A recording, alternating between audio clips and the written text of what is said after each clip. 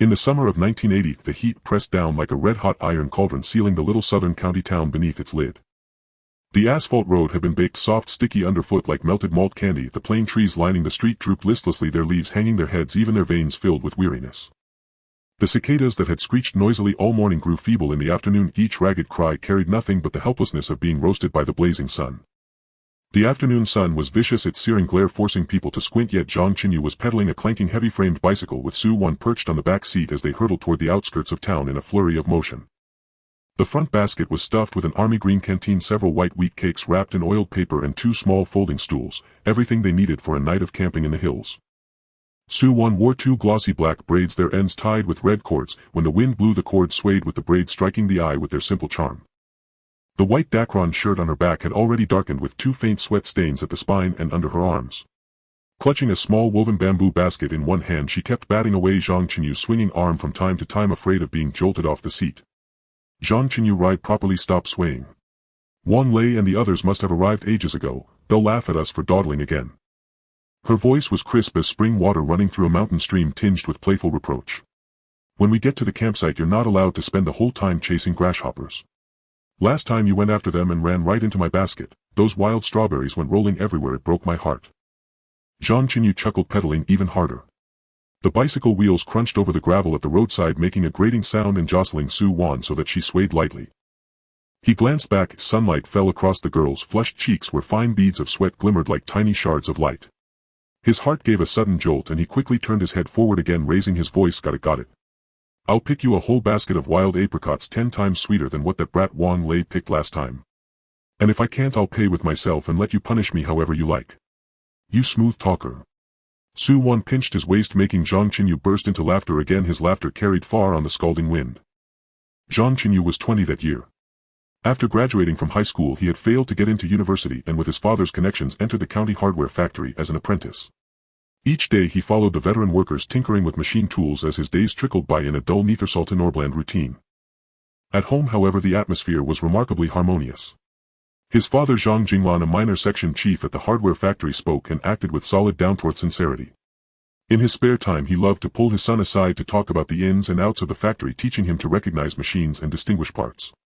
His mother Zhang Chenyu worked a sewing machine at the textile mill. Her deft hands could not only make beautiful clothes but also fill their alleys with the fragrance of her cooking as she kept the household in perfect order. His elder brother Zhang Chenchuan, 3 years his senior, was studying at a provincial university.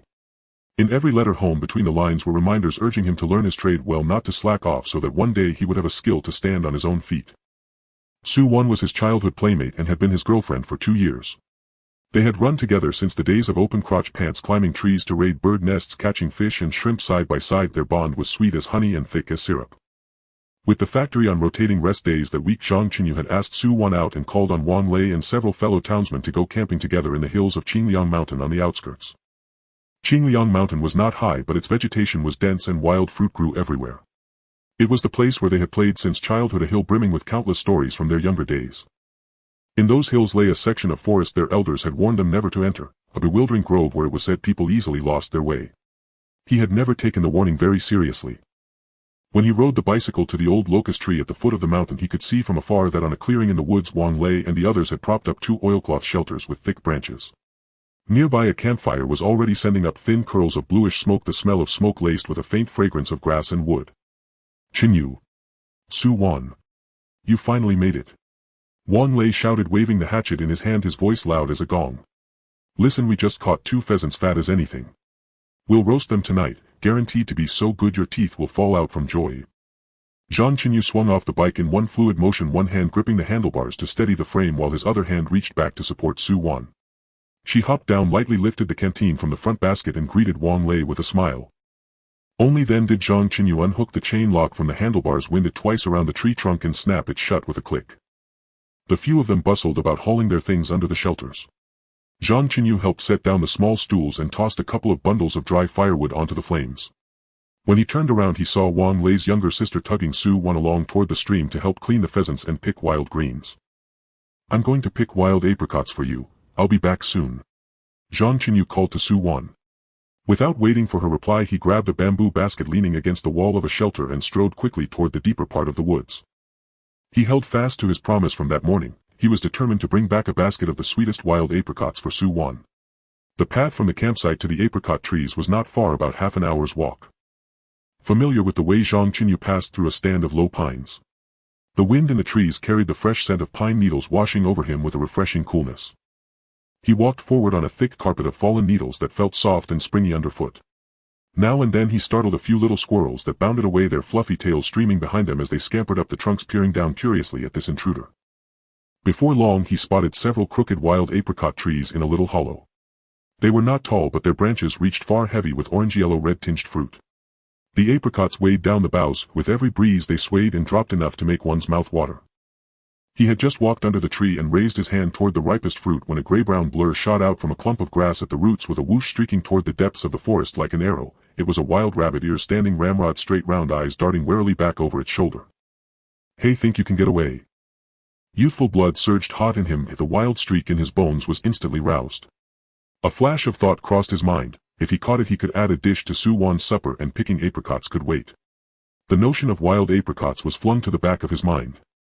He tossed the bamboo basket down at the foot of the tree and bolted after the rabbit, shouting, "Just watch me catch you, there'll be an extra dish tonight." The rabbit was devilishly fast, deliberately diving into the thickest thickets and roughest terrain as if picking fights with him on purpose. Zhang Chenyu refused to give up, keeping hard on its heels.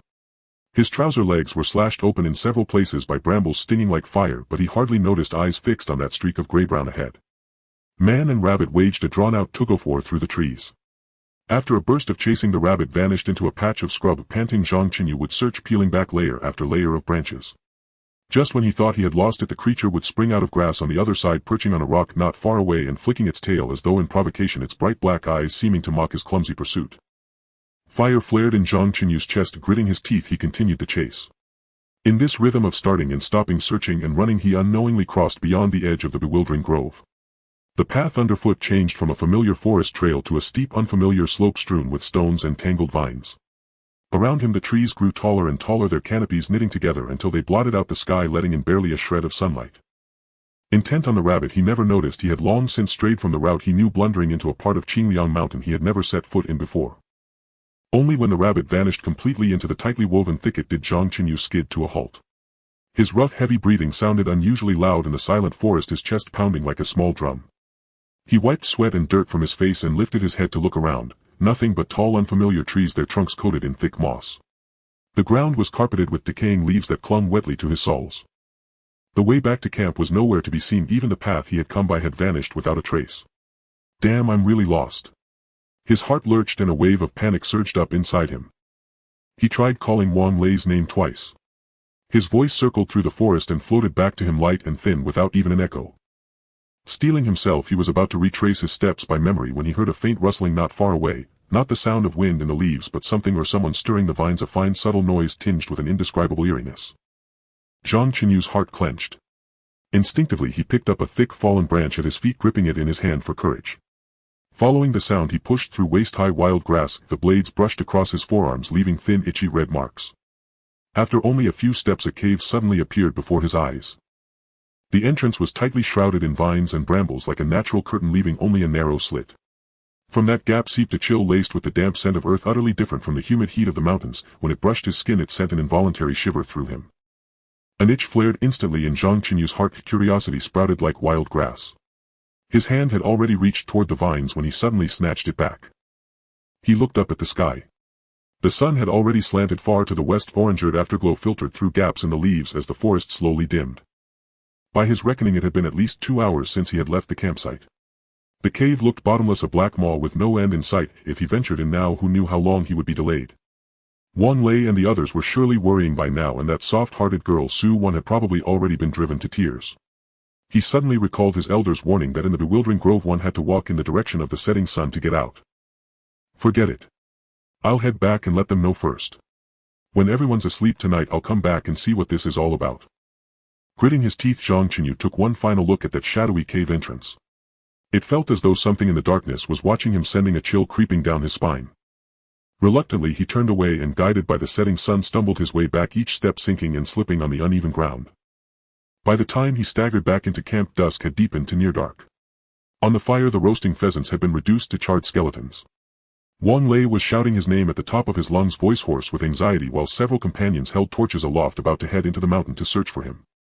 Su Wan stood by the fire, eyes red, clutching the empty bamboo basket he had tossed aside that morning. She had followed his footprints to the apricot trees and brought it back. Her eyelids were swollen like walnuts. If the moment she saw him, her tears spilled over anew. "Where the hell did you run off to?" Wang Lei rushed over and punched him in the chest, not lightly. Su Wan practically cried herself out. "You went to pick apricots and vanished for half the day," she yelled herself hoarse, "and you never answered." Zhang Chenyu scratched his head, guilt twisting in his chest at the sight of Su Wan's reddened eyes. He was about to explain about getting lost in the cave, but swallowed the words at the last moment. Such a strange tale would hardly be believed, and they would probably just laugh at him for being timid. "Chased a rabbit too far," he muttered, cobbling together a vague lie. He reached up to wipe away Su Wan's tears. "Never even saw the apricots, ended up turning myself around instead and making you worry." Su Wan said nothing, only silently handed him an army green canteen. The water inside was still cool. She had clearly been clutching it the whole time, unwilling to take a sip herself. Her eyes reddened again, her lips pressed into a tight line, making Zhang Chenyu's heart twist all the more. Night deepened as the mountain wind swept through with a bite of chill. The bonfire crackled, sending sparks flying high and casting shifting light across his face. He gazed toward the depths of the forest, his thoughts fixed on that cave hidden behind the vines and the murky darkness lurking within. Tonight was destined to be a sleepless night. The night was like a length of velvet steeped in ink, wrapping Qingliang Mountain in a tight, seamless shroud. The campfire was gradually dying down, leaving only a few embers pulsing faintly in the darkness. The snores of his companions rose and fell, weaving together with the chirping of insects into an unexpectedly tranquil lullaby. Zhang Chenyu lay on the straw mat beneath the simple awning, his eyelids flipping up and down without ever managing to close. The cave he had stumbled upon that afternoon when he got lost pricked at his heart like a fine needle, tugging at his thoughts again and again. The rustling of vines at the cave mouth, the coolness seeping through the cracks, and that indescribable sense of eeriness all revolved ceaselessly in his mind. He recalled how, while following the setting sun back that afternoon, he had taken advantage of a brief rest to secretly carve a few crooked marks into the trunks along the bewildering forest trail and press a moss-covered stone at a fork in the path. Only he could decipher these signs. They were laid so that he could slip back here in the dead of night without anyone knowing. He turned onto his side in silence and glanced at Su Wan sleeping beside him. The girl's breathing was steady, her long lashes cast faint shadows beneath her lids. The redness around her eyes from the day had faded, and the corners of her lips were gently upturned as though she were lost in some sweet dream. Moving with exaggerated care, Zhang Chenyu slowly sat up, slipped on a thin jacket, and groped by the fire for a dry wooden stick as thick as his forearm, gripping it in his hand. One could never be too careful about snakes or wild beasts when venturing into the mountains at night. Night dew soaked the hems of his trousers with a cool, clammy touch. Walking on tiptoe and making as little noise as possible, Zhang Chenyu slipped away, heading toward the depths of the mountain forest by memory. Guided by the marks he had left during the day, he avoided those confusing forks that could tangle one in circles. The fallen leaves beneath his feet rustled with every step, yet their sound was swallowed by the chorus of insects and the whisper of the wind. The night wind between the mountains carried the crisp scent of grass and trees, snapping him fully awake. Even the fatigue from chasing rabbits earlier in the day dissipated by more than half. He walked very quickly. After all, he had just taken this route in the afternoon. Relying on hazy memory and the guidance of the moonlight, he soon arrived at the steep slope entwined with vines. This is it. Holding his breath, Zhang Chenyu examined the cave entrance before him in the hazy moonlight. The vines swayed more violently than in the afternoon, and the chill seeping out from the cracks was even sharper, brushing his skin with such cold that he shivered. He tightened his grip on the wooden stick and carefully parted the vines. The thorns hidden among them snagged his sleeve. He tugged them free, and the barbs scraped across the back of his hand, leaving a few shallow crimson lines that he did not even notice. The entrance looked narrow and cramped, yet after he walked a few steps inside, the space unexpectedly opened up. The soil and gravel underfoot had been compressed into a dense, hardened layer utterly different from the loose humus outside. Stepping on it felt rigid and unyielding, as if some heavy object had rolled over it hundreds of times. The cave was so dark that he could not see his hand before his face. A faint earthy tang lingered in the air, laced with a trace of cold metallic scent that clashed with the usual fragrance of mountain vegetation, hinting at an indescribable mystery. Zhang Chenyu fished a match out of his pocket and struck it alight. The dim yellow flame jumped, driving back the darkness before him, and in that instant he froze, his breath skipping a beat.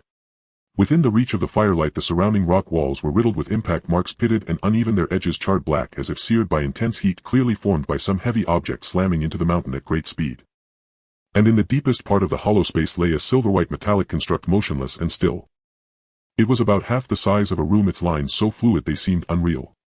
There was not the slightest trace of seams upon it, as though it had been cast from a single piece of metal, its surface gleaming with a cold luster in the wavering firelight. Its surface was engraved with dense peculiar patterns, curving and winding neither like script nor ornament. Under the faint glow of the match they shimmered with a pale cold light, declaring at a glance that this was no common object. Zhang Chenyu's heart thundered like a drum, his throat gone dry. In his 20 years of life he had never seen nor even heard of anything like this. What on earth was this thing? A treasure hidden in the mountains? Or some machine component lost from a factory? Swallowing hard he clenched the wooden stick and advanced one cautious step at a time, as though any sudden move might disturb something unknown.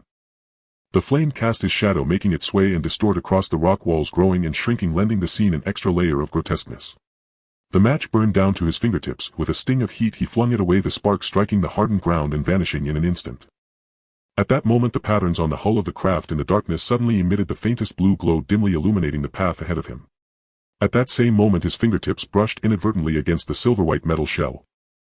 A soft hum resonated, a subtle tremor that spread from his fingertips through his entire body like a current racing along his nerves, tingling and numb, even setting his very hair on end. Immediately the patterns etched upon the outer shell began to light up with a ghostly blue glow, one after another. The radiance flowed along the patterns like awakened spirit serpents, coiling and winding as they ran. In an instant the entire hollow was suffused with clarity, even the textures of the rock walls standing out in sharp relief. Instinctively Zhang Chenyu stepped back half a pace, his foot slipped and he nearly fell. The wooden stick in his hand clanged against the metal shell with a crisp ringing sound. A strong spirit of adventure and exploration has been detected in the host. Mental compatibility 98. 7. Binding conditions met. A gentle yet utterly emotionless mechanical voice exploded without warning in his mind, as clear as if someone were speaking directly beside his ear. The skin on Zhang Chenyu's scalp prickled. He jerked his head up to look around, fingers widening on the wooden stick. Who's talking? The space was empty and hollow, containing only the echo of his own voice reverberating in the cave for a long time. Intelligent core of the Interstellar single-crew exploration vessel Stardust initiating autonomous binding protocol. This vessel, once piloted by its first captain a century ago, encountered an interstellar storm while traversing an uncharted nebula and was forced to crash land on Earth. The impact of landing directly destroyed the energy core and the first captain perished on the spot. Before his death the captain set the intelligent core to stand by in adventure-spirited compatibility mode. Only a life form who inherits his fearless drive to venture and experiment is qualified to reactivate Stardust and complete its unfinished interstellar exploration mission. The mechanical voice sounded again, as distinct as if it were right at his ear. Before it finished speaking, a section of the silver-white construct's side slid open soundlessly, revealing a doorway. A breath of air tinged with metallic chill and a faint fragrance of vegetation washed out toward him. Zhang Chenyu's feet felt nailed to the ground. He could not move an inch. He stared at the door, torn between fear and curiosity, afraid that some unknown monster might lurk within, yet unable to suppress his desire to see what lay beyond.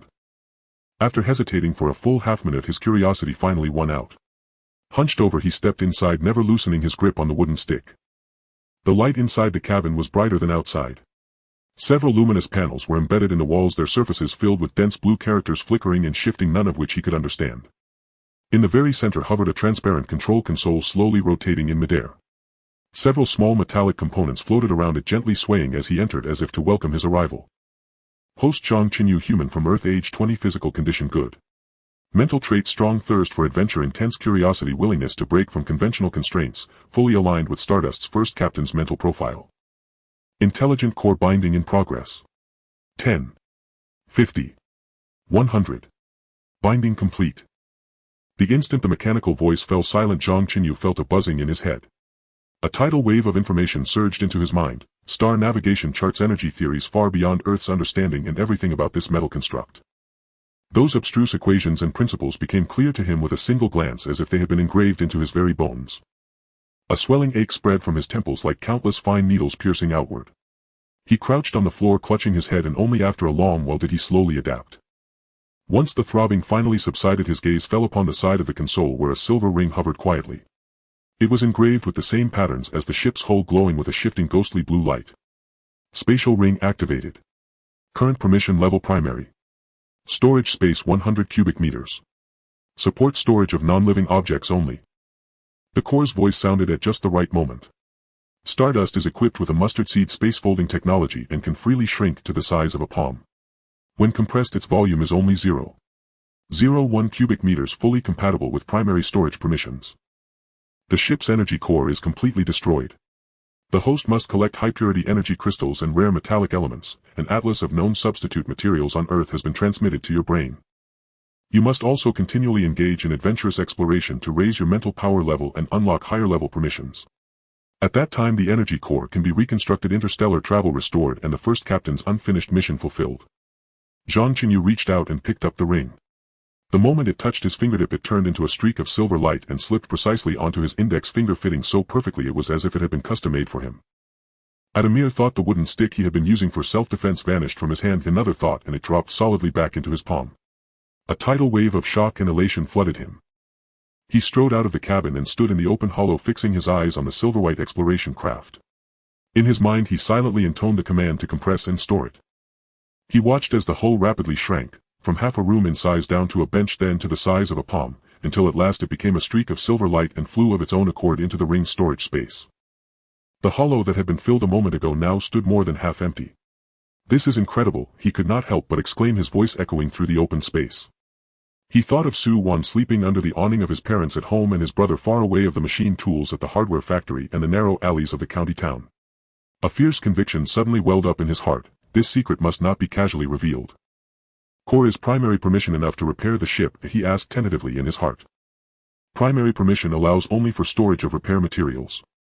Reconstruction of the ship's core components requires unlocking intermediate permission, which demands the host's mental power to reach level 2.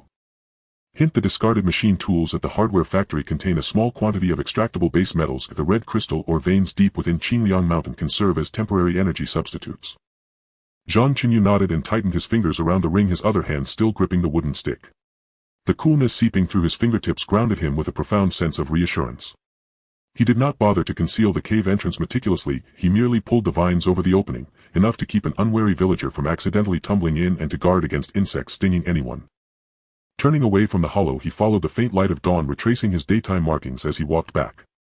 His steps were light the way home, entirely untroubled. The horizon was already paling and birds in the woods had begun to chatter. Morning mist coiled among the branches and leaves, carrying the fresh scent of vegetation. Drawing a deep breath of the morning air, Zhang Chenyu felt an indescribable ease suffuse his entire body. He had spent nearly an hour in the cave without even realizing how quickly the time had passed. In the eastern sky a sweep of rosy clouds was gradually unfurling, dyeing the distant mountains a warm shade of orangerd. From that very moment his life was irrevocably changed. As autumn deepened, the maple leaves on Qingliang Mountain blazed scarlet across the slopes. When the wind blew they fell toward the foot of the mountain with a soft rustle like tongues of living flame. Behind the county hardware factory the heap of scrap in the back courtyard had become Zhang Chenyu's treasure ground. The moment the off-work bell rang each day he would change out of his oil-stained overalls and push his clattering old 28-inch bicycle straight into the scrap pile. Rusty gears, broken bearings, discarded machine tool guide rails, junk in everyone else's eyes were priceless treasures in his. In his mind the voice of the Stardust's intelligent core would ring out: cold and precise titanium alloy detected in the guide rail, purity 12% can be refined. Gear contains chromium suitable for primary energy components. He picked through the scrap with great care, and every batch he selected he would dutifully carry to the factory's registry, paying for it at the market price of waste metal. For an apprentice like him this was no small expense. Nearly half his monthly wage was sunk into it, leaving his days pinched so tight that even buying a pack of cigarettes required careful saving. More than once his father Zhang Jinglan ran into him while inspecting the back courtyard. Frowning he would kick at the bundle of scrap tied to the bicycle's rear rack. "Boy, what are you buying this junk for every day? You're an apprentice, yet you don't learn proper skills from your master and only mess around with crooked little side paths." Zhang Chenyu would only chuckle, pulling the handlebars protectively toward his chest. "Dad, I'm just studying how to polish parts. Look at this guide rail, letting it go to waste is a pity. I'll take it back to practice. Who knows, I might figure out a thing or two." Zhang Jinglan shot him a doubtful glare but ultimately said nothing more, merely reminding him, "Just don't neglect your proper work." Zhang Chenyu agreed over and over, and when his father had gone far enough he swung onto the bicycle and rode home, the frame jingling and clanking. At first he piled all those old parts in a corner of their small courtyard. But as time went by the heap grew higher and higher until it resembled a small hill taking up more than half the yard, so that even walking required turning sideways. When his mother Zhang Chenyu tidied the yard she would look at that mound of iron lumps and sigh. "Chenyu, when are you going to clear out this junk? If you keep piling it up we won't even have a place left to dry grain." Her words jolted Zhang Chenyu awake. There really was no more room at home.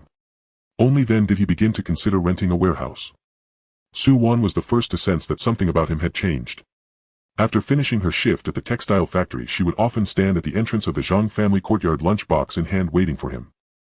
Whenever she saw him pushing his heavily loaded bicycle home, she never complained. Instead, she would deftly untie the ropes on the rear rack and help him stack the parts neatly along the wall. Then she would press the warm lunchbox into his hands. Eat slowly, don't choke. Inside there was always one more egg than usual. Once when Zhang Chenyu opened the lunchbox and saw 2 eggs nestled inside, his eyes grew hot.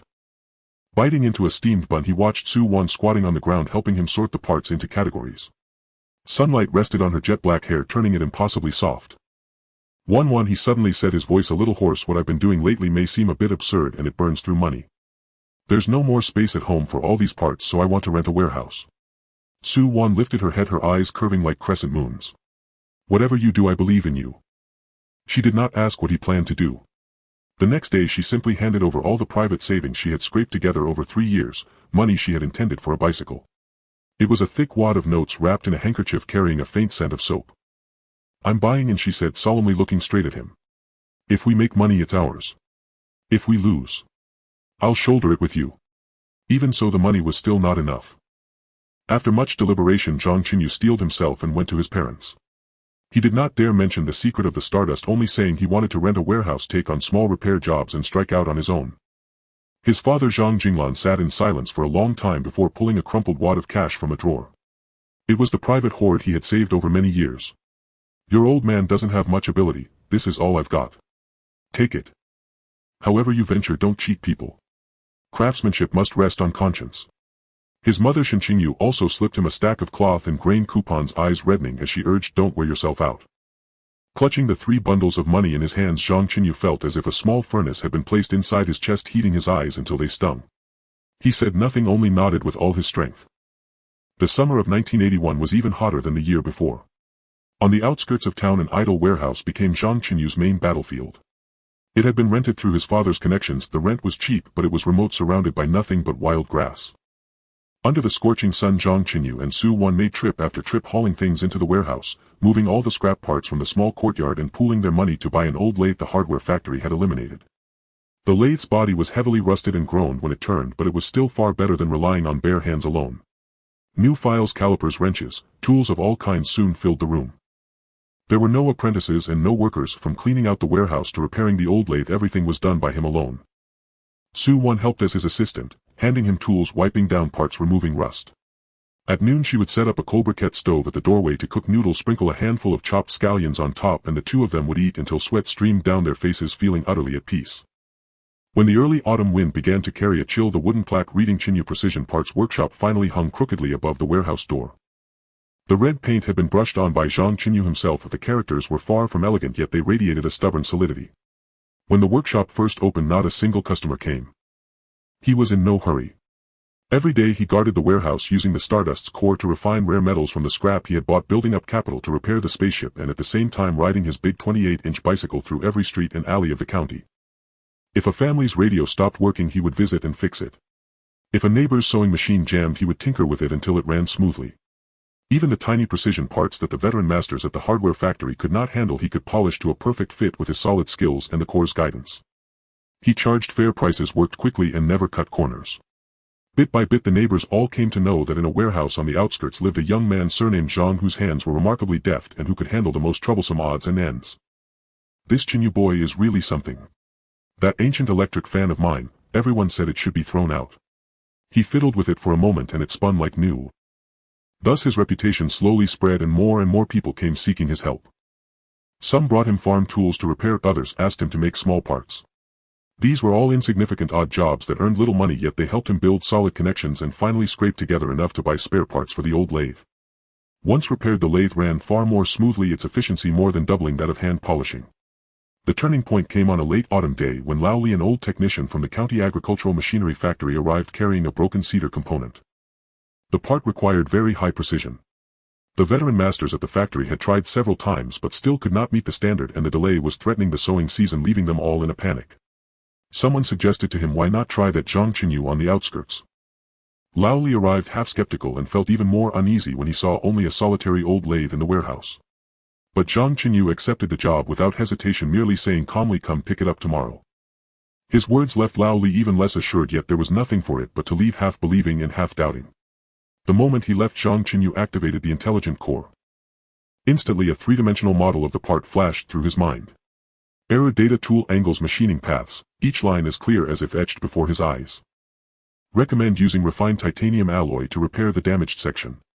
Precision can be controlled within 0.005 millimeters. Estimated machining time 2 hours. As the core's voice faded, Zhang Chenyu set to work at once.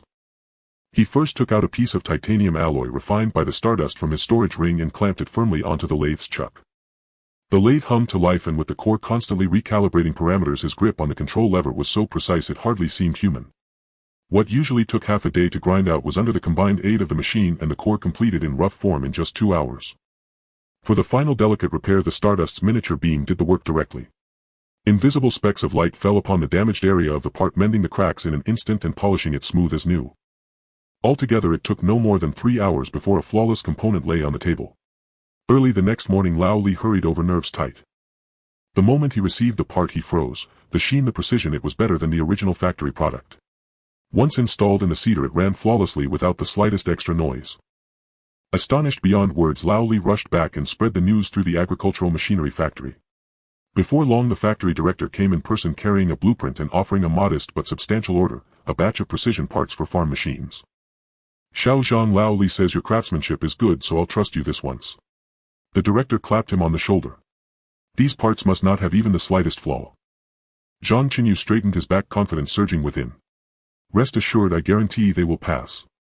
It was the first proper order he had ever received. With that old lathe and the Stardust's game-breaking assistance, he completed in just 5 days work that would have taken others half a month. When delivering the goods, the director measured the parts again and again with a caliper. Seeing zero error across the board, he decided on the spot, from now on our factory's parts in this batch will be made exclusively by you. When the news spread, every small factory and workshop in the county heard that in an inconspicuous little warehouse on the outskirts there was a young man with top-notch skills. Orders began to pour in one after another, and at last Zhang Chenyu's workshop took on a respectable scale. With extra money finally in hand, the first thing he did was drag Su Wan off to the department store. Behind the glass counter, the silver dial of a Shanghai wristwatch flashed under the lights, dazzling to the eye. It was something he had coveted for a long time. Clutching his money, heart racing, he paid and carefully slipped the watch into his pocket. At the department store entrance, he called out to Su Wan just as she was about to walk ahead and solemnly drew the watch from his pocket. Sunlight fell on the dial, scattering into tiny shards of light. Taking her hand, he fastened the strap around her wrist one notch at a time and said softly, "Wan Wan, marry me." Tears spilled from Su Wan's eyes at once. She nodded, choking out, "I will." The two of them then went to the best photo studio in the county. Zhang Chenyu wore a newly bought Dacron shirt while Su Wan donned a red dress, her braid tied with a new red string he had purchased. The Shanghai watch on her wrist gleamed conspicuously in the camera's eye. When the photographer called "Smile," Zhang Chenyu turned his head to look at Su Wan. Her cheeks were rosy and her eyes shone like stars. The instant the shutter clicked, it captured the purest, most youthful version of them. Their wedding was simple but lively. Both sets of parents sat in the place of honor, grinning from ear to ear. Wan Lei and the others clamored to play pranks in the bridal chamber, only to be laughed and chased out by Zhang Chenyu. The new room partition from beside the warehouse was shabby yet cozy. Their wedding photo hung on the wall, and candies and sunflower seeds were laid out on the table. Late at night, when all was still, Zhang Chenyu sat on the edge of the bed watching the sleeping Su Wan. Moonlight spilled through the window, falling across her serene face, while the watch on her wrist reflected a faint halo from its dial. He reached out, gently brushing aside a strand of her hair, and silently vowed in his heartcore, "Once I repair the Stardust, I will take Wan Wan to see the stars out in the universe." The core's voice remained icy yet carried a faint elusive ripple. Host objective has been recorded. Current energy material reserves 15%. Spiritual power level LV. 1. Further accumulation required. Zhang Chenyu clenched the silver ring on his finger and turned his gaze toward the window. The night sky was unfathomably deep, dotted with stars that seemed to be calling to him in silence. He knew that his own voyage to the Sea of Stars had only just begun. In the spring of 1982, when the warm breeze swept over Qingliang Mountain, even the air above the county town seemed to shimmer with liveliness. Zhang Chenyu's Chenyu Precision Parts Workshop was no longer that lonely little stall in a remote suburban warehouse. He held the designated orders from the agricultural machinery factory firmly in his hands, and small factories and farm machinery stations from the surrounding townships came one after another for his reputation. The orders grew from a few thin sheets of paper into a thick, heavy stack. Zhang Chenyu was no longer the young man who guarded an old lathe alone and pulled all-nighters. Relying on his father's connections, he had leased a spacious old factory on the outskirts of the county and added 3 brand new lathes. More importantly, using the technology of the Zhang Chenyu intelligent core, he had quietly modified these machines, installing precision calibration components of his own design so that their machining accuracy far surpassed the standards of this era. Only after completing all this did he hire 2 retired master craftsmen from a hardware factory, one skilled in precision lathe work, the other an expert in heat treatment of parts, both solid artisans with genuine craft in their hands. On the day the new factory sign was hung, firecrackers crackled along half the street. Wang Lei led a group of buddies over to join the fun, shouting at the top of his lungs, "Chenyu, from now on your boss Zhang. You better let your brothers eat and drink well." Zhang Chenyu smiled as he handed out cigarettes to everyone, the corners of his eyes and brows unable to hide his youthful pride and vigor. He pulled the 2 master craftsmen over to the lathes and, pointing at the modified components, said, "Uncle Wang, Uncle Li, I've altered these machines. Just follow the process sheets I've posted and the precision will definitely be enough. They'll feel much smoother than the ones you used before." Half skeptical, the 2 masters tried it out. When they started the lathe, the cutting tool ran remarkably stable and accurate, and the finished parts came out with dimensions precise to the fraction of a millimeter. They were so astonished their jaws almost dropped. "Chenyu, this craft of yours is incredible. This modification makes the machine even better than those new ones in the factory," they exclaimed. Zhang Chenyu only smiled without explaining. His core advantage had never been how fast he could hand-turn parts, but the ability, empowered by the intelligent core of the Zhang Chenyu, to transform machine tools themselves. That was a skill no one else could replicate.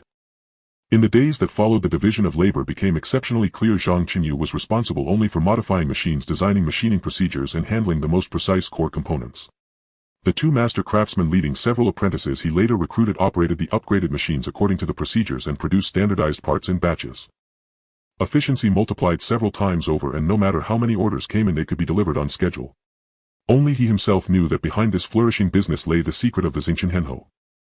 In recent days, guided by the intelligent core, he had dug up several pieces of ore with a faint dark red luster in the neighboring counties' mines. They could barely provide some emergency energy for the Zhang Chenyu, but the reserves were far too meager to support the pace of repairs. Late at night, when the machines in the factory had all fallen silent, Zhang Chenyu rubbed the silver ring on his finger and asked inwardly, "Core, the natural Hongjingxi reserves are too small. Can we synthesize it using materials currently available on Earth?" In an instant, the voice of the intelligent core echoed in his mind, cold yet distinct. Host's demand detected. Unlocking simplified synthesis formula for Hongjingxi. All raw materials are obtainable on Earth. High purity graphite 99. 5 rare earth neodymium boron powder thorium compound residue industrial grade sodium hydroxide. Mix in a ratio of 3:1:0. 5. After high temperature high pressure reaction, crude Hongjingxi can be produced with an energy conversion rate of 55%, suitable for the Zhang Chenyu's temporary energy system. His eyes lit up and he hurriedly pressed for more details. The intelligent core added graphite can be refined from waste electrode rods in hardware factories. Neodymium boron powder can be obtained by dismantling magnetic steel from scrapped motors. Thorium compound residue is a byproduct of rare earth mining and is likely to be found in the waste heaps at the mines. Sodium hydroxide can be purchased from chemical plants. The autoclave must be modified to provide a temperature of 1,500 degrees Celsius and a pressure of 8 GPa to meet reaction conditions. He etched this list of raw materials into his memory. The next day, under the pretext of purchasing machine tool parts, he ran through all the hardware stores and chemical plants in the county, quietly stockpiling a batch of sodium hydroxide and waste electrode rods, and then asked acquaintances to inquire at the neighboring county's rare earth mine about thorium compound residue. The upheaval came during the plum rain season that year. When they set out up the mountain that day, the sky was still clear, though the air was as stifling as if filled with lead. Dragonflies skimmed so low through the valley that their wings nearly brushed the grass. The local villager muttered such stifling heat births rain and joked that a thunderstorm was likely on the way. Neither of them took it seriously. They climbed along a rough gravel road hastily carved out by the mine, the loose soil reaching their ankles so that every step was uneven, sometimes deep, sometimes shallow. They had just reached the waste heap and dug out half a bag of dark red thorium compound residue when the intelligent core in his pocket suddenly sounded an urgent alarm, detected rapid formation of a strong convective cloud cluster. Under the uplift effect of mountainous terrain, precipitation development speed exceeds normal model range. Within an estimated 7 minutes, a short duration extreme downpour mountain cloudburst level will occur. Mine slopes are insufficiently stable, collapse risk detected. His heart lurched. He had long known that the Zhang Chenyu's intelligent core used cosmic-level monitoring standards for its alerts, yet strong convective weather over Earth's mountains was a worldwide forecasting challenge. Orographic lifting made clouds condense with frightening speed, bringing rainfall several times more violent than on the plains. Clamping the bag tightly under his arm, he shouted to the villager, "Run down the mountain quick, a downpour is about to hit." The two of them turned and sprinted down the slope. But the gravel road was treacherous and slick to begin with. Barely 4 minutes into their run the skies suddenly darkened and raindrops as big as beans slammed down with explosive impacts soaking their clothes in an instant. Mountain mist surged up at once, visibility dropping to less than 3 meters. Wind and rain howled in his ears. In the chaos a gully opened between him and the villager. Their shouts were swallowed by the storm. His foot slipped and he fell heavily into a small abandoned cave beside the path. Thunder rolled outside as torrential rain poured down and a dull rumble came from the direction of the mine. It was likely that a collapse had truly occurred. The narrow cave was cold and pitch black. He wiped the rain from his face and only after confirming that the bag in his arms was still there finally let out a long breath. Seeing that no one else was around he willed it and the bag of thorium compound residue vanished into thin air safely stored in his spatial ring. Koryu warned that the rain would come in 7 minutes. Why did it start in 4? He could not help asking inwardly. The intelligent core's reply was as calm as ever. Earth's atmospheric environment is not linked to the Zhang core database and can only be monitored via basic sensors. Mountainous strong convection has localized sudden characteristics after orographic convergence and uplift. The condensation speed exceeded the initial calculation threshold. This lies within acceptable error margin. During interstellar navigation, access to a full-dimensional environmental data chain will keep warning deviation within 0.1 seconds. Only then did Zhang Chenyu relax a little. He asked again, is there any way to locate the way back? Current energy reserves are insufficient. Positioning functions cannot be activated. Post-spiritual power fluctuations are intense. It is recommended that you calm your emotions to avoid excessive energy consumption. Darkness and fear slowly crept over him. Zhang Chenyu clenched the silver ring on his finger so hard that his fingertips turned white. He thought of Su Wan waiting for him at home, of his parents' repeated reminders of the unfinished Hongjingxi synthesis and spacecraft repair plans. A fierce desire to survive surged up from the depths of his heart. He could not die here. At that moment a buzzing sounded abruptly in his mind and the intelligent core's voice grew suddenly clear. Host spiritual power has broken through the critical threshold. Spiritual power level raised to LV. 1. Basic stealth function of the Zhang unlocked. Current maximum stealth duration 12 hours.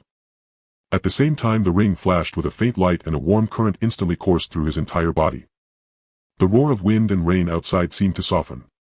By the faint light of the ring he could see the cave's exit clearly. When the downpour eased he followed that glimmer, stumbling and staggering his way out. By the time he returned to the county town it was already deep into the night. Su Wan was sitting at the factory gate waiting for him, her eyes swollen and red. Seeing him come back drenched and caked in mud she burst into tears. Where did you go? You scared me to death. Holding her in his arms, his heart filled with both warmth and bitterness, he simply said that he had gone to the mine to collect raw materials, been caught in a sudden downpour and gotten separated from the villager before hiding in the mountains for a while. Life went on as usual and the workshop's business became increasingly prosperous, yet Zhang Chenyu was busier than ever. On one hand he was occupied with modifying the newly acquired autoclave, reinforcing its body with Zhang technology to ensure it could withstand the high temperature and pressure required for Hongjingxi synthesis. On the other, relying on his stealth ability, he visited mines and waste yards more frequently to collect all the materials needed for Hongjingxi. With the two master craftsmen managing the bulk production work in perfect order, he hardly needed to worry about it, and for the first time he had ample time to throw himself wholly into Hongjingxi synthesis and spacecraft repairs. One night he took the Zhang out of the ring. Gazing at its silver-white hull he suddenly thought of something and asked silently, besides refining metals, can the Zhang fabricate some simple spacecraft parts on its own, for example basic components for repairing the outer shell? After a brief silence the intelligent core replied, the Zhang is equipped with a primary self-manufacturing repair system. When energy is sufficient it can autonomously produce basic structural components from purified metal feedstock to meet emergency repair needs, enough to sustain flight to the nearest interstellar supply base.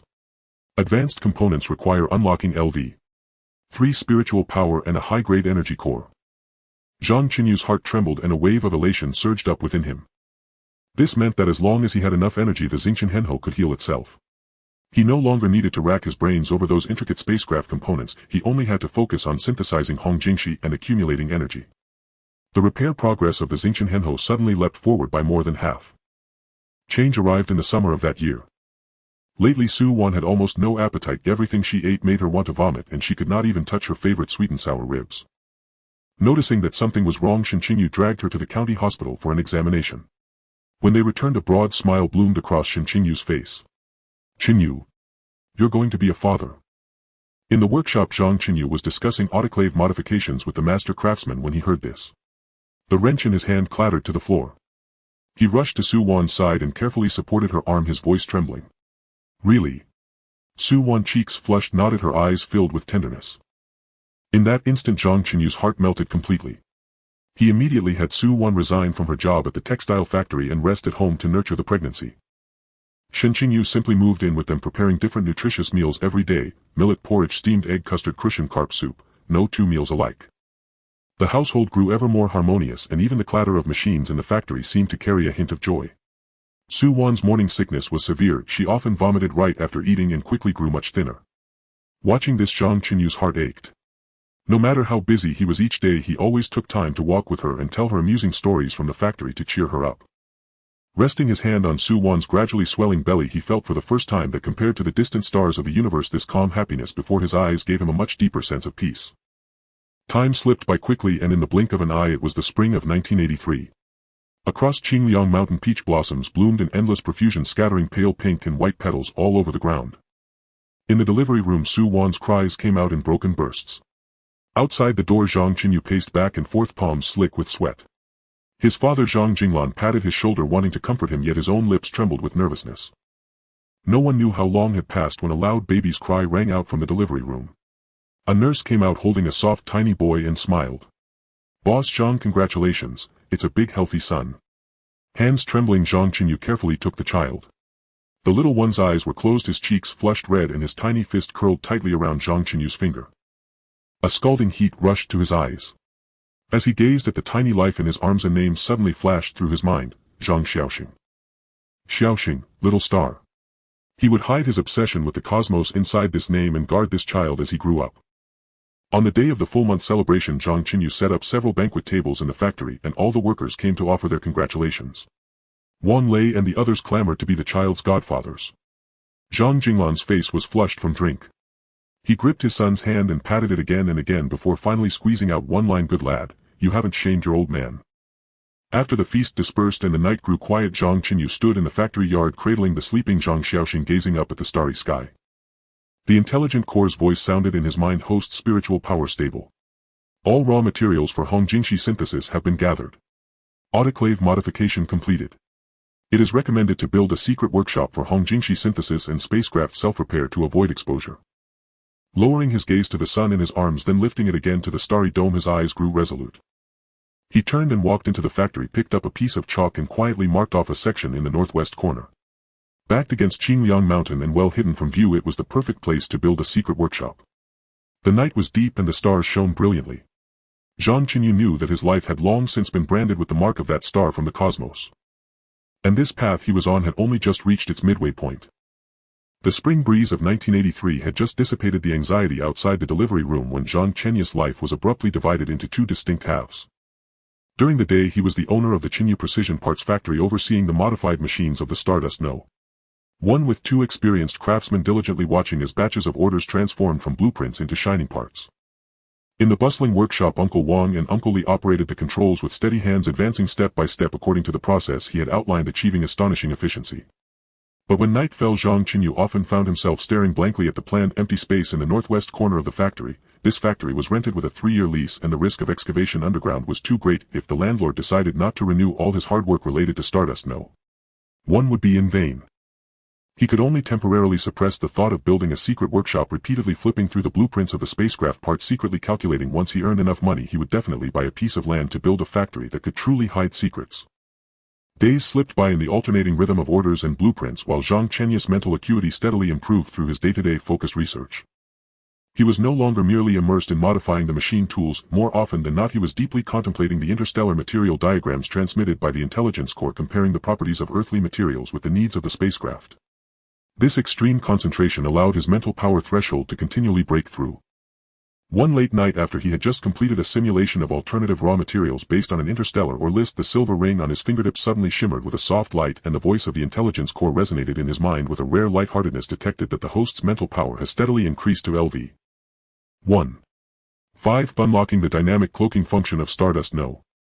1, capable of following the host's movements, actively evading infrared and sonic detection with no limit to the duration of invisibility, only affected by fluctuations in mental power. Zhang Chenyu's heart leaped with joy. With a thought, he found himself, pencil in hand, silently merging into the darkness of the workshop. He took 2 steps forward, and that invisible barrier seemed to follow him closely, even perfectly concealing the heat emanating from his body. He raised his hand to touch the cold shell of the machine tool and couldn't help but smile. This function was infinitely more useful than the previous fixed invisibility. This surprise didn't last long. On a snowy night in early 1985, with large snowflakes drifting outside the fire in the workshop reflected a rosy hue on Zhang Chenyu's face. He was staring blankly at the Earth mineral distribution map projected by the Intelligence Corps, trying to find materials in known ores that could match the hardness of the spacecraft's shell, when the Intelligence Corps' voice suddenly rang in his mind, carrying an undeniable solemnity along with detailed information accessing the Stardust No. 1 interstellar supply database, matching it with Earth-compatible minerals, cold iron mine in northern Tibet. This ore contains type ultra-high hardness alloy components, and after purification its hardness can reach 5 times that of Earth's military-grade steel, making it the optimal choice for repairing the spacecraft's outer armor. Another core material is the deep-sea manganese nodules from the Eastern Sea, rich in rare metals like niobium and tantalum, which can be used to forge the basic components of the spacecraft's power chamber. Both sources of materials have extremely limited reserves on the surface of the Earth and are mostly distributed in sparsely populated areas requiring deep collection. Zhang Chenyu stared at the three-dimensional model of the cold iron mine slowly unfolding on his retina, a silver-blue crystalline structure annotated with data such as melting point hardness and purification conditions. Only then did he realize that this planet still harbored treasures that humanity had yet to fully comprehend. He tightened his grip on the pencil, his brow furrowing deeply. The snowy plains of northern Tibet and the deep sea of the Eastern Sea were not easy places to reach. Yet he knew even more clearly that this journey was one he must undertake. Before setting off, the first thing Zhang Chenyu did was to completely hand over the management of the factory. He didn't just hand it over to the 2 craftsmen but also brought Su Wan into the workshop, laying out the accounts, order contracts and operating guidelines of the machine tools. Wan, you've worked hard during this time. He held Su Wan's hand, his gaze sincere. Uncle Wang and Uncle Li are skilled, but for the factory's accounts and external dealings I need you to take care of it. While I'm away, the family and the factory will rely on you. Su Wan looked into his earnest eyes, then glanced at the babbling little Zhang Xing in the cradle, her eyes reddening as she nodded without uttering a single word of protest. She understood that the man had great matters in his heart, and all she could do was to protect the family and the factory, waiting for his return. The 2 craftsmen also patted their chests in assurance. Chenyu, you can go with peace of mind. The factory will be watched by us and the boss lady. There will definitely be no problems. On the eve of departure, Su Wan stayed up all night helping him pack. Thick cotton jackets, frostbite ointment and non-slip rubber shoes were carefully stuffed into his backpack. Before going to bed, she sneaked into the kitchen and stewed a pot of fragrant braised meat, packed it into an insulated lunchbox and tucked it into his arms. Eat on the road, don't go hungry. It's cold in northern Tibet, remember to dress warmly. His mother Zhang Chenyu also had red-rimmed eyes as she stuffed 2 large bags of herbal medicine into his luggage. This is to prevent altitude sickness. If you feel unwell, soak it in water to drink, don't push through. Zhang Chenyu held the warm lunchbox, gazing at Su Wan's gentle eyes, then touched his son's soft cheek, feeling a mix of bitterness and warmth in his heart. He leaned down and planted a kiss on Su Wan's forehead, softly saying, wait for my return, I will build a big house for you and little Xing. The next morning Zhang Chenyu set off on the train, heading north with his backpack. The bumpy journey brought him to northern Tibet, where he was greeted by the biting cold wind and the thin air that made it hard to breathe. The effects of altitude sickness struck him swiftly and violently. Dizziness, nausea and chest tightness followed one after another. He gritted his teeth, chewing on the herbs given by his mother, and walked toward the direction of the ore veins with his backpack. The further he went and the scarcer the population became. All he could see were vast snowy plains and barren mountains with scarcely a bird in sight. Using the dynamic cloaking function, he easily evaded the patrolling personnel in the mining area and stealthily infiltrated the depths of the secluded cave.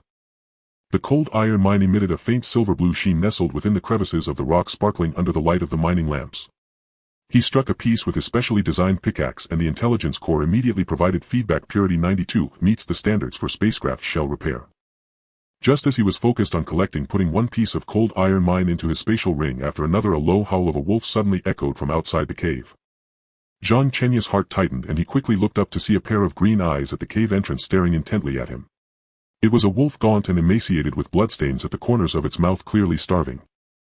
He instinctively stepped back, fumbling for his backpack, but remembered that he hadn't brought any weapons. Host, immediately extract the purified cold iron mine fragments from the ring and fold them into a 3-sided spike according to the Intelligence Corps' instructions. The Intelligence Corps' voice was as calm as ice. The hardness of cold iron mine is 3 times that of Earth steel. Piercing the weak point of the wolf's abdomen can defeat it in one strike. Zhang Chenyu had no time to think further. With a quick thought, he took out several pieces of purified cold iron mine fragments from the ring and rapidly folded and secured them into a makeshift 3-sided spike as per the Intelligence Corps' guidance. The wolf lunged at him suddenly. He sidestepped and thrust the 3-sided spike fiercely. The hardness of the cold iron mine exceeded expectations, easily piercing through the wolf's fur. The wolf let out a piercing howl, struggling to flee into the distance. Zhang Chenyu collapsed onto the cold ground, breathing heavily, his palms slick with cold sweat. At that moment the voice of the intelligence core rang out again, tinged with a hint of delight. Detected a surge in the host's mental power during a critical moment, increasing to LV2, unlocking the spacecraft's high-efficiency purification mode with purification efficiency increased to 98 and time reduced by 70. He was momentarily stunned, then filled with ecstasy. This trip to northern Tibet had indeed been worthwhile. After collecting enough cold iron mine, Zhang Chenyu hurriedly headed south, heading straight for the Eastern Sea. He rented an old fishing boat in a coastal town, and the boat captain, seeing his delicate frame, couldn't help but advise, "Young man, the sea has been rough lately. Fishing near the shore is fine, but don't go too far." Zhang Chenyu smiled and handed the captain a pack of cigarettes. "Don't worry, I'm just going to take a look near the shore. I won't go far." The captain half-heartedly took the boat near the shore, and Zhang Chenyu used the excuse of fishing to have the captain wait for him. He looked at the turbulent sea beneath his feet and took a deep breath. The manganese nodules indicated by the intelligence core were buried 200 meters deep in the sea. At that depth one couldn't endure it without a diving suit. But he had the dynamic cloaking function, and more importantly the intelligence core could create a temporary energy shield for him to withstand the deep sea's high pressure and cold. Activate the energy shield, covering the whole body, pressure adjusted to the standards of 200 meters deep sea. Zhang Chenyu silently recited in his heart. The silver ring on his fingertip flashed with a glimmer, and a transparent shield instantly enveloped him. He leaped into the icy sea. The cold water instantly engulfed him, but the energy shield kept the chill at bay. Following the intelligence core's guidance, he dove deeper into the ocean. The further down he went, the darker it became. It was pitch black all around, with only the faint light of stardust, no one guiding the way. The pressure of the deep sea was like an invisible hand pressing down hard on the shield, creating faint creaking sounds. Zhang Chenyu gritted his teeth, continuously channeling mental power to stabilize the shield. After an unknown period he finally touched the muddy seabed. He bent down and felt around in the mud, quickly locating fist-sized manganese nodules which were pockmarked on the surface but contained rich rare metals. He collected the manganese nodules piece by piece into the ring, filled with joy. Just as he was gathering the last piece, his fingertips unexpectedly brushed against a warm crystal. The crystal emitted a faint purple glow, shining like a small star in the pitch-black deep sea.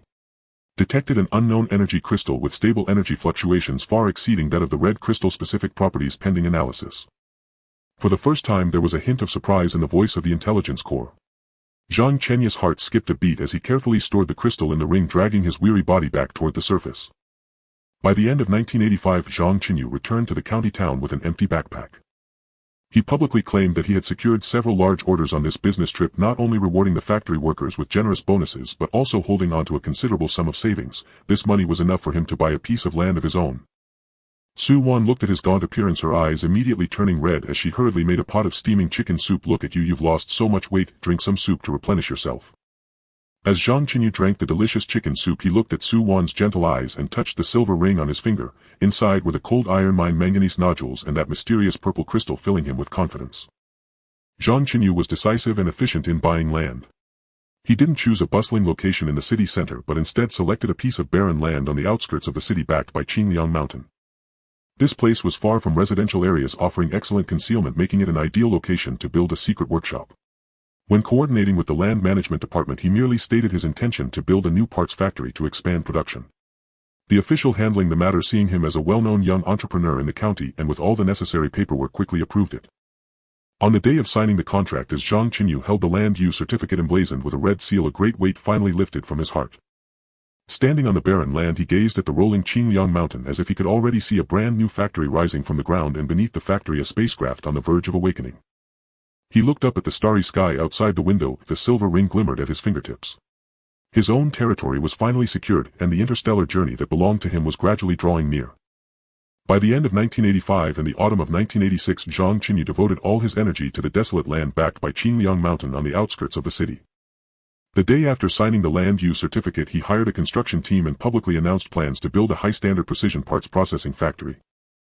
The blueprints were drawn overnight by him based on the suggestions from the intelligence core. On the ground floor was a 3-story factory building, with the first floor serving as the production workshop, the second floor as offices and a raw materials inspection room, and a sample exhibition hall for receiving clients from the provincial machinery factory. The third floor made full use of the space, half converted into staff dormitories and the other half into a canteen and storage room, solving the workers' accommodation issues while also storing frequently used tools and consumables, leaving no waste.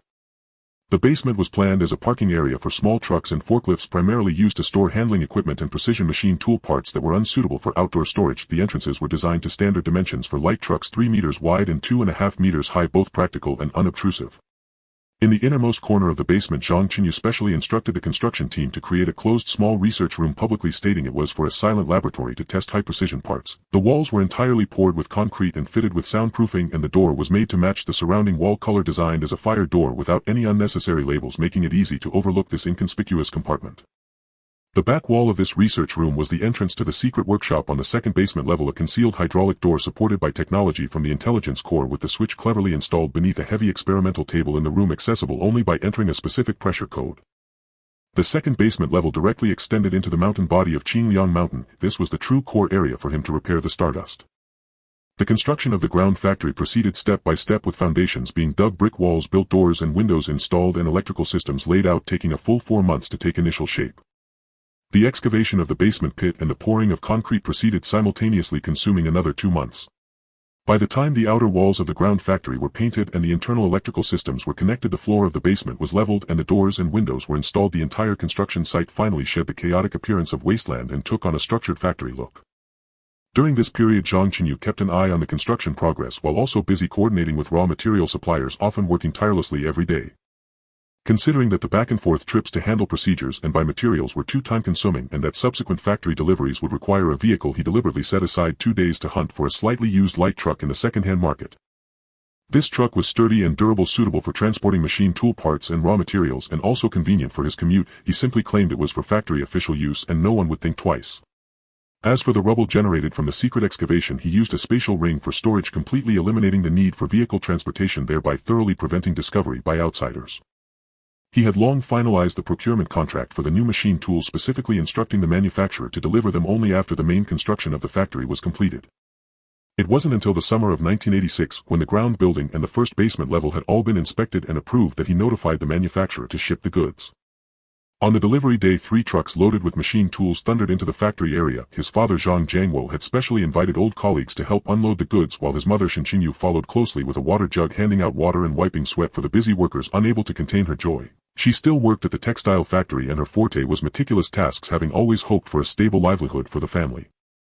Old Zhang, who used to be in management at the machinery factory, had a sharp eye. After circling around the 3 shiny new precision lathes twice and spotting the 2 modified lathes moved from the old factory, he couldn't help but nod in praise. With the precision of these new machines combined with the 2 you've modified, our Chenyu's factory is bound to make a name for itself. Seizing the opportunity, Zhang Chenyu urged his mother, "Mom, working night shifts at the textile factory is too exhausting. The factory happens to need someone to manage the warehouse and the canteen. You're meticulous, so this work will definitely suit you, and the salary is much higher than at the textile factory, plus you won't have to stay up late." His mother, already worried about her son being so busy, immediately agreed upon hearing this, and the next day she went to the textile factory to handle her leave of absence. However, Zhang Chenyu didn't let his parents move into the 3rd-floor staff dormitory. The old house was not far from the factory, just a 20-minute bicycle ride, and living at home was much more comfortable than in the dormitory. His father was hired as the production supervisor, responsible for overseeing order progress and product acceptance, managing the workshop's order with his years of management experience. Once the new and old machine tools were moved into the 1st-floor production workshop and neatly arranged, Zhang Chenyu then confined himself in the workshop under the pretext of debugging the equipment parameters. He had Uncle Wang and Uncle Li take the apprentices to organize the warehouse, while he activated the dynamic cloaking function of the Stardust under the guidance of the intelligence core, using the cold iron or fragments retrieved from the secret space to grind them into micro-precision parts, which were then installed in the core transmission parts of the new machine tools. These parts had a hardness and smoothness far exceeding Earth's industrial standards. After installation, the precision of the new machine tools was directly upgraded by 1 level, and the noise during operation was significantly reduced. Once he had completed all this, he opened the workshop door to let the workers come in and familiarize themselves with the equipment. The workers gathered around the new machine tools, marveling at them all, saying that these machines were far better than their original factory condition. Zhang Chenyu merely smiled without elaborating. To others, he was already a master of machine tool modification, and such small adjustments were nothing. After handling the trivial matters in the ground workshop, Zhang Chenyu finally began constructing the secret workshop on the 2nd basement level. By this time, the construction team had already withdrawn, and the entire factory area was guarded only by family and a few trusted workers. Every night he would, under the guise of going to the underground research room to debug parts, boldly walk into that compartment on the 1st basement level, lock the door behind him, activate the hydraulic door switch, and then in the dim light assemble the tunneling machine taken from the spatial ring. This tunneling machine was temporarily modified from the purified cold iron ore fragments by the intelligence core, its power far exceeding that of ordinary equipment. The rocks of Qingliang Mountain were incredibly hard, yet in its presence they were sliced through as easily as tofu crumbling into fine stone powder. He directly stored the rubble in the spatial ring, and after the excavation was complete he would find a remote and uninhabited deep mountain canyon to dump it all at once completely unnoticed. This late-night excavation continued for a full 3 months, extending the second basement level into the mountain body by over 20 meters, gradually forming a spacious area. To make the secret workshop more concealed, he also filled the corridor behind the hydraulic door with soundproofing materials and added a layer of high-strength steel plates to the rocky walls of the second basement level, ensuring that no noise could escape. By the autumn of 1986, the underground secret workshop was finally completed. The outer layer consisted of thick steel plates and soundproofing capable of isolating all noise and detection signals. The interior was divided into 3 functional modules: purification area, smelting area, and repair area. It was not until this moment that Zhang Chenyu carefully removed the stardust from the spatial ring, allowing it to quietly rest in the center of the repair area, its silver body glinting coldly in the dim light. The machines in the ground factory roared day and night, with Uncle Wang and Uncle Li skillfully operating both the new and old machine tools. The 2 modified old lathes operated steadily and accurately, their efficiency surpassing that of the original factory configuration. The newly installed 3 machines lived up to expectations, producing parts with precision far exceeding customer requirements, and the workers eagerly fought to use them. Zhang Jianguo moved around the workshop, checking products against the order list, occasionally reminding them to pay close attention to the details, creating an orderly scene. After Zhang Chenyu finished handling the orders and trivial matters of the factory each day, he would head straight into the underground research room, then enter the underground workshop through the hydraulic door, activating the spaceship's purification high-efficiency mode. He placed the cold iron ore from the northern region, the manganese nodules from the East China Sea, and that mysterious purple crystal into the purification furnace one by one. Under the scorching heat, the impurities in the ores were stripped away, leaving behind high-purity metals that shimmered with a flowing luster, captivating onlookers. During this time, the intelligence core continuously transmitted technical blueprints for the spaceship's repair. The densely packed circuits and complex formulas unfolded on his retina, dazzling Zhang Chenyu. He encountered numerous challenges, such as the fusion ratio of cold iron ore and manganese nodules, which if slightly off could lead to metal brittleness, and the connection method for energy circuits, which could cause energy leakage if mishandled. He often stayed up late debugging, dozing off on the experimental table in the research room when tired, nibbling on the buns and pickled vegetables his mother prepared when hungry, and collapsing into sleep when exhausted, only to appear in the workshop the next day with dark circles under his eyes, prompting workers to tease him that he was working himself to death for the factory. Su Wan noticed his busyness and realized he often went to the underground research room, yet she never asked about it. She understood her husband was preoccupied with significant matters, not only helping him handle visiting clients but also taking on the financial management of the workshop, meticulously managing every income and expense. Sometimes when Zhang Chenyu returned late at night, she would leave a light on and bring him a bowl of warm millet porridge, saying, "Don't wear yourself out too much, your health is the most important." To cover up the secret, Zhang Chenyu deliberately expanded the workshop's scale, taking on more orders and even establishing long-term cooperation with the provincial machinery factory. With more orders, the machines in the factory grew louder, the workers' wages increased, and their smiles multiplied. Zhang Jianguo looked at the thriving factory, patted his shoulder, and said with satisfaction, "Chenyu, you have a business mind, you're much better than your old man." His mother also chimed in with a smile, "Yes, yes, from now on our family will enjoy a good life thanks to you." Only Zhang Chenyu knew that all of this was to buy time and funds for the spaceship's repair. The more prosperous the factory above, the safer the secret below. That night Zhang Chenyu was in the smelting area, following the precise ratio given by the intelligence core, pouring the purified cold iron ore and manganese nodules into the furnace. The high temperature melted the 2 metals into a scalding liquid. He held his breath, carefully adjusting the energy inputs, intensity, sweat sliding down his forehead and dripping onto the ground, evaporating instantly. Ding, metal fusion degree 99. 9th, meeting the standards for core component manufacturing.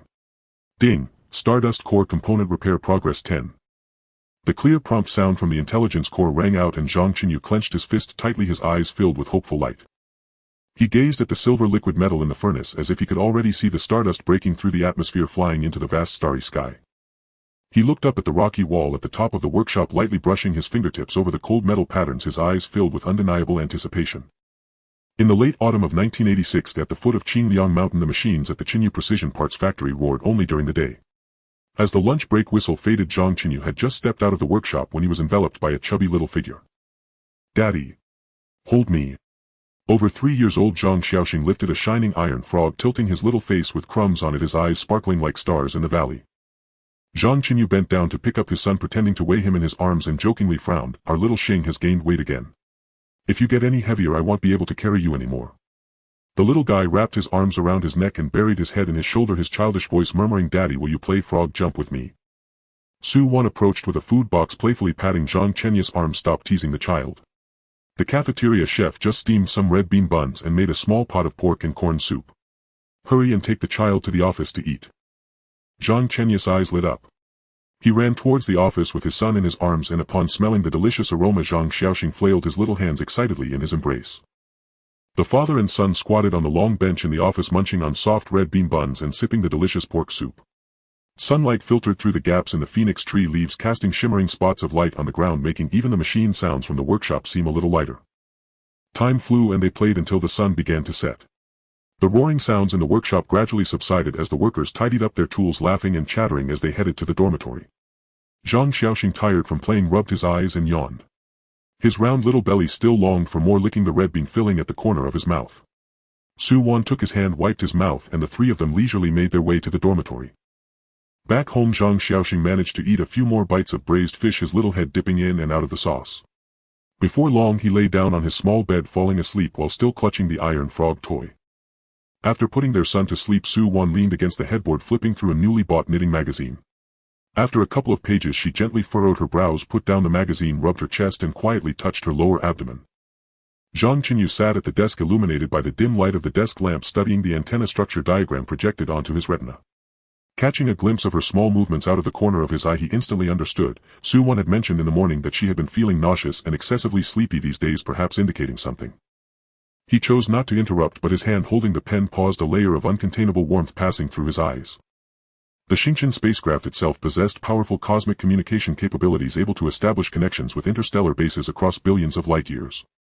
Here I would like to add that the spaceship was the personal property of the former captain, so after his death, without anyone issuing orders, the spaceship could not contact anyone for retrieval. All he needed to do was install a compatible directional antenna on Earth. When the day came for him to fly out of Earth, he would be able to use this antenna to make a cross-stellar phone call home to report his safety. As for contacting extraterrestrial civilizations, he had never even considered it. The Intelligence Corps had already warned him that exposing coordinates before mastering advanced energy sources was akin to inviting disaster. As night deepened, the factory area fell completely silent, leaving only old Wang in the duty room guarding the gate. The employee dormitory area on the third floor was orderly, with 2 technical workers sharing a room and 4 apprentices squeezed into a slightly larger room. The 20 square meter single room on the west side was intentionally reserved by Zhang Chenyu as a home, with floral curtains sewn by Su-won hanging by the window, gently swaying in the breeze. Zhang Chenyu first went to the underground workshop to process a few pieces of ore using the Intelligence Corps' efficient purification mode. After seeing the restoration progress of the spacecraft's core components reach 15, he quietly returned to the dormitory.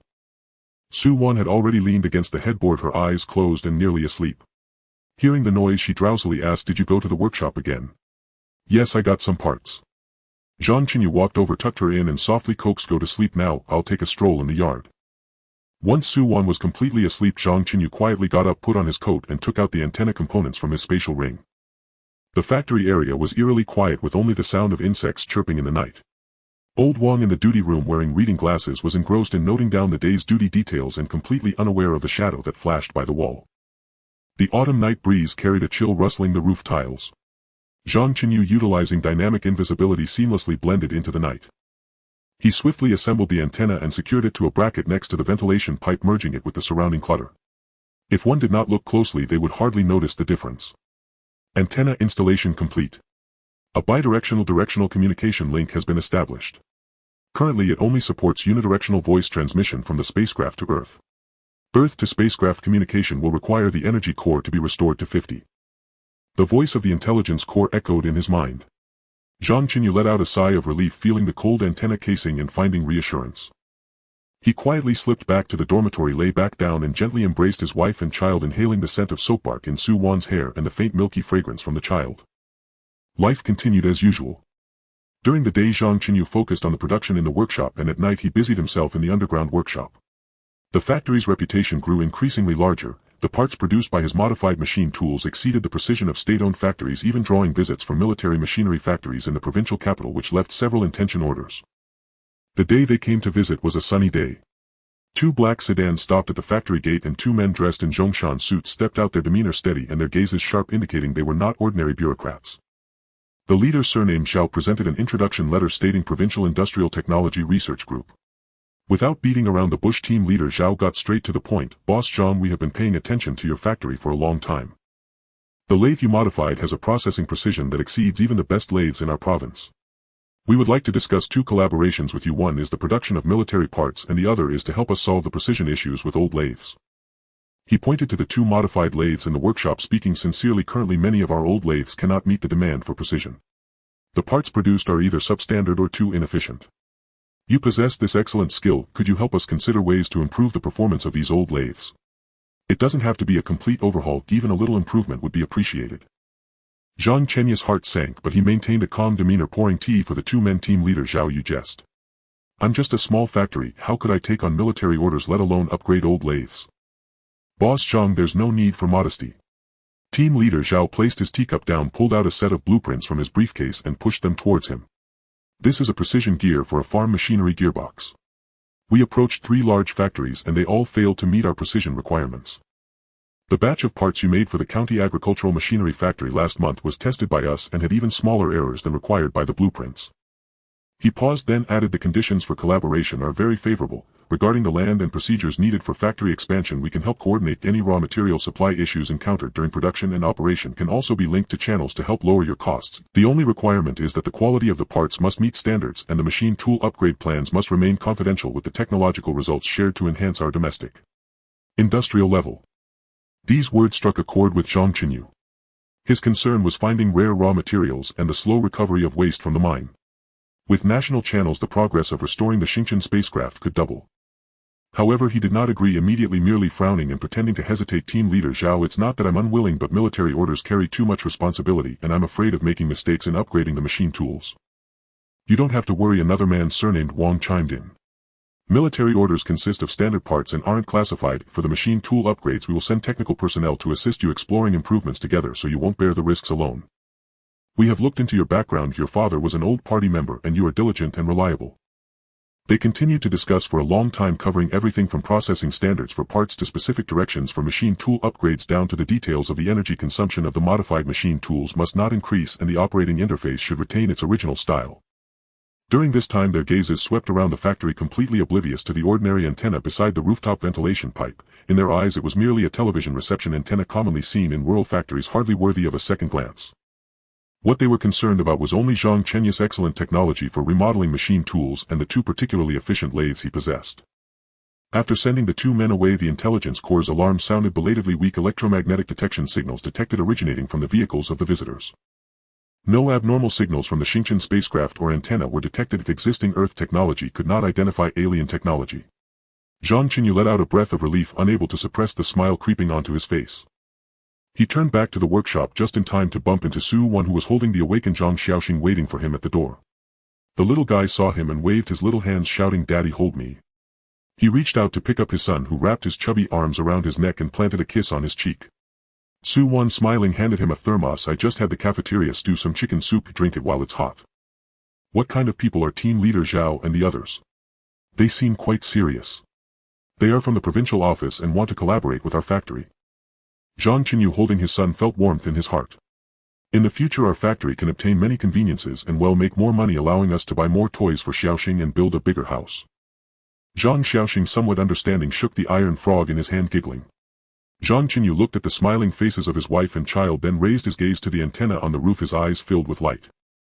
He knew that when the day came for the Xingqian spacecraft to be restored, he would first pilot the ship alone to explore the vast starry sky. The road ahead was long and the risks were unknown. He had to carve out a safe path for his family first. And this antenna was the warmest connection between him and Earth. On a crisp autumn morning in 1986, before dawn had fully broken, the scent of steaming meals wafted from the canteen of Chenyu Precision Parts factory nestled at the foot of Qingliang Mountain. Zhang Chenyu had barely swallowed 2 mouthfuls of scallion oil noodles when Lao Wang, the duty officer, rushed over clutching a crumpled notebook. "Boss Zhang, Director Zhao from the Provincial Bureau has arrived, with 2 technicians in tow, driving a military green jeep and carrying heavy toolboxes. They look quite stern." A jolt shot through Zhang Chenyu's chest, but his expression remained perfectly composed. He wiped his mouth, smoothed his work jacket and strode out without hesitation. Beneath the plane trees at the factory gate, Director Zhao and Cadre Wang stood smoking. Behind them 2 technicians in navy blue uniforms stood rigidly at attention, their toolboxes tightly latched. Only the red-painted characters "Provincial Machinery Quality Inspection" were visible on the cases. "Good morning, Boss Zhang. hope we didn't interrupt your breakfast. Director Zhao stepped forward with a hearty laugh. It's my honor to have you here in person. Zhang Chenyu extended his hand in greeting, his gaze sweeping over the toolboxes, immediately grasping their purpose. With a slight bow he gestured politely. You've come about the retrofitting of the old machine tools, I presume. The 2 retrofitted machines in the workshop are vintage units I acquired earlier. Please examine them first. And there's one more, the so-called arch-nemesis that stumped every mechanical plant across the province. Last month I salvaged it from the scrap heap at the Provincial Machinery General Plant. 3 teams of technicians failed to restore it, but I've cracked its secrets. The moment the workshop doors swung open, a thunderous roar surged forth. 3 brand-new precision lathes hummed with steady power, the sharp clean ring of cutting tools biting into metal echoed crisply. Beside 2 retrofitted lathes, Uncle Wang and Uncle Li worked feverishly alongside apprentices. The disassembled parts gleamed like polished silver. Only then did the technicians set down their toolboxes with a soft click, unlatching them to retrieve calipers, micrometers, feeler gauges, and other inspection instruments. One knelt to measure the dimensions of freshly machined components, the other inserted feeler gauges into the lathe's guide rails, cross-referencing data against a checklist, all while their eyes grew steadily brighter, until finally, unable to contain himself, he exclaimed, Boss Zhang, this retrofit is nothing short of extraordinary. Tolerances are held within 0.005 mm. Rail fitment meets exacting standards. Your precision even surpasses the provincial benchmark machines by 2 full grades. Zhang Chenyu smiled faintly, leading the group toward a rust-veined antique lathe tucked away in the corner, its nameplate long worn smooth, its casing pocked and scarred by decades of wind, rain and toil. Its flaws lie in gear mesh precision and motor power compatibility. The Provincial Machinery General Plant had already slated it for scrapping. I felt it was a shame, so acquired it at a bargain. After a week of analysis I drafted 3 retrofit schematics. Today we begin the overhaul, and I guarantee it will perform as flawlessly as any new machine. He produced a densely annotated blueprint. Director Zhao and the technicians leafed through it, their brows gradually lifting. Then Director Zhao slapped the page in admiration. Engineers across the province labored for 3 months without success, and you solved it in just 1 week. We entrust this entire retrofit project to you, now we can rest easy. Leaning in, Director Zhao lowered his voice. A special consignment of aerospace-grade steel and rare earth elements has been approved. Delivery arrives this afternoon. We've also secured priority allocation for defense industry contracts. In return we ask only that you share the technical details, to elevate the capabilities of provincial machinery plants. Zhang Chenyu's heart leapt, but his face betrayed nothing. He nodded firmly. Rest assured, Director Zhao. Once the materials arrive, full technical sharing is guaranteed. Zhang Chenyu never forgets his roots. After seeing Director Zhao and his team off, the sun climbed high overhead. The factory's noon break bell chimed through the loudspeakers. Zhang Chenyu hastily swallowed a few bites of lunch from the canteen, then hurried down to the subterranean research laboratory. He did not immediately activate the hydraulic door descending to the lower level. Instead he first organized the raw material inventory list, preparing mentally for the spacecraft repair ahead. But scarcely had he turned 2 pages when the lab door eased open a crack. Su-Wan knew his habit of retreating here to work, so she entered silently holding a thermos flask. I knew you'd be holed up here again, barely touched your lunch. I made you chicken soup, drink it while it's hot. His heart softened instantly. He snapped the list shut, hurried forward, accepted the flask and lifted the lid, releasing an intoxicating rich aroma. He spooned a portion, sipped, and warmth bloomed from his stomach, spreading through his limbs. Su-Wan gently wiped oil from the corner of his mouth and murmured, workers say you've landed a major contract. Everyone believes our factory is about to soar. Setting down the spoon he clasped her hands, countless words dissolving into one quiet vow. Wanwan, once this rush passes I'll take you and Xiaoxing into town, new clothes, every delicacy under the sun. I don't need those things, she replied, shaking her head, her fingertips lightly tracing the dark shadows beneath his eyes. Your safety, nothing else matters.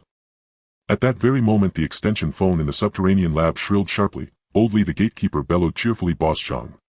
The provincial material delivery trucks have arrived at the gate. 3 full trucks.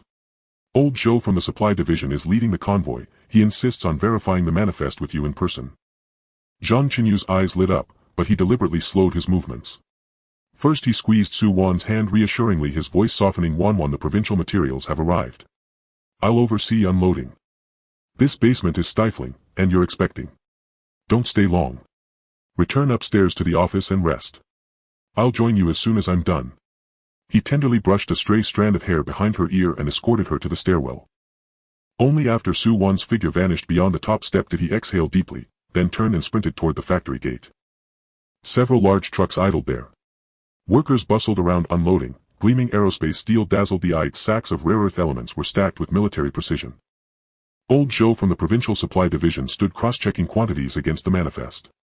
Spotting Zhang Chenyu, he grinned broadly. Boss Zhang, this consignment was specially approved. Every specification matches your requisition. Sign off quickly. Zhang Chenyu profusely thanked him, directing workers to store standard materials in the main warehouse, while reserving only a select few high-precision alloys and rare earth batches which he entrusted to 2 trusted senior workers for careful transport to the dedicated storage zone in the subterranean lab. Once the workers departed, he discreetly cleared the lab, confirmed absolute solitude, and swiftly transferred the core materials into his spatial ring.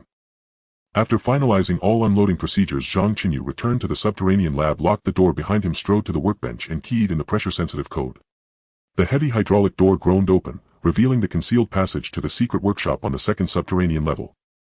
Thick acoustic padding lined the corridor, silent beneath his feet, illuminated only by the faint cerulean glow emanating from Stardust Core's onboard intelligence.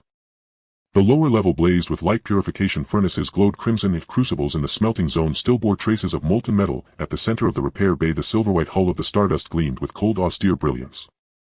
Zhang Chenyu strode to the control console, withdrew from his spatial ring the Tibetan North Cold Iron or East Sea Manganese nodules, the violet crystal, whose energy output dwarfed even red quartz, and the newly acquired aerospace steel and rare earth elements. He drew a deep breath, settled cross-legged beside the ship's core component, and unleashed his level 2 mental energy, a force honed to crystalline density through trials upon the snowfields of northern Tibet and the abyssal trenches of the East Sea. The moment his consciousness pierced the core, the AI's voice resonated in his mind. Host mental energy detected, stable output. Core reconstruction progress 15. Initiating integration of cold iron ore and manganese nodules. Without pause, he guided his mental energy along the core's fractal pathways, precisely channeling purified metallic particles into fissures. The cold iron ore possessed exceptional hardness, ideal for reinforcing the hull's armor plating. The manganese nodules supplied rare metals essential for strengthening the propulsion chamber's foundational architecture. The violet crystals surged with overwhelming energy, designated by the AI as the optimal replacement for core power source.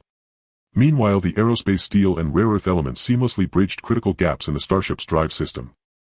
Mental energy flowed relentlessly. Sweat beaded on Zhang Chenyu's temples, dripping onto the console with faint hisses. His limbs trembled with mounting fatigue, but he clenched his jaw, refusing to relent. Time dissolved, until suddenly he snapped his eyes open to witness fine fractures in the core slowly sealing, shimmering with a soft silvery luminescence.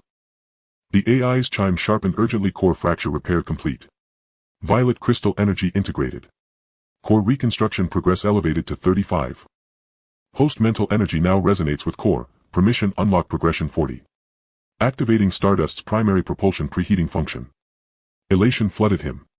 His palm pressed against the cool humming hull, vibrations thrumming through his skin like the slow deep pulse of a slumbering leviathan stirring awake.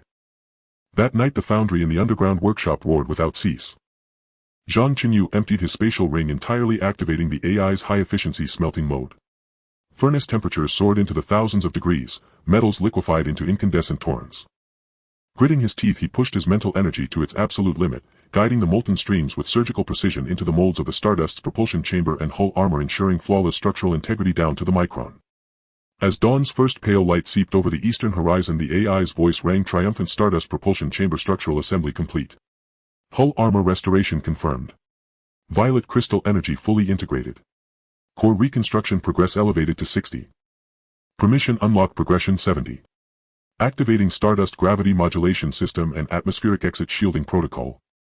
Zhang Chenyu gazed upon the transformed Stardust. Its silver-white hull radiated a fierce, untamed metallic sheen. The propulsion chamber hummed with deep resonant power, like a titan coiled ready to spring. Years of concealment, sacrifice, and relentless pursuit had at last fractured the darkness. A faint warmth pricked behind his eyes. Escape from Earth, into the boundless cosmos, was no longer a dream. It was imminent. Just then the workshop telephone shrieked, a piercing, jarring sound in the hush of early morning. Zhang Chenyu snatched up the receiver. Director Zhao's voice erupted, taut with panic. Boss Zhang, bad news. Provincial radar has detected extreme anomalous energy fluctuations emanating from your facility, orders of magnitude beyond industrial equipment. Emergency personnel are en route, expected within 2 hours. On the other end of the phone, team leader Zhao's voice was laced with urgency, yet he deliberately lowered his tone. Chanya, the radar from the provincial office detected unusual energy fluctuations in your factory area, and the values are not low. They are pressing for an explanation, so I wanted to give you a heads up before sending someone over to investigate. Zhang Chenyu tightened his grip on the receiver, his knuckles turning white, yet he secretly let out a sigh of relief. Team leader Zhao's words clearly indicated that he was leaving him some leeway. He calmed himself and replied in a steady voice that revealed no hint of a flaw, "Brother Zhao, it's my side's issue. Recently I modified that decommissioned old machine tool and attempted to add a set of high-frequency resonance testing devices to calibrate the precision of the transmission gears. I suspect that the parameters were not set correctly, resulting in uncontrolled energy overflow." High-frequency resonance testing. Team leader Zhao was taken aback for a moment, then chuckled in understanding. "I see now, no wonder the values were abnormal. You really are brave. Not many around here dare to touch such technology." "It was a forced solution," Zhang Chenyu said with a bitter smile, his tone laced with helplessness. "The old machine tool had too stubborn a problem that conventional methods couldn't resolve. I have already reduced the power of the device and I will optimize the shielding measures later to ensure this situation won't happen again." Team leader Zhao's relieved voice came through the receiver. "All right, with your word I can rest easy. I will file a report with the higher authorities stating that it was a normal interference from the machine tool testing to prevent them from making a fuss and disturbing the production at your factory." "Thanks, Brother Zhao." Zhang Chenyu felt the weight lift from his heart completely as he subtly shifted the topic, adding a hint of the acumen typical of a businessman. "By the way, I was just contemplating a trip to Nanyang. The machinery market there has a significant gap. I plan to bring a few sets of our factory's precision parts as samples and negotiate some machine tool modification contracts. I expect to be gone for 3 to 5 years, and once I establish a foothold and open up the market, it will also be a new avenue for the factory." "Good lad, your vision is quite long-term. If you need help coordinating customs procedures from the province, just say the word." After hanging up the phone, Zhang Chenyu wiped the thin sweat from his forehead with a trembling finger. He could distinguish the priorities. Going to Nanyang was a guise for everyone. Negotiating business was a distraction, but his true ace was the stardust hidden within the ring capable of taking him to the Starry Sea. Now he was a nominal technical backbone in the province, and the factory was a critical point for military-industrial support. If he showed any hint of a flaw, not only would he be unable to leave, but he would also drag his wife, children, and the entire factory down with him. He turned and walked toward the factory dormitory building, his footsteps light and slow. The door on the 3rd floor was ajar, warm yellow light spilling out from the crack accompanied by the soft sound of Su-Wan mending clothes. When he pushed open the door, Su-Wan was sitting by the window, her slight belly protruding, the golden rays of the setting sun casting a soft halo around her hair. She held a needle and thread, looking up at him with a gentle smile in her eyes. "Wan, I plan to go to Nanyang for business." Zhang Chenyu walked over, sat beside her and gently held her hand, speaking with determination. "The machinery market there has great potential. I'll take a few sets of our factory's precision parts as samples, and if I secure some contracts, it will bring in long-term cooperation for the factory. I expect to be gone for 3 to 5 years, and once I establish a foothold I will come back to be with you all." Su-Wan paused for a moment, the needle lightly pricking her fingertip, but she seemed unaware, just gazing at him with a hint of reluctance in her eyes, softly saying, "Just be sure to pay attention to your safety. You can rest assured that I and Dad will be here at home."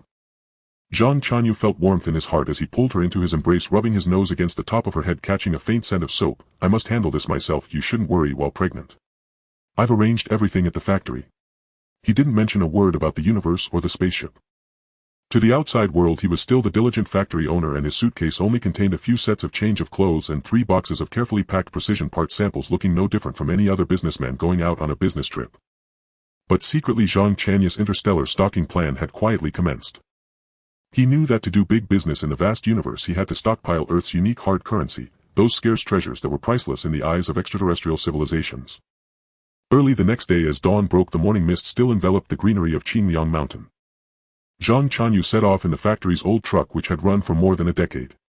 The truck bed was covered with a layer of faded tarpaulin underneath, which were just a few tools for repairs and a stack of blank contracts, creating an impression of going out for business.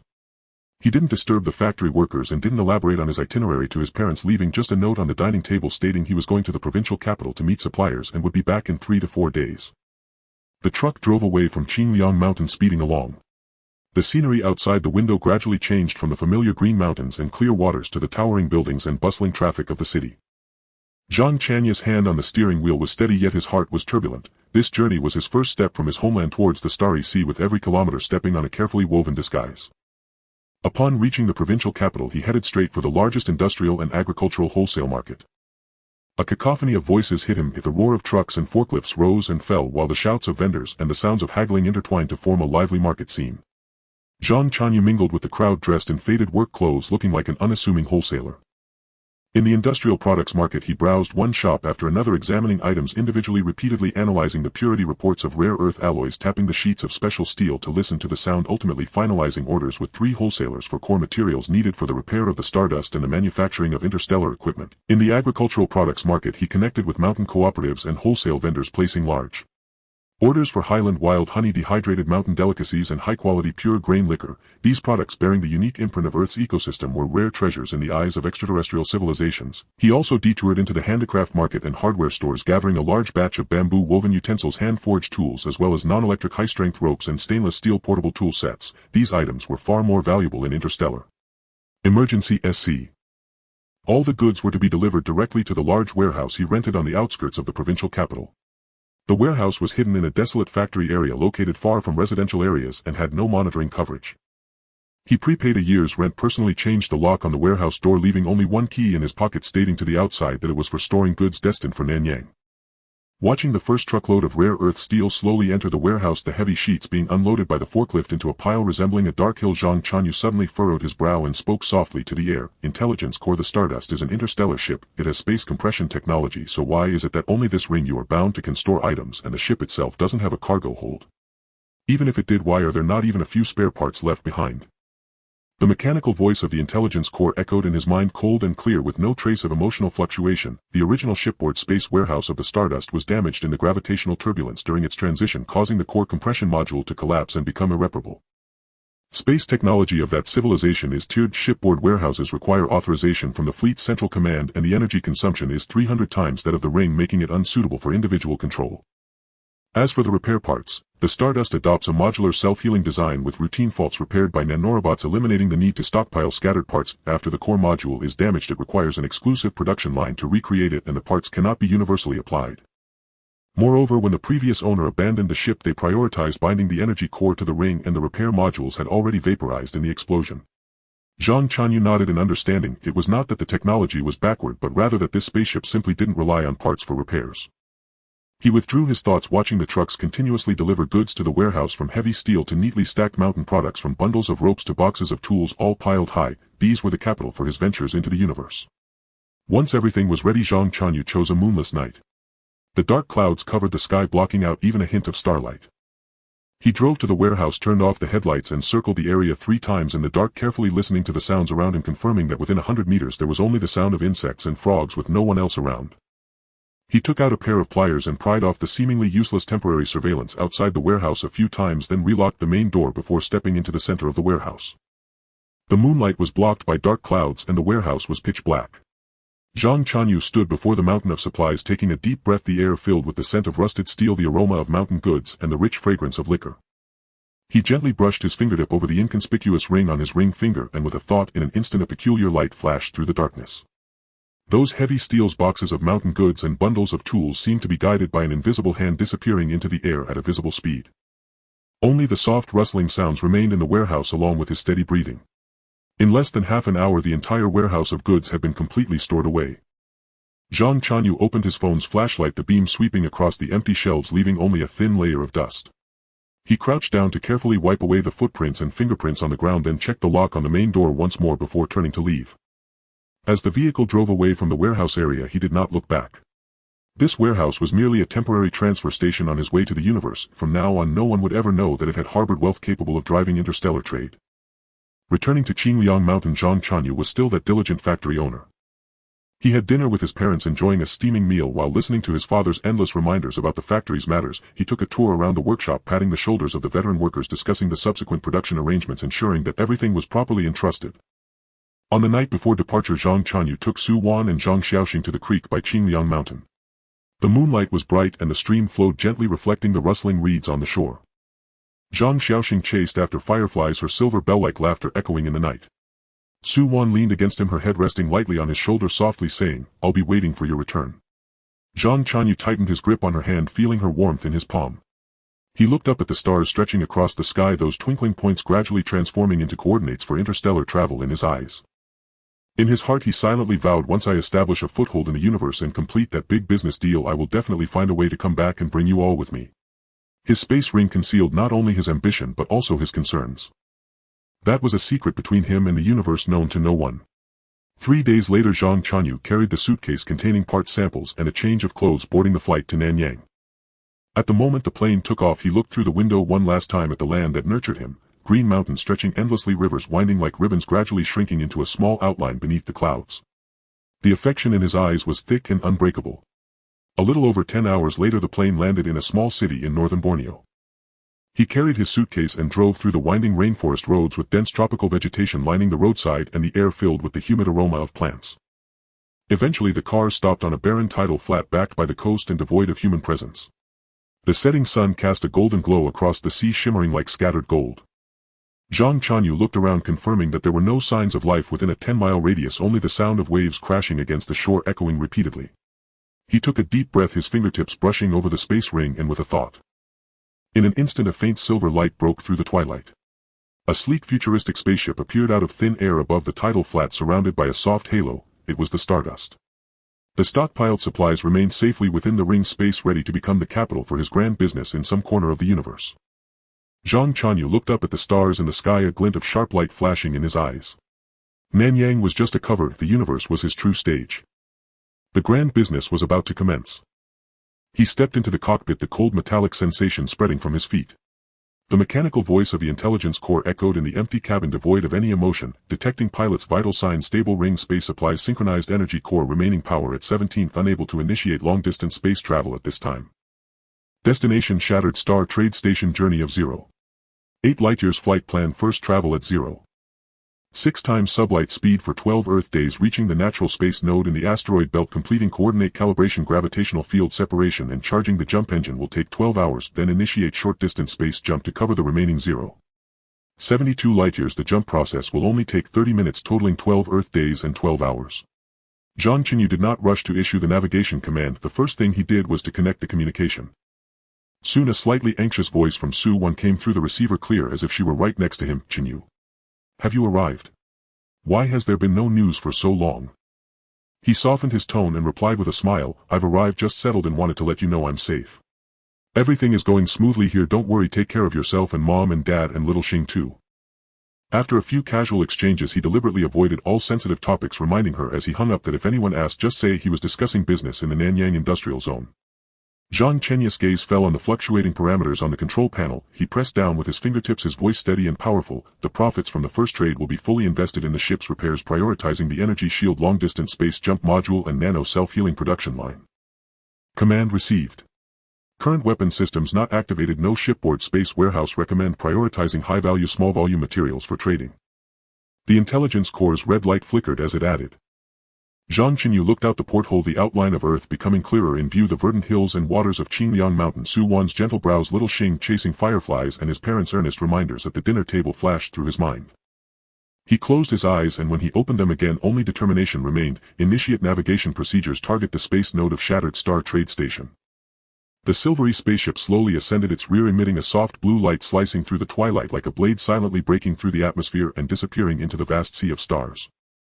No abnormal traces were left on Earth's monitoring equipment. On the third day of sublight speed flight the ship entered a stable flight path. Zhang Chenyu took advantage of the intelligence core's self-check interval to dial the communication again. Little Xing's childish voice came through immediately. "Daddy. I miss you. Mommy made your favorite braised pork." He responded with a smile, listening to his parents' reminders on the other end, repeatedly saying that business was going well, and at the end he didn't forget to remind Su-1 to remember to go for prenatal checkups on time. On the 7th day of flight he took a few more minutes to talk, hearing Su-1 say that everything was fine with her prenatal checkup, the baby in her belly was healthy, and she even complained about how little Xing had mischievously picked the roses in the yard. Zhang Chenyu patiently listened, memorizing every mundane detail. This was his warmest comfort in the cold universe. On the 12th day of sublight speed flight the Stardust arrived at the edge of the asteroid belt. Outside the porthole asteroids of various sizes floated in the pitch-black universe, fragments colliding and sparking while faint purple cosmic rays flickered in the depths of the asteroid belt, indicating the natural space node. The intelligence core's alarm suddenly rang. Gravitational wave fluctuations at the space node are abnormal. Jump risk coefficient has increased by 12. Do you wish to continue with the charging and calibration procedures? Zhang Chenyu stared at the light screen, his palms slightly sweating. He recalled the night before his departure when Su-1 leaned against his shoulder and said, "I will wait for you to return," thinking of the unborn child waiting in her womb and the heavy weight of their 3-year promise. He gritted his teeth and said in a deep voice, "Continue executing. Prioritize energy supply to the spatial stabilization system. Reduce charging power by 10 to lower fluctuations." Immediately a layer of silvery protective shield lit up around the ship, the charging progress bar on the dashboard slowly rolling, and the intelligence core's prompt sound rang every 10 minutes reporting the progress of the gravitational field separation. 12 hours later the charging and calibration were completed. The ship shook violently for a moment, the scenery before him distorted and stretched, then reassembled. In just 30 minutes the tremor subsided and everything returned to calm.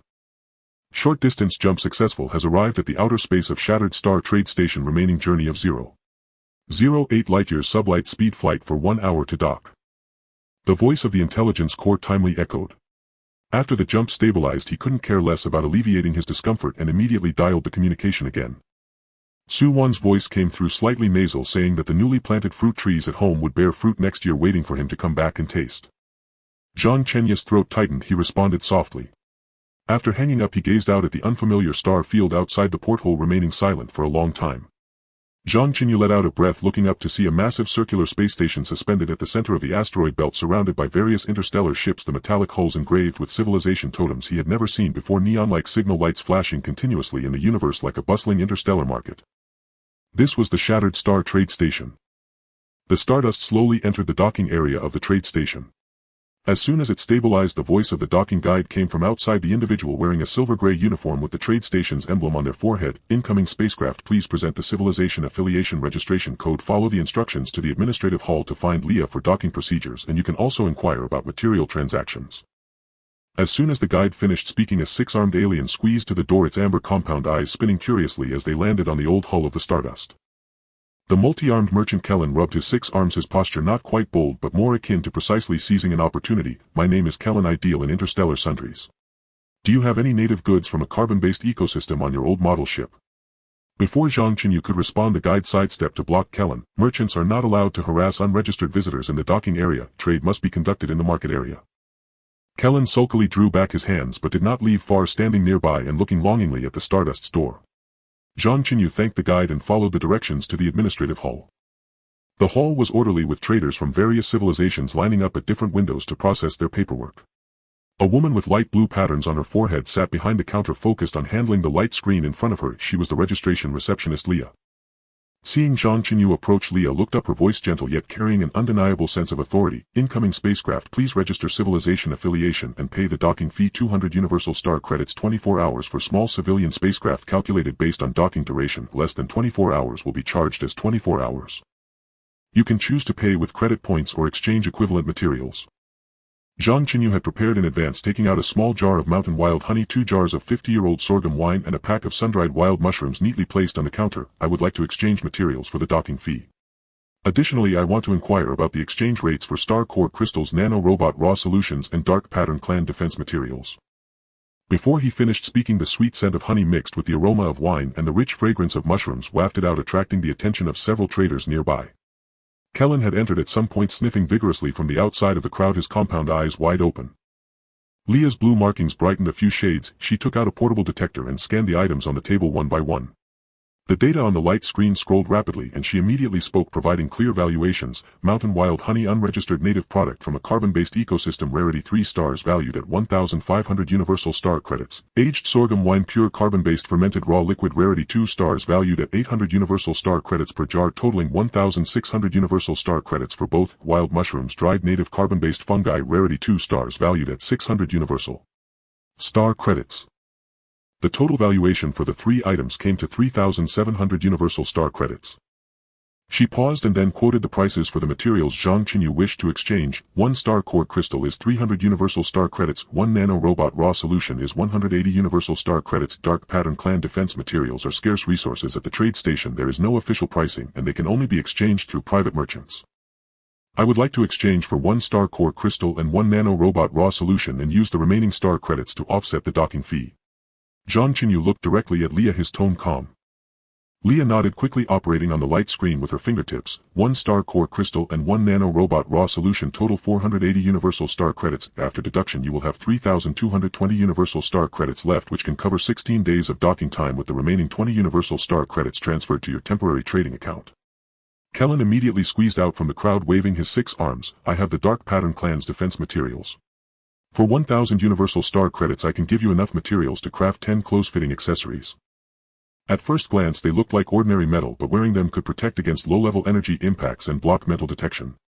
Zhang Chenyu nodded in agreement and turned to follow Kellen to the market. The two found a small food stall on the street and Kellen skillfully ordered 2 servings of cold drinks made from crystal core fruit. Zhang Chenyu immediately activated the material detection function of the intelligence core on his wristwatch and a line of green text instantly popped up on the light screen. Carbon-based edible non-toxic, contains trace energy boosting components. Only then did he feel at ease to lift the cup and take a sip. The crisp sweetness slid down his throat accompanied by a faint herbal fragrance.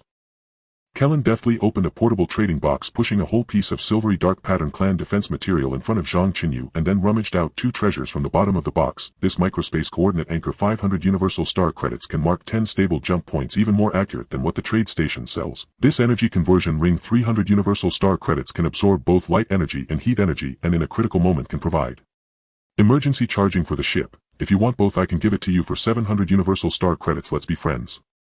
Zhang Chenyu was pleasantly surprised but kept a neutral expression, transferring 1,700 Universal Star credits from his temporary account to complete the transaction, and casually asked, "The Shattered Star trade station looks lively. Are there any rules to follow behind the scenes?"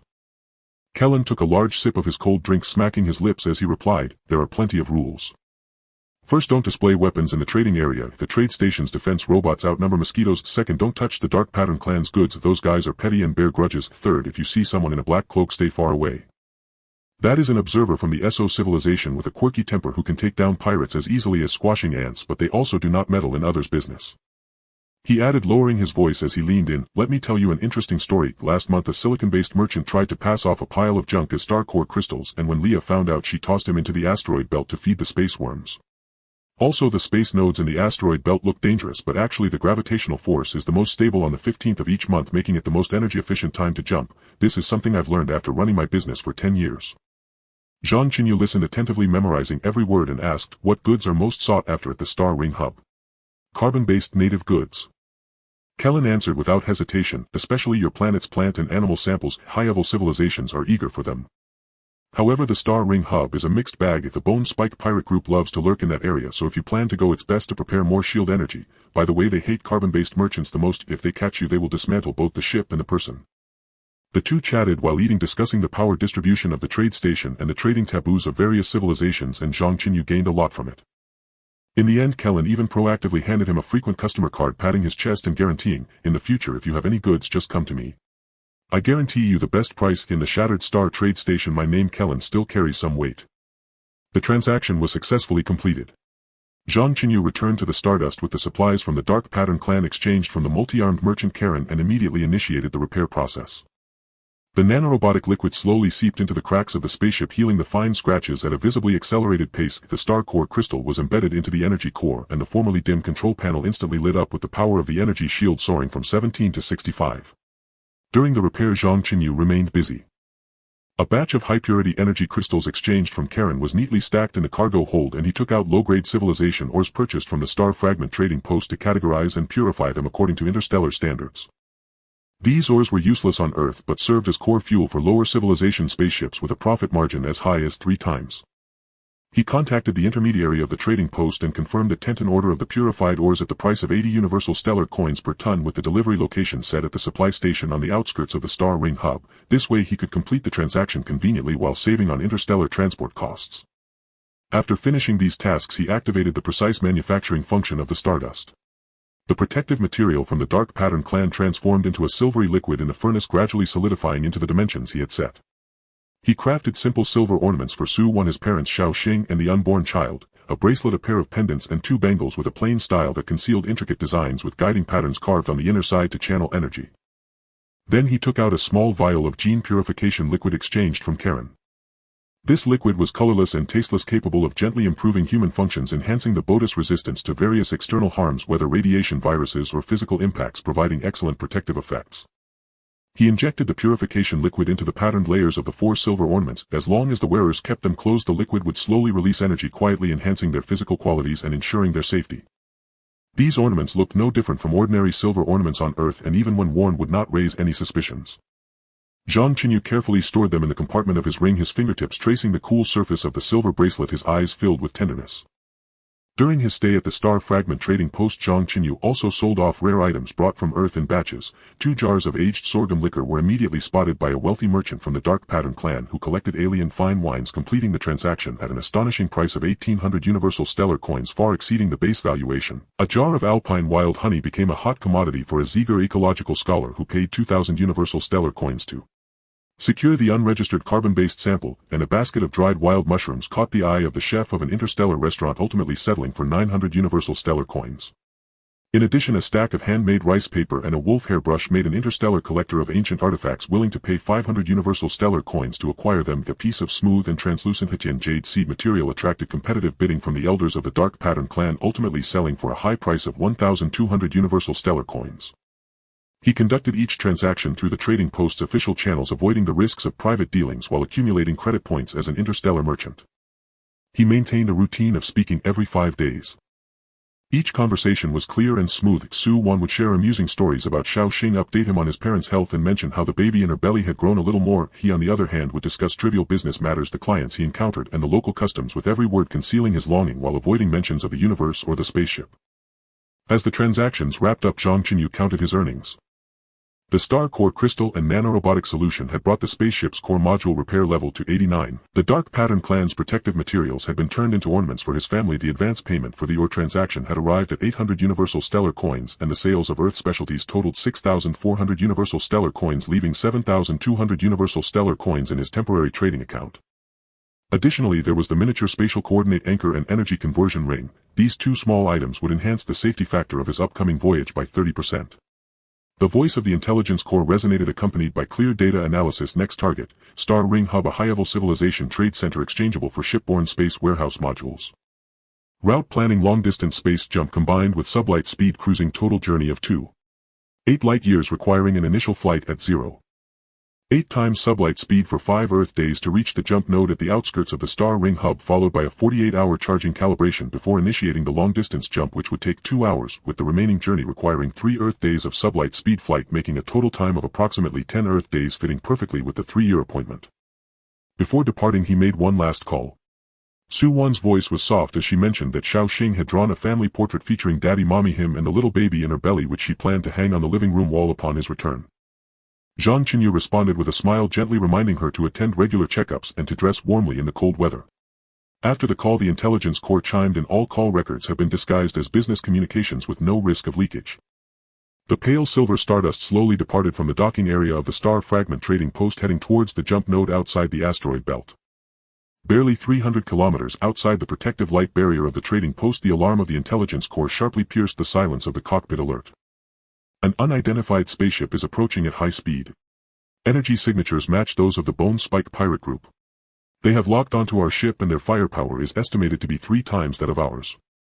Zhang Chenyu's expression changed drastically as he pressed the red emergency button on the control panel. Activate energy shield at maximum power. Initiate nanobot self-healing system. Evade the course.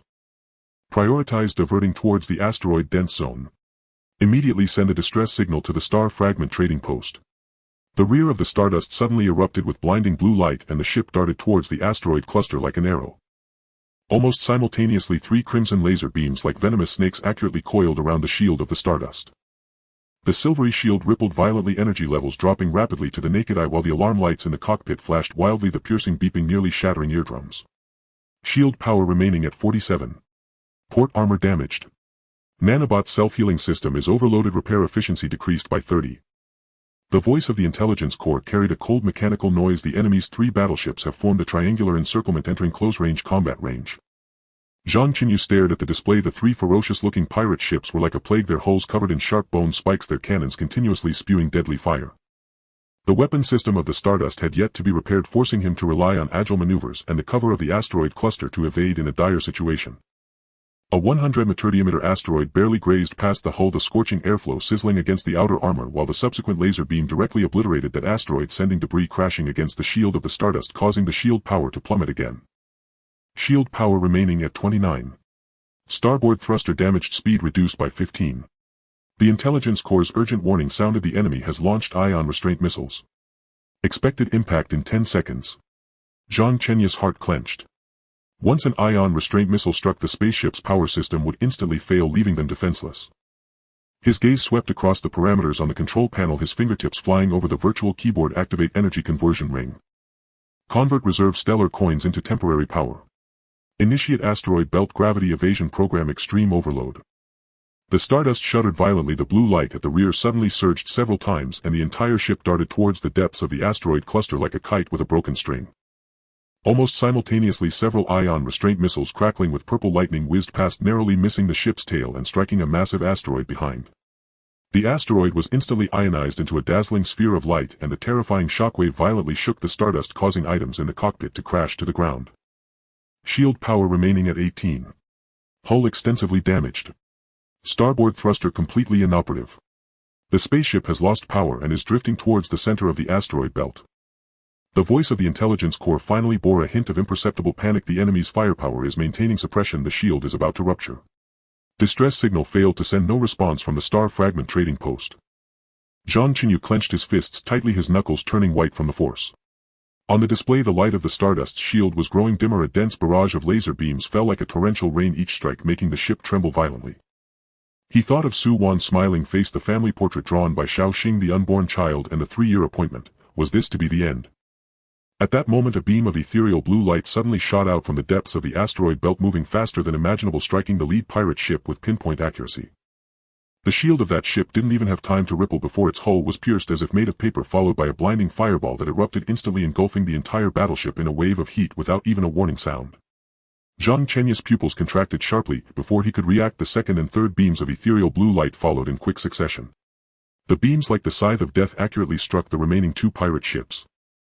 The energy shield crumbled effortlessly before the ethereal beams. The hull was sliced in half and the explosion painted the entire asteroid belt red, with not a single escape pod released. High-level civilization energy fluctuations detected. Energy levels exceed detection limits. An unmarked black ship is approaching.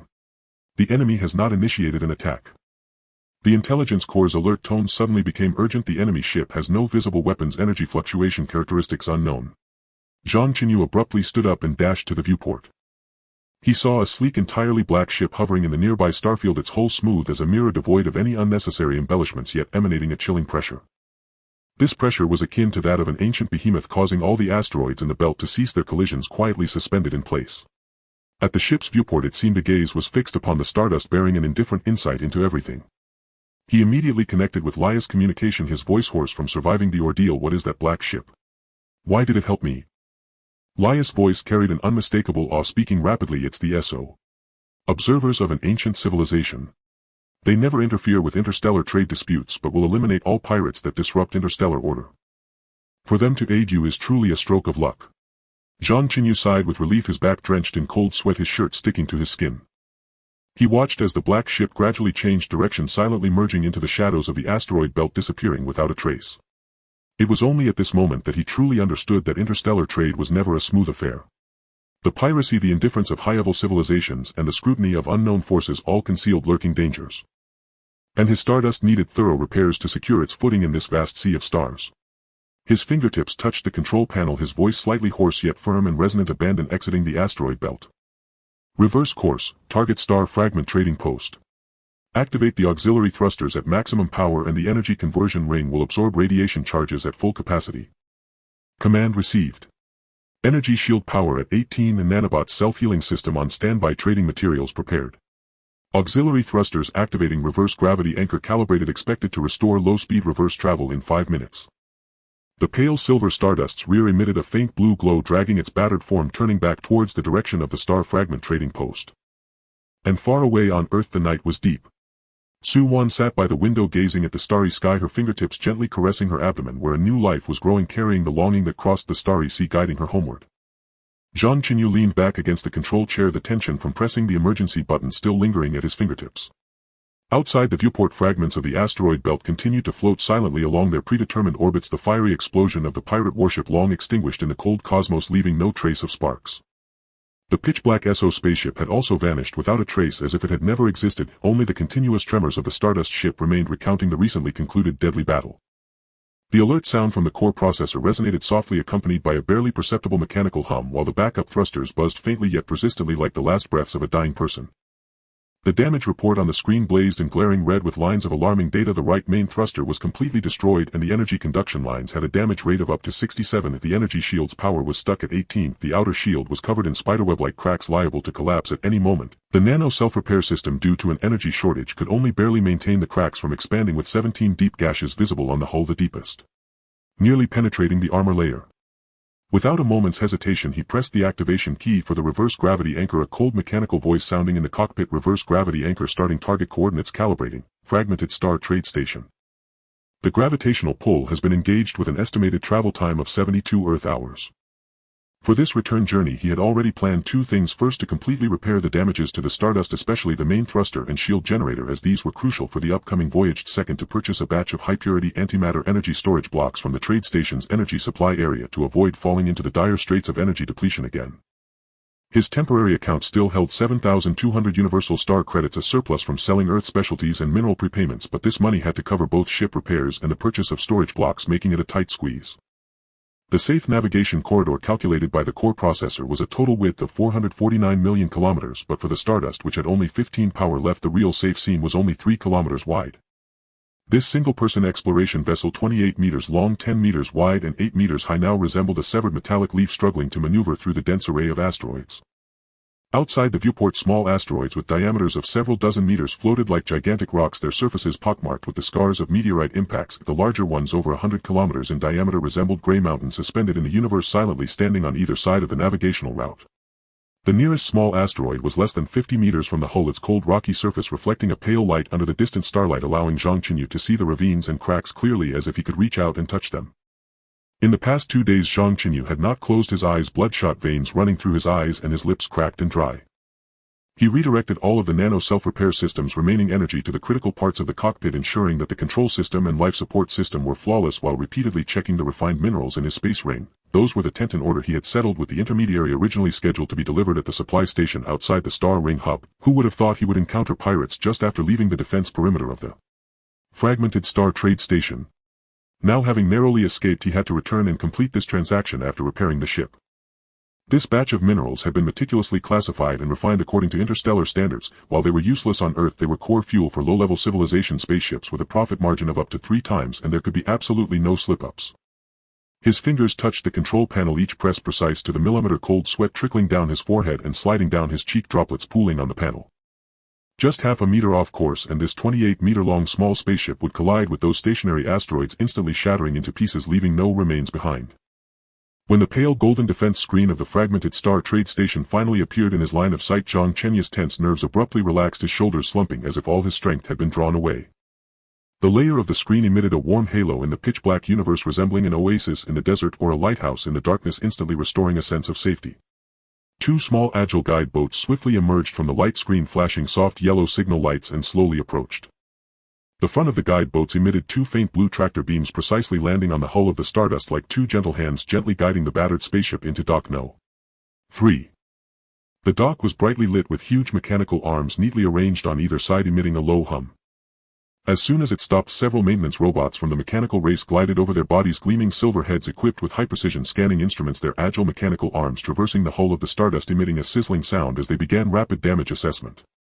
The damage data on the light screen was continuously transmitted to the main control system of the maintenance station, with lines of red warnings gradually transforming into blue repair plans. After fully transferring the ship's repair authority, he stood up and exited the cockpit. Since there were professional mechanical technicians in charge, he didn't need to stay put. Instead, he decided to take this time to explore the trade market of the trade station, looking for any worthwhile equipment or goods to enhance the security of his upcoming interstellar journey. Leah's figure soon appeared at the entrance of the dock, dressed in a neat silver-gray work uniform, striding up to Zhang Chenyu, her brows tightly knit, her tone filled with residual fear. "You are too lucky." The Bone Spike Pirate Group's advanced team had already targeted the merchant ships around the trade station. In the past half-month, 3 ships had been hijacked with no wreckage found. If it weren't for the SO Observer's intervention, your life might have been lost in the asteroid belt. Their main force is still lurking outside the Star Ring hub, specifically targeting low-level merchant ships without background. You need to be more careful next time. Thank you for the reminder. Zhang Chenyu nodded, his voice hoarse, having just gone through a life-and-death battle, his throat extremely dry. You'll leave the ship to you to repair it to the highest standards. Cost is not an issue. By the way, is there a reliable second-hand trading area in the trade station? I'm a mechanical engineer myself, looking to find some flawed robots or spaceship parts. I should be able to fix them up. Leah's eyes brightened as she pointed to the east side of the dock. Walk straight ahead, take the third passage on the left, that's the second-hand comprehensive trading area. It's more than half cheaper than the new product exhibition area. Many items are battle-damaged repairs or stock leftovers, and the merchants will label the issues with clear pricing. If you understand mechanics, it's definitely worth it to go there for bargains. You'll save a lot of star credits compared to buying new products. After bidding farewell to Leah, Zhang Chenyu headed directly toward the second-hand trading area. As he passed the comprehensive trading area, a thought crossed his mind and he turned into the specialty trading area. He still had many untraded earth specialties hidden in his space ring: 2 small jars of perfectly sealed aged sorghum liquor, a can of crystal-rich Highland wildflower honey, and several pieces of hand-dried mushrooms. These items were not rare on Earth, but at the Interstellar trade station they were unique carbon-based civilization samples. A few he had casually sold before earned him quite a few star credits, and now they were just right for an emergency. He found a stall specializing in alien specialties. If the vendor was a Zerg with compound eyes, and upon seeing the jars of liquor and honey Zhang Chenyu produced, the compound eyes immediately lit up. After a simple inspection and tasting, the Zerg vendor quickly agreed, closing the deal for the sorghum liquor at 1,500 universal star credits per jar, while the Highland wildflower honey fetched a high price of 2,200 universal star credits, and the mushroom dried goods sold for 800 universal star credits. In just a few minutes, Zhang Chenyu made 5,500 universal star credits, and combined with the 7,200 universal star credits originally in his account, he instantly gathered 12,700 universal star credits, completely filling the funding gap. With ample star credits in hand, Zhang Chenyu walked briskly into the second-hand trading area. As soon as he stepped into the exhibition area, he was greeted by a mix of scents from metal rust and energy coolant. Various scratched robots, disassembled spaceship engines, and shield generator parts were neatly arranged on the shelves, each item accompanied by a nameplate indicating issues and prices. He raised his hand to activate the portable terminal on his wrist, synchronizing the core processor with the trade station's product database, transmitting relevant parameters in real time. As he browsed, his gaze filled with the scrutiny of an expert. On a shelf in the corner of the exhibition area, an auxiliary A3 robot caught his attention with the nameplate stating Energy Core Interface Contact Failure, some functional modules malfunctioning, priced at 7,000 universal star credits. Zhang Chenyu immediately recognized that this new model of the robot was worth 25,000 universal star credits, and its superstring wave energy core was a high-end energy technology in the interstellar market with an energy conversion rate of up to 999. Its regular endurance could last 800 hours, and even at full power it could sustain 300 hours, while also being able to autonomously recharge by absorbing electromagnetic energy and heat from the cosmic environment, with a recovery efficiency exceeding 60, perfectly compensating for his shortfall in operating the ship alone. He crouched down, tapped the robot's alloy shell, the dull sound indicating that the internal structure was intact, and then pulled up the terminal's precision detection interface, activating a microprobe to quickly scan the internal wiring. Contact failure was due to oxidation, forming a sulfide film on the metal contacts with some interstellar dust stuck. The malfunctioning functional modules were caused by high-frequency vibrations leading to the detachment of solder points, and with his skills, he could completely repair it in no more than half a day. He immediately haggled with the vendor, securing the robot for 6,500 universal star credits, saving another 500 off the marked price.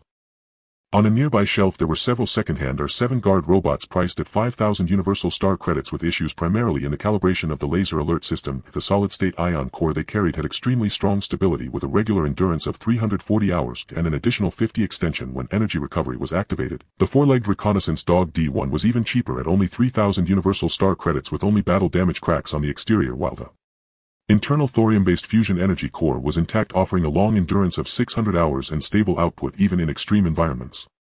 He also spotted several second-hand antimatter energy storage blocks which had lost 10 of their energy but were priced at only one-third of new ones. These storage blocks, utilizing antimatter annihilation technology, had energy densities over 100 times that of traditional nuclear energy, with one block able to support the emergency navigation of the Stardust for 100 light-years, presenting no issues for his usage.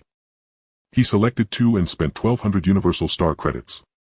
When he reached the energy supply area, he confirmed the price of new high-purity antimatter energy storage blocks, each priced at 1,200 universal star credits. Considering his funds and needs, he decided not to buy the full 5 blocks but rather 3, spending 3,600 universal star credits, just enough to meet his basic emergency needs, with the remaining space to be filled after trading at the Star Ring hub. When he returned to the maintenance dock with all the items he had just purchased stored in his space ring, the emergency repairs on the Stardust had entered the final stages. Massive mechanical arms were busily dismantling the damaged main thruster, replacing it with a brand new high-energy propulsion module. The shield generator was being reassembled and debugged, its surface covered with protective materials from the dark patterned rays shimmering with a faint silver light. Nanorobotic fluid seeped into the hull's cracks, healing the deep gashes at a visible speed. After recalibrating the star core crystal and reinserting it into the energy core, the previously dim control panel lit up instantly and the power of the energy shield steadily increased. A mechanical technician from the mechanical race proactively approached to report, "Sir, all damaged components of the ship have been replaced with protective performance enhanced by 20. Final testing will be completed in half an hour." Zhang Chenyu nodded in gratitude, found a rest area to sit and dialed Su Wan's encrypted voice channel. The moment the call connected, Su Wan's soft voice, laced with gentle laughter, began weaving a tender tapestry of domestic life. "Our little one drew a family portrait, 4 figures holding hands.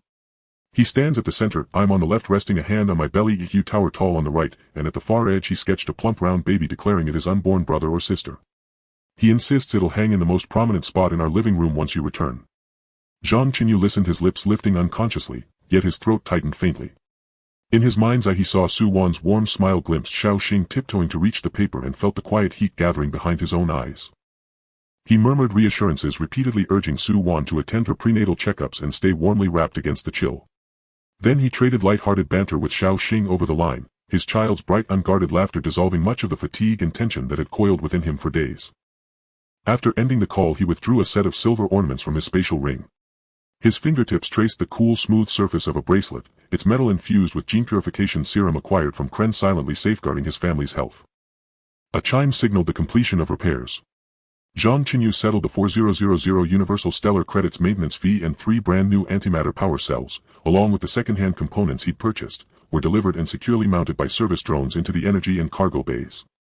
His account balance now stood at 2600 Universal Stellar credits. Without hesitation he offered a palm-sized crystal of refined sorcerer, mined from Earth's titanium iron deposits and purified via alien technology, as collateral.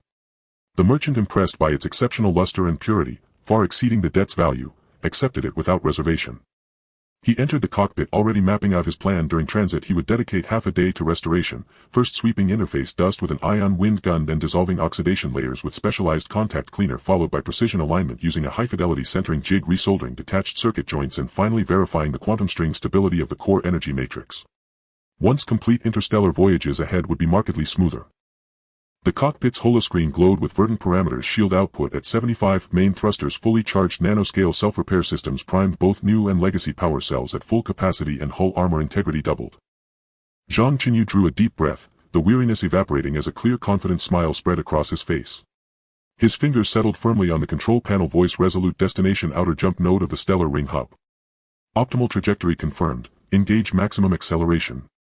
The silvery stardust vessel eased away from the repair dock, its aft thrusters blazing with an incandescent azure light, brighter than ever before. Like a blade drawn from its sheath the ship cleaved through the glittering lights of shattered star trading station, surging into the profound void. This time no trace of disarray remained, only renewed sharpness in its form and a heart unwavering in its resolve to explore the cosmos' deepest reaches. The station's pale golden energy curtain soon shrank to a solitary point in the viewport, while the asteroid belt's debris receded into distant silence.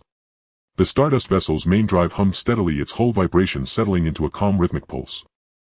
Zhang Chenyu switched navigation to semi-autonomous mode. Instantly the AI core assumed control of course calibration and meteoroid evasion, while he carried A3 robot to a corner of the cargo hold, converting it into an impromptu repair bay. A fine Vilethud ion stream hissed from the ion wind gun, sweeping across the robot's core interface, lifting away a near-invisible layer of interstellar dust. Beneath the grime, oxidized metallic contacts emerged, dull ashen black. Dipping ultrafine fiber cloth into specialized cleaner he wiped gently, the corrosion dissolved swiftly, revealing gleaming mirror-bright metal beneath. Just as he bent intently over a soldering point the AI core's voice chimed, tinged with quiet urgency. Anomalous energy fluctuation detected 10 light-years ahead.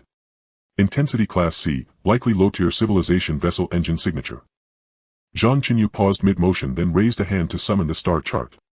There a crimson dot pulsed slowly, a trajectory overlapping part of the route toward the stellar ring hub. He frowned, fingers flicking rapidly across the holoscreen to pull up trade route data for that sector, precisely the known hunting grounds of the Bone Spike pirate syndicate. Linya's warning flared vividly in his memory. Perfect timing, Zhang Chenyu murmured, a cold glint flashing in his eyes. Abandoning the half-repaired robot he reverted to manual control, and simultaneously raised the Stardust vessel's shields to 80 while reducing main thruster output by 30%. Its azure glow dimmed, instantly transforming it into the unassuming silhouette of a sluggish civilian survey craft. The AI core swiftly parsed the crimson signal, a 50-meter rating vessel, shield output barely 30, hull scarred with crude patchwork, identical to the Bone Spike Syndicate's notorious junk-class cutters. More intriguing still was a fainter signal ahead, the distressed signature of a small freighter clearly under duress. The mantis stalks the cicada, unaware of the oriole behind. Fingers flying across the console, Zhang Chenyu adjusted course, slipping the Stardust vessel into the Raider's lateral blind zone, then deactivated active sensors relying solely on passive radar to track its movements. On the holoscreen, the Raider's primary cannon flared to full charge, and a searing crimson beam slammed into the freighter's shield. The defensive barrier flickered violently, its luminescence dimming as alarms shrieked across the comms. No sooner had the freighter's escape pods ejected than they were obliterated by the Raider's secondary batteries, shattering into glittering cosmic dust. As boarding pods deployed and pirates prepared to loot the crippled vessel, Zhang Chenyu moved. AI core, maximum thrust. Target Raider's engine chamber. The Stardust vessel's aft blazed with sudden silver-white brilliance, streaking like lightning through the void to strike the Raider's flank. The violent surge of propulsion threw Zhang Chenyu backward against his seat. He gripped the control yoke with iron resolve, the targeting reticle locking flawlessly onto the Raider's engine chamber. Particle cannon, charge and fire. A slender cobalt beam struck true. The Raider's engine chamber erupted in a fireball, its thrusters dying mid-thrust, leaving the vessel spinning helplessly adrift in the silent dark. Shields at full, prepare for boarding. Without pause, Zhang Chenyu brought the Stardust vessel alongside the Raider, docking clamps snapping precisely onto its boarding corridor. He seized his high-frequency resonance dagger from the spatial ring, and hoisted the partially repaired A3 robot beside him. Initiate emergency combat protocol. Objective: eliminate all hostile lifeforms. A3's optical lenses ignited with cold blue light, twin electrified batons snapped from its arms, crackling with arcs of cerulean energy as it fell into step behind Zhang Chenyu down the docking conduit. The moment they stepped aboard, a rancid melange of cheap alcohol and corroded metal assaulted their senses. Several pirates, clad in tattered armor, rushed frantically toward the engine bay, firing wildly with unstable energy rifles. Zhang Chenyu pivoted sideways, evading the crossfire, then slashed forward with his dagger, severing the lead pirate's weapon clean in two. The man screamed and toppled backward, knocking down his comrades in a chaotic heap. A3 surged forward, driving its electrified batons deep into gaps in the pirate's armor. Blue arcs exploded outward, paralyzing convulsions seizing each man before they crumpled motionless to the deck. The engine chambers breached, total power loss. We never provoked anyone from Shattered Star Trading Station. Panicked shouts echoed from the corridor's far end. Zhang Chenyu's gaze hardened, he pressed himself flat against the wall and advanced with lethal silence. He spotted the surveillance lens around the next bend, flicked his wrist, launching a microjammer. With a sharp ZZZT, the Raider's internal monitoring collapsed into static. Before the pirates at the turn could react, Zhang Chenyu lunged, kicking the first off his feet. Pressing the dagger's icy edge to the man's throat, he demanded, "Bone Spike Syndicate. How much cargo did you seize?" The pirate trembled violently, jerking his chin toward the viewport. "Just that civilian freighter out there." Zhang Chenyu applied subtle pressure, the dagger's gleam tightening the pirate's throat. "Where is the stolen cargo? What's inside?" The pirate's face drained of color, his body shaking uncontrollably as he pointed deeper into the ship in the rear storage bay. "Same as that freighter, just some standard parts crates and low-grade energy crystals. Nothing else, I swear." Zhang Chenyu silenced him with a single precise strike, knocking him unconscious. A3 had already secured the bridge. The AI core was deep into the Raider's mainframe, holoscreen scrolling rapidly through inventories of recovered assets. Zhang Chenyu strode into the storage bay, scanning swiftly under the dim emergency lighting. 300 kilograms of low-tier energy crystals sealed in 10 pressurized canisters, compatible with civilian ship interfaces. 12 crates of universal mechanical parts stacked neatly. Engine gaskets, shield contact points, backup nav chips, all standard Interstellar models. 2 crates of substandard high-yield fuel huddled in the corner, and a particle rifle whose barrel had catastrophically ruptured. Even tucked inside a hidden compartment beneath the command console, he uncovered a star chart detailing the Bone Spike Syndicate's known raiding routes.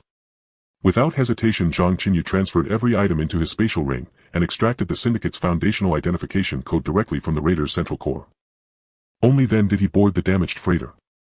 Scanning its damage report, he calculated swiftly the Stardust vessel's cargo hold was long disabled, incapable of carrying much. This freighter, however, would serve perfectly as a transport. Moreover, its size reduction function wasn't unique, it was merely a rare modification salvaged by the former captain from a secluded stellar region. Zhang Chenyu still held those coordinates in his personal star atlas. Perhaps a future expedition might yield similar tech. Though battered, the freighter suffered only engine and shield damage, the jump module remained intact. Using spare parts from the Stardust vessel and anchoring in stable cosmic space, he could restore emergency functionality in just 2 hours. More critically, he needed to resolve the freighter's identity. Back aboard the Stardust vessel, he loaded the AI core's decryption suite, embedding the Bone Spike Syndicate's foundational ID code into the freighter's registry system, erasing all traces of its original owner. Such codes served as gray zone navigational identifiers, not public attack directives.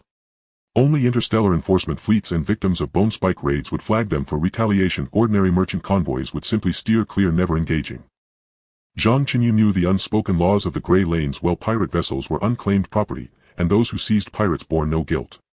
Should this freighter ever be traced, it would be dismissed as syndicate plunder. No inquiry would ever reach him. He ordered A3 to confine the unconscious pirates to the raider's brig, and planted a micro-explosive deep within its ruined engine chamber.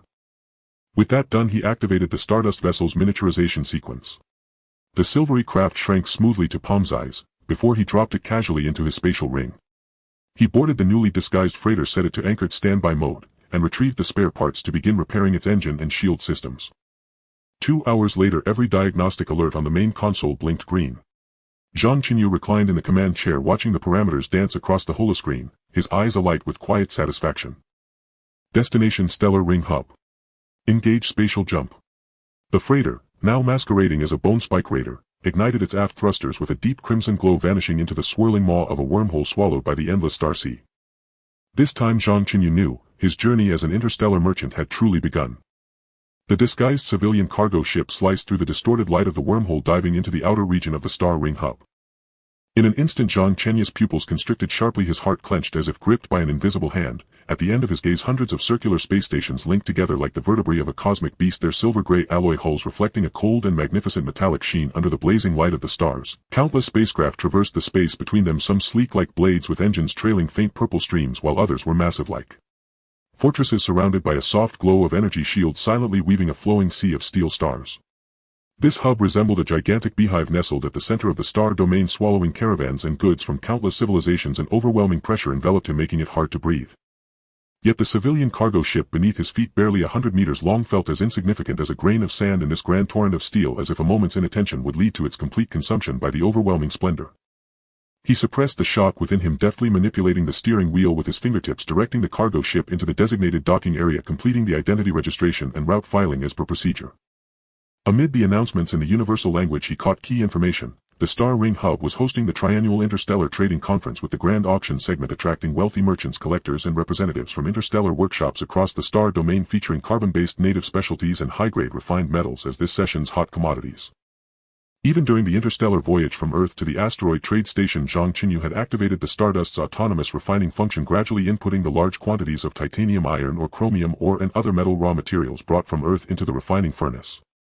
Thanks to the precise purification and molecular restructuring by the intelligence core system, these seemingly inconspicuous ores from Earth were refined into high-grade metals with a purity of up to 99.99, all properly stored in the spatial ring. He carefully selected 3 prized items: a jar of sauce-flavored white liquor that had been sealed for a century, its liquid thick as amber, which had previously made the Zhang clan members at the asteroid trade station drool when uncorked; a piece of lamb fat, jade warm and smooth like congealed fat with naturally formed cloud patterns resembling a condensed galaxy; and a small batch of high-purity special high-grade metals, the core materials for low-tier civilization spacecraft engines. Zhang Chenyu immediately registered for the grand auction at the trading conference, vowing to sell this batch of goods at the highest premium.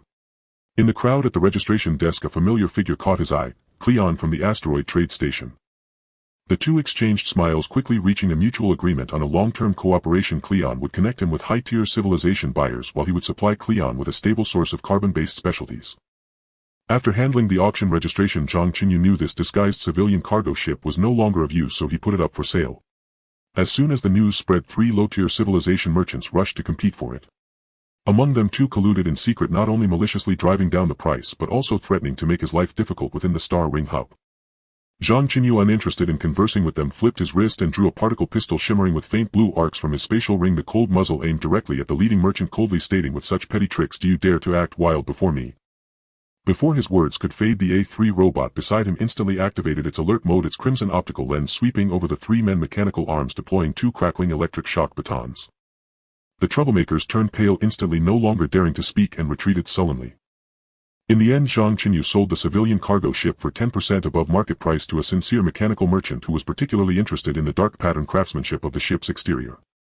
After the auction concluded, Zhang Chenyu did not rush to handle the follow-up orders, but rather headed straight to the military trading area and technical blueprint exchange in the hub's western district. The military shops at the Star Ring hub were filled with a dazzling array of goods showcasing various powered armor. There were barrier-type powered armors made of heavy alloy armor plates with honeycomb-like cushioning structures suitable for frontal assaults, reconnaissance-type powered armors equipped with lightweight titanium alloy frames emphasizing mobility and stealth, and the one that attracted him the most was a set of nano-grade adaptive powered armor displayed in the center of the showcase. Its entire body exuded a silver-gray liquid metal texture capable of compressing into a palm-sized metal badge when inactive and instantly covering the body upon activation, forming a combat form that balanced defense and explosive power. Seeing his gaze fixated on the nano armor, the shop assistant immediately approached to introduce. You have a keen eye. This nano armor is equipped with an intelligent biological sensing core that can synchronize with the wearer's neural reactions with a delay of less than 0.01 seconds at the surface. Nanoparticles can switch forms based on the intensity of attacks, generating an ion shield against energy weapons or hardening into super alloy steel plates against physical impacts. It has a built-in mini-weapon bay that can deploy both high-frequency shock blades and pulse laser cannons for close and long-range attacks, and is also equipped with a spatial jump beacon for emergency escape with enough endurance to support a high-intensity interstellar encounter. By the way, the energy magazines of this set of armor are compatible with the plasma rifle you selected, allowing you to recharge in emergencies without needing to stock up on extra supplies. It'll take 3 sets of this nano armor. Zhang Chenyu pointed at the showcase while glancing at the nearby weapons rack, and also 5 high-frequency shock daggers, 2 portable plasma rifles along with 10 energy magazines. Upon completing the payment, a faint green prompt appeared on the terminal. The armor's biological identification has been bound for you. Only your neural signals can activate it. Anti-theft level S. He nodded slightly and turned to dive into the adjacent technical blueprint exchange. Inside the exchange, a dense array of holographic blueprints floated above the shelves covering all aspects of interstellar civilization. Zhang Chenyu scanned the rows of light screens, quickly swiping his fingers to collect all the marked blueprints into his spatial ring. For spacecraft modifications, he selected Starship Stealth Coding Optimization Plan, Emergency Maintenance Blueprint for Superstring Engines, and Shipboard Space Warehouse Expansion Modification Guide. For energy technology, he chose Microfusion Reactor Manufacturing Blueprint and High-Efficiency Energy Shield Charging Technology for military manufacturing. He acquired Plasma Rifle Mass Production Process and Nano Armor Core Component Maintenance Manual. For planetary defense, he got Planetary Shield Generator Basic Construction Manual, Orbital Defense Turret Deployment and Maintenance Guide, Surface Air Defense Firepower Networking Plan, Underground Shelter Radiation Reinforcement Technology, and Planetary Energy Barrier Core Energy Supply Design. He even brought back a few civilian technical blueprints. Interstellar Crop Soilless Cultivation Guide A. The shop owner, noticing his lavish spending, specifically pulled up the details of the emergency maintenance blueprint for superstring engines, lowering his voice to remind this blueprint is a fragment. The last 3 core calibration parameters are missing. The complete version occasionally circulates in the black market. If you go there, you might want to keep an eye out. After saying this, he also gifted a copy of the Star Ring Hub Black Market Access Secret Rules, repeatedly warning that black market transactions must be done via barter, avoiding exposure of carbon-based native civilization identities. Before leaving the exchange, Zhang Chenyu turned to the mineral district, procuring a large batch of vanadium or manganese or tungsten ore and other basic metal raw materials. These were the core materials needed for refining high-grade metals sufficient to support his upcoming several interstellar voyages' refining demands.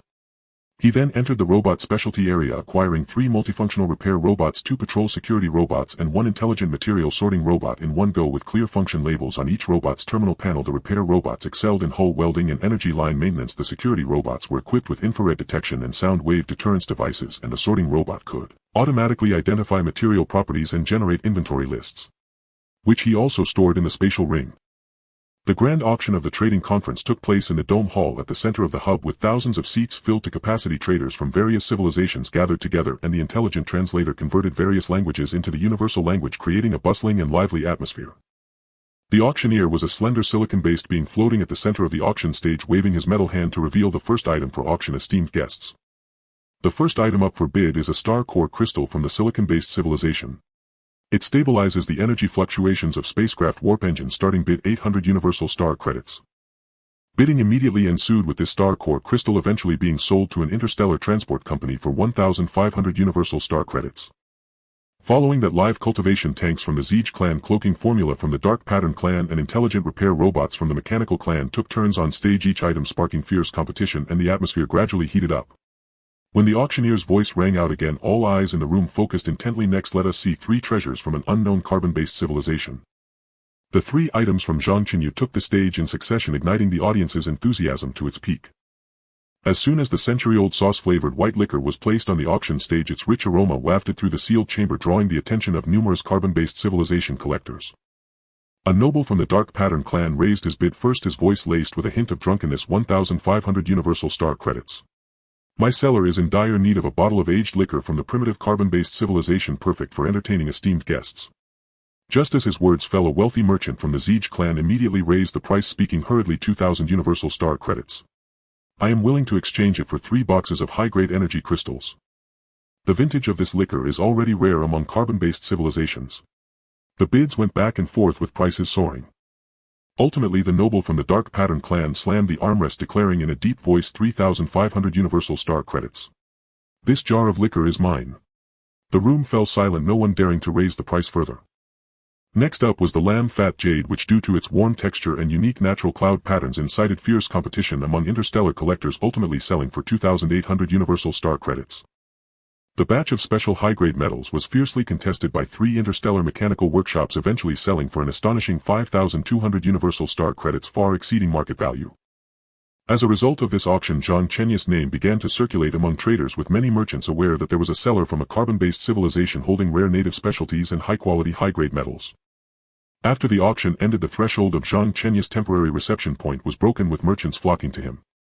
He took the opportunity to retrieve high-grade metals, tea leaves, silks and other earth specialties, as well as energy crystals and universal parts seized from pirate ships from his spatial ring, organizing and sorting them before distributing 2/3 to the corresponding merchants in batches. Thanks to the fame established during the auction, the quotes for these supplies were 20% higher than market price, and he effortlessly completed the transactions, with the amount of star credits in his account skyrocketing. Zhang Chenyu deliberately returned 1/3 of the supplies, including a batch of the highest quality high-grade metals, several jars of well-preserved liquor and a few pieces of jade, back into the spatial ring, serving as a trump card for future dealings with merchants from other star domains. As the transaction approached its conclusion, a technician dressed in a long robe adorned with dark patterns approached actively. He was the exclusive technician of the Dark Pattern noble who had bid on the white wine. The technician got straight to the point, his tone filled with sincerity. "Sir, my master greatly appreciates the quality of your goods. I have heard that you still possess some carbon-based specialties and high-grade metals, and I have been sent to discuss a trade arrangement." Having said that, the technician summoned a holographic list of materials from his portable terminal, which hovered in the air between the two. The list was densely packed with hundreds of items covering various categories such as spaceship modification components, energy cores, refining equipment and military parts, each annotated with detailed parameters and exchange ratios. You may freely choose combinations from the list as long as the total value matches the carbon-based specialties and high-grade metals you have. We can finalize the deal. Zhang Chenyu's gaze scanned the list and was instantly drawn to a few items: a shipboard space warehouse module, energy conduction optimization components for spaceships, and a micro or refining device. He pointed to these 3 items and looked up at the technician. "I will take these 3. How much goods will I need to exchange for them?" The technician tapped the holographic parameter panel, his tone exuding the confidence and fluency typical of a businessman. "This module has a net volume of 1,000 cubic meters after installation. If you use it to store standard nano-power armor disassembled into core components, it can hold up to 200 sets. If you fold it into a lightweight interstellar shuttle, you could stack 15 of them inside. If you were to stack basic metal ores based on the density of vanadium ore, it can hold 4,000 tons, even for those bulky interstellar technical blueprints. If turned into data chips for storage, thousands or even tens of thousands of them would fit comfortably. You can store anything you want, there is plenty of space available." He paused for a moment, lowered his head to verify the parameters, his speech steady yet clear. "In total, these 3 items can be exchanged for a jar of white wine, 5 kilograms of high-grade metals and 2 jade stones." Zhang Chenyu's heart stirred. The shipboard space warehouse module was precisely the core equipment he urgently needed. He did not immediately agree, but instead discussed the details carefully with the technician, whether the installation and debugging of the module required additional materials, the compatibility of energy components with the Stardust's engine, and the operating manual and energy supply method of the refining device. Both sides negotiated each point. Finally, reaching a consensus, the technician not only agreed to install and debug for free but also optimized the energy circulation system of the Stardust, improving energy efficiency by 15. Zhang Chenyu brought the Dark Pattern technician to a secluded dedicated dock in the parking area. To facilitate the installation modification, he took out the Stardust, shrunk to palm size, from his space ring and pressed the concealed button on the ship's body to initiate the restoration process. With a low hum resonating inside the cabin, the palm-sized mini spaceship instantly expanded, its silver-white alloy body stretching, ultimately transforming into a streamlined warship 28 meters long, its smooth lines and precise structure shimmering under the starlight. Just as the energy fluctuations from the spaceship's expansion dissipated, 2 figures in silver-gray uniforms approached briskly. They were the inspectors from the dock management. The leading inspector raised his hand to reveal his identification plaque, his gaze cautiously scanning the Stardust, and said in a deep voice, "The dock has detected a spatial expansion signal from an unidentified spaceship. Please present the registration certificate and proof of origin for this ship." Zhang Chenyu was prepared and pulled up the transaction record and ship ownership transfer documents from the fractured Star Trading Station from his terminal. These documents were actually compliant procedures forged with the help of Liao before he left the station, sufficient to handle a routine inspection. The holographic projection hovered in front of the two and he spoke calmly. This spaceship was acquired by me through bidding at the fractured Star Trading Station and all procedures are in order. Due to its unique size, it is usually stored in a folded form and was only expanded now to install the modification module. It was my oversight to forget to report the expansion process in advance. The inspector quickly verified the documents, his fingertips gliding over the light screen. After confirming there were no false records, he glanced at the busy dark pattern technician and the modification equipment beside him. His tone softened. The procedures are correct.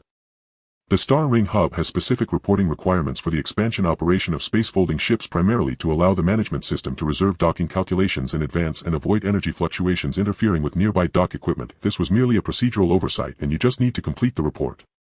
By the way, the stealth coating on this ship is severely aged and there are multiple micro cracks on the surface alloy plates. The repair station in the eastern district of the hub can provide a full set of renovation and reinforcement services and can also upgrade the engine cooling system with prices 20 lower than the market rate. If you need it, you can go take a look. After saying this, the two turned and left. Zhang Chenyu looked at the backs of the inspectors and suddenly had an idea. The Stardust had traveled through so many star domains with him, it was indeed time for a comprehensive renovation.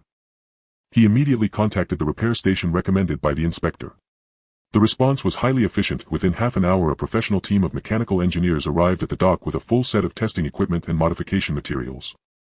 The engineering team first conducted a comprehensive scan of the Stardust, then proposed a detailed modification plan. First, replace the old dark pattern stealth coating with a new one that can automatically absorb and refract detection waves, enhancing concealment by 3 times. Second, perform nano-level welding reinforcement on the ship's alloy plates to fill all microcracks while adding a layer of lightweight energy shield generator. Third, upgrade the engine cooling system in conjunction with the energy conduction optimization components he had just acquired, ensuring the spaceship maintains engine stability during continuous space jumps, preventing overheating and shutdown. Zhang Chenyu immediately agreed on the spot, paid a sum of star credits and also took out several pieces of high-grade metals from his space ring as extra compensation.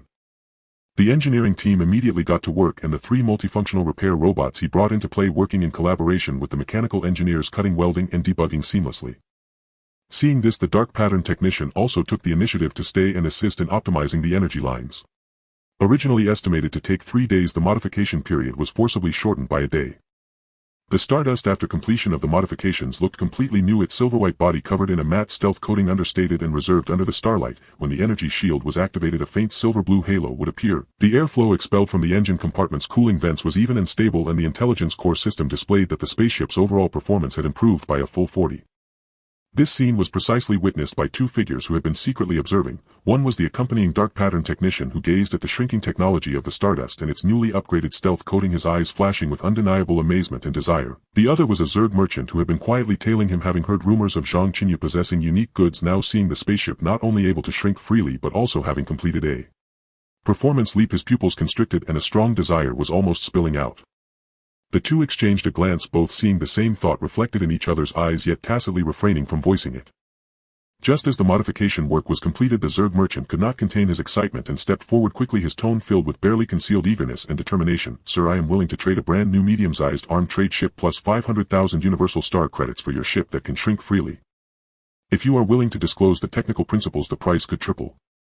Before his words could fade, the dark pattern technician also stepped forward, his tone serious. "Sir, my master is willing to offer an equivalent value dark pattern elite protection coating formula along with VIP trade privileges at the Star Ring Hub just to share this shrinking technology." Zhang Chenyu shook his head gently, his tone calm yet resolutely dismissive. "I appreciate your goodwill, but the ship is my life's vessel and it is absolutely impossible for me to part with it. Moreover, to be frank, this shrinking technology is an alien technology inherent to the ship and I know nothing about it, hence I cannot share it." The joy on both their faces instantly faded, replaced by disappointment. Seeing this, Zhang Chenyu shifted his tone. "However, I still have plenty of carbon-based specialties and high-grade metals. If I acquire new goods in the future, or if I truly manage to uncover any clues related to that technology, I will definitely contact both of you first." He then took out 2 specially made encrypted communication chips from his space ring and handed them to the two. "This is my contact information, feel free to communicate for collaboration at any time." The dark pattern technician and the Zerg merchant received the chips with great care, having not obtained the shrinking technology yet they had connected with Zhang Chenyu. They exchanged a glance and left reluctantly, both lingering on the Stardust, sowing the seeds for future developments. Once the two completely disappeared at the end of the dock passage, Zhang Chenyu suddenly remembered the lightweight interstellar shuttle mentioned by the technician when introducing the warehouse volume. He thought to himself, leaving 1,000 cubic meters of space empty would be a waste. 2 folding shuttles could serve as backup vehicles for the Stardust and would also be useful when exploring dangerous star domains. He immediately turned around and quickly returned to the vehicle trading area of the hub.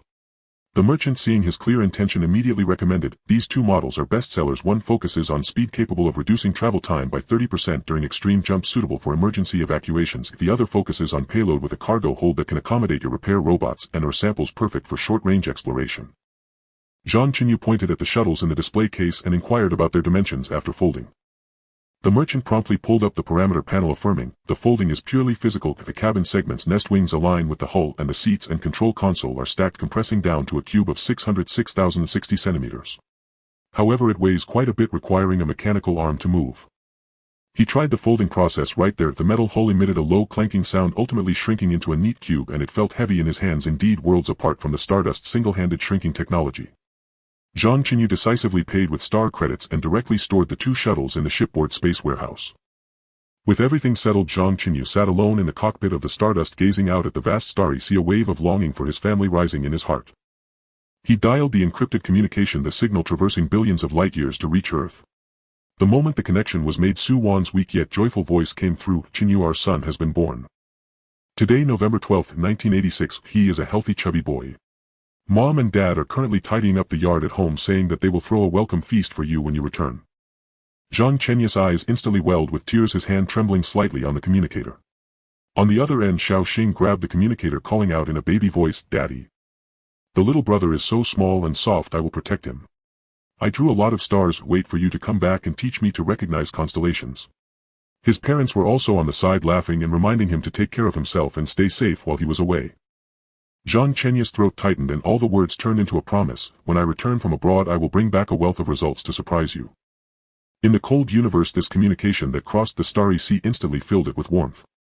As the trading event concluded, Zhang Chenyu tallied his gains, not only gathering enough funds to repair the long-distance space jump module of the ship, but also accumulating a wealth of interstellar connections and backup trading inventory. He originally intended to head directly to the black market trading market mentioned by Klen, but before starting the Stardust, he habitually pulled up the star map to examine it carefully. The star map on the light screen slowly unfolded, intertwining countless light spots and flight paths. Zhang Chenyu intended to head straight to the black market when his gaze suddenly fixated on a star region marked SO Star Space Folding Technology Research Institute. This star region was shrouded in layers of high-density interstellar dust and chaotic space flows, designated as a high-risk navigation zone on the star map where ordinary spacecraft would not dare to venture. He magnified the coordinates, his fingertips swiftly calculating on the light screen. The intelligence core system popped up a striking red alert. This star region has high-intensity spatial turbulence and energy storms. It is recommended to carry at least 3 spatial stabilizers. This journey requires a total of 27 risk space jumps with an estimated duration of 4 Earth months. Zhang Chenyu calculated the time. He had been out of Earth for less than a year, and with a 3-year limit he still had ample time. Moreover, as long as he could obtain the core principles of spaceship miniaturization technology from the Research Institute, he could then trade for more advanced space jump technology at the black market, thereby significantly shortening the return time to Earth. A flash of resolve crossed his eyes, and he immediately modified the navigation coordinates, setting the Research Institute as his first destination while temporarily putting the black market on hold.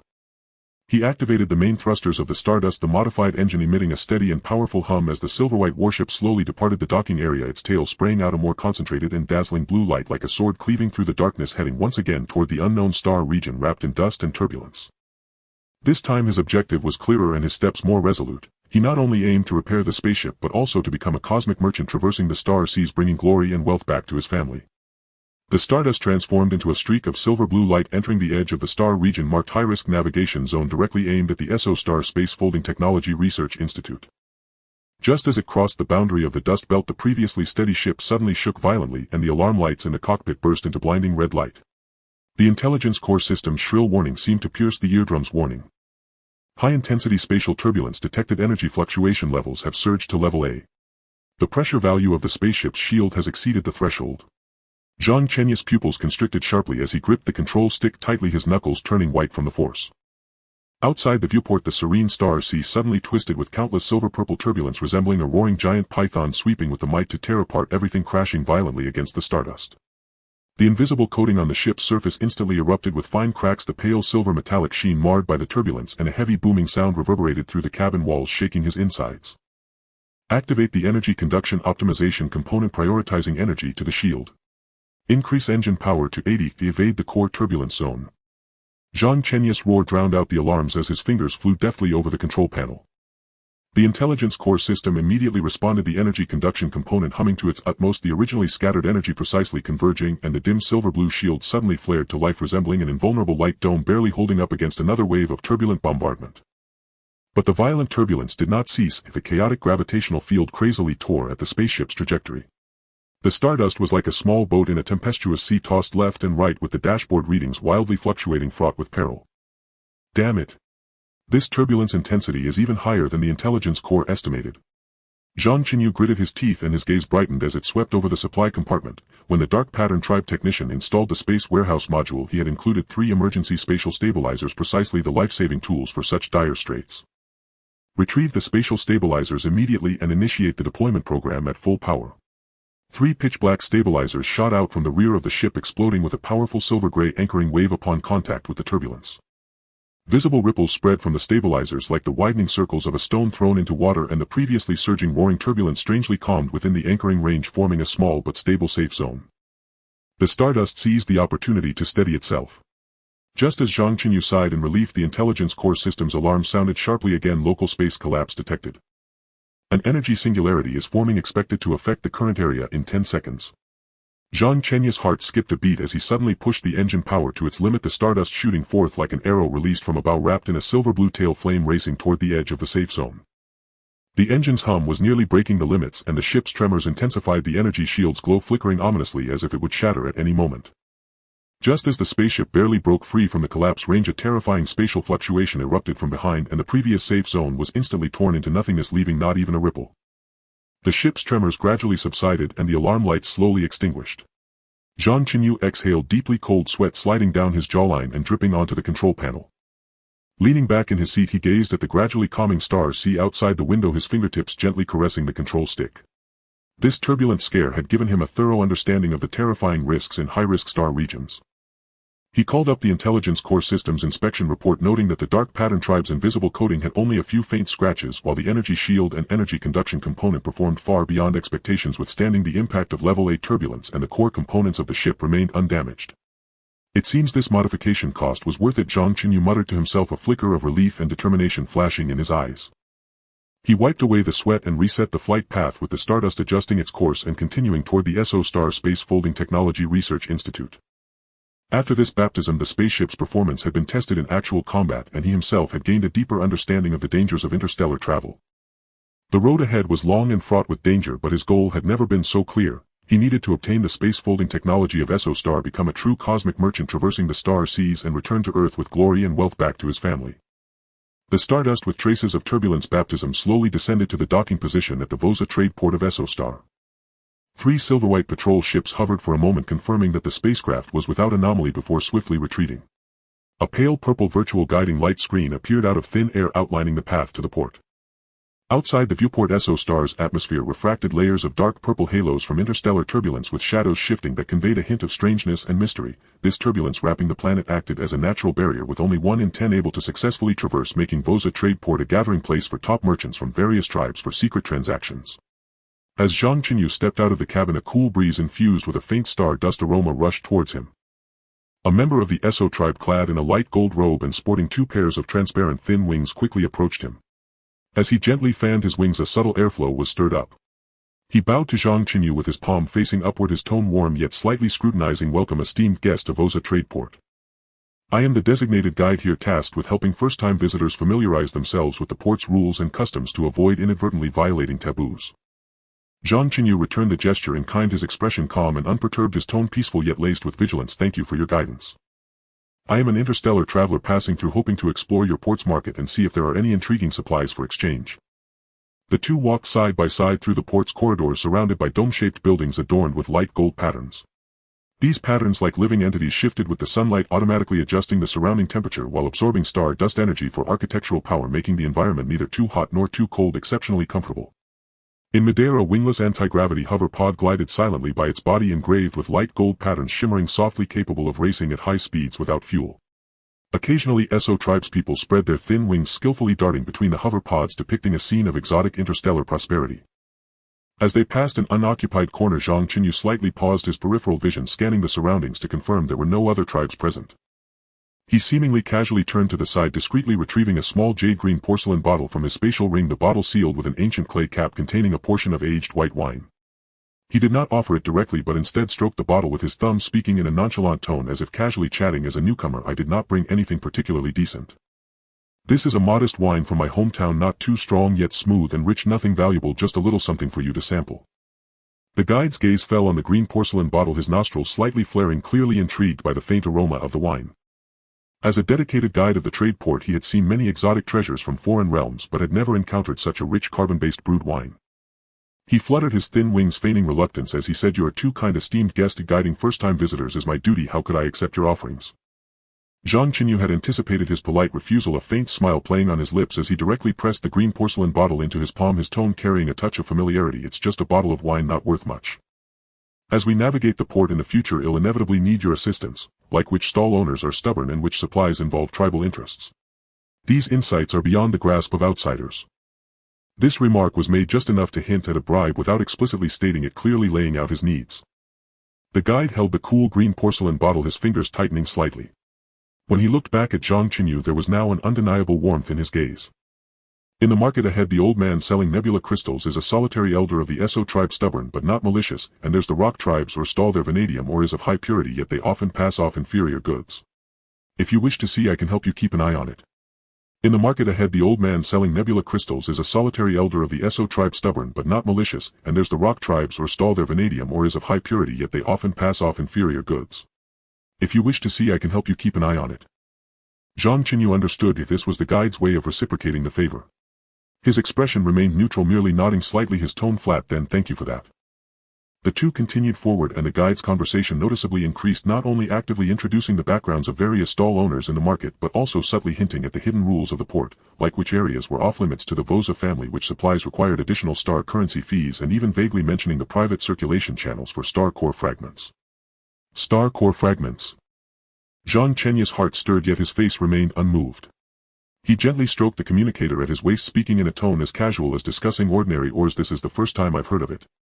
I've traveled through many star regions but never encountered such energy materials. I suppose the supply must be limited." "Naturally." The guide's tone grew increasingly proud as he gestured toward the market. "Our SO star just happens to guard a star core relic, and the star core fragments are mined from that relic. Throughout the entire star system, only we can stabilize the acquisition. Up ahead is the market, esteemed guest. Take a look. Those who can set up stalls here are either top merchants from various tribes or tribal elders who control scarce resources. Each transaction involves resources that could bankrupt a small civilization." Stepping into the market, the hustle and bustle felt more intense than in the corridor, yet still retained a hidden fervor.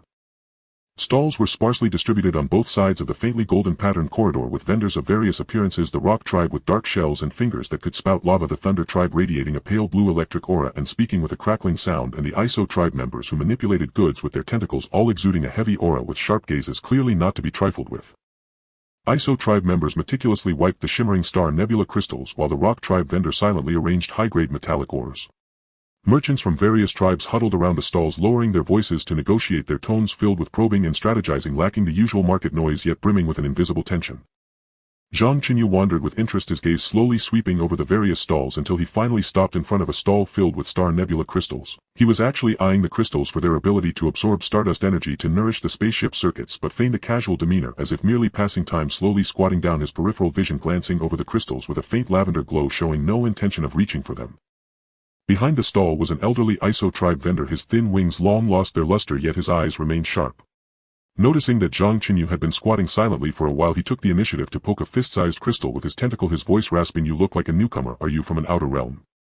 This star nebula crystal, a treasure fished out from the chaotic river of the starry sky, can shine for 3 days and nights at night and is 100 times more useful than a lighting device when hung in a spaceship."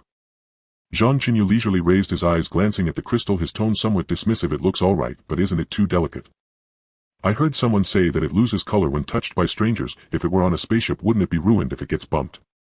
He deliberately picked at the flaws, trying to downplay his need for the crystal. The old man immediately grew anxious, swiftly gathering the crystals closer, fearing they might be damaged, his tone carrying a hint of urgent defense. "You must be mistaken, my friend. Though this crystal appears delicate, it is actually quite sturdy. Ordinary bumps won't harm it at all. The color loss from being touched is only temporary. Leave it in stardust for half a day and it will immediately return to its original state." Eager to sell the crystal yet unwilling to easily concede, he hurriedly emphasized the benefits of the goods. A faint smile tugged at the corners of Zhang Chenyu's mouth as he slowly retrieved a sealed jar of homemade white wine from his spatial ring, the clay jar still bearing fresh mud seals exuding an ancient aura. He did not immediately open the seal but instead played with the wine jar in his palm, his tone casual. "This is all I have from my hometown. It's quite valuable back home and I originally intended to keep it for myself." He feigned weakness, pretending he had no intention of trading the wine for crystals, merely waiting for the old man to make the first move.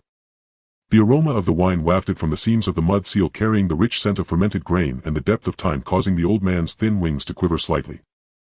The old man fixed his gaze on the jar of white wine, his throat unconsciously bobbing, hesitating for a moment before tentatively suggesting, "If you're sincere about trading one jar of wine for 3 of my finest crystals, how does that sound?" Zhang Chenyu scoffed as if he had heard a joke, raising his hand to retract the wine jar. "3? Old man, do you take me for a fool? This wine takes 5 years of cellaring in my hometown to be ready. 1 jar is enough for a tribe to drink for 3 days and nights, and those 3 measly beads wouldn't even suffice to fill a gap in my teeth." The old man grew frantic, his tentacles flailing as he feared the deal would fall through, quickly changing his offer. 5 crystals. At most 5. Any more and I'd be at a loss. These crystals were fished out at the cost of my life in the chaos of the river. Zhang Chenyu continued walking, not looking back, and waved his hand dismissively. Forget it. If this deal doesn't work out, I'll just look elsewhere."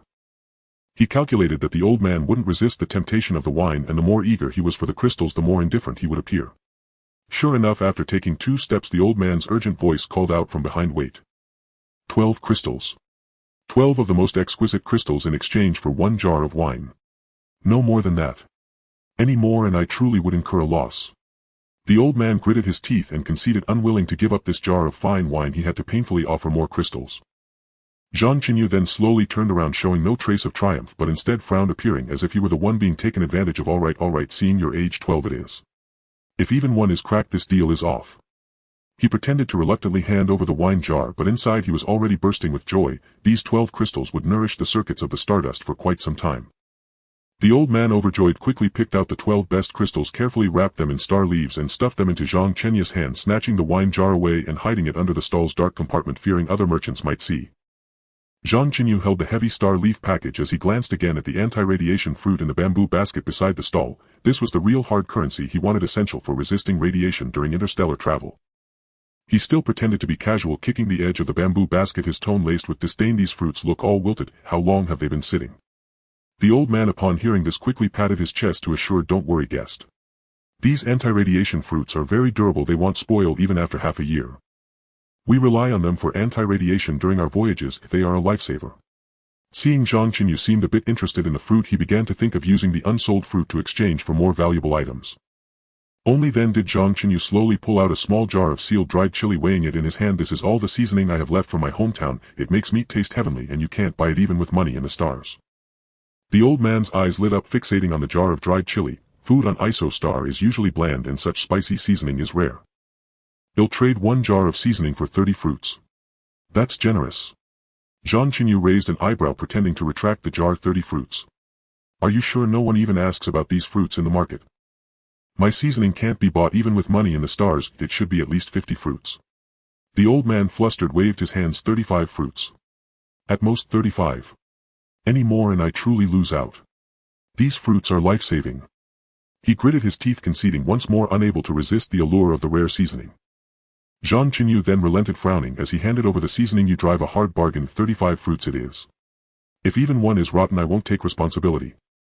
The old man quickly selected 35 plump fruits, carefully receiving the seasoning jar as if it were a treasure. The guide watched silently throughout, a growing smile in his eyes, gazing at Zhang Chenyu with a touch more approval. "You truly understand the art of trading. Such a rarity." Zhang Chenyu toyed with the star nebula crystals in his hand, smoothly shifting the conversation, his tone still nonchalant, as if casually mentioning, "The supplies on your star are indeed decent. However, after wandering for so long, I heard an interesting rumor. Apparently someone can shrink spaceships. I wonder if it's true." He finally broached the real purpose of his trip, but still feigned casualness, revealing no urgency. A glint of sharp light flickered in the guide's eyes, and his expression instantly turned serious, abandoning his earlier casual demeanor. He glanced around to confirm there was no one nearby, leading Zhang Chenyu toward a secluded lounge deep in the market. You are quite well informed, though this method is not something everyone on Isostar can access. Only the Woza family can provide it, and there are strict rules, absolutely no sharing and definitely no reselling to other civilizations. He paused, his tone carrying a hint of consideration. Whether the exchange can succeed will depend on the value of the items you bring and whether they can catch the Woza family's eye. The lounge was a simple domed room with walls similarly etched with faint golden patterns and a starwood long table placed in the center. After sitting down, Zhang Chenyu wasted no time, directly pushing 3 items in front of the guide: a fist-sized high-purity vanadium ore sample, a perfectly sealed jar of white wine, and a set of high-level ship power modification blueprints obtained from the Star Ring hub. These are all things I brought along casually. The vanadium ore is commonly used in spaceship modifications, and the blueprints were a lucky find. If you think they are acceptable, take them to the Woza family for a look. If not, consider it as making a friend. He spoke lightly, as if these items were worthless. The more eager he was for the spaceship shrinking technology, the more indifferent he appeared. The guide's fingers slowly glided over the cold vanadium ore sample while carefully flipping through the modification blueprints, his eyes gradually flashing with surprise and recognition. This ship power modification plan happens to be the missing category for our Woza family.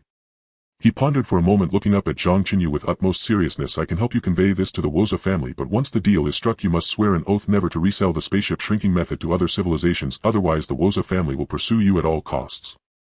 Zhang Chenyu raised an eyebrow, his heart already thrilled, but his face remained calm as he extended his hand to gently clasp the guide's tentacle. Deal: I'm not interested in reselling the technology, just want to use it myself. After reaching a consensus, the guide immediately contacted the Woza family through his personal terminal. Shortly after, he received a reply. Agreement to the exchange. The blueprints for the spaceship shrinking technology would be directly sent to Zhang Chenyu's terminal, while he was required to leave the vanadium ore sample and modification blueprints with the white wine as an additional gift. Once the transaction was complete, Zhang Chenyu successfully received the detailed blueprints for the spaceship shrinking technology on his terminal, with faint golden patterns flowing across the screen detailing the technical principles, modification steps, and core components. He was overjoyed but maintained his composure, wandering around the market once more. Under the guide's discreet pointing, he completely let loose, patiently haggling with vendors over rare items that didn't exist on Earth. Items like star nebula crystals and anti-radiation fruits were quickly stuffed into his spatial ring after negotiations. As for the 3 anti-gravity floating pods, a set of faint golden pattern temperature control building modules, 2 micro ore detectors, and 10 pounds of high-purity vanadium iron, he didn't even mention moving them, only providing the docking location for the Stardust and asking the vendors to arrange delivery. Finally, he exchanged half a jar of white wine for a small bag of star core fragments and invisible coating maintenance liquid. He carefully gauged every transaction, lowering prices while ensuring the vendors didn't feel excessively shortchanged, with the guide occasionally chiming in to help him finalize several advantageous deals. Once all the transactions were wrapped up, Zhang Chenyu leisurely returned to the docking location. From a distance he saw several sealed cargo boxes piled beside the hatch of the Stardust. If the delivery person sent by the vendors had already left, clearly adhering to the harbor's rules, dropping off the goods and retreating without daring to take a second glance at the spaceship. He breathed a sigh of relief, quickly moving the cargo boxes into the cabin. The 1,000 cubic meter cargo hold suddenly filled with several small hills, and the newly purchased goods from his spatial ring were also transferred into the cargo hold. Inside the cabin, Zhang Chenyu placed the star core fragment samples beside the control panel, his fingers sliding across the screen as he carefully reviewed the blueprints for the spaceship shrinking technology, unable to suppress a smile. This trip to Isostar could be considered a fruitful return. He walked to the porthole, gazing at the pale purple atmosphere of Isostar outside, a glint of determination flashing in his eyes. Next, he would first use this technology to optimize the shrinking function of the Stardust before heading to the Isostar Space Folding Technology Research Institute to explore more core space technologies. The light in the cabin was softened, and the technical drawings for the shrinking technology of the spacecraft were magnified to the extreme on the screen, with every delicate golden line and parameter of each core component densely filling the entire display. Zhang Chenyu's brow furrowed slightly as his fingertips slid back and forth across the screen, occasionally stopping to ponder over the sample of the star core fragment. He lightly touched the screen with his fingertip, following the annotations on the drawings to dissect the technical principles one by one. This was not merely a simple physical folding, but a method of changing the spatial anchoring coordinates of matter to encapsulate non-biological entities within an independent hyperspace dimension. The hyperspace and the real space were separated by a narrow energy rift which did not alter the structural performance of the object itself, yet allowed it to visibly shrink. In reality, the limit of volume compression depended entirely on the stability of the energy rift. This technology had a strict limitation: once a biological signal was detected within the anchoring program, it would immediately lock down and be unable to start. The shrinking function of the star dust itself already existed. What he was currently studying was how to replicate this technology and apply it to other non-biological materials. However, while the parameters on the drawing seemed straightforward, the practical application was fraught with obstacles. Any slight deviation in calibrating the energy threshold could shatter the hyperspace rift. Even a minor error in setting the anchoring coordinates could cause the materials to become eternally trapped in hyperspace. Zhang Chenyu sat cross-legged in front of the control panel, having examined the star core fragment sample countless times. The weak energy fluctuations emitted by the star core fragment could just serve as a guiding source for hyperspace anchoring, but how to accurately match this fluctuation with the anchoring program for the materials was a challenge for him.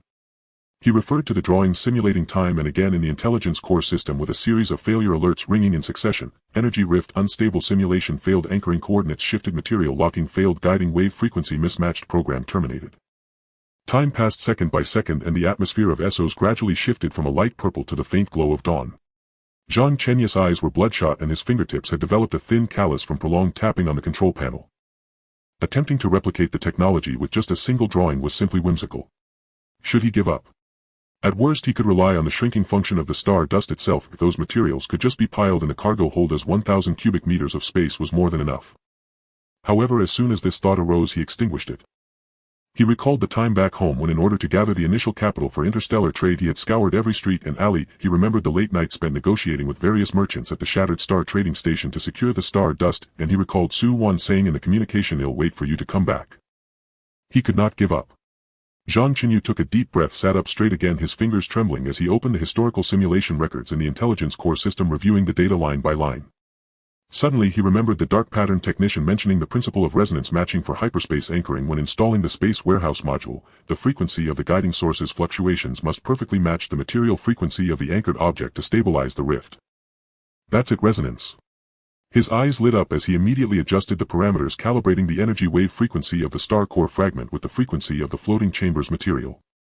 This time the alerts from the intelligence core system finally changed. Resonance matching degree 98, hyperspace anchoring stability rate 95, simulation successful. Zhang Chenyu let out a long breath. The tension in his shoulders finally relaxed and his back was already soaked with cold sweat. It's time to take action, he murmured to himself, rising to head towards the cargo hold. The cargo hold door of the star dust slowly slid open, revealing 1,000 cubic meters of space where 3 anti-gravity floating chambers quietly rested. On one side beside them were 2 folding shuttle crafts and a set of temperature control building modules with light golden patterns. These were treasures he had salvaged from Essos, and now they would become the first batch of experimental subjects for verifying the hyperspace shrinking technology. Zhang Chenyu first approached the anti-gravity floating chamber, connecting the debugging terminal to the concealed interface according to the operational process on the drawing. A pale blue energy glow flickered on the terminal screen as his fingers danced, inputting a series of commands. This was the key to opening the hyperspace rift. Buzz, a low hum resonated and a layer of fine silver blue light dots enveloped the floating chamber.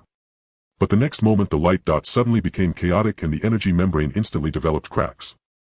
Sure enough, it isn't that easy.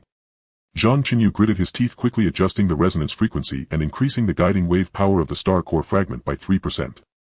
The light dots gradually stabilized, the energy membrane recongealed and slowly began to retract. The outline of the floating chamber quickly faded and shrank. In reality, in just a few seconds the originally tall chamber transformed into a palm-sized metal badge, the light golden patterns on the badge still clear, subtly pulsating with the energy fluctuations of hyperspace. Zhang Chenyu picked up the shrunk floating chamber badge, weighed it in his hand and couldn't help but smile. This weight was merely the weight of the hyperspace anchoring device itself, while the mass of the floating chamber had long been completely isolated in hyperspace. With the first success under his belt, he remained cautious with the subsequent operations. He devised a more efficient storage method, not limited to 1 item per badge but categorizing and stacking materials with similar frequencies to uniformly connect to the anchoring program. 2 floating chambers and 2 folding shuttles were integrated into 1 badge, and that relatively large temperature control building module was bundled together with 10 boxes of high-purity energy blocks, shrinking into another badge with even more complex patterns. Along the way he encountered 2 instances of energy rifts shattering. He adjusted the parameters repeatedly, spending half a day to finally classify and shrink all the materials in the cargo hold.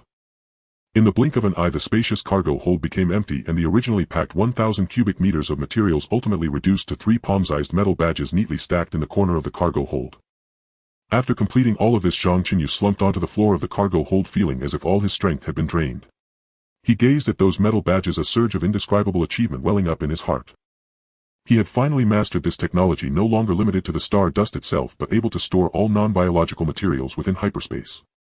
Behind this achievement were countless failed simulations, bloodshot eyes, and the persistence that almost led him to give up. It wasn't some unique talent but rather the result of stubbornly working through a cumbersome method.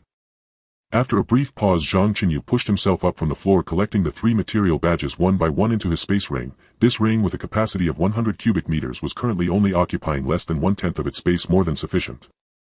He checked the hyperspace anchoring system of the Stardust again, a glimmer of anticipation flashing in his eyes.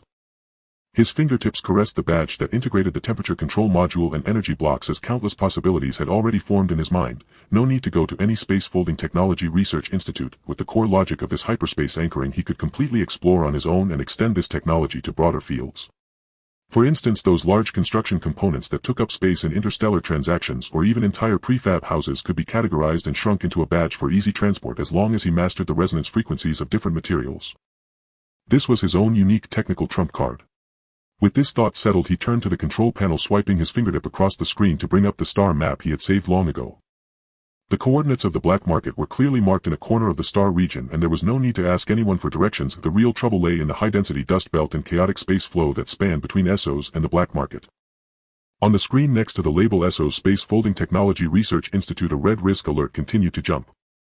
Zhang Chenyu's gaze swept over that area, and his fingertip directly locked onto a narrow passage on the star map that had not been detailed. It was apparent to him that this was the necessary route through the turbulence zone. What was missing was just the pattern of the turbulence fluctuations. He didn't bother looking for any seasoned navigator, directly calling the communications of the owner of the Essos Port's grocery store. That owner had previously bought his Longjing tea and was quite eager for Earth specialties. When the call connected, Zhang Chenyu wasted no words. A small jar of exquisitely packaged tea and 2 bags of dried cured meat popped up on the screen. I need the turbulence safe period data for the Stardust passage, just 2 things: the duration and the duration of the low point. You don't need to worry about anything else, I have the map. The grocery store owner's eyes lit up, sifting through the Earth specialties on the screen, pretended to sigh. This is not easy to obtain. I'll have to ask someone to check the star records. Love it or leave it. Zhang Chenyu pretended to cut off the communication, his tone flat with no emotion. He was clear in his mind that this was just the other party's bargaining. These small items readily available on Earth were rare in Essos, making it a guaranteed profit. Sure enough, the owner panicked and quickly called him back, swiftly sending over the data. The turbulence had a low point every 67 Earth days lasting 72 hours, and during the low point the turbulence intensity would drop to 17 of the peak value, enough to support the entire jump. Zhang Chenyu received the data and immediately sent over the specialties, not chatting for a second longer. He would not disclose his intention to go to the black market, nor would he mention the space technology. To outsiders he was just an ordinary merchant looking to save on fuel. In the next 3 days the Stardust entered a full combat readiness state. He kept busy taking 2 jars of aged liquor to the trading market of Essos and exchanged for 6 new hyperspace stabilizing anchors. With the original 3 he now had a total of 9 anchors, which would be enough to support the entire journey even with some loss. The remaining space in the cargo hold was filled with backup energy blocks and Earth specialties, and then, following the method of categorized stacking, he activated the hyperspace anchoring program with a single click, shrinking all materials into 3 badges, easily storing them in the space ring. The emptied cargo hold had enhanced the maneuverability of the Stardust by several degrees. The intelligence core system was preloaded with 27 sets of jump coordinates, and he specifically set a command for turbulence overload automatic anchoring. The power of the hyperspace anchoring system was pushed to maximum, and the resonance frequency was precisely matched to the material parameters of the Stardust passage. The countdown on the intelligence core was ticking away, and 2 hours before the turbulence low point period arrived, the Stardust silently departed from the Essos port. He did not rush into a long-distance jump, but instead maneuvered the spaceship to complete 2 short-distance low-risk transitions in near-Earth orbit, taking only 15 minutes to steadily dock at the edge of Essos' gravitational zone. The starry sky outside the porthole gradually took on the unique light purple halo of the Stardust passage, and the turbulence intensity values on the screen continued to decrease, as if the air itself could smell the scent of safe passage. Suddenly the intelligence core system popped up a striking comparative data: outbound blind navigation took 120 Earth days, return journey relying on mapped coordinates, turbulence low point period is expected to take 8 Earth days with the risk level reduced to B grade. Zhang Chenyu glanced at it, his fingertip gently tapping on the screen. On the outbound journey he had been exploring while charging through and just avoiding a grade turbulence had taken nearly 100 days, with precise coordinates and a window period for the return trip. The efficiency was naturally worlds apart. The window period is here, Zhang Chenyu said in a deep voice, pressing the jump button.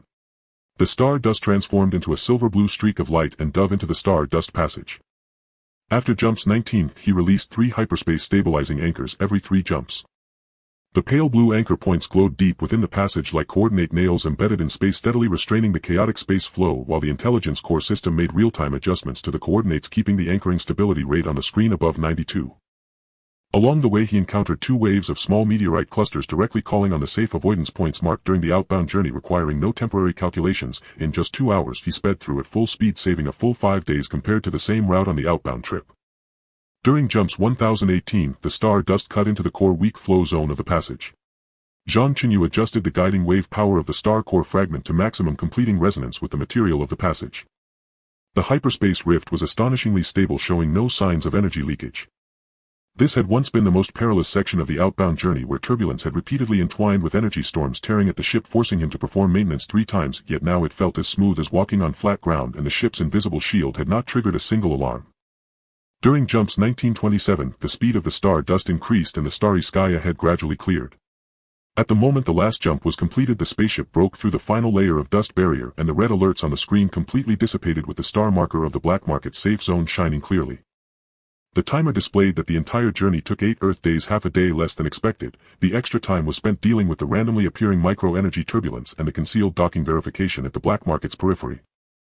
Zhang Chenyu leaned back in his chair, his fingertips brushing the star dust sample within the space ring. That was the high-purity star dust he had collected during the checkpoint, an excellent material for studying hyperspace anchoring technology.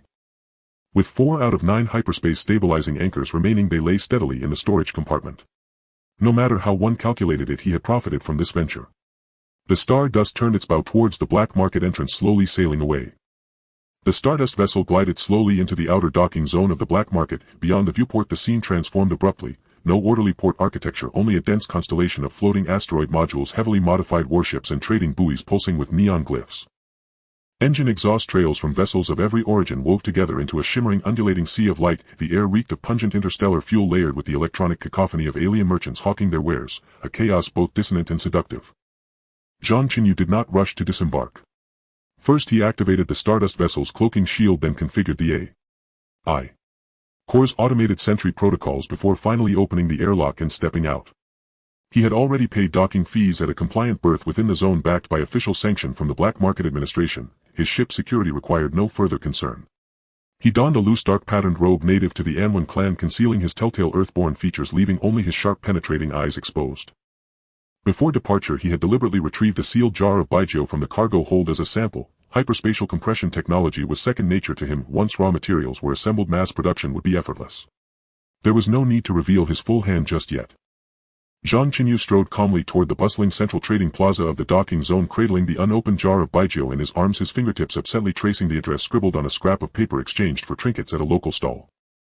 At the plaza's heart rose a colossal holographic trading screen, scrolling endless listings of rare and wondrous artifacts, fragments of stellar cores, blueprints for hyperspatial engines, gene enhancement serums, and even extraterrestrial slaves marked limited edition. Zhang Chenyu's gaze swept across the display, a faint sardonic smile curling at the corner of his lips.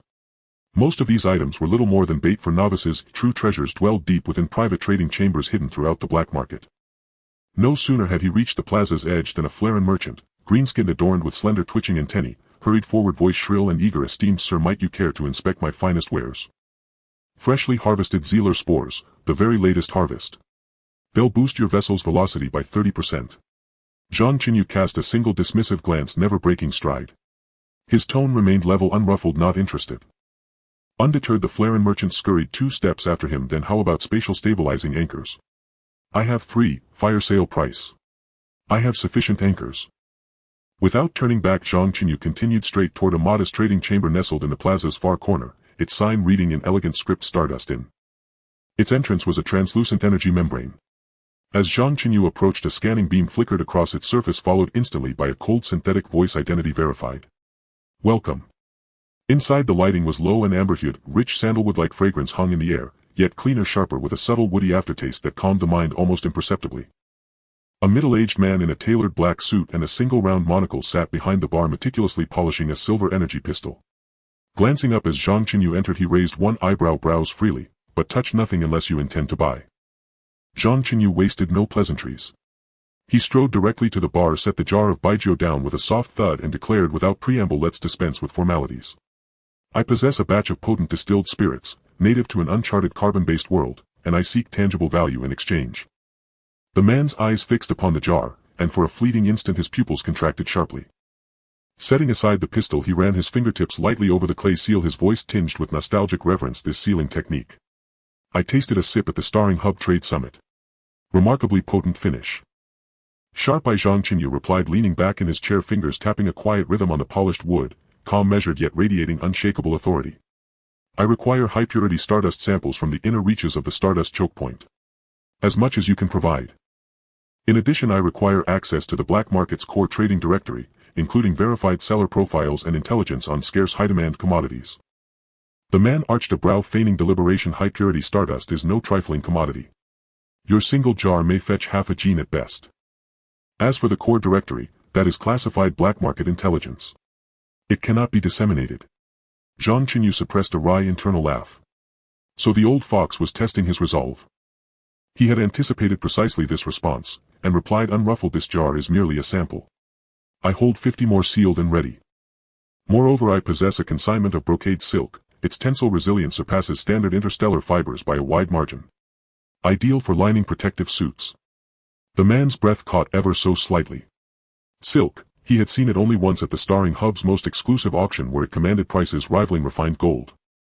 After a pause measured in heartbeats, he relented. 3 gene of stardust. The core directory may be viewed, on-site only. No copying, no recording. And I shall grant you one favor: in 3 days' time a private auction will commence here. Its centerpiece. A complete primary stellar core. Should you wish to attend, consider yourself fortunate, and perhaps lucky. Zhang Chenyu's pulse quickened inwardly. A pristine primary stellar core was precisely the rare material he needed to fabricate advanced equipment. Outwardly, however, he betrayed nothing, merely nodded once, tersely agreed. The man immediately dispatched an aide for the stardust samples and the directory, then handed Zhang Chenyu a sleek black metal token, your admission pass for the auction. Present it at the gate. Bear in mind, only hard currency is accepted. Stellar core fragments, rare metals, or commodities like yours, authentic carbon world specialties. Zhang Chenyu weighed the token in his palm, a quiet knowing smile playing at his lips. As he rose to depart, he paused at the threshold and added casually, by the way, my full inventory remains aboard the stardust vessel. Should you wish to transact, contact me anytime. Emerging from the stardust, Zhang Chenyu made straight for the stronghold of the Dark Moon Mercenary Corps, marked on the core directory as residing deep within the black market's asteroid dock labyrinth. Crew was the bedrock of any fleet. Without seasoned, reliable personnel, even the finest warship was little more than inert scrap. Their base was concealed inside a hollowed-out asteroid module. Its leader Lang Yue stood tall, a woman with flowing silver hair and eyes as frigid as vacuum-forged ice. Behind her stood a disciplined line of biomechanical operatives clad uniformly in matte black combat fatigues, exuding the lethal calm of veterans forged in relentless fire. 20 veteran Starship crew members, proficient in piloting, engineering, and weapons systems, all with confirmed experience commanding vessels larger than corvettes. Zhang Chenyu slid a jar of aged baijiu across the table, its clay seal engraved with intricate ancient motifs. On our world, this spirit resides exclusively in the cellars of noble houses, valued by the gram, not the jar. 5 jars, for all 20. Lang Yu pried open the seal. Rich aroma bloomed into the air.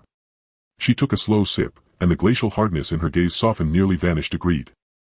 They'll be delivered directly to your berth. Activate their cryopods and they're mission ready.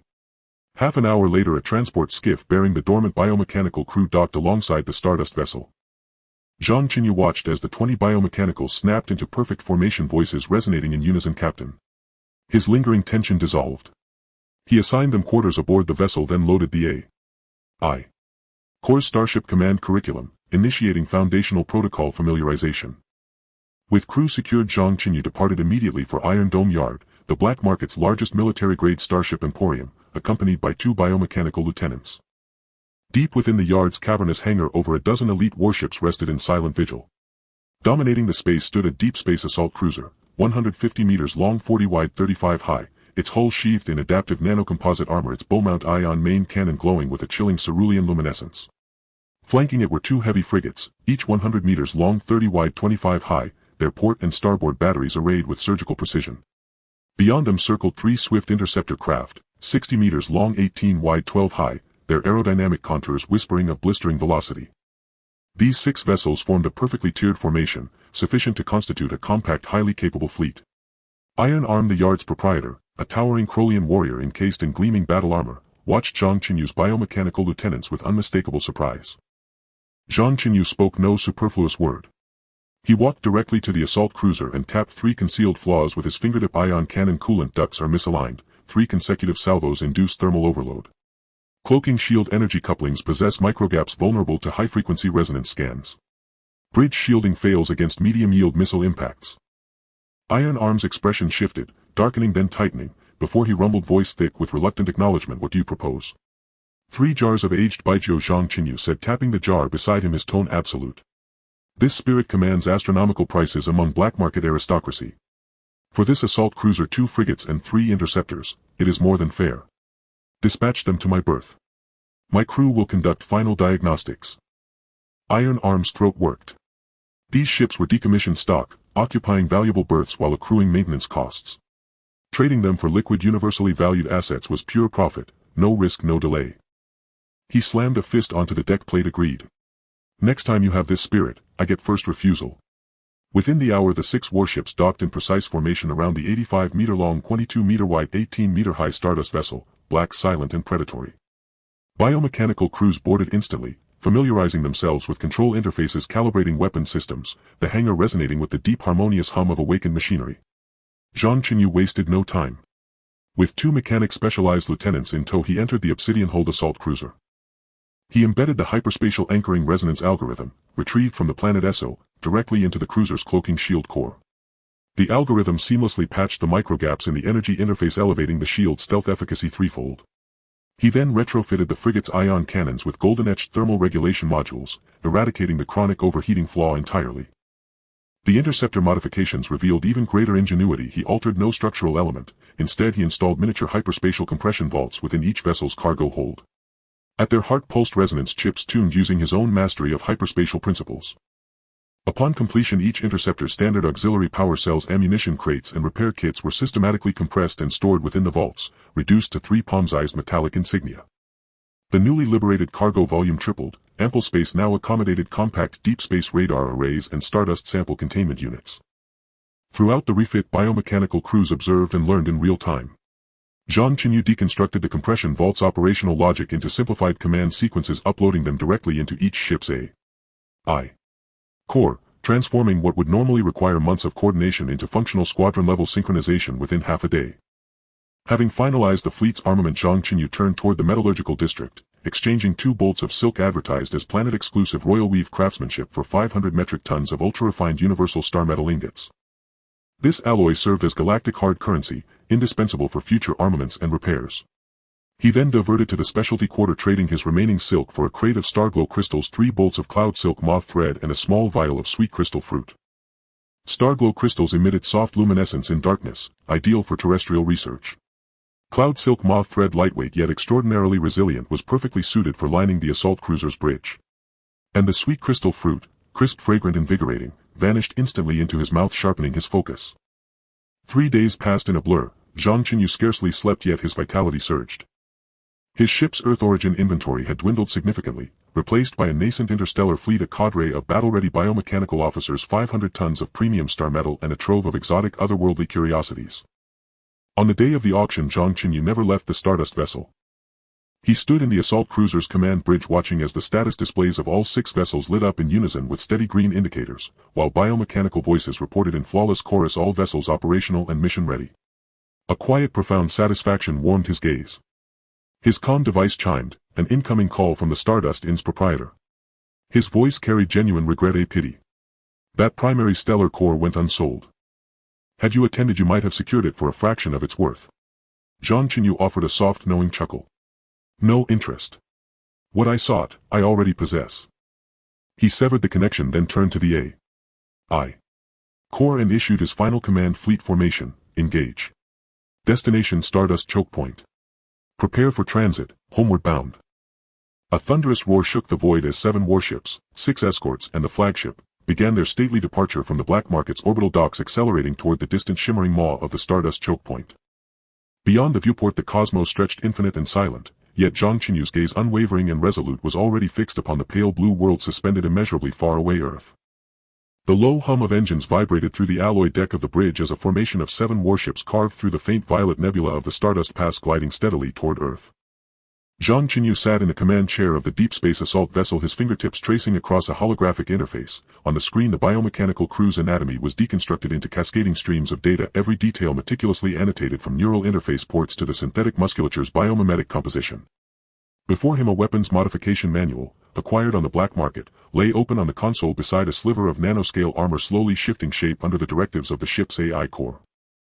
Captain, the third interceptor vessel reports sensor contact. Within the midsection of the Stardust Pass, an unidentified floating object has been detected. Preliminary analysis suggests it is wreckage from a derelict freighter accompanied by anomalous energy fluctuations. A cold metallic voice emanated from the comm unit. Zhang Chenyu's gaze sharpened instantly. With a flick of his wrist he magnified the star chart. The red blip pulsed erratically, its trajectory unmistakably unnatural for inert debris. The Stardust Pass had long served as a stronghold for interstellar pirates who routinely camouflaged themselves among abandoned hulls to ambush lone vessels. All hands battle stations, Condition 3. He issued the order, voice calm and commanding, fingers already dancing across the holo interface. 2 heavy frigates flank left and right, shields at full capacity. 3 interceptors advance 10 li ahead, forming a triangular reconnaissance formation. Upon enemy contact, prioritize harassment, no prolonged engagements. The Xingqian vessel remains in rear position, responsible for energy replenishment and long-range support. Remember, this engagement is not merely about defeating the pirates, it is about seizing their vessels intact and integrating them into our fleet. As the final word left his lips, the formation reconfigured with seamless precision. The deep space assault vessel held firm at the center while the heavy frigates unfolded like twin wings. The high-speed interceptors shot forward as 3 silver streaks vanishing into the nebular depths. Zhang Chenyu did not divert attention to the front lines. Instead, he pulled up the biomechanical cruise training interface. Having cracked the control permissions acquired from the Dark Moon Mercenary Guild, he encoded the warship's weapon system's fundamental protocols into a bespoke neuroadaptive program. Your strength lies in reaction speed, your weakness in autonomous judgment. He addressed the ranks of biomechanical figures displayed on the holoscreen. Now I am installing a battlefield learning directive into your core modules. Every shot fired, every evasion executed must be logged and analyzed to refine your motor logic. Also, monitor the pirates' engine compartments closely. Discontinue all armor-piercing munitions. Switch to resonance wave weaponry. I want intact ships, not wreckage. Before the echo faded, a piercing alarm shrieked through the bridge. Captain. It's the Bloodfang pirate fleet. Their flagship consists of 2 modified cruisers and 10 light assault skiffs. Zhang Chenyu snapped his head upward. On the star chart, dozens of crimson dots surged forth like a tide, engulfing the 3 interceptors in an instant. He recognized the pirates' tactic at once: isolate and eliminate the most agile interceptors first, then converge upon the main fleet. Interceptors, immediate withdrawal.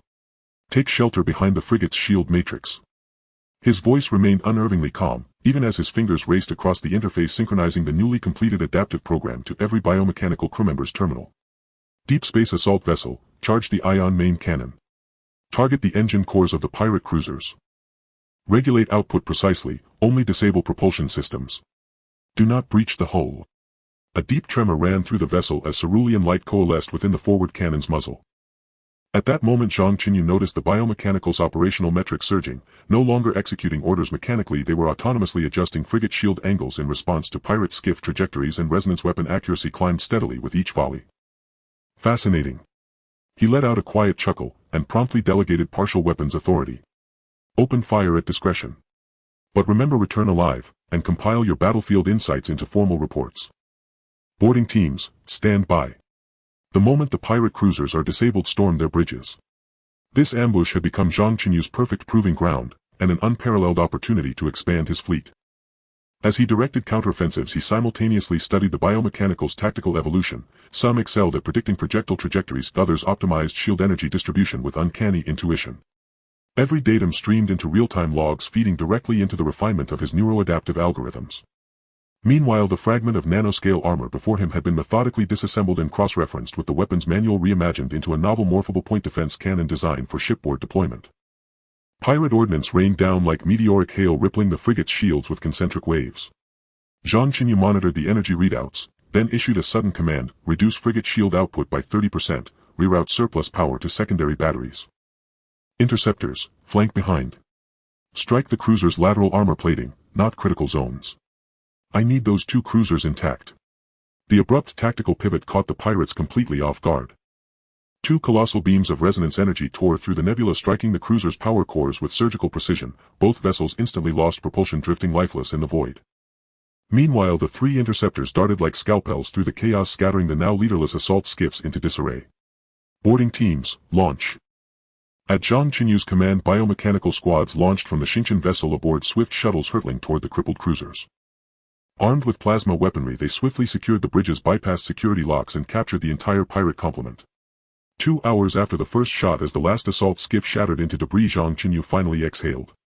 Leaning back in his command chair, he reviewed the battle report glowing on his screen. 0 casualties, biomechanical tactical execution efficiency improved by 27%, and most crucially 2 modified cruisers and 3 reparable assault skiffs had been seized intact. His original 7-ship formation had instantly expanded to 12. Captain, during battlefield salvage we discovered unprocessed robotics core components aboard the pirate vessels along with substantial ammunition and energy reserves. Zhang Chenyu's eyes gleamed. Transfer everything to the Xingqian vessel's cargo hold. He rose, gazing through the viewport at the newly augmented fleet arrayed beyond, his expression alight with fierce anticipation. Deploy maintenance teams. Immediately use the nanoscale armor fragments to repair the assault skiffs. Also divide the biomechanicals into 2 groups, one continues familiarization with existing vessels, the other assumes command of the newly acquired cruisers. The fleet resumed its steady course, the nebula of the Stardust Pass flowing like liquid amethyst beyond the viewports. Zhang Chenyu descended into the Xingqian vessel's cargo hold, where his workbench bristled with captured robotics components, palm-sized energy cores still radiating residual warmth, logic chips etched with intricate circuitry pulsing faint crimson, and several silent articulated biomechanical arms resting atop alloy trays. Donning nano-insulated gloves, he lifted one energy core, his fingertip traced the grooves etched into its casing. A pirate-modified variant, unstable output yet energy density far exceeding any standard-issue model he had encountered. He activated his portable AI core terminal, connecting the core's data port. Instantly a torrent of chaotic data flooded the holodisplay. His fingers flew, stripping redundant code, then embedding his own hyperspatial anchoring algorithm into the core's voltage stabilization module. VRRM, a soft chime resonated. The core's erratic crimson glow steadied into a serene luminous azure. Next he picked up the logic chip. Its pins were slightly oxidized. With a specialized solvent he cleaned them meticulously, then injected the biomechanical's neural linking base protocol directly into the chip's firmware. When finished he assembled the chip, the energy core, and the biomechanical arm onto a temporary power rig. The arm's joints rotated subtly, first lifting experimentally, then grasping a nearby nut with flawless dexterity and screwing it precisely into its designated socket. Completed. Zhang Chenyu murmured softly, a quiet smile playing across his lips. Though lacking the biomechanical's autonomous combat capability, these re-engineered units offered affordability and operational simplicity, ideal for filling the urgent maintenance gaps across the expanded fleet. He transmitted the full modification blueprint, including detailed disassembly and assembly instructions, to every biomechanical maintenance squad aboard the fleet. Within hours 3 rudimentary production lines sprang to life, in the Xingqian vessel's cargo hold and the spare parts bays of both cruisers. The first shift, dedicated to disassembly and sorting, moved with clockwork precision, extracting energy cores, logic chips and limbs from pirate components, cleansing oxidized pins via ultrasonic baths, rewiring damaged circuits with nanoconductive filaments. The second shift, assembly and calibration, followed Zhang Chenyu's specifications exactly, burning stabilized algorithms into cores, loading neural protocols into chips and integrating subsystems into complete maintenance units. The third shift, quality assurance, connected each unit to the ship's AI core, rigorously testing mechanical dexterity and endurance. Only those passing inspection entered active service. Failures were dismantled without hesitation. No superfluous commands. No verbose coordination. Relying solely on optimized data from the battlefield learning module, their efficiency escalated relentlessly. Initially assembling one robot required 30 minutes. Later that time shrank to 10. When the 100th unit illuminated its status LED with a steady unwavering blue light, Zhang Chenyu received the cruiser's full repair report. Staring at the dense lattice of production metrics and vessel readiness indicators scrolling across his screen, his smile deepened, wide, sharp and utterly certain. The road ahead promised relentless labor, refining robotic autonomy, deepening biomechanical tactical synergy, upgrading armaments, and above all forging cohesion within this new 12-ship armada. None could be neglected. The 12-vessel formation surged forward, its combined engine roar richer, deeper, more resolute than before, bearing unswervingly toward Earth. 3 days later the vast starry expanse at the edge of the Xingqian Pass was designated by Zhang Chenyu as a temporary training ground. The faint purple nebula spread across the sky like a delicate veil, with 12 warships suspended in the vacuum, their formation as rigid as a frozen river of stars. The deep space assault ship occupied the center, flanked by 2 heavy frigates and 2 modified cruisers in a defensive formation. The cannon muzzles turned slightly ready for action. 3 high-speed interceptor ships and 3 repaired assault boats were scattered around the perimeter, transforming into 6 agile pieces, expanding the alert range to 100 miles. Zhang Chenyu sat in the control chair of the deep space assault ship, his fingers gliding across the display screen, synchronizing the training parameters to the core systems of each warship. This training exercise simulates a multidirectional encounter plus emergency repairs for damaged ships.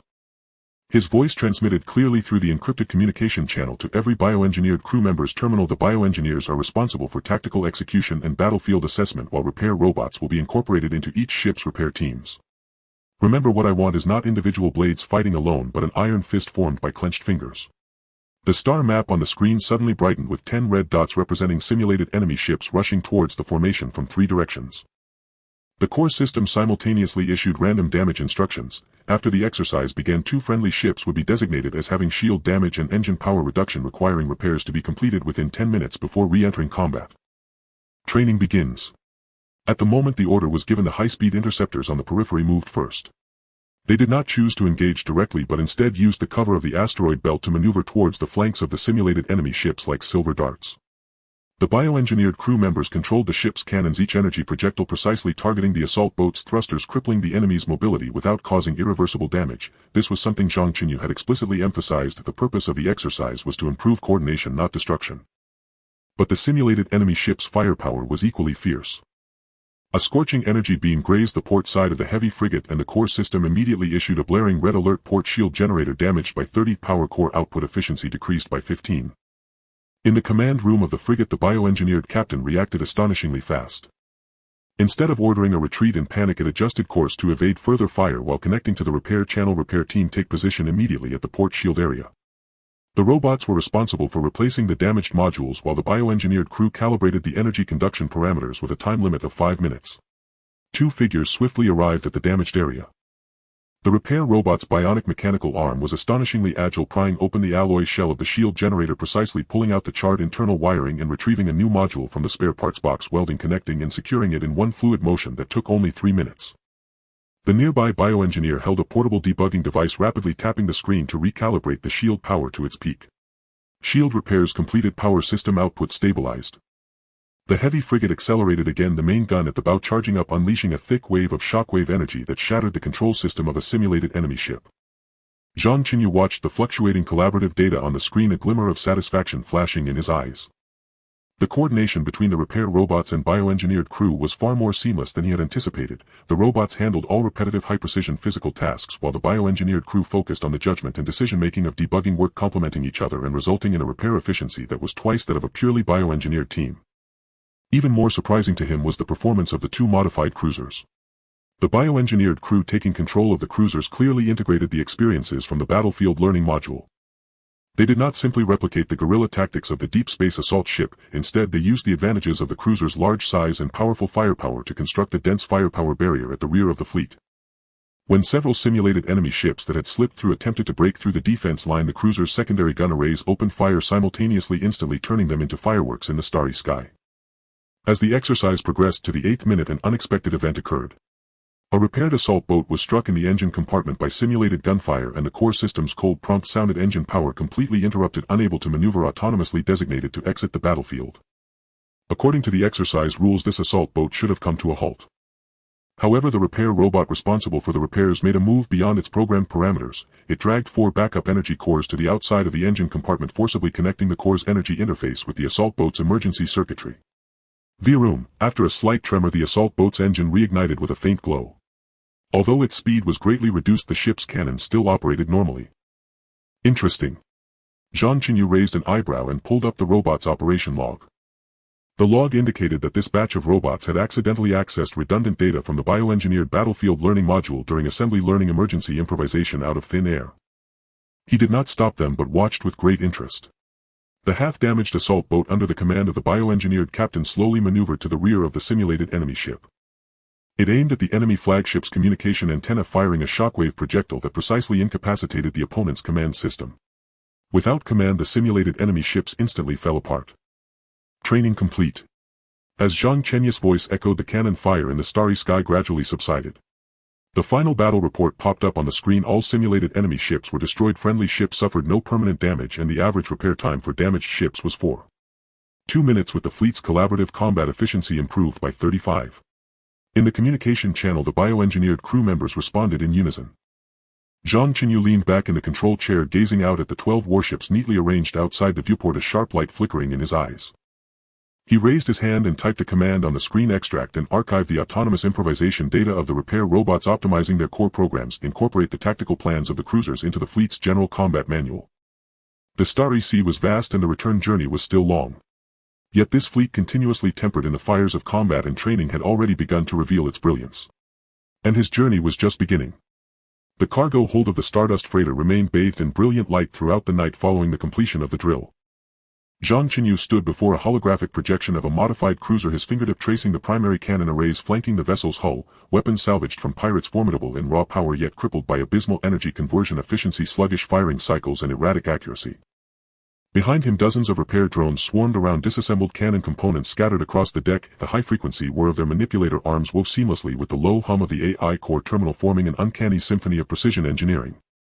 Detach the main cannon's power interface and install the Dark Moon Mercenary Guild's voltage stabilizing modules, Zhang Chenyu commanded without turning, his voice imbued with unshakable authority.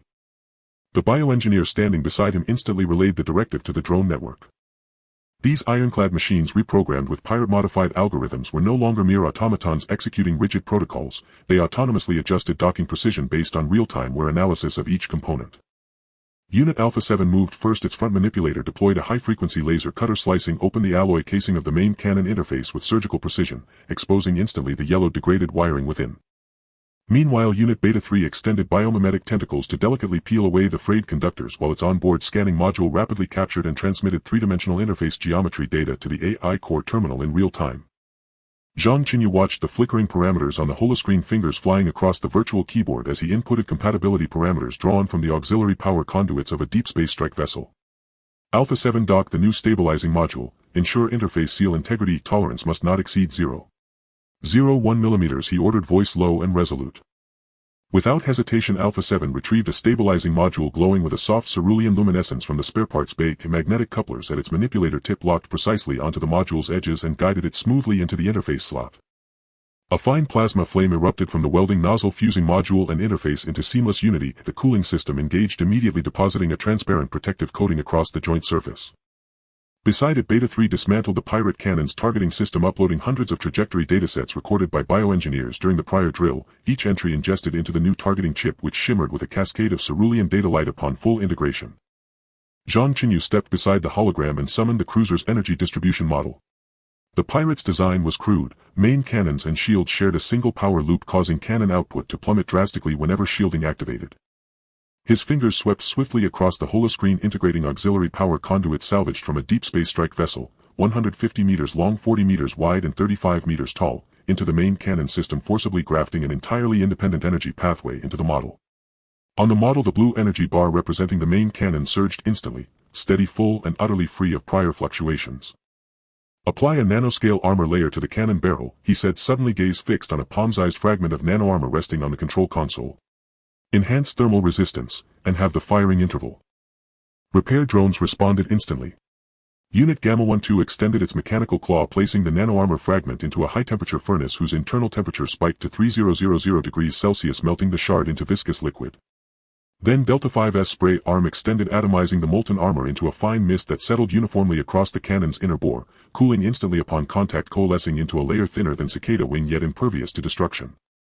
Upon completion, Epsilon 9's diagnostic probe scanned the barrel and the holoscreen flashed, armor thickness compliant, thermal resistance increased by 200. The refit operation continued uninterrupted for 72 hours. As the first pale light of dawn pierced the void, Zhang Chenyu pressed the main cannon test activation button. VVVVRR, a blinding sapphire glow coalesced at the cannon's muzzle, intensity multiplied several times over yet perfectly contained with no energy bleed whatsoever. Seconds later, a searing beam lanced through space, striking a distant asteroid with pinpoint accuracy. The holoscreen flashed a cascade of data, energy conversion efficiency increased by 40, firing interval reduced by 52, targeting precision enhanced by 38. Perfect, Zhang Chenyu murmured, a quiet smile warming his eyes. He did not pause, he immediately synchronized the entire refit protocol to the AI core of a second cruiser. Repair drones divided into two coordinated teams, doubling operational efficiency. Simultaneously, Zhang Chenyu initiated modifications on 3 repaired strike vessels. He mounted captured pirate oscillation wave emitters onto their prows and replaced their propulsion systems with black market high-velocity thrusters. The upgraded strike vessels gained 30% greater speed and markedly enhanced firepower, transforming them into a nimble, lethal guerrilla squadron. 1 week later 12 warships reassembled in the temporary drill zone. The deep space strike vessel anchored firmly at the formation's heart while 2 heavy frigates, each 100 meters long, 30 meters wide and 25 meters tall, flanked it symmetrically. 3 high-speed interceptors, 60 meters long, 18 meters wide, 12 meters tall, sliced through the periphery like razor-edged blades. The remaining vessels assumed precise tactical roles, locking the entire formation into flawless geometric cohesion. Zhang Chenyu sat in the command chair of the deep space strike vessel watching crimson target markers pulse across the holoscreen. The simulated enemy fleet had doubled in size. Commence drill. At the instant the command echoed, the 2 refitted cruisers opened fire. Crisp luminous beams tore through space, shattering the shields of 3 simulated enemy vessels in rapid succession. The reforged main cannons delivered staggering firepower, their firing intervals breathtakingly short, dense barrages interwove into an inescapable celestial net, ensnaring the simulated fleet completely. 3 high-speed interceptors and 3 strike vessels plunged into the enemy formation like honed daggers.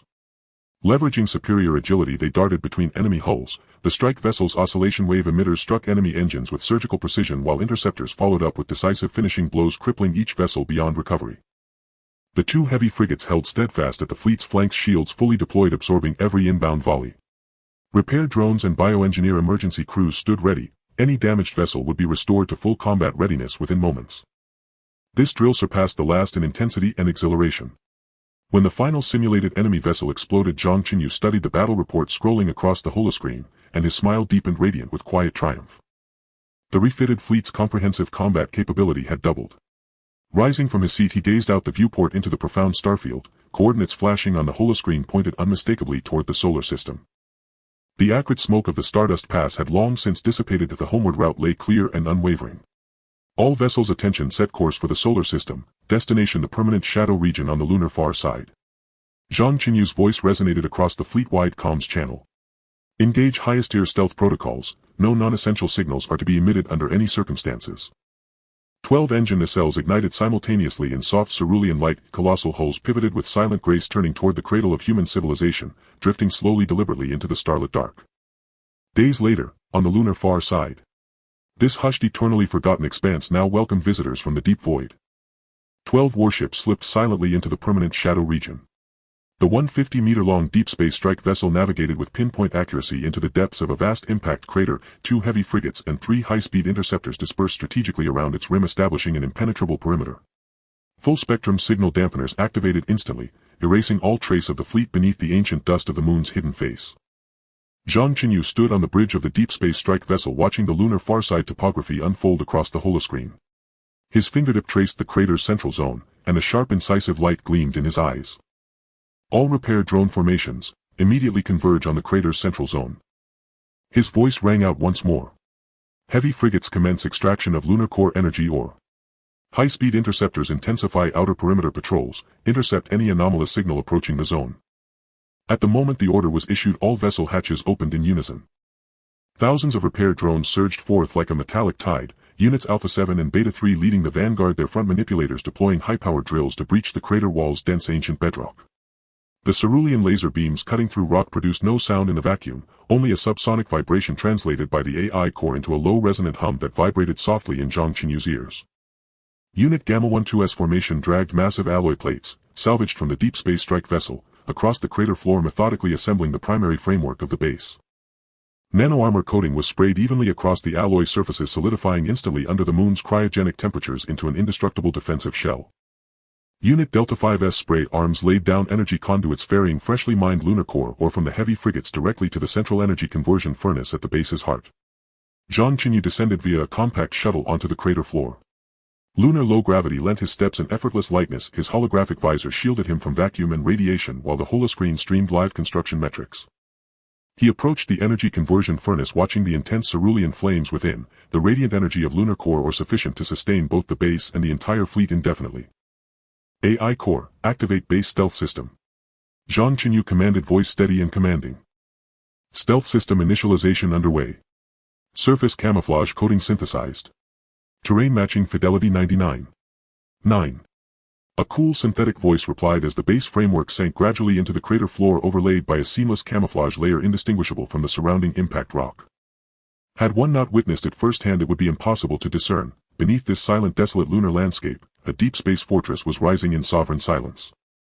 Zhang Chenyu lifted his gaze to the stars. Earth's crescent hung faintly in the distance, that azure sphere his soul had yearned for across lifetimes.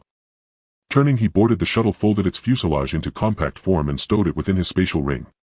Then into the comm link he spoke. Bioengineers maintain fleet vigilance. Drones continue base refinement. I depart for Earth immediately. The shuttle's engines ignited, cerulean light cleaving the stillness of the lunar far side. Seated in the cockpit, Zhang Chenyu watched Earth draw steadily closer, on the holoscreen a faint knowing smile playing at the corners of his lips. The lunar fortress was established. The blade was forged. Now, the time had come to return home. The Stardust freighter ultimately touched down on a barren hillside near Qingliang Mountain. Zhang Chenyu retracted the shuttle, donned the same attire he'd worn when departing Earth years earlier, and began walking, step by deliberate step, toward the home he remembered. On a Saturday evening, the golden afterglow of the setting sun bathed the small courtyard on Qingliang Mountain, where the rich aroma of home-cooked meals drifted gently through the air. The entire family sat around the dinner table. Eldest son Zhang Xiaoxing cradled his rice bowl, cheeks dusted with stray grains. The youngest, born in 1986, nestled in his mother Su Wan's arms, babbling softly as he tugged at the tablecloth, amusing the old cat beside them whose tail swayed lazily. Brother Zhang Chenyu sat quietly to one side, accompanied by a young woman unfamiliar to the others. They spoke in hushed tones, their expressions tender and intimate. The courtyard gate creaked open softly and Zhang Chenyu appeared in the doorway. In that instant every pair of chopsticks froze midair and silence held its breath for several seconds. Father Zhang Jinglan's hand trembled faintly around his chopsticks, the morsel of food atop them trembling, then slipping away unnoticed. Mother Shen Qingyu's eyes welled with tears. Instantly her soup spoon clattered sharply against the rim of her bowl, startling the drowsing cat into an abrupt leap. The unfamiliar young woman rose hastily, her handkerchief clenched tightly in trembling fingers, her face flushed with both timidity and astonishment. "Chenyu. You're finally home." Shen Qinyu was the first to stir, her voice quavering. She stood so quickly her knee struck the table leg, but she paid it no mind, rushing toward the doorway. Zhang Chenyu strode inside and embraced his parents firmly. His palm brushed across his father's slightly stooped back, his fingertips grazed the silvery strands newly blooming at his mother's temples, and a quiet ache rose behind his nose. He ruffled Zhang Xiaoxing's hair, brushing away the rice grains clinging to the boy's cheek, then carefully lifted the soft plump infant from Su Wan's arms. The baby showed no shyness, round eyes wide and curious, tiny hands reaching instinctively for Zhang Chenyu's sleeve, uttering soft gurgling syllables.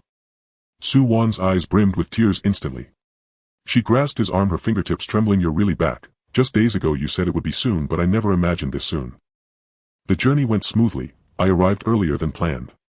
Zhang Chenyu clasped her hand warmly, his palm radiating gentle heat against her cool fingers, his gaze soft with affection, then shifted puzzled toward the young woman beside his elder brother. Zhang Chenyu slapped his forehead, suddenly remembering. He pulled the young woman forward with a warm smile. "Brother, this is Lin Xiaoya, my university classmate. We registered our marriage last month. You left in such a hurry, we never got the chance to tell you. Only recently when you called home did I mention her briefly. Xiaoya, this is the younger brother I've told you about, Zhang Chenyu." Lin Xiaoya blushed deeply and murmured shyly, "Uncle, hello." "Hello, hello." Zhang Chenyu nodded eagerly, gazing at the graceful, clear-eyed young woman before him, genuinely delighted for his brother. "Brother, you've kept this well hidden. You return home and bring me a new sister-in-law." His words set off a ripple of laughter across the table. Lin Xiaoya's blush deepened, she stood awkwardly unsure where to place her hands or feet. Zhang Chenyu clapped Zhang Chenyu's shoulder, his own eyes glistening. "You disappeared for a whole year, only calling Su Wan every few weeks. And whenever we asked she always said you were busy." Lin Xiaoya chimed in softly, "Yes uncle, it's true. Brother talks about you constantly, saying your overseas business ventures will surely make waves. And sister-in-law always reassures us you're doing wonderfully abroad." Faced with their eager overlapping questions, Zhang Chenyu smiled and gestured for everyone to sit. Then from his canvas satchel he withdrew an elegant velvet box. "No need to rush, let me present your gifts." Inside lay several minimalist silver pieces, 3 smooth unadorned bracelets, 2 delicate longevity locks, and 2 finely crafted leather belts, their buckles gleaming with a muted silvery luster. Though outwardly simple, each piece bore subtle arcane energy guidance engravings on its inner surface, crafted by Zhang Chenyu himself in deep space using proprietary techniques, to subtly shield the wearer from high-intensity energy surges. He took up the 3 bracelets, first placing one gently onto his mother Shen Qinyu's wrist, another onto Su Wan's, and the third onto Lin Xiaoya's, his fingertips gliding lightly over the hidden engravings as he spoke warmly. "I had these custom-made by a master artisan while abroad, worn for peace and protection. Xiaoya, I'm sorry I hadn't prepared anything else for our first meeting. Please don't think it's too modest." Lin Xiaoya shook her head vigorously, cradling the bracelet on her wrist, her eyes sparkling. "Not at all, not at all. Thank you, uncle. Next he fastened the two longevity locks carefully around Zhang Xiaoxing's and the infants' necks, the metal cool and smooth etched with simple auspicious motifs. Zhang Xiaoxing touched the unfamiliar pendant and grinned broadly. Dad, this is so beautiful. Even prettier than the toy you promised me last time you called. Finally he handed the two leather belts to his father and elder brother, smiling. You two are always rushing between factories, belts wear out fast. These are sturdy. They'll last for years. Zhang Jinglan accepted the belt silently, his fingers tracing the cool polished buckle as he gazed at his son's travel-worn face. His throat tightened but no words came. Zhang Chenyu immediately unbuckled his old belt and replaced it, tugging at his waistband with a broad grin. Hey, fits perfectly. Far better than that frayed one I've been wearing. As everyone admired their gifts, turning them over curiously in their palms, the atmosphere at the table warmed instantly, alive with renewed ease and joy. Su Wan looked at him, her eyes shimmering. You've been gone so long, yet all you thought of was us. Every call you'd ask what we needed most. Zhang Chenyu gazed down at the infant in his arms, those round bright eyes gazing back, and spoke with quiet solemnity. This child has yet to be named. Let us call him Zhang Xingyao, Xing meaning star, Yao meaning distant horizon, hoping he grows with vision vast and ambition boundless. Xingyao. Zhang Xingyao. Zhang Jinglan repeated the name, slowly nodding. His calloused palm tapped the tabletop gently. A fine name, full of meaning. Others nodded in agreement. Shen Qingyu beamed, unable to suppress her delight. You truly have refinement, this name sounds so open, so radiant. Zhang Chenyu casually explained he'd been delayed by major overseas business negotiations, and gently emphasized this matter must remain confidential for now, not to be shared beyond the family. They ate and chatted together as twilight deepened outside while the warm glow of indoor light settled over them like a gentle embrace. Zhang Xiaoxing clung to him, begging for stories from afar. Zhang Chenyu selected only light, harmless anecdotes to share with the boy. Su Wan sat nearby, frequently slipping morsels onto his plate. Lin Xiaoya, now fully at ease, joined the easy laughter, filling the room with heartfelt warmth. Late into the night the cricket's chorus softened into silence. Only a dim bedside lamp remained alight in the bedroom. After settling the two sleeping children, Su Wan turned, only to be drawn gently from behind into Zhang Chenyu's embrace. Her shoulders trembled faintly. She turned her hands to grasp his wrists, her fingertips brushing the thin layer of new calluses on his knuckles, her voice thick with emotion. This time you'll stay, won't you? Zhang Chenyu lowered his chin to rest atop her head, breathing in the familiar clean scent of soap. At last the weight that had pressed upon his heart for so long settled peacefully. I won't leave again, I'll stay with you always. You're lying. Su Wan turned to face him, eyes redrimmed yet smiling as she playfully punched his chest. Just days ago you said the overseas work wasn't wrapped up yet, you'd be delayed longer still. I thought. That was to spare you worry. Zhang Chenyu raised his hand and gently wiped away the moisture gathering at her lashes, his thumb sweeping softly across her cheek. Every night abroad beneath the stars I saw only the light of our home. Each time I spoke with you, when you told me Xiaoxing had scored full marks again or that little Yao had begun calling you Mama, I knew every hardship was worth it. Su Wan leaned deeper into his chest, her ear pressed against the steady strong rhythm of his heartbeat, her lips curling upward slowly. After you left, father's chronic leg pain flared twice. Mother went daily to the temple to burn incense for you. Even on brother's wedding day he sighed, wishing you'd been there. I know. Zhang Chenyu tightened his arms around her, his voice dropping lower. Those silver pieces, they weren't made by any master artisan. I forged them myself out there. They'll guard you. And remember to take the purification solution regularly, it's good for your health. Su Wan paused, lifting her gaze to his. What kind of business are you really running out there? Zhang Chenyu's expression darkened slightly. His fingertips traced absently along her hairline, then he replied simply, the kind that lets our country, and our family, stand tall with heads held high. You'll know soon enough. He paused, then added quietly, for now please say nothing to mother, father or brother, spare them unnecessary concern. Su Wan met his earnest gaze and nodded. Sliding her arms around his waist she buried her face against his chest. I believe you. Whatever you do, I believe you. Moonlight filtered softly through the window lattice, falling upon their interlaced hands, serene, tender, and profoundly still. Zhang Chenyu looked down at the woman resting in his arms, his eyes filled with quiet tenderness, though only he knew the immense turbulent future concealed beneath this tranquil moment. That same night, once the household had sunk into deep slumber and the courtyard lay utterly still, Zhang Chenyu slipped quietly outside to the ancient locust tree, and dialed a highly classified number he knew by heart. When group leader Zhao heard his voice he fell silent for a full half-minute. A year earlier Zhang Chenyu had announced his departure for overseas business, and vanished without trace. Zhao had assumed the venture had failed, never imagining he'd hear that voice again. It's you. Group leader Zhao's voice carried disbelief. It's me, Group Leader Zhao. Zhang Chenyu lowered his tone. I'm back, and I have something vital to deliver to the nation. Meet me tomorrow at dawn at the warehouse of the Qingliang Mountain Parts Factory. Come alone. Group Leader Zhao asked no further questions, only replied, voice low and resolute, understood. I'll be there on time.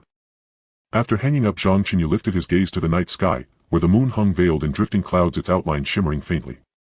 His fingers unconsciously swiped across his phone screen. Upon unlocking, the live surveillance feed of the lunar Farside base appeared, the bridge lights of the deep space assault vessel still aglow, maintenance drones performing final calibrations on the base's defense systems. In the bottom right corner, a line of text pulsed steadily: base energy reserves optimal. Concealment status intact. Their orbiting in silent majesty awaited his fleet, the very foundation of his courage forged in the void. He lowered his gaze, closing his fist around the metallic data drive tucked deep within his coat pocket, the intricate grooves biting softly into his palm, cool and insistent, a quiet reminder that the path ahead would shape the destiny of home and nation alike.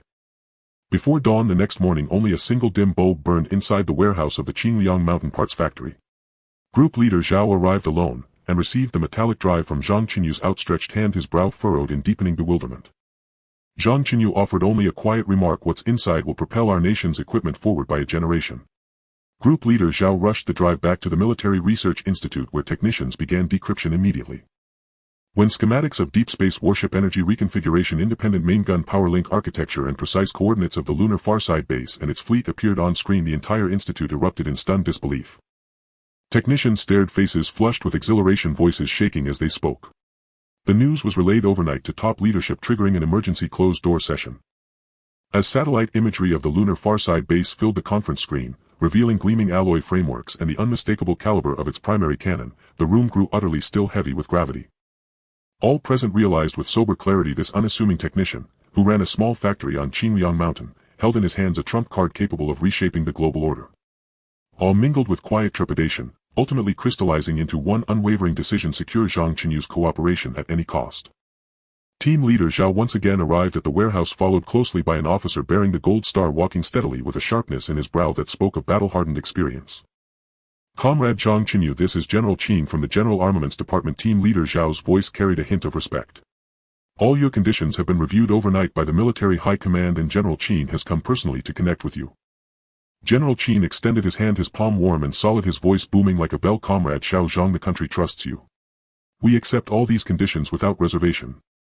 The expansion of Qingliang Parts Processing Factory will be fully managed by the military. You can request manpower, materials and finances as needed. The technology transfer is limited to Daxia, and we guarantee this, bottom line, with the honor of soldiers. Zhang Chenyu nodded, pulling out a pre-drafted agreement from his pocket. He pointed to the supplementary clauses at the end of the agreement, his gaze sharp and resolute. What I seek is not fame or fortune, but to ensure that Daxia is no longer constrained on the path to the stars. No matter what obstacles we encounter in the future, this bottom line must not be crossed. General Qin glanced over the agreement, his gaze landing on the supplementary clause, and nodded heavily. He took the pen and signed his name at the bottom, the strokes vigorous and forceful, the ink settling on the paper as if silently declaring the dawn of a new era. Rest assured, the nation and the people will always stand by you. Anyone who dares to cross this bottom line must first ask my gun. As they exited the warehouse, the sky began to lighten in the east, the morning light piercing through the clouds and spilling over the peaks of Qingliang. Zhang Chenyu looked up at the horizon, the outline of the moon hidden in the gradually brightening light. He knew that the base on the far side of the moon was quietly growing, and the era of Earth's cosmic age had quietly begun in this silent dawn. As the morning light pierced through the thin mist of Qingliang, Zhang Chenyu had already stood in the workshop of the parts processing factory. Rust covered the cast iron shell of the old machines, the smell of machine oil mixed with the metallic tang of shavings assaulted his senses. Several workers were gathered around a malfunctioning C6140 lathe, worriedly hammering on the chuck's bolts, the dull clunk resonating as the paint on the machine's operation panel flaked off. In the corner of the workshop, a pile of scrap parts that were too large in size lay discarded, with the top batch of bearing blanks still showing visible machining burrs along the edges. General Qin stood next to three impeccably dressed technical experts, clutching a crumpled factory technical report. The red annotations on the report were glaring: machining accuracy 0. 1 mm, yield rate 58, single shift output less than 100 pieces. This was their foundation for undertaking deep space technology, and it was dishearteningly backward. General Qin, could you please coordinate to clear the 300 square meters of empty space on the west side of the workshop? Zhang Chenyu broke the silence, holding a folded blueprint in his hand, his fingertips tracing the densely packed mechanical lines on it. Within 3 days I want to see the steel frame structure built with beams rise up to no less than 6 meters and the ground should be hardened with concrete with a load-bearing standard calculated at 20 tons per square meter. Also bring over the seasoned technicians from the Provincial Machine Tool Research Institute and the top welders from military enterprises, as many as possible, preferably those with over 20 years of experience. Without hesitation, General Chen pulled out a secure communicator and issued the orders. The responses coming through the high-frequency waves were urgent and loud, indicating that the rear had already prepared ample manpower and materials for this transformation. He looked at the blueprints in Zhang Chenyu's hands, his eyes filled with anticipation. Whatever equipment you need, just ask. The military's precision measuring tools and special welding machines can be deployed at any time. I've also dispatched an engineering battalion to handle the site expansion, ensuring completion within 3 days. Zhang Chenyu nodded and turned towards the empty area in the center of the workshop. He retrieved a palm-sized metal box from the 100 cubic meter space ring at his waist and pressed the silver button on the side. The box popped open with a click, revealing a control chip covered in nano-level circuits and 3 sensors the size of a fingernail. These were the core control modules disassembled from the maintenance robot Alpha 7, and they were the fulcrum for him to drive the entire industrial upgrade. Everyone pay attention. For the next 3 days we will focus on only one thing: transforming these old buddies completely. Zhang Chenyu's voice echoed through the makeshift speaker, raising the control module in his hand, his fingertip tapping on the surface of the chip where blue light flickered. Inside there are servo control algorithms that can increase machining precision tenfold and automation logic that can triple production line efficiency. What I need you to do is to weld these into the control box of every machine, teaching them to work precisely. As soon as his words fell, the 3 military technical experts had already gathered around. They crouched on the ground, carefully cradling the control module, their fingers gently brushing over the circuit patterns on the chip, their throats tightening as they struggled to speak. Just the multilayered wiring on the module's surface was enough to overturn their understanding of automated control. Zhang Chenyu wasted no time, directly pulling out a portable holographic projector from the space ring. The moment he pressed the switch, a faint blue beam shot up to the ceiling, projecting a clear 3-dimensional blueprint, which was the modification plan for the C6140 lathe. On the blueprint, every part of the old lathe was clearly labeled. The spindle position needed to be fitted with a servo motor, the feeding system replaced with a ball screw, the control panel connected to a new control module, and even the tool holder had to be modified to an automatic tool changing structure. The first step is to modify the power and control systems of the machine. Zhang Chenyu's fingertip traced the holographic projection as the virtual mechanical structure unfolded layer by layer. Replace the old asynchronous motor with the permanent magnet synchronous servo motor taken from the maintenance robot, solving the issue of unstable power output. Then connect the control module to the lathe's PLC system and rewrite the control program. I have already loaded the algorithm onto this USB drive, you can just copy it directly. As he spoke, he pulled out a shining silver USB drive from his pocket and handed it to the oldest military technical expert. The workers and technical experts immediately sprang into action. Sparks flew as steel was cut, and the arc light from the welding gun illuminated the workshop as bright as day. Zhang Chenyu moved through the crowd, occasionally stopping to guide workers on adjusting the angle of the servo motor connections. Masterly, the screws on the motor base need to be tightened to a torque of 400 Nm, even a slight deviation won't do. He patted the shoulder of an old technician who was securing the motor. The servo motor has high installation precision requirements. If the base is uneven, the motor will run eccentrically, rendering any precision moot. The old technician immediately set down his wrench and pulled out a torque wrench from his pocket, meticulously adjusting the tightness of the screws. Sweat trickled down his brow, soaking his back, but he remained oblivious. When the first modified C6140 lathe emitted a low hum, the entire workshop fell silent.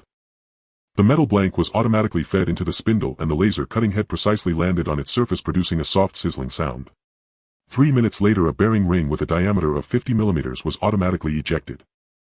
The military technical expert responsible for inspection immediately rushed over, his micrometer gently touching the inner wall of the ring. His eyes widened in shock, his throat tightening, and his voice trembled. The accuracy. The accuracy meets the standards. The inner diameter is 50,000 mm with a tolerance of only 0.008 mm. It's even better than the specifications on the blueprint.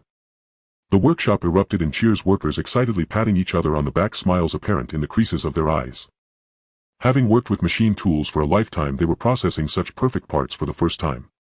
Zhang Chenyu merely smiled faintly. He retrieved a sealed stainless steel canister from the space ring containing a viscous light blue liquid. This was a simplified version of the nano armor coating he had refined from deep space ores, not as strong as the complete version but sufficient to enhance the wear resistance of tools and molds. The second step is to coat the machine tools and molds with this. Zhang Chenyu opened the canister and a faint metallic smell spread through the air.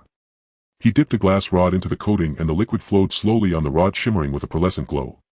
This layer has a thickness of only 5 microns, extending the lifespan of high-speed steel tools by 10 times and increasing the wear resistance of cold stamping molds 5-fold. In the future, when processing high-strength alloys, there will be no need to worry about tool chipping or mold deformation. He demonstrated the spraying process. First, clean the tools thoroughly with an ultrasonic cleaning machine, then evenly spray the coating on the cutting edge with a high-pressure spray gun, and finally place them in a hot air drying box at 120 degrees Celsius for half an hour. The workers carefully received the canister and, following Zhang Chenyu's instructions, treated the tools and molds one by one. When the first coated cutting tool was mounted on the machine and cut through high-strength chromium-nickel alloy steel, the crisp and clear cutting sound made everyone hold their breath. 5 minutes later, the cutting was complete. The removed part had edges as smooth as a mirror. Touching it revealed no burrs whatsoever. The operator, an old worker, caressed the part, his eyes instantly reddening, tears streaming down his wrinkled face. Having worked with machine tools all my life, I've never seen work so seamless. Previously, cutting such steel required changing tools every half hour, and now we've already cut 5 parts and the blade is still sharp. 3 days passed in the blink of an eye. On the empty space in the west side of the workshop, a new beam steel frame structure had risen, its blue anti-rust paint glimmering in the sunlight. The concrete hardening on the ground had just been completed, and 20 modified machines were neatly arranged under the steel frame, each spindle glowing with a soft blue light, the hum of the servo motors deep and powerful. On the walls of the workshop hung striking red banners: accuracy 0.01 mm, efficiency 300, yield rate 98. Zhang Chenyu stood at the starting point of the production line and pressed the start button.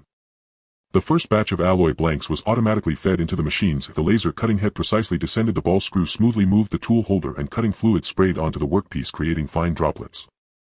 The processed parts were grasped by an automated sorting device and sent via conveyor belt to the testing area at the end. There, a coordinate measuring machine was operating, automatically transmitting the dimensions of each part to a computer in real time. The entire process flowed seamlessly, with no workers needing to operate manually. What previously required 10 people a day's work could now be completed by one machine in just an hour.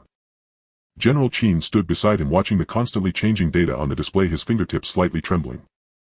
He bent down to pick up a freshly tested pressure module shell, his fingers gliding over its smooth inner surface, his voice filled with astonishment. This is simply a miracle. Previously, producing such shells required at least 3 processes, and now it's done in one.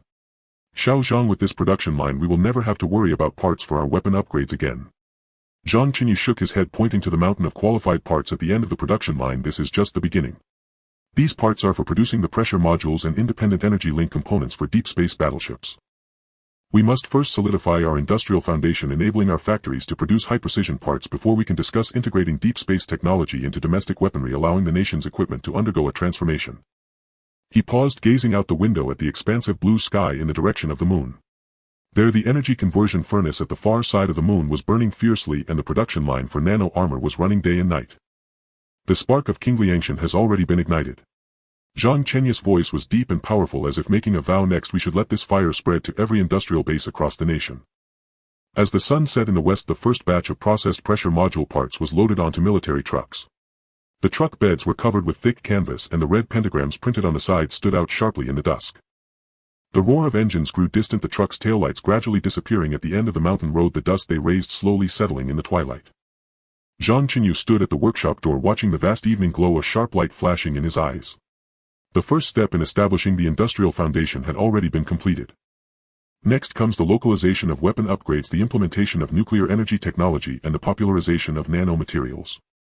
A road leading to the stars and the sea is slowly unfolding beneath his feet.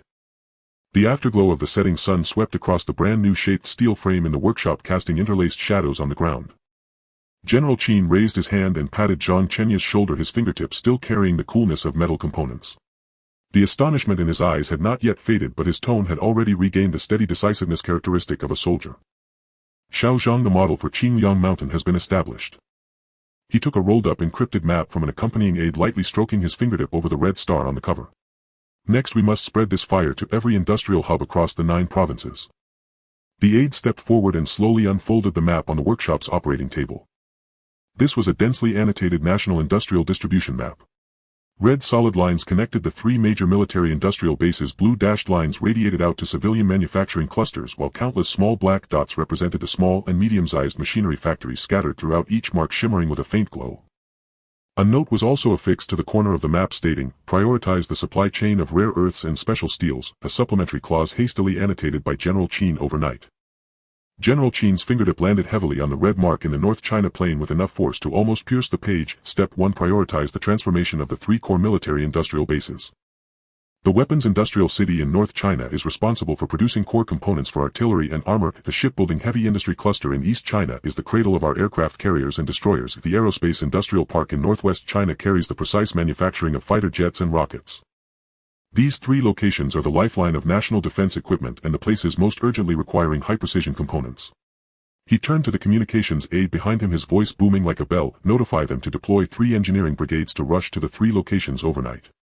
Each brigade should be equipped with shaped steel high-grade concrete as well as precision measuring tools and ultrasonic cleaning machines for military reserves.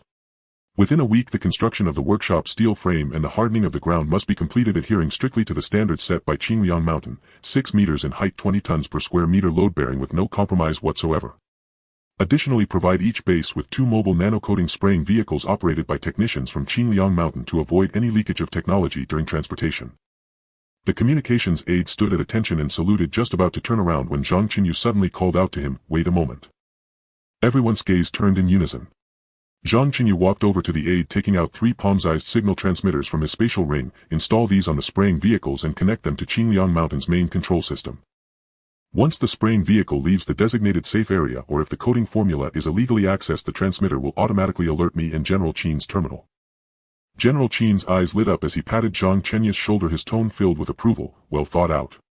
It should be this way, nipping risks in the bud. The communications aide took the transmitter, carefully examined the deep space or pattern on it and solemnly placed it in his briefcase. Understood. Rest assured, everything will be foolproof. He turned and quickly walked towards the encrypted communication vehicle, the sound of keyboard tapping resonating crisply in the workshop. The vehicle marked with the number JH001 flashed past in the twilight, a military-exclusive encrypted communication identifier. General Qin's gaze returned to Zhang Chenyu, his tone carrying an undeniable firmness. How many technical experts do you need to be assigned from your side? I can arrange for a special plane to pick up the veteran technicians from Qingliang Mountain, and military technical experts will also fully cooperate, dividing into 3 groups to accompany them in. It is imperative that every transformed workshop achieves a precision standard of 0.01 mm and the pass rate must not be below 98. No need for many personnel, sending 10 core technicians from each base will suffice. Zhang Chenyu bent down and took out 3 palm-sized encrypted hard drives from his spatial ring. The shells had a matte silver finish and the surfaces were engraved with fine deep space or patterns which were a special anti-counterfeiting mark he added himself. The key is to bring the technical standards over. These 3 hard drives contain the complete 3D blueprints for machine tool modification, servo control algorithms, coding, spraying processes and acceptance standards for each step. Only your fingerprint can unlock the contents inside. Additionally, the hard drives have a self-destruct program. If there is any abnormal access, all data will be wiped within 3 seconds. General Qin took the hard drive, stroking the ore pattern with his fingertip, and looked up at Zhang Chenyu, raising an eyebrow slightly. This pattern is exactly the same as the ore fragment you gave me last time. Exactly. Zhang Chenyu pulled the fragment from his pocket and placed it next to the hard drive, the patterns aligning perfectly. This unique anti-counterfeiting mark ensures that even if someone duplicates the hard drive, they cannot replicate the hidden codes within this pattern. General Qin suddenly understood, carefully placing the hard drive into the inner pocket of his bulletproof vest and patting it as if holding 3 heavy gold bars. Rest assured, these items are more precious than my life. I have already arranged for a guard platoon to stand watch over the safe containing the hard drive 24 hours a day, ensuring that not even a fly can get in. His fingertip then moved towards the blue dashed lines for the Yangtze River Delta and Pearl River Delta, his tone softening a bit. Step 2. Coordinate with high-end civilian manufacturing enterprises. The core component factories for photolithography machines in the Yangtze River Delta, the chassis production lines for new energy vehicles in the Pearl River Delta, and the high-end bearing manufacturing base in northeast China. These enterprises have a solid technical foundation and high-quality workers, making the transformation effective and swift. He took out the encrypted communicator he always carried, pressed a series of commands, and the screen displayed the green text, "Sent. I have already communicated with the comrades from the Ministry of Industry and Information Technology. In 3 days the heads of 120 high-end manufacturing enterprises will gather at Qingliang Mountain for a live demonstration. Let them see for themselves what kind of energy can be unleashed once these old machine tools are equipped with servo motors and nano-coating. The entire demonstration will be kept confidential. All attendees' mobile phones and recording devices must be uniformly sealed, and they must pass through 3 security checks before entering." General Qin's mouth curled into a smile. At that time, let them witness the transformed production line completing the work of 10 people in 1 hour with components polished to a mirror finish.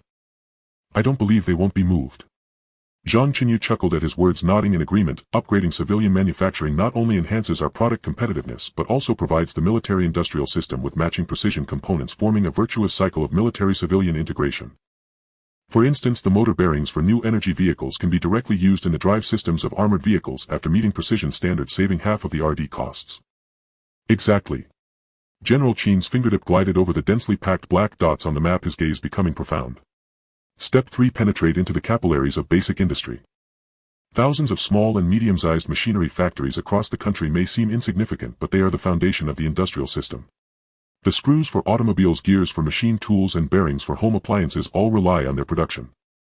These factories are small in scale and low in capital, with the transformation costs shared equally by the military and local finances. The Technology Promotion Center will also send personnel to provide on-site guidance, ensuring they fully grasp the technology. He paused, looking at Zhang Chenyu with a hint of expectation in his tone. I plan to establish a Technology Promotion Center in each province, staffed by a technical team trained at Qingliang Mountain. The center will be responsible for providing technical guidance for machine tool transformations and supplying nano-coatings. However, mass production of coating materials must be prioritized. Can the refining technology for deep space or be handed over to the military's chemical base? I guarantee that production will be encrypted throughout, with sentries on duty in the workshop 24 hours a day, ensuring that not a single detail is leaked. The refining base will be located in the northwest Gobi Desert with a 300-kilometer radius of uninhabited areas, ensuring absolute concealment. Zhang Chenyu pondered for a moment, lightly tapping on the operating table, producing a rhythmic tap-tap sound. Half a minute later he looked up at General Chen, his gaze sharp and determined. It's possible. But the core components of the refining equipment must be produced by Qingliang Mountain. The control chips in the core components will have unique deep space algorithms implanted, and production can only be initiated once paired with the signal tower at the lunar far side. I want to ensure that every drop of nano-coating is firmly in our own hands and not coveted by anyone else. Just as General Chen was about to respond, Professor Li, a technical expert accompanying them, suddenly spoke up. Engineer Zhang, I have a question. Will the chip with the deep space algorithm be affected by the Earth's magnetic field? The electromagnetic environment in the northwest Gobi is complex, and if the signal pairing fails, won't that delay mass production? Zhang Chenyu turned to look at Professor Li, smiling slightly. Rest assured, Professor Li. I have added a redundancy module in the algorithm to resist electromagnetic interference. Even in a strong magnetic environment, the signal stability can be maintained above 99.9. Moreover, the signal tower at the lunar far side uses directional pulse transmission, which has a strong penetration capability. 300 kilometers of Gobi is not a problem at all. Professor Li suddenly understood, nodding repeatedly. Good. Good. You have thought of everything. Great. Let's proceed as you say. General Chen laughed heartily, nodding heavily, and placed his hand firmly on Zhang Chenyu's shoulder, his strength steady. I will place the order for the refining equipment right now. Request whatever materials and working hours you need, that the military will fully cooperate. I have already dispatched 500 tons of special steel to the warehouse at Qingliang Mountain, the same high-strength alloy used for aircraft carrier decks, which is enough for you to produce the first batch of refining equipment. He looked at his military wristwatch, the dial glowing particularly clearly in the twilight. The evening glow in the sky had turned into a deep purple, and the outlines of the distant mountains were gradually blurring. On the inner side of the watch's dial a line of small words was engraved: guarding the land of Daxia, protecting the stars and seas for 10,000 miles, which General Chen had inscribed when he first joined the military. I will return to headquarters now and convene an expansion meeting for the entire military. General Chen adjusted the collar of his military uniform and turned towards the military off-road vehicle parked at the workshop door. In 3 days the first batch of transformation teams for the military industrial bases will be able to arrive at Qingliang Mountain for training. You just need to ensure a solid technical support. Everything else I will handle. By the way, the energy conversion furnace at the lunar far side base is under continuous satellite monitoring by the military with no abnormal fluctuations, so you can rest assured. Zhang Chenyu nodded and suddenly remembered something, calling out to him, General Chen. General Chen paused, turning back to look at him. The blueprints for the core components of the first batch of new machine tools have been sent to your encrypted terminal, Zhang Chenyu said. Once the military industrial bases team arrives, they can process according to the blueprints without waiting for any further news from my side. Received. General Chen raised his hand in a military salute, his voice resonant. Daxia will not forget everything you have done. The accompanying aide and technical experts followed closely behind, their steps perfectly synchronized. The engine of the off-road vehicle rumbled deeply, its headlights slicing through the thickening dusk, illuminating the winding mountain road. The wheels rolled over the gravel on the ground, making a rustling sound as it gradually receded. On the back seat of the vehicle lay an unopened document, the cover labeled Deep Space Fleet Formation Plan. Zhang Chenyu stood at the workshop door watching the taillights of the off-road vehicle disappear around a bend in the mountain road, his gaze once again directed towards the moon in the sky.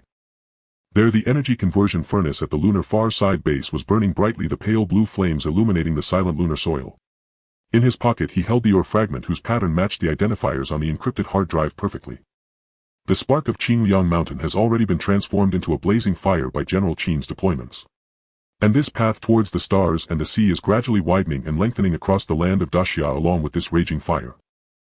3 days later dust swirled along the mountain road leading to Qingliang Mountain as 3 columns of olive-green military vehicles wound their way upward in disciplined succession. Technical teams from the North China Ordnance Industrial City, the East China Shipbuilding Heavy Industry Cluster and the Northwest Aerospace Industrial Park, along with combat engineer units dispatched by General Qin, descended en masse upon the retrofitting workshop. The words "Pioneer of Military Industrial Retrofitting" emblazoned on the vehicle bodies gleamed sharply in the morning light. Outside the workshop a temporary observation pavilion had already been erected on the open ground.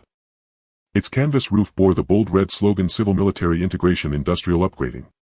120 executives from private high-end manufacturing enterprises stood clustered around the retrofitted machine tools, murmuring in awe and exchanging animated commentary. Some reached out to trace the nano-coated guideways with their fingertips, sensing an uncanny smoothness and coolness. Others snapped rapid-fire photographs of the automatic tool changers in motion, shutter clicks punctuating the air like scattered percussion. On the observation floor 20 retrofitted machine tools hummed at full speed, their cutting sounds crisp and rhythmic like piano keys dancing across a scale. Misty sprays of cutting fluid shimmered with a faint metallic tang, yet not a trace of the greasy splatter that once defined such operations. At the inspection zone, chief engineers from the 3 major defense industrial bases gathered around coordinate measuring machines, watching numbers flicker across digital displays, yet their eyes betrayed a quiet unspoken reservation. "It's not timidity," Engineer Zhang Wang Lei, chief engineer of the North China Ordnance Industrial City, clutched a blueprint dampened by sweat, his voice earnest. "Our legacy machine tools suffer from aged cast-iron beds and severely worn guideways. Even if we replicate Qingliang Mountain's retrofitting protocol exactly, precision caps at 0.02 mm. Machining barrel modules on such equipment would fail to meet the spiral precision requirements of deep space warship weapon systems. Firing projectiles could deviate from target by hundreds of meters." Precisely, affirmed Li Jiangwo, chief engineer of the Northwest Aerospace Industrial Park, nodding slowly as his calloused finger traced the intricate main spindle architecture on the blueprint, the thickened skin of his fingertip rasping softly against the paper. "The turbine blades we fabricate for aerospace engines demand a surface curve tolerance of 0.005 mm, a threshold even more exacting than that for artillery barrels. Retrofitting aging machinery is palliative at best, it treats symptoms not causes. Residual stress deformation in the bed frame remains immutable. To truly shatter the precision barrier we must build new machine tools from the ground up." Chen Tao, chief engineer of the East China Shipbuilding Heavy Industry Cluster, spoke next, his voice steady as cast iron, carrying an uncommon gravitas. "For one hailing from Jiangnan's waterways, we've concluded that expending effort on near-scrapped legacy equipment is inefficient. Instead, let us deploy these newly retrofitted Qingliang Mountain machines to manufacture core components for the next generation of ultra-precision machine tools. One decisive leap, solving the problem at its root." His words fell like a gong strike, the room fell instantly silent. A military supervisory staff officer frowned slightly, preparing to object. The retrofit plan had already been filed with headquarters and any pivot risked derailing the schedule, only to be gently stilled by a raised hand from Zhang Chenyu. Zhang Chenyu studied the blueprint lines intently, tapping lightly where the high-precision spindle was annotated, his gaze alight with quiet approval. "You've struck the crux. Retrofitting old machines is merely an emergency measure, building new ones is the fundamental path to industrial upgrading." He turned toward the steel-framed workshop to the west and gestured for all to follow. "I prepared for this long ago." As the roller shutter rose with a resonant groan, a low thrum filled the air. Dozens of holographic projectors suspended midair, each displaying schematics of new machine tools in vivid redan blue vectors, delineating every mechanical nuance with surgical clarity. From the thread profile of ultra-precise ball screws and winding layouts of permanent magnet synchronous servo motors to cross-sectional parameters of nano-coated tungsten carbide guideways, every dimensional tolerance was specified down to the micrometer, even chamfer radii calibrated to 0.01 mm. Step 1. Use retrofitted machines to produce core components for the new generation. Zhang Chenyu's fingertip glided across the hologram, tracing a pulsing red highlight. Qingliang Mountain's retrofitted machines achieve 0.008 mm, more than sufficient for machining critical parts like spindle housings and turret slides. I have encoded the entire machining process into programmable logic, integrated directly into the control systems, with optimized toolpaths and feed rates. All you need do is press start. He turned to Wang Lei, voice resolute. Your North China base excels at heavy machinery fabrication. You'll produce the cast iron bed frames and massive gantry structures. Your hydraulic presses possess ample tonnage to forge cast blanks with uniformly distributed residual stress. East China's shipyard-grade welding expertise will construct the structural steel frames. Your hull welding non-destructive testing standards exceed what's required for machine tool frames. And Northwest's mastery of precision components places you at the helm for spindle and ball screw fabrication. Your lapping techniques are perfectly suited. Each team fulfills its role, maximizing collective efficiency. The three chief engineers' eyes lit up simultaneously. They crowded before the hologram noses, nearly brushing the ethereal blueprints, any prior hesitation dissolving beneath the weight of meticulously annotated specifications. Wang Lei even produced a tape measure holding it against the projected bed frame dimensions while muttering, "This fits perfectly within our existing workshop footprint." But what of the new machine tool's CNC system? Li Jianguo interjected, anxiety edging his tone. Our domestic controllers still lag in interpolation accuracy and response latency. When machining complex curved surfaces, tool trajectories exhibit visible angular deviations, far short of design specifications. Zhang Chenyu smiled faintly and withdrew a sleek black chip module from a spatial ring, its indicator light pulsing soft cerulean. Already prepared. This is the core algorithm I engineered for your control systems, fully localized and packaged as a universal CNC module. Install it in the new machines and interpolation accuracy improves tenfold. Response speed exceeds imported systems by 3 times, and it integrates seamlessly with existing PLC interfaces requiring no rewiring. Wang Lei seized the chip, his fingers trembling ever so slightly. This minuscule device, no larger than a thumbnail, held the key to a quantum leap in domestic machine tool capability. A sheen of cold sweat bloomed instantly across his palm. Then from the crowd a voice edged with skepticism emerged. Zhou Mingyuan, chairman of the Yangtze River Delta Photolithography Component Factory, adjusted his gold-rimmed spectacles, lens reflections catching the holographic glow, as he spoke with measured caution. Engineer Zhang, your vision is compelling, but developing new machine tools carries steep costs. Private enterprises prioritize return on investment. The R&D budget for a single new machine tool could retrofit 10 legacy units. Should investment yield substandard precision, the fiscal calculus becomes untenable. Chairman Zhou speaks truth, echoed a chorus of nods among the entrepreneurs. A boss from a Pearl River Delta new energy vehicle chassis plant took up the thread, his bespoke suit sleeves rolled past forearms still smudged with grease. Our production line underwent a 300 million yuan upgrade just 2 years ago. Swapping in new machine tools now would render that colossal investment obsolete. And after-sale support, added the plant director of a northeastern bearing factory. Imported machines offer on-demand technical service. Who repairs ours when failure strikes? Zhang Chenyu offered no immediate rebuttal. Instead, he signaled technicians to activate one of the retrofitted machines in operation. A robotic arm precisely delivered a bearing steel billet into the main spindle. A 3-jaw chuck automatically centered and clamped it, then a laser cutter descended with a faint violet luminescence, followed by a high-speed rotating tool biting cleanly into the steel with a fine sustained hiss. 3 minutes later, a silvery bearing raceway emerged smoothly onto the conveyor belt, rinsed, dried and conveyed to the inspection station. Zhang Chenyu lifted the raceway and approached Zhou Mingyuan. Chairman Zhou, feel its surface first. Zhou accepted it skeptically, his fingertip gliding over the inner bore, and froze. Its finish was mirror smooth, utterly devoid of machining marks, finer even than parts produced on their imported machines. He instinctively scraped a fingernail across it, leaving not a single whitish scratch. This is the effect of the nano coating. Zhang Chenyu smiled, then directed technicians to project the CMM inspection report onto the main screen. This part was machined on the retrofitted equipment, precision 0.008 mm. Parts produced on the new machines will achieve 0.003 mm. Chairman Zhou, your photolithography components currently require 0.01 mm. With these new machines, yield rates will surge from 60 to over 99. He paused, scanning the assembled entrepreneurs, his voice clear, resonant, commanding. Regarding cost, I state unequivocally core components for the new machines can be fabricated entirely on retrofitted equipment, reducing R&D expenditure by 70% versus direct imports.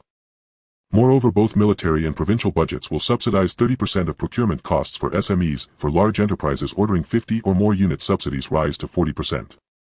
Post-installation technical maintenance will be provided free of charge by provincial technology promotion centers. Our certified technicians stand ready 24 hours a day, responding instantly to service calls. Zhou Mingyuan watched the crimson past data flash across the screen, then looked down again at the bearing raceway in his palm, his furrowed brow gradually easing. After a thoughtful silence, he extended his hand and gripped Zhang Chenyu's firmly, almost crushing bone. Engineer Zhang, I believe you. Our factory commits first 10 units, priority allocation for photolithography component production. Other entrepreneurs surged forward, voices overlapping. Our plant joins, 8 units. Reserve 20 for new energy vehicle chassis. Northeast bearing plant orders 15. Doubt dissolved into fervent demand. Staff members darted through the crowd with order books, their pens scratching across paper like the opening notes of an industrial symphony. Action commenced without delay. Technical teams from the 3 defense industrial bases dispersed to their assigned tasks. North China's machinists guided retrofitted heavy lathes through bed frame castings, coolant and iron filings spraying in prismatic bursts under sunlight. East China's welders, clad in heat-resistant suits, wielded specialized torches to fuse structural steel frames with flawless seam integrity, sparks cascading like fallen stars. Northwest's precision team monitored spindle grinding, their abrasive wheels spinning at supersonic velocity, emitting silver thread sparks, refusing even the faintest deviation. Zhang Chenyu moved fluidly between workstations, pausing occasionally to offer precise guidance. At the North China lathe, he patted the shoulder of a veteran technician overseeing a bed frame rough casting. Ensure proper aging treatment for the bed frame. Natural aging alone is insufficient. Employ artificial aging. Heat the blank in a thermal stress relief furnace to 200 degrees Celsius. Hold for 12 hours, then cool gradually to fully dissipate residual stresses. Otherwise, long-term deformation is inevitable. The technician nodded, vigorously scribbling parameters into his notebook with urgent strokes. At the Northwest lapping station, Zhang pointed to the ball screw thread profile. Thread machining requires diamond-tipped cutters with cutting speed strictly controlled at 300 meters per minute. Cooling must employ nanograde lapping fluid. Its abrasive particles measure only 1 micron, capable of removing microscopic burrs and forming a protective film on the threaded surface. Finally, at the servo motor installation station, he observed technicians aligning the motor to the spindle axis. Coaxial alignment tolerance between servo motor and spindle must not exceed 0.001 mm, otherwise machining accuracy suffers irreparably. Use laser shaft alignment instruments. They deliver 100 times greater precision than manual methods. 10 days passed in a blur. Qingliang Mountain's workshops burned with uninterrupted light. The roar of machinery never ceased. Technicians rotated in shifts, napping briefly on fold-out cots, snatching bites of bread between cycles, bloodshot eyes blazing with fierce, exhilarated focus. When the first fully assembled ultra-precision CNC machine tool emerged from Qingliang Mountain's workshop, the entire hall erupted in jubilant acclaim. Its silver-gray frame gleamed with austere metallic luster, its nano-coated guideways reflected human figures with crystalline fidelity, its control panel displayed real-time parameters against a backdrop of deep space warship mechanical schematics. Emblazoned on its flank in bold crimson characters, made in Daxia ultra-precision. Wang Lei personally operated the machine, donning white gloves, his fingers tapping the control panel with reverent precision. A titanium alloy billet for an aerospace engine blade slid into the main spindle. The 5-axis turret rotated with fluid grace. A violet laser cutter traced the blade's complex curvature with unwavering fidelity. The cutting sound was fine, even whisper soft, like silkworms feeding on mulberry leaves. Within half an hour, a flawlessly contoured blade emerged, surface tolerances held at 0.005 mm. It's done. Li Jianguo shouted, brandishing the CMM readout, green pass digits flashing triumphantly, his voice cracking with elation. Precision fully met, and surpasses imported equipment. Chen Tao pounded the machine's chassis with unrestrained joy, the hollow thud resonating like a war drum. With this machine, our naval vessel propellers will gain 20% efficiency and have acoustic signature. Enemy sonar won't detect our ships as they glide beneath the waves. General Qin arrived moments later, camouflage fatigues dusted with soil, having rushed straight from another defense base. Gazing at 10 gleaming new machines aligned in formation, and at the astonishing precision of their output, he exhaled deeply. This is true strategic disruption, striking at the very foundation. Building new machines with retrofitted ones, then forging national treasures with those new machines, this path is not just correct, it is inevitable. Zhang Chenyu stood beside the machine, watching parameters pulse across its screen, his gaze lifting beyond walls and roofs toward the horizon. Outside, dawn broke, golden light spilling across the machine's metal carapace, igniting a blinding radiant halo. These new machines were no mere tools, they were kindling soon to be dispatched across the nation's industrial heartlands. And Daxia's industrial ecosystem, ignited by this conflagration, would undergo a complete metamorphosis, an evolution forged in fire, precision, and unyielding resolve. The rumble of the new machine tool reverberated through the workshop in Qingliang Mountain as an urgent order was delivered into Zhang Chenyu's hands. The handwriting of General Qin was forceful. The new machine tools are about to be deployed, and the energy bottleneck issue urgently needs to be resolved. The controllable nuclear fusion test site in the northwest has encountered technical bottlenecks. Proceed to assist immediately. Zhang Chenyu caressed the edge of the page, his fingers brushing over a fist-sized deep blue crystal quietly lying in his spatial ring. This was a fragment of a star core he had exchanged during an interstellar trade, capable of stabilizing the plasma confinement magnetic field of the fusion reactor, which had previously not found a suitable application opportunity. Now the opportunity has arrived. He did not bring many attendants, only carrying a metal box containing the analysis data of the star core fragment, and boarded the military transport plane heading to the northwest. As the plane landed in the depths of the Gobi Desert at the test site, the setting sun was dyeing the undulating sand dunes in a molten gold hue. In the vast test site covering thousands of acres, the silver-white fusion reactor device stood like a giant sword thrust into the earth, the towering cooling towers steam rising yet exuding a sense of oppressive silence. Chief Engineer Zhao Qiming had long been waiting on the helipad. This elderly expert with graying hair had bloodshot eyes, and as he shook Zhang Chenyu's hand his knuckles trembled. Engineer Zhang Yu finally arrived. The magnetic confinement wall of the tokamak device experiences local damage after more than 30 seconds of discharge, with a plasma escape probability as high as 47, failing to meet the requirements for stable power generation. We've tried over a dozen material coatings, all of which have failed. Zhang Chenyu followed him into the control room, where a massive display screen flickered with densely packed parameter curves. The red danger warning light flashed every few minutes, piercingly painful to the eyes. The material strength of the magnetic confinement wall is insufficient, and the magnetic field distribution is also uneven. Zhang Chenyu pointed to a sharply fluctuating curve on the screen. The niobium titanium alloy you are using will rapidly collapse its lattice structure under the impact of high-temperature plasma. Moreover, the existing magnetic field generators cannot form an absolutely symmetrical confinement field. Once the plasma shifts, it will breach the wall. Zhao Qiming sighed, pulling out a thick stack of experimental reports from the drawer. We are aware that the issue lies here. However, the material processing technology in our country can at most increase the temperature resistance limit of niobium titanium alloy to 5,000 degrees Celsius, while the core temperature of fusion plasma reaches a staggering 100 million degrees Celsius. Zhang Chenyu remained silent, opening the metal box he brought and importing the analysis data of the star core fragment into the main control system. The deep blue crystal structure model instantly covered the entire display screen. This was a type of superlattice structure never seen on Earth, with each unit cell resembling a miniature magnetic field generator capable of spontaneously forming a stable confinement field with a temperature resistance limit reaching a shocking 1 billion degrees Celsius. Zhao Qiming's voice suddenly rose, his glasses slipping down to the tip of his nose. This is the biomimetic material formula of the star core fragment. Zhang Chenyu called up the synthesis process of the material. Using our newly constructed high-precision machine tool, we can produce a tungsten-based alloy with this superlattice structure and then coat it with a layer of nanoscale star core coating. The issue with the magnetic confinement wall can be resolved in one go. He paused and added, the processing accuracy of the new machine tool can reach 0.003 mm, which is enough to delineate the microscopic structure of the unit cells. Furthermore, I have optimized the coil winding process of the magnetic field generator using the precision grinding technology of the Northwest base, allowing the error in the number of coil turns to be controlled within 1/10, ensuring that the magnetic field distribution is absolutely symmetrical. Zhao Qiming stared at the formula on the screen, his finger trembling as it traced over those complex chemical equations, suddenly slapping his thigh. Brilliant. This coating not only withstands high temperatures but also actively absorbs plasma particles. It's simply tailor-made for fusion reactors. As the news spread, the technicians at the test site erupted in excitement. 3 high-precision machine tools urgently transported from Qingliang Mountain were set up overnight in a temporary processing workshop next to the test site.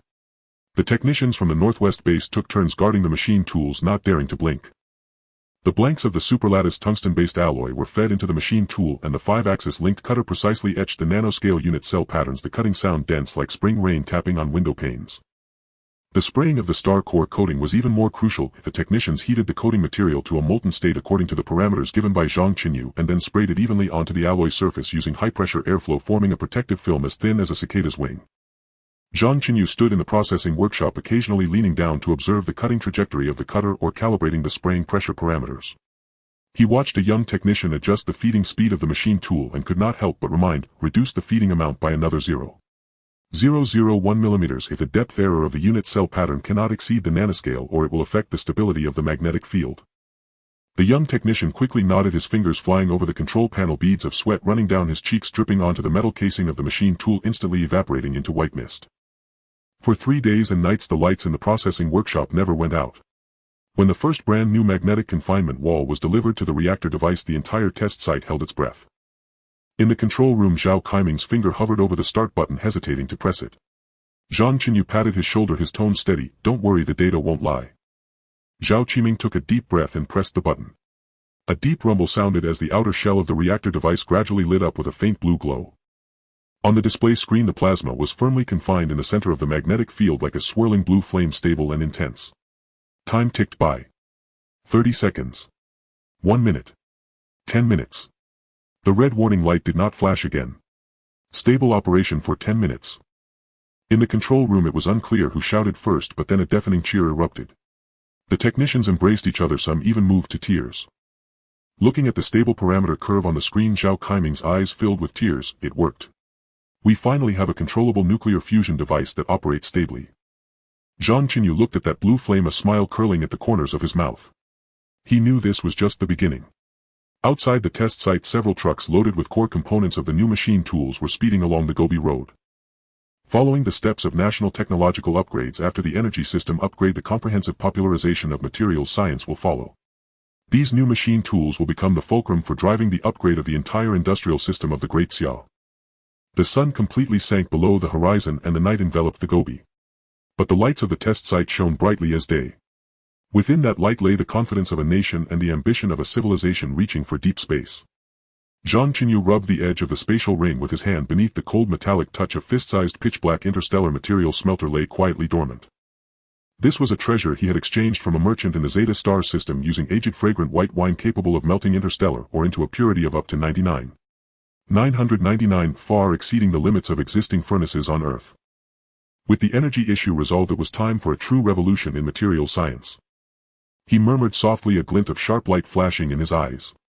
Zhao Keiming looked over curiously, filled with intrigue. Engineer Zhang, what are you muttering about? Shouldn't our focus now be on the miniaturization of fusion energy? Miniaturization is inevitable, but before that, Zhang Chenyu turned to look at him, his tone firm. We need to first create materials capable of supporting small fusion reactors. The existing alloys on Earth lack sufficient strength and corrosion resistance. He raised his hand and tapped on the main control system screen, calling up a previously unpublished materials list, listing the names and characteristics of a dozen types of interstellar ores, from the star-fallen steel that can withstand high temperatures from stars to the deep blue stone that can shield against neutron radiation, each far exceeding Earth's material knowledge limits. Zhao Keiming frowned as he looked at the text on the list. Where are we going to find these things? Even if we find them with the existing technology, we won't be able to refine them into usable materials. I have the ores and I also have the melting equipment. Zhang Chenyu smiled, no longer keeping them in suspense. He turned and walked to a corner of the test site where several inconspicuous metal boxes were piled up. He brushed off the dust on the boxes and pressed a concealed button on the side of one of the boxes. With a slight buzzing sound, the outer shell of the metal box slowly opened, revealing a small furnace entirely black and covered with intricate patterns. This was the interstellar material smelter. The moment the furnace started, a faint silver glow illuminated its surface and the surrounding air seemed to warp slightly. This is... Zhao Keiming's eyes widened as he hurriedly stepped forward, reaching out to touch the furnace's outer shell, only to be repelled by an invisible barrier. This is the interstellar material smelter, Zhang Chenyu explained, capable of melting various interstellar ores under absolute vacuum and the high temperatures of controllable nuclear fusion. Moreover, its energy consumption is extremely low. A small fusion reactor can keep it running for a year. He paused and continued, next what we need to do is use this furnace to refine the first batch of interstellar alloys. Then, using the new machine tools, we can process these alloys into the shells of small fusion reactors, armor plates for deep space warships, and materials for 6th-generation fighter jets. Once the materials issue is resolved, Zhang Chenyu's gaze swept over every corner of the test site, his voice resonating. It will be time for us to truly begin building. To build aircraft that can soar into the sky, submarines that can dive into the water, and warships that can roam the starry seas. Zhao Keiming looked at the furnace radiating a silver glow, then at the list of interstellar materials on the screen, trembling with excitement. He knew that a revolution in materials even more shocking than the energy revolution was about to quietly unfold in this remote Gobi, and the spark of this revolution was firmly held in Zhang Chenyu's hands, awaiting the moment it would ignite. Under the metallic dome of the underground explosion-proof workshop, the interstellar furnace's pitch-black exterior emitted a cold glow, with the connected fusion energy pipelines humming and vibrating, their walls flowing with a faint blue energy aura. Zhang Chenyu stared at the data stream flickering on the furnace's main control screen, his brow slightly furrowed. Inside the furnace chamber, tungsten, titanium and chromium high-purity metal ingots had been heated to a molten state, the crimson liquid metal rolling like magma, yet the progress bar for lattice reorganization was stuck at 37th, unmoving. The magnetic field intensity is insufficient, suppressing atomic activity. Zhao Keiming leaned closer, his voice laced with anxiety. The conventional magnetic field model cannot break through the lattice barriers of terrestrial metals. If this continues, these metals will just melt into a pile of scrap iron. Zhang Chenyu remained silent, his fingertips swiftly gliding over the touchscreen, bringing up the magnetic field compression mode for the furnace. The parameter curves on the screen changed drastically in an instant, the red line representing magnetic field intensity suddenly soaring, breaking through the extreme threshold of the terrestrial equipment. Activate high-energy magnetic field compression. Set the frequency to 17.8 Hz and the gradient to 0.03 Tesla millisecond. His voice was steady yet infused with undeniable certainty. Use the surplus energy from the fusion reactor to forcibly increase the power in the furnace chamber. The technicians immediately complied. The heavy humming suddenly rose in pitch, and a silver arc of light illuminated the furnace with an invisible magnetic field expanding from the chamber's center, causing visible distortions in the air. The liquid metal inside the furnace chamber seemed to be grasped by an invisible hand as the rolling magma was instantly compressed into a flat metal layer, its color shifting from crimson to dazzling gold. On the main control screen, the simulation animation of atomic collisions refreshed wildly as the dense lattice of tungsten atoms was torn open by the magnetic field, allowing titanium and chromium atoms to surge in, beginning chaotic collisions in the high-energy environment. "Not good," a technician exclaimed in alarm. "The metal phase transition is out of control. The lattice structure is about to collapse." On the screen, the green curve representing lattice stability plummeted sharply, about to fall below the safety red line. Zhao Chenyu's face turned pale in an instant, and he reached out to press the emergency stop button. "Don't stop." Zhang Chenyu seized his hand while his other hand accurately tapped the touch screen. "Adjust the magnetic field frequency, decrease it by 0.2 Hz and simultaneously activate the radial magnetic field compensation, pulling the gradient to 0.05. The moment the command was issued, the furnace's humming fluctuated wildly, the slight adjustment in magnetic field frequency causing the rhythm of atomic collisions in the chamber to change abruptly. The previously chaotic group of atoms seemed to be injected with order as the density of tungsten, the toughness of titanium, and the corrosion resistance of chromium perfectly intertwined at the nanoscale. The progress bar on the main control screen jumped violently: 38, 45, 72. Finally freezing at 100. Lattice reorganization complete. As the cheers began, Zhang Chenyu stared at the microscopic structural model of the alloy on the screen, shaking his head slightly. He raised his hand to magnify the model, pointing at a slight lattice defect. "The atomic arrangement here still has deviations which will compromise the radiation resistance. Raise the preheating temperature of the star core coating by 50 degrees. Set the high-pressure airflow pressure during spraying to 0.8 MPa and use the coating to fill the defects." As he spoke, he took out the star core coating formula chip from his spatial ring and inserted it into the main control system. The screen immediately displayed the molecular-level spraying path of the coating, intricate as a spider's web. Zhao Qiming looked at the perfect superlattice structure on the screen, then at the calm Zhang Chenyu, unable to help but sigh. This craftsmanship, even an engineer from an interstellar civilization would find it hard to match right.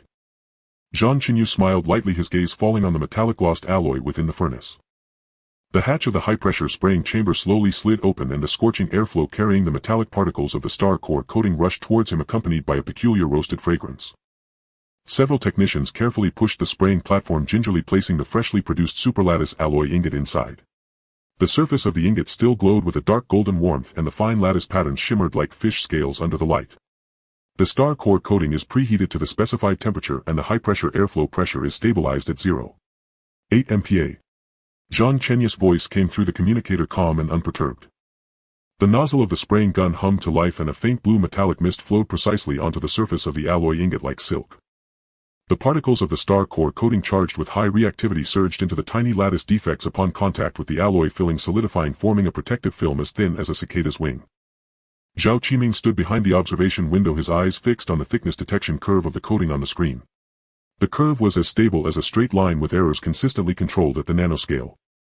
So precise he couldn't help but exclaim. This coating not only filled the defects but also formed a symbiotic structure with the alloy lattice, enhancing the radiation resistance by at least 30%. Zhang Chenyu did not respond, gently tapping on the control panel to increase the spraying path's precision by another 0.001 millimeters. He gazed at the microscopic structural simulation on the screen, a trace of subtle satisfaction flashing in his eyes. This was even better than the samples presented by the trader from the Zeta Galaxy. 3 hours later, the spraying was completed. When the hatch opened again, the alloy ingot had been completely transformed. The surface was covered with a layer of pale blue coating, shimmering gently under the light, and when lightly tapped it produced a sound as clear as a bell.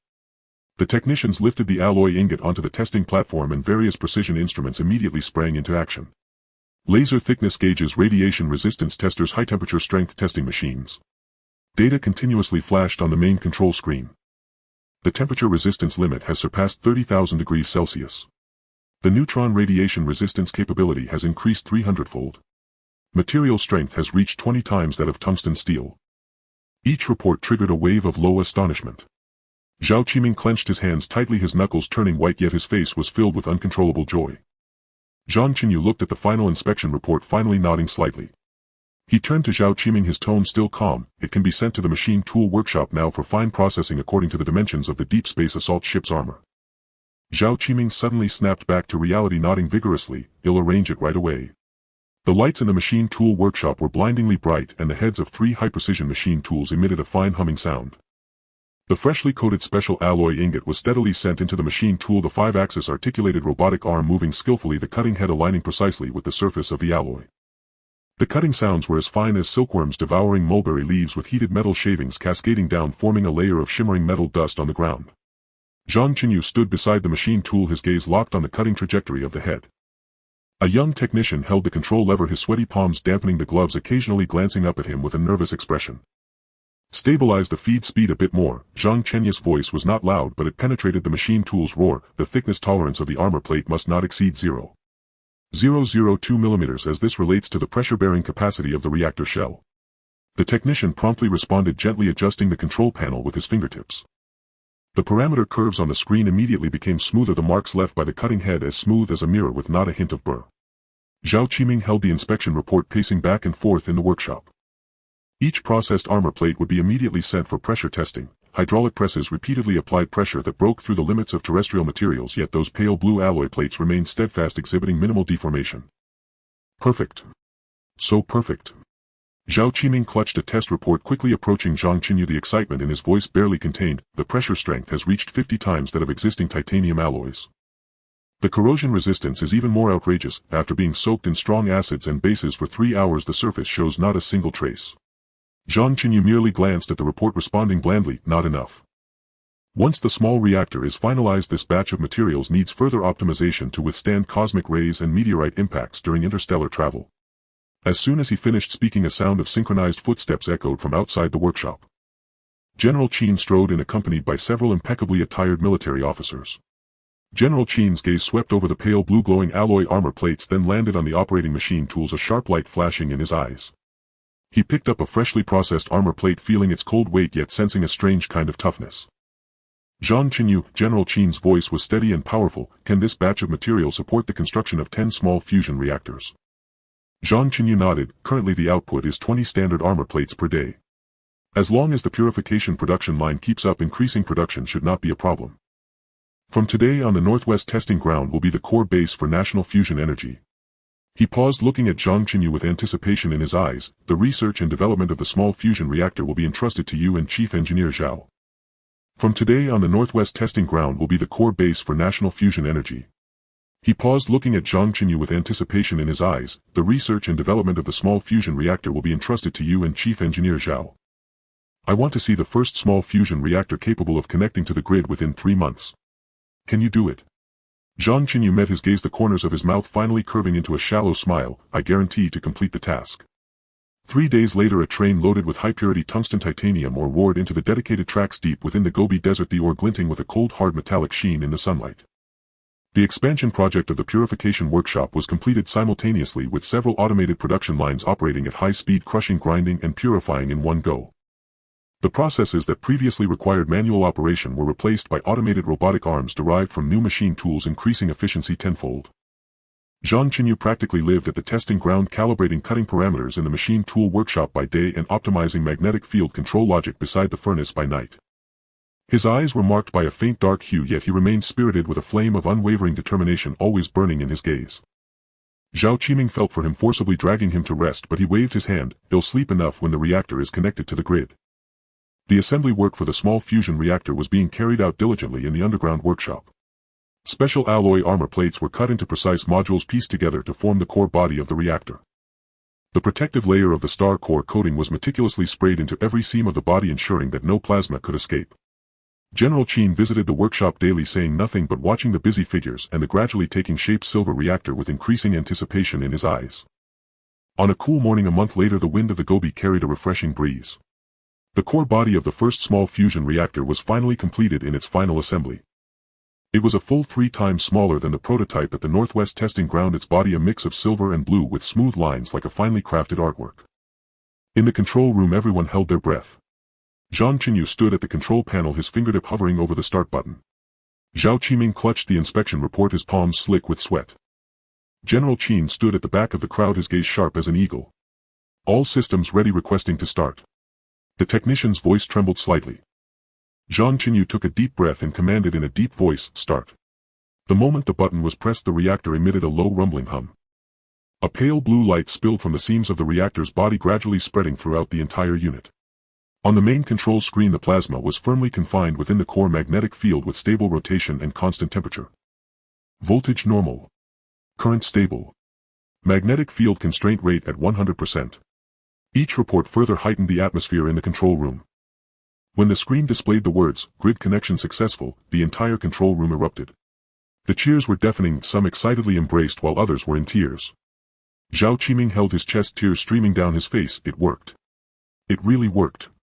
General Qin walked to Zhang Chenyu's side, firmly patting his shoulder, his voice hoarse yet powerful. "Good lad, you have made a great contribution to the country." Zhang Chenyu gazed at the stable curve dancing on the screen, a trace of relief smiling on his lips. He turned his head to look outside, where the sun was rising from the horizon of the Gobi, golden rays spilling across the land. At that moment his personal communicator gently vibrated. He glanced down, a hint of surprise flashing in his eyes, quickly replaced by a profound light. The communicator displayed a line of encrypted information. The core components of the second batch of new machine tools are in place and the construction of the aerospace base is on schedule. Zhang Chenyu tightened his grip on the communicator, his fingertips pressing slightly. The spark of energy has been ignited, the foundation of materials has been solidified. Next it will be time for aerospace and deep space technology to take that crucial step. On the very day news of the grid connection success swept through the National Military-Industrial System, 3 transport planes laden with experts from the Army Equipment Research Institute pierced the Gobi morning mist and touched down at the Shibei test range. General Qin, leading a group of graying experts, strode straight for the underground workshop. Zhang Chenyu was already standing before a sheet of special alloy that shimmered with a pale blue glow, holding a palm-sized metallic module between his fingers. Meeting their eager gazes, Zhang Chenyu spoke first, his tone calm yet penetrating. With fusion energy and special alloy in hand, there is no need to keep retrofitting conventional weapons. We will leap directly to single-soldier equipment adapted for space combat, from weapons to armor, everything built to deep space standards. He tossed the metal module to Director Wang and, tracing clear lines in the air with his fingertip, announced the first priority: produce the Stellarcore-powered Gauss rifle. The barrel will be forged as a single piece of special alloy with an internal stellar core lining. Its chamber pressure will withstand 30 times that of a conventional rifle. In a vacuum, the high-density alloy slugs will reach beyond 10 kilometers, slicing through any current individual armor as if it were paper. Director Wang gripped the module, his fingers trembling. Zhang added that the rifle body would integrate a micro-fusion power pack. A single charge would permit 5,000 continuous rounds and could externally connect to the armor's power system, eliminating any practical endurance concerns. Next, the deep space individual armor. The shell will be made of lightweight special alloy weighing only half that of current bulletproof vests, yet able to resist direct strikes from Gauss rifles. It will even block space radiation and micrometeorite fragments. The armor will include a recirculating life support system sustaining oxygen in a vacuum for 72 hours, and joints will employ nanoflexible alloy that does not impede any tactical movement. Most crucially, the armor's back will mount micro-vector thrusters driven by fusion power. With them, a soldier can maneuver freely in space or at the atmosphere's edge, jump higher, run faster, and even hover briefly. Finally, an individual deep space detection radar. Zhang summoned a holographic display on his wrist, complex radar parameters dancing across it. Miniaturize the core algorithms of interstellar radar and embed them in the helmet, a 5-kilometer detection range capable of locking tiny targets in space, penetrating the atmosphere and capturing concealed signals on land or in the deep sea. Even targets hidden in underground bunkers cannot escape its scan. Director Wang and the assembled experts stared in astonishment. One could not help but blurt out that if this suite were built, the soldier would become a space Superman. Zhang smiled faintly and replied that it was not about making supermen, but about giving their soldiers the confidence to survive any battlefield, whether on Earth or across the starry expanse. General Qin intervened with a sonorous voice, saying that production capacity was not the problem and ordering the test range to immediately expand 30 special alloy production lines, prioritizing the supply of core components for the individual equipment. I want to see the first complete set of spaceborne individual equipment for battlefield testing within a month, General Qin declared, to which Zhang replied that a month would be too long. Zhang interrupted and pointed at the main screen, revealing a prepared plan. The interstellar furnace's efficiency far exceeds terrestrial equipment, and paired with 5-axis machining on the new machine tools, the processing cycle for core parts can be compressed to 72 hours. The month will not be used to build the gear, but to complete extreme environment testing. Vacuum, low temperature, intense radiation exposure, overload shocks, none may be omitted. We must ensure zero faults after deployment. General Chen paused, then laughed and approved 72 hours to produce a prototype and all remaining time devoted to brutal testing. At that command, the underground workshop at Shibei erupted. Zhang Chenyu personally manned the production line, instructing technicians forging the Gauss rifle barrels. The alloy's lattice pattern must be exact. The tolerance cannot exceed 0.001 mm, otherwise the chamber pressure will be unstable and the barrel could burst. He took a newly forged barrel, placed it on the testing rig, and only when the parameters on the screen met perfection did he nod slightly. The armor research raced against time even more fiercely. Zhang watched the joint flexibility trials intently as mechanical hands bent the alloy plates repeatedly. Only after confirming tens of thousands of bends produced no hairline cracks did he say in a low voice that the design could enter mass production. Tuning the helmet's deep space radar was the crucial step. Zhang uploaded the Interstellar radar core algorithm into the chip and personally donned the helmet to test it. A bird 5 kilometers away locked onto the holographic display with crystalline clarity, its wing beat frequency obvious at a glance. Switching modes, a metal pipe 10 meters underground instantly lit up on the screen. Perfect, Zhang murmured as he removed the helmet, a trace of satisfaction in his eyes.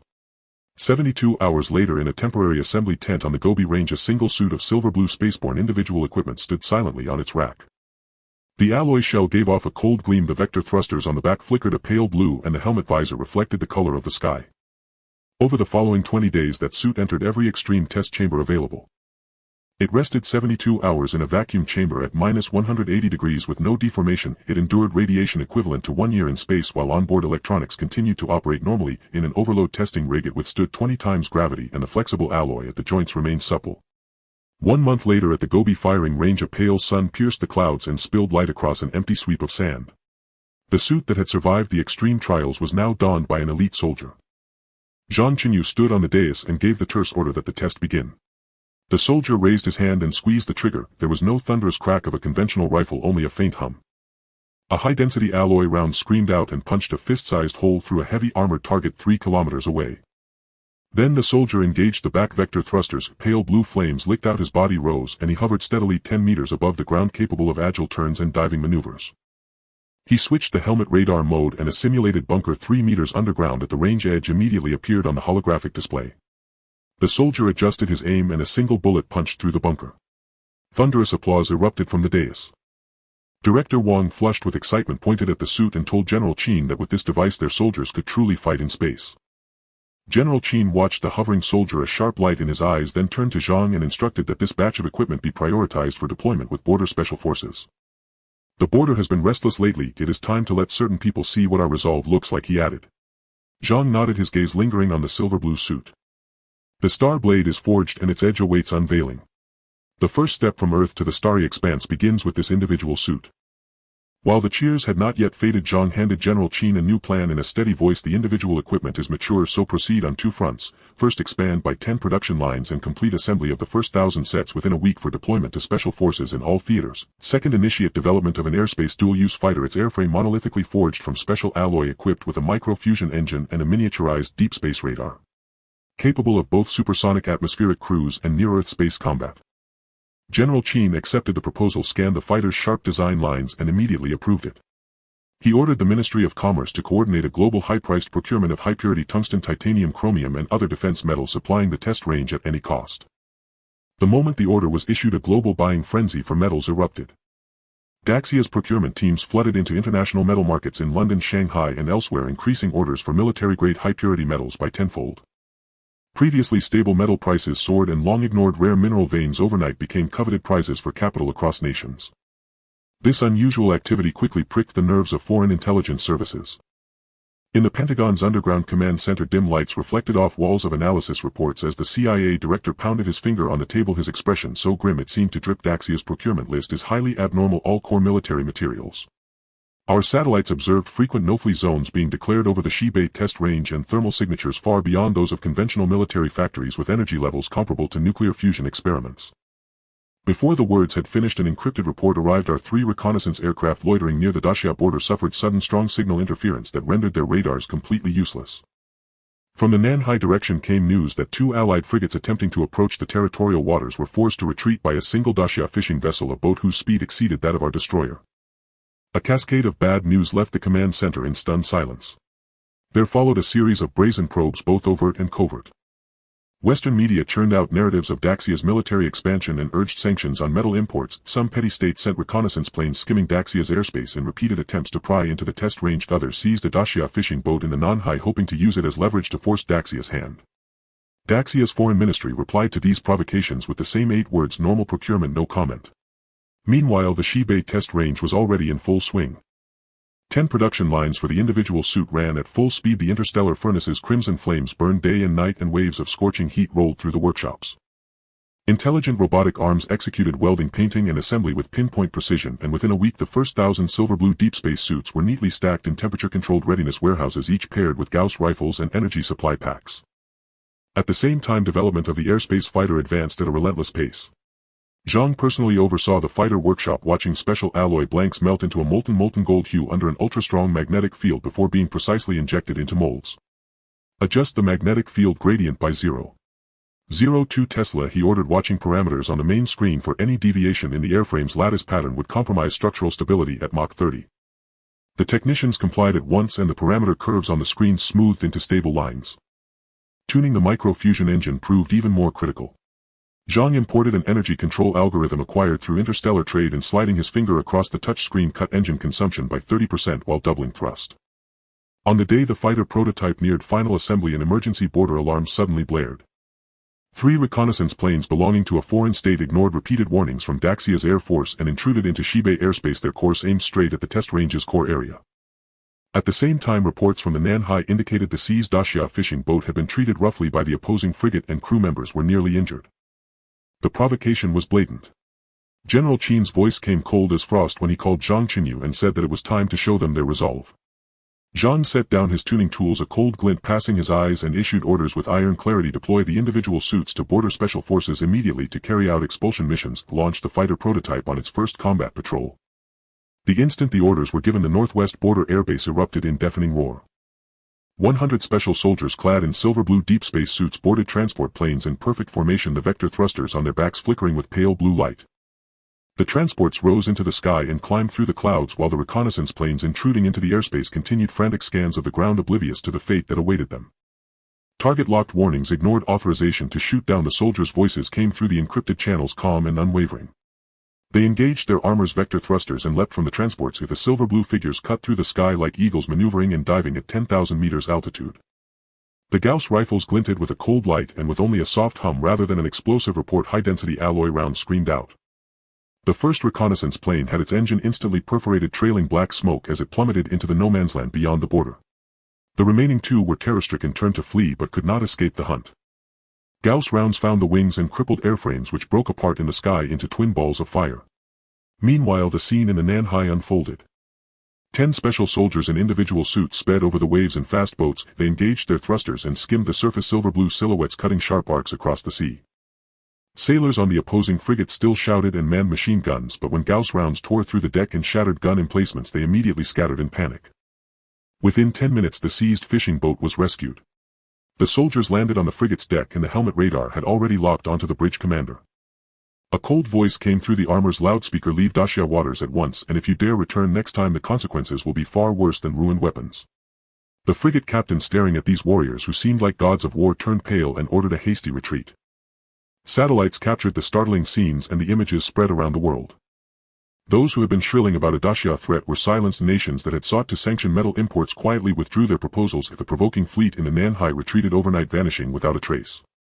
In the Shibei workshop, Zhang Chenyu watched data streaming from the fighter prototype and glanced out as transport planes roared past, a faint smile lifting one corner of his mouth. Mass deployment of the individual suits and the sudden arrival of the airspace fighter were only the beginning.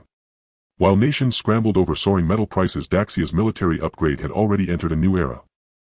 General Qin walked to Zhang's side, watching the border footage on the screen, and said in a hushed voice that their adversaries' probes had ended. Now it was their turn to truly draw the sword. Footage of the border expulsion campaign spread across the globe in a manner no one had anticipated. As silver-blue-powered armor strode across the waves, Gauss rifles pierced the decks of escort vessels and vector thrusters left faint azure contrails while hovering 10,000 meters above the sea. The entire world fell into stunned silence. Western media coverage instantly shifted tone, from proclaiming a Daxia military expansion doctrine to descending into hysterical panic. The Pentagon convened an emergency session that lasted all night. The head of state of the nation that styled itself the world police slammed his fist upon the table and roared, "This is not infantry equipment. It is extraterrestrial technology." Panic swiftly metastasized into a coordinated conspiracy of annihilation. Within a mere week, naval fleets from 17 nations assembled under the pretext of maintaining regional security, forming a colossal coalition armada that advanced menacingly toward Dacia's territorial waters. Aircraft carrier strike groups loomed like iron titans blotting out the sky, the thunderous roar of carrier-based jets shattered cloud layers, nuclear submarines lurked in the abyssal depths, eyes fixed and unblinking. Dacia must surrender its powered armor technology and dismantle all new weaponry within 48 hours, or our fleet will sail directly into your territorial waters. The coalition's ultimatum was broadcast live across the globe. In the command center of the Northwest Test Range, the air hung thick and heavy, so dense it seemed moisture might condense and drip. General Chen stared at the radar screen where crimson blips swarmed like locusts, his fists clenching until knuckles cracked. "We have only one prototype space aircraft, and fewer than 2,000 sets of powered armor deployed. We cannot withstand this many warships. Even if we run every production line at maximum capacity, it would still take half a month to assemble 5,000 suits. Mass-producing the aircraft remains a distant dream." Zhang Chenyu stood silently by the window, a glint of frost flickering deep within his eyes. Beyond, the southern maritime boundary, war ignited without warning. 1,500 soldiers clad in deep space-powered armor ascended aboard transport aircraft, then ignited their vector thrusters, streaking toward the coalition fleet like silver meteors. The sole prototype space aircraft cleaved through the clouds at 30 Mach, leaving carrier-based fighters hopelessly behind, its deep space radar locked onto every vessel in the fleet with surgical precision. "Open fire." At the commander's order, the resonant hum of Gauss rifles filled sea and sky. Ultradense alloy projectiles screamed forth, piercing multiple escort decks in an instant and detonating munitions magazines. The space aircraft's rotary cannon spat fire, precisely shredding fighter formations. Even its astonishing supermaneuverability allowed it to evade several incoming anti-ship missiles. Within 10 minutes, 3 escort vessels sank and 20 carrier-based jets were shot down. Yet the overwhelming numerical disparity soon became undeniable. Over 100 coalition warships opened fire simultaneously, their missiles falling like monsoon rain, their anti-air batteries weaving an impenetrable web of fire. Though the powered armor's energy shields were formidable, they could not endure sustained barrages from multiple missiles. Silver-blue figures began plummeting from the skies. A missile grazed the space aircraft's engine, sending black smoke billowing from its tail. It withdrew, temporarily vanishing into cloud cover to evade further fire. Ha ha ha. So this is all Dacia has to offer. Standing on the bridge of his flagship, the coalition admiral watched Dacia's forces falter on screen, his arrogant laughter echoing across every channel. Press the attack. Crush them utterly. Artillery intensified. Casualty figures surged. Dacia's defensive line receded inch by agonizing inch. In the Northwest Test Range Command Center, every face darkened. General Chen stared unblinkingly at the screen, fingernails digging so deeply into his palms they threatened to draw blood. "Zhang Chenyu, if this continues, our soldiers won't hold out much longer." Zhang Chenyu finally moved. He raised his wrist, accessed a long-dormant encrypted channel, and with a single tap, his voice, calm yet weighted with tectonic force, rang out, "Lunar Fortress, activate Level 1 combat readiness. 12 warships, all units deploy. Objective airspace over the South China Sea Coalition fleet. No concealment required. Engage immediately." At that very moment, in a permanently shadowed crater on the moon's far side, azure energy flared with sudden incandescent intensity. The cold synthetic voice of the AI core resonated throughout every warship's chamber. Level 1 combat readiness activated. Deep space assault vessel main engines warming up. Heavy escort shields charging. High-speed interceptor engines igniting. Modified cruiser main battery calibrating. Refitted assault skiff standing by. Combat robot Alpha Beta Gamma battalions, full activation. The camouflage layer of the crater exploded outward as 12 warships simultaneously ignited brilliant azure engines. A 150-meter-long deep space assault vessel anchored the formation at its heart. 2 heavy escorts flanked at port and starboard. 3 high-speed interceptors slashed through the lunar silence like drawn blades. 2 modified cruisers trained their main batteries, energy coalescing into terrifying brilliance at their muzzles, and 3 refitted assault skiffs followed close behind, humming with the resonant vibration of shockwave weaponry. Tens of thousands of combat robots surged from the warship's hatches. Alpha battalions drilling rigs reconfigured into laser cannon barrels. Beta battalions biomechanical tentacles extended alloy-edged blades. Gamma battalions spray arms switched to energy shield projectors. Jump drives engaged, and the 12 warships vanished from the moon's far side in an instant. Over the South China Sea, the coalition's barrage raged unchecked. Just as the flagship admiral prepared to issue the final assault order, an eerie ripple shimmered across the airspace behind the fleet, and 12 grotesquely elegant warships materialized, silent and absolute. Without warning, the modified cruisers fired first. Zhang Chenyu's custom-engineered power systems amplified their firepower fourfold. Two searing azure beams tore across the heavens, striking two destroyers deadened. Their hulls ruptured, instantly exploding into fiery fragments amid towering infernos. High-speed interceptors pushed speed to its absolute limit, their 60-meter hulls darted through the fleet like three silver lightning bolts. Carrier-based missiles could not track them, instead each was methodically obliterated by the interceptor's secondary batteries. What shattered the coalition's resolve entirely was the arrival of tens of thousands of combat robots, swarming downward from the warships like a metallic locust tide. They ignored missile impacts outright, their energy shields absorbed artillery fire, their laser cannons bored precisely into jet engines, their alloy blades sliced through armored hulls, straight to the core reactors. Alert! Alert! Unknown fleet detected. Unknown mechanized forces inbound. Shrill alarms wailed incessantly as the coalition's radar screens flooded crimson. The flagship admiral's face turned ashen. As he watched the 150-meter deep space assault vessel slowly elevate its forward main battery, its muzzle glowing with unbearable blinding light, his voice trembled. Withdraw. Withdraw now. But it was already too late. The assault vessel's main cannon discharged, a beam of azure light piercing heaven and earth struck the flagship with devastating precision. There was no cataclysmic explosion, only instantaneous vaporization of the bridge and total collapse of the flagship's command infrastructure. Heavy escorts fully deployed their shields, a translucent azure barrier rose like a celestial rampart intercepting the coalition's entire barrage. Refitted assault skiffs unleashed their full shockwave weaponry, invisible pressure fronts radiated outward causing warships to veer wildly off course and collide in chaotic ruin. The combat robots' advance was nothing short of apocalyptic. They marched across wreckage of fallen jets and shattered decks alike, subduing every last resisting soldier with ruthless unflinching efficiency. In just half an hour the once unassailable coalition armada lay in utter disarray. Of over 100 warships, half sank beneath the waves, the other half drifted lifelessly, hulks of inert scrap metal. Carrier-based aircraft were almost entirely destroyed, littering the sea surface with dense fields of debris. Nuclear submarines surfaced in abject humiliation, motionless and mute. Zhang Chenyu's voice, transmitted globally via live broadcast, echoed across every corner of the World Coalition fleet: immediately withdraw from Dacia's territorial waters. His tone remained serene, yet carried an authority that brooked no dissent. From this day forth Dacia's territorial waters shall permit no foreign military presence. On the bridge, coalition officers, bereft of command, stared at the screen at the deep space assault vessel, radiating palpable dread at the legions of robots sweeping the skies. Utter despair settled upon them, cold and absolute. In the global broadcast feed, 12 warships hovered serenely above Dacia's sovereign airspace. Tens of thousands of combat robots formed an unbroken wall of steel, with pale azure light bathed the entire sea in ethereal luminescence. Thunderous applause erupted in the Northwest Test Range Command Center. General Chen gazed at the screen, tears streaming freely down his cheeks. Zhang Chenyu, you've hidden this ace up your sleeve far too long. Zhang Chenyu looked beyond the window, to the boundless blue sky, to those maritime borders now guarded by star-forged vessels, and a faint knowing smile touched his lips. He raised his wrist once more, accessing the encrypted channel. Lunar Fortress, activate Earth-Moon Transport Corridor. First wave of combat robots, deploy along Dacia's coastal defense perimeter. Acknowledged. On the moon's far side, the cargo bay doors of a transport vessel slowly parted. The razor edge of powered armor. The shriek of space aircraft. The awe-inspiring majesty of starships. The iron tread of mechanized legions. From Earth to Moon, from land to Starsea, Dacia's blade had finally been drawn.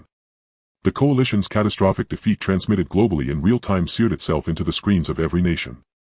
When 12 extraterrestrial-class warships hung suspended over the South China Sea, and tens of thousands of combat robots swept the battlefield like a tide of living steel, the world fell utterly silent. The first to capitulate were the smaller nations that had eagerly rallied behind the world police, waving banners and shouting slogans. Their foreign ministries issued emergency statements overnight declaring they had never participated in any military action against Dacia, and even extended olive branches proposing civilian aerospace cooperation with Dacia. The self-proclaimed world police itself adopted a far more ambiguous stance. During a press briefing, the White House spokesperson carefully sidestepped the fleet's humiliating route, offering only vague platitudes about maintaining dialogue with Dacia to prevent misjudgment. The Pentagon urgently classified and sealed all analytical reports concerning Dacia's powered armor and space aircraft, fearful of further provoking this suddenly fanged eastern giant. European responses fractured sharply into two camps. Established powers hastily audited their own naval inventories and quietly scaled back military deployments across the Asia-Pacific region. Meanwhile, nations dependent on Dacia's supply chains openly declared support for Dacia's legitimate actions to safeguard maritime sovereignty, terrified of economic strangulation. Even traditionally neutral states adjusted their policies toward China. At the United Nations General Assembly, the resolution condemning Dacia's military expansion died before reaching a vote, replaced instead by a proposal advocating global aerospace resource sharing. To any discerning observer, it was clear they sought only to hitch a ride on Dacia's ascent and claim a share of lunar resources. In the Northwest Test Range Command Center, General Chen flipped through diplomatic notes arriving from dozens of nations and burst into laughter. These fellows change allegiances faster than one flips a book. Just days ago they clamored for war, now they're all peace envoys. Zhang Chenyu did not laugh. Instead, he slid a document marked top secret across the table to General Chen, his voice steady and deliberate. Their submission is temporary. The vulnerabilities of our powered armor and space aircraft are now glaringly exposed. Limited numbers, constrained production capacity. Earth's environment imposes too many constraints, and its resources are finite. We must relocate our primary manufacturing infrastructure to the moon. General Chen stared at the three-dimensional blueprint labeled Lunar Surface Heavy Construction Dock, his pupils contracting sharply. Can the lunar environment truly sustain large-scale military production? The permanently shadowed regions on the moon's far side serve as nature's perfect concealment. Zhang Chenyu pulled up Lunar Fortress topographic data, his finger tracing the crater's geological extensions. The subsurface structure is exceptionally stable, and rich in helium-3 and lunar core energy ores, more than sufficient to power industrial operations. More critically, manufacturing warships and armaments on the moon renders them immune to all external interference. He paused, then added, alongside the construction dock, we must concurrently establish a production line for Earth-Moon shuttle craft. From now on, equipment and resources manufactured on the moon will be rapidly ferried to Earth via shuttles, forging an integrated Earth-Moon military-industrial system. Without hesitation, General Chen slammed his palm down. Full support granted. Name your requirements, I'll personally coordinate manpower and materials. 3 days later, 3 modified aerospace fighter jets carrying top aerospace engineers, material scientists and senior technicians broke through the pale blue halo of the stratosphere and gradually slowed down in the thin helium layer on the far side of the moon. Outside the fighter jet's window, the once desolate and dead meteorite crater had transformed into a bustling construction site where repair robots from 12 warships moved like precise gears, raising clouds of lunar dust that shimmered with a delicate silver glow under cosmic rays. This scale is even more shocking than expected, said Oldley, the material scientist, as he adjusted his radiation-proof glasses pressed against the window, gazing at the Alpha Team's drilling machines boring into the rock wall below, his tone filled with awe. Those silver-white drilling machines, equipped with the plasma drill head developed exclusively by Zhang Chenyu, cut through the hard lunar rock as smoothly as butter, each excavation precisely controlling the flatness of the rock wall, with debris simultaneously sucked into the recovery chamber to avoid contaminating the subsequent construction environment. The fighter jet smoothly landed on the temporary takeoff and landing platform where Zhang Chenyu was already waiting. Wearing a lightweight deep space protective suit, his gaze was sharp as an eagle behind the helmet visor, with his fingertips constantly sliding over the wrist-mounted intelligent core terminal, retrieving construction data in real time. Welcome everyone. Time is of the essence, so let's get straight to the point. He gestured for everyone to follow his pace unbroken. The core of the lunar dock is fully closed-loop autonomous production. Your task is to ensure that the special materials transported from Earth are perfectly compatible with the local lunar resources. The intelligent core will share the interstellar construction core algorithms in real time. As they proceeded along the temporarily constructed pressure-resistant corridor, the roar of the construction site grew increasingly clear. The Beta team's mechanical arms were assembling the main factory frame, reaching a height of 100 meters at a frequency of 3 times per minute.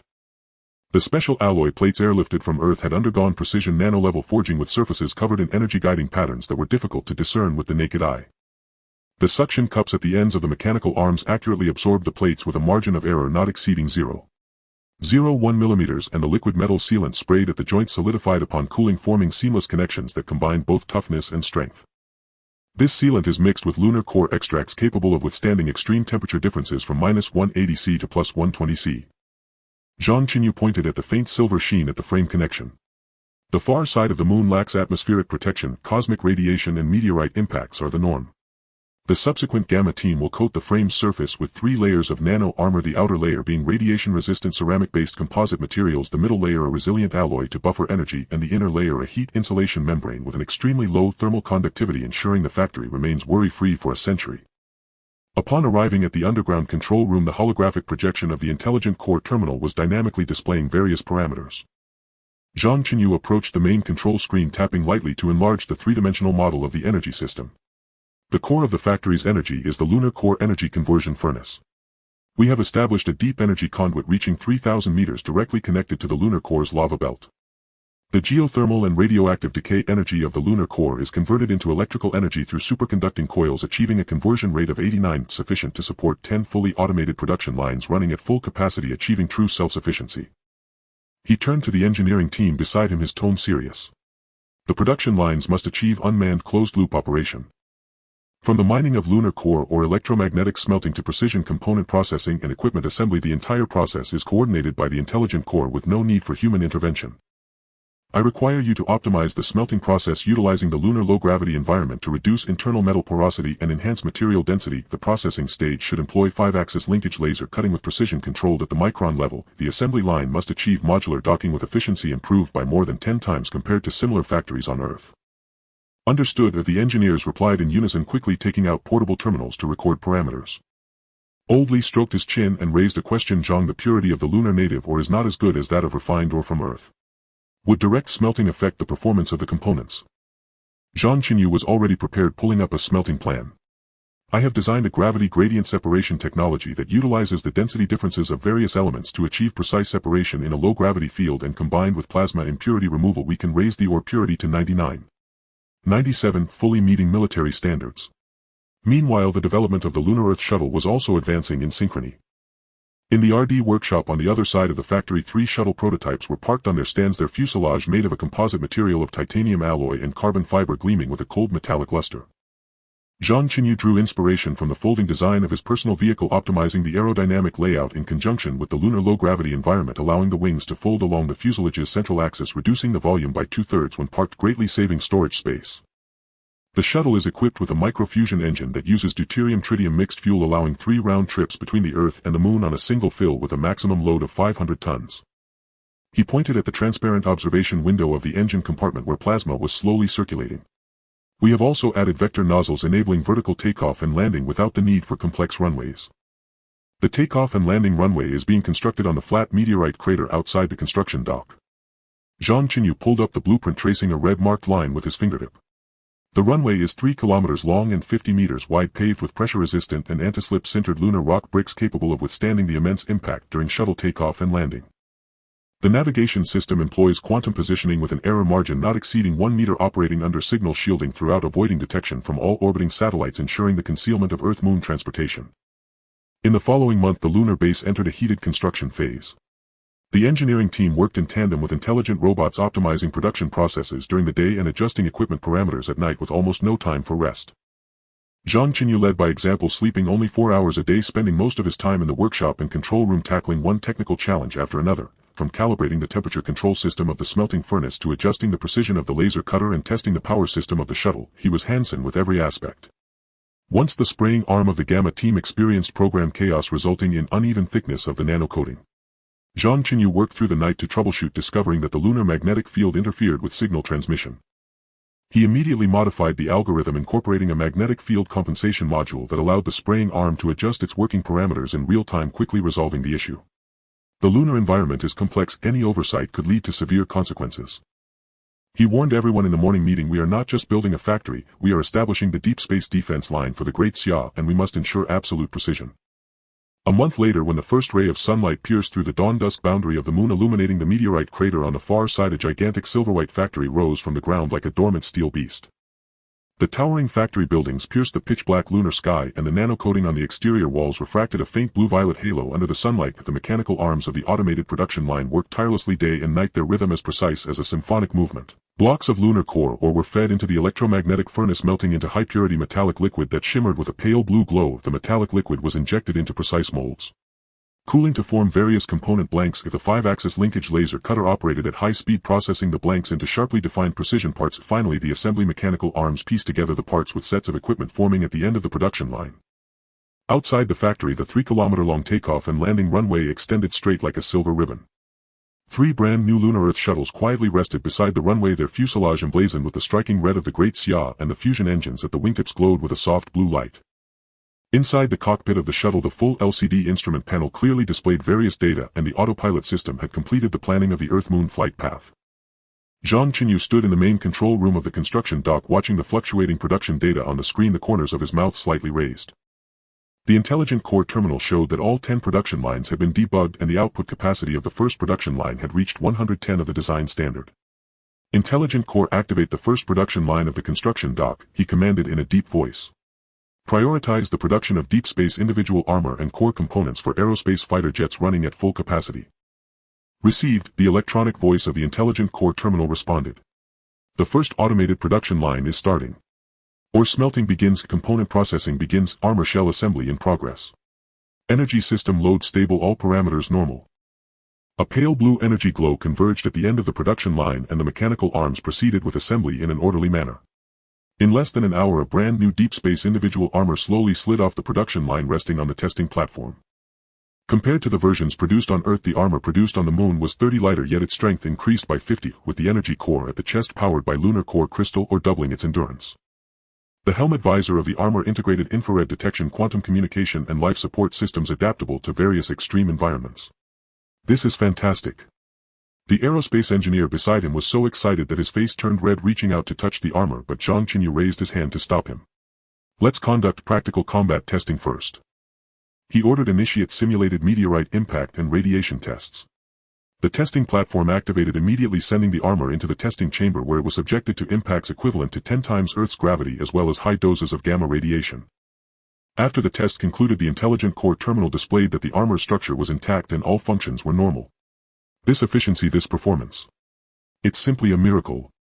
The engineers erupted in cheers and the fatigue of recent days vanished in that moment.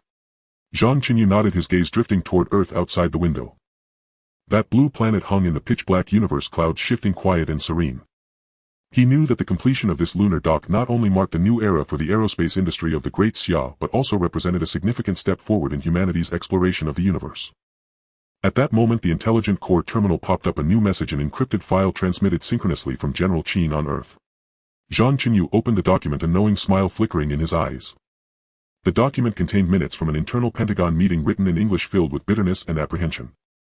After the Battle of the South China Sea, the Starship combat power of the Great Xia completely overshadowed the globe, rendering the U.S. military's deployments in the Asia-Pacific region virtually useless. The minutes mentioned that they had attempted to launch reconnaissance satellites to monitor the lunar base but were directly interfered with by the energy shields of the lunar fortress, resulting in the complete loss of satellite signals. After several failed attempts, these nations completely extinguished their provocative thoughts and turned their attention to cooperation. Within the meeting minutes, they even drafted a Lunar Resource Development Cooperation Agreement willing to offer their most advanced aerospace engine technology and deep space navigation systems as bargaining chips, simply seeking a share of the lunar resource development pie and even expressing a desire to participate in the subsequent construction of the lunar dock. General Qin's postscript was very simple: these guys have finally come to their senses. You decide on the cooperation, the state will fully support you. Zhang Chenyu closed the document and turned to the engineers beside him. Notify everyone the first test flight of the Lunar Earth shuttle is to be prioritized.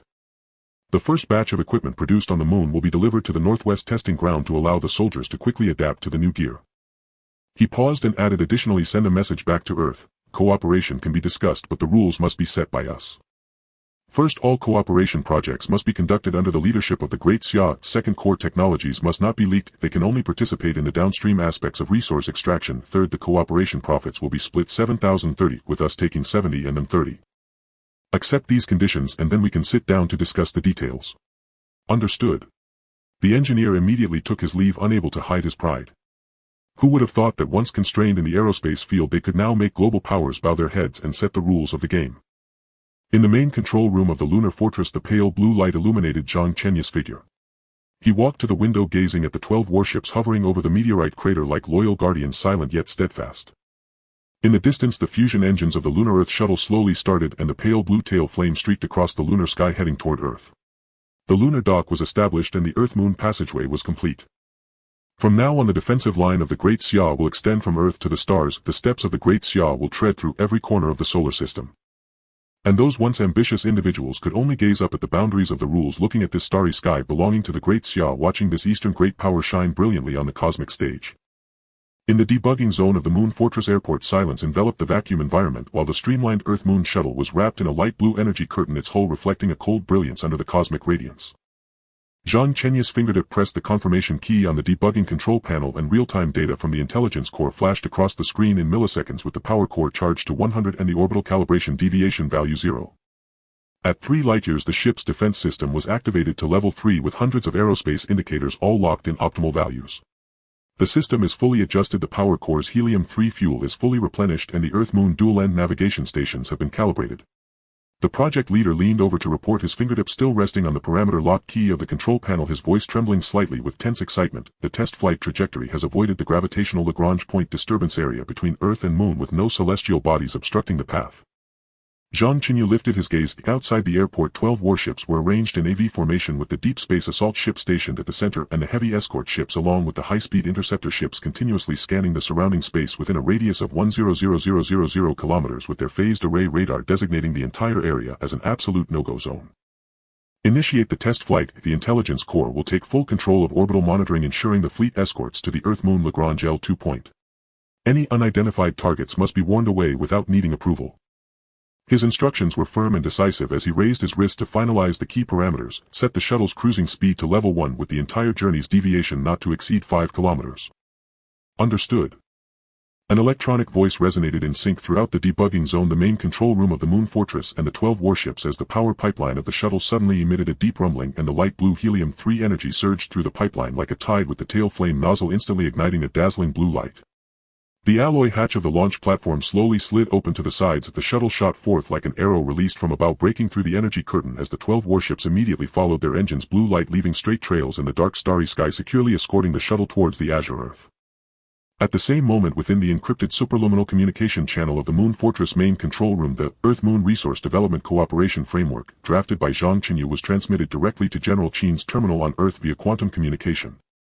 The terms were sharply defined, leaving no room for negotiation. Cooperating parties must submit the complete set of current aerospace core technologies for record, including rocket propulsion, deep space navigation and orbital construction, with the Moon's resource development profits allocated 70 to Dacia and the entire process of exploration, extraction and transportation monitored by the Moon Fortress. Any unauthorized deep space activities would be regarded as a direct infringement of Daxia's sovereignty over Earth and Moon. 3 minutes later, General Chen's encrypted reply was succinct and resolute. The entire case is approved with diplomatic and military full cooperation. Between Earth and Moon, the shuttle flew at a constant speed along the Silver Line route planned by the intelligence core, with no interference detected on the radar screen. But as it approached the gravitational buffer zone between Earth and Moon, the intelligence core suddenly emitted a soft sound. 3 unidentified satellites in geostationary orbit detected deviating from their preset paths, approaching the shuttle's trajectory at 0.2 Mach speed, suspected of close monitoring. No need to pay attention to them, Zhang Chenyu's voice transmitted through the communicator to the escorting warships. Activate low-frequency electromagnetic interference on the deep space assault ship, just drive them away. With the command given, the bow of the deep space assault ship immediately lit up with a light purple electromagnetic curtain and low-frequency interference waves surged towards the 3 satellites. In less than 10 seconds, the intelligence core's screen displayed the navigation systems of the unidentified satellites had failed, deviating from their paths by 120 kilometers and were forced to return. Throughout the journey, the shuttle's speed remained unchanged and the trajectory deviation was consistently controlled within 3 kilometers, showing no signs of being affected. This was the technological deterrence of Daxia's starships, rendering the opponent's probing utterly meaningless without firing a shot. After 4 full hours, the shuttle's tail flame slightly contracted, utilizing the faint resistance of Earth's atmosphere to decelerate, and it smoothly landed on the electromagnetic helipad designated for the Northwest testing ground. The moment the hatch opened, silver-gray lunar-produced equipment was rapidly unloaded by mechanical arms, 30 sets of deep space individual armors and 20 sets of core components for aerospace fighters. Compared to the Earth version, the lunar-produced armor utilized titanium-iridium alloy refined in the vacuum of the Moon, with the shell thickness reduced by 20. The nanoscale armor patterns at the joints were intricately woven and the energy module was halved in size but provided double the endurance due to the helium-3 energy module. The turbine blades of the fighter's core components, processed in zero gravity on the lunar surface, achieved nanoscale precision, directly exceeding the limits of the Earth version in thruster-weight ratio. The military testing team had already lined up in waiting as the Armor Dawn component assembly and live-fire simulations were initiated simultaneously, with the entire process assisted by intelligent mechanical arms, increasing efficiency threefold compared to conventional methods. Under the sun of the desert, armor-piercing rounds struck the lunar-produced armor at 1. 8 Mach speed, leaving only a shallow mark on the outer shell, with defensive performance improved by 80 compared to the Earth version. The test soldier wearing the armor easily vaulted over a 3-meter alloy obstacle and completed a 180 high-speed turn as if walking on flat ground, with mobility speed increased by 60. After assembling the fighter's core components, the thruster-weight ratio in the test rig directly doubled. The data flashing on the testing screen made all the officers present widen their eyes. As the test data was transmitted back to the Moon Fortress via 5G quantum dual channels in real time, Zhang Chenyu stood beside the first production line of the moon dock. This automated production line, transformed by alien black box technology, operated with mechanical arms at a precise rate of 3 times per second, seamlessly welding, assembling, and injecting helium-3 energy. As the light blue glow flashed, a brand new deep space individual armor slid down the production line, producing 1 set every 40 minutes with a full load capacity of 36 sets in a 24-hour 3-shift schedule.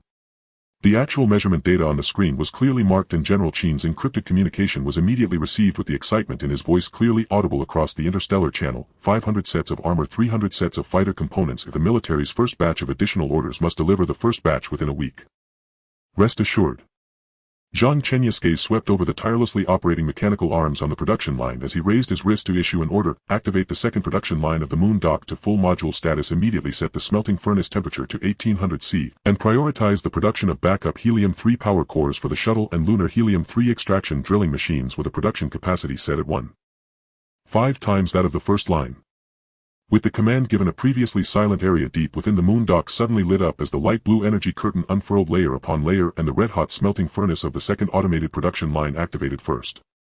The lunar basalt ore underwent vacuum smelting, achieving a purity of 999, far exceeding Earth's industrial standards. The precision fixtures in the processing module opened and closed with an error control of 0.01 micrometers, improving precision by 100 times compared to the most advanced 5-axis machine tools on Earth. The mechanical arms of this production line were larger and the fixtures more substantial. In addition to integrated industrial equipment for Earth-Moon operations, a special module for Starship component production was reserved, adapted for the existing 12 warships for lunar maintenance and component replacement, covering all aspects from titanium iridium armor plates of the deep space assault ship to the sealing rings of the refitted cruisers. Synchronize the raw material reserves for the Starship component module and incorporate the regular maintenance plans for the 12 existing warships into the production line schedule. The electronic voice of the Intelligence Corps remained steady as the maintenance list for the warships appeared on the screen, with the first batch of maintenance parts scheduled for 3 days later. Meanwhile, outside the Moon Fortress, communication channels were bombarded with messages.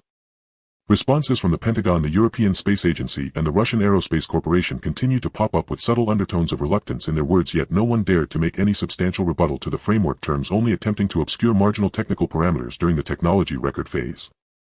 Moreover, one country subtly mentioned in its reply that the joint development of near-Earth asteroid resources, attempting to bypass the clause for a 70 profit share from lunar resource development, but was directly rejected by General Chen based on the framework terms. All deep space development falls under the jurisdiction of the Earth-Moon Cooperation Framework.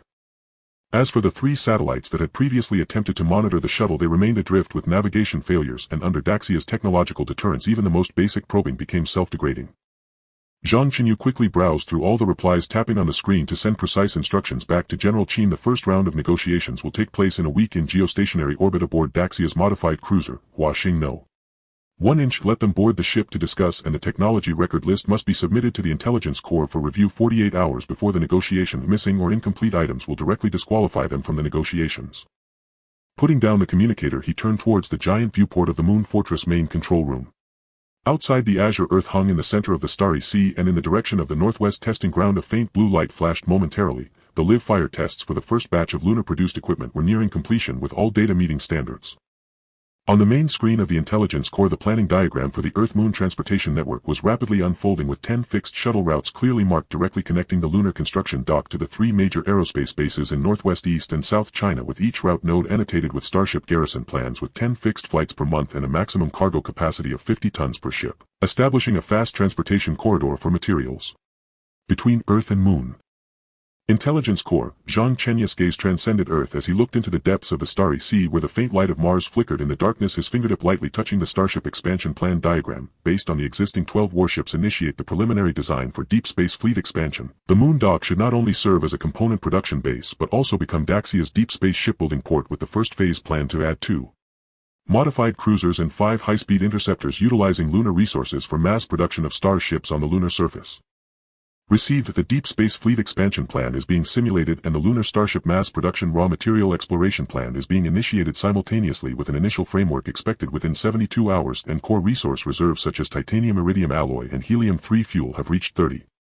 The light blue glow reflected on Zhang Chenyu and also illuminated the screens filled with technical data production plans and route layouts in the main control room. With the moon dock established, rules defined, production capacity increased and pathways formed, the ultra-pure alloys refined in lunar vacuum and the efficient propulsion of helium-3 energy along with the industrial transformation from alien black box technology enabled Daxia's industrial system to achieve a leap upgrade. The all-encompassing deterrence of the 12 warships, the high-speed transportation of the Earth-Moon shuttle and the comprehensive monitoring of the Moon Fortress allowed Daxia's defense line to extend from the land, sea and air of Earth, officially reaching the vast starry sea.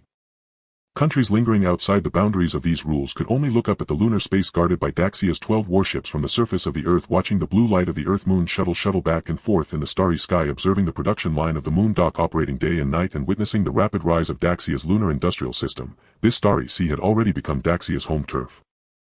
In a week, 2 Dacia-modified cruisers would hover in the designated airspace of the geostationary orbit, their star emblems prominent, with phased array radar fully activated and Closian defense cannons in standby mode.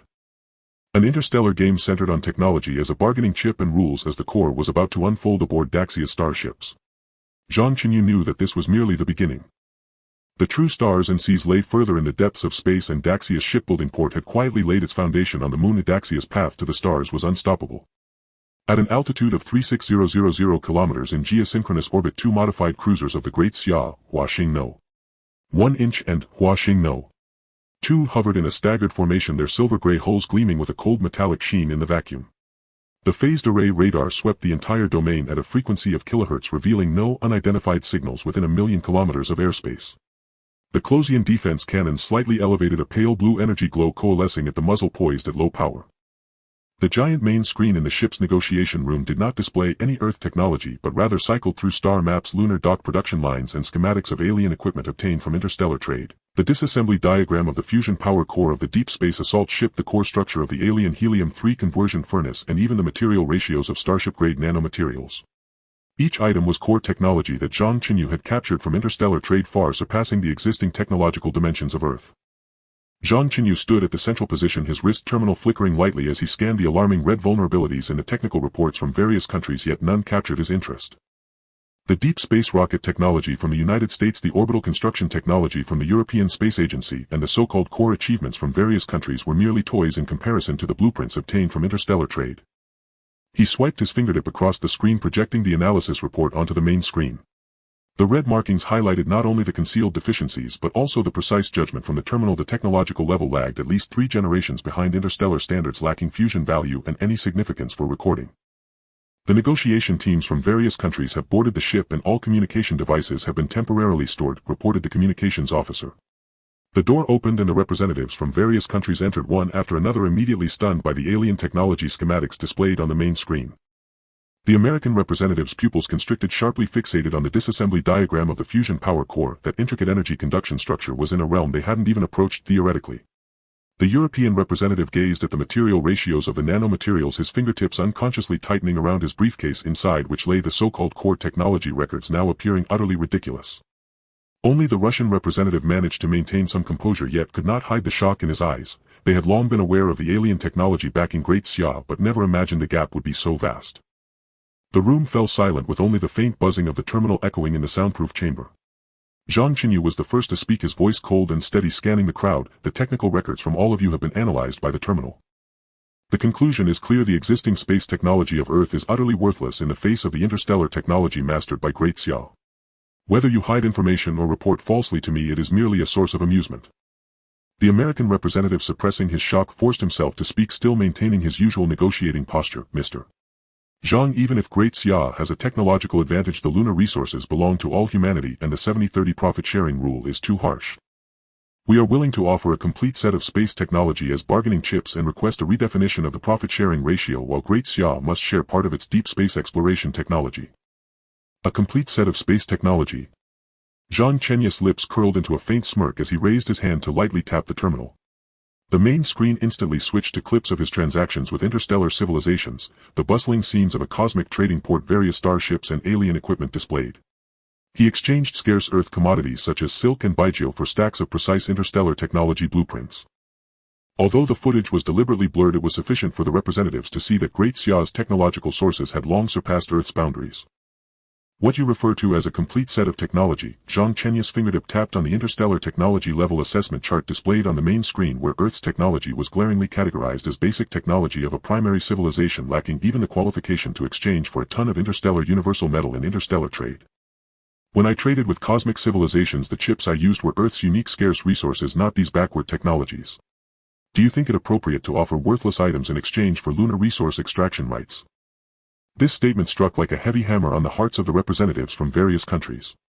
They finally recognized the reality: Great Xia was no longer a competitor standing on the same dimension as them, but a pioneer mastering interstellar technology and opening up interstellar trade. In the eyes of Great Xia, Earth's technology truly held no value at all. A representative from a certain country, still unwilling to give up, attempted to use joint pressure as leverage. If Great Xia insists on not compromising, we will unite with other countries to establish a deep space development alliance circumventing Great Xia's framework to develop resources on the moon and near-Earth asteroids. Circumvent. Zhang Chenyu raised his wrist and issued an order to the bridge. Huaxing No. 2. Activate the interstellar level electromagnetic interference system demonstration range surrounding airspace of 100,000 kilometers. The moment the command was given, the negotiation room's porthole slowly opened. Outside the bow of Huaxing No. 2 lit up with a pale purple electromagnetic curtain, an invisible interference wave radiating outward from the ship's center.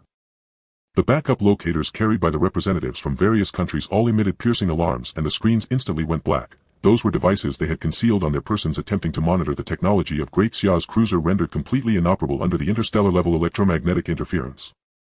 What shocked them further was that the main screen simultaneously displayed the full monitoring image of the lunar fortress, clearly marking all satellites and spacecraft in Earth's near-Earth orbit on the star map. Even the detectors hidden in the asteroid belt of a certain country were accurately locked. The starships and lunar fortress of Great Xia are equipped with interstellar-level monitoring and defense systems. Zhang Chenyu's voice carried through the vacuum of the porthole, each word cold. Your so-called alliance under the threat of interstellar technology is nothing more than a group of ants attempting to challenge a chariot. Daring to circumvent Great Xia's rules means completely losing all qualifications for activities in deep space. Outside the porthole, the Closian defense cannons of Huaxing No. 2 suddenly activated a low-power energy projectile, piercing the vacuum and precisely hitting a distant abandoned satellite, which instantly disintegrated into dust, the debris captured with precision by the ship's gravitational system without a trace of scattering. This was not a warning but a blatant demonstration of power. Great Xia had the capability to control all deep space domains, to destroy any target that did not abide by the rules. The negotiation room fell into dead silence, the representatives from various countries exchanging glances, their unwillingness and hopes utterly crushed. They finally understood that there was no room for bargaining throughout this negotiation. The rules established by Great Xia were based on an absolute technological advantage, and it was either to comply or be completely excluded from the era of deep space. The American representative was the first to relent, his tone filled with resignation. We accept the 70-30 profit-sharing rule and are willing to complete all technical records, cooperating with all monitoring requirements of Great Xia. The 4 European countries and the Russian representative quickly followed suit, no one daring to voice any dissent.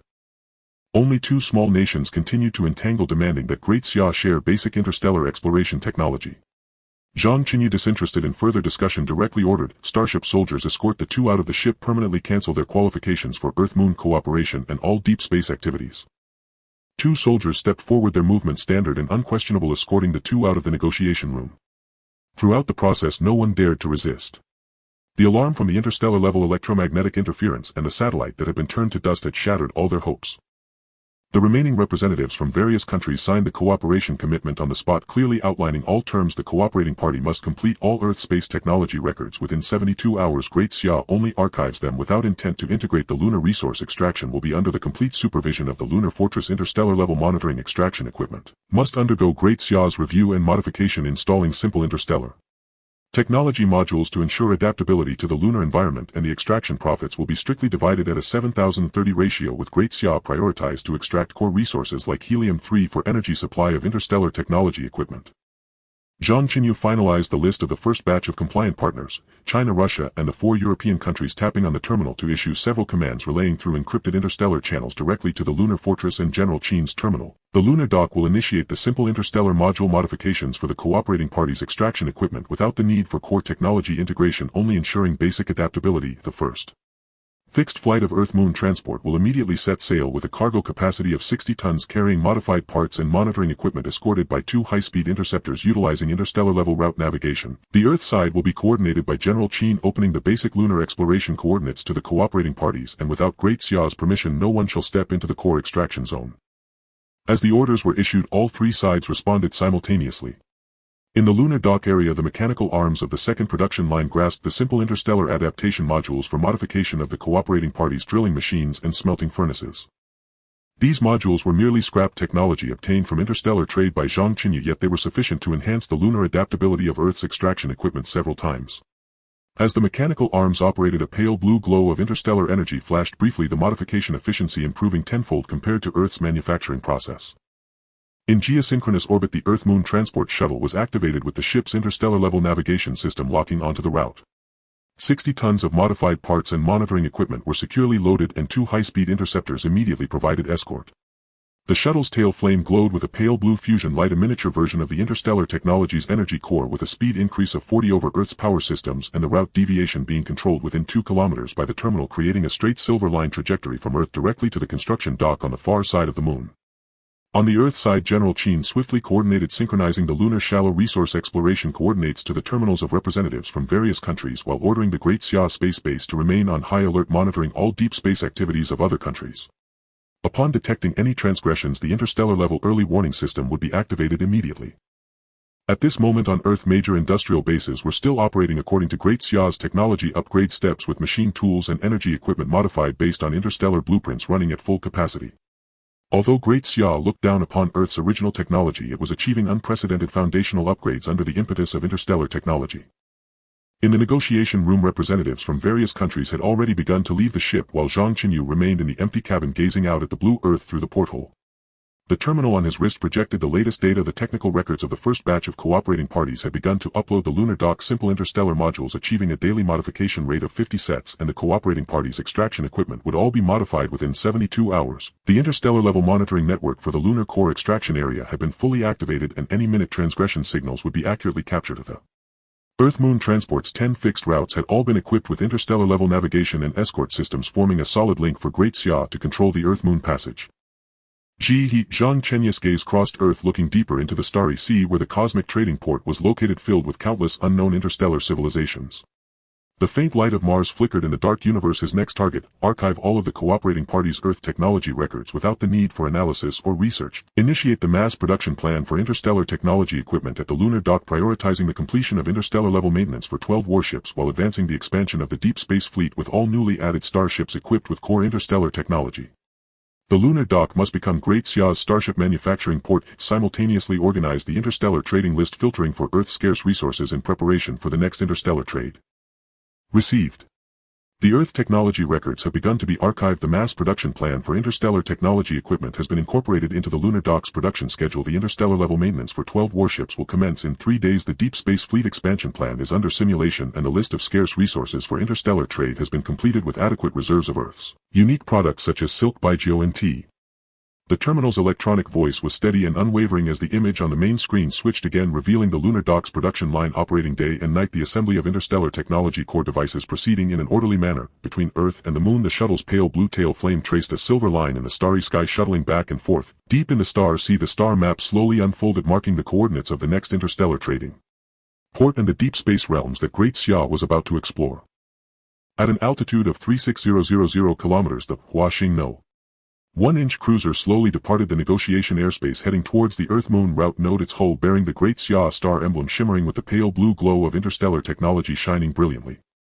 The interstellar-level radar on the ship continued to sweep the area, guarding Great Xia's Earth-Moon passage and also protecting Great Xia's first step into the Sea of Stars. In this shipboard game, Great Xia revealed not a trace of core interstellar technology, yet with mere scraps of deterrence it established the absolute rules for Earth-Moon resource development. Because in Zhang Chenyu's eyes the existing technology of Earth was truly insignificant in the face of the interstellar technology controlled by Great Xia, cooperation was merely a temporary measure for Great Xia to reduce internal resistance on Earth and steadily advance its deep space strategy. The rules have been set and the star path has been opened. Great Xia, with interstellar technology at its core, lunar dock as its foundation, and the Earth-Moon passage as its vein, holds the power to establish rules in the star sea and is embarking from Earth toward the vast universe, toward those unknown interstellar civilizations steadily advancing. Nations confined within the boundaries of the rules set by Great Xia can only scrape by with the limited technology available on Earth, eking out a meager share within the zones defined by Great Xia. They gazed not only at Great Xia's lunar fortress and starships but also at the vast boundless sea of stars that Great Xia was about to step into. And this was merely the beginning of Great Xia's interstellar journey. Next time Zhang Chenyu's steps will leave the Earth-Moon orbit, heading toward the deeper vastness of space, using interstellar trade as a bridge and interstellar technology as a blade, carving out a star path that belongs to Great Xia. On the far side of the moon, the pale blue interstellar energy glow of the construction dock bathed the entire complex. The second production line's robotic arms meshed with micrometer precision as they engaged the helium-3 purification modules. The first batch of fusion drilling rigs, adapted for asteroid mining, had completed their crude interstellar retrofits. Silver-gray energy conduits stretched like a web from the extraction fields, running straight to the lunar core energy conversion station. Inside the conversion station, the nuclear fusion fuel furnace belched a steady pale blue plume. The helium-3 conversion efficiency held rigidly at 98.7. The purified liquid fuel flowed through sealed conduits, continually poured into the vast energy storage vaults. The storage pod's interstellar alloy cladding gleamed with a cold matte finish in the vacuum, and the multi-terawatt capacity had already reached 42%. Zhang Chenyu stood before the giant viewport of the Yuebao main control room. His gaze swept the energy core beyond. 5 retrofitted drilling rigs tore synchronously through the basalt pale blue helium-3 gas funneled through pipeline straight to the conversion station. Around the extraction zone, 12 warships held a ring of tight formation. A deep space assault vessel guarded the center, heavy escorts and high-speed interceptors arrayed in successive layers. Phased array radars swept the region at interstellar frequencies, designating the extraction site and the surrounding million-kilometer domain as an absolute energy core defensive zone. Zhiha pushed the full lunar energy development data chain and the near-Earth deep space defense planning draft simultaneously. Zhang Chenyu raised his wrist and tapped the console. The main screen unfurled the lunar energy chart. Extraction areas, conversion stations, storage vaults and pipeline networks were precisely annotated.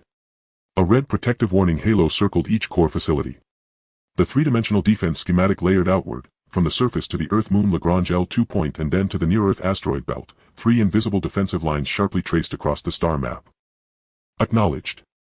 Daily helium-3 extraction on the lunar surface reached 120 tons. Once converted, the liquid fuel reserves could sustain Earth-Moon transport and Starship operations for 15 days.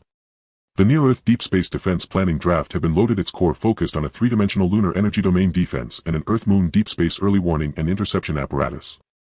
Zhiha's electronic voice resonated with calm steadiness as the defense parameters on the screen flickered in rapid succession.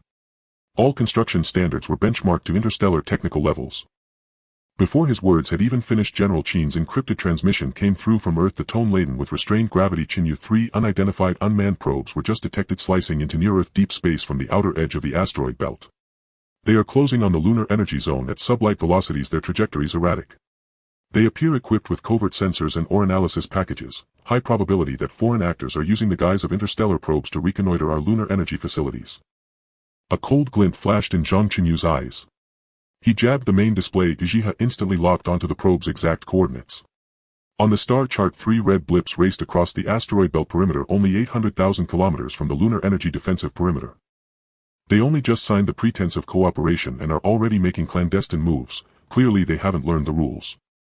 He said in a low voice. Zhiha, activate level 1 alert for the lunar energy domain 3-dimensional defense network.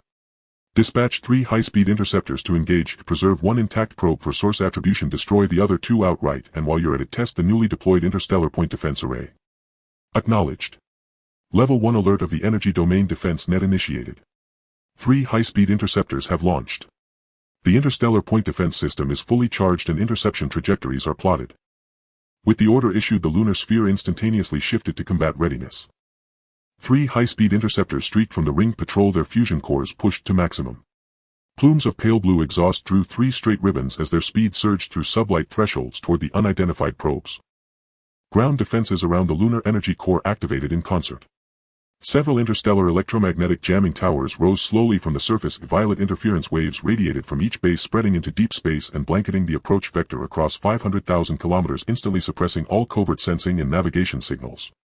Around the conversion station and storage vaults, translucent nano-energy shields deployed, powered by purified helium-3.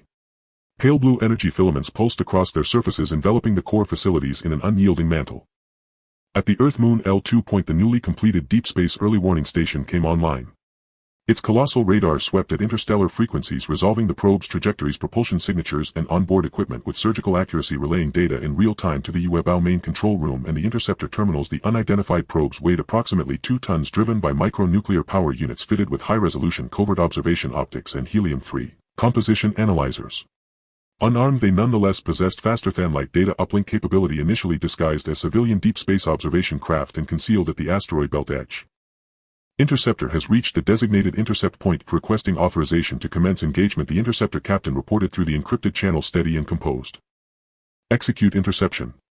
Ship 1, deploy the electromagnetic capture net. Ships 2 and 3 engage with interstellar point defense cannons, destroy the targets and modulate fire to prevent debris from endangering the energy protection zone. A heartbeat later, in the blackness of deep space, Ship 1's prow ignited with pale blue luminescence as a net woven from interstellar energy unfurled, a vast mesh hurtling toward one of the probes. The probe detected the threat and attempted an evasive burn, but electromagnetic interference had already jammed its navigation. The hull convulsed, velocity collapsed, and the capture net wrapped it immovably. Every electronic system seized, the craft reduced to a powerless wreck. Meanwhile, the muzzles of Ship 2 and Ship 3 flared with blinding blue. 2 interstellar energy projectiles launched with surgical precision and struck the remaining probes. In the vacuum there was no detonation to hear. The probes were instantaneously vaporized by the high-temperature energy rounds, leaving not a single fragment, their signatures erased amidst the starfield. The entire operation lasted scarcely 3 minutes. 1 probe captured, 2 destroyed. The interception was clean, decisive, without hesitation. Back in the UEBAO control room, the screen displayed the dissected probe as Jiha parsed its components at millisecond speed. Core elements traced to U.S. defense contractors. The covert observation optics are their latest model. The helium-3 composition analyzer can precisely quantify helium-3 content in ores. The data uplink terminal points to a U.S. near-Earth deep space monitoring station. The craft is equipped with rudimentary trajectory change and stealth modules compatible with their near-Earth aerospace capabilities. It lacks true deep space cross-domain transit capability. Expected, Zhang Chenyu sneered. Hiding behind a civilian observation pretext on the asteroid belt, thinking they could exploit a gap in our defenses. He said coldly, send the probe's teardown data, the full interception footage and the probe's prior concealment trajectory to General Chen. Have him forward it to the U.S. negotiation delegation with one message: Daxia's lunar energy core zone is an absolute forbidden area. If they attempt a single further reconnaissance, not only will their cooperation credentials be permanently revoked, Daxia's starships will close to the periphery of their deep space monitoring stations. Data synchronized. General Chen replies, execute immediately. The U.S. negotiation delegation has received the transmission, no response yet. With the probe crisis resolved, the tension that had knotted Zhang Chenyu's chest eased slightly. He swiped the main display and refocused the star map on the lunar energy core. The interception had been swift and precise, but it underscored a point: the existing defense architecture, though nascent, still required refinement, especially against the kind of concealment possible along the near-Earth asteroid belt. He did not hesitate. He began to finalize the construction specifics for the deep space defense network. The build orders for the Lunar Energy Domain 3-dimensional defense and the Earth-Moon Deep Space Early Warning Interception System were issued from the UEBAO main control room and transmitted directly to the Lunar Construction Dock and the major aerospace bases on Earth. The Lunar Energy Domain 3-dimensional defense would be constructed with the core energy facilities as its fulcrum, producing an impervious 3-layer protection scheme. On the surface, electromagnetic jamming towers and nano-energy shield base stations would be densely deployed around the energy zone. The jamming towers would generate full-spectrum interference to thwart any form of covert detection. The shield base stations, under Jiha's networked command, could adjust protective intensity in real time according to threat levels, achieving synchronized reinforcement across the entire field when any single node detected an assault. In the air and space above, a ringed alert of 12 warships would establish layered defense, an inner ring commanded by a deep space assault ship covering the 10,000-kilometer core airspace with interstellar long-range radars capable of resolving micrometer-scale projectiles to prevent infiltration by microprobes. A middle ring of heavy escort ships covering 500,000 kilometers armed with large-caliber main guns and global electromagnetic suppression systems for mid to long range. Interception and area denial in out. Complementing this would be a deep space early warning and interception network covering all Earth-Moon transit lanes. At the 3 critical nodes, the Earth-Moon L1 and L2 points and the entrance to the near-Earth asteroid belt, giant deep space early warning stations would be constructed, each equipped with interstellar ultra-long-range radars capable of probing up to 10 million kilometers. They would not only track sublight trajectories with precision but also run advanced predictive simulations to anticipate unknown objects' flight paths, buying valuable time for interception. All stations would be synchronized by Jiha into an unblinking early warning web covering the Earth-Moon and near-Earth deep space corridors. Along the 10 fixed Earth-Moon transport lanes, interstellar interception bases would be deployed, each fitted with electromagnetic capture nets, rapid-fire point defense cannons, and high-power energy projectile launchers to precisely engage medium and small unknown targets, ensuring zero-gap protection for transport routes. Every energy transport vessel would carry 2 high-speed interceptors for convoy. At the moment the command was issued, the lunar surface and Earth responded in unison, initiating a construction and deployment project for a defense facility that spanned the entirety of the Earth-Moon domain, unfolding at interstellar speed. On the lunar surface, the light flow of interstellar energy in the construction dock was instantly charged to full capacity, with the third production line officially designated as the exclusive line for defense equipment. Hundreds of heavy robotic arms previously in standby mode immediately began full operation, the hum of hydraulic shafts vibrating through the vacuum chamber as they precisely grasped interstellar-grade alloy ingots and energy core components, commencing mass production of nano-energy shield modules and electromagnetic interference tower components. Inside the vacuum smelting furnace, the flames surged to tens of thousands of degrees Celsius while interstellar alloy sheets were melted and shaped under high temperatures. After micron-level precision cutting, they became impeccably crafted protective bases and core components for interference towers. The pale blue stream of interstellar energy surged through the production line, completing energy charging and system calibration for each set of equipment. The digital display of the production line fluctuated in real time with a stable mass production capacity of 20 sets of nano-energy shield modules and 10 electromagnetic interference tower components per hour, delivering a continuous supply of defense materials via rail transport vehicles to the surrounding energy zone, providing ample support for the construction of the defense system. Surrounding the energy core area, over 500 engineering robots spread out according to the optimal coordinates planned by the intelligence core, their tracks grinding over the lunar basalt. The robotic arms accurately drove piles and constructed bases with new electromagnetic interference towers arranged in a circular pattern at intervals of 100 meters, their silver-white bodies rising sequentially on the lunar surface. The number of nano-energy shield bases directly doubled, with each hemispherical base seamlessly connecting to the energy delivery pipeline network, the pale blue energy patterns gently flowing across the surface of the bases. On the Earth side, General Chen promptly coordinated the nation's top aerospace engineering teams and heavy industry enterprises, with the Jiuquan and Wenchang spaceports both entering wartime production status. The giant factories were brightly lit with robotic arms and engineers working in tandem. The giant detection radar antenna, modified based on interstellar trade blueprints, had completed overall forging with its diameter exceeding 100 meters. The antenna panels were precisely calibrated and all detection parameters met interstellar standards. The nuclear fusion power module completed its final round of full-load testing, operating continuously for 72 hours without any faults, with core indicators far exceeding the predetermined standards. The first batch of 3 core components for the deep space early warning stations was carefully hoisted into the sealed cargo hold of the Earth-Moon transport shuttles, each shuttle equipped with 2 escorting high-speed interception ships. They were set to depart for the Moon within an hour, with the Deep Space Early Warning Station at the Earth-Moon Lagrange L2 expected to complete its comprehensive upgrade within 72 hours, increasing its detection range to 10 million kilometers and enhancing the detection accuracy for the entire near-Earth asteroid belt by 50%, achieving true all-dimensional precise monitoring of the airspace and celestial bodies in that region. In the depths of Earth-Moon space, 3 specialized deep space patrol fleets had completed their emergency formation and supply logistics. The modified cruiser Huaxing No. 3 led the first fleet, slowly departing from the geostationary orbit. The phased array radar on the hull was fully operational, emitting pale blue detection waves that radiated outward into deep space, heading towards the Earth-Moon Lagrange L1, initiating the first full domain routine patrol. The near-Earth asteroid belt patrol fleet directly arrived at the designated alert airspace, with 3 high-speed interception ships fanning out in a triangular formation, conducting a net-style reconnaissance of the edge areas of the asteroid belt. The onboard microdetection drones were released in batches, diving into the gaps of the asteroid clusters, leaving no suspicious airspace unexamined where equipment might be hidden. Meanwhile, the construction of interception stations at 20 key nodes along the Earth-Moon trans.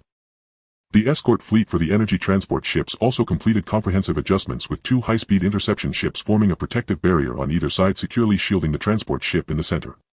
The pale blue tail flames of the nuclear fusion engines traced a smooth and safe route across the starry sky, with transport ships making daily round trips between Earth and the Moon, continuously delivering refined liquid helium-3 energy to Earth, injecting it into major domestic energy conversion stations, providing core power for Earth's industrial upgrades and aerospace development. As the defense system was being constructed at full speed, the helium-3 energy extraction on the lunar surface never ceased. The 5 nuclear fusion drilling machines in the mining area maintained high-speed operation, with the interstellar alloy cutting heads continually breaking through the hard basalt layers, while the pale blue helium-3 gas flowed continuously through the double-sealed pipelines towards the conversion station, with the temperature monitoring screens on the pipeline exteriors remaining stable within safe ranges. Inside the conversion station, 10 nuclear fusion fuel furnaces simultaneously spewed a stable pale blue flame, with the conversion efficiency of helium-3 firmly locked at 98.7%.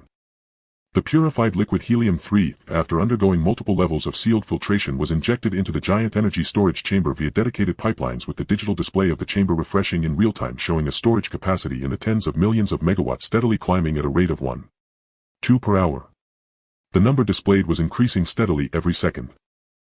The purified liquid helium-3 fuel was precisely allocated by the intelligence core for 3 core uses. Part of it was continuously supplied to Starship's Earth-Moon shuttles and various deep space patrol fleets through the Earth-Moon transport pipeline and Starship energy interfaces, ensuring an uninterrupted power supply for Earth-Moon transport, deep space alert and patrol operations, keeping all ships in a fully energized standby state. Another part was directly injected into the energy cores of ground defense facilities via dedicated energy pipelines, providing continuous energy support for electromagnetic interference towers, nano-energy shield bases and Closian defense systems, ensuring the defense system remained in a fully energized activation state, while a portion was packed into high-seal interstellar alloy storage tanks for the highest standard of vacuum-sealed storage, stacked in specialized energy storage warehouses on the lunar surface, laying a solid energy foundation.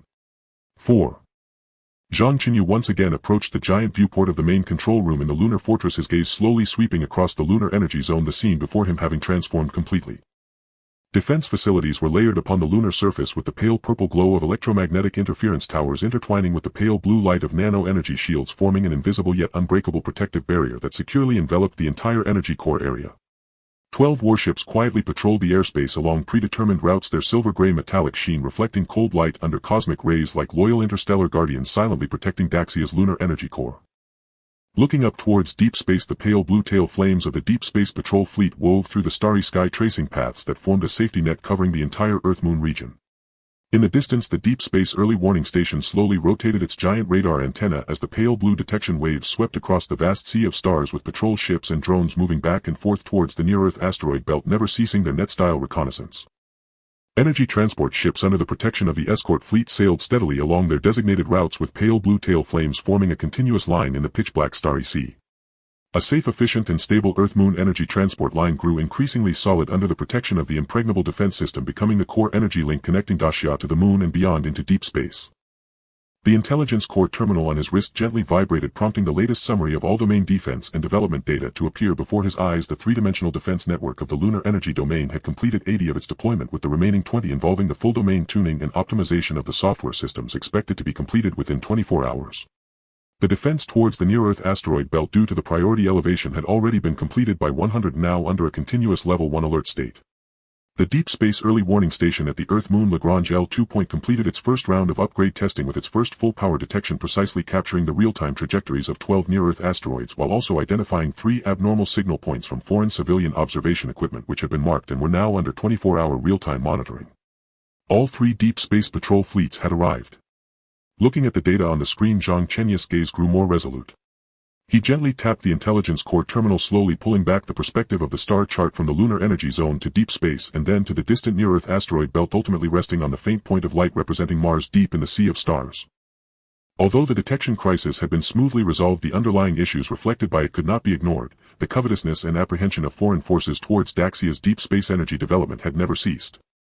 The near-Earth deep space was merely the starting point of Daxia's road through the starry sea, with the farther Mars asteroid belt and even broader outer space being the future directions for Daxia's deep space energy development and exploration. Intelligence Core, Zhang Chenyu's voice was steady and powerful, echoing in the quiet main control room of the lunar fortress, his gaze still fixed on the direction of Mars and the depths of the starry sea. Once the deployment of the defense system is completed and passes the full load test, immediately initiate the preliminary exploration plan for asteroid energy extraction, forming a specialized deep space exploration fleet to conduct precise exploration and geological analysis of asteroids rich in helium-3 and rare minerals within the near-Earth asteroid belt, simultaneously mapping detailed resource distribution and celestial body geological charts. At the same time, extend the detection range of the Deep Space Early Warning Interception System toward Mars to 15 million kilometers, achieving comprehensive monitoring of the airspace from near-Earth to the vicinity of Mars, proactively screening for all types of navigation and detection risks. He paused briefly, gently tapping the point of light representing Mars on the star chart, his fingertip tracing the stars on the screen as he continued. Remember, Daxia's cosmic energy development has always been about expanding territory while building shields to protect it.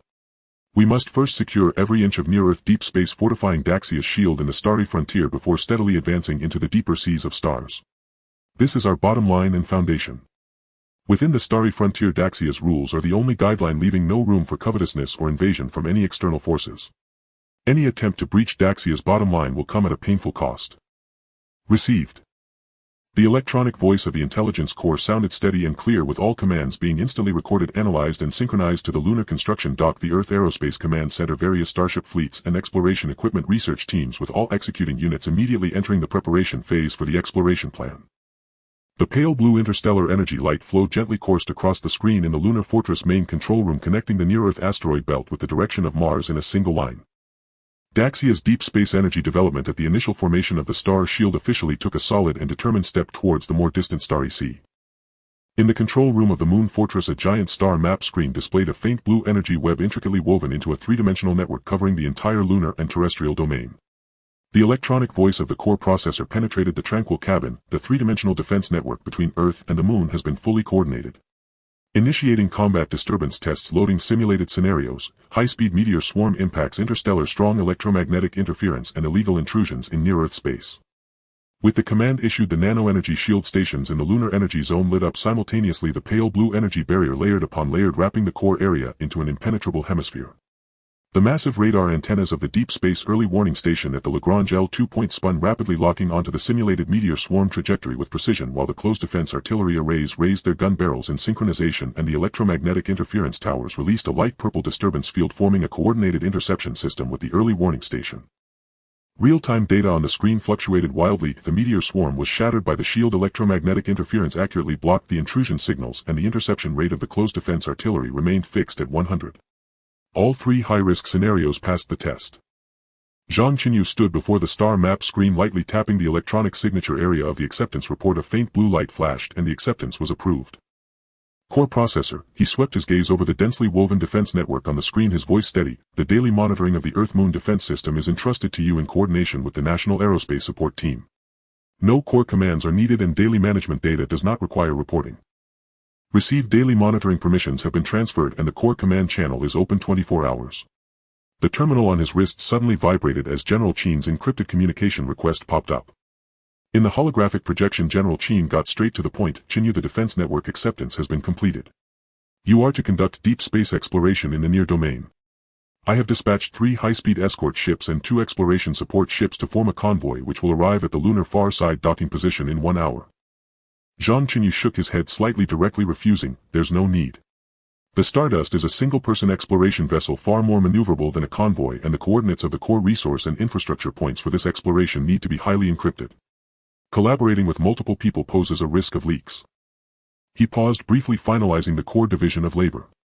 General Chen, my principle has always been, they'll determine the marking of the exploration points and you carry out the construction and operation. The core coordinates will be encrypted by me and the processor throughout, and the all-round execution only needs to follow coordinates and standards. This is the most efficient way of collaboration. General Chen nodded after a moment of silence. All right, as per your request, all domestic aerospace bases and heavy industry enterprises are on standby. Once the coordinates and instructions arrive, we will commence immediately. Zhang Chenyu took his seat in the main control chair, his fingers gliding across the control panel as the star map screen slowly unfolded, clearly presenting the profiles of the core area of the near-Earth asteroid belt, key sections of the Mars-Earth route, and the star regions of the Lagrange L4 L5 points. In this area, isolated by the nanoprotective shield, the Stardust quietly docked, its silver-gray hull reflecting a cold sheen in the cosmic rays. The streamlined vessel minimized interstellar travel resistance, and arrays of exploration equipment at the bow were covered with a pale blue protective shield poised for action. The moment he boarded, the bridge lights automatically illuminated and the projection of the core processor appeared in the center of the control panel. Stardust, all systems self-check initiated. Exploration equipment, superluminal engine, all domain concealment system and energy core are all functioning normally, and the calibration of the exploration instruments is complete. Zhang Chenyu took his seat in the main control chair, his fingers gliding across the control panel as the star map screen slowly unfolded, clearly presenting the profiles of the core area of the near-Earth asteroid belt, key sections of the Mars-Earth route, and the star regions of the Lagrange L4 L5 points. Activate the all-domain concealment mode. Calibrate the route. Target the near-Earth asteroid belt. Qinglan star. Set sail. All-domain concealment mode activated. Route calibration complete. Superluminal engine preheating. Stardust is setting sail. The silver-gray hull slowly departed from the lunar far side docking position, the pale blue nuclear fusion tail flame quietly igniting as it broke free from the lunar orbit without a sound, blending into the pitch-black sea of stars. The concealment system instantly blocked all signals, turning the Stardust into an invisible shadow in the universe, heading straight for Qinglan star. Within the bridge, the core processor coordinated the Stardust spectral analyzer, resource density detector and spatial curvature scanner, scanning the star regions along the way layer by layer. The faint blue detection waves spread outward from the vessel, continuously transmitting core data such as resource abundance of star marrow crystals, metallic hydrogen, water ice, geological structure of celestial bodies, intensity of spatial radiation, and safety coefficients of the route to the main control panel screen. Zhang Chenyu's gaze was fixed, personally verifying each set of key data. Upon discovering deviations, he immediately instructed the processor to rescan and recalibrate. The coordinates of Qinglan star on the star map were repeatedly refined, ultimately locking in a stable space in the core area of the near-Earth asteroid belt. Hours later, the Stardust slowly hovered in the Qinglan star region, its detection instruments locking onto this asteroid approximately 100 kilometers in diameter. The screen displayed precise annotations: Qinglan star marrow crystal purity 92.7. With an average surface layer thickness of 150 meters, the shallow mineral veins exhibit a network-like distribution. The geological structure is stable with no strong radiation or frequent geological activity. This is a rare high-energy mineral in the universe with an energy storage density 10 times that of helium-3, making it a top-tier material for deep space travel and Starship core energy, and a core strategic resource for the Daxia's deep space development. Core processor activate all-domain exploration mode. Conduct a full area scan of Qinglan star from the surface to the shallow layers and create a three-dimensional map of mineral vein distribution. Simultaneously deploy exploration drones for zone sampling of the celestial body surface to verify the purity of the mineral layers and feasibility of mining. Zhang Chenyu's fingertips hovered over the control panel, his voice steady. Received all-domain exploration mode activated. Exploration drone swarm deployed. Three-dimensional mineral vein map is being created. Hundreds of mini exploration drones flew out from both sides of the Stardust, spreading out in a fan shape, accurately landing in various regions of Qinglan star. The drilling heads broke through the basalt surface, collecting samples of star marrow crystal ore. On the bridge's three-dimensional star map screen, the three-dimensional profile of Qinglan star gradually unfolded, with faint golden lines intertwining within the celestial body, indicating the distribution trajectory of star marrow crystal veins. As the scanning deepened, the lines became increasingly clear, even detecting a concentrated enrichment zone on the northern side of the celestial body with a preliminary purity determination exceeding 93. The first batch of ore samples returned to the Stardust, and the core processor immediately completed the analysis, presenting the data on the screen. Qinglan star marrow crystal average purity 93. 1. Shallow mineral veins are easy to mine, no harmful associated minerals, suitable for constructing unmanned mining clusters if the radiation value in the 1,000,000 kilometer surrounding space is low and the distribution of debris belts is sparse, meeting the conditions for infrastructure and route construction. Zhang Chenyu's fingertip traced the three-dimensional map, designating the northern enrichment zone of Qinglan star and the flat southern region, marked the north side as the core mining area and the south side as the construction landing site. Simultaneously scanned the star region surrounding Qinglan star within 1,000,000 kilometers to filter out defense points and route anchor points. At the moment the core processor initiated the surrounding star region scan, the bridge's concealment system suddenly emitted a red alarm. The electronic voice hastily announcing, detected non-native cosmic waveband signals. 3 unknown small warships are approaching at superluminal speeds, currently 8,000,000 kilometers from the Stardust. The hulls are unmarked and the weapon systems are charging, determined as hostile targets. Zhang Chenyu's fingertips tightened on the control panel, his gaze sweeping over the 3 rapidly approaching red dots on the star map, a chill running down his spine. Maximize the concealment system, activate the Stardust's emergency defense shield, recall the exploration drones, immediately lock onto the enemy vessel coordinates and analyze weapon types. At the same time attempt to infiltrate the enemy's onboard systems and crack the core data. The silver-gray hull instantly shimmered with a layer of solid pale blue energy shield while the bow's detection instruments operated frantically. The core processor simultaneously initiated the Interstellar invasion program, and pale blue digital streams rapidly rolled across the control panel screen, with analysis results popping up immediately. The enemy is a light assault ship equipped with pulse-ion cannons. The hull material is low-grade interstellar alloy with no all-domain shields. It has strong maneuverability but weak defenses. The onboard system encryption level is extremely low and the invasion channel has been opened, expected to enter weapon range in 30 seconds. 8,000,000 kilometers of interstellar distance was but a moment, and the 3 jagged silver-black assault ships suddenly appeared in the Stardust's view, their bow gun barrels igniting with blinding purploid light as 3 beams of ion cannon shot toward the Stardust with apocalyptic energy. Hard left evade the first round of attacks, activate the point-frequency electromagnetic counterattack cannon and precisely strike the enemy gun ports. Zhang Chenyu's command was decisive as the Stardust darted across the star sea like a fish, 3 beams of ion cannon grazing the energy shield and crashing into the asteroid debris behind, obliterating massive boulders into dust. Almost simultaneously 6 mini-electromagnetic counterattack cannons popped out from both sides of the Stardust, their pale blue gun muzzles flashing, and 6 electromagnetic beams accurately struck the enemy assault ships. Boom. Boom. Boom. 3 loud blasts shattered the ion cannon ports of the 3 assault ships instantaneously, and the purploid energy turbulence erupted at the bow, violently shaking the hull. Meanwhile, the core processor's invasion program had seized the opportunity amidst the chaos in the enemy's system, directly reaching the core database, and a faint golden coordinate data flashed on the screen, swiftly encrypted and stored. The leading assault ship clearly did not anticipate that this single-person exploration vessel possessed such formidable defensive and counterattack capabilities.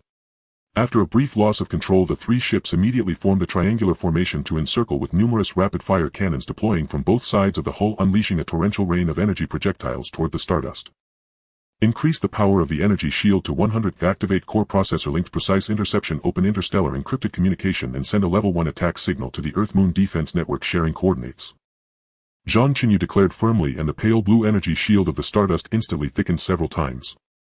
The core processor linked the closed defense system, and dozens of mini-interception cannons emerged around the hull, weaving an impenetrable web of firepower that intercepted all incoming energy projectiles, resulting in a dazzling display of energy sparks in the cosmos.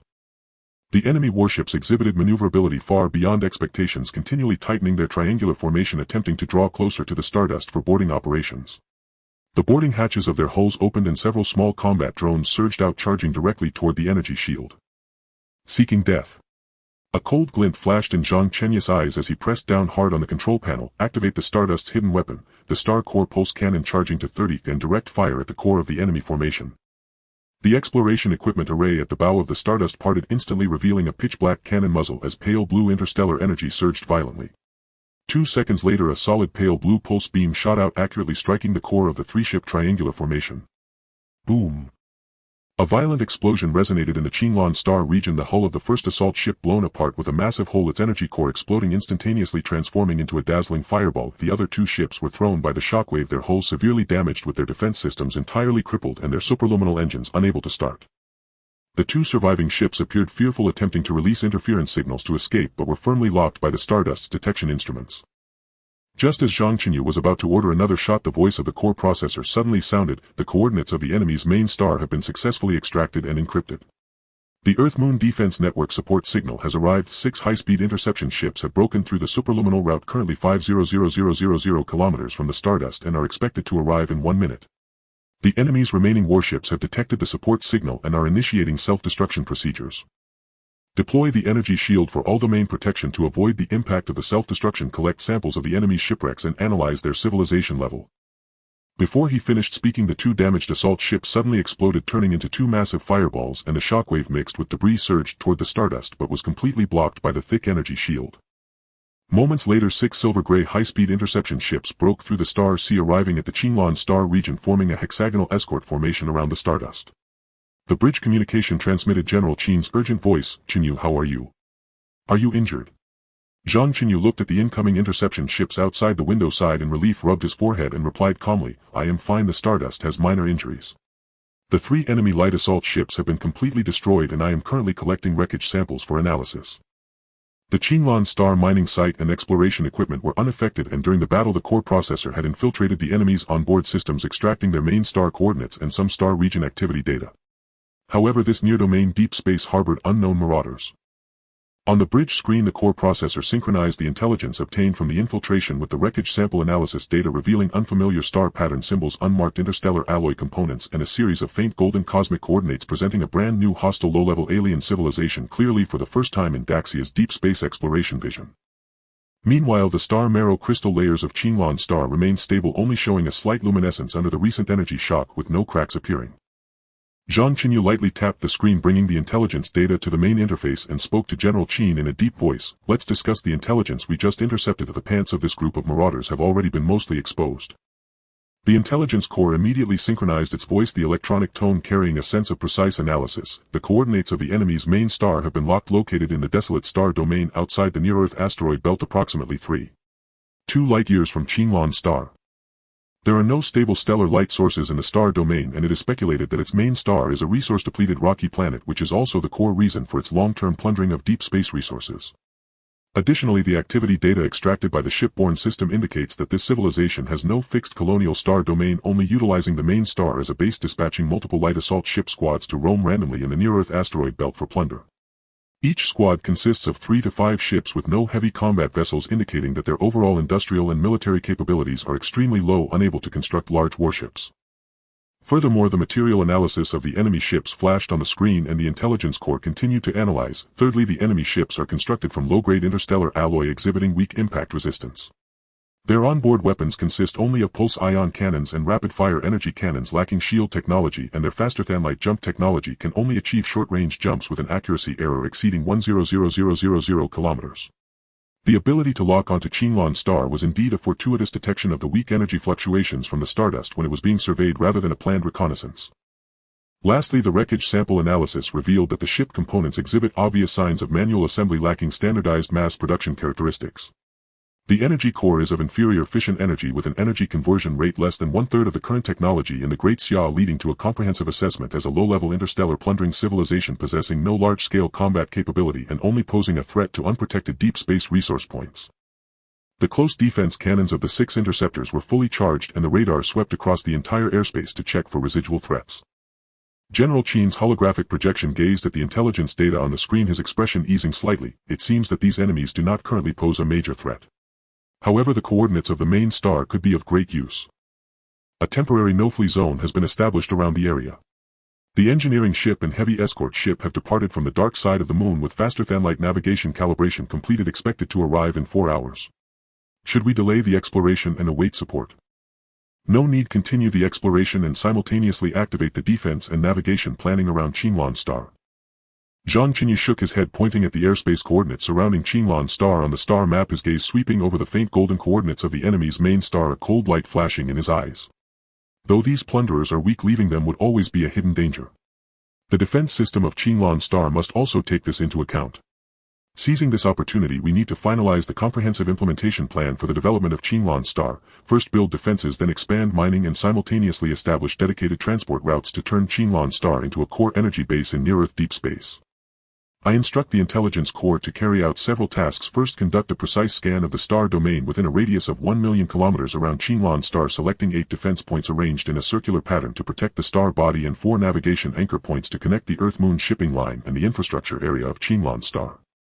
The 8th defense point needs to advance 5,000 kilometers towards the enemy's main star, adding a long-range early warning radar. Second, encrypt the mineral map of Qinlan star defense point coordinates and navigation anchor point, synchronizing them to the Earth-Moon defense network in General Qin's terminal.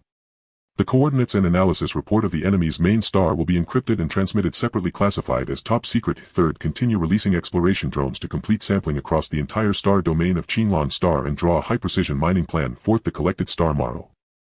Understood. The full area scan has restarted and the defense points and navigation anchor points are being screened.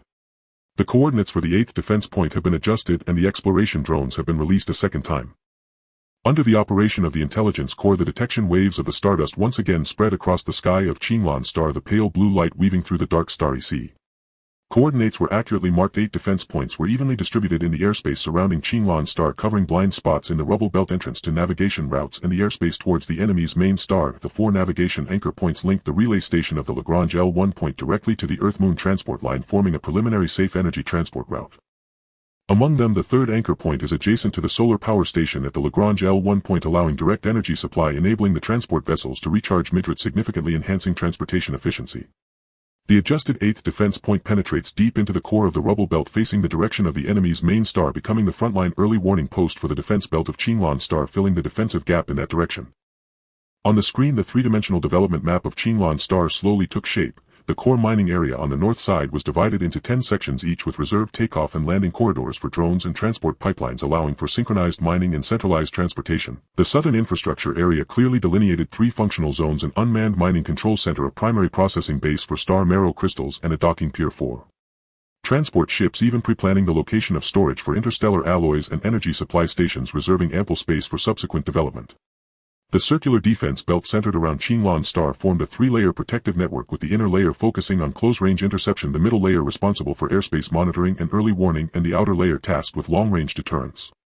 To address the outer layer defense points facing the enemy's main star, Zhang Chenyu's fingers traced repeatedly over the 3-dimensional map, making slight adjustments to the boundaries of the mining sections. In the northern area, designating a dense shallow mineral vein area as a trial mining zone, marked the coordinates of the trial mining zone separately. The first batch of unmanned mining clusters will land here to verify the adaptability of the mining equipment to interstellar conditions. Once the data stabilizes, we will expand to other sections. The intelligence corps immediately responded, marking the trial mining zone on the map with prominent white lines forming a clear distinction from other sections. In the communication room, the exploration drones of the Stardust completed sampling across the entire star domain of Qinglong star, collecting a total of 217 mineral samples covering all mineral vein distribution areas of the star body. The high-precision mining plan was accordingly completed, with the map accurately marking the direction, thickness and purity variations of each mineral vein, providing an exceptionally precise basis for the path planning of unmanned mining equipment. The full-dimensional analysis of the star marrow crystal samples has also been completed, with data exceeding expectations, an average purity of 93.5, with the highest purity reaching 95.2, and energy stability of 98.2, with no energy dissipation in vacuum and cosmic radiation environments. After mining, they only require simple sealing for transport, fully meeting the standards for large-scale industrial mining.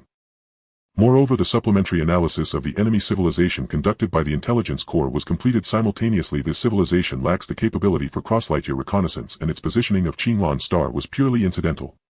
Furthermore, the operational range of its assault ship squads does not exceed 1 light-year around the main star, meaning they will not return to the space of Qinglong star in the short term. 4 hours later, 4 giant engineering ships and 2 heavy escort ships arrived in the space of Qinglong star as scheduled. As the engineering ships entered the designated space, they immediately commenced operations with gigantic mechanical arms extending from both sides of the ships, gently deploying the prefabricated interstellar alloy bases to each defense point and navigation anchor. The pale blue interstellar alloy components rapidly assembled in the starry sea, and the main framework of the deep space interception base was completed at the first defense point in just half an hour. The electromagnetic interference tower and close defense cannons were then hoisted into position to begin system debugging. The long-range early warning radar at the 8th defense point was the first to complete installation, immediately commencing an all-domain scan towards the enemy's main star, with pale blue detection waves spreading out into deep space.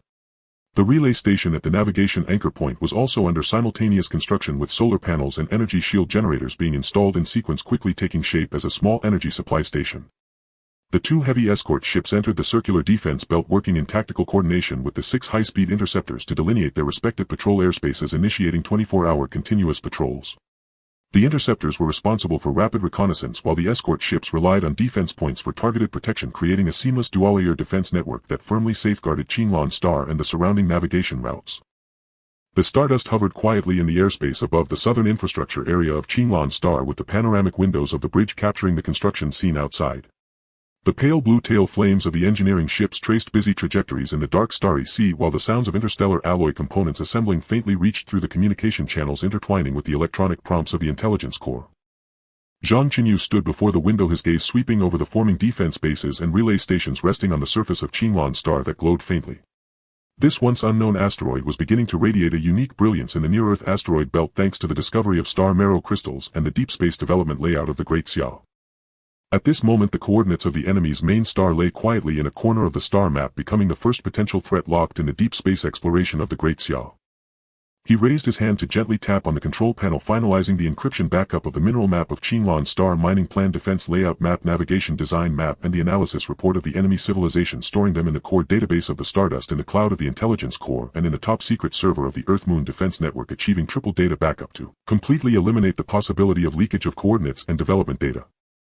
The electronic voice of the Intelligence Corps resonated steadily. The comprehensive exploration of Qinglong star has been completed, with a total of 17 high-value star marrow crystal veins marked, 8 defense points and 4 navigation anchor points precisely located.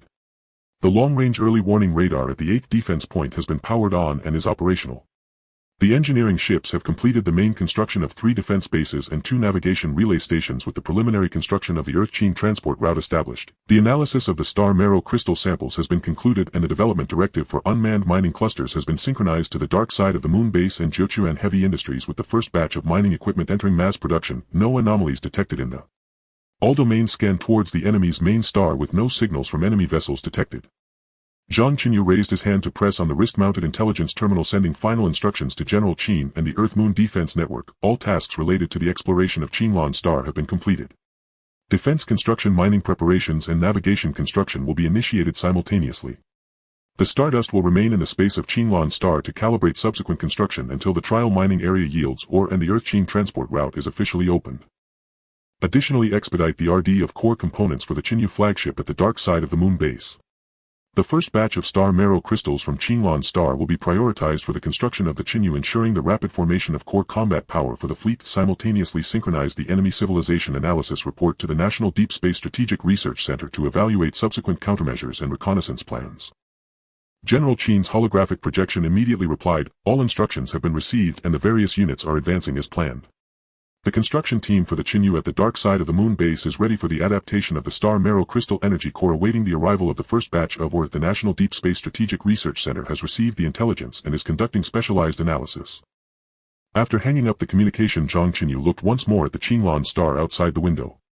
At this moment the pale blue shields of the defense bases were gradually illuminating, enveloping Qinglan star as if guarding halos. The radar antennas at the 8th defense point were slowly rotating, silently guarding the deep space direction. The relay station at the navigation anchor point flickered with soft white light, guiding the forthcoming transport ships. The engineering ships continued their busy operations, with the foundation of the unmanned mining control center rapidly being constructed in the southern infrastructure area. The curtain for the development of Qinglan star had fully drawn open. In the dark starry sea, the glow of Qinglan star intertwined with the lights of various facilities, echoing the faint light of the Earth-Moon twin stars in the distance. The concealed silhouette of the stardust flickered within this light, akin to a silent guardian witnessing a pivotal step in the deep space development of the Great Xia. On the star map of the Earth-Moon deep space, the coordinates of Qinglan star were marked with a striking golden color, forming a line with the Earth-Moon twin stars and the Lagrange L1 point. A brand new energy transport route slowly emerged on the star map, while the coordinates of the enemy's main star were marked with a red warning symbol, gold and red becoming the first pivot and warning point within the deep space layout of the Great Xia. Zhang Chenyu's gaze had already crossed Qinglan star, resting on the deeper regions of the near-Earth asteroid belt on the star map, where more resource points awaited exploration and more star domains awaited expansion.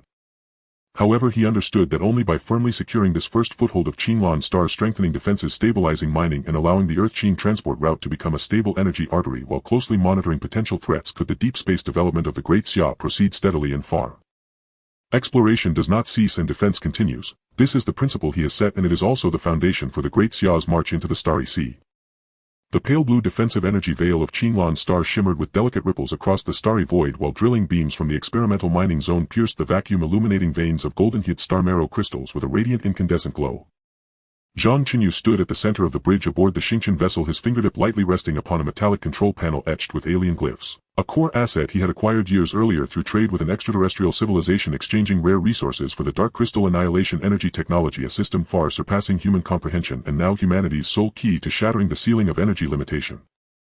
The electronic voice of the AI Core command surged, sharply resonant with the precision of data breakthrough. Preliminary extraction assessment for the first batch of star marrow crystals from Qinglan star's experimental mining zone, complete. Purity 94. 7. Crystal core energy activity stable. Compatibility with the alien dark crystal annihilation module 89, surpassing theoretical thresholds. The metal panel flared to life. Azure alien glyphs crawled across its surface like living filaments, intertwining with the golden luminescence of the star marrow crystals, casting a calm, resolute light deep within Zhang Chenyu's eyes. Execute dual directive.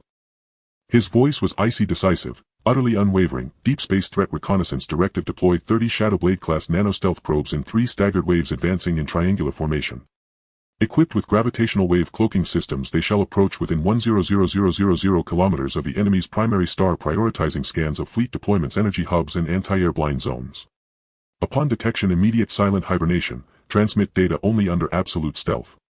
Crystal Energy Genesis Directive: activate the vessel's central extraction chamber to perform preliminary dark crystal annihilation energy extraction on the initial 1200 kg of star marrow crystals, simultaneously transmitting the full suite of compatible technology to Earth at maximum encryption level. Acknowledged. Shadowblade probes deployed, gravitational wave cloaking engaged, 3-wave flight paths calibrated, estimated arrival at enemy primary star in 60 hours. Dark crystal annihilation extraction chamber preheated, star marrow crystals loaded, energy extraction initiated.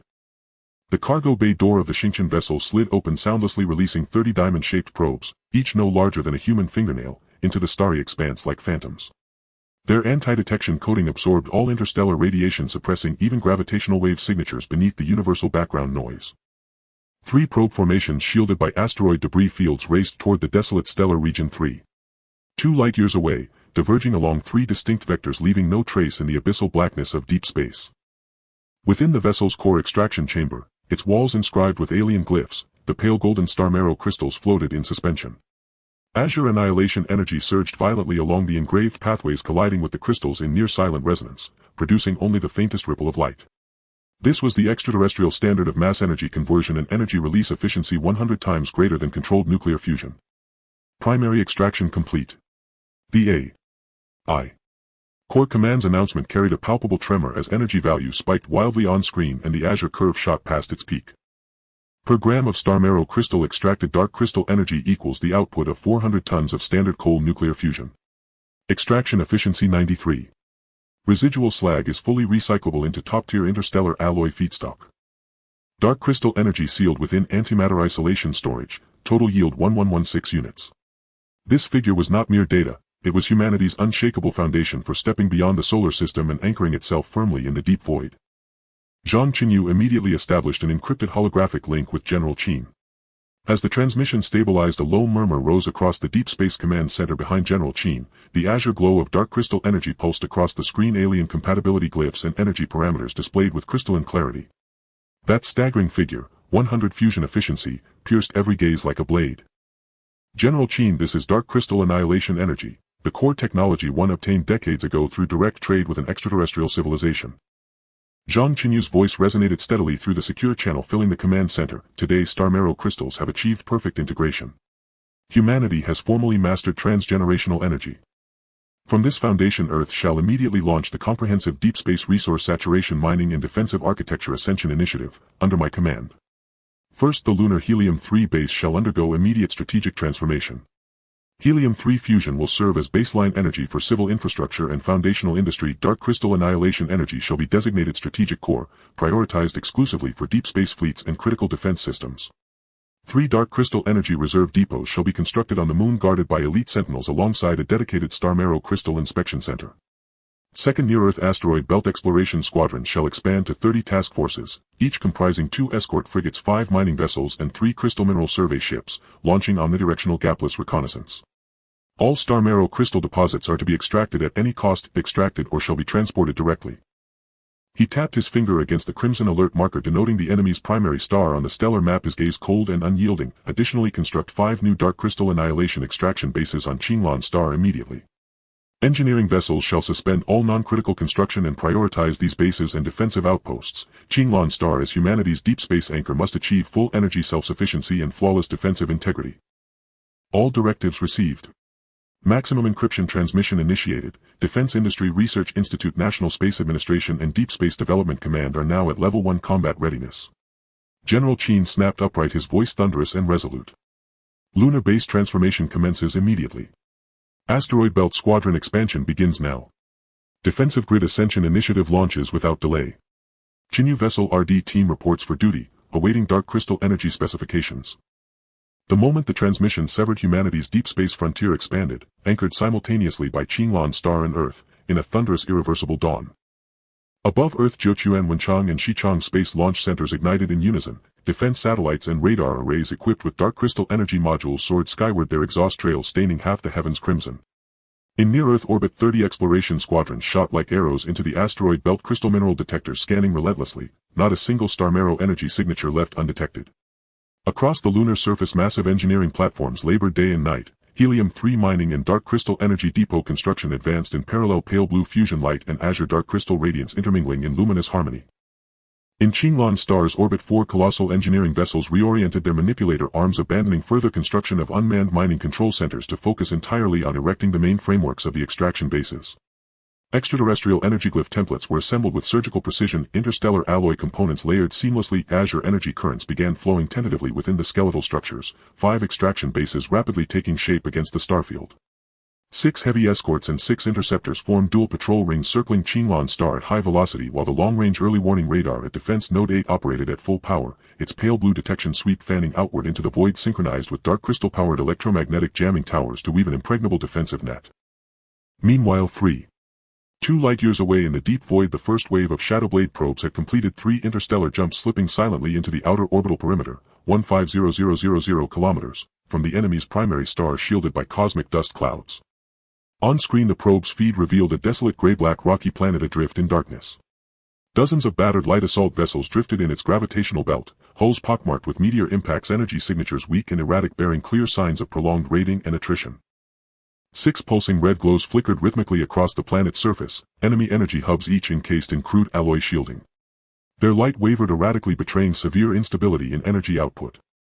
First wave has reached the outer alert perimeter of the enemy's primary star.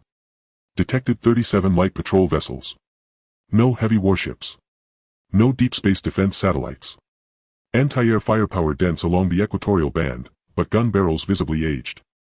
2 polar regions contain defensive blind zones approximately 2,000 kilometers wide. Energy hub signals exhibit abnormal fluctuations. Preliminary analysis indicates low-grade fission-based power generation, shielding coverage only 67. No sooner had the A.I. Core Command finished speaking than the probe's telemetry abruptly shifted, critical vulnerability detected. The energy transmission conduit linking enemy Hub 6 to the planetary core control center lies fully exposed, unshielded, constructed from low-grade conductive alloy highly vulnerable to interference and kinetic impact. Its destruction would instantly disable 30% of the planet's anti-air defenses. Second and third waves have reached designated hibernation positions, no risk of detection. Zhang Chenyu leaned forward, eyes fixed on the screen, his fingertip tapping the console softly, his gaze locked onto that slender fragile red conduit, his expression grave, devoid of arrogance or haste. This Raider faction's defensive flaws ran deeper than anticipated, but the crude state of their energy infrastructure confirmed prior intelligence. They were indeed a low-tier civilization relying solely on numerical superiority to scour the deep void. And precisely because of that, every facet of their existence demanded meticulous verification. Maintain probe silence. Proceed slowly along the polar blind zones to 1,000 kilometers. Prioritize terrain mapping around Hub 6, confirm exact location of the core control center and scan for concealed shipyards or docking bays within the planet's interior. Transmit all data in real-time encrypted to the Earth-Moon Defense Network strategic database. He issued the order, voice low and firm, leave 3 probes monitoring Hub 6 continuously. The remainder shall advance deeper into the core zone, under strict orders, no alarm triggered. Not a single pulse. Confirmed. Probes adjusting trajectories per instruction, silent infiltration underway. Hub 6 now under continuous 24-hour surveillance. Before the words faded, the A.I. Core Command's urgent broadcast erupted, charged with unmistakable triumph. Breakthrough at Qinglan Star's experimental mining zone, secondary vein. Drilled star marrow crystal purity 95. 3. Classified as premium grade ore. Pergram extraction efficiency increased to 95. Pergram energy equivalents 420 tons of standard coal nuclear fusion. Earth's first defense satellite equipped with dark crystal energy adaptation module has successfully entered orbit. The Lagrange Point L2 early warning radar has completed energy core retrofitting. Detection range now fully encompasses the entire near-Earth asteroid belt, capable of pinpointing energy fluctuations as minute as Class 0. 1. 2 breakthroughs, like twin thunderclaps, shattered the silence of the starry void. Across the screen, azure dark crystal light, golden star marrow radiance, pale blue defensive veils, rocket exhaust trails ascending from Earth, and probe feeds revealing the enemy's vulnerabilities converged into a vast, breathtaking, and perilously intricate tableau of deep space frontier expansion. Those 1116 units of dark crystal energy were no cold statistic, they were the key unlocking humanity's passage into higher strata of the star sea. Those 30 Shadowblade probes were silent sentinels suspended above the enemy's head, exposing every weakness, safeguarding this transgenerational energy revolution. Qinglan Star's first dark crystal annihilation extraction base had completed its structural framework, azure energy glyphs coursing along its spire like a celestial sword thrust toward the stars. The first batch of premium star marrow crystals was already en route to the extraction chamber, poised for ultra-efficient energy conversion. Meanwhile, Earth's 30 exploration squadrons had already identified 3 nascent star marrow crystal deposits in the near-Earth asteroid belt. Mining vessels had begun targeted drilling, their pale gold luminescence glittering amid the asteroids. Zhang Chenyu gazed out the viewport, Qinglan Star's azure energy glow entwined with its pale blue defensive veil, transforming the small celestial body into the most brilliant deep space anchor in the starfield. Beyond it, the Earth-Moon system blazed with unprecedented brilliance. He raised a hand, synchronizing the enemy primary star's vulnerability data and probe imagery with Earth's Strategic Research Center. His fingertip traced a line across the stellar map, from Earth to Qinglan Star, then onward to the enemy's heart, his gaze unflinching. This revolution ignited by dark crystal energy is not an ending, but the true beginning. Exploration never ceases. Defense never falters. Crystal energy shatters boundaries. The star sea frontier expands ever onward. With Qinglan Star as the spear, the solar system as the shield, dark crystal energy as the core, and star marrow crystals as the lifeline, humanity's journey into the deep void has officially entered a new epoch. And 2 light-years away, as the probes crept silently along the polar blind zones, the enemy's primary star, beneath its desolate facade, was yielding its hidden weaknesses one by one. A silent shadow war had already commenced in the depths of the star sea, and humanity held the winning hand. The starry sea was as dark as ink, cold and piercing. 2 light-years away, the enemy's main star, without the protection of any stars, appeared like a chunk of dark gray iron frozen by the cosmos, quietly suspended in a faint glow of background radiation, a dead and solitary point surrounded by interstellar dust, bound by its gravitational pull, moving as slowly as frost, as if time and space were sinking here. Only a 20,000-kilometer-wide defensive blind spot in the polar region, like a chasm cleaving the void, became the only pathway for the Shadow Blade-class nano-invisible detector. 9 diamond-shaped detectors pressed tightly against a dense belt of rubble, vibrating in sync with the asteroid debris slowly approaching the core area of the main star 1,000,000 kilometers away. Its onboard gravitational wave cloaking system reduced its own signal below the cosmic background value, while the few aging warning devices on the planetary surface continued to rotate and scan, failing to stir even a ripple of data. These 9 dark shadows seemed to be part of the starry sea, silent and invisible. The electronic voice of the intelligence core was compressed to a slight tremor, resonating precisely within Zhang Chenyu's intelligence core terminal and the core bridge of the Stardust ship. Without any redundancy, the detector has breached the outer alarm network. The coordinates of the Polar Underground Nuclear Control Center are locked. Latitude 8,712, longitude 1403. The surface covered only by 3 layers of low-tier interstellar alloy plates with anti-aircraft fire density at 110 of the equatorial region confirmed as the only weakness in this civilization's defensive core. The map of the main star suddenly lit up. A crimson dot exploded with a faint glow at the polar region. Several pale red energy conduits radiated from the red dot, wrapping tightly around the energy hubs of the planet like withered vines, the network grotesque. The main conduit of the number 6 energy hub was shockingly exposed to the cold vacuum without any energy shield. The mid-segment communication node suspended in the void, its metal shell covered in deep and shallow dents from asteroid impacts, resembling a gaping wound, glaringly shocking in the cold light of the starry sea. The number 2 and 3 detectors have completed the docking lock of the North and South Polar docks. High-definition imaging is being transmitted in real time. The screen abruptly cut to the dilapidated scenes of the 2 docks, both hidden in the permanent shadow of a giant impact crater. The heavy interstellar alloy doors rusted and curled, their edges crumbling like teeth, half concealing the chaos within.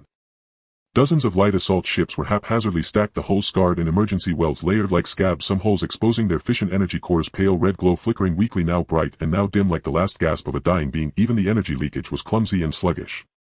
The data analysis stream from the intelligence core was racing across one side of the screen, parameters fluctuating like electricity. The North and South docks each harbor 21 and 19 light assault ships, all in a state of heavy repair needed, with overall hull damage rates exceeding 60. No war readiness programs responding, determined to be the reserve fleet of this civilization. This civilization has no standardized industrial and repair systems, relying solely on scavenging and welding for survival, with base facilities and hulls made from plundered remnants. Natural aging and lack of maintenance have led to extreme dilapidation. Combining early battlefield debris detection with the characteristics of the civilization, barren rocky planetary substrate, the evident signs of manually assembled hulls from broken rocks, it is recommended to officially name them the Rock Fragment Tribe and include them in strategic intelligence archives. Zhang Chenyu leaned over the screen, lightly tapping the cold metal control panel with his knuckles. His deep voice echoed in the extremely quiet bridge, carrying an undeniable determination. Approved. On the star map beside the red alert mark of the enemy's main star, the cold white words "Main Star of the Rock Fragment Tribe" were immediately branded. This group of low-tier raiders wandering in deep space finally had their own identification, and these 2 words were precisely the best annotation for their crude survival. Their civilization was merely a desperate patchwork in the barrenness of the starry sea. The foundation of the Rock Fragment Tribe was even more impoverished than all the probing data suggested. The so-called reserve fleet was just a pile of scrap metal, barely pieced together, incapable of basic formation navigation and completely lacking any capability for scaled counterattack. Yet at the moment the intelligence core switched to a high-frequency scanning band, intending to conduct a detailed analysis of the dock's interior. The energy detection map on the screen suddenly jumped wildly. A faint purple blot flashed in the dark corner of the northern dock, as swift as a meteor streaking across the sky, and in an instant it merged into the background of the starry sea, vanishing without a trace, as if it had never appeared. Abnormal energy signal captured. The intelligence core's detection waves swept repeatedly across the area at maximum frequency, with a rare hint of hesitation in the electronic voice, a fluctuation seldom seen in the cold program, not the conventional fission spectrum of the Rock Fragment Tribe, not within any existing human technological system. Energy fluctuation level 0.03 grade, exhibiting an irregular pulse state, attributes and origin currently unidentifiable.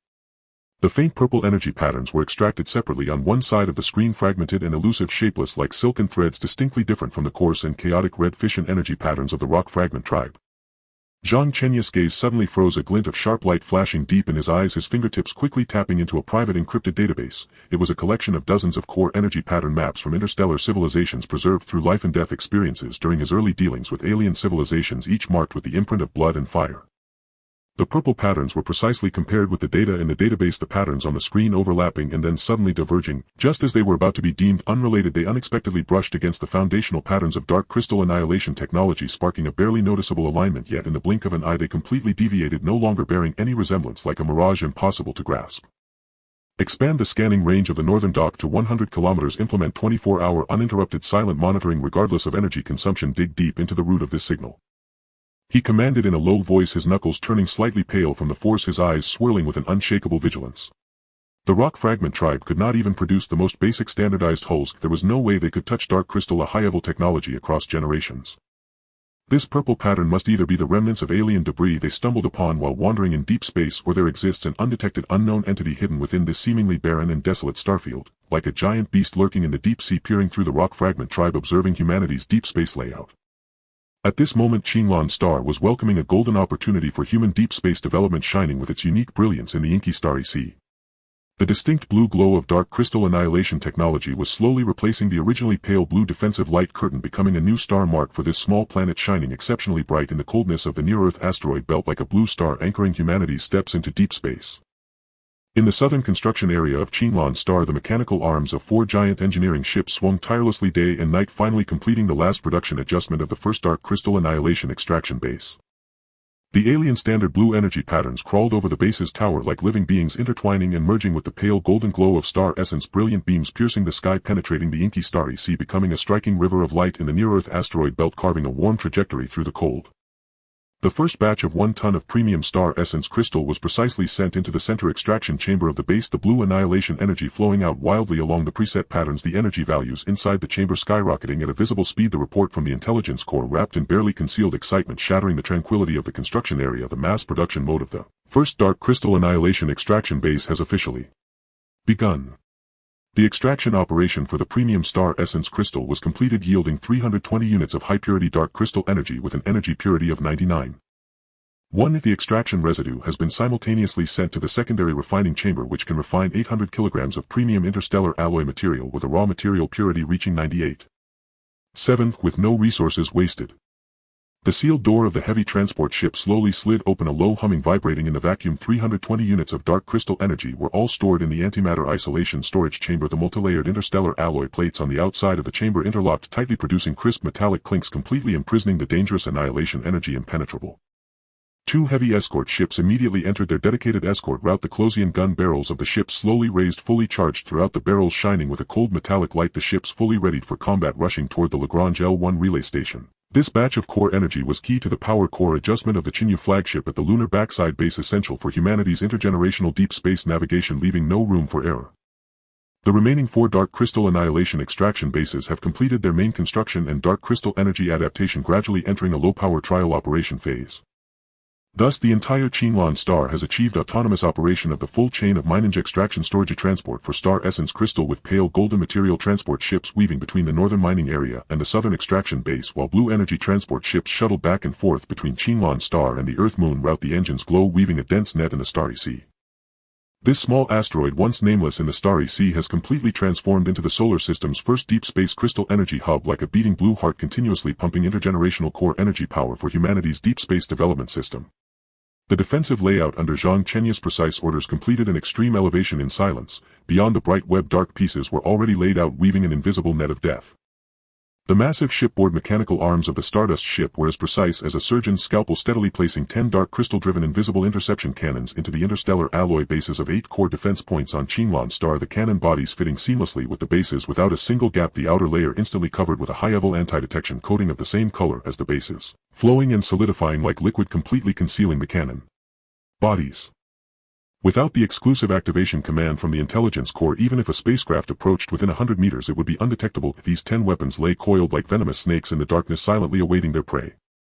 As for the number 8 defense point, This frontline outpost directly facing the main star of the rock fragment tribe, it secretly built a deep space tactical missile launch silo behind the long-range early warning radar, perfectly blending the silo structure with the asteroid terrain. 5 dark crystal energy missiles lay dormant within their blue patterns, faintly visible, with a range capable of directly covering a 1 light-year space. The composite armor-piercing modules of the missile warheads have completed final adjustments powerful enough to penetrate the main hulls of low-tier interstellar civilizations, becoming the deadliest hidden strike in Qinlan Star's defense.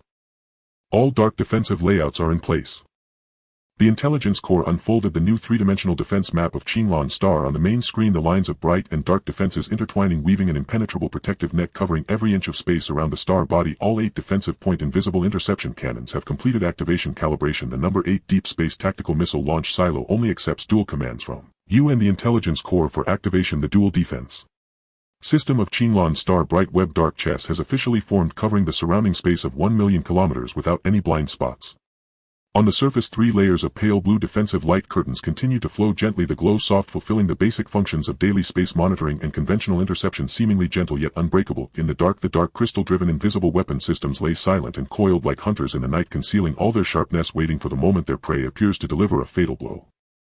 The defense upgrade within the inner solar system is also advancing at full speed. With the enhancement of dark crystal energy, humanity's deep space defense network is woven tighter, reaching further and becoming indestructible, firmly safeguarding humanity's deep space territory. All warning radars and electromagnetic interception cannons at the Lagrange points L1, L2, and L4 were fully equipped with dark crystal energy cores within 72 hours. Light blue detection waves extend into deep space at 3 times the previous range, spreading like a vast net that can accurately capture energy fluctuations as weak as 0.05. Even the most subtle movements in the stellar sea cannot escape detection. The entire region of the near-Earth asteroid belt, as well as a vast expanse of space 2 light-years in the direction of the Shattered Rock Clan's home planet, has been incorporated into humanity's round-the-clock uninterrupted detection range. This deep space backyard of humanity is firmly under control. The helium-3 mining area at the lunar base has completed its strategic transformation. 3 giant dark crystal energy storage warehouses rise up like 3 steel giants in the desolate moon's back. The elite guard troops have all been stationed, clad in battle armor, weapons charged and on high alert. The dedicated detection center for star essence crystals has also officially commenced operations, with various high-precision equipment running at full speed, achieving seamless connections for on-site material detection, grading, transportation and extraction, enhancing overall operational efficiency by over 40. Humanity's deep space resource development is advancing with thunderous momentum. The continuous reports of successful exploration from 30 specialized exploration teams in the near-Earth asteroid belt are transmitted to the bridge of the Stardust. The broadcast from the intelligence core reverberates with uncontainable excitement. In the bridge, high-purity star essence crystal veins have been confirmed in the B3 and C7 regions of the asteroid belt with an average purity of 94. 2 large-scale mining has been initiated, and support mining and transport ships have completed escort group formation for full coverage. In the D9, E2, and F1 regions, signs of star essence crystal veins have been discovered. High-precision crystalline mineral detection ships are approaching for exploration at full speed, and it is expected that vein marking and precise reserve assessment will be completed within 24 hours. Every discovery of a vein is accompanied by the rapid deployment of mining teams. Pale golden drilling beams light up sequentially in the asteroid belt like countless stars, intertwining with the blue energy transport trails, weaving a brilliant net in the dark star sea. Humanity's saturation-style resource collection in deep space is rapidly expanding across the near-Earth asteroid belt. The once desolate asteroid belt has now become the core territory of humanity's deep space development, bursting with vitality. The encrypted holographic communication from the lunar base arrives as scheduled. A light blue holographic projection unfolds in the center of the bridge, and the face of the head of the Chenyu development team is filled with uncontrollable excitement. The fine lines at the corners of his eyes are smoothed by exhilaration. In the background, under the cold white light of the dust-free workshop, the prototype of the power core of the Chenyu stands quietly like a sleeping giant, exuding a cold glow of technology and immense power. Commander Zhang, the initial construction of the Chenjia's power core has been completed, and the dark crystal energy adaptation test has officially begun. All initial parameters perfectly match the design standards with no abnormal fluctuations. It is expected to complete the core's full-dimensional debugging in 15 days, awaiting the subsequent dark crystal energy supply and weapon system installation. Humanity's first intergenerational deep space flagship is about to be unveiled. The screen transitions to a close-up of the power core's interior, where blue dark crystal energy light patterns flow slowly within the core chamber, resembling a beating human heart carrying vibrant life-sustaining power. Each circulation emits a tremendous energy fluctuation. This is the core of humanity's first intergenerational deep space flagship, the foundation of humanity's firm stance in the star sea and its journey toward more distant realms, the very essence of human civilization's foothold in the cosmos. Zhang Chenyu nodded slightly, a faint smile curving his lips as a glimmer of satisfaction flashed in his eyes. Just as he was about to issue detailed instructions for the subsequent dark crystal energy supply, the urgent broadcast from the intelligence core suddenly erupted, tearing through the calm of the bridge like thunder alert. The Shattered Rock Clan's home planet has experienced a violent disturbance. 12 light assault ships have formed a formation, forcibly breaking free from the gravitational field of the home planet, moving at high speed toward the near-Earth asteroid belt along the interstellar debris field. The blinding red alert light flashes wildly within the bridge, illuminating everyone's faces. The short, sharp alert tone echoes in the bridge, striking at the hearts of all present. The star chart shifts instantly to the spatial domain of the Shattered Rock Clan's home planet. 12 crimson dots are slowly exiting its gravitational range. The trajectory of their superluminal jumps is blurred and erratic, with energy signals firmly suppressed to a low-power state. Their navigational direction is completely unpredictable, resembling a swarm of headless flies colliding chaotically in the star sea. Data analysis from the intelligence core surges ahead at maximum speed, with parameters updating in real time. Red warning characters continuously pop up. The enemy fleet has not engaged full-power navigation, showing no clear course. The precision error for superluminal jumps exceeds 120,000 kilometers, completely in line with the technical characteristics of the Shattered Rock Clan. Initially determined to be a conventional raiding reconnaissance, it cannot yet be confirmed if it is directed at Qinglan Star. The third wave of the Shadow Blade detectors immediately launches, silently tracking the 12 enemy ships closely along the interstellar debris field. The signals from the detectors perfectly blend with the background of the star sea, making it undetectable even when the enemy ships are merely a stone's throw away. On the screen, the navigation trajectory of the enemy ship slowly extends on the star chart, a light red line gradually approaching the boundary of the near-Earth asteroid belt, getting closer to Qinglan Star. The detectors must maintain absolute silence throughout the tracking, continuously transmitting the enemy ship's positions, energy signals and navigational trajectories without any exposure. Qinglan Star must immediately activate Level 1 alert. The power of the bright network defense shield should be increased to 80, while the dark chest defense system remains silent, strictly prohibited from activation to avoid revealing any trump cards. All exploration teams outside must immediately accelerate toward Qinglan Star, with escort ships providing tight protection. All mining equipment must be shut down immediately, and all personnel must enter combat readiness, preparing for battle. Zhang Chenyu's instructions were issued in quick succession, his tone steady and calm, not a hint of panic, as if the 12 enemy ships were merely a speck of dust in the star sea. Yet his gaze was as cold as the icy depths of the cosmos, his fingertips tracing the navigation direction of the Shattered Rock Clan's formation on the star chart, focused with a determined sharpness honed through countless battles. These 12 enemy ships arrived too suspiciously, coinciding perfectly with the timing, just as the crystal energy hub of Qinglan Star has taken shape and the solar system's defense network upgrade has not yet fully concluded. The Chenyu is still in the debugging phase. Humanity's deep space layout is at its most critical moment. This is no coincidence. Perhaps it is a routine raid by the Shattered Rock Clan, or perhaps they have sensed the energy fluctuations in deep space and want to test humanity's strength and limits. General Qin's encrypted holographic communication is immediately connected to the bridge. A holographic projection unfolds beside Zhang Chenyu, showing General Qin's grave expression, brows tightly furrowed. In the background, the command center of the Earth-Moon Defense Network displays the real-time navigation trajectory of the Shattered Rock Clan's fleet.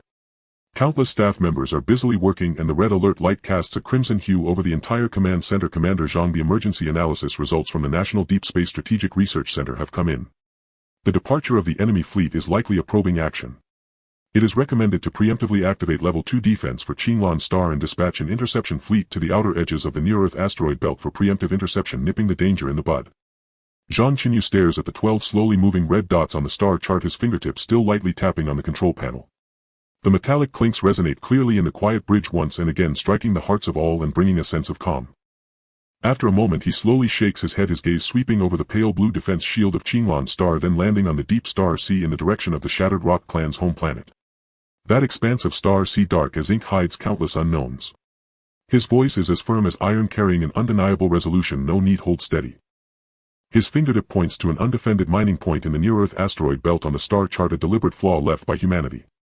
A cold glimmer flashes in his eyes, like a hunter spotting prey in a trap. Since they want to test us to probe our limits, we shall play along with their act.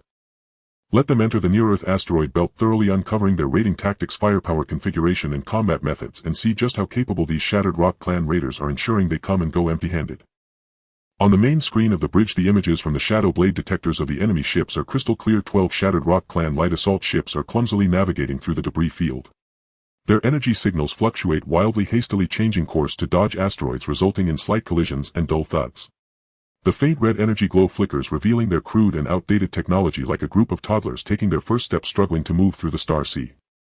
The pale purple energy spot in the northern dock remains silent in the corner of the monitoring screen like a secret buried in darkness, reluctant to reveal its true form, like a pair of eyes quietly observing everything from the depths of the star sea. In the depths of the star sea, the dark chess pieces have been placed and the net has been cast. The enemy's trail is approaching. That unknown pale purple energy signal stabs deeply into Zhang Chenyu's heart, preventing him from relaxing for even a moment. He knows that this signal is the true unknown, the real threat.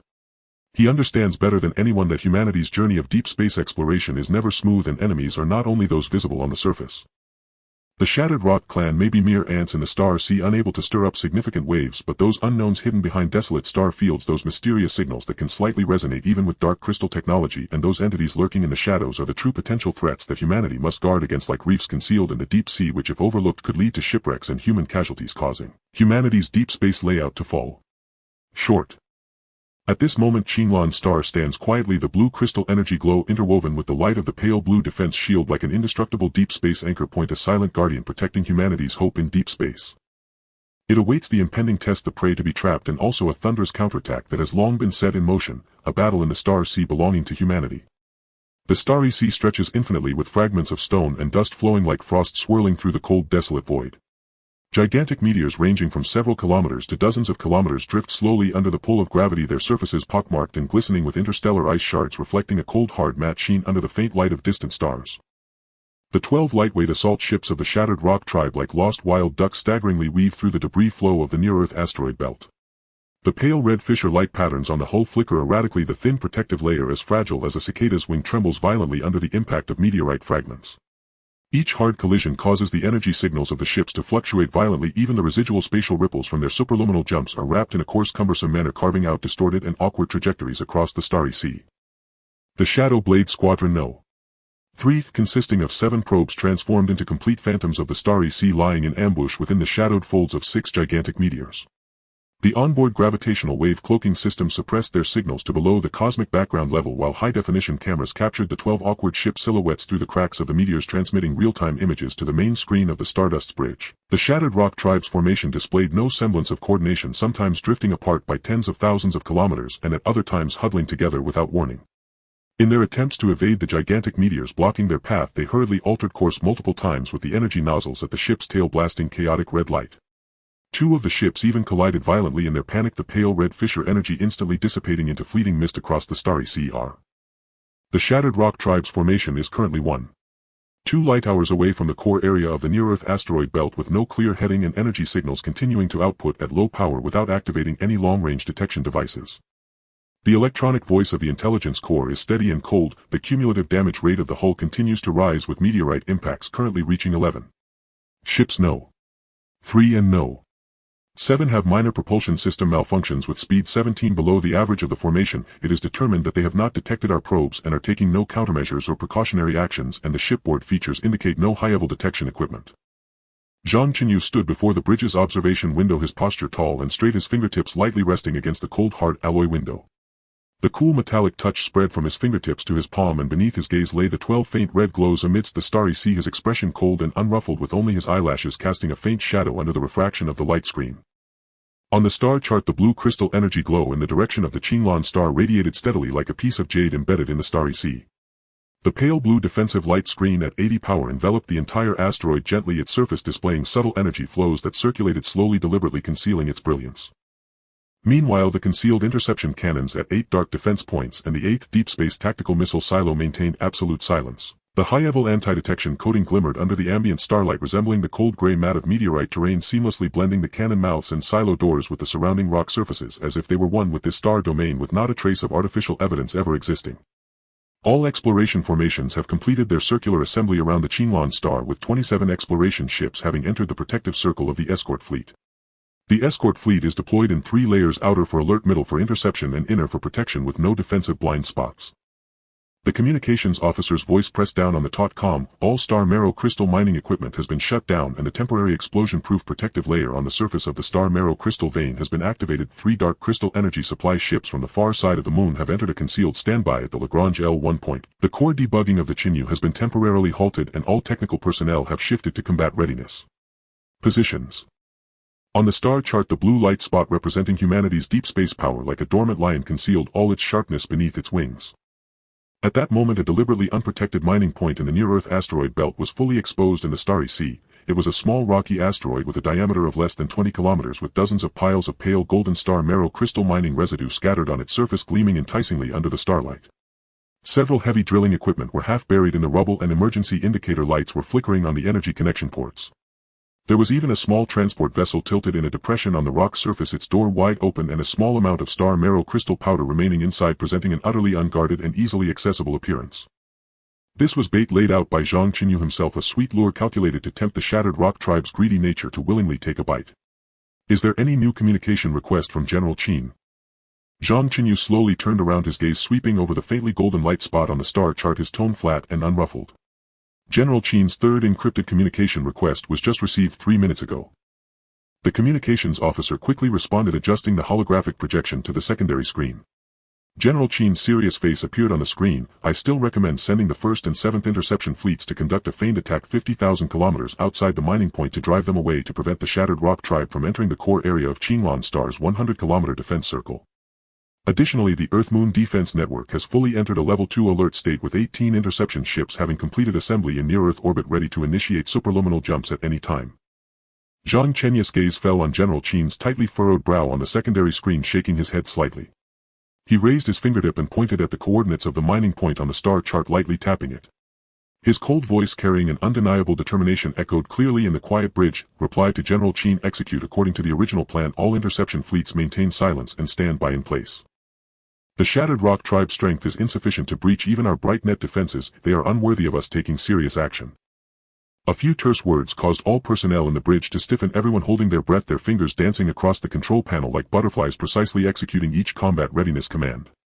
Everyone understood that this starry confrontation, which seemed to have a significant disparity in strength, was never about simply defeating these 12 shabby assault ships. What they sought was to thoroughly uncover the Shattered Rock Tribe's secrets.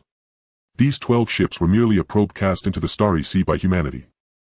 At that moment, the real-time image on the bridge's main screen suddenly exhibited an anomaly. The 12 originally scattered Shattered Rock Tribe ships began to slowly converge. Though still lacking any formation, their distances fluctuated, yet all turned their bows toward the unprotected mining point, the pale red light patterns on their bows suddenly brightening several times more radiant than before, indicating that they had activated the only Closian cannon's charging system on board. That weak yet determined red light was a clear signal that the Shattered Rock Tribe had detected their prey. The seemingly unprotected mining materials and equipment became the only light enticing them deeper into this starry sea. The Shattered Rock Tribe formation has locked onto the unprotected mining point. Course correction is complete and overall speed has increased by 30, surpassing its regular cruising speed limit. The electronic voice of the intelligence core suddenly raised a hint of frequency. All ships' Closian cannons have entered a low-power charging state, energy fluctuation levels rising from 0.08 to 0.2, reaching their standard firepower peak. If the hull's propulsion system is operating at overload, energy spill has increased by 40, indicating preparations for close-range plundering with no diversionary probing actions. On the main screen, although the pale red light patterns of the Shattered Rock Tribe's ships suddenly brightened, they still remained dim orangered. That charging firepower was even insufficient to penetrate the outer layer of the temporary protective shell of the mining point, posing no substantial threat before humanity who possessed dark crystal technology. Zhang Chenyu's lips curled into a faint cold arc, a sharp glint flashing beneath his gaze. He said solemnly, Shadow Blade Squadron No. 3, withdraw 500,000 kilometers, maintain distant silent monitoring and avoid the range of their radar scans, lower the power of the Qinglan Star's bright net defense light screen to 60, deliberately weakening the light screen's energy response in the direction of the mining point. Open a 10-meter wide gap in the temporary protective layer of the mining point, positioning it in the area with the densest mining materials. Let them come in. The moment the command was issued, a subtle gap quietly opened in the white protective layer right next to the pale golden light spot of the mining point on the star chart without any energy fluctuations or warning. Exposed star marrow crystal materials, half-buried drilling equipment and the open transport vessel were entirely laid bare in the cold starry sea like a tender piece of meat directly presented before the hungry wolves. The 12 assault ships of the Shattered Rock Tribe, as anticipated, were overwhelmed by the nearby trophy and madly charged toward the gap, their hull speed increasing once more. Even disregarding the deadly risk of colliding with meteors, they squeezed through the narrow gaps between two gigantic meteors. The already layered welding marks on the hull were violently torn apart under the scraping of the meteors and the squeezing of the gaps, the pale red fissure energy gushing forth, leaving long trails of light across the starry sea akin to bleeding wounds. The report from the intelligence core carried a hint of an imperceptible acceleration in rhythm as the trajectories of those 12 red lights on the star chart charged straight toward the mining point, inevitably falling into the trap humanity had laid out in advance. The Shattered Rock Tribe formation is still 0.2 3 light hours away from the mining point with the cumulative damage rate of the hull rising to 15. The left protective layer of Ship No. 4 has completely fallen off and Ship No. 9 is experiencing minor energy leaks. The formation is about to enter the outer perimeter of the Qinglan Star's 1,000,000 kilometer defense circle. The report from the intelligence corps carried a hint of an imperceptible acceleration in rhythm as the trajectories of those 12 red lights on the star chart charged straight toward the mining point, inevitably falling into the trap humanity had laid out in advance.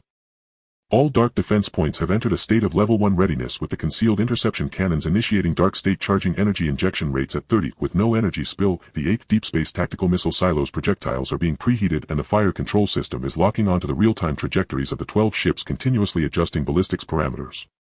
Zhang Chenyu's voice suddenly became stern, his fingertip swiftly tracing across the star chart, locking onto each red light's coordinates. All units maintain absolute silence. The dark defense system has not received my and the intelligence corps' dual commands. Do not open fire. Even if the shattered rock tribe boards the mining point, remain motionless. He scanned each tense figure within the bridge, finally returning his gaze to the 12 red lights charging crazily on the main screen, articulating each word clearly. All units, remember, we are not hunters, merely the web weavers. The real show is just beginning. Before his words fell, the shattered rock tribe's formation had closed in on the mining point, the 12 ships hovering disorderly above the asteroid. The cargo doors of the ships opened and countless small landing pods surged out like a swarm of locusts, their hulls similarly wrapped in pale red fissure-like patterns crashing through the debris flow.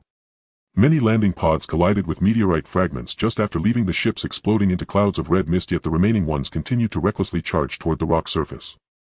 The high-definition lens of the Shadow Blade probe zoomed in, instantly clearly transmitting the scene of the landing pods hitting the ground to the main screen. The doors of the landing pods exploded open and a group of shattered rock tribe members clad in tattered battle armor surged out, their armor covered in welding marks, wielding crude energy chisels and cutting guns, rushing straight toward the star marrow crystal material piles with greed in their crimson eyes.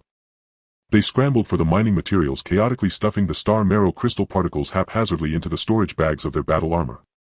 Some even pushed and threw punches at each other over a large piece of crystal. Others wildly cut at the heavy drilling equipment with cutting guns, trying to dismantle metal parts, but triggered emergency alarms due to their ignorance of the operations. They crudely smashed the alarms to pieces and continued their frenzied disassembly. A few even boarded the small transport vessel, scraping the remaining crystal powder inside until it was completely clean, and after failing to start the vessel, they angrily shot at its hull to vent their frustrations. The entire mining point descended into chaos, the shattered rock tribe's greed and clumsiness magnified infinitely, while their mothership remained hovering in the air, completely unaware. The charging light patterns of the Closian cannons dimmed slightly. The shattered rock tribe's landing personnel displayed no tactical coordination, their individual equipment was rudimentary and the power of their energy weapons was at 0.05 level. If the mothership had no outer perimeter alert deployments and its defensive power had dropped to 50, it was determined that they had no strategic defense mindset and their plundering behavior was merely instinctive looting. The intelligence corps recorded and analyzed in real time. Zhang Chenyu watched the chaotic scene on the main screen, his cold gaze sharpening further, his fingertips unconsciously tapping the edge of the control panel, the sound of metal clashing echoing clearly in the quiet bridge. His gaze suddenly swept across a corner of the monitoring screen where a faint purple energy signal from the shattered rock tribe's outpost still shone, quietly imperceptible yet always present, showing no fluctuations due to the looting occurring here. Continue monitoring, record all actions of the shattered rock tribe and analyze their individual combat capabilities and ship-ground cooperation modes. Zhang Chenyu said in a deep voice, all dark defense points on Qinglan Star maintain their original state. The escort fleet should slightly adjust formations to bring the mining point fully under fire coverage and form the far side of the moon base to keep the supply ships on standby. Within the bridge no one dared to relax in the slightest, all eyes fixed on the main screen, watching the shattered rock tribe's frenzied plunder at the mining point, witnessing the 12 defenseless motherships, observing humanity's net tightening gradually. The starry sea remained silent, the debris flow slowly drifting, with only the chaos at the mining point and the tension within the bridge interweaving in the cold void, brewing an impending thunderous strike. The tension within the bridge exploded under Zhang Chenyu's sudden and stern command, the cold light that had condensed in his eyes finally transforming into a blade, shattering all hesitations about testing the waters. His fingertips pressed heavily on the red command button, the pads gliding over the cold alloy patterns, his voice rolling through the silent bridge like thunder. Fire the cloaked interception cannon at full power and launch all missiles from the No. 8 Deep Space Tactical Missile Bay. Lock onto the core propulsion chambers of the 12 fractured rock clan motherships. No survivors, only instant annihilation. The outer formation of the escort fleet advanced 5,000 kilometers, forming a firepower blockade. Any landing pods attempting to return were to be met with ruthless force. At the moment the dual orders were simultaneously issued, the electronic voice of the core intelligence system suddenly rose sharply. Sharp and decisive dual command verification for the dark defense system passed. Cloaked interception cannon energy injected to 100. No energy overflow. The No. 8 missile bays. 32 deep space tactical missiles completed preheating fire control parameters corrected. The outer formation of the escort fleet initiated sublight propulsion and the firepower blockade is about to take shape. The 8 dark defense points surrounding Qinglan Star finally tore off their disguise, merging with the meteorite terrain. Beneath the high-level anti-detection coating, the cold gray cannon barrels suddenly lifted and the gun muzzles gathered a dazzling light blue dark crystal energy. This energy coalesced but did not fire, creating subtle spatial ripples in the starry sea. The next moment 8 thick blue beams simultaneously tore through the void like swords of thunder, descending from the heavens, aiming directly at the 12 fractured rock clan motherships hovering above the mineral point. Almost simultaneously the hatch of the No. 8 deep space tactical missile bay slid open quietly and 32 silver-white missiles shot out like arrows released from a bow. The dark crystal guidance patterns on the missile bodies lit up, tracing 32 precise trajectories that locked onto their core propulsion chambers.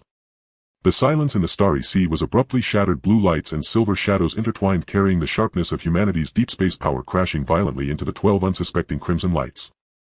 Above the mineral point, the fractured rock clan motherships remained suspended in midair, their belly hatches wide open, still slowly receiving returning landing pods. The charging light patterns of the close-range defense guns had dimmed to nearly nothing, and the fractured rock clan on the bridge were still arguing over the amount of looted mineral crystals. Even the early warning systems had not been activated. It was only when the light of the 8 blue beams illuminated the light red fission patterns on the ship's body, and when the shrill wails of the missiles slicing through the air reached the alloy of the ship, that they finally sensed the arrival of death. Their crimson pupils suddenly widened, mouths giving meaningless roars, yet they had no time to react. The first blue beam of the dark crystal interception cannon accurately struck the leftmost fractured rock clan mothership No. 1. There was no earth-shattering explosion, only the light blue energy instantly engulfing the entire ship. The thin cicadoine-like protective layer of the fractured rock clan dissolved in an instant before the dark crystal energy, as if made of paper. The blue beam pierced straight through the ship's body, striking the core fission energy reactor. The light red fission energy collided violently with the light blue dark crystal energy inside the mothership, causing the entire vessel to begin disintegrating from within.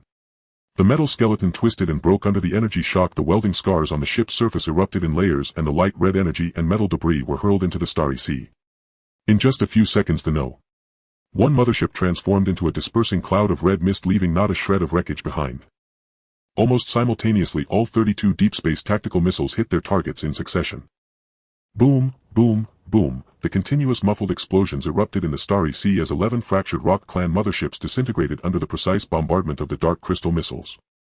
Some ships were directly blown in half, the fission energy from their propulsion chambers spilling wildly, creating patches of crimson energy clouds in the starry sea. Some ships were precisely penetrated at their cores by missiles instantly turned to debris. Only the No. 6 and No. 9 motherships, after colliding, remained stuck together. A missile targeting the No. 6 mothership's propulsion chamber struck first, and the violent explosion instantly tore the No. 6 ship apart, its core fission reactors energy erupting uncontrollably, creating a crimson energy shockwave that swept over the nearby No. 9 mothership. The already damaged No. 9 mothership, due to the collision, had a protective layer riddled with holes and was utterly defenseless against the shockwave from the No. 6 mothership's explosion. The crimson fission energy instantly invaded the ship's interior, igniting its own energy reserves.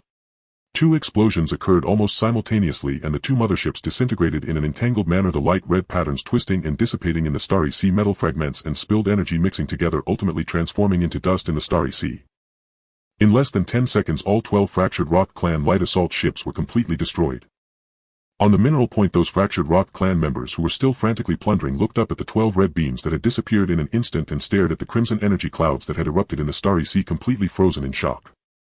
They stood frozen, holding energy chisels and cutting guns, their crimson eyes filled with confusion and fear, until the firepower blockade of the outer formation of the escort fleet took shape and the light blue cannon beams swept across the rocky surface. Only then did they finally come to their senses, letting out terrified screams and scattering in all directions. Outer formation of the escort fleet eliminate remaining targets at the mineral point, leaving no survivors. Zhang Chenyu's voice was cold and flat, his gaze sweeping over the fleeing fractured rock clan. On the main screen, Team Shadowblade No. 3 advance conduct a full scan of the mineral point and surrounding star regions to confirm if there are any overlooked targets. Understood. The 10 ships of the escort fleet slowly moved into position above the mineral point, their forward cannons glowing with faint blue light, low-power dark crystal energy bullets firing in succession, accurately striking each fleeing fractured rock clan member.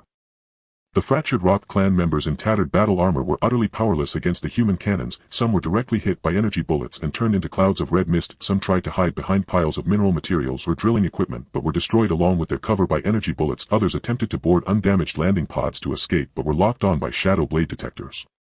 As soon as the landing pod left the rocky surface, it was precisely destroyed. The chaos at the mineral point was fleeting, leaving only scattered mineral materials, damaged equipment, and residual light red energy. The escort fleet's cleanup operation was precise and swift. Report to the captain: all 12 fractured rock clan motherships have been destroyed with no fish slipping through the net. The remaining fractured rock clan at the mineral point totaled 137. All cleared. Team Shadowblade No. 3 is scanning the surrounding star regions. No other abnormal targets detected yet. The communications officer's voice carried a hint of uncontainable excitement as his fingers flew over the control panel, relaying the latest battle report to the main screen. Dark defense points have completed firing. Cannon barrels are cooling. 28 missiles remain in the No. 8 missile bay ready for resupply. The outer formation of the escort fleet has completed perimeter surveillance around the mineral point. On the main screen, the 12 red beams representing the fractured rock clan completely vanished. Only the pale gold light point of the mineral point and the blue light points of the human warships shone brilliantly. The intertwining of red and blue in the starry sea ultimately ended in a complete victory for the blue. The staff in the bridge finally breathed a sigh of relief, a hint of relaxation showing on their tense faces. Some even instinctively raised their hands to wipe the sweat from their foreheads. This exhilarating and thunderous strike had completely shattered the threat posed by the fractured rock clan. Zhang Chenyu stood before the observation window, his eyes still reflecting a cold light without a trace of victory's joy.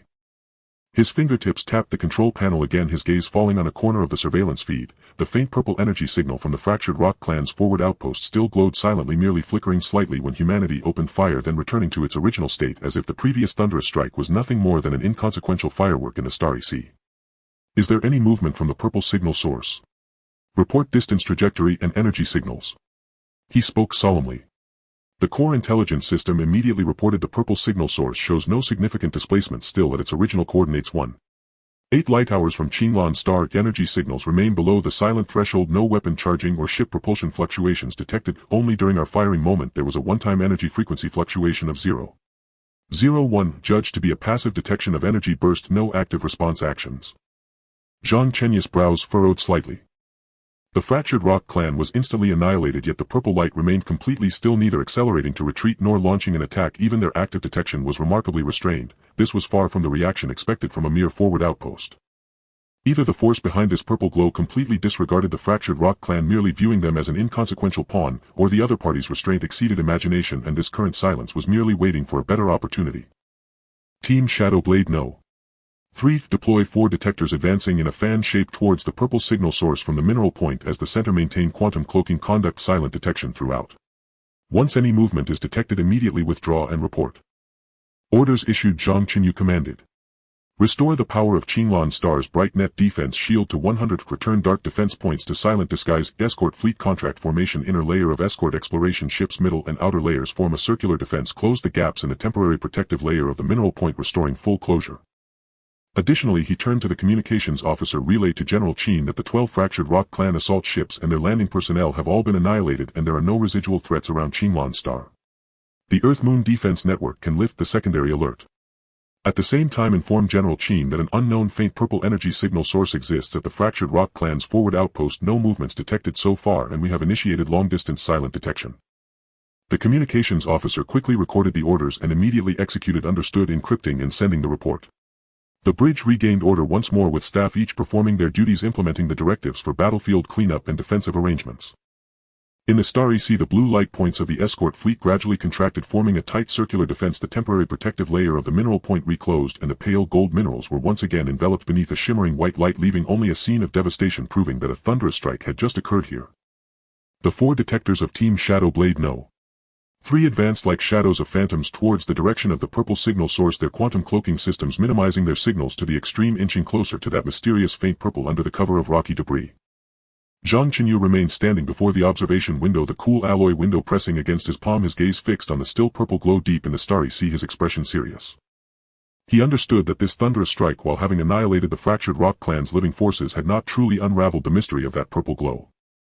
The other party's silence was more daunting than any proactive attack. They were observing, testing, waiting for humanity to reveal more of their cards. And the exhilarating victory just achieved was merely the prologue to this game played in the starry sea. The net has been cast, the pawns annihilated, yet the true opponent still lurked deep in the starry sea, separated by the cold void confronting humanity from afar. Above Qinglan star's starry sea, beneath the seemingly calm surface, dark currents still surged. The stellar aftershocks around Qinglan star had yet to subside.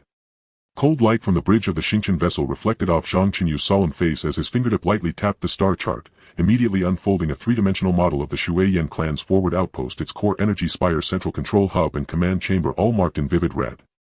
At that instant 8 corvettes synchronized with the Xingqian vessel, activating their obsidian crystal propulsion systems. Pale blue flames erupted sharply against the ink-black void. The fleet accelerated into an arrowhead formation, surging toward its target at 1.2 times sublight velocity, a cerulean blade cleaving through the star sea. On the bridge, the AI core's data stream scrolled rapidly, updating real-time telemetry distance to target base energy fluctuations and ambient spatial conditions. Distance to target 1.5 light hours. Energy signature of the Shui-Yan clan's forward outpost remained stable, no shield activation detected. 3 patrol vessels cruise at 12 knots, exhibiting no alert posture. No other vessel signatures registered within surrounding space. Engagement is secure. 1.5 light hours.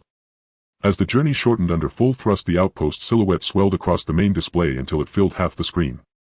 Zhang Chenyu raised a hand. Reduce speed to sublight. Deploy ring formation. Charge main batteries to 60%. Warm up secondary batteries. Load missile bays with 3 armor-piercing and 2 concussive warheads per launcher.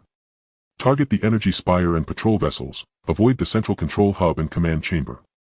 Instantly the 8 warships reoriented, fanning out evenly in a perfect ring centered on the Xingqian vessel, their prows locked onto the outpost. Obsidian crystal main batteries slowly elevated. Pale blue energy coalesced at each muzzle, radiating a chilling luminous coldness. Secondary batteries pivoted toward the outpost's rudimentary surface anti-air emplacement, standing ready. The Shui-Yan clan's forward outpost lay utterly unguarded, a crude settlement grafted onto the fractured carcass of a minor asteroid. Twisted metal struts jutted unevenly from coarse pitted rock. Many had long since corroded or snapped under relentless cosmic radiation and micrometeoroid impacts. Even its outer plating was riddled with holes, no shield whatsoever. The 3 small patrol vessels drifting aimlessly within tens of thousands of kilometers bore deep weld scars, exposed skeletal frames and dangling conduits, their tail nozzles flaring erratic crimson bursts as they jerked aside to evade stray debris, a testament to archaic engineering. First-tier suppression blanket deployment of concussive ordnance, disable all communications and early warning systems. Zhang Chenyu's order fell sharp and unyielding. Dozens of concussive missiles launched simultaneously from the corvette's launch bays, trailing white contrails across the frigid void before striking the outpost's heart with surgical precision. With no shield to impede them, the warheads detonated directly upon the structures. Dense pearlescent shockwaves engulfed the entire base. Communication lines fused, surveillance sensors shorted, every primitive control console flickered black amid a chorus of sputtering static. Not a single warning device remained functional. Communications and early warning neutralized. Second-tier suppression main batteries, precision strikes on energy spires and patrol vessels. Secondary batteries, eliminate surface anti-air emplacements. 8 thick beams of cobalt light lanced forth in unison from the obsidian crystal main batteries, like 8 frost-tempered swords of thunder aimed straight at the outpost's 3 fission energy spires. Unshielded and fragile, the spires shattered instantly under the azure onslaught. As the beams pierced their hulls, internal fission reactors spiraled into catastrophic meltdown, metal shrieked, then detonated in blinding fury. Molten shrapnel tore through the outpost, slamming into buildings with dull, heavy thuds. Before the patrol vessels could even register the threat, armor-piercing rounds punched through their brittle hulls, reducing them to drifting clouds of crimson plasma and twisted metal fragments suspended silently in the star sea. Simultaneously, secondary batteries rained low-yield obsidian crystal projectiles onto the outpost surface, methodically obliterating anti-air cannons and observation towers. Anti-air emplacements collapsed in roaring ruin, observation towers sheared cleanly at their midsections, crashing onto the edge of the landing pad. In moments, the outpost's entire surface defense evaporated, leaving only smoldering ruins and broken architecture adrift in the silent vacuum. Third-tier suppression, continuous orbital fire on all ingress points. Launch landing craft squadrons for immediate insertion. 30 shipborne landing craft deployed synchronously from their mothership's ventral bays. Their obsidian crystal armor glowed with a soft cerulean luminescence as they streaked toward the outpost's sole formal landing pad, shielded by sustained naval gunfire. Inside each craft, 300 human soldiers wore obsidian crystal battle armor. Tactical displays inside their helmets streamed live 3D schematics of the base and assigned team coordinates. They gripped neural suppression rifles and high-energy cutters. Restraint shields hung at their waists. Eyes sharp as falcons, fingers resting lightly on triggers, they waited motionless for touchdown. The landing craft settled firmly onto the debris-strewn pad. As the ramp slid open, soldiers surged forth like tigers descending the mountain, splitting into 3 tactical vectors with flawless coordination and ruthless efficiency. The Vanguard assault team, 50 soldiers, advanced first, wielding high-energy cutters to breach the main airlock. Beyond the hatch, a dozen Shueyan soldiers scrambled blindly down the corridor, brandishing crude energy rifles and firing haphazard bursts toward the entrance. Scarlet energy bolts struck the soldiers' obsidian armor, leaving only faint white scorch marks. Without hesitation, neural suppression beams lanced forth, freezing the foremost Shueyan troops mid-stride, their bodies locked rigid, collapsing helplessly. A few who lunged forward in desperate close-quarters combat were swiftly disabled by precise baton strikes, clearing a secure path forward for the follow-on forces. The Central Control Team, 150 soldiers, divided seamlessly. One contingent drove straight for the Central Control Hub, the other secured key junctions along the corridor, forming an impenetrable cordon against counterattacks. Inside the Control Hub, 4 Shueyan technicians hammered frantically at consoles, attempting to purge navigation logs and coordinate data. One seized an energy axe, swinging wildly at the core processor housing. Control Team soldiers burst in, delivering a perfectly timed impact that sent the axe clattering away. Neural beams struck 2 technicians instantly. The remaining pair bolted for a side exit, only to be ensnared mid-step by restraint shields deployed by guards stationed at the threshold. Soldiers swiftly connected portable data extraction units to the hub's core interface. A torrent of cerulean data cascaded across the device screens, capturing every flight path coordinate and operational log intact. The rear capture team, 100 soldiers, pushed deep into the outpost toward the command chamber located at its furthest, most fortified recess, the nerve center of the entire outpost. 8 Shueyan guards stood watch at its entrance, armed with superior energy weapons and a jury-rigged energy cannon. The capture team did not charge. Instead, they eliminated the cannon's barrel with pinpoint fire, then hurled 2 concussive grenades into the guard post. As the Shueyan soldiers staggered, dazed and disoriented, the team surged forward, subduing all 8 in seconds. The moment the command chamber door was breached by high-energy cutting charges, 3 senior Shueyan officers, clad in tribal-marked armor, frantically shoved a data chip into their mouths, attempting to destroy critical intelligence. The capture team reacted instantly. A custom restraint net snapped outward, binding the trio immobile. Soldiers rushed forward, clamped their jaws shut and retrieved the undigested chip, fluid decisive complete in under 10 seconds. The entire assault and clearance operation lasted barely 20 minutes. Every Shueyan defender left behind was either captured or eliminated, most subdued by neural suppression, a handful killed resisting.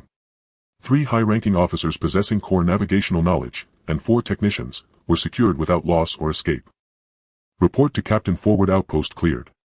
All zones, from main airlock to command chamber, are secured. 7 priority Shueyan targets captured. Central control data extraction is underway at maximum throughput. The landing force commander's voice crackled over the comms channel into the Xingqian vessel's bridge, background by the orderly sounds of battlefield consolidation and prisoner management. Maintain strict custody of all prisoners. Complete full data extraction. Then conduct orbital fire clearing of all non-critical infrastructure, render the outpost irrecoverable. Zhang Chenyu's command landed like stone. 8 main batteries recharged, then unleashed torrents of azure light, methodically erasing barracks, storage depots and auxiliary power stations. Within moments, the entire outpost, save for the temporarily secured control hub and command chamber, lay in total ruin. Meanwhile, the AI core completed cross-verification between the extracted hub data and the captured officer's chips. A string of precise stellar coordinates flashed onto the main display, red markers pulsing steadily on the star map. Captain data extraction complete. Coordinates from both sources match with 99.2 fidelity. Confirmed location of the Shueyan clan's true homeworld, 1.2 light-years distant, nestled within the barren outer asteroid belt. Preliminary scans indicate weak energy emissions, fission-based, no evidence of advanced technological signatures. Shadowblade Recon Squadron, dispatch 6 probes immediately along this vector. Upon reaching 0.5 light-hours from the homeworld, initiate quantum cloaking. Conduct silent topographic mapping, surface defense assessment, vessel inventory and energy distribution analysis. Transmit all data in real time, absolute stealth is mandatory. Zhang Chenyu tapped the star chart. 6 cerulean dots representing Shadowblade probes detached and accelerated toward the new coordinates. Remaining 4 probes, maintain tight surveillance on the violet glow signal source. Monitor all trajectory deviations and energy anomalies. Report any irregularity instantly. Shadowblade Squadron acknowledges, executing now. Violet glow signal remains quiescent, energy output below detection threshold. No awareness of our operations detected. Station 2 corvettes in defensive orbit, 0.1 light-hours from the outpost, to monitor for Shueyan countermaneuvers or residual forces. Zhang Chenyu added all remaining vessels, including the Xingqian, return to Qinglan Star. Transport all prisoners to the detention bay. Assign interrogation specialists. Simultaneously establish encrypted channels with Qinlan Star Command and Lunar Farside Base, initiate Phase 2 defense infrastructure planning and dual-purpose warship development. Upon command, 2 corvettes peeled away to assume vigilant orbits around the ruined outpost. The remaining 6 warships alongside the Xingqian vessel executed a coordinated course reversal, arrowing back toward Qinlan Star. Within the detention bay, 7 Shuiyan captives writhed helplessly beneath restraint shields, their crimson eyes burning with terror and fury yet unable even to scream. The data chip seized from their hands had become humanity's most vital key to unlocking the Shuiyan homeworld. On the star-mapped Shadowblade probes slipped ever closer to that distant world, while the enigmatic violet signal lingered in deep space silent and inscrutable. On the bridge, Zhang Chenyu stood before the panoramic viewport, gazing into the Starsia's abyss where a newly confirmed red coordinate pulsed with quiet gravity. His fingertips drummed once softly against the console, his gaze sharpened with glacial resolve. The outpost was cleansed. The prisoners secured. The homeworld's coordinates revealed. The Shuiyan clan's foundation now lay fully exposed beneath humanity's scrutiny. And humanity's deep space strategy, propelled by this operation's momentum, would now accelerate without pause. Construction of the Crystal Domain Defense Grid and parallel development of Pure Offense and Pure Defense warship variants had already begun in earnest. In the grand chessboard of the Starsia, every move was deliberate, every advance calculated. Now the arrow, drawn from captive testimony and aimed at the Shuiyan homeworld, was nocked, drawn taut and poised to release a thunderous decisive strike. The pale blue flame of the Stardust ship returning home fused into the light curtain of the Qinlan Star orbit, and the entire human deep space industrial system began to operate at full speed according to Zhang Chenyu's commands. In the forging workshop of the Qinlan Star's main ship port, in the precision processing center of the far side of the moon, and in the engineering space station at the Lagrange point, the 3 industrial hubs thundered in unison. Dark crystal alloy was smelted into standardized blanks in the ultra-high temperature forging furnace, and after micron-level cutting by CNC machines they transformed into sharp-edged shipborne modules flowing orderly on the fully automated conveyor belt, forming the core foundation of the steel defense line for humanity in deep space.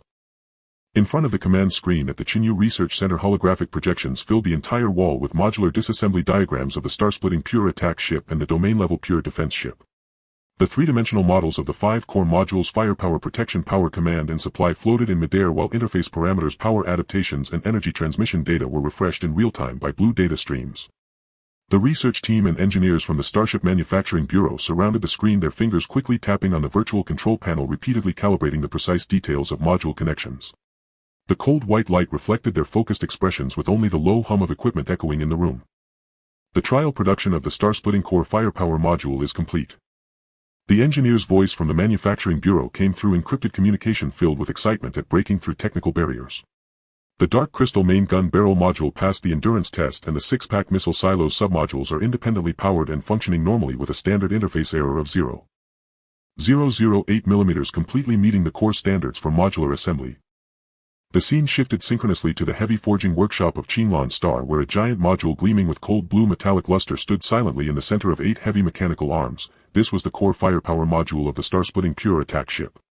A single-barrel dark crystal main gun barrel large enough for a person to embrace was embedded in a thickened dark crystal alloy base, with the muzzle shimmering with residual pale blue energy. Around the base, 6 missile silos were arranged in a circular uniform layout, each silo being an independently replaceable submodule with the electromagnetic latch at the silo door in standby mode. At the bottom and sides of the base, dozens of standardized docking interfaces unfolded like metal tentacles with conductive contact pieces inside, gleaming with silver light, allowing for seamless docking with power and command modules without manual adjustment. Several heavy mechanical arms slowly reached out, precisely gripping the module's preset lifting points. Under the precise control of the intelligence core, the firepower module, weighing over 1,000 tons, was smoothly lifted and slowly moved to the dedicated modular assembly dock. The hydraulic rods of the mechanical arms made a soft sound as they moved steadily without any shaking. Almost simultaneously, the far side of the moon base reported synchronized good news. The first set of core defense modules for the domain-level Pure Defense ship was successfully trial-produced.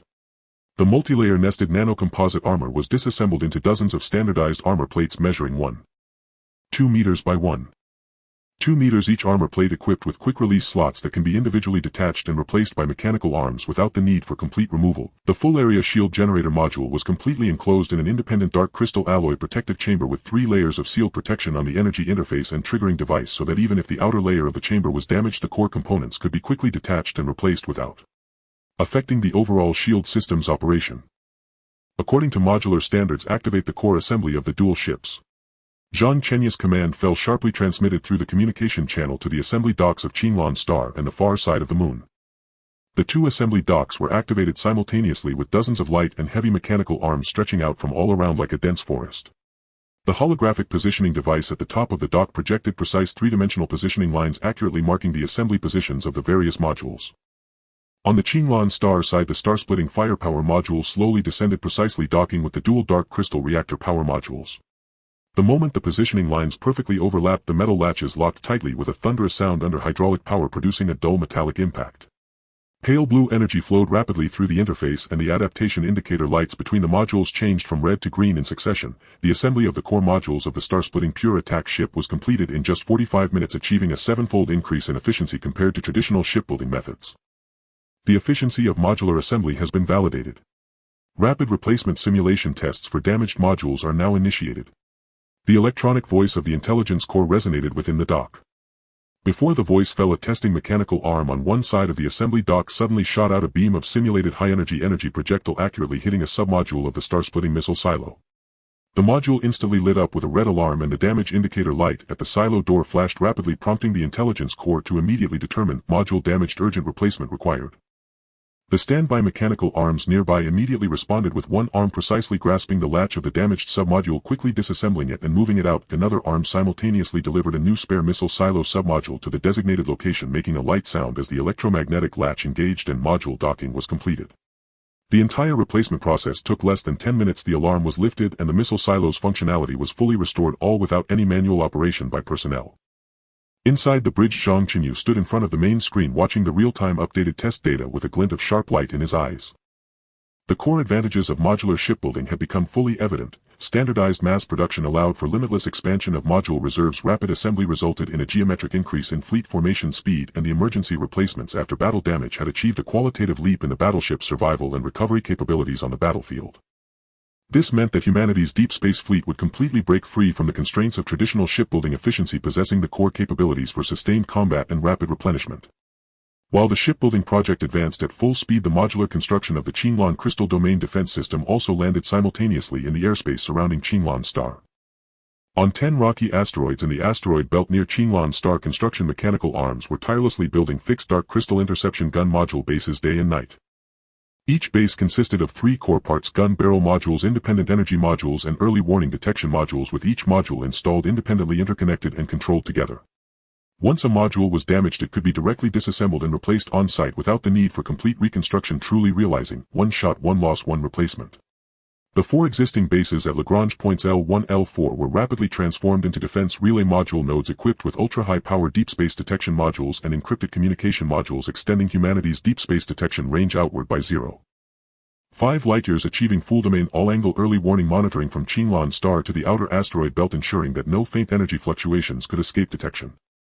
The far side of the moon base deployed 30 spare shield generator modules, which were delivered to the near-Earth orbit of Qinglan Star in batches by 10 heavy cargo ships arranged in a modular array to construct the first layer of the full-area foundational dark crystal energy shield for Qinglan Star. The shield modules were evenly distributed in a circular arrangement in orbit, with energy waves facilitating interaction between modules. If one module was damaged, the intelligence core would immediately shut down the shield in that area. After the new module was replaced, it could be restarted with a single button, completely unaffected the overall shield's protective power and coverage. To ensure the efficiency of transporting and constructing defense modules, the mining fleet even temporarily suspended part of the mining of low-purity star marrow crystal veins, reallocating 10 cargo ships to join the defense module transport fleet. The escort fleet divided into 3 routes to provide comprehensive protection for the transport routes and construction areas. In the airspace surrounding Qinglan Star, cargo ships carrying standardized modules were seen shuttling everywhere, the cold light of construction mechanical arms flickering on the surface of the asteroids, while the pale blue energy shield prototype slowly took shape in orbit, the outline of the crystal domain sky defense becoming clearer among the dark star sea.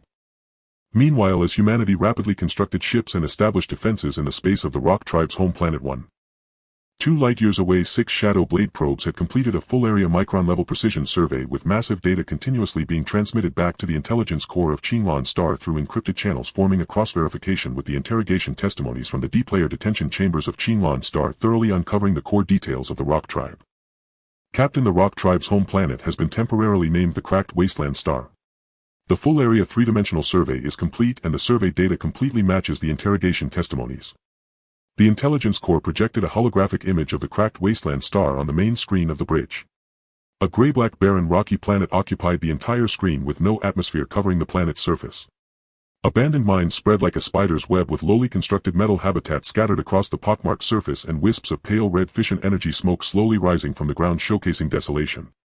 The entire area of this star relies solely on fission energy for support, lacking any advanced technological facilities. 3 underground docks are hidden within large abandoned mines with over 100 light patrol ships inside, manually assembled without standardized designs, making them irreparable after battle damage. Only 56 simple energy cannons are deployed on the surface, distributed around the 3 docks with short range and low accuracy, having an effective strike range of less than 10,000 kilometers. The core weakness Ha. The synchronized image from the interrogation room showed 3 high-ranking members of the Rock tribe dressed in tribal insignia, battle armor tightly bound by a protective shield. The initial fury in their crimson eyes faded, leaving only fear. Under the nerve intimidation and the precise evidence of the Intelligence Corps' survey, they completely broke down, revealing not only the defense details of the cracked wasteland star but also disclosing a key piece of information 6 months ago: that mysterious purple glow ship had approached the outer space of the cracked wasteland star without making contact, only leaving behind a batch of crude energy weapons in exchange for a small amount of low-purity star marrow crystal materials obtained by the Rock tribe through plundering. The Rock tribe had never seen any living beings aboard the purple glow ship, viewing it only as a powerful, mysterious traitor. Zhang Chenyu's brow suddenly furrowed, his knuckles lightly tapping on the control panel, producing a dull sound. The purple glow force had long known of the Rock tribe's existence, even deliberately supporting them as pawns to test humanity's deep space capabilities and plunder star marrow crystal resources. The destruction of the outpost base may have already been anticipated by them, while the Rock tribe was merely a discarded pawn cast towards humanity. Continue to dig deeply into all intersections between the Rock tribe and the purple glow force. Keep the interrogation continuous, leaving no details overlooked. Zhang Chenyu said solemnly, his gaze shifting to the purple glow signal source coordinates on the main screen, and then issued another command: Starship Manufacturing Bureau, accelerate the mass production of the core modules for the dual ships. After the first star-splitting and domain-level ships complete all assembly and live-fire testing, immediately include them in the battle readiness sequence of the Escort Fleet Defense Construction Group. Ensure that the first layer of the full-area defense network for Qinglan Star is established within 72 hours, with all modules activated in battle readiness mode. Received. The responses from various departments came through the communication channel, firm and powerful. At this moment, 4 Shadow Blade probes monitoring the purple glow signal source reported an urgent anomaly. The ship, hidden in deep space, emitted 3 short-frequency directed energy signals in quick succession. The signal wavebands were extremely narrow and had undergone multiple layers of encryption processing. The Intelligence Corps could only decipher a few meaningless characters, unable to piece together a complete meaning. However, by analyzing the signal emission trajectory, it was determined that it pointed towards deep space beyond the outer solar system, not in the direction of the Rock tribe's home planet, the cracked wasteland star. What was even more alarming was that after the signal was emitted, the energy fluctuations of the purple glow ship briefly increased, seemingly activating its cloaking propulsion system, and began to slowly move towards the signal emission direction, deliberately avoiding the dense areas of human deep space detection. It was evident that they were aware of humanity's monitoring range and detection capabilities. Deploy 4 additional Shadow Blade probes to support the purple glow monitoring fleet. Increase the quantum stealth power to maximum. Maintain a safe distance for continuous tracking and prohibit any form of exposure while transmitting its trajectory and energy fluctuation data in real time. Zhang Chenyu decisively commanded, his eyes shimmering with a cold sharpness. The modular production line of Qinglan Star roared tirelessly, dark crystal alloy modules flowing orderly on the conveyor belt. The sounds of clashing metals echoed continuously within the dock. The 3 fixed dark crystal interception gun bases in the surrounding asteroid belt had been completed. First, their gun barrels pointed towards deep space, entering a state of readiness for combat. The coordinates of the cracked wasteland star were marked as high-priority extermination targets on the star map, with the red warning light points flashing continuously, and that mysterious purple glow continued to move slowly in the distant deep space, leaving behind a signal mystery like a thin layer of dark clouds, casting a shadow over humanity's deep space territory. Amidst the sea of stars, the modular steel flood was rapidly taking shape. The fortress of crystal domain sky defense was steadily rising, and the extermination plan targeting the Rock tribe's home planet had quietly begun to take form. Humanity's deep space game was stepping into a new era of modular offense and defense. Zhang Chenyu knew well that this was just the beginning, that the real test was yet to come. The deep space beyond the Qinglan star is a silent abyss of ink-black stillness, where even the finest dust is tamed by the gravitational pull of the stars, suspended as tranquil specks. 2 cold blue silhouettes of ships burst from their trajectory, their standardized modular bodies cutting sharp geometric angles under the starlight, the titanium alloy surface gleaming with a matte metallic hue. The connections between propulsion energy firepower and defense modules pulse with faint blue energy streams, as if alive, embedding the new logic of modules as the ship body into this void. The assembly of a star-cracking pure assault ship is exquisitely condensed, 4 sets of heavy propulsion modules spread like wings with preheated pale red flames swirling at the nozzle edges. 6 high-power energy modules mesh in a matrix around the ship's core, their semi-transparent shields revealing the dark blue glow of shadow crystal reactions surging like tides. 3 single-barrel dark crystal main gun modules are linked to form the ship's main axis, the spiral rifling within the barrels. Gleaming with a cold silvery light, the muzzle slightly raised directly aiming at the deep space target zone. 2 six-pack missile bay modules lie in wait beneath the ship's belly, their electromagnetic locks glowing faintly with purple light poised for action. A single simplified command module is contracted at the ship's tail, relinquishing all space to the assault units, making the entire vessel a sharpened blade piercing the void, its lines cutting and resolute. The domain-level pure defense ship is a seamless moving fortress, 4 propulsion modules barely sufficient to maintain cruising speed, its core filled with 8 large-capacity energy modules, silver energy conduits coiling around the hull like veins with not a hint of energy leaking at the interfaces. 12 all-domain shield modules are arranged in a circular array along the hull, their energy patterns slowly flowing on the surface of the generators like sleeping star rings. 8 layers of nanocomposite armor modules are stacked, their matte coatings capable of absorbing 90% of detection waves with electromagnetic clasps at the armor seams locking tightly, the crackling sounds of electrical sparks resembling the snapping of iron fangs. The folding mechanical arms on both sides of the 2 ships emit a cold glow from their joints with spare modules neatly stacked in the storage compartments. The intelligence core has pressed the optimal replacement paths awaiting commands. Arriving at the test firing zone, initiate live ammunition test firing. The intelligence core will record parameters throughout with an error threshold of 0.003. Zhang Chenyu's command emanated from the bridge of the Stardust, precisely transmitted via quantum communication links to the command modules of both ships. The clearing of the Rift Star is imminent. This test firing is not a drill but a rehearsal for real combat. Each module's performance is the lifeline of the fleet in the days to come. With the command set, the star-cracking assault ship tore through the silence first. 3 dark crystal main guns charged in unison, the power output from the energy modules instantly maxing out, pale blue energy streams cascading into the barrels. The energy ball formed at the muzzle transitioned from dark blue to bright blue, warping the surrounding void and creating shimmers of light. Seconds later, 3 deep rumbles reverberated through the deep space. 3 thick blue beams shot forth like the spears of gods, trailing thousands of meters of flame, striking precisely at the 100-meter class asteroid target. The energy wave instantly tore through the rocky exterior, with mantle material erupting like magma into stardust, followed by a cataclysmic explosion, the target disintegrating into a shower of debris under the blinding light, with rocks of various sizes scattering, ultimately swept into faint dust by the stellar winds. Before the dust could settle, the belly hatches of the ships burst open with a thunderous sound, 2 missile bays unlocking in sync, dozens of armor-piercing projectiles roaring out with orange flames swarming towards the moving target, their bodies slicing through the weak energy points calibrated by the intelligence core, all striking the core, explosions igniting a vast display of fire in the deep space with the energy supply to the main gun and missile bays remaining steady, the energy flow at the interfaces circulating like still water. The trial firing of the star-cracking firepower modules has met the standards. Main gun power exceeds preset by 17, missile hit rate 100, energy conversion rate 89, all modules adapted without issues. The electronic voice of the intelligence core carried clear frequency fluctuations broadcasting in real time. Immediately thereafter, the domain-level defense ship faced its test.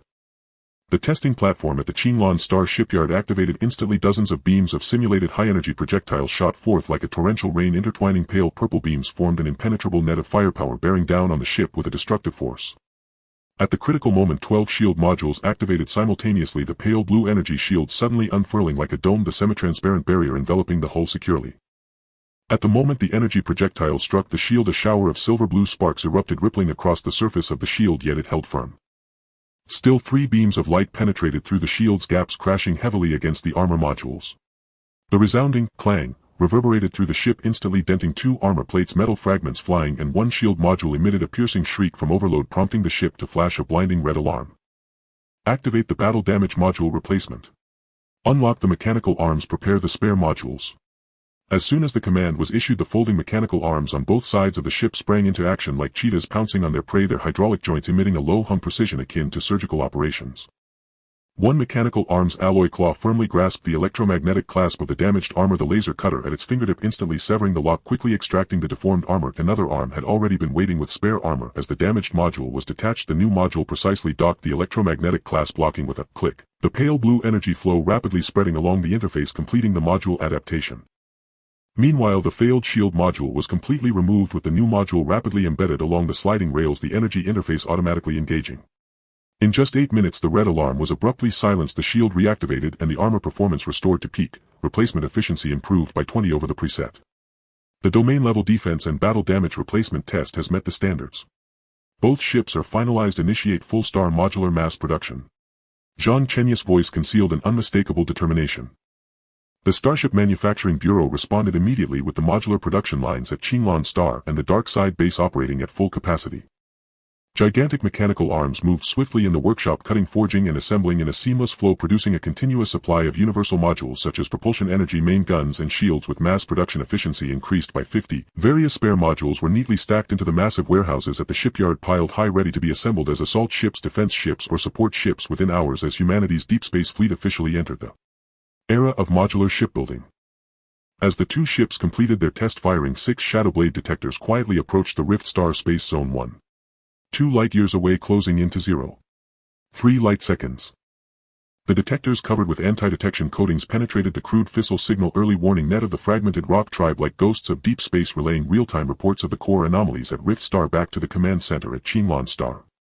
On the holographic main screen, 3 underground docks of Rift Star were clearly visible, the dock cabins bathed in glaring orange-yellow light. Over 80 handcrafted light patrol ships densely parked, their hulls covered in rough welding marks exuding a savage fierceness. Warriors of the fragmented rock tribe with grayish-blue skin howled as they moved about, their muscular arms hauling low-purity star marrow crystal ore and fissile energy canisters, shoving them into the ships with the crudely made gun ports charged to dark red energy fluctuations, extremely unstable. Outside the dock, tens of thousands of fragmented rock tribe fighters gathered for training, wielding energy axes and electromagnetic spears, their roars resonating through the detector's audio module, causing the light screen to shudder. Clearly the annihilation of the outpost had incited them to mount a cross-stellar counterattack.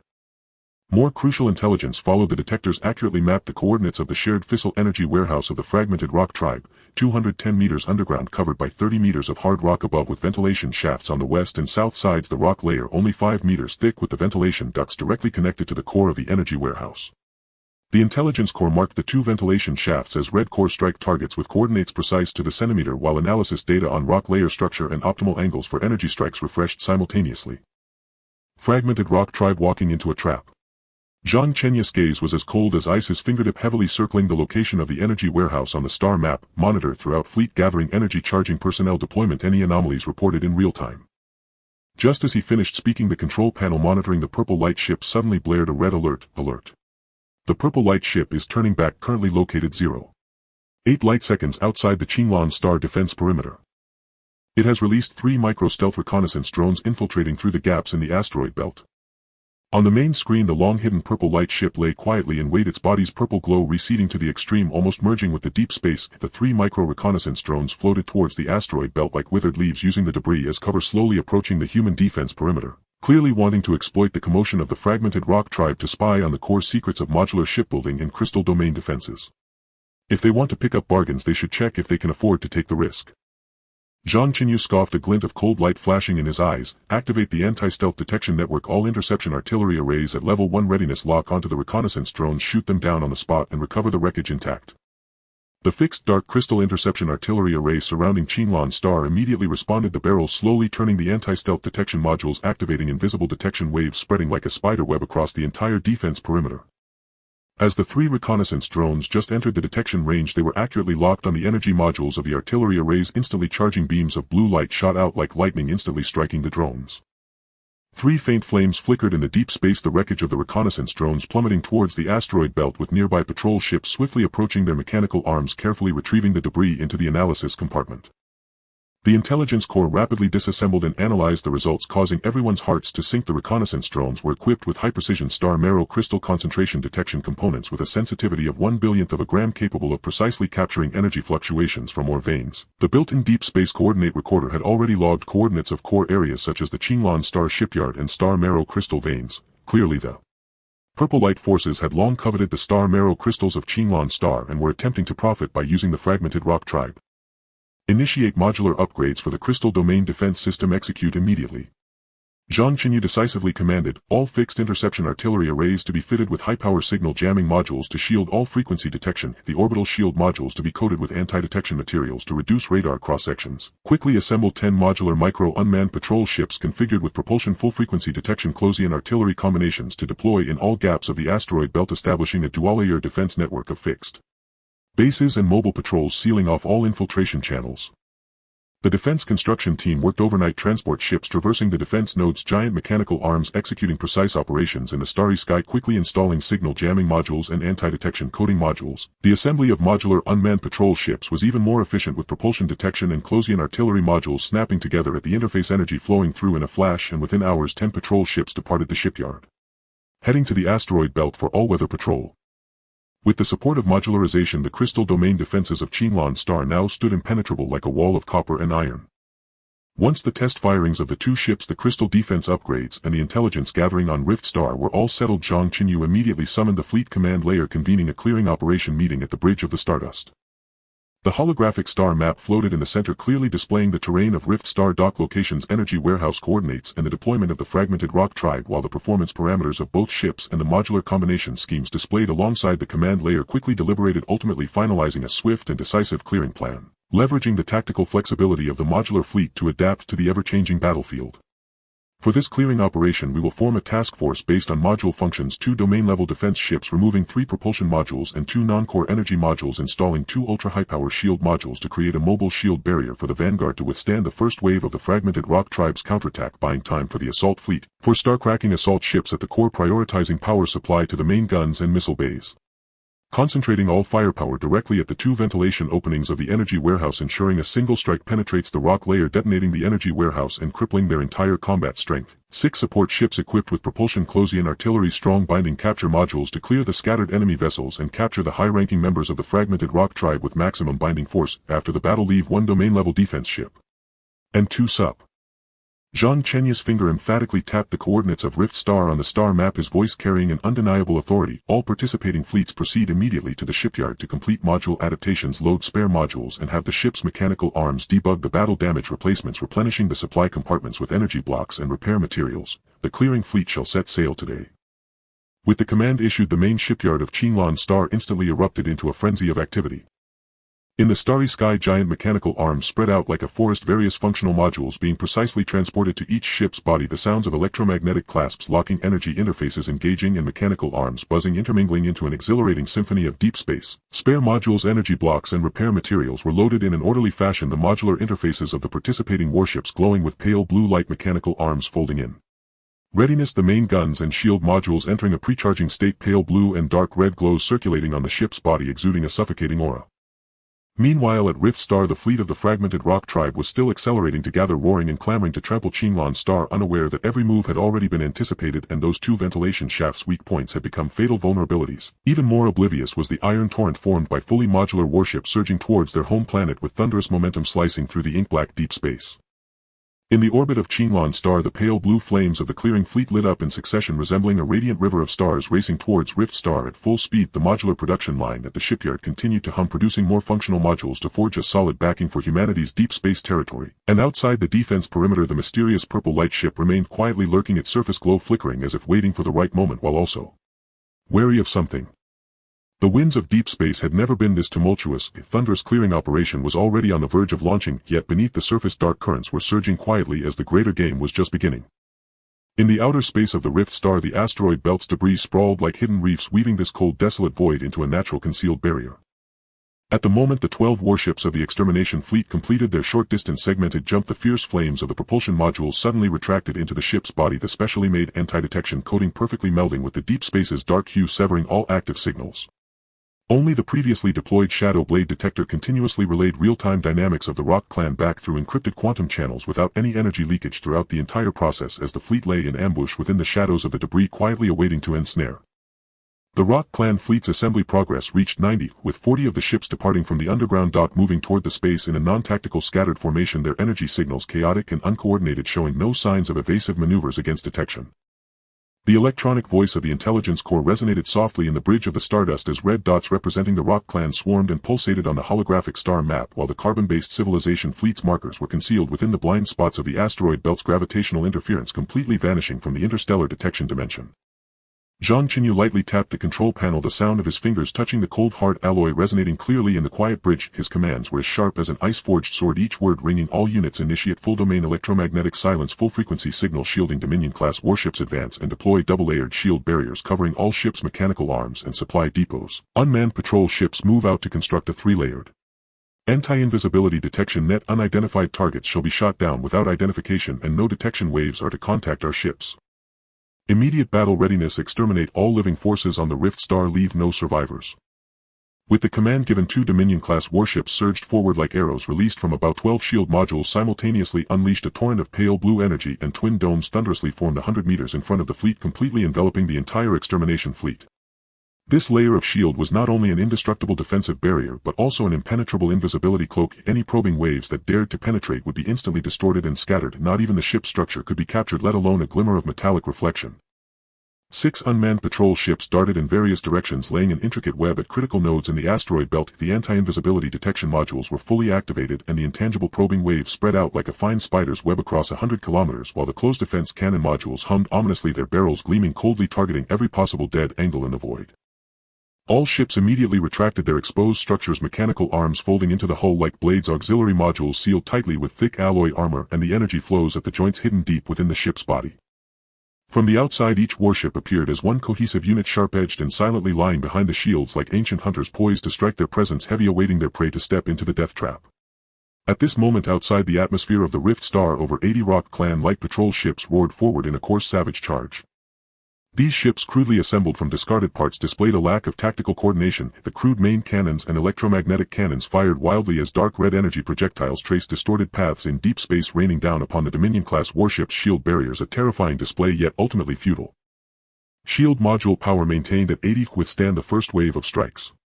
Support ships spread out to the wings, closed defense cannons lock onto any stray projectiles, no leaks allowed. Attack ships calibrate targets, relying on the shields charging at full speed, cloaking all ship details. Zhang Chenyu's voice carried no hint of emotion yet exuded a chilling determination, transmitted through encrypted channels to every warship.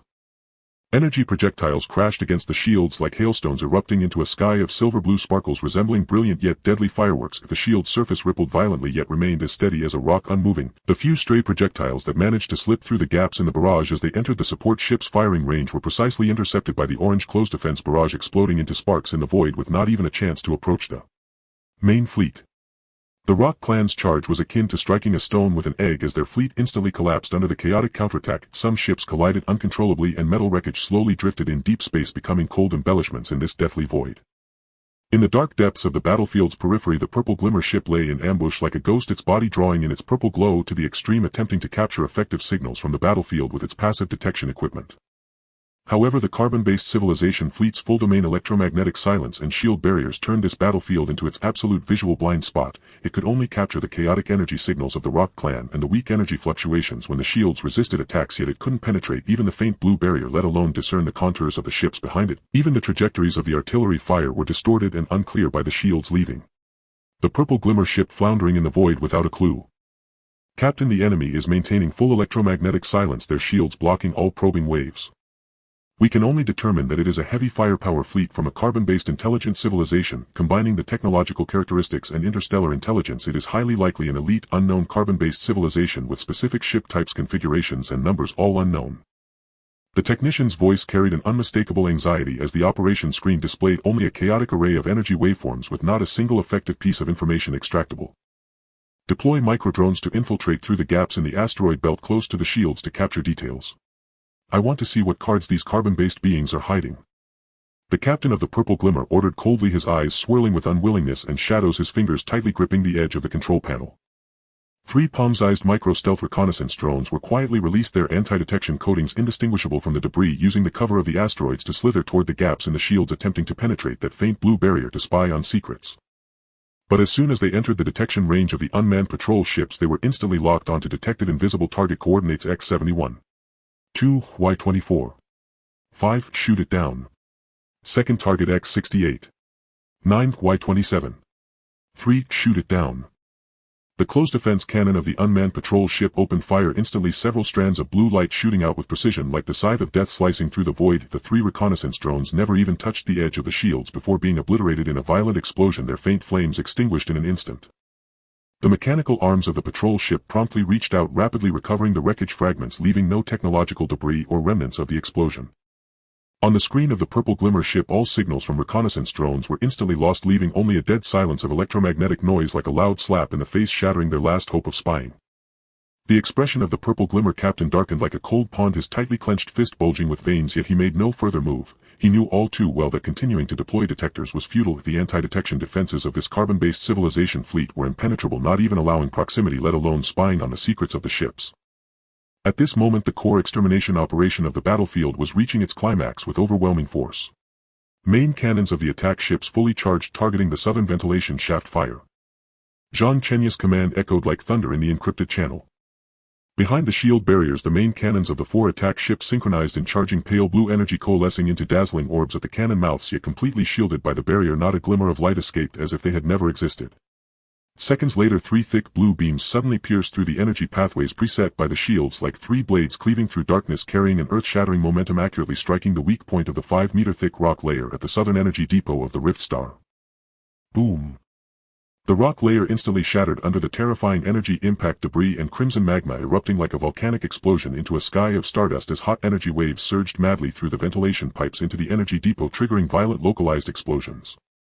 The orange-yellow flames from the underground dock broke through the atmosphere of the Rift Star, tracing a dazzling trajectory in the dark void as the Rock Clan fleet plunged into unprecedented chaos, their mournful howls attempting to break through the radio channels, yet were completely blocked by the carbon-based civilization fleet's strong electromagnetic shielding. Trapped in this desperate void, missile bays to fire at the western ventilation shaft completely detonate the energy depot. Leave no chance of resurrection. The missile bays of the attack ships quietly unlocked dozens of armor-piercing projectiles trailing long tails as they shot out along the energy trajectory of the main cannons, accurately penetrating the western rock layer, fiercely drilling into the core of the energy depot. Boom! A deafening explosion resonated through deep space, the energy shockwave from the fission energy depot sweeping in all directions, tearing open a massive rift in the surface of the Rift Star as the underground dock collapsed entirely in the shockwave. The unlaunched Rock Clan warships buried beneath the rubble, while the ascending fleet became rootless driftwood, scattering and fleeing in the energy torrent like lost dogs, utterly powerless. Support ships enter the battlefield, clear away the remaining ships with closed defense cannons. Capture modules lock onto the core combat power of the Rock Clan, maintaining shield cover throughout. Not a single living soul shall escape. 6 support ships surged forth like specters from behind the shields, always within the extended range of the Dominion-class warships' shields, their orange closed defense barrage pouring down like a torrential rain, accurately harvesting the scattered patrol ships, each round hitting the core of the ships, taking a life. The capture module's strong binding force field enveloped the flagship of the Rock Clan leader. On board, the Rock Clan warriors roared and furiously hammered at the force field, the artillery fire colliding against it, only creating ripples, yet like striking a stone with an egg. They could only watch helplessly as their flagship was slowly dragged toward the shielded area by the support ships without any details of the ship being exposed. Not even a trace of carbon-based life could be sensed. In the fierce battle, a stray shot miraculously penetrated the barrage, striking the side of an attack ship, forcefully causing visible damage to the surface armor module, metal fragments drifting in the void. Almost instantaneously upon impact, the emergency shields of the ship activated, the pale blue light curtain firmly covering the damaged area, leaving no opportunity for probing. The mechanical arms on both sides of the hull quickly unfolded, precisely connecting to the auxiliary module bay. The damaged module, firmly grasped by mechanical claws, instantly detached from the ship as new armor modules quickly embedded into the slots like building blocks, locking in place. The entire process of modular rapid replacement was completed in just 90 seconds, tripling the efficiency compared to traditional repairs, and not a single redundant signal from the mechanical operations leaked out. From a distance, the purple glimmer ship could only capture a blurred energy fluctuation, unable to discern this as modular replacement, mistaking it for a natural energy spill after the ship was damaged. Utterly ignorant of the terrifying technology of this carbon-based civilization, left only with confusion and anxiety. Throughout the entire process, the purple glimmer ship could only watch the flames and chaos of the battlefield from afar, witnessing the Rock Clan fleet being systematically destroyed, observing this carbon-based civilization fleet moving like phantoms behind the shields, yet never able to discern the complete contours of a single ship, let alone notice any special structures. It could determine that this fleet was formidable, yet could not understand the source of this strength. It could sense the presence of heavy firepower, strong defenses and rapid support, yet could not distinguish their structures, nor could it ascertain the number of ship types deployed or their specific specifications. This group of carbon-based beings was like an unsolvable fog shrouding the deep space, instilling both fear and despair in the crew of the Purple Glimmer. The highest level of anti-detection is not to mislead deliberately, but to fundamentally isolate all possibilities of probing, rendering the existence in the dark incapable of grasping even a trace of discernible clues, leaving them to languish in endless suspicion and dread.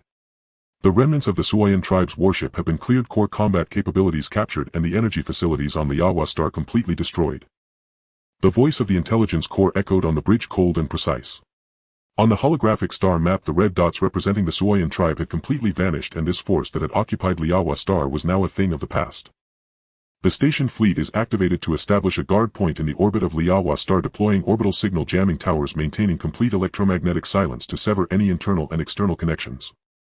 Zhang Chenyu's command was steady as a mountain imbued with an undeniable authority. Before his words could fade, his gaze sharpened as he added, "Release the robotic troops and the synthetic human teams to autonomously complete the tasks of receiving prisoners, clearing remaining personnel, categorizing, control, and conducting interrogations. Execute independently throughout with no human intervention and absolutely ensure that no traces of carbon-based life forms are leaked. Focus interrogations on the coordinates of the Suoyan tribe's home star territorial scope surrounding interstellar environment and extract all effective intelligence." Command received. The station deployment will synchronize with the robotic and synthetic human teams. A domain-level defense ship and 2 support ships swiftly detached from the main force, completing covert deployment in the orbit of Liaohua star. Adjusting the ship's layout under the shields cover, the restructured guard fortress resembled a silent metallic satellite hovering above the planet. The orbital signal jamming tower roared to life, enveloping Liaohua star in a strong electromagnetic barrier, preventing any internal signals from leaking, rendering this planet completely isolated as a secret control zone. Meanwhile, the doors of the support ship slowly opened and dozens of robots and synthetic humans streamed out, moving as fluidly as flowing water, their gazes sharp as hawks, imbued with the unique agility and resolve of autonomous consciousness, far from the cold and mindless machines. The combat robots, clad in matte black armor, were covered in intricate detection patterns, equipped with non-lethal binding cannons and all-encompassing life-scanning devices. They moved with the steadiness of trained soldiers, landing without a sound. The synthetic humans appeared indistinguishable from ordinary carbon-based life forms, their skin textures and subtle facial expressions vividly lifelike, even capable of simulating slight breathing fluctuations. They held portable energy-binding devices, scanning their surroundings vigilantly, ever ready for any sudden situation, forming a perfect synergy with the robots. Act according to the plan. Robot Team 1 will completely eliminate the remaining enemies in the northern district, while Team 2 will receive prisoners and escort them to the high-pressure interrogation chamber. The synthetic human team will control the non-combat personnel and simultaneously set up invisible monitoring nodes. Interrogation core coordinates of the Suoyan tribe's home star territorial domain. Interstellar allies and opposing forces autonomously verify the authenticity of testimonies and extract all intelligence. The lead combat robot issued a low commanding directive, its electronic voice crisp and clear, communicating with its kind through exclusive frequency bands, its decision-making logic as meticulous as that of a high-level intelligent entity. Received. The interrogation process will be executed according to the highest deterrent standards, ensuring no intelligence is missed or fabricated. The robot team responsible for the interrogation immediately responded, turning to rush towards the prisoner detention point, their black armor glistening with a cold sheen under the starlight. They had clear divisions of labor and coordinated seamlessly, making autonomous decisions and adapting flexibly. The combat robots utilized life-scanning devices to conduct a thorough search of the surface and underground ruins of Liaohua star, even accurately locating any survivors of the Suoyan tribe hidden in rock crevices. When encountering combat personnel who resisted, the robots unhesitatingly activated their non-lethal binding cannons, the pale purple energy beams instantly paralyzing their nerves, rendering them incapable of resistance, their actions decisive and efficient.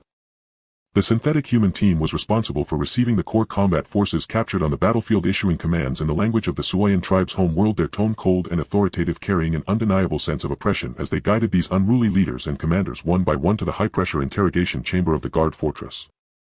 The chamber was filled with biological signal detectors, brainwave analyzers, and lie detection devices, the metallic walls emitting a cold glow and invisible mental pressure overwhelming them. The entire process was operated autonomously by the interrogation robots, with no human intervention, completely isolating any traces of carbon-based civilization's participation. The interrogation process was highly charged. The robots employed no violent methods but rather exerted pressure through precise biological signal analysis and progressively layered logic, step by step dismantling the psychological defenses of the Suoyan tribe. The interrogation robot stood before the Suoyan tribe leader, its cold electronic eyes piercing directly into his own, the emotionless voice echoing in the sealed chamber, "Reveal your home star coordinates and territorial range, or you will be permanently confined in a vacuum cage until your energy is exhausted and you perish." Before the words could fade, the holographic projection in the chamber suddenly illuminated, clearly displaying images of the destruction of the Suoyan fleet, the explosion of energy warehouses, and the devastation of their homeland, intensifying their sense of despair. Initially, the Suoyan tribe leader refused to cooperate, his crimson eyes bloodshot as he shouted insults and threats, attempting to withstand the pressure with his racial honor. But the interrogation robots had already detected through biological signal detectors the rise in his heart rate and the chaotic brainwaves indicating deceit, and they coldly stated the facts. "Your fleet has been completely annihilated. The energy system of Liaohua star has collapsed. Support from the home planet will never arrive and resistance is futile. Providing valuable intelligence can exchange for basic survival guarantees and a stable confinement environment."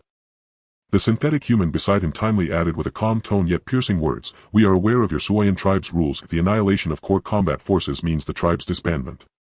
If you insist on resisting, the ultimate outcome will only be the extinction of your tribe and your own suffering. The synthetic human could even simulate the subtle expressions of the Suoyan tribe, adding a slight psychological wavering to their despair. Under the continuous psychological pressure, factual impacts and logical breakthroughs, the Suoyan tribe leader's mental defenses completely collapsed, his crimson eyes dimming as he slumped in the binding chair, finally revealing the precise interstellar coordinates of the Suoyan tribe's home star, the scope of their territory, and the distribution, strengths, weaknesses, and diplomatic positions of surrounding interstellar forces.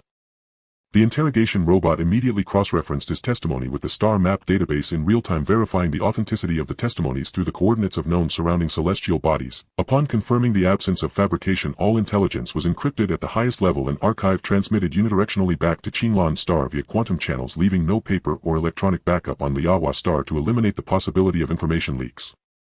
For the elderly, weak, and non-combat personnel, the synthetic human team adopted an isolation control strategy, guiding them to a remote valley area of Liaohua star, dropping basic nutritional supplies and survival equipment while simultaneously establishing invisible monitoring nodes around the valley, perfectly blending monitoring devices with the natural environment, silently observing their every move without any unnecessary interaction, ensuring no potential threats remained and leaving no traces of contact with carbon-based civilization.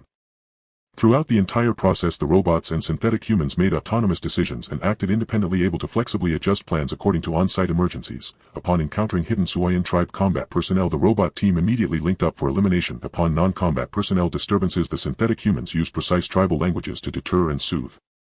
They exchanged information and coordinated operations quickly through internal encrypted frequency bands, far exceeding the efficiency of carbon-based biological forces, while maintaining absolute electromagnetic silence throughout, leaving no extraneous signals to leak, perfectly isolating any traces of carbon-based civilization. The main fleet quietly departed under the cover of asteroid debris, the propulsion module's flames retracting back into the ship's body, vanishing like a ghost into the darkness of deep space, leaving no trace of their passage, as if they had never appeared in this expanse. At the periphery of the battlefield, the Zimao ship lay in wait for a long time, the operation screen still displaying a chaotic electromagnetic noise, unable to capture even the trajectory of this carbon-based civilization's fleet's departure, let alone detect any actions of the robots and synthetic humans on the surface of Liaohua star. They had perfectly blended their energy signals with the natural geological energy of Liaohua star, and the orbital electromagnetic shielding rendered them completely invisible. The Zimao ship was like a blind person with its eyes covered, helplessly waiting in the endless darkness, its heart filled with growing resentment and apprehension. Captain, the other party has completely withdrawn, leaving no navigational signals, and Liaohua star is fully electromagnetic shielded. We cannot detect any effective information. The technologies and detection methods of these carbon-based civilizations far exceed our interstellar intelligence understanding. The technician's report was laden with helplessness and frustration, his hands weakly hanging at his sides. Captain of the Zimao ship gazed at the fading flames of the planet's shadows, and apprehension swirling in his eyes, his fists clenched so tightly that his knuckles turned white, his fingertips digging deep into his palm. These carbon-based beings possess such a formidable deep space fleet. We know nothing of their technology, combat power, or origins. Until we understand the situation, we absolutely cannot act rashly, or we will only bring about our own destruction. He fell silent for a moment, squeezing out a cold order from his throat. Retreat. Set up remote monitoring defenses around the perimeter of this space, closely watch Liaohua star's movements, and never approach at any time. The Zimao ship slowly turned, its purple glow retracting to the utmost, silently withdrawing from this expanse, while the apprehension in its heart surged like a tide. It would never know that this formidable and seamlessly cooperating carbon-based civilization fleet was backed by such powerful autonomous intelligent robots and synthetic human forces, nor would it realize that these carbon-based beings had gone to such lengths to conceal the truth, entrusting the tasks of capturing prisoners and interrogating intelligence entirely to these non-human forces, leaving no trace of carbon-based life forms to be detected. On the bridge of the Stardust ship, Zhang Chenyu gazed at the direction in which the Zimao ship had disappeared, his expression as steely as cold iron, a cold arc curling at the corners of his mouth as his fingertips lightly traced over the coordinates of Liaohua star on the holographic star map. Intelligence Core received the interrogation intelligence transmitted back from the robotic team, encrypt and archive it, then synchronize it to the core database of Qinglan star. Record the entire process data of this detection, deployment, real combat breakthroughs, modular rapid replacements, and robotic autonomous handling.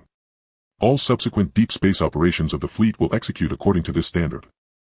Notify the Starship Manufacturing Bureau to accelerate the mass production of fleets and the expansion of robotic and synthetic human forces. All combat readiness tasks must be executed in complete silence, ensuring no secrets are leaked. Command received. Interrogation intelligence has been fully received. Data is undergoing the highest level of encryption and archiving, and the silent execution standards for the entire process have been synchronized to the core terminals of each department.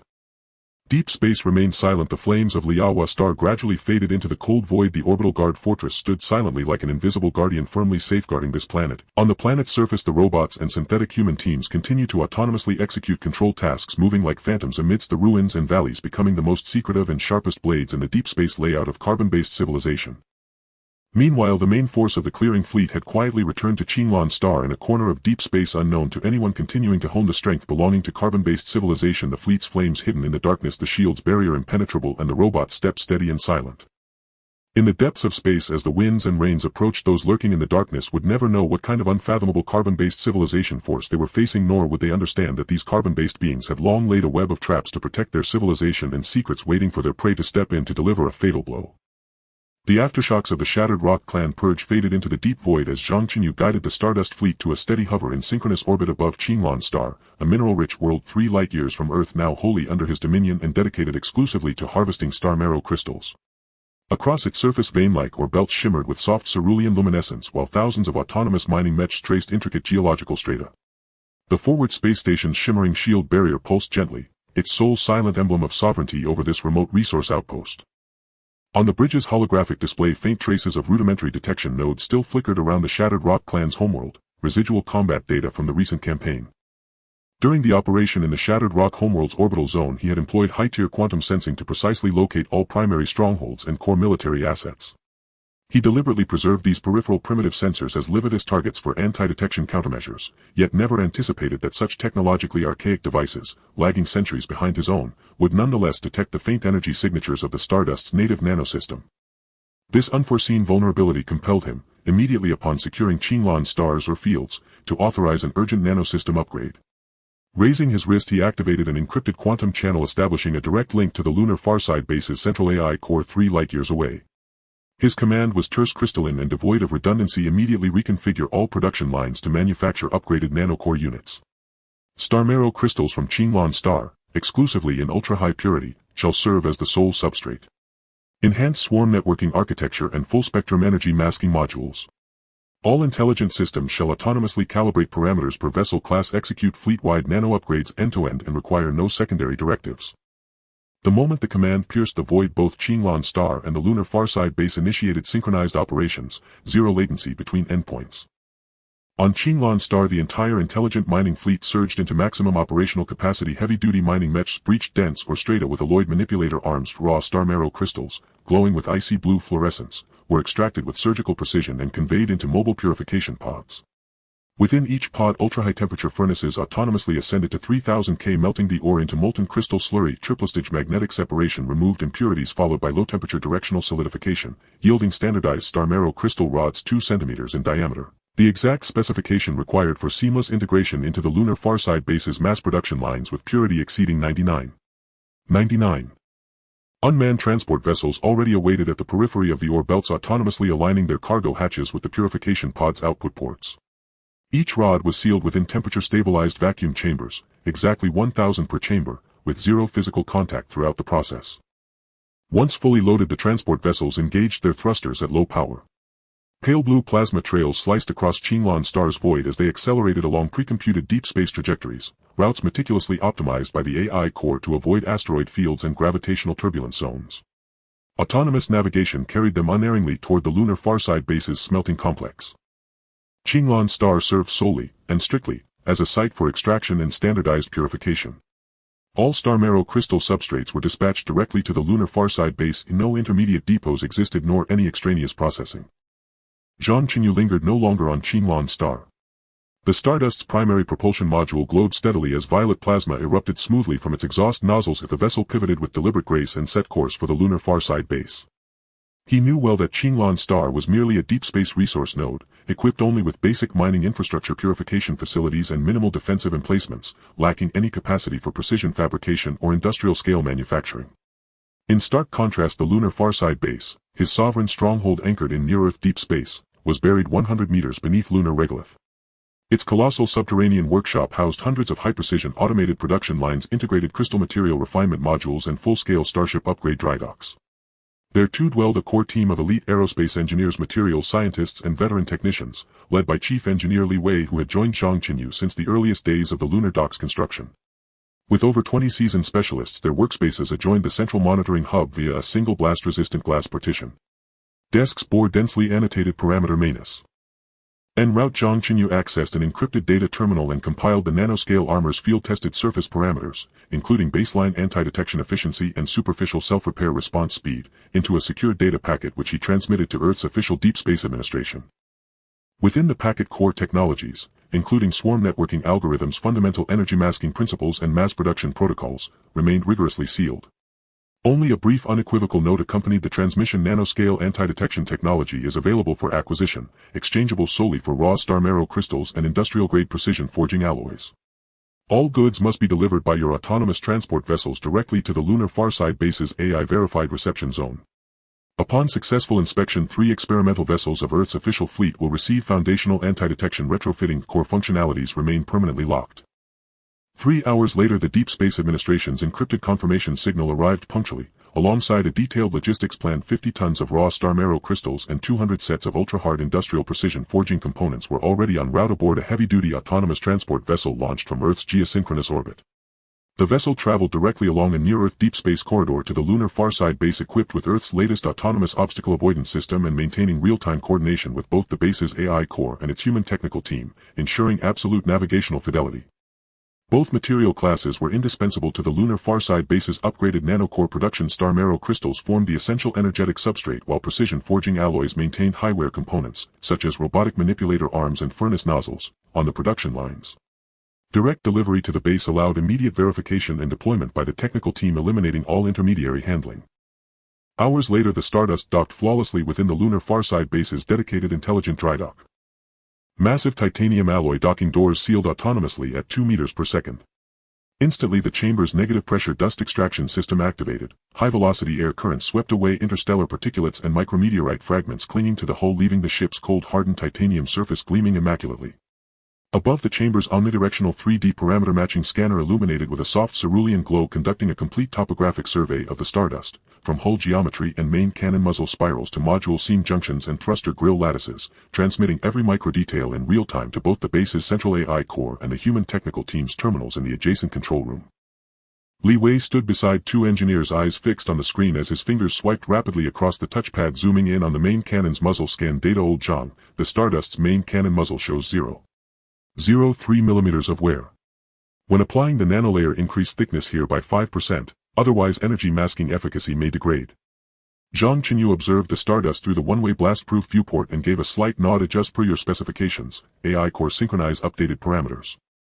The AI core completed precise parameter integration between the upgraded nanocores and the Stardust's native nanosystem in just half a second, incorporating the wear compensation protocol into the execution directive.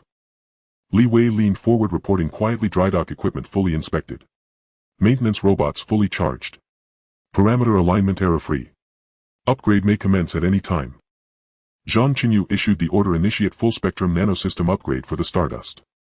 At the command's execution, dozens of compact intelligent maintenance robots emerged autonomously from rail slots embedded in the dry dock walls.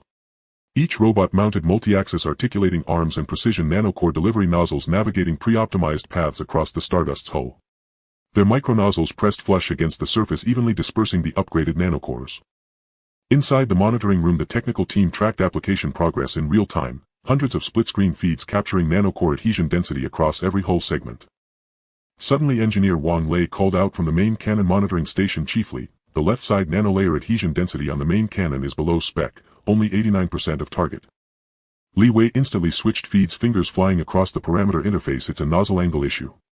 Reduce the spray angle by 15 degrees for Robot Unit 3, and increase spray pressure by 3 standard atmospheres. Wang Lei executed the adjustment immediately. On-screen density readings surged upward, stabilizing at 98% of target within 2 minutes. Done. Wang Lei exhaled in relief, but Li Wei's brow remained faintly furrowed. Log this parameter set. All future warships' main cannon zones will follow this standard. The AI core's initial algorithm clearly failed to account for muzzle curvature effects. The Stardust's native 0.8 micron nanocores awakened fleet-wide, casting a faint ethereal sheen across the hull, as if a dormant hive had suddenly stirred.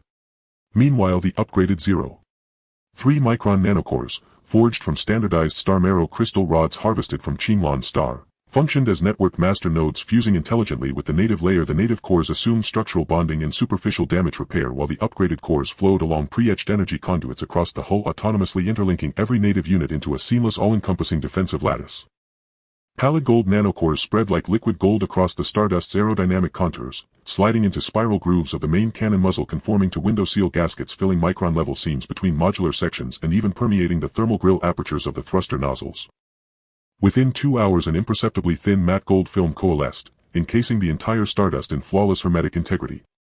The hull's original cold titanium luster vanished entirely, replaced by a deep light-absorbing matte finish indistinguishable from the surrounding void. Energy fluctuations driven by the Star Marrow core were masked layer upon layer by the nanocluster. Even the ship's intrinsic metallic electromagnetic reflectivity dissolved into undetectability. In the monitoring room, the technical team watched the final nanocoat settle. Wan Lei whispered, awestruck, perfect, exceeds our modeled outcome. Actual shielding efficacy at the cannon muzzle measured at 99.2%, 3 percentage points beyond projected performance. With the upgrade complete, the Lunar Farside Base's Advanced Detection Suite activated fleet-wide for comprehensive battlefield testing. Conventional radar and infrared signatures, high-resolution quantum sensing and gravitational wave scanning, all cycled sequentially. Control room and monitoring room displays registered only a faint, nearly imperceptible ripple of energy. Absent prior knowledge of the Stardust's precise coordinates, that ripple would have been indistinguishable from ambient cosmic radiation near the moon. The propulsion module then initiated a controlled test ignition. Pale blue plasma surged from the nozzles and the surrounding nanocluster instantaneously deformed, forming countless microscopic flow channels that directed the plasma with absolute precision, eliminating all dispersion. Real-time telemetry, displayed simultaneously on AI core and human terminals, confirmed propulsion energy signature suppressed to 1,000th of baseline levels, rendering the vessel's flight. The Xingqian nanosystem has completed a full-spectrum upgrade. Anti-detection efficiency 99. Fourth, global energy masking efficiency 98. 9th, adaptive repair response time 0. 2 seconds. All parameters exceed the preset optimal standards. The electronic voice of UAB Base's intelligent core spoke evenly as the human technical team in the monitoring room finished their data verification. Li Wei sent the verification report to Zhang Chenyu's terminal and smiled, noting that the nano armor had improved performance by 17 over the laboratory prototype and that the Xingshujing was indeed a superior material. Zhang Chenyu inclined his head and tapped his wrist. Tactical terminal issuing a synchronized mass production order to UAB Base's intelligent core and the human technical team run all production lines at full capacity to manufacture the upgraded nano units. Autonomously match parameters to each fleet and hull type. Leixing-class assault ships shall prioritize main battery firing, energy masking and muzzle protection. Xenia-class defense vessels shall strengthen hull structural protection and resistance to debris. Support ships shall receive cargo bay thermal shielding and precision instrument radiation isolation. Fleet-wide nano upgrades will be executed autonomously by the Global Intelligence. The technical team will patrol production parameters and correct anomalies, retaining only intelligent anomaly alerts. Once the order was given, UAB Base's massive workshop shifted into full-speed operation, becoming a precise production battlefield of intelligences and humans working in tandem.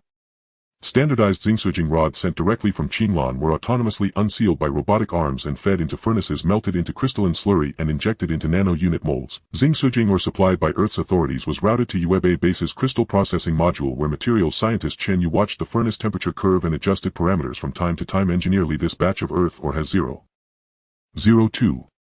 I raised the furnace temperature by 50K and extended impurity removal by 10 seconds to ensure purity standards. Li Wei in the central monitoring area responded, received synchronizing updates to the parameter libraries of all precision processing modules. 200 sets of precision forging components had already been sorted and verified by Chief Technician Lao Zhao's team. Lao Zhao measured each forging with calipers and reported, Engineer Li, the tolerances on this batch are within 0.01 mm, no issues, they can be delivered to the production line. Hundreds of robotic arms moved in unison like a silver-gray forest, the soft clinks of metal drives, the low hum of pipelines and the pale golden halo of forming nano-units interweaving. The human technical team remained at the central monitoring station, dozens of screens displaying each line's live operating parameters. Suddenly a robotic arm on one production line halted and the intelligent core issued an anomaly alert warning. Production line 7 robotic arm nozzle obstruction, nano-unit output interrupted. The engineer responsible for line 7, Xiao Qin, sprang to his feet and declared he would handle it. He donned a lightweight protective suit, grabbed his toolkit and rushed to the scene. Opening the arm's maintenance hatch, he used an ultrasonic cleaner on the nozzle and had it cleared in under 3 minutes. When he returned to the monitoring room, the screen showed line 7 restored to normal. Wiping the sweat from his brow, Xiao Qin explained that the blockage had been caused by Xingshujing powder coagulation. He had applied a PTFE coating to the inner nozzle and the problem should not recur. All warships' nano upgrades were completed autonomously within their dedicated intelligent docks. Human technical teams were responsible only for initial dock calibration and post-upgrade acceptance. After each vessel's upgrade, Li Wei and the core members performed manual spot inspections with specialized scanners sweeping critical hull sections to ensure uniform nanolayer thickness and compliant masking performance. The Xenia-class defense ship Pancher passed its spot check, nanolayer thickness deviation 0.05 microns, masking efficiency 98.7. Wang Lei signed off on the acceptance report and archived the data. At the same time, Earth's heavy intelligent transport arrived at Yuebei Base's material inspection zone. The docked bays connected autonomously as inspection robots and human engineers boarded to jointly assess Xing or purity and reserves and the hardness and precision of the forged components. Chenyu used a portable spectrometer to test Xing purity, while Lao Zhao measured forging hardness. Engineer Li or purity 99.97, forging hardness HRC 62, all meet the contractual requirements. The test data streamed in real time to both Yuebei Base and Earth's headquarters.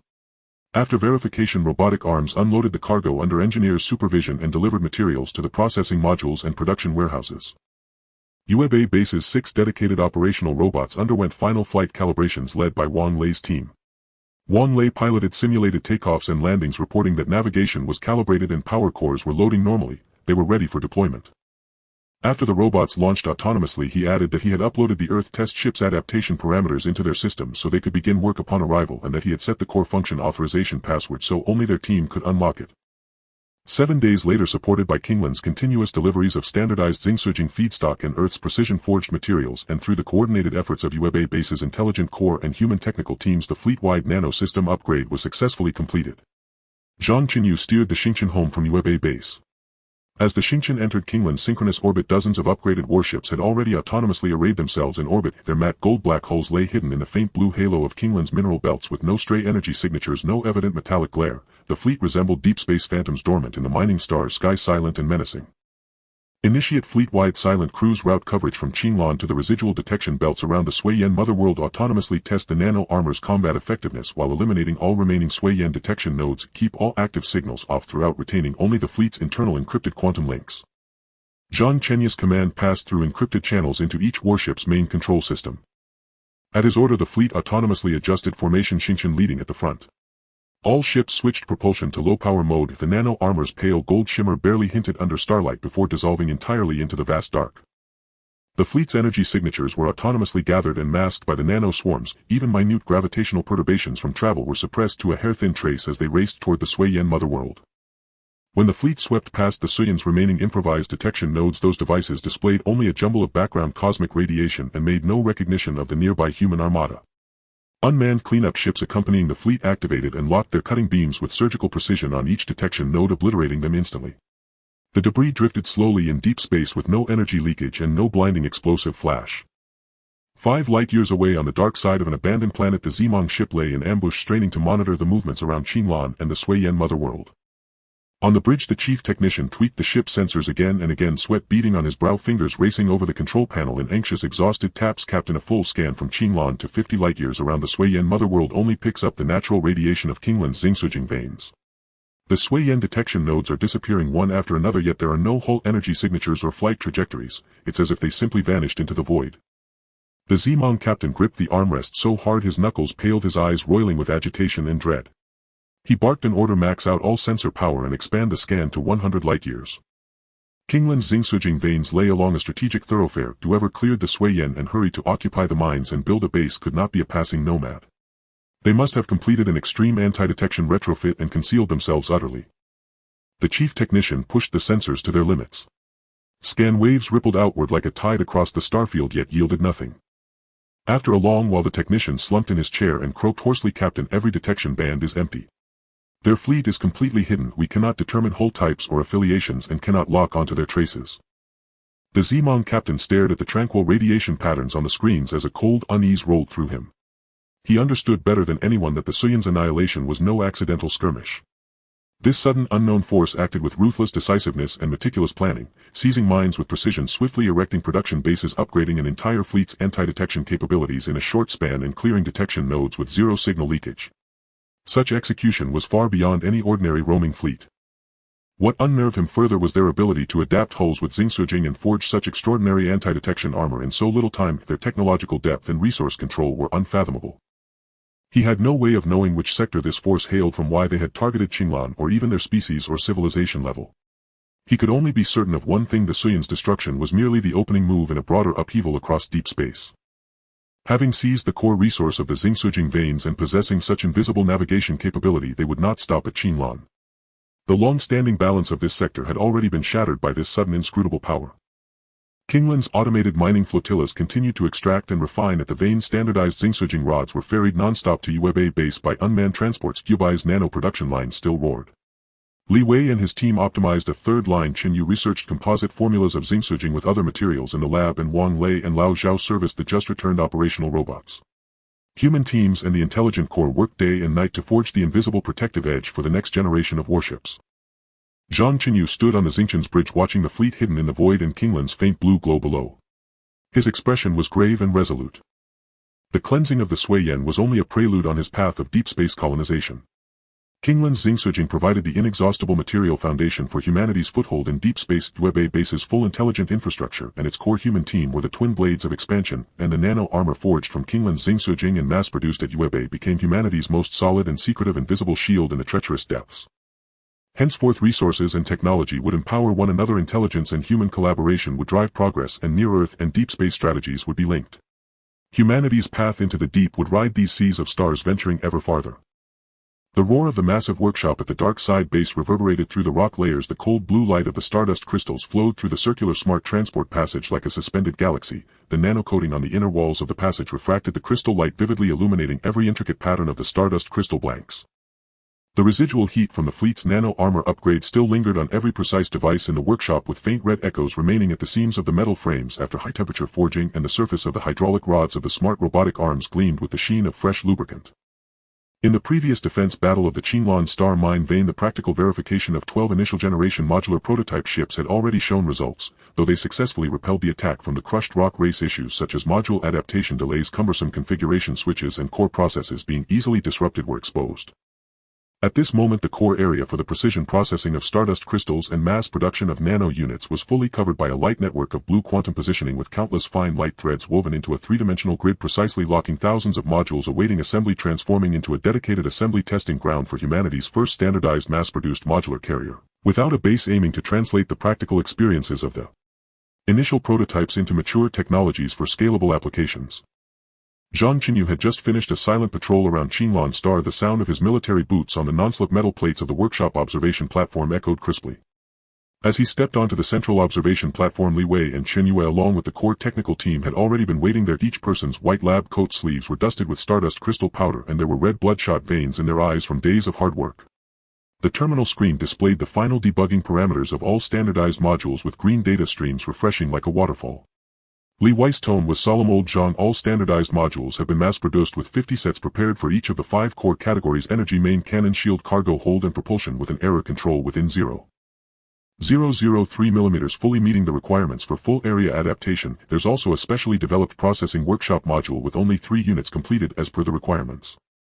The 178 sets of practical fault data from the initial prototype ship have all been integrated into the optimization algorithm, and core startup permissions have been double encrypted. Your tactical terminal is bound to biometric waves retinal dual verification. The core authorization key from the Earth General Administration requires the cosignature of 3 directors to activate, while other personnel are only given access to the basic operation interface with no rights to view the data streams of the core processes. Chen Yu's fingertips glided across the holographic screen, bringing up the 3-dimensional cross-section of a special module. Its internal structure unfolded like a precision clock. The processing workshop module is transplanted from the well-developed stardust crystal purification and nano-unit manufacturing technology of the dark side workshop, designed for extreme miniaturization. The initial prototype ship did not have this in situ processing system. After damage, it could only return to base for repairs, wasting 72 hours just on back-and-forth travel. This time we have addressed this shortcoming. Look here, she pointed to the miniaturized furnace inside the module, which uses a stardust crystalline chamber withstanding temperatures up to 12000 degrees Celsius, capable of directly melting high-purity dark crystal alloy, and also this set of high-precision intelligent processing arms with 36 microsensors at the joints, processing error not exceeding 0.001 mm. Its interface is universal with all standardized modules. Once connected, nano-robots will automatically shape and adapt seamlessly, integrating whether attached to a fortress or an exploration ship, with core process modules fully encrypted featuring built-in anti-tampering chips. Once illegal intrusion is detected, the data interface will automatically sever, ensuring no leakage. Zhang Chenyu nodded slightly, his gaze falling upon the light network space below the observation platform. Thousands of silver-gray standardized modules floated quietly, the dark crystal alloy shells glimmering with the cold light of stardust crystal coatings with fine anti-slip patterns on the surface of the coating, and the circular universal docking ports treated with nano-sealing, the conductive contact pieces on the inside glinting with a silver sheen, resonating with the upgraded initial prototype ship in the nearby dock. The seams of those initial prototype ships still showed slight stitching marks, while the standardized modules before him had every edge meticulously polished by nano-robots, with the electromagnetic buckle at the interface gleaming with faint purple light in a standby state. He raised his wrist and tapped the tactical terminal, the metal strap tightening automatically to fit his wrist, the screen glowing with soft blue light as he issued command: start the standardized configuration assembly test. First complete the basic shape verification and finally dock with the processing workshop module, recording parameters throughout with core permissions synchronized to the Earth General Administration. This time we must ensure that all configurations can meet the requirements for practical deployment, avoiding any adaptation loopholes like those of the prototype ship. The electronic voice of the intelligence core immediately resonated through the workshop, clear without any static. Command received. Standardized configuration assembly test initiated. Quantum positioning. Light network power increased to 80. Nano-robot swarm activated. Backup energy modules entering hot standby status. The modules within the light network suddenly moved in unison as if pulled by an invisible hand. 6 Stardust Crystal energy modules aligned precisely. First, the side of each module marked with numbers and energy output indicators. As the circular docking ports interlocked, a pale golden arc flashed and disappeared like a meteor streaking through the void. Compared to the 3.2 seconds adaptation delay of the initial prototype ship, this time the energy and data link achieved zero latency communication. The indicator lights on the module's surface changed from red to yellow to green, completing adaptation in just 0.8 seconds. 12 Stardust Crystal main cannon modules then expanded into a 12-faced polyhedron around the energy module, with nano-robots pre-installed on the surface of the module, instantly pouring out like silver mist.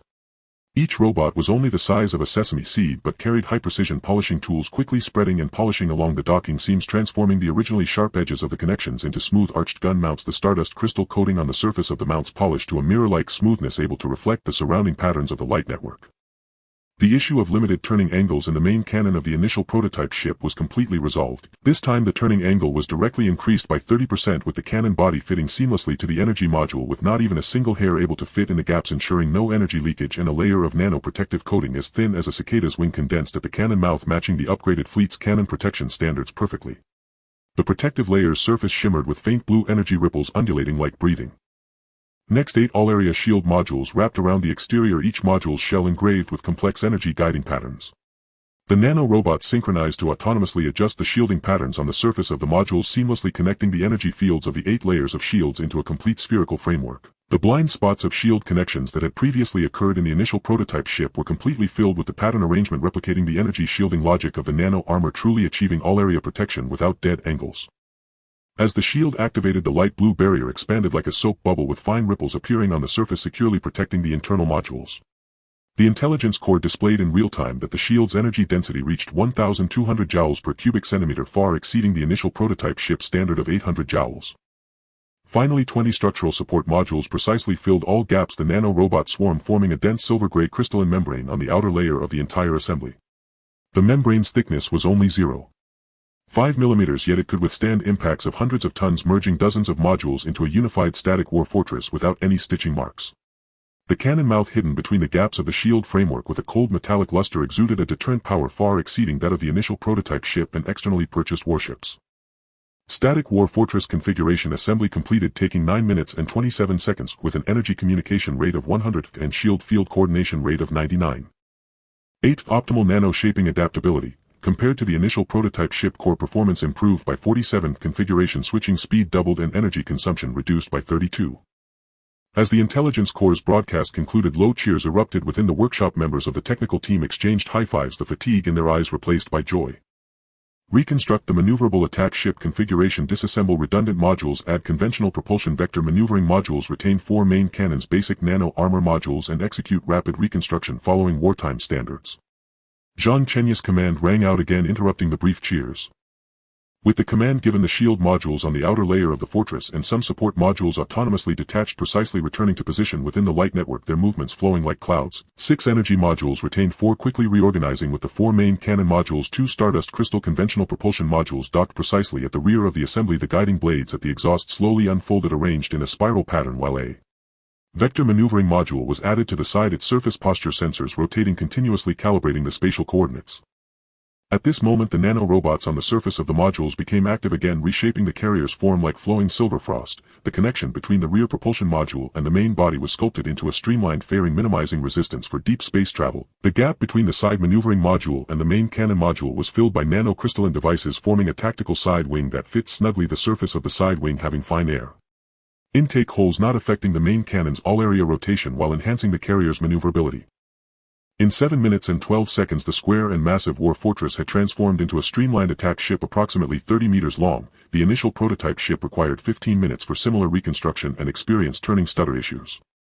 This time, not only was the speed doubled, but the stealth performance was also upgraded. The matte silver-gray hull absorbing 95 of detection waves, consistent with the upgraded fleet, with no additional energy signals leaking during silent patrol like a hunter in the dark. Attack ship configuration reconstruction completed. Propulsion module thrust meets standards. Maximum cruising speed can reach 1.5 times sublight speed, with stealth performance on par with the fleet. Overall combat performance surpassing the standards after external modifications of a star-splitting class attack ship, improved by 62 compared to the initial prototype ship. Zhang Chenyu's commands continued to be issued, with the configurations of defense ships, heavy transport ships and exploration ships being completed in succession. The defense ship replaced its main cannon module with a double-layer all-area shield module, with the nano-robots sculpting the hull into a rounded shield shape, the shield patterns interweaving into a defense mesh without dead angles, each line corresponding to an energy node. The propulsion module was designed to retract, balancing defense and basic maneuverability. The initial prototype ship's defense vessel had previously experienced a brief shield failure of 0.3 seconds due to poor module connections in actual combat. This optimization solved the issue through dual fixation with electromagnetic buckles and nano glue. The heavy transport ship centered around the energy module symmetrically spliced 10 temperature-controlled cargo modules, with the thermal insulation layer of the cargo hold's inner wall made of stardust crystal fiber material capable of controlling temperature variation within 0.5 degrees Celsius, and 2 jump propulsion modules docked at the rear with nano-crystalline devices seamlessly sealing the cargo hold's docking area, achieving protective standards consistent with the supply ship's cargo hold, suitable for cross-domain transport of stardust crystals, precision minerals and other special materials, filling the gap of the initial prototype ship's lack of dedicated transport configurations. In 4 hours, all 6 core constructs, war fortresses, attack ships, defense ships, transport ships, exploration ships and static defense shields, were completely verified. In emergency wartime reconstructions, the fastest time required is merely 5 minutes and 38 seconds. All forms are freely combinable from standardized modules, and after shaping by nanorobots, their functions and appearances achieve perfect adaptation without a trace of redundancy. Compared to the single configuration temporary adjustment mode of the first-generation prototype ship, standardized mass-produced modules truly realize the design goals of full scenario coverage, second-level reconstruction and on-site supply. The energy transmission efficiency between modules has increased to 98, far surpassing the initial generation's 85. Once the basic configurations are fully debugged, 3 special modules entirely silver-black slowly emerge in the light network. Processing workshop modules slightly larger than regular cargo modules, with intricately engraved encryption patterns on the surface. Each line serves as an independent firewall, and the star essence crystal coating at the connection point is denser, exuding a profound luster, readily revealing its uniqueness. Connect the processing workshop module and complete the splicing with the exclusive war fortress of Qinlan Star. Initiate core authority verification. Zhang Chenyu's tactical terminal screen displayed the authority verification interface. He raised his hand, aligning his retina with the scanning area, pressing his fingertip on the biosensor. As a green light flashed, the terminal emitted a soft beep indicating that the authority verification was successful. A processing workshop module slowly approached the reserved interface of the war fortress, and nanorobots immediately surged forth with force, covering the connection point like a tide. They seamlessly connected the module with the fortress while shaping it into an integrated appearance with the fortress. Inside the module, a compact melting furnace, high-precision intelligent processing arms and star essence crystal purification components unfolded one by one.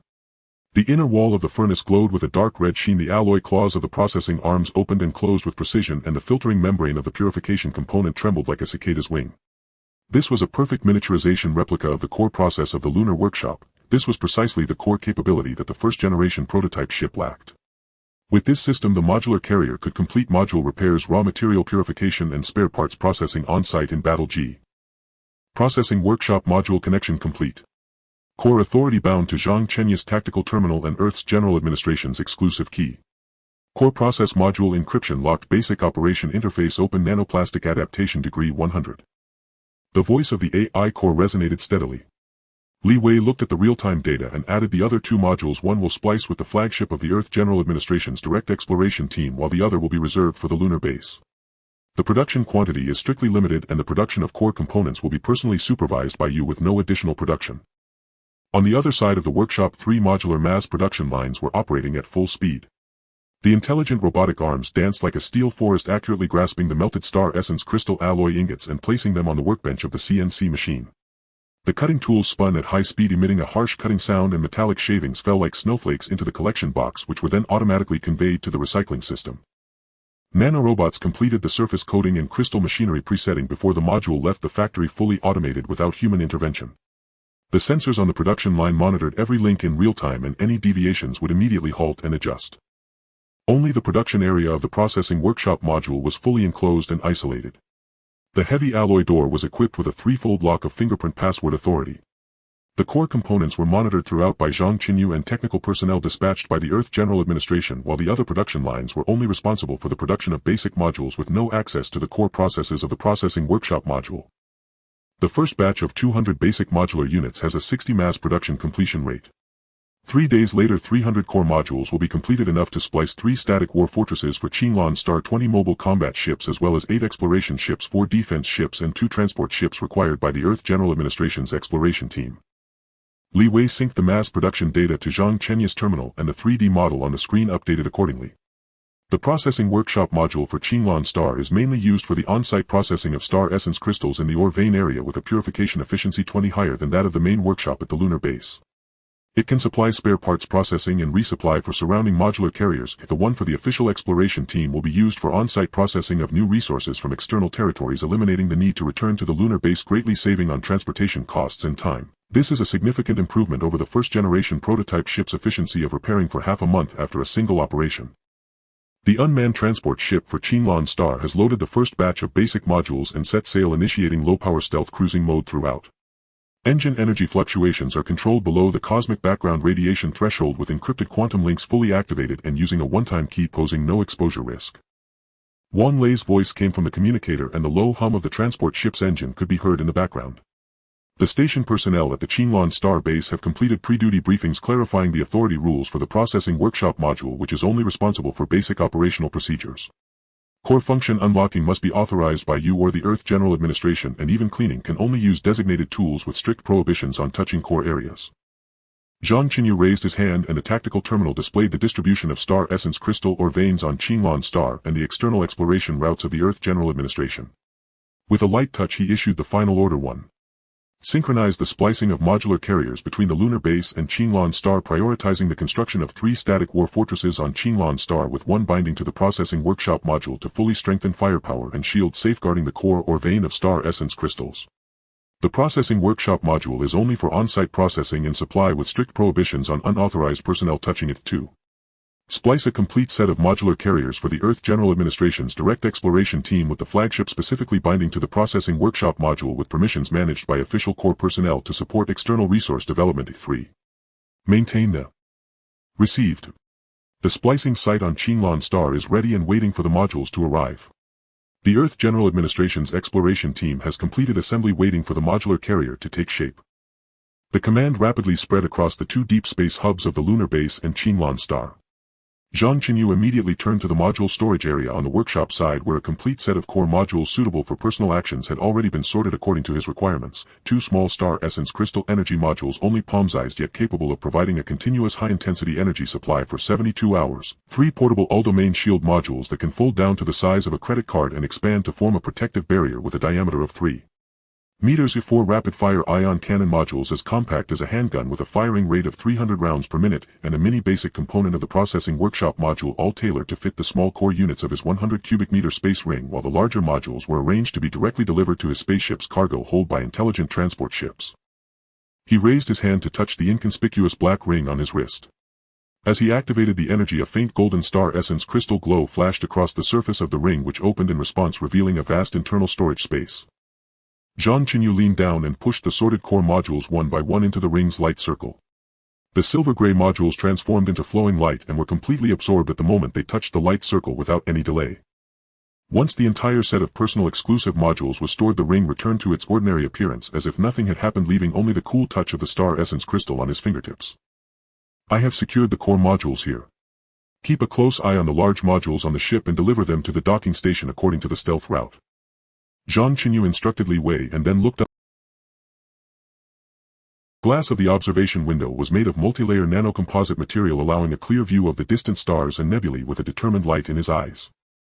His spaceship's cargo hold had a compressed space of 1,000 cubic meters, while the ring concealed the core combat power for personal actions.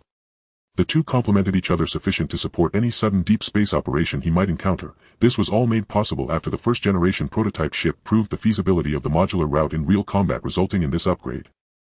At this moment, the unmanned transport ship loaded with basic modules transformed into a nearly imperceptible glimmer in the deep starry sky, racing towards Qinglan Star. The intelligent mining team on Qinglan Star continued to extract from the ore vein, with star essence crystal pillars continuously flowing along the transport channels. The natural patterns on the pillar's surface were as clear as tree rings, providing a steady supply of raw materials for subsequent splicing of modular carriers.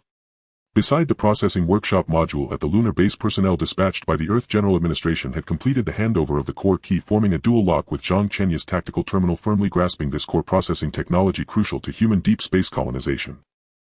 5 light-years away on the dark side of an abandoned planet, the detection screen of the Zima ship suddenly captured an extremely faint wave of star essence crystal energy, fleeting like a minute speck of dust in the cosmic background. The technical officer repeatedly adjusted all detection devices, pushing the scanning power to the limit, but the screen consistently displayed only a chaotic background radiation of the universe, unable to capture even the faintest signal from the ship. Captain, there is another energy anomaly in the direction of Qinglan Star. The fluctuation characteristics are fainter and more complex than before when the other party cleared the detection nodes and patrolled with their fleet, making it impossible to determine the target type. The technical officer's voice was tinged with anxiety, beads of sweat forming on his forehead. The captain of the Zima ship gripped the armrests of his command chair tightly, his knuckles turning white from the effort, and the dread in his eyes was palpable. The movements of this unknown force have always been silent, from rapidly wiping out the Shatterstone race and occupying the star essence crystal or veins to crafting ultimate anti-detection armor, and now to this nearly undetectable faint anomaly. Their technology has been evolving at an unimaginable speed. He had only witnessed the combat power of the opponent's first-generation modular battleship, which leaked faint energy during module splicing and showed obvious stuttering when turning, yet he had no idea that the opponent had completed standardized mass production upgrades about to reveal an unassailable trump card, while he could never grasp any of their secrets. He did not know that the fleeting fluctuation came partly from the modular transport ship heading towards Qinglan Star, whose engine utilized star essence crystal silent technology with energy leakage only 1/10 that of the first-generation prototype ship, and partly from the weak star essence crystal energy dissipating when Zhang Chenyu stored the core modules, which was weakened by 99 by the ring's anti-detection coating. He had no idea that the power hidden behind the cold light of the star essence crystal had grasped standardized mass-producible modular infinite combat power, while also addressing the core shortfall of on-site processing and supply, firmly controlling core technology and personal combat power, steadily taking root and growing in the vast sea of stars.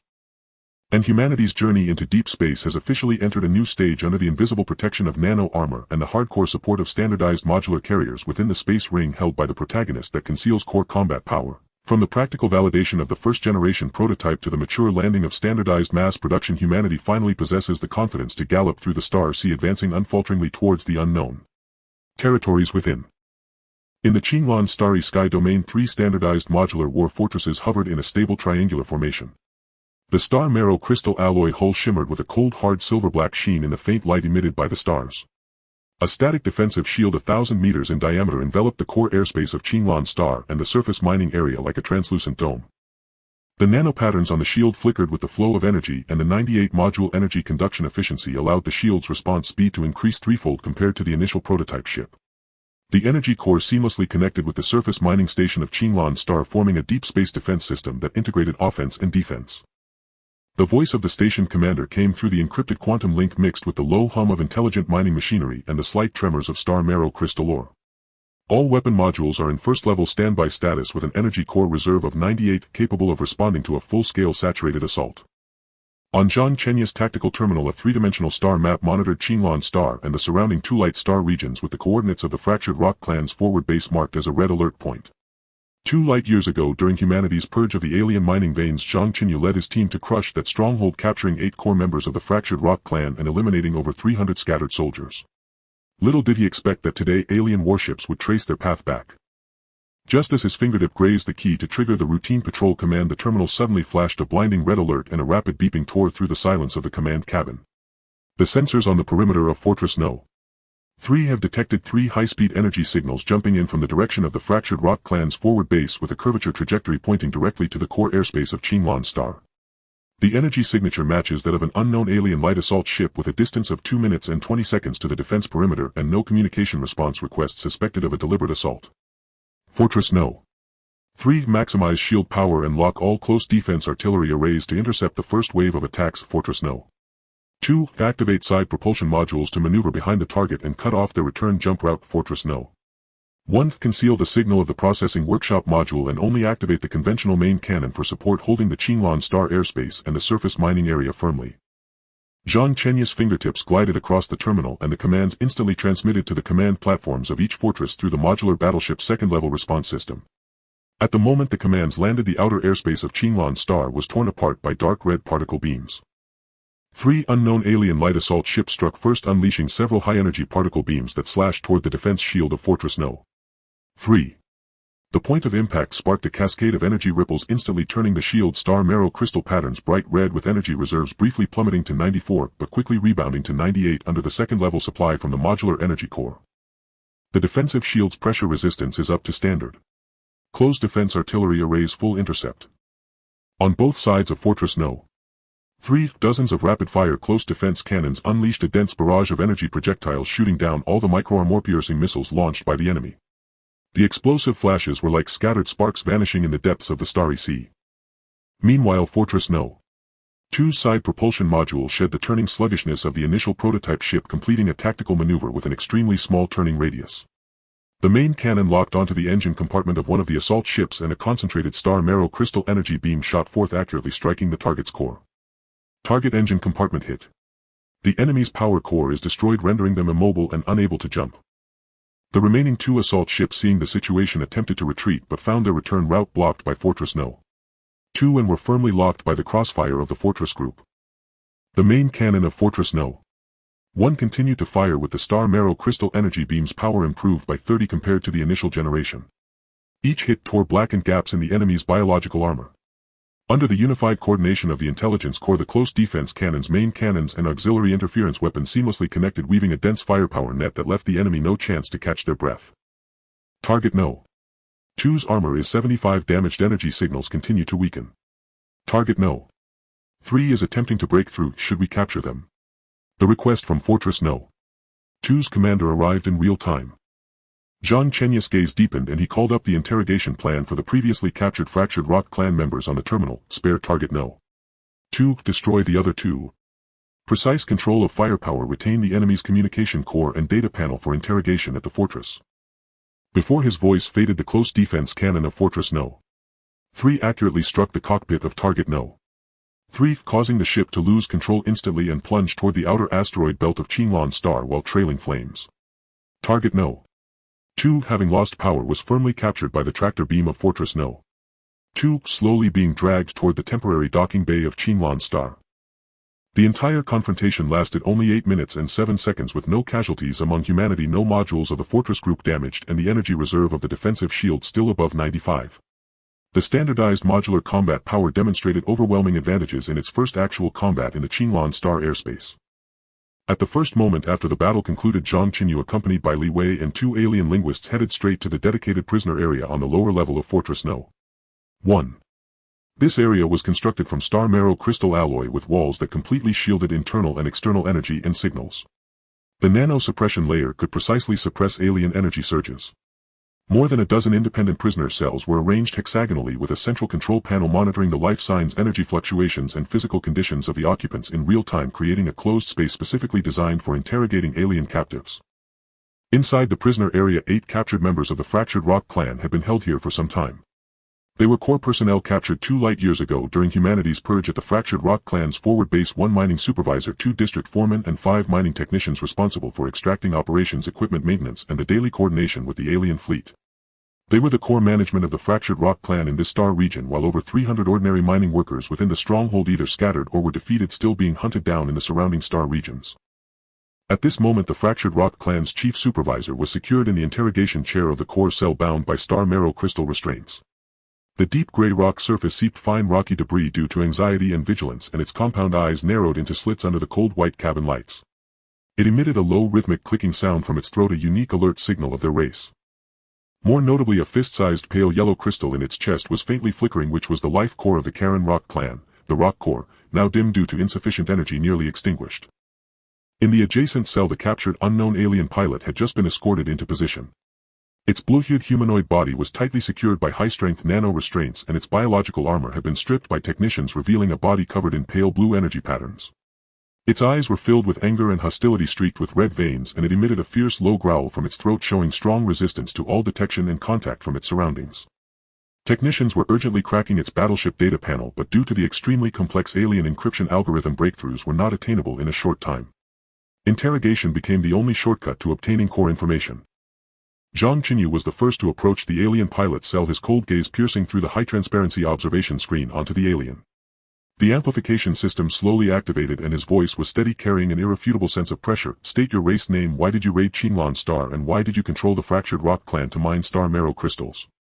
This is your only chance for survival. The pilot raised its eyes, filled with disdain and resentment towards carbon-based life forms. It emitted a harsh and unintelligible alien roar from its throat. The sound wave analysis system activated by the linguists could only capture chaotic energy resonances, failing to achieve effective translation. Zhang Chenyu lightly tapped the control panel, and the power of the nano-suppression layer within the cell gradually increased.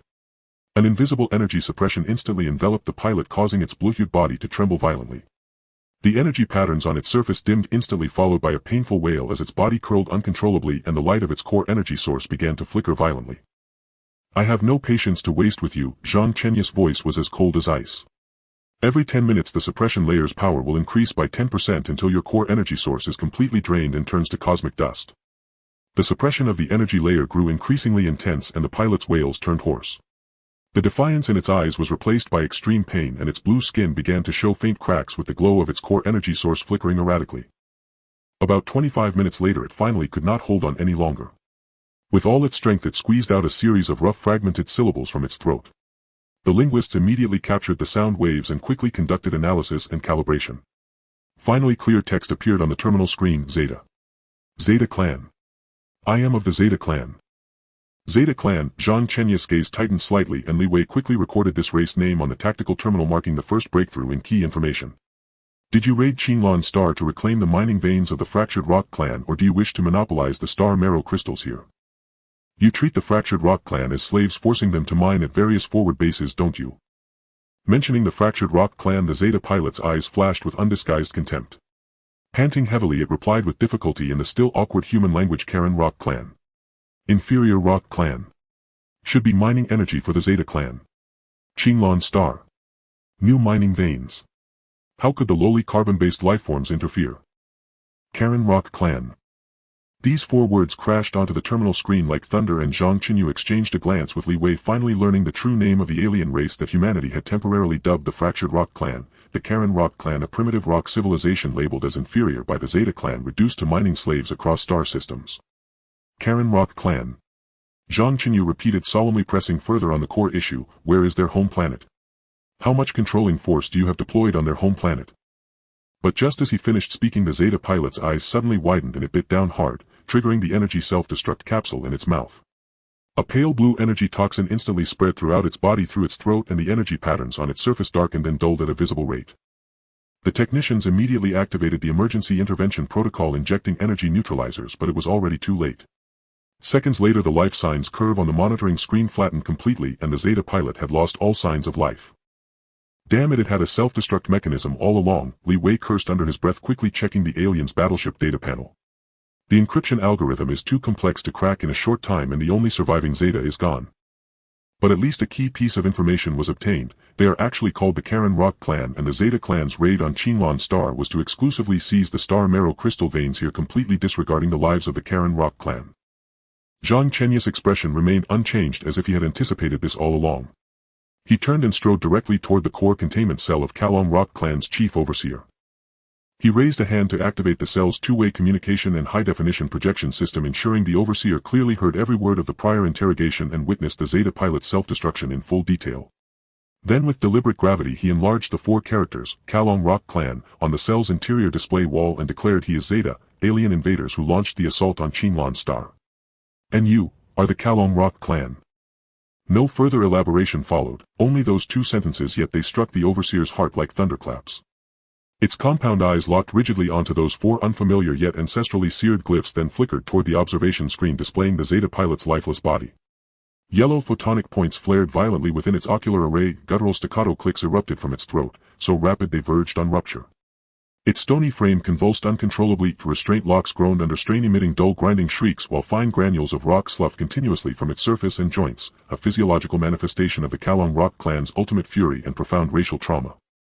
It had never imagined that these alien humans would utter their true millennia-suppressed racial name for the first time, not the humiliating epithet mining stone slaves imposed by the Zeta. What unsettled it even more was Zhang Chenyu's gaze, which fell with unnerving precision upon the lithic core nestled deep within its thoracic cavity, the most sacred and closely guarded essence of Kalong Rock life, rarely named even among kin. The Zeta strike team has been annihilated in its entirety within Qinlan Star's orbital expanse. Zhang Chenyu intoned each syllable cold, incisive, and irrevocable. They came for star marrow crystals, and died for them.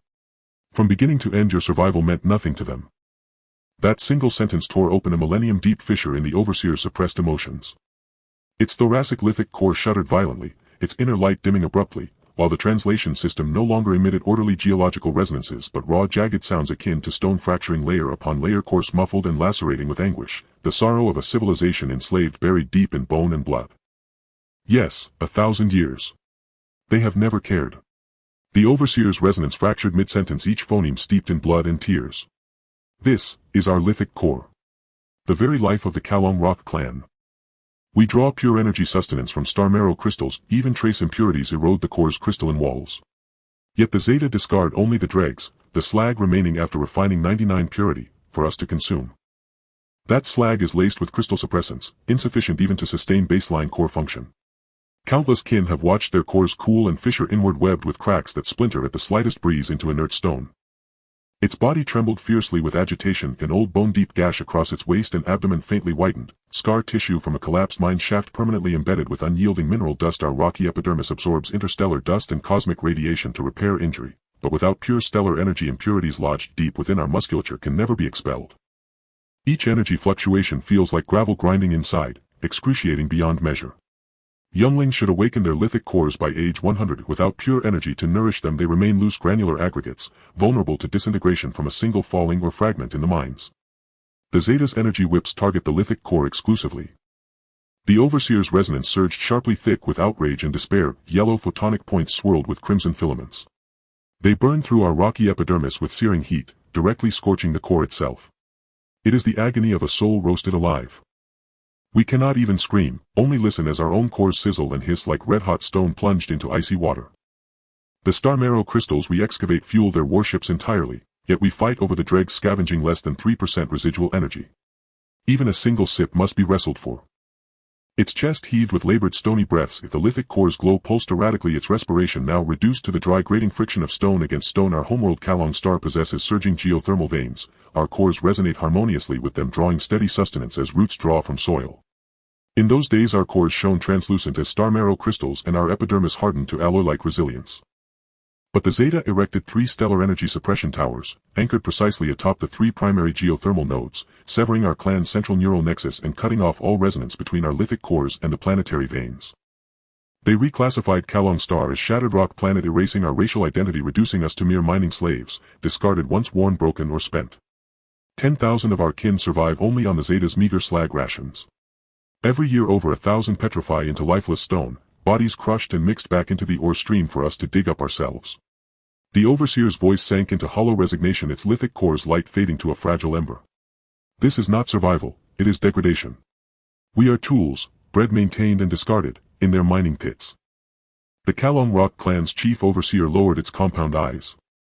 Within the amber photonic points pooled a millennium of grievance and desolation, the quiet crushing pain of a civilization stripped of its name, severed from its roots and left wholly at the mercy of its oppressors. Zhang Chenyu regarded it steadily, his voice still calm, but now imbued with unwavering conviction. I offer you a chance, not to endure but to live. Tell me Kalong Star's precise coordinates, the layout and vulnerabilities of the suppression towers, and human warships will dismantle them. We will restore your connection to your world's geothermal veins so your lithic cores may once again resonate with the heartbeat of Kalong Star. Silence descended upon the containment cell, broken only by the Overseer's ragged stony respiration and the faint persistent hum of the nanoscale energy-dampening field. Gazing at Zhang Chenyu's resolute eyes on the observation screen, and sensing the palpable authority in his words, the Overseer felt its thoracic lithic core quicken its rhythm, its luminescence brightening perceptibly. It envisioned Kalong Star's subterranean geothermal currents, imagined its kin freely absorbing star marrow energy to mend wounds, recalled the joyous Starsia-like resonance of younglings completing lithicore awakening. At last the Kalong Rock clan's chief Overseer slowly lifted its head, aligning its compound eyes with the observation screen. From its throat emerged slow, unwavering geological resonance, each pulse translating onto the interface screen as lines of text heavy with grief and hope. Our homeworld, Kalong Star, lies 11 light-years beyond the outer perimeter of the Shattered Rock clan's forward base at the epicenter of the asteroid belt. The Zeta labeled it Shattered Rock Planet to erase our racial identity. They built 3 stellar energy suppression towers atop the 3 primary geothermal nodes. Each tower implants a geovene disruptor, severing both our clan's central neural nexus and our core's ability to attune to geothermal frequencies. 10,000 Kalong Rock clan survive solely on the Zeta's adulterated slag rations, laced with crystal suppressants that progressively degrade core vitality. Annually over 1,000 petrify into inert stone. Their bodies are crushed and recycled int. Above Qinglong Star, autonomous cleansing drones continued sweeping the void for residual Zeta energy signatures. Modular fortresses hovered in static defense, silver black holes gleaming coldly, safeguarding this newly awakened mineral-rich world. Meanwhile, deep within the fortress's lower containment level, the Zeta's tyrannical arrogance and the Kalong Rock clan's millennium-long suffering were laid bare, revealing through the Overseer's anguished testimony a race whose survival hinged upon lithicore energy absorption and epidermal self-repair, a testament to indomitable cultural resilience that left every human present profoundly shaken. Humanity's expansion into the deep void was henceforth no longer merely about resource extraction and defensive infrastructure. It now carried the solemn weight of safeguarding liberty, defending civilizational dignity, and dismantling interstellar hegemony. On the star chart 11 light-years away, the asteroid belt's core region glowed softly, the coordinates of Kalong Star igniting like a lamp long extinguished in darkness, finally awaiting redemption.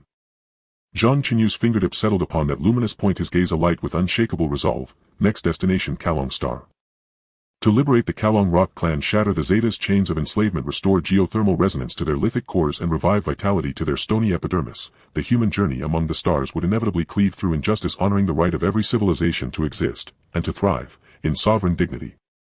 While the Overseer's geological resonance still echoed, Zhang Chenyu raised his hand and issued his command: Li Wei, immediately allocate Class A purified star marrow crystals dosed precisely for Kalong Rock lithicore compatibility. Repurpose Nutrient Bay 3 to adapt its energy absorption mechanism for rock-based physiology, install a geothermal frequency simulator and fully filter out all crystal suppressant contaminants, ensuring energy purity exceeds 99.7%. Acknowledged. Li Wei's fingers danced across his tactical terminal, instantly interfacing with the fortress's logistics network. Class A star marrow crystals 2300 kilograms currently in reserve, sufficient for 7 days' supply to all Kalong Rock captives. Nutrient Bay 3 is unloading carbon-based adaptation modules and installing rock species-specific stellar energy conduction panels. Conversion completes in 3 minutes. Shall we infuse micronized interstellar dust extract? As noted earlier, silicate components significantly enhance epidermal regeneration. Infuse 5 mg per liter of energy solution, particle diameter strictly controlled below 1 micrometer to prevent conduit blockage. Zhang Chenyu's gaze lingered on the Overseer's dimming lithic core within the cell, adding quietly: administer supplementation simultaneously to all captives, dosed by physical mass. For juveniles, have the dosage and extend infusion duration. Prioritize monitoring of juvenile lithicore awakening responses, record absorption efficiency, core luminosity and epidermal repair metrics every 10 minutes, halt infusion immediately upon anomaly. 3 minutes later, a resonant hum, distinctive to star marrow crystals, rippled through the fortress's material transfer conduits. 10 technicians wheeled a custom-built energy supply module into the containment sector.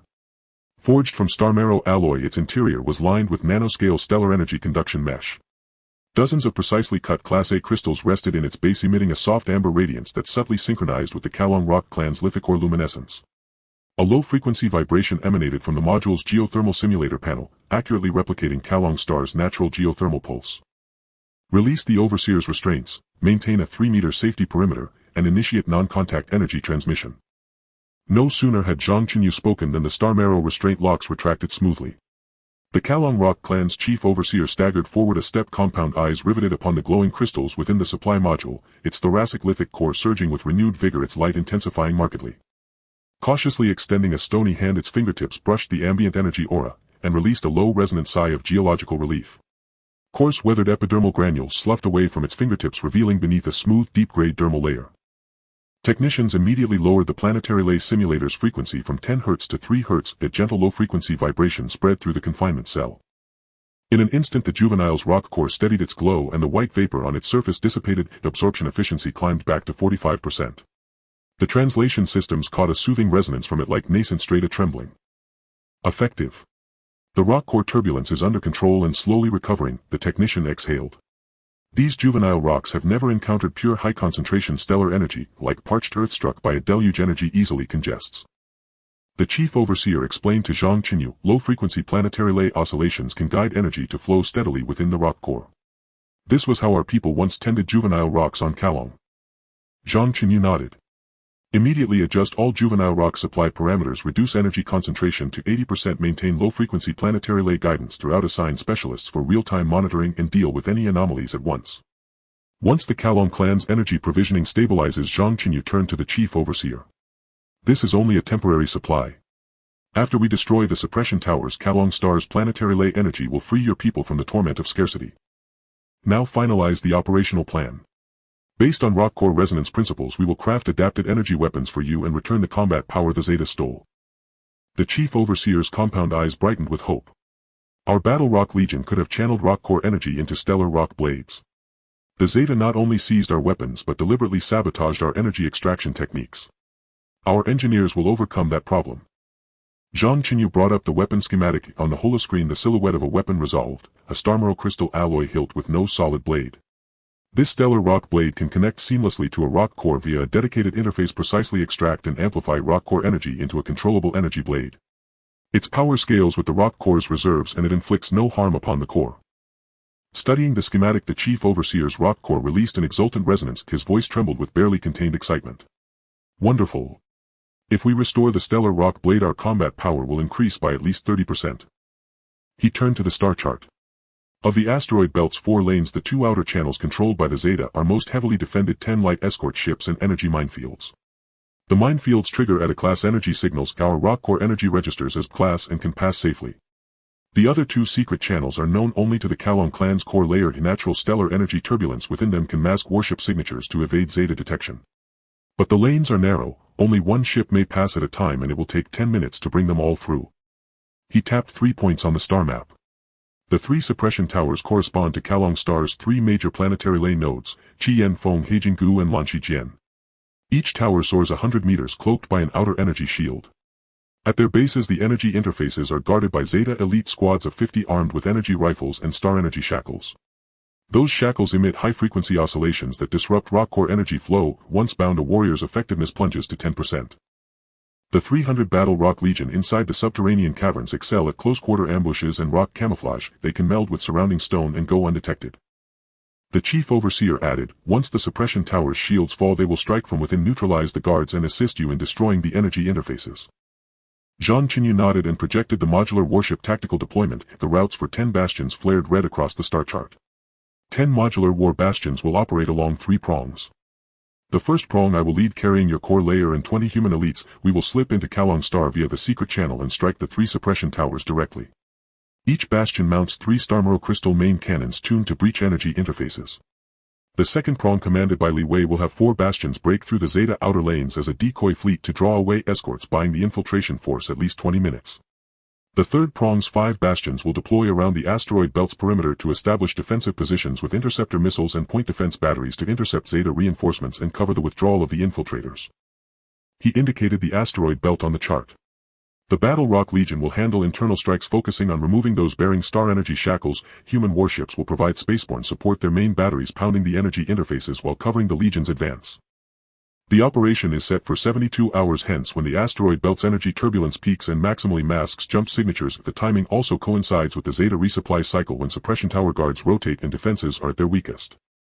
72 hours from now is also a minor peak in Kalong Star's planetary lay energy. Our rock core's absorption efficiency will gain another 10% and our combat power will be stronger, the chief overseer added. I will supply rock core resonance codes to unlock the secret channels, and 1 hour before entry I will contact the Battle Rock Legion through the clan core nexus. Also, Zeta escort ships have an energy detection blind zone 3 meters beneath the hull. We can transit within that layer to evade detection. While both sides finalize the plan 5 light-years beyond Qinglan Star at the Zeta border hub, a colossal interstellar command spire flashed red alerts. Cold crimson washed its teal hull, rendering all Zeta faces grave. Report, Commander.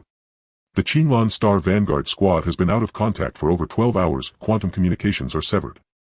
The last signal shows 3 light assault craft destroyed, and the energy signatures match human modular warships. The Zeta communications officer knelt on one knee, its teal blue form trembling.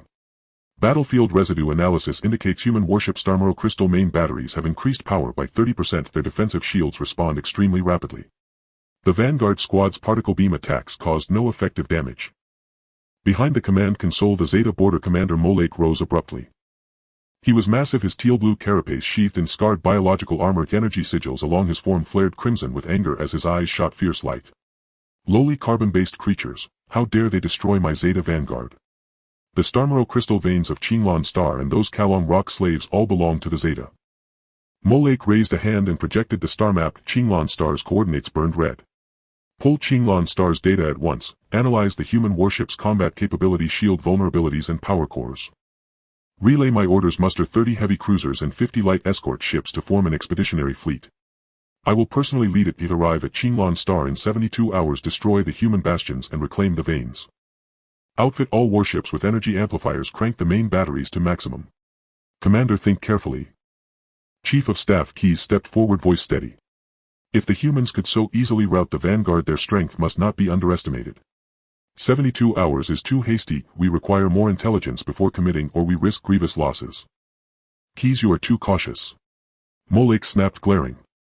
Humans are a nascent deep space civilization. Do they dare swagger with a few modular warships? The Vanguard's failure was due to complacency alone. I command the border's most elite fleet. Crushing carbon-based lifeforms will be effortless. Kalong Star's veins are the border hub's principal energy source. They cannot be lost. Keyes persisted. If we throw everything at Qinglan Star, Kalong's defenses will be hollow. If the Kalong rock slaves revolt, we will be attacked from both front and rear. Better to dispatch reconnaissance to gauge the humans before striking, Keyes urged. Rock slaves remain rock slaves. With the star energy suppression towers in place, they cannot overturn the order. Molake snorted coldly with arrogant disdain. The Kalong garrison can suppress any disturbance. We depart in 72 hours. Any dissenters will face martial penalty. He paused and added sharply, notify the Kalong garrison. Double the suppression tower's defenses. Deploy 20 additional energy riflemen per tower. Activate backup shields. Rigorously inspect all Kalong rock slaves, especially the core layer. Any with anomalous energy fluctuations or gatherings are to be executed on site. Seal all lanes of the asteroid belt. Enable bidirectional locks. Forbid any rock slave from leaving and prevent any intelligence leaks. Keyes, cowed by Molake's fierce glare, could only bow and accept the order. After the comms officer withdrew, urgent commands rang through the command spire as reports of fleet movement, supply staging and weapons calibration overlapped. The tension of wartime preparation was suffocating. Molake stared at Qinglan Star on the star map, a cruel smile curling his lip. Humans. Merely another ant daring to challenge Zeta hegemony. When I have destroyed their bastions, I will send the Kalong rock slaves to Qinglan Star to toil day and night until their rock cores cool and they become refuse. Unbeknownst to him, in Kalong Star's subterranean caverns, over 300 Battle Rock Legion members had already received the Chief Overseer's message via the clan core nexus resonance. They gathered at the planetary lay fissures, absorbing trickles of leaking energy. The rock cores in their chests pulsed with a steady, resolute resonance, like ancient war drums echoing in the dark. Their stony hides were marred with old scars. Some warriors' rock cores were dulled by calcification, yet the yellow sparks in their eyes burned with fierce flame, the longing for freedom and a hatred of the Zeta that ran bone deep. The Battle Rock Legion's leader pressed a hand to a young warrior's shoulder. His steady resonance spread through the caverns. A millennium of waiting has reached its hour. At last we shall reclaim our freedom. Prepare yourselves, let the Zeta know the Kalong Battle Rock Legion has never fallen. The young warrior's rock core sent forth an exultant resonance. The stone of his fist shimmered faintly. For our kin, for Kalong Star. Once the suppression towers are destroyed, we will make the Zeta pay blood for blood. The Legion immediately drilled assault formations. Though sluggish from low rock core activity, every punch and surge carried the titanic force of shattering stone. The gusts from their strike sent rubble skittering through the caverns. They gathered strength in the dark, awaiting the signal 72 hours hence, the dawn when the suppression towers would fall and freedom would return. Meanwhile, within the modular bastions at Qinglan Star, the Kalong clan's energy provisioning continued. Juvenile rock core activation had climbed to 41% and technicians labored to complete the stellar rock blades. The first finished blade was handed to the chief overseer. He gripped the Starmero crystal alloy hilt. Rock core energy surged through the interface, and in an instant a half-meter pale yellow energy blade coalesced. It hummed with resonance, the air itself trembling slightly. The chief overseer swung the stellar rock blade inside the confinement cell, carving a razor arc. The energy blade cleaved the air and left a faint trail of star energy. His compound eyes shone with astonishment and the thrill of rebirth. "This is our weapon. The Zeta stole it, and at last we have it back." Zhang Chenyu stood at the tactical console watching the star chart lines between Kalong Star and the Zeta border hub. His fingertip brushed the red blip marking the Zeta expeditionary fleet. The cold light hardened in his gaze. Intelligence showed the Zeta fleet massing at full speed. In 72 hours they would head for Qinglan Star, while the Human Kalong Alliance would sail for Kalong Star, an interstellar campaign over freedom and bondage, survival and dignity already poised on the verge. Beneath, the vast starfield forces gathered in shadow. The asteroid belt 11 light-years away would become both the terminus of Zeta enslavement and the cradle of the Kalong people's rebirth. In 72 hours, amid the asteroid belt stardust, the resonance of rock cores and planetary lay will ring out, and with it the thunder of a collapsing hegemony. Inside the encrypted tactical room of the Qinglan Star Fortress, the cold white holographic light reflected the figures of Zhang Chenyu and the chief supervisor, while the air was filled with a faint warmth from the operation of the star energy equipment. Zhang Chenyu's fingertip hovered over the parameter panel for dark frequency communication, his gaze sharp as a blade locked. The geologic base frequency at 3 Hz controlled the fluctuation threshold within 0.01 seconds of the synchronization error between the spacecraft's shield during the jump and the dark frequency of the current star's geological pulse must not exceed 0.3 seconds. Interstellar communication relies entirely on geological resonance fields, and even a slight deviation could cause the signal to vanish into the void. The chief supervisor pressed his rocky hand against the light screen, and a three-dimensional model of the current star's geological network unfolded instantly. The reddish-brown geological pattern spread from the planet's core to the surface, forming a thin yet stable low-frequency resonance field in the cosmos, perfectly covering the asteroid belt between Qinglan Star and current star. The natural resonance energy of the current star's geology radiates 10 light-years. This is the foundation of our interstellar communication.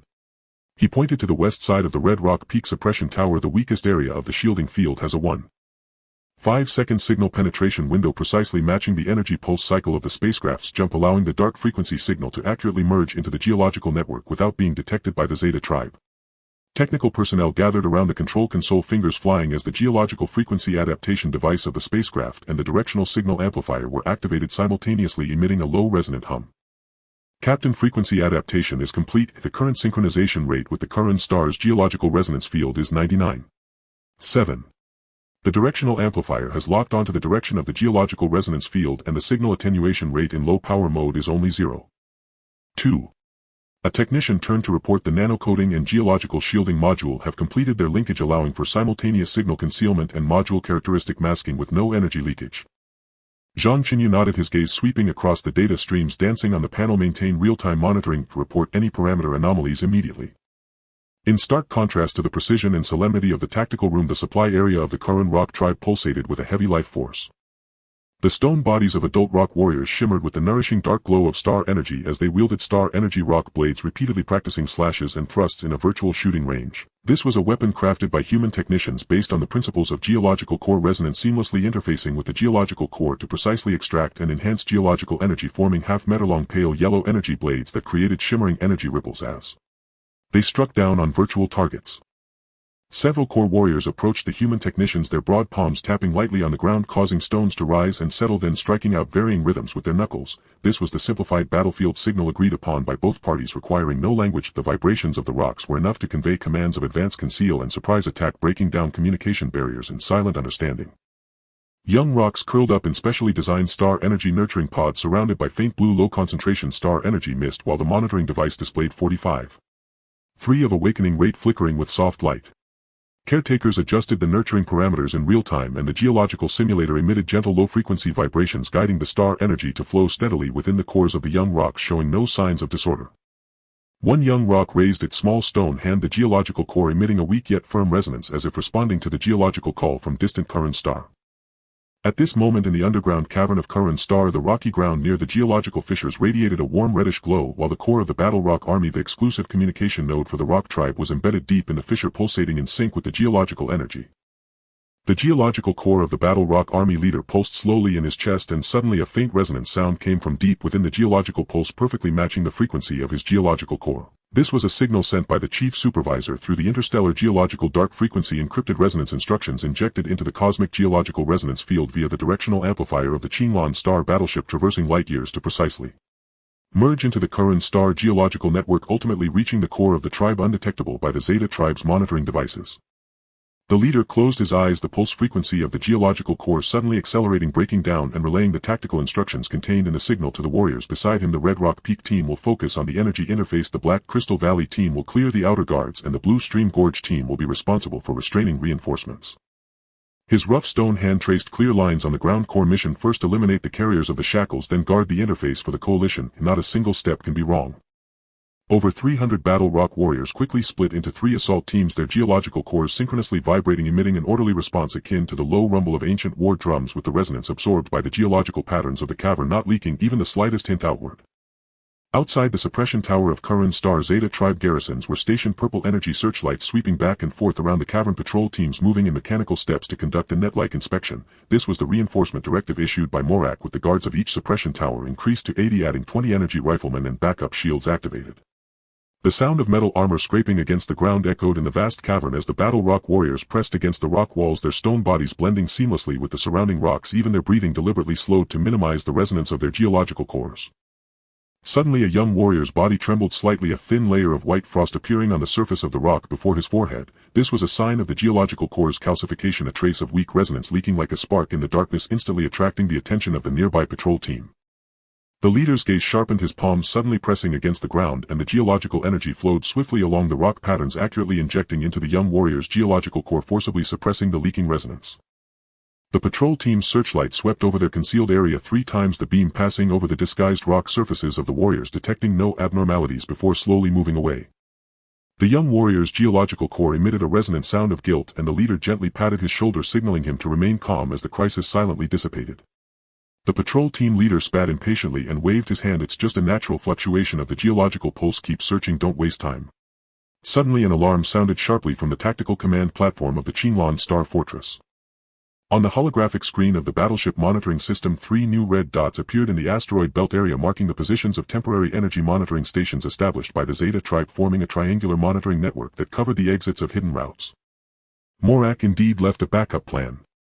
Li Wei pointed at the screen, his brow furrowed. Fortunately, their detection range only targets the high-energy signals of conventional battleships. Our nanocoating can absorb detection waves across all frequency bands, and the dark frequency signals are also concealed within natural resonance, so they won't catch any trace. He paused briefly before quickly proposing a plan. Let the decoy fleet set out an hour early, loading the signal amplification module to simulate the jump characteristics of conventional battleships, diverting the attention of the monitoring stations and creating an absolute concealment window for the infiltration team. Zhang Chenyu tapped the command platform with his fingertip, his gaze as sharp as a blade. After a moment he spoke solemnly, let's do it that way. He turned to the chief supervisor, immediately send a short-frequency emergency dark signal to notify the Battle Rock Army that the assault time is postponed by 10 minutes to match the rhythm of the decoy fleet.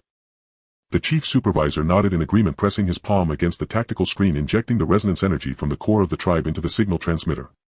A shorter, more concealed dark frequency pulse signal was calibrated by the geological frequency adaptation device and directed by the directional amplifier to be sent into the cosmic geological resonance field. This signal spread like a stone dropped into a deep pool, creating only a slight ripple in the resonance field as it propagated without any high-energy leakage, undetectable by any monitoring equipment of the Zeta tribe. In the underground cavern of Curran Star, the geological cores of the Battle Rock warriors synchronized with a gentle tremor, receiving the delayed orders. Using this precious 10-minute window, they made their final preparations. Several warriors skilled at condensing geological energy pressed their palms to the ground, gathering the leaking geological energy from the cavern into translucent makeshift energy shields, distributing them to every warrior. Those responsible for nurturing the geological cores crushed concentrated star energy crystals and evenly applied them to the calcified surfaces of the geological cores for temporary nourishment. The leader checked each warrior's rock blade connection. These simple production blueprints for the rock blades had already been sent via geological dark frequency communication, and at this moment they perfectly connected with the warrior's geological cores, radiating a faint energy glow. In the cavern, the resonances of hundreds of geological cores were low and uniform, like a volcano about to erupt, restrained yet full of power, with not a trace leaking outward. Inside the modular battleship dock of Qinglan Star, the sounds of mechanical arms at work intertwined with the humming of energy charging. 10 modular fortresses were undergoing their final module replacements. The infiltration fleet switched to silent propulsion modules and geological shielding modules, producing no sound waves or energy fluctuations while navigating. The decoy fleet equipped firepower feint modules and signal amplification modules to simulate the energy characteristics of the main battleships. The defense fleet replaced their modules with interception and energy supply modules to provide continuous support throughout the entire battle. The moment each battleship completed its module replacement, the nanorobot coating on the ship's surface immediately reconfigured across the entire area. Millions of nanorobots quickly filled all module seams and interfaces, transforming the previously segmented hull into a smooth dark surface without any edges or seams, completely mimicking an integrated hull in both visual and energy aspects, thoroughly concealing the modular features. Simultaneously, the coating initiated a full-spectrum stealth program capable of actively absorbing radar waves, infrared signals, and geological detection waves, while also simulating the appearance and energy characteristics of asteroids and stardust, becoming the most robust concealment barrier for the coalition. The first batch of mass-produced Star Energy rock blades was precision delivered by mechanical arms to the cargo hold of the infiltration fleet as core layer warriors of the Karen rock tribe boarded one by one, their stone feet thudding heavily on the metal deck, producing a dull yet resolute sound. As the last warrior boarded, the ship's hatch slowly closed, the jump engine began to preheat, and the pale blue glow of energy was rapidly absorbed by the nanocoating with no energy leakage around the hull. In deep space, the 10 modular battleships of Qinglan Star departed the fortress one after another. The decoy fleet raced ahead toward the outer channel of the asteroid belt, controlled by the Zeta tribe, actively releasing simulated jump signals of conventional battleships to attract the attention of Zeta patrol ships. The infiltration fleet and defense fleet closely followed, slowly advancing toward the hidden channel of the asteroid belt. This route was known only to the core layer of the Karen rock tribe, narrow enough for only a single ship to pass through, with the asteroid walls less than 10 meters from the hull and the natural energy turbulence acting as an invisible barrier, further shielding the ship's signals. The nanocoating of the battleship simultaneously mimicked the rocky texture of the asteroids, blending seamlessly with the stardust, suppressing the engine's glow to the extreme, not generating even a trace of stardust disturbance. The Zeta tribe's temporary monitoring stations and patrol teams remained oblivious to it all, continuing their futile inspections. Meanwhile, on the surface of Karen Star, the three teams of the Battle Rock Army set out from three hidden passages in the cavern, their stone bodies perfectly blending with the rocks and soil of Karen Star, moving like mountains toward the three suppression towers. The leader looked up at the rock layer at the top of the cavern, the resonance of the geological cores and the coalition fleet in the distant stars forming a faint echo through the geological resonance field. That was the tacit understanding that spanned light years, the final buildup before the ultimate confrontation between freedom and enslavement. The countdown of 72 hours had quietly entered its final seconds.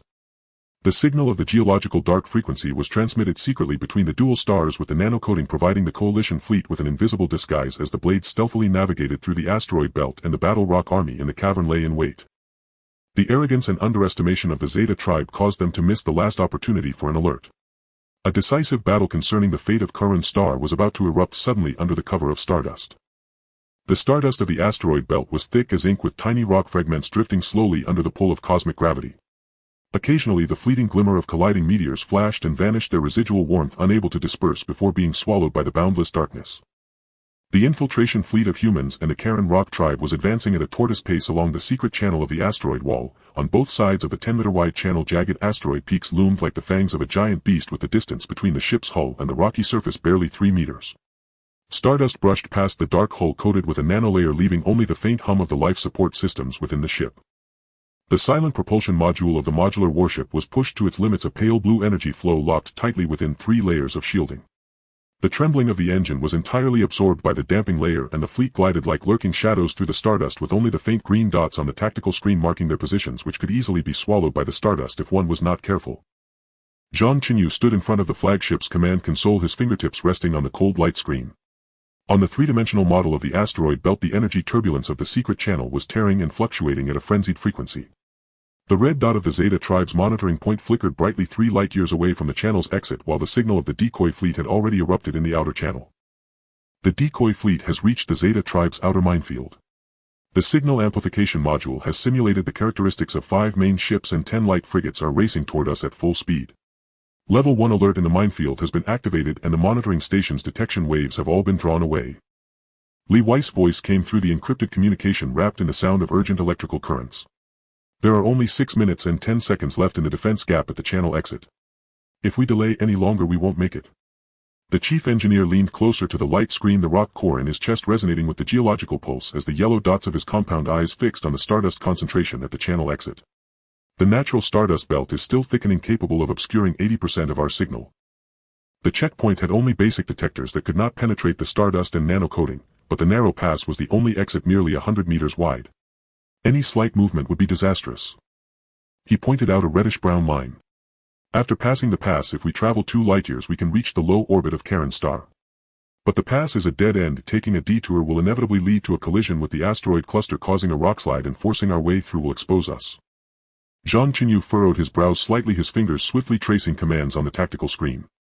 All ships switch to single-ship navigation, increase the distance to 500 meters, charge the main cannon to 50, and put the close defense guns in standby. Main cannon must not be fully charged and no energy leakage is allowed. If attacked, only close defense guns may retaliate. We must hold until the fleet passes. The flagship accelerated first, its nano-coating mimicking the asteroid texture, seamlessly blending with the surrounding stardust. The ship's front detector scanned the narrow pass and the light screen was deathly silent with no high-energy signals detected. But just as the leading ship's bow was about to enter the narrow pass, the flagship's alarm blared sharply. On the tactical screen, 2 pale purple dots suddenly lit up within the stardust at the very center of the pass. They were the Zeta Tribe's micro-mobile patrol boats blocking the channel while their energy detectors scanned the pass inch by inch in low-frequency mode. As the light beam passed, the stardust rippled with tiny disturbances. It's Morix-enhanced patrol boats. Each has 2 shooters equipped with small particle cannons. They lack shields but can transmit signals in real time. The chief engineer's rock core dimmed sharply, his compound eyes locking onto the 2 light points. The detection range is 200 meters. If we move even slightly, the particle cannons will lock onto us. Once the signal is sent, all the escort ships in the asteroid belt will converge on us. The asteroid walls on both sides of the narrow pass were covered in spiderweb-like rock cracks with stardust swirling weakly within them. Zhang Chenyu's gaze was sharp as he locked onto the area of the cracks instantly. Ships number 3 and 7 immediately deploy nano-interference robots along the rock cracks of the narrow pass to shield the patrol boats' detectors and communicators. The interference must last at least 30 seconds to allow all 10 warships to pass. Not even a second less.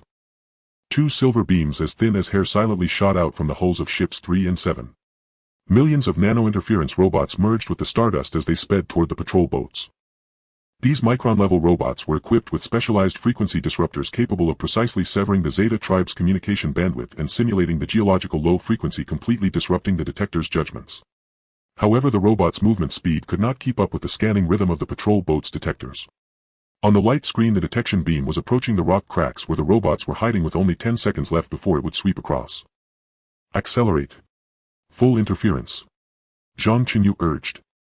The nanorobots suddenly sped up, attaching themselves to the patrol boat's detectors and communicators just before the detection beam passed over them. In the next second, the screen of the patrol boat's detector instantly glitched, flashing wildly while the signal bar of the communicator dropped to 0. The angry curses of the 2 Zeta Tribe shooters echoed through the disrupted waves, faintly drifting into the flagship's listening equipment. Damn it, this broken device. Another malfunction. Send a signal to the base. But it can't go out. Zhang Chenyu shouted, now's our chance. Full speed ahead into the narrow pass. As soon as Zhang Chenyu's command fell, the flagship darted into the narrow pass like an arrow released from a bow, its hull barely brushing past the side of the patrol boat. The nanocoating's disguise left the Zeta Tribe shooters completely unaware as they continued furiously banging on the detectors, cursing as they checked the wiring. 10 warships swiftly entered the narrow pass in succession, the 500-meter spacing allowing the fleet to weave through like a swimming dragon, with stardust swirling on both sides of the hull, not even a hint of airflow disturbance. Yet just as the last warship's tail was about to exit the narrow pass, the Zeta Tribe patrol captain suddenly fixated on the stardust at the ship's rear. The movement of the stardust was odd. Normally stardust drifts chaotically, but where the warships had passed, the stardust formed an extremely faint trailing flow, fleeting yet captured precisely by him. Something's wrong. It's not a device malfunction. He shouted, raising his hand. The particle cannon's muzzle instantly aimed at the faint trailing flow. There are intruders. Fire. Boom. The pale purple particle beam shot out, suddenly grazing past the tail of the last warship and striking the rear asteroid wall. As debris splintered, the high temperature of the particle beam seared the nanocoating of the ship's tail, turning the dark coating bright red. A pulse of star energy signal abruptly leaked out, shining like a spark in the darkness, blindingly bright. Crap. The signal has leaked. The chief engineer's rock core throbbed violently, his compound eyes filled with anxiety. The patrol captain's gaze immediately fixed on the glow, his finger pressing hard on the communicator. Sound the alarm. There are intruders in the secret channel. Before his finger could touch the communicator button, a pale yellow energy blade suddenly pierced through the patrol boat's cabin, precisely shattering the communicator, sending metal fragments flying alongside the stardust. It was a core warrior of the Karen rock tribe leaping out from the battleship's porthole under the cover of stardust.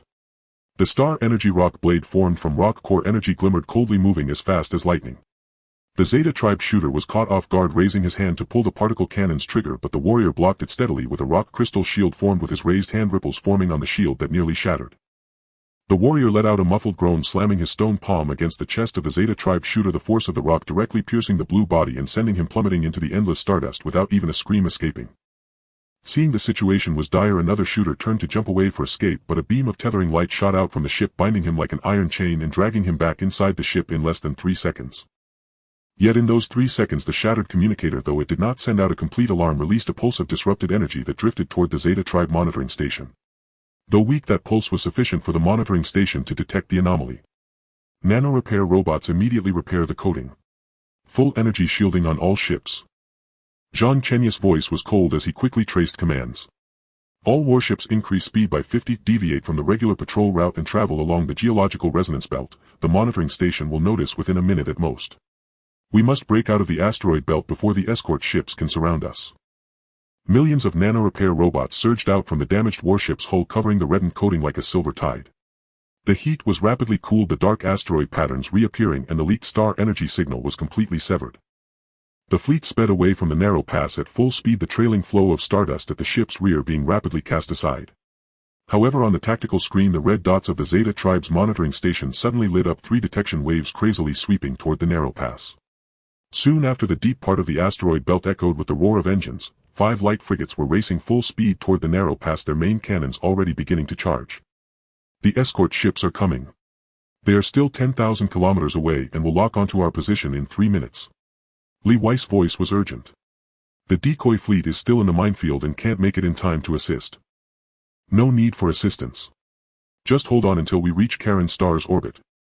Zhang Chenyu raised his hand to lock onto the escort ships. Open all closed defense guns, release stardust interference bombs to disrupt their locking systems. Do not fire the main cannon, do not expose combat power, just hold on until we meet up with the Battle Rock Army. Dozens of stardust interference bombs shot out from the hull, exploding behind the fleet to form a dense stardust barrier. The detection waves of the escort ships swept over the barrier, instantly glitching, and the locking systems were thrown into chaos. The Zeta tribe escort ship captain cursed angrily while ordering to increase speed, yet they could only fire blindly amidst the stardust barrier, with particle beams exploding in the stardust, unable to even touch the shadow of the fleet. Using the cover of the stardust barrier, the fleet sped toward Karen Star. Meanwhile, deep within the geological pulse of the red rock peak on Karen Star, the disrupted pulse drifting from the narrow pass unexpectedly resonated with Karen Star's geological resonance field. The rock core of the Battle Rock Army suddenly trembled violently. Next to the energy interface at the base of the suppression tower on Red Rock Peak, the Zeta tribe guards were patrolling with energy rifles when the ground suddenly began to shake violently. The rock patterns on the ground glowed with a reddish-brown light at a visible speed, as if a sleeping giant dragon had suddenly awakened, and hot waves erupted from the cracks filled with rich geological energy. This is geological energy. Isn't the suppression tower locked down? One guard looked shocked, raising his hand to report via communicator, when suddenly the ground shattered with a loud noise and several stone figures leaped out from the cracks.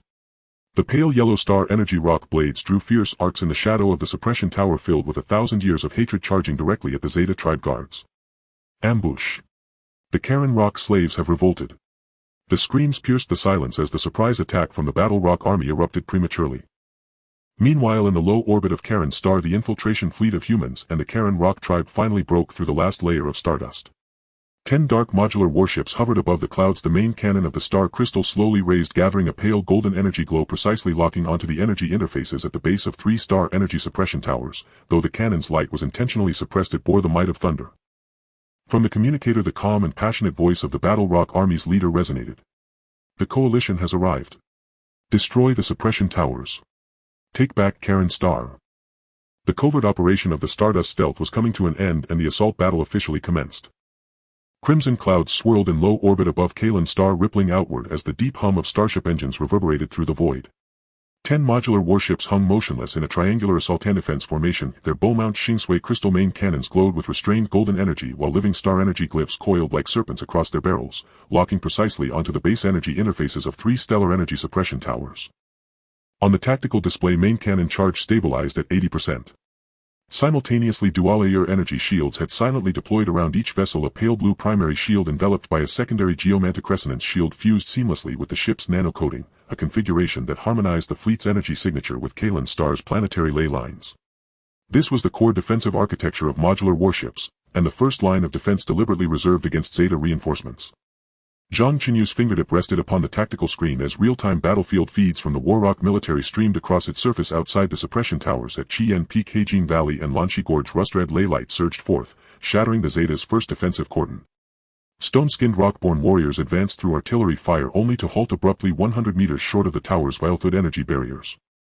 When crystalline rock shields collided with the Zeta barrier, they detonated in showers of stone shrapnel and crackling energy sparks.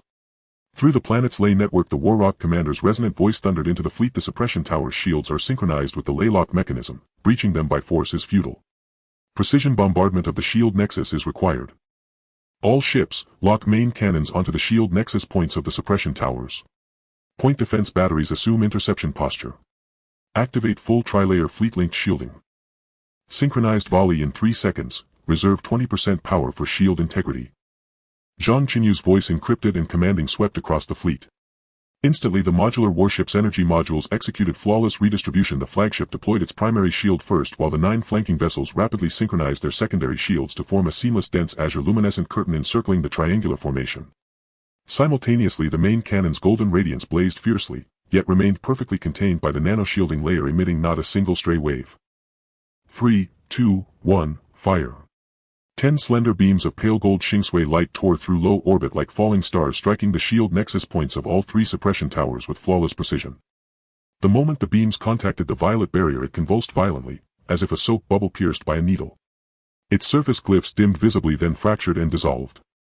Before Zeta point defense batteries could complete their charge cycle, the residual energy waves hurled them skyward. Metallic wreckage and volatile energy fragments spiraled downward toward Kalen Star's rust-colored surface. The shield is down, advance. The Warrock commander's resonant command erupted through the ley lines.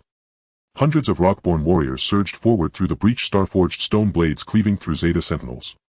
Pale yellow energy edges clashed fiercely with azure particle beams beneath the towers. The low-frequency resonance of rock cores merged with the planet's deep lathrum, forging the most thunderous war drum Kalen Star had ever known. From the asteroid belt, 5 violet specks accelerated relentlessly toward Kalen Star's orbit. The Zeta's 5 light frigates had finally breached the stardust barrier. Their main cannons glowed with ominous purple light, already locking onto the human fleet's flank. A deafening roar shattered the vacuum of space. Dare you invade Kalen Star? Annihilate them all.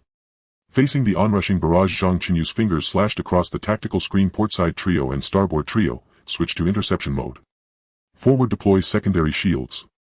Interweave point defense fire into crossfire grid. Center quartet, maintain suppression on the towers. Target energy coupling ports with precision point fire. The instant the order was issued, the modular warships completed instantaneous reconfiguration. Port and starboard shields surged forward, merging with the fleet-linked barrier to form a reinforced double-layer intercept curtain. Simultaneously, point defense batteries unleashed a torrential web of fire, intercepting incoming particle beams. Heaton. Particle beams struck the dual-layer shield, erupting in concentric waves of energy. Though the luminous curtain dimmed faintly, it held firm, unyielding as a bronze wall, against the initial onslaught. Real-time shield depletion metrics fed back to the command console. Energy modules instantly compensated, restoring the curtain to full brilliance. Meanwhile, point defense fire struck true, blasting the engine nacelle of 1 frigate, triggering a catastrophic cascade explosion. Violet flame and molten debris plummeted directly into Kalen Star's crimson cloud cover. Chief Overseer, dispatch an elite strike team from the Warrock forces to sever the ley-lock couplings at the suppression towers. That is the Zeta's core control over the planet's ley energy. Once severed, the towers will lose all power. Zhang Chenyu's gaze locked onto the internal schematics of the suppression towers displayed on the tactical screen, data secretly transmitted via sublay frequency by Kalen's rockborn elders. Their cold iron-like chains of Zeta energy bound Kalen Star's vital ley currents tightly at the tower's foundations, the most lethal vulnerability in the entire Zeta defensive network. The Chief Overseer's rock core immediately resonated in perfect synchrony with the Warrock forces, transmitting the command to the surface elite squad from Chien Peak: assault the ley-lock coupling. Amplify the ley resonance through rock core vibration, and coordinate with Starship bombardment. Several elite rockborn warriors disengaged from the front line, pressing their broad stone palms firmly against the rust-red ley-lock coupling at the tower's base. Their rock cores surged to a higher resonant frequency, achieving flawless harmony with Kalen Star's planetary ley rhythm. Violet Zeta glyphs across the coupling trembled violently. From its fissures, thick torrents of crimson ley light erupted upward. Inside the tower, Zeta technicians frantically manipulated control consoles, attempting to suppress the surging backlash, but their efforts proved utterly futile. Center Quartet, concentrated main cannon barrage on the Laylock coupling at Cheyenne Peak. 3 golden beams lanced from the fleet once more, striking the coupling with surgical accuracy. Crimson and gold light collided in a cataclysmic fusion, the coupling shattered into countless fragments. Freed ley energy surged upward like a dragon breaking its chains, coursing along the tower's glyphs. The tower's power core shrieked with piercing feedback as its violet glow rapidly faded, then vanished entirely. Cheyenne Peak suppression tower disabled. Teams at Haejin Valley and Lanchi Gorge, advance immediately. The War Rock offensive intensified. Empowered by the unleashed ley energy, rockborn warriors wielded their star-forged stone blades with terrifying lethality. Zeta defenses crumbled under relentless assault. Azure bodies fell one after another beneath the blades. At last Kalen Star's rust-colored soil drank the blood of its invaders. In orbit 3 of the Zeta frigates lay destroyed. The remaining 2, sensing imminent defeat, attempted to flee, only to be relentlessly pursued by human point defense fire. Precise strikes crippled their power cores and both vessels exploded in brilliant cascades of stardust high above Kalen Star's orbit. At the very moment the Laylock coupling at Haejin Valley teetered on the brink of collapse, the stardust layer at Kalen Star's synchronous orbit tore open, and a colossal beam of deep black particle energy erupted forth, carrying apocalyptic force as it slammed squarely into the fleet's linked shield. Alert! High-energy weapon impact detected. Linked shield integrity reduced by 40%. Secondary shield fracture detected on port flank vessel 2. A shrill alarm wailed aboard the flagship. On the tactical screen a massive black-hulled Zeta flagship emerged slowly from the stardust, its hull wreathed in violet plasma flames. Its insignia confirmed it as the flagship of Morak, the Zeta frontline commander. At its prow the colossal annihilation particle cannon still exhaled faint wisps of dark smoke from its recent discharge. Morak's flagship, form tight defensive formation. Activate ultimate defense shield. Cease all bombardment from center vessels, divert all energy modules to shield reinforcement. Port flank vessel 2, deploy nano-repair drones to seal the shield fracture. Zhang Chenyu's voice rang sharp with urgency. Energy modules across the fleet instantly switched to maximum defensive output, star energy previously channeled to main cannons now flooded the shielding systems. The triangular formation contracted inward and from the flagship bloomed a dense obsidian gold ultimate shield. Other vessels rapidly synchronized their shields to form an impenetrable golden luminescent dome encircling the entire fleet. This final defensive barrier, powered directly by Xingshui crystal energy, could withstand 3 full volleys from a capital-class flagship. It was Zhang Chenyu's ultimate contingency against elite Zeta combatants. Morak's enraged roar erupted across universal calm, saturated with unbridled fury. Wretched rock slaves, and insolent humans. You dare destroy my suppression towers. Today you shall perish in Kalen Star's orbit. Before his words faded, Morak's flagship recharged its annihilation particle cannon, the deep black muzzle glowing with intensifying ferocity. A second particle beam launched, slamming with devastating force into the obsidian gold ultimate shield. The shield shimmered violently, its surface fracturing into a dense web of cracks, yet held fast. Shield integrity dropped to 75%. The fleet's energy modules groaned under immense strain, but maintained steady output without faltering. Meanwhile on Kalen Star's surface the Laylock couplings at Haejin Valley and Lanchi Gorge had been completely severed. All 3 stellar energy suppression towers collapsed into total power failure. Rust-red ley energy surged across the planet like a tidal wave, utterly consuming the violet Zeta energies. Tower structures buckled layer by layer, crumbling into dust that rose in vast crimson plumes across the surface. More crucially, Kalen Star's amplified ley resonance wave surged upward along the orbital path, slamming directly into Morak's flagship. Its energy systems instantly destabilized and the annihilation particle cannon's charge stalled at 90%. Morak, you forget Kalen Star's ley currents have never belonged to outsiders like you. The Warrock commander's resonant voice echoed across the synchronous orbit, charged with millennia of hatred and triumphant exultation. Today marks your end. Fleet, reconfigure energy modules to main cannon mode. Maintain 10% power to ultimate shield. All 10 vessels, synchronize main cannon charge and lock onto Morak's flagship power core. Zhang Chenyu seized the fleeting opportunity, slamming his finger onto the firing command interface. Warrock forces, amplify the ley energy surge and lend us your strength. 10 Xingshui crystal main cannons simultaneously reached peak charge, coalescing their pale gold beams into a single colossal column of golden light surging upward from low orbit toward synchronous altitude. Simultaneously Kalen Star's crimson ley light surged skyward along the same axis, like a scarlet dragon wrapping itself tightly around the golden column. Together the 2 energies converged, carrying cataclysmic force, as they hurtled toward Morak's flagship. Morak's flagship hastily raised its shields, but they were already riddled with instability from the ley resonance shockwave. The golden column pierced the violet barrier effortlessly, striking the flagship's power core with absolute precision. A deafening detonation erupted in synchronous orbit. The deep black hull vanished beneath blinding gold and crimson light. Molten metal and volatile energy fragments rained down upon Kalen's star's rust-colored surface like fiery meteorites. Morak's final roar of fury dissipated into the silent void, leaving no echo behind. Above Kalen's star's low orbit, the obsidian gold ultimate shield gradually faded. Though scorched by battle, the 10 modular warships remained steadfast in formation. Below, across Kalen's star's rust-red expanse, the 3 suppression towers lay in utter ruin, while crimson ley light bathed the entire planet. War-Rock warriors raised their stone hands, their rock cores resonating in unison with the planet's deep pulse, issuing a low, resolute and eternal thunder. Through the fleet's comms, Zhang Chenyu's voice intertwined with the War-Rock commander's resonant tone, carried by ley lines and cosmic silence, resounding across every inch of Kalen's star, liberated. Crimson winds swept across Kalen's star's surface, lifting stardust and stone shrapnel into the air, the wind of freedom belonging equally to the Rockborn of Kalen and their human allies. The stealthy stardust hibernation, the perilous ambush at the Narrow Pass, the thunderous orbital assault, each phase culminated in this long-overdue liberation delayed for 1,000 years. Far beyond the edge of known space, the Zeta Armada had already begun its silent advance, a greater storm gathering on the horizon. Yet the alliance between humanity and the Rockborn of Kalen stood unshaken, rooted as deeply as the planet's ley lines, enduring as eternally as the stars themselves, ready to meet whatever came next. The acrid smoke of battle above Kalen Prime slowly dissipated in the cosmic wind, while the lingering golden luminescence of stellar marrow crystals intertwined with the ruddy glow of geothermal veins, diffusing a soft ethereal veil across the crimson cloud layer. 10 modular warships hung in low-orbit formation, their hulls still bearing scorch marks from recent artillery fire, yet under the meticulous traversal of nanoscale repair drones those scars faded visibly. Silver-gray swarms of machines flowed like rivulets over fissures in the armor, pale blue star energy resin spread along engraved plating grooves, and within moments the previously damaged lateral shield couplings were restored to seamless obsidian black nano coating. Zhang Chenyu stood before the flagship's command console, fingertips gliding across the tactical display as real-time repair metrics and energy replenishment progress shimmered into view. The portside secondary vessel had completed replacement of its auxiliary shield array, its core energy reserves had been restored to 98, and its primary stellar marrow cannon recharging system was fully operational.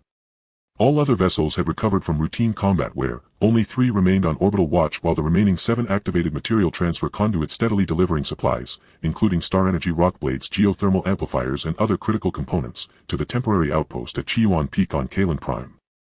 Captain, fleet restoration is now at 80%. Kalen Prime's geothermal energy field remains stable. The Rock Warriors have cleared the ruins of all 3 suppression towers, and the last Zeta-class sentinels have been eradicated. Li Wei's voice carried unmistakable fatigue, but also fierce exhilaration, as he transmitted a supply manifest to the main screen. Per our agreed-upon resupply protocol, the first batch of star energy equipment has arrived. The Rockfolk report that reconstruction of the geothermal lock clamps has already commenced. Zhang Chenyu nodded faintly, his gaze shifting downward to the live feed beneath the tactical interface upon Kalen Prime's rust-red expanse. Human technicians and Rockfolk warriors labored side by side. Rockfolk warriors studied geothermal resonance analyzers, human-engineered devices, with stone palms. Ruddy geothermal energy coursed fluidly along the instrument's engraved pathways, harmonizing perfectly with the star energy frequency being calibrated by human engineers. Young Rockfolk gathered around star energy nurturing chambers, tiny stony hands gently touching the pale blue luminescent surface. Their inner rock cores emitted delicate resonant tones, soft echoes answering the planet's deep rhythmic pulse. The chief overseer stood beside the rubble of Chiyuan Peak, his chest cavity, a lattice of living stone, pulsing in perfect synchrony with the planet's geothermal rhythm. Within his compound eyes, amber light points glowed with rare gentle warmth. A resonant transmission suddenly crackled through the comlink, the voice of the Rock Warriors commander thick with the timbre of grinding stone yet brimming with sincerity. Human allies, Kalen Prime's freedom was forged not in solitude but in shared valor. Today we swear upon this planet's very geothermal heart, and offer you a cup of stellar marrow wine, to celebrate our rebirth together. The scene shifted to the temporary camp atop Chiyuan Peak, where a stone table, wrought from condensed geothermal energy, held several translucent crystalline goblets filled with golden-hued stellar marrow wine, a sacred vintage brewed by the Rockfolk from planetary stellar marrow and stardust bloom nectar, the highest honor reserved for honored kin and sworn allies. Human soldiers and Rockfolk warriors stood shoulder to shoulder, clinking goblets, the crisp ringing chime of stone against alloy echoing without need for words. Where palms met, human warmth mingled with the lingering geothermal resonance of stone, silent, profound and transcending species. Rockfolk warriors encircled a roaring bonfire, their stony feet striking the crimson earth with deep unwavering thuds. The resonant thrum of their rock cores merged with the planet's subterranean roar, forming a primordial symphony both solemn and mighty. Human soldiers joined the circle, laughter interwoven with the Rockfolk's guttural chants, resounding across Kalen Prime's night sky, lingering long after the last ember dimmed. Zhang Chenyu stood at the flagship's viewport watching the firelight and revelry below. His fingertips tapped softly against the frame, a faint quiet smile lifted the corner of his lips. This battle had been arduous, yet it had forged an unbreakable bond between humanity and the rock folk of Kalen Prime, tempered in flame and sealed in mutual sacrifice. As night deepened, the jubilation on Kalen Prime gradually settled into calm, yet orbital sentinels remained on high alert, their nanoscopic detectors sweeping the surrounding void with steady cerulean beams. No sooner had Zhang Chenyu returned to the command console, his finger not yet brushing the activation key for fleet rotation and rest, than the tactical display shrieked with a piercing hum. A crimson Level 1 deep space alert erupted in the upper right corner. Anomalous readings from the outer system's stellar beacons, precisely 100 light-years distant deep within the Obsidian Nebula, revealed an impossibly faint yet unmistakably identifiable violet energy signature surging toward Kalen Prime at faster-than-light velocity. Its spectral profile matched the core energy signature of Zeta-class starships exactly. Magnify deep space telemetry immediately, lock onto the violet signal source and initiate full-spectrum analysis. Zhang Chenyu's voice hardened instantly. His fingers slashed across the interface, expanding sensor range outward to the Obsidian Nebula, 100 light-years away. On the tactical screen against a backdrop of ink-black cosmos, a slender violet speck pierced interstellar dust at blistering speed. Behind it trailed a vast nebula-shrouded violet band, its energy dispersion veiled by dense cosmic particulates, yet still registering at over 100 times the output of the Morak flagship. More chilling still was its trajectory, precisely targeted at Kalen Prime. At the Zeta Fleet standard FTL transit velocity, arrival would occur in no more than 7 days. Captain, energy signature analysis complete. Confirmed as the primary transit signature of the Zeta main fleet. Preliminary assessment indicates at least 50 heavy capital ships supported by 100 light frigates, and 3 Star Domain-class motherships equipped with Annihilation-grade main batteries. The technician's fingers flew across the keyboard, sweat glistening on his brow. The Obsidian Nebula's obscuration is extreme, we cannot detect concealed assets. But the energy fluctuations confirm the presence of high-tier Zeta command echelons and elite combat formations. At the sound, the chief overseer surged forward, compound eyes locking onto the violet band with laser focus. His chest cavities rock-core pulsed rapidly, alarmed, furious. When a Zeta Star Domain mothership deploys, it means planetary annihilation. They seek total erasure, not conquest. Their suppression towers lie in ruin. Morak lies dead. Now they bring their full armada, not for vengeance alone but to grind Kalen Prime into cosmic dust. Zhang Chenyu's gaze remained fixed on the violet band. His fingertips traced rapid vectors across the screen as calculations flashed through his mind. Only 10 modular warships orbited Kalen Prime. Even at peak readiness they could not withstand the Zeta main fleet. Yet the modular fleet's defining strength lay not in raw tonnage but in adaptive reconfiguration, disassembling and reassembling modules mid-transit, deploying interstellar gate chains to enable infinite battlefield iteration, the sole viable path to victory. He turned to Li Wei, issuing orders with taut urgency: initiate the Qinglan Star Modular Fleet Cross-Domain Reinforcement Protocol, activate the geothermal resonance communication channel between Qinglan and Kalen Prime, transmitting encrypted sub-frequency commands. This channel rides the universe's deepest geothermal harmonics, Zeta interceptors cannot decode it. 3 directives follow. First, deploy 30 fully equipped modular warships in 3 waves. The first wave, 10 vessels, must arrive within 3 days. Upon arrival, immediately disassemble and reconfigure jump drive power core and structural modules to construct a tactical scale jump gate, paving the way for subsequent reinforcements. Second, each reinforcement ship shall carry spare stellar marrow cannon modules, nano-docking manipulators and additional shield arrays, not only to augment current fleet capacity but to prepare for assembly of Star Annihilator cannons. Third, retain 10 vessels at Qinglan Fortress for defense. All module production facilities must operate at maximum throughput, ensuring uninterrupted delivery of critical components to the frontline assembly zones. Understood. Geothermal resonance channel is active, encrypted orders are transmitting now.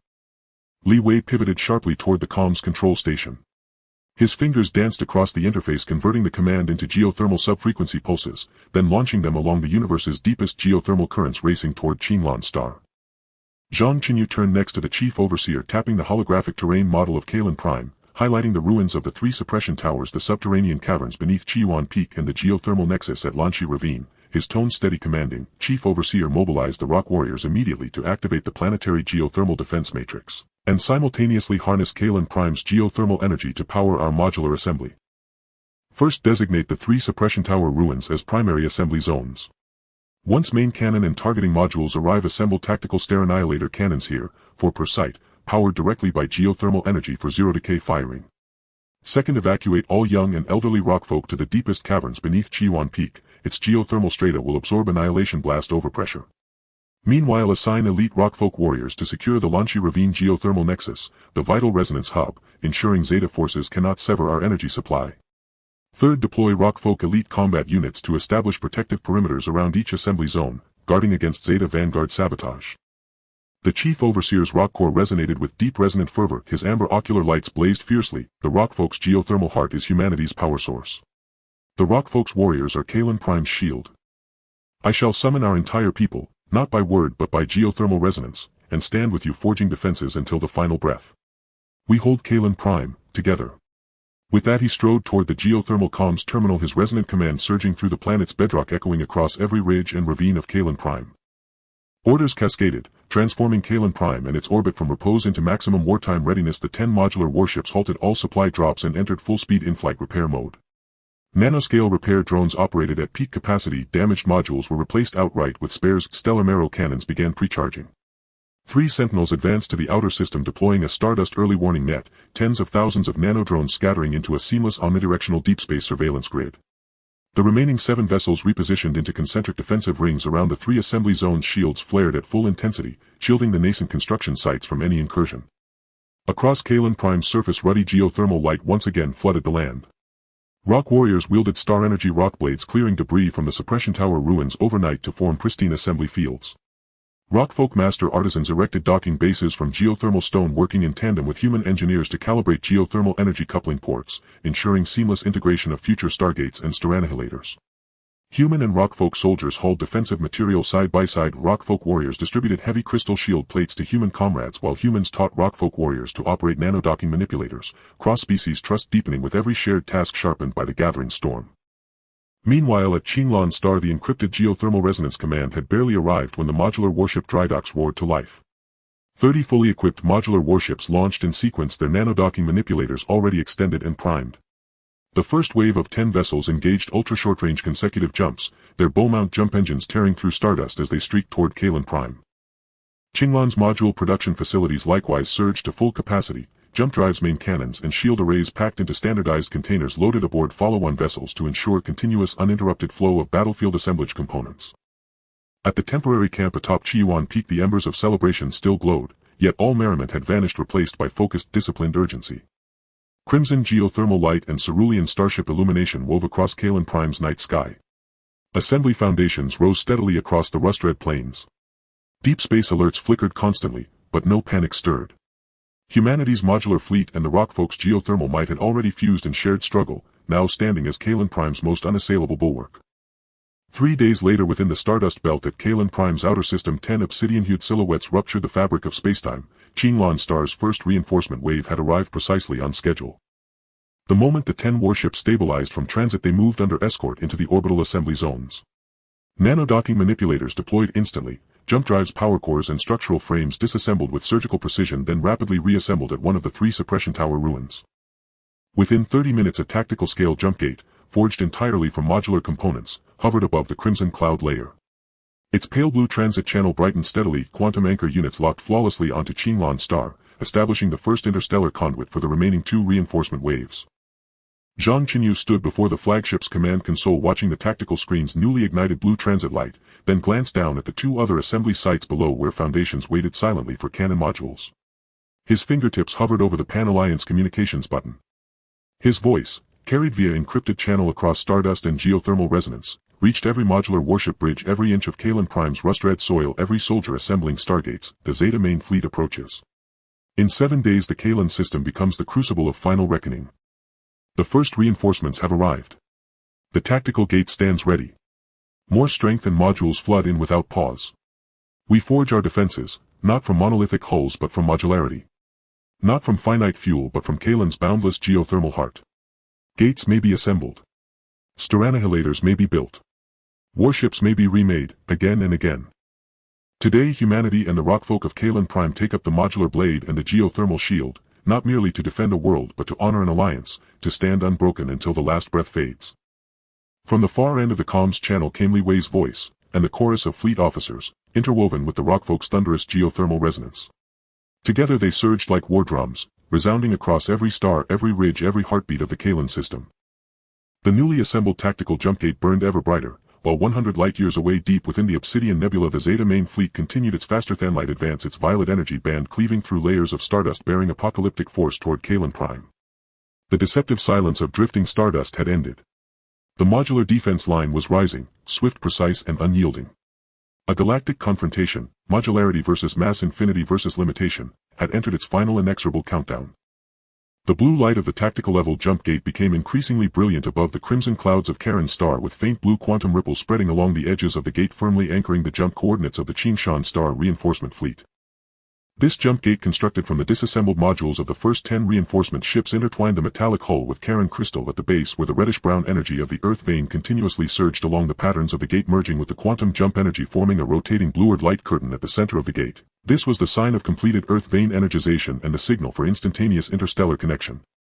Below the jump gate, the assembly area beside the ruins of 3 suppression towers was bustling with activity as human technicians and skilled craftsmen of the Karen Crystal tribe gathered around the recently disassembled modules, the sounds of metal clashing and the humming of Earth vein energy resonating throughout the area. Zhang Chenyu walked down the flagship along the rocky path of Chien Peak, first setting his gaze upon the brand new jump gate, then sweeping over the 3 assembly areas on the left. 4 ship-killing cannon barrel modules had already connected to the Earth vein base, their muzzles glowing with faint red energy points. In the center, the shield module array was being assembled layer by layer, with nano-connecting mechanical arms darting about like silver snakes, and on the right the emergency module reserve area, where the star marrow crystal modules were being guarded by the rocky warriors with a stone wall. Captain, the first energization of the jump gate is complete. The Qingshan star coordinates have been calibrated. The stability of instantaneous jump is at 98, and we can connect 10 fully equipped warships at a time under unlimited power supply from the Earth vein. The cooling only takes 1 hour. Li Wei hurriedly followed with a tactical board, the data constantly fluctuating. The second batch of 20 reinforcement ships has completed assembly at Qingshan star, and they will be connected in 2 batches. The first batch is ready to jump at any time, and upon arrival they will directly disassemble the modules for assembly without needing further adjustments. Zhang Chenyu nodded, lightly tapping the 3D model of Karen's star on the tactical board. The 3 assembly areas were interconnected by Earth vein energy bands, forming an integrated offensive and defensive layout with the jump gate. The technical team will guard the jump gate for connection guidance. After the first batch of ships arrives, prioritize the disassembly of the main cannon and shield modules for the assembly area, and deploy 2 tactical mechs around the jump gate to prevent jump fluctuations from attracting deep space anomalies. He looked towards the direction of the Earth vein core at Blue Creek. Supervisor, can the diversion of Earth vein energy support both the jump gate and the assembly area simultaneously? A heavy resonating sound of rock came from behind as the supervisor approached with steady steps, the yellow points of his compound eyes scanning the tactical board. Human allies, all 18 core Earth vein nodes are activated. Chien Peak, Blue Creek, and the ruins of the suppression towers form an Earth vein triangle. The energy diversion has been adjusted. The jump gate occupies 30, the assembly area occupies 50, and an emergency reserve of 20. Even with continuous connections to the jump gate, it will not affect the installation of the ship-killing cannon and shield. He raised his hand to point at the rock crystal conduit of the jump gate base. As long as the rock crystal lock does not lose energy, this jump gate standing on Karen's star is an uninterruptible interstellar passage. Before his words fell, the light curtain at the center of the jump gate suddenly blazed, a quantum ripple penetrating the light curtain as 10 dark-colored modular warships slowly emerged along the ripple, hovering above the assembly area right after completing the jump with the nano-connecting mechanical arms already deployed. With a command from Zhang Chenyu, the warships simultaneously activated their module separation mode, with the main cannon, shield, and energy core modules accurately landing in their respective assembly areas. The rocky warriors stepped forward to support the several-ton heavy modules, quickly completing the connection with the human technicians, instantly doubling the assembly efficiency. As the blue light of the jump gate faded into a 1-hour cooling and energization phase, the busyness of the assembly area intensified. Moments later, the urgent resonance of the Blue Creek Earth vein guards came through the communicator, filled with alertness. Supervisor. Human allies. The Deep Space Detection Network has captured signals from 3 Zeta reconnaissance ships approaching at high speed from 50,000 light-years away, with the signal bandwidth completely matching. They are expected to reach orbit in 3 minutes. Zhang Chenyu's expression suddenly turned serious as he opened the detection interface. 3 faint purple points broke through the star dust belt, heading straight for the jump gate. Clearly aware of the jump fluctuations, they likely aimed to destroy the interstellar passage. At this moment, the jump gate was cooling and unable to jump, and the ship-killing cannons had not reached firing conditions, leaving them to withstand the attack with their current combat power. Immediately adjust the formation of the orbital fleet, with 7 ships guarding the center of the jump gate, shields fully deployed to form a double layer of defense with the ground array. 5 tactical mechs took to the air, spreading out in a fan shape. 3 alert ships advanced into the star dust belt, feigning interception to exploit the cooling flaw of the jump gate and lure the enemy deeper. Remember, do not activate the main cannon to expose firepower. Completely annihilate the incoming enemies without leaving any detection data. Understood. The response from the communicator was synchronized and the three alert ships immediately headed towards the star dust belt, their shields partially open to feign a weak defense. 3 minutes later, three purple figures broke through the dust. The Zeta reconnaissance ships charged toward the orbit like arrows, their purple energy cannons blasting toward the jump gate base, but were firmly blocked by the double-layer shields, creating ripples yet unable to break through. The reconnaissance ships spread out simultaneously, launching fierce attacks from 3 directions on the shield array with purple energy cannons raining down like raindrops, while the ship's detection instruments were fully operational, frantically scanning the layout of the jump gate and assembly area, attempting to send back the defense line data to the main fleet. Their detection instruments are already activated. We cannot stall any longer. Zhang Chenyu stood at the high point of Chien Peak, issuing a cold order. The tactical mech team will maneuver around from the left flank, while the right flank will encircle and cut off their retreat route. The orbital warships will shrink their formation to encircle them, leaving one complete ship for analysis, while the other 2 will be directly destroyed. The moment the order was given, the 5 mechs suddenly accelerated, their thrusters spewing faint blue flames darting towards the reconnaissance ships like 5 bolts of lightning. The 2 mechs on the left flank struck first. If the star energy rock blade slashed down, drawing on earth vein energy to form a crimson blade light, striking heavily against the side of a reconnaissance ship, tearing a gash deep enough to reveal bone as purple energy liquid seeped out and crystallized into starlight in the cosmos, instantly rendering the detection instrument useless. The remaining reconnaissance ships hurriedly adjusted their directions, but they fell right into the encirclement of the right flank mechs, with the rock blades relentlessly slashing at the ship's armor and the cracks spreading rapidly. Seeing the situation turn dire, the 3 reconnaissance ships immediately activated their jump engines to escape, but the orbital warships had already formed an encirclement. The 7-ship star energy cannons fired simultaneously, the faint blue energy cannon precisely striking the jump engines. After 2 violent explosions, 2 of the reconnaissance ships exploded, purple flames bursting in the orbit, their wreckage drawn by gravity and plummeting into the atmosphere to be incinerated. The only remaining ship, lightly damaged, was captured by 5 mechs working together, dragged toward the warship dock for disassembly and analysis. The battlefield was cleared in just 10 minutes, and the technicians dismantled the core modules of the captured reconnaissance ship, integrating them into the tactical analysis system. The screen displayed encrypted codes rapidly being cracked, and the technicians' expressions turned grave. Captain, analysis is complete. These 3 ships are Zeta's Vanguard scouts. They not only aim to destroy the jump gate but also to confirm the coordinates of Karen Star. The code shows that the Zeta main fleet is set to initiate superluminal jumps under the cover of dark nebula, expected to arrive in the Karen Star system in 5 days, 2 days earlier than initially predicted. The supervisor's rock core emitted a rapid resonance, his compound eyes yellow points filled with anger. The Zeta must be planning a surprise attack before the defense line is fully assembled. 5 days is too tight to complete the assembly of 12 ship-killing cannons and the full coordination of the shield array. Zhang Chenyu looked at the analysis screen, his fingers swiftly tapping the tactical board, his gaze sweeping towards the jump gate which had reignited its blue light. 2 days earlier may not be a bad thing. Let them experience the taste of an unformed yet indestructible module defense. Li Wei immediately contact Qingshan Star, instructing the last 10 ships of the second batch of reinforcements to jump immediately. Subsequent reinforcement ships need not wait for batches, and each ship, once fully equipped with modules, should connect immediately. The jump gate must maintain 24-hour continuous energization for uninterrupted connections. The module production base should prioritize the production of targeting modules and shield cores, and every warship must complete disassembly for assembly within 10 minutes of arrival. He turned to the supervisor, his tone steady. Please dispatch the core war troops of the Rocky Tribe. Half will assist the technical team in assembling modules, as the power of the Rocky Tribe can significantly accelerate connection speed. The other half will be deployed to the jump gate and Blue Creek for defense, strictly preventing any subsequent reconnaissance ship attacks from the Zeta Tribe. The energy diversion of the Earth Vein Triangle should be increased by another 10, fully supporting the jump gate and assembly area. The warriors of the Rocky Tribe are the barriers of Karen Star. The supervisor's resonant voice was steady yet passionate, issuing heavy commands to the surrounding Rocky Tribe warriors. Dozens of core war troop warriors responded immediately, some shouldering heavy modules and quickly moving towards the assembly area, while others headed towards the jump gate and Blue Creek, their crimson figures weaving through the red earth, forming the most solid defense. Li Wei immediately contacted Qingshan Star through the Earth Vein Resonance Communicator. As soon as the order was issued, the blue light of the jump gate shone brightly once again, and 10 modular warships slowly emerged along the quantum ripples. After completing the connection, they activated module separation mode, with the main cannon targeting and shield modules falling like raindrops, quickly being taken away by mechanical arms and Rocky warriors as the progress bar of the assembly area visibly skyrocketed.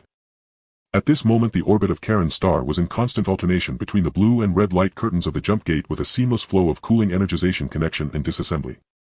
The reinforcement modules from Qingshan Star were continuously delivered through this jump gate to Karen Star. In the ground assembly area, the barrels of 8 ship-killing cannons had been fully assembled, and technicians were calibrating the targeting modules that had just arrived, with the cannon tips glowing increasingly brightly. The shield module array was 80 complete, the faint blue light curtain enveloping the 3 assembly areas intertwining with the Earth Vein energy to form an indestructible protective net.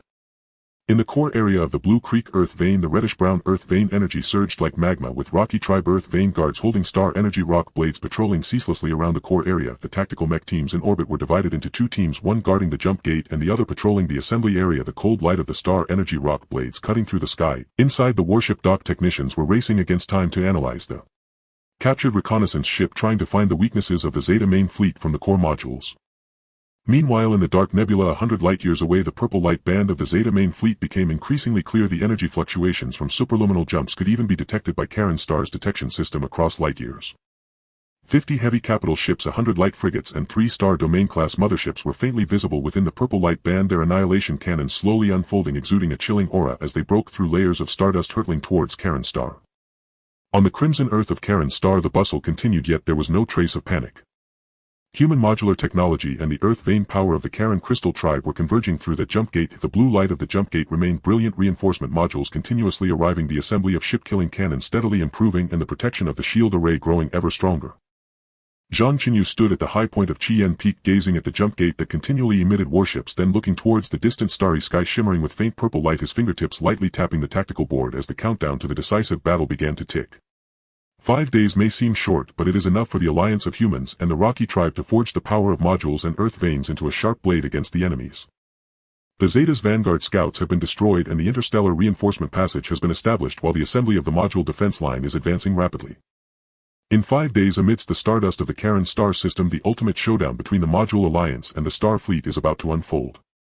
The alliance of humans and the Karen Crystal Tribe has long been fully prepared, using the jump gate as a pulse, the modules as blades, and the Earth Veins as shields, vowing to defend the rebirth of Karen Star and uphold the hope of interspecies alliance beneath the stardust. The quantum transit gate above Kalong Star pulsed ceaselessly with azure light. Alternating blue and crimson energy curtains flickered in rhythmic succession, cooling, recharging, and docking in flawless interlocking cycles, as reinforcement warships from Qinlan Star emerged unceasingly along quantum ripples. Constructed from the complete modular disassembly of the first 10 warships, this gate, amplified by geothermal energy, maintained quantum transit stability exceeding 98.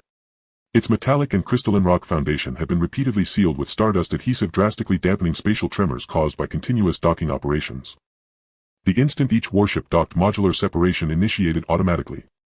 Dozens of nanoscale docking manipulators ascended from the assembly zone, synchronizing seamlessly with the stony arms of Rock Clan warriors to lift multi-ton primary cannons targeting arrays and shield modules with unwavering precision, swiftly conveying them to 3 designated assembly sectors.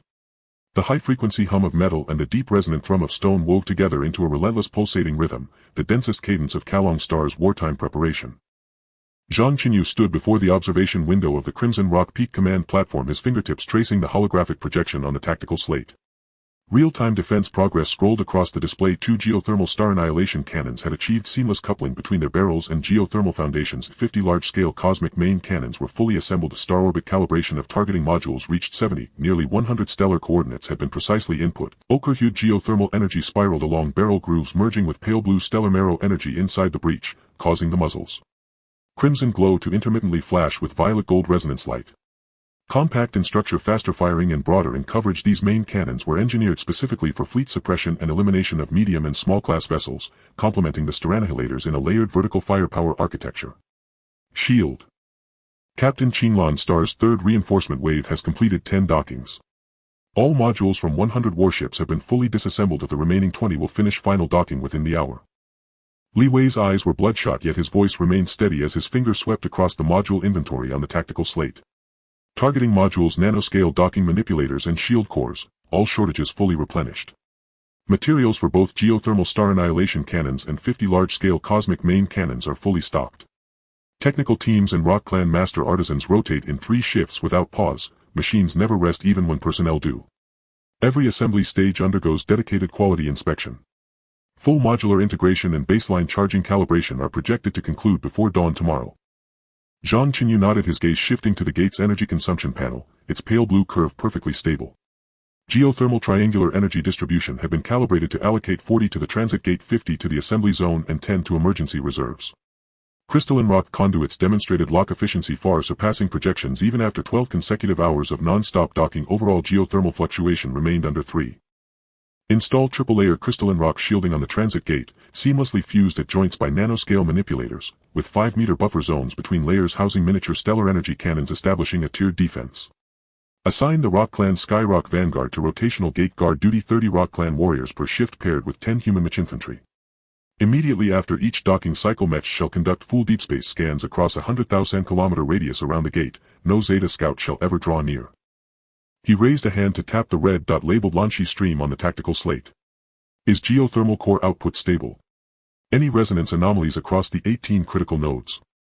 Before the sentence concluded, the chief foreman's resonant voice echoed through the comm, accompanied by the percussive clatter of crystal and metal. Human allies Launchi Stream's geothermal core output remains perfectly stable. Resonance deviation across all 18 node crystals stays below 0.5 Hz.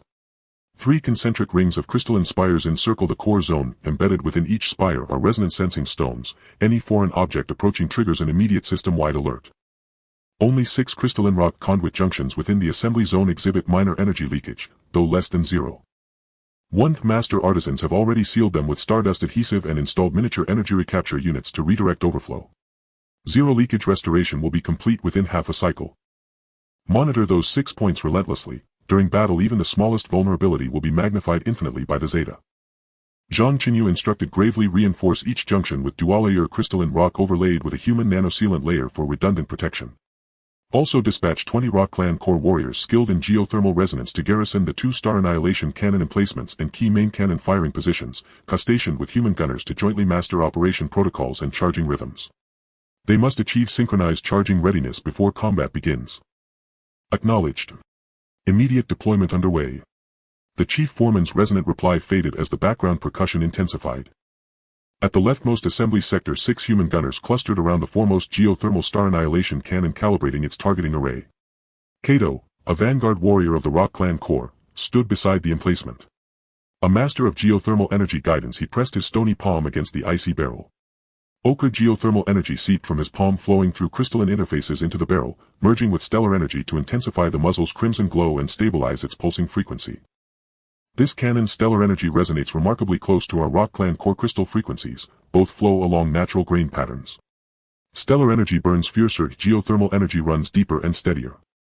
Kato's voice carried the coarse timbre of grinding stone, his compound eyes amber glow fixed intently on energy currents coursing within the barrel. During battle, if we channel geothermal energy at full capacity, cannon yield increases by 30%, and charging speed accelerates further. Chief Gunner Chen Yang's eyes lit up instantly. He knew better than anyone how decisive charging velocity and raw firepower were on the battlefield. He slapped the crystalline rock interface on the barrel. Then let's test synchronized charging right after calibration. You guide geothermal energy steadily via your core crystal. I'll modulate the stellar energy output valve. If we lock the charging time down, that's our cross-species signature strike. Kato's amber ocular points flared brightly as he gave a firm, deliberate nod with his stony head. Over the next half-cycle, the pair conducted more than 10 synchronized charging trials, from initial imbalance where muzzle light flickered erratically to perfect energy fusion where violet-gold resonance light stabilized into a steady radiant corona. Kato's core resonance frequency grew increasingly precise, Chen Yang's valve modulation grew sharper. Ultimately, they reduced the Star Annihilator standard charging time from 5 minutes to a consistent 3 minutes, its muzzle blazing with intensified violet-gold luminescence and destructive power elevated nearly 40%. It's done. Finally stable. Chen Yang's exultant cry erupted across the assembly sector. Human technicians and Rock Clan artisans gathered round, watching the charging metrics flash across the display, faces alight with exhilarated triumph. This cross-species collaboration had forged not just hardware but tangible hope for victory. The assembly sector's cheers drifted on the wind toward Crimson Rock Peak's command platform. Zhang Chenyu watched the synchronized charging data stream onto his tactical slate, and a faint quiet smile curved his lips. Cross-species synergy, evolving from tentative trial to seamless partnership, was crystallizing in real time into hardened combat capability through the forging of rock and machine. That unity mattered more than any advanced module or weapon. At that moment, the tactical slate flashed an urgent deep space detection alert. Pailored blips blinked rapidly at the outer edge of the transit gate's 100,000 kilometer perimeter. Technicians' voices rose in alarm. Captain, Zeta micro-reconnaissance drones. 3 units concealed within the stardust belt closing on the gate. Signal spectra matches captured scout vessels. This is secondary reconnaissance. Drones carry high-density self-destruct charges, intending to impact the gate and core modules. 3 mechs launch immediately, engage swiftly, sever comms, detonate remotely in deep space. No debris may approach the core zone. Zhang Chenyu's order was crisp and absolute.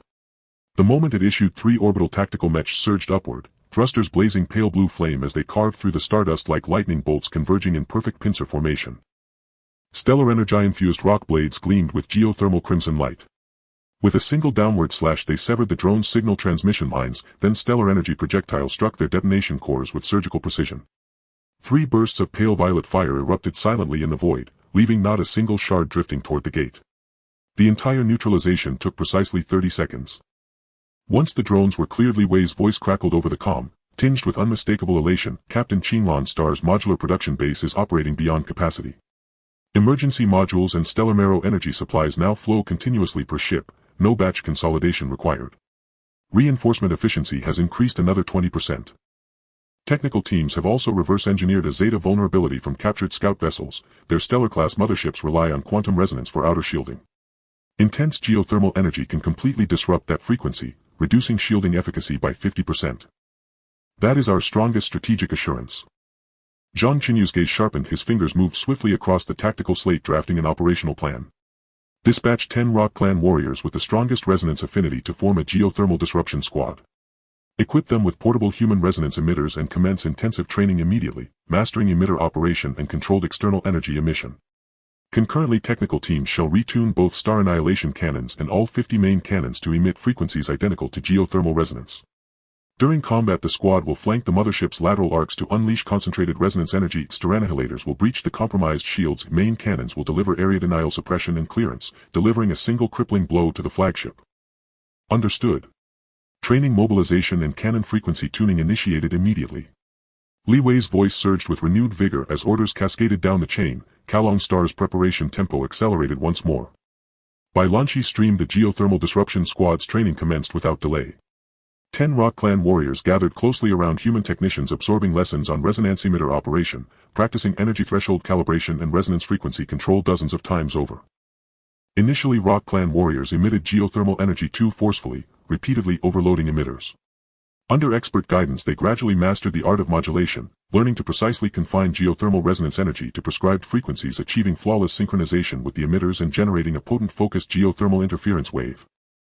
Above Kalong Star's orbit, the transit gate's azure light burned undimmed. Qinglan Star's final reinforcement wave glided serenely from the luminous curtain, mechanical sounds of modular disassembly rising and falling without pause. At the assembly sector, the 2 geothermal star annihilation cannons and 50 large-scale cosmic main cannons entered final integration stages, their barrels aligned in unison toward the stars.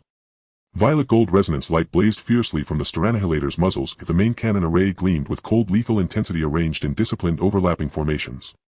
Along the seam between shield arrays and crystalline rock barriers, Rock Clan artisans and human technicians worked side by side, reinforcing the zero-leakage energy defense net, tighter, stronger, impenetrable.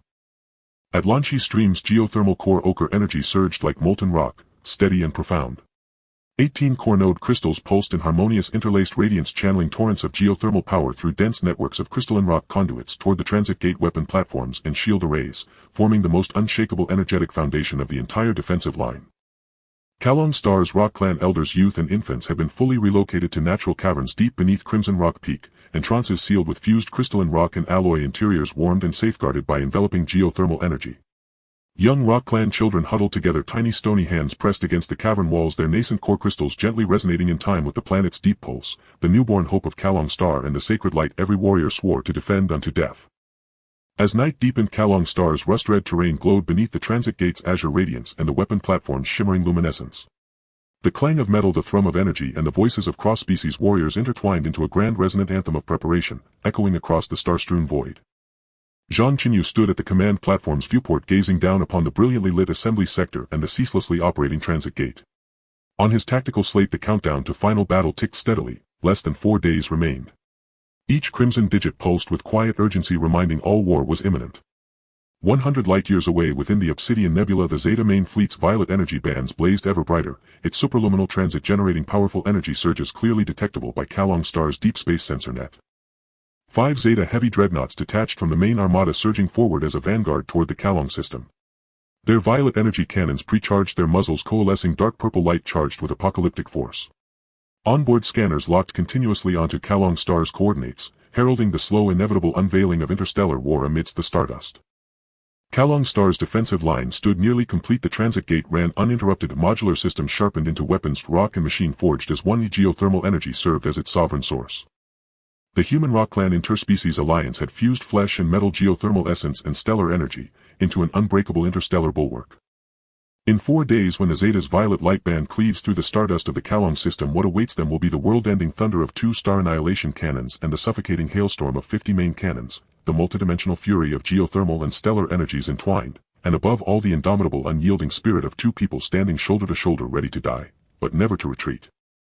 With 6 hours left until the decisive battle, the deep space detection network of the Karen galaxy captured dense energy signatures. The Zeta Vanguard fleet was 1.5 light-years away. The gravitational field disturbances of the main fleet shadowed their movements. The violet-blue halo of the main cannons charging extinguished the starlight, dying at a sinister crimson. On the orbital defense line, 2 terrestrial annihilation cannons stood tall like colossal peaks, while 50 large cosmic main cannons were arrayed in formation, their barrels reflecting the pale blue luminescence of Karen's star. As the last group of energy core calibration data turned red, the Rock Clan warriors emitted a deep resonance. Each heavy cannon was equipped with 3 backup modules for the barrels, targeting systems and energy cores. The assembly area's instant swap assembly line stood ready. Storage modules were organized by type, and a rotating team of 24 nanomechanical arms and Rock Clan warriors compressed the process of battle damage stripping, connecting debugging into a single key press, with actual replacement taking a minimum of 6 minutes and a maximum of 9 minutes. The dual-layer defense of the full domain shield and rock crystal barrier had completed overall reinforcement, with the Stargate operating continuously for 24 hours. The backup modular warships from Qinglan Star had locked onto single ship jump coordinates, ready to fill any gaps in the defense line. At the center of the command platform, data streams from the core control interface cascaded like a waterfall. The technical team utilized core computational power to implant the infiltration program developed for the Zeta system into the bait probes and the wreckage of captured reconnaissance ships. The program's 4-step logical chain of infiltration, lurking, seizing, taking over had passed the ultimate stress test. The Zeta ships came equipped with emergency firewalls and independent Zeta intelligence cores. Forced intrusions would trigger countermeasures within 3 minutes. We must engage in a tug-of-war and find a gap. The voice of the technical team leader was urgent as Zhang Chenyu stared at the red dots on the holographic sand table, tapping lightly. The terrestrial interference team and mecha squad are to immediately occupy the flank asteroid belt. Once the program breaks through for the first time, cooperate with the interference frequency immediately. The artillery tactics were finalized. The 50 large main cannons would fire in 3 batches, continuously suppressing and forcing the enemy to operate at full capacity. The 2 annihilation cannons would remain silent, only executing pinpoint eliminations when the target's shield collapsed or was seized. The swirling violet and white halos at the cannon mouths represented the synchronized adjustments of the human and Rock Clan forces to the terrestrial star energy frequency, with power increased by nearly 40% compared to the initial installation.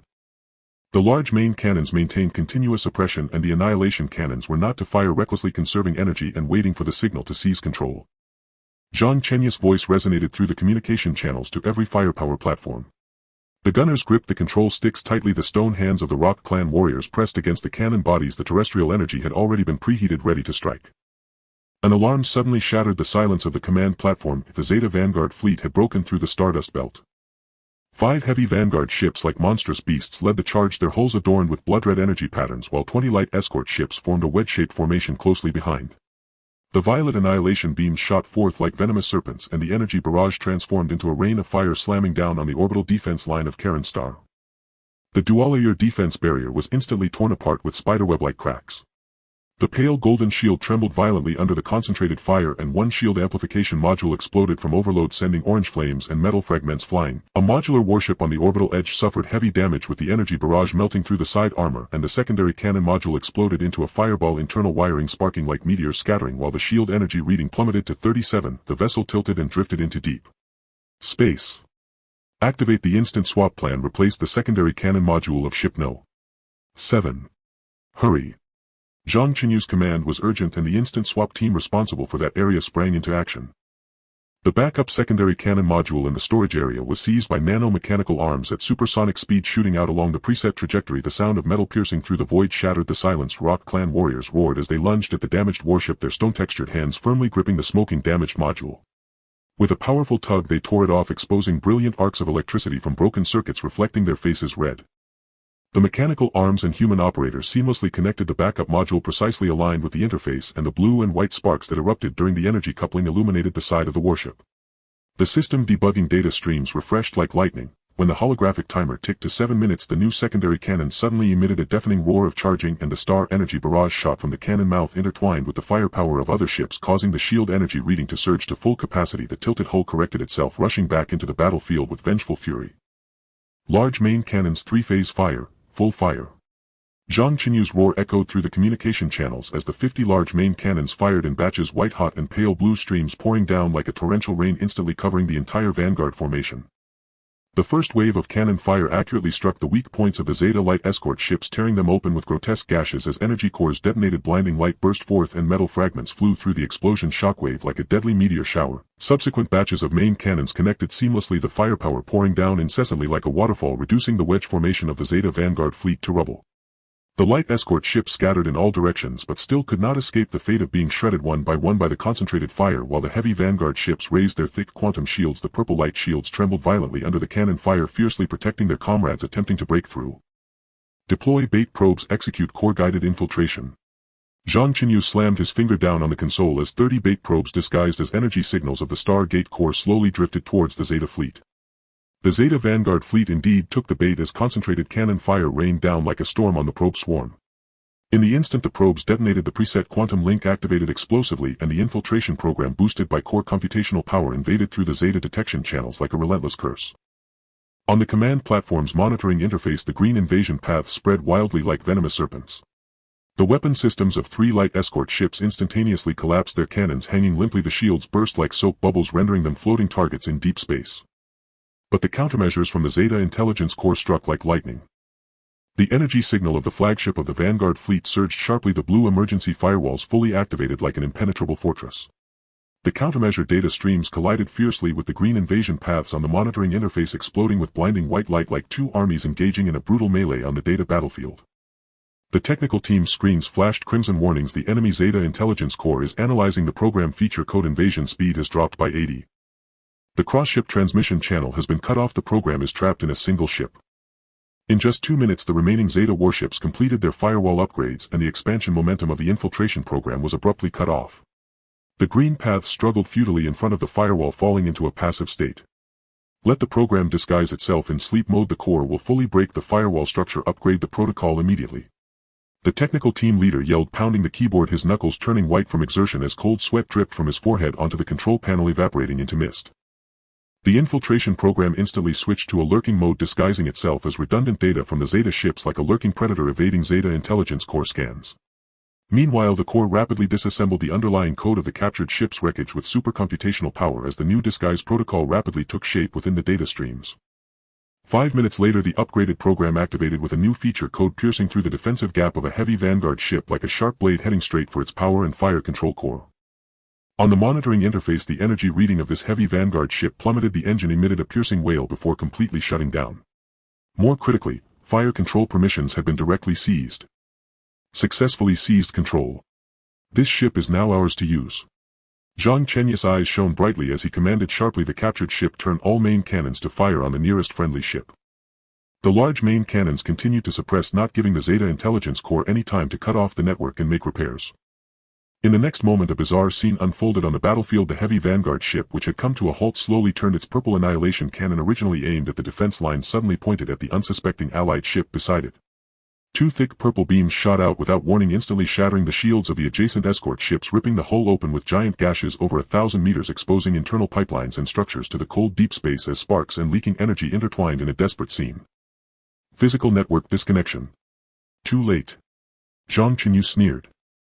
To mitigate losses, the Zeta command ship ruthlessly severed the communications link of the captured ship. However, the underlying logic of its fire control and power had been completely rewritten by the core. Even offline it continued to execute the final command, self-destruct its core energy while unleashing all remaining ammunition at the nearest Zeta ships. The violent self-detonation engulfed the surrounding, swallowing 3 escort ships along with it, debris scattering in every direction. The halted heavy Vanguard ship became the turning point of the battle. The energy of the quantum shield lacking power support plummeted by 60, the pale purple light shield dimming and becoming transparent, riddled with cracks. Zhang Chenyu slammed his hand on the control panel. 2 annihilation cannons focus fire. Break through its core. The large main cannons maintain suppression, do not give them a moment to breathe. The long-dormant annihilation cannons simultaneously ignited with blinding golden purple light as the terrestrial and star energies resonated in the cannon chambers. 2 beams as thick as mountains traversed the starry sky, reaching their target in an instant. The pale purple shield couldn't hold for even half a second, collapsing explosively, the beams directly piercing through the core of the ship, triggering a chain reaction of detonations. A massive explosion illuminated the deep space brightness rivaling that of a star as the scorching shockwave swept across, instantaneously vaporizing the surrounding stardust, illuminating the entire battlefield. Meanwhile, the terrestrial interference team hidden among the asteroid belt boarded mechas that ghosted around the flanks of the remaining 4 heavy Vanguard ships. The terrestrial resonance generators on the shoulders of the mechas roared to life as ochre energy waves surged forth, accurately hitting the Zeta warship shield generators. The frequency of the quantum shields was forcibly disrupted, rippling with distortions on the surface, the protective efficiency plummeting by 40%, and the once impenetrable defensive barrier now revealed multiple visible weak points, fragile as paper. The firepower of the large main cannons reached its peak instantly. The 50 heavy cannons unleashed their firepower like a torrential storm, combined with the star energy cannons of the orbital warships, forming an all-encompassing fire coverage with white-hot pale blue and purple-gold light beams interweaving into a deadly net enveloping the Zeta fleet. The light escort ships under the concentrated fire resembled fragile paper boats being torn apart and blasted to bits, metal fragments and energy debris floating in the deep space creating a death zone. The remaining heavy Vanguard ships barely maintained their core systems operation thanks to Zeta Intelligence Core countermeasures, but their hull armor was riddled with grotesque cracks from the sustained bombardment, the output power of the energy cores continuously declining and the energy patterns on the hull flickering like a candle in the wind. The technical team seized the excellent opportunity as the Zeta fleet was busy dodging fire and the Zeta Intelligence Core computation experienced a brief gap, launching a full-scale attack with the support of the core. This time the program equipped with the cross-ship disguise infiltration function successfully broke through the Zeta command ship's firewall like an invisible assassin. The weapon control system of the command ship instantaneously fell, the targeting coordinates of the main cannon forcibly altered, and the purple annihilation beam originally aimed at the orbital defense line suddenly turned towards the nearby allied ship. 2 thick purple beams struck without warning, instantly shattering the shields of the adjacent heavy Vanguard ships, ripping their hulls open with gaping holes of thousands of meters, exposing internal pipelines and structures. Taking advantage of the Zeta fleet's chaotic self-inflicted wounds, Zhang Chenyu coldly commanded annihilation cannon designated target. 2 beams of purple gold light once again ripped through the starry sky, accurately hitting the cores of 2 heavily damaged warships, the intense light exploding, vaporizing them into nothingness. The last heavy Vanguard ship's shield was on the verge of collapse, struggling for several seconds under the continuous grinding of the large main cannons and the intimidation of the annihilation cannons, ultimately being completely erased by a beam from the annihilation cannon. As the last remnants of the Zeta Vanguard fleet turned to stardust, the command platform erupted in a brief yet fervent cheer, but the deep space detection network swiftly captured an even more suffocating energy fluctuation. The Zeta main fleet had broken through the dark star cloud, 50 main ships crowding around 3 Starfield-class motherships rolling in like a black cloud pressing against the city, now only 0.5 light-years away from the Karen galaxy. 0.5 light-years. The mothership's annihilation main cannon fully deployed, its 10,000 meter-long barrel radiating a horrifying purple glow, energy fluctuations sweeping in like a tsunami. Detection data indicated that its onboard Zeta Intelligence Core was of a higher grade, with firewall strength increased by more than 3-fold. All personnel on alert. Instant swap teams repair the damaged modules, not a minute can be wasted. Technical team have the core analyze the data from the Vanguard ships and optimize the seizing protocol to the utmost perfection.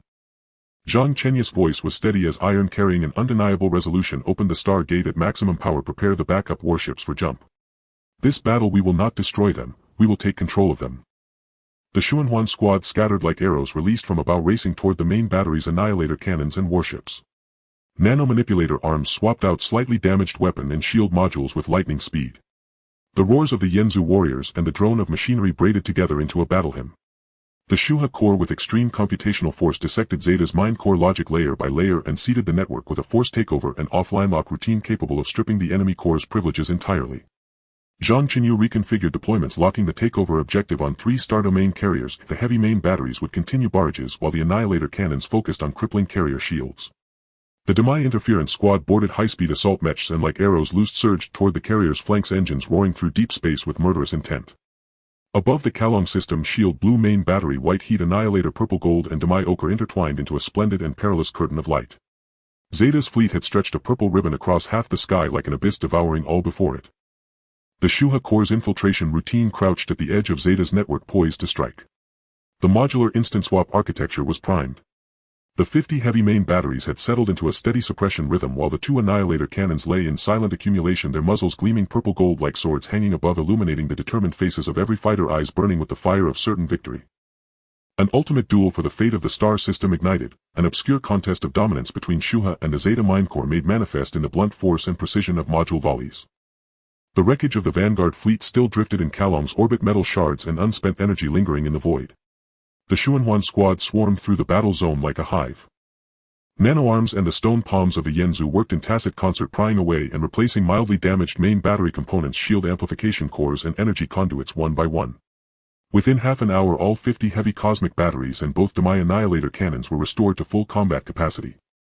Reserve module bays once again brimmed to saturation, the assembly lines maintained zero latency response. Within the command dais the Shuha core's holographic field filled an entire wall, data stream scrolling and refreshing at speeds 100 times greater than conventional computation.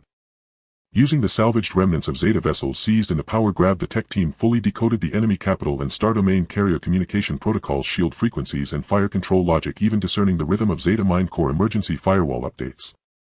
The carrier-level Mind Core computes with 7 times the intensity of a Vanguard ship. It has triple safeguards, network cutoff countermeasures, privilege rollback and low-level formatting. If an intrusion is detected, external access locks down within 3 seconds. The tech chief stared at the architectural schematics in the holofield, voice grave yet barely concealing excitement. But we have its low-level signature. If we find even a 1-second energy gap, Shuha can forcibly inject a takeover routine. Zhang Chenyu tapped the tactical table. Orbital defenses, ambush points in the asteroid belt and Demai conduit power nodes lit up one by one. Tactics unchanged, split the 50 heavy main batteries into 3 staggered volleys to suppress escorts and grind down carrier shields, forcing the Zeta Mind Core to operate at full load. The 2 Annihilator cannons stay silent, targeting only shield weak points and power coupling nodes. No greedy shots, no waste. The Demai Interference Squad mounts assault mechs. Once the Annihilator cannons tear a gap, synchronize resonance to create the access window for Shuha. His gaze swept the room, voice ironclad. This battle does not seek destruction, it seeks conquest. A captured carrier becomes our hardest shield and most potent cannon. Before his final syllable faded, the deep space sensor net erupted in a blinding crimson alarm. The star map was swarmed with dense purple energy blips. Zeta's main battle fleet was upon them in full force. 3 star domain carriers formed a triangular core, their tenthisandmeter hulls like moving fortresses. The dark purple halo of their bow annihilators nearly obscured the stars, and the energy tracings across their hulls were many times denser than those of the Vanguard. 50 heavy capital ships flanked them. Thousands of light escorts and assault boats made a dense spearhead. Even across light years the hum of synchronized cannon charging could be precisely detected by Shuha through energetic conduction. Most suffocating of all the 3 carriers, Zeta Mind Cores had networked their compute power. An invisible electronic interference wave swept out like a tsunami, seeking to cripple Kalong's communications and sensors outright. Shuha, initiate full-spectrum anti-jamming. Zhang Chenyu barked. A pale blue field of computational light expanded in an instant, enveloping the command dais, orbital defenses and the gate. Shuha drew on Demai energy as backup compute, forcing against Zeta's electronic suppression. Frequency shifts, decoy signals and false comms links deployed layer by layer, dismantling the enemy's interference. The detection displays flickered for mere seconds and cleared. Zeta fleet formations, coordinates and energy readings stood revealed in precise detail, and not a single communications or fire control link had been severed. First wave of covering fire incoming. Zeta's carriers offered no probing shots. All 3 bow annihilators charged simultaneously. 3 dark purple pillars thousands of meters wide sheared across the starfield, bearing the force to melt planetary crusts, and slammed toward the core shield zone of Kalong's orbit. The double-layer defensive barrier shuddered violently. Web-like cracks webbed across the pale gold shield surface. The crystalline rock barrier erupted into several conflagrations. 3 shield amplifiers overloaded and melted away, scattering energetic fragments like a meteor shower. Xuanhuan squad, repair the amplifiers. Heavy batteries, 3-stage staggered volleys, fire. 50 heavy main batteries answered with thunder cascades of white-hot and pale blue beams, linking in seamless staggered waves like a reverse-flowing river of stars, instantly engulfing Zeta's screening escort squadrons. The dense bombardment tore through the shields of light ships, reducing them to airborne shards. The quantum shields of heavy capital ships barely held but trembled under sustained barrages as their energy readings plunged.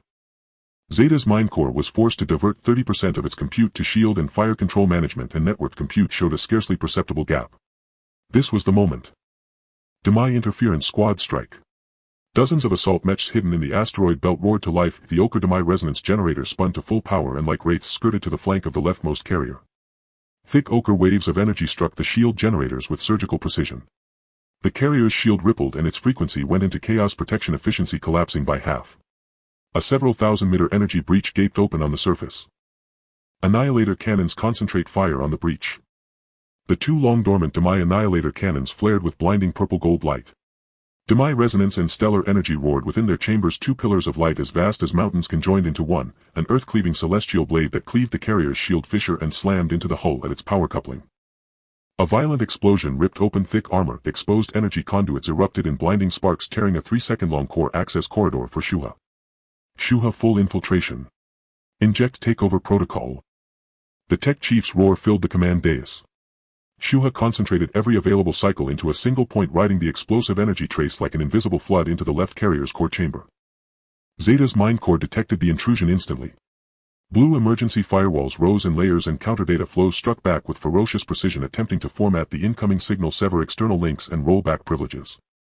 The data layer struggle was more brutal than the physical battle. Green and purple data streams collided across the holofield, erupting in blinding flashes. Enemy mind core deploying compute network support, infiltration speed down 60%. Privilege lock triggered, hold the last low-level permissions. Zhang Chenyu reacted without hesitation.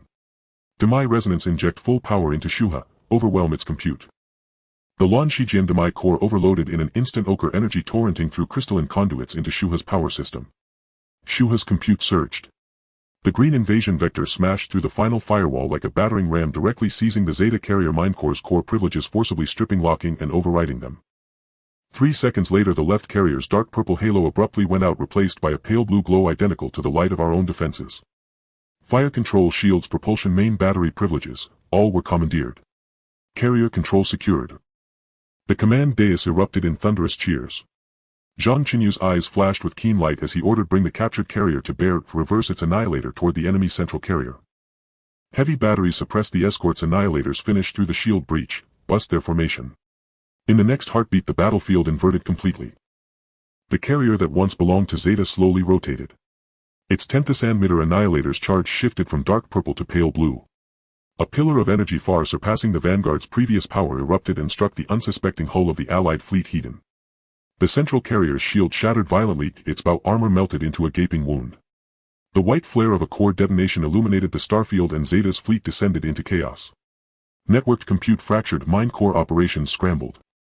Countless ships lost command, maneuvering wildly and colliding with one another. The remaining 2 carriers raged like lunatics, hammering the seized carrier and Kalong's defenses. Their annihilator beams detonated in purple bursts, but the commandeered carrier's shields bore down and absorbed the majority. The 50 heavy batteries intensified their curtain of fire. The 2 annihilator cannons picked out precise weak points in enemy shields. The Demai interference squad kept up a roving disruption while Shuha crawled along the scrambled comms chains to extend its infiltration toward the second carrier.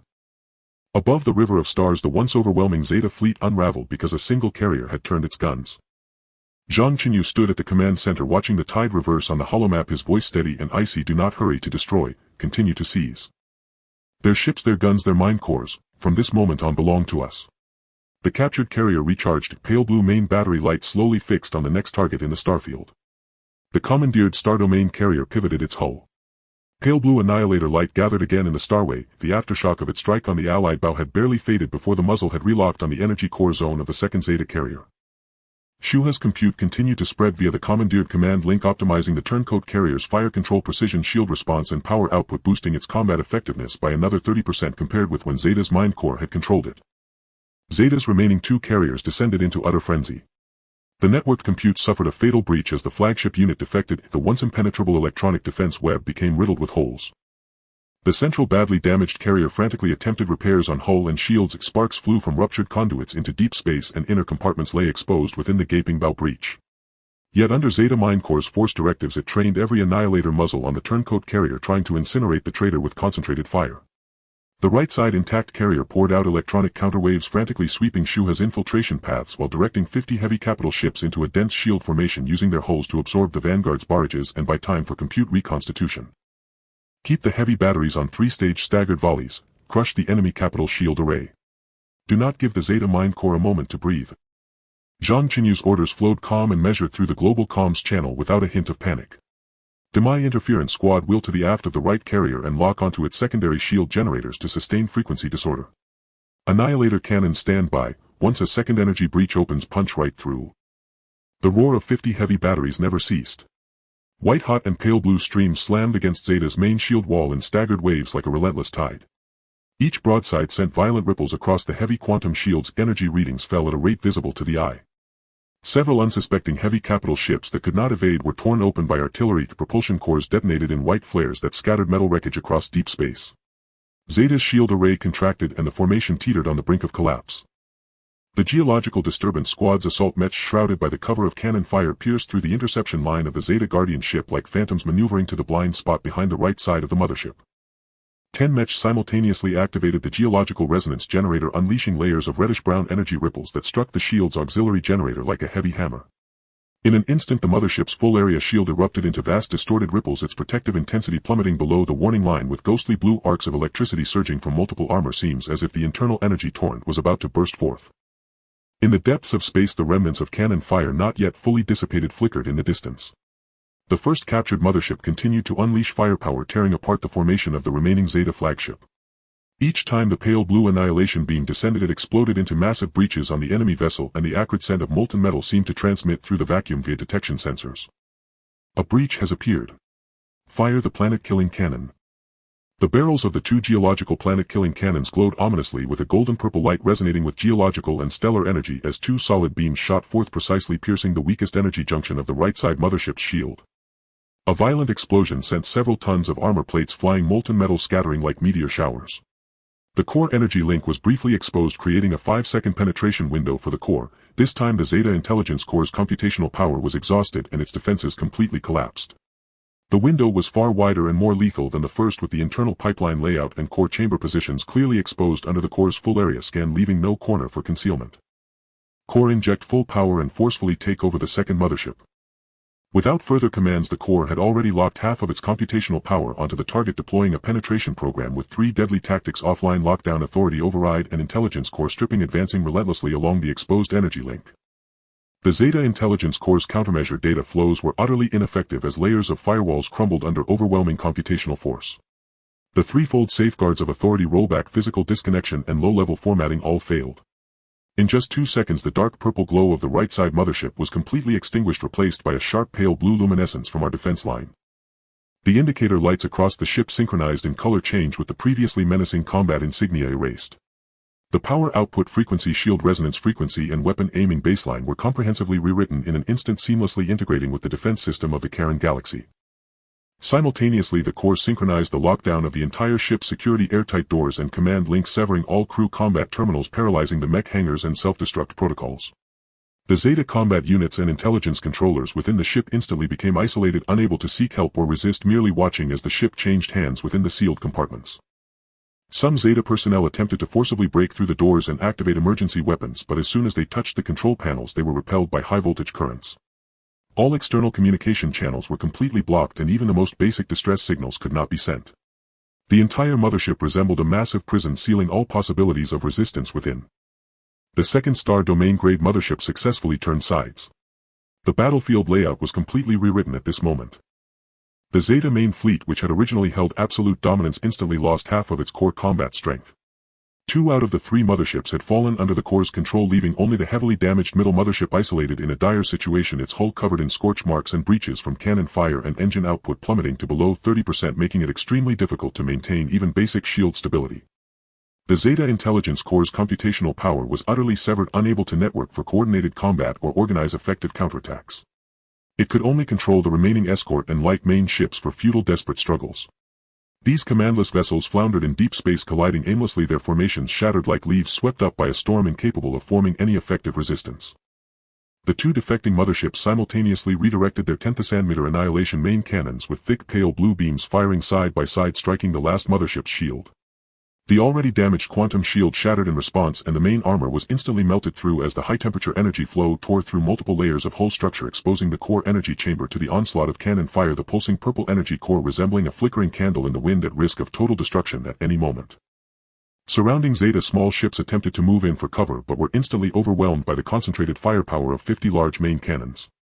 Waves of explosive white light continuously erupted in deep space, debris and fragments forming a deadly metal storm that shredded all nearby targets. Do not destroy it, leave the core chamber. Core, prepare for the third takeover. Zhang Chenyu sternly halted the gunner about to deliver a finishing blow, his gaze like a knife locking onto the last bit of purple on the star map. Completely strip the intelligence core, lock down the entire ship and eliminate internal resisting units. His voice resonated through the full area communication channel, steady and resolute, without a hint of panic or hesitation. After continuous battles with Vanguard and main forces, this commanders will have become as hard as steel, with each order precisely in sync with the rhythm of the battlefield. The 50 large main cannons immediately reduced their power from destructive bombardment to precise suppression, only targeting the remaining escort and main ships, sparing the mothership's core. The energy glow at the cannon mouths gradually converged and the targeting system relocked onto the scattered fleeing enemy small ships. Each shot was precise like a scalpel, removing all threats, wasting no energy. The geological disturbance squad closed in, continuously releasing resonance waves to disrupt the intelligence core's operations, thoroughly shattering the Zeta's final defense system. The reddish-brown energy ripples formed an invisible giant net, tightly wrapping the last mothership, causing its internal intelligence core system to spiral into computational chaos, unable to initiate even the most basic self-defense. The two defecting motherships opened their heavy shields, protecting the Karen defense line, Stargate and construction zone behind them, transforming into an immovable mobile fortress. The pale blue shield curtain unfolded in deep space, resembling two giant full moons, blocking all incoming cannon fire. The armor on the surface of the hull glimmered with a cold metallic sheen under the energy enhancement, and the once menacing beast of invaders had now become the sturdiest barrier protecting this star system. The core's infiltration path ensnared the last mothership like a spider's web. Data flows surged into every node, every pipeline, every control terminal.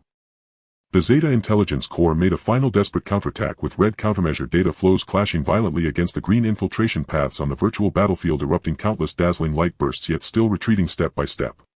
Core computational units were devoured, formatted and replaced one by one until, with a sound of virtual shattering, all resistance completely dissipated and core permissions were stripped, sealed and formatted.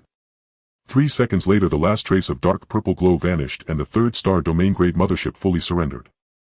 The core immediately locked down all ship airtight passages, severing energy to non-core areas, paralyzing all shipborne weapons and control terminals. The remaining Zeta units within the ship were entirely disabled, leaving no possibility for resistance.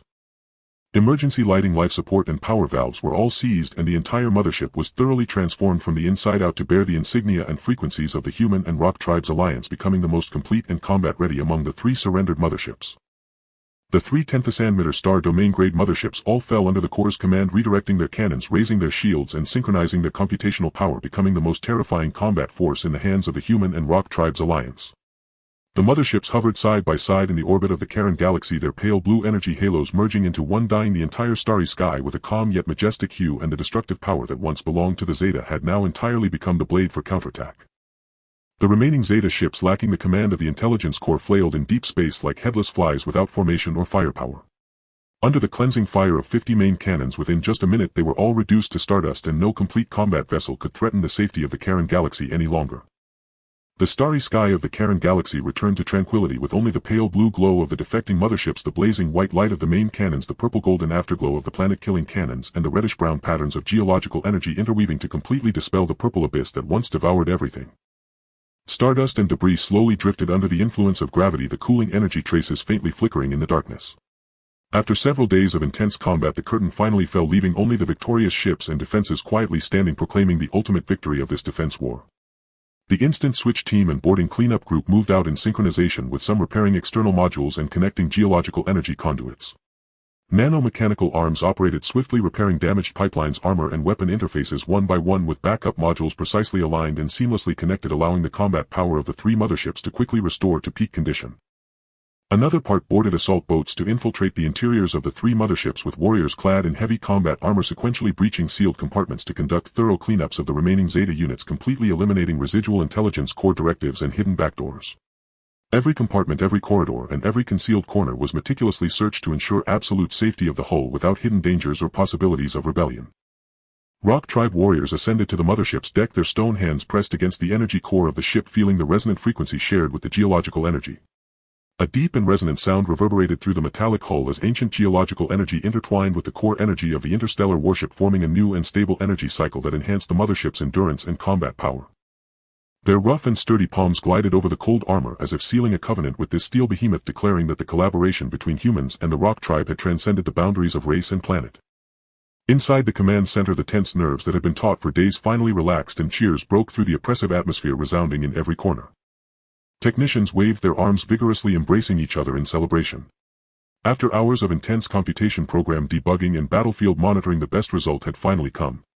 The core's holographic light domain pulsed steadily, and the fire control shield's power and internal safety status of the 3 motherships synchronized completely, with data flowing clearly and smoothly without any disorder, and all systems were in optimal operational status. Zhang Chenyu walked to the observation window gazing at the 3 towering defecting motherships in the Star River, looking at the 50 main cannons at the ready and the 2 planet-killing cannons, and at the reinforcements from Qinlan Star continuously arriving on the other side of the Star Gate, slowly clenching his fists. Outside the porthole the Star River stretched infinitely, the massive silhouettes of the 3 motherships occupying much of the view, the pale blue glow particularly striking in the dark, symbolizing the light of victory and the beginning of the counterattack. He knew clearly that defeating the invasion was just the first step, the real war had just begun. The Zeta invasion was completely shattered. What they had taken was not just a victory but an entire Star Domain-grade fleet. Core, take over all mothership systems and incorporate them into the Karen Galaxy defense sequence. His voice was calm yet carried an undeniable authority, his gaze piercing through the endless Star River as if he could already see the distant Zeta homeworld. Activate the mothership superluminal engines, lock onto the coordinates of the Zeta homeworld. This time we will take the initiative and end this war.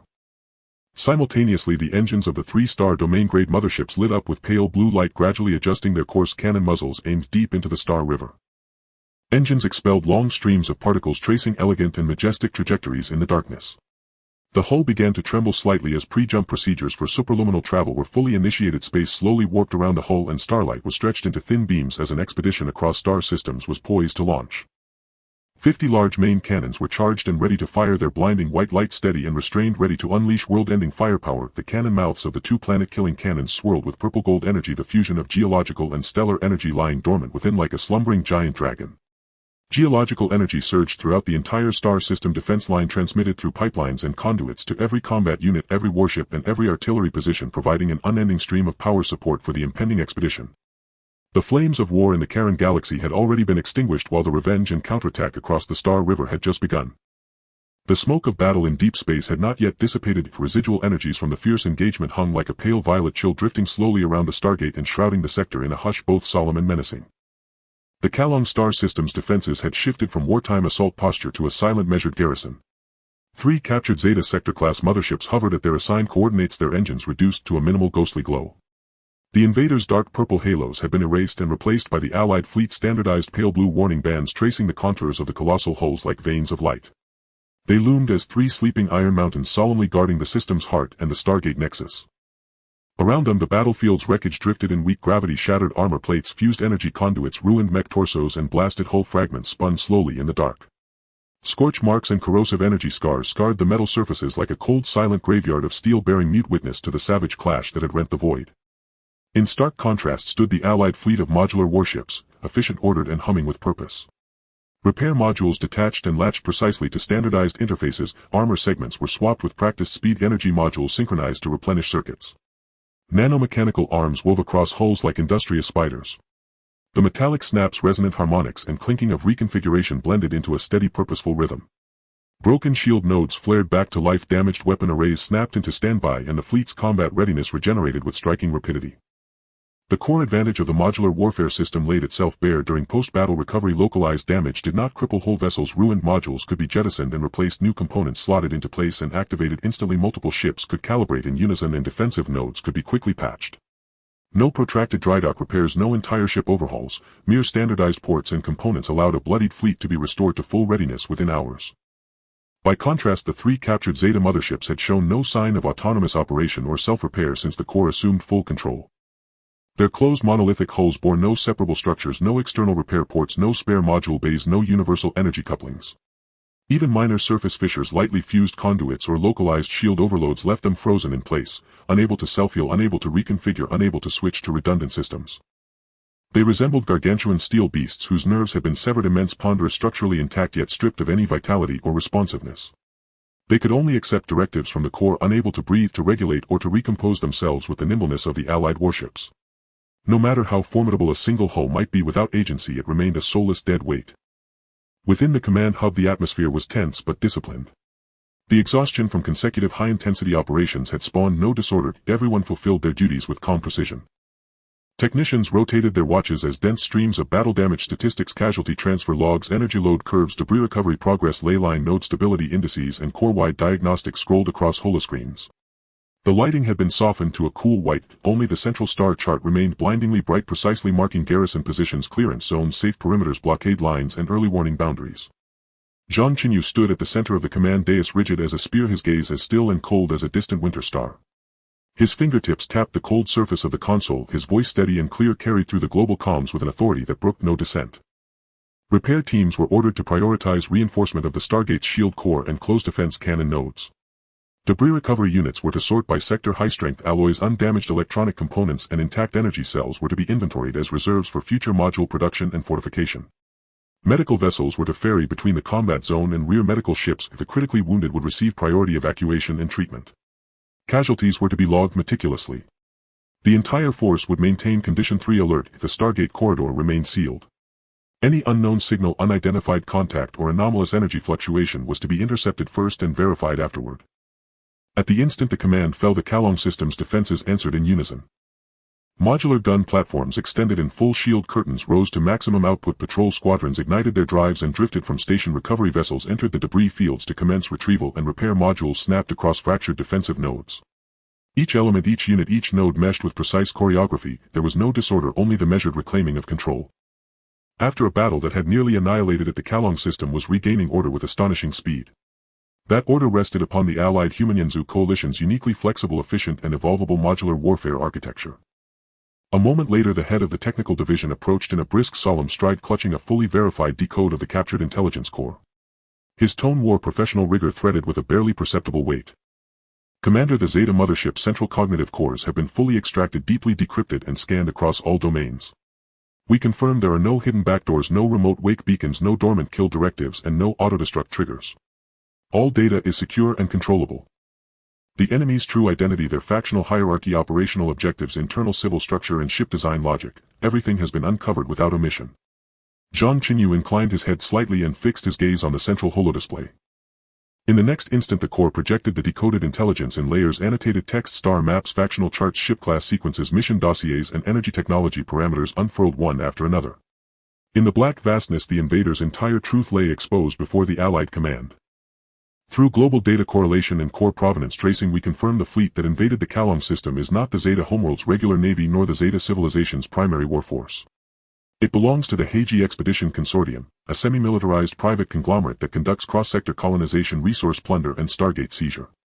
It is a private armed faction outside state militaries, outside the homeworld's guard contingents and outside any unified planetary legions, merely one of many belligerent magnates within Zeta space, notable for its aggressiveness and appetite for expansion. The three sector-class motherships that spearheaded the assault are the consortium's apex war vessels, wrought from a century of concentrated industrial capital and top-tier technology. Within the consortium they are unmatched, representing its highest military and technological achievements. Yet within the broader hierarchy of Zeta civilization they rank only among the magnate oligarchy's upper echelon. Their combat prowess falls far short of the Zeta state's official fleets and cannot rival the homeworld's core guard squadrons. The enemy's intent was explicit: seize control of the Kalong Stargate nexus, plunder the system's uniquely concentrated leyline energy reserves, establish enduring colonial forward bases and military footholds, and claim the sector as the consortium's private resource domain. It was not a genocidal campaign against humanity and the Yanzu, but a textbook episode of private interstellar predation. As the intelligence spread, the true shape of Zeta civilization came into focus. It was not a tightly centralized imperial state with homogeneous purpose, but a pluralistic system centered on a homeworld where competing interests, magnates and official authorities coexist and counterbalance one another. The Heiji Consortium was only one predatory power among many, not the embodiment of the entire Zeta civilization. The technical director continued, his voice cool and methodical, laying bare the core design divergences between friend and foe and patching every logical gap from the earlier assessments. The core has completed a full-dimensional analysis of Zeta hull architecture. Their fleets employ a closed monolithic casting hull structure. Energy core, weapons arrays and cognitive units are deeply bound together. There are no universal interfaces, no modular separability, no external coupling sockets. Energy and communication protocols are proprietary and exclusivist, incapable of compatible integration with our systems and impervious to direct structural modification or component interchange. At present, control of the three captured motherships can only be maintained by overlaying core privileges, aligning communication bands with extreme precision and translating their energy protocols. They must be treated as independently controlled combat units within the Allied defensive matrix. The true strategic value of these three giants is not merely the addition of heavy hulls to our order of battle, but the provision of an intact, pristine sample of alien top-tier technology: ultra-high-strength hull alloys, annihilation-grade main cannon principles, quantum jump engine architecture, high-order quantum shield resonance frequencies, cognitive core, parallel computation frameworks, and closed-loop energy circulation logic. Through reverse engineering and standardization, these assets can seed upgrades for our modular fleet, new universal defense modules, assault modules, long-range propulsion modules, enabling a generational leap and fundamental strengthening of the Allied war apparatus. That is the true meaning of capturing the 3 sector-class motherships, not to acquire 3 more warbeasts but to open a door to a higher tier of technology for the entire civilization's Marshall system. Simultaneously, the boarding and clearance team's final verification report reached the command hub. Every compartment, corridor, core chamber, power reservoir, weapons bay and control terminal within the 3 motherships had been searched without blind spots. Residual Zeta combat units were completely eliminated. Cognitive core residues, hidden backdoor programs and external wake links had been formatted and purged. The hulls were secure and controllable with no latent threats or prospects for rebellion and could be formally integrated into the Kalong star system's permanent defensive roster. Yenzu warriors had completed the first stage of ley-line energy interfacing. They did not alter the Zeta vessel's mechanical structures or hardware, instead they placed heavy stone palms upon the outer casings of the energy cores, invoking their primal ley-line energies to resonate gently with the alien systems. A low sonorous vibration traced through the layers of metal, smoothing the chaotic surges within, stabilizing shield resonance frequencies and easing long-term engine strain. For the first time, these war leviathans from a foreign sea of stars formed a mild but firm energy bond with the Kalong system's ley-line source, becoming not cold foreign weapons but integrated bulwarks of the local defense. There was no violent retrofit, no forced compatibility, only resonance, cooperation and guardianship at the level of energy. Within the command hub, casualty tallies were complete, damage assessments, precise fortification repairs past the halfway mark, debris recovery progressing steadily, the captured mothership stationed and ley-line energy nodes broadly stabilized. After a battle that had threatened to extinguish a civilization, the Kalong system had finally returned to an ordered calm. Deep space fell quiet, only the faint glows of ship engines, the shimmer of shield curtains and the tracery of ley-line energy patterns pierced the dark, composing a solemn and peaceful astral tableau. Zhang Chenyu watched the star chart's layered steady defensive arrays, the 3 dormant Zeta motherships with their faint flowing lights and the modular warfleet rebuilding and reassembling with agile purpose. His gaze was calm and far-seeing, bereft of triumphal arrogance but full of lucid understanding and firm command of the future fight. To shatter the Heiji expedition was only to hold the first line of defense. The true imperatives now are to unmask the enemy's depths, consolidate the system's foundations, upgrade our combat architecture and prepare for every contingency. Deep space remained mute as the wrecked stars settled into order. Kalong had won this survival battle, yet the Heiji Consortium's wrath, the unknown shadows within Zeta space and the greater threats lurking in the starry depths had not truly vanished. The present tranquility was merely the briefest, and most dangerous, breath before the next storm. Meanwhile, the Allied forces within that fragile calm had sharpened their blades, reinforced their bulwarks, filled their reserves and waited in silence for the trials that were sure to come. The remnants of war in the Karen star system have yet to dissipate as the deep space still floats with the metallic debris and faint purple energy mist left from fierce battles. The entire star region has smoothly transitioned from a life-and-death wartime assault mode to a post-war consolidation and strategic defense phase. The Coalition's modular warship fleet is orderly arranged between the star gate and core defense nodes, with repair, supply and alert units each fulfilling their roles. Nano-mechanical arms swiftly traverse the ship's surface, accurately unloading damaged armor modules, while new standard modules click into place along universal interfaces, re-establishing severed energy conduits, and the dim shield nodes gradually light up, allowing the entire fleet to swiftly recover its complete combat capability with mechanical efficiency. The main defensive energy shield at the Star Gate hub is once again deployed, with faint blue energy patterns flowing like the veins of a galaxy, firmly enveloping the core airspace, isolating darkness and the unknown and upholding the last barrier for the survival of civilization. 3 captured Zeta-class motherships hover silently at their designated strategic coordinates, their massive 10th ascendmeter frames resembling silent mountains of steel. The dark purple aura that once belonged to the invaders has been completely suppressed, replaced by the Coalition's standard faint blue warning light slowly tracing along the contours of the ship. They have lost their original intelligence, core control and autonomous combat capabilities, yet under unified coordination of the core they have become the heaviest strategic support along the Karen defense line, transforming from war behemoths that plundered the Star Sea into solid barriers that protect their homeland. The atmosphere within the command center is solemn and silent, devoid of victory cheers or relaxed whispers, only the flickering light of newly refreshed data on the holographic screens, the soft tapping of operators on terminals and the tense aura that lingers from the battlefield. Everyone is clear that defeating an extraterritorial expeditionary force is by no means the end of the war, but rather the beginning of a greater interstellar game.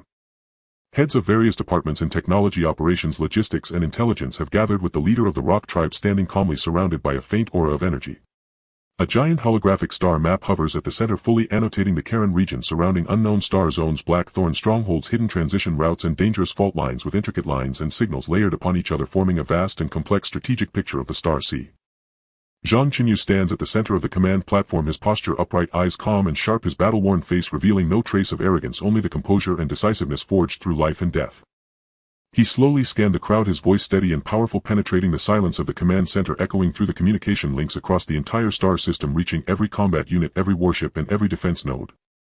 The main force of the Black Thorn expedition has been completely annihilated and 3 Zeta-class motherships have been captured and controlled.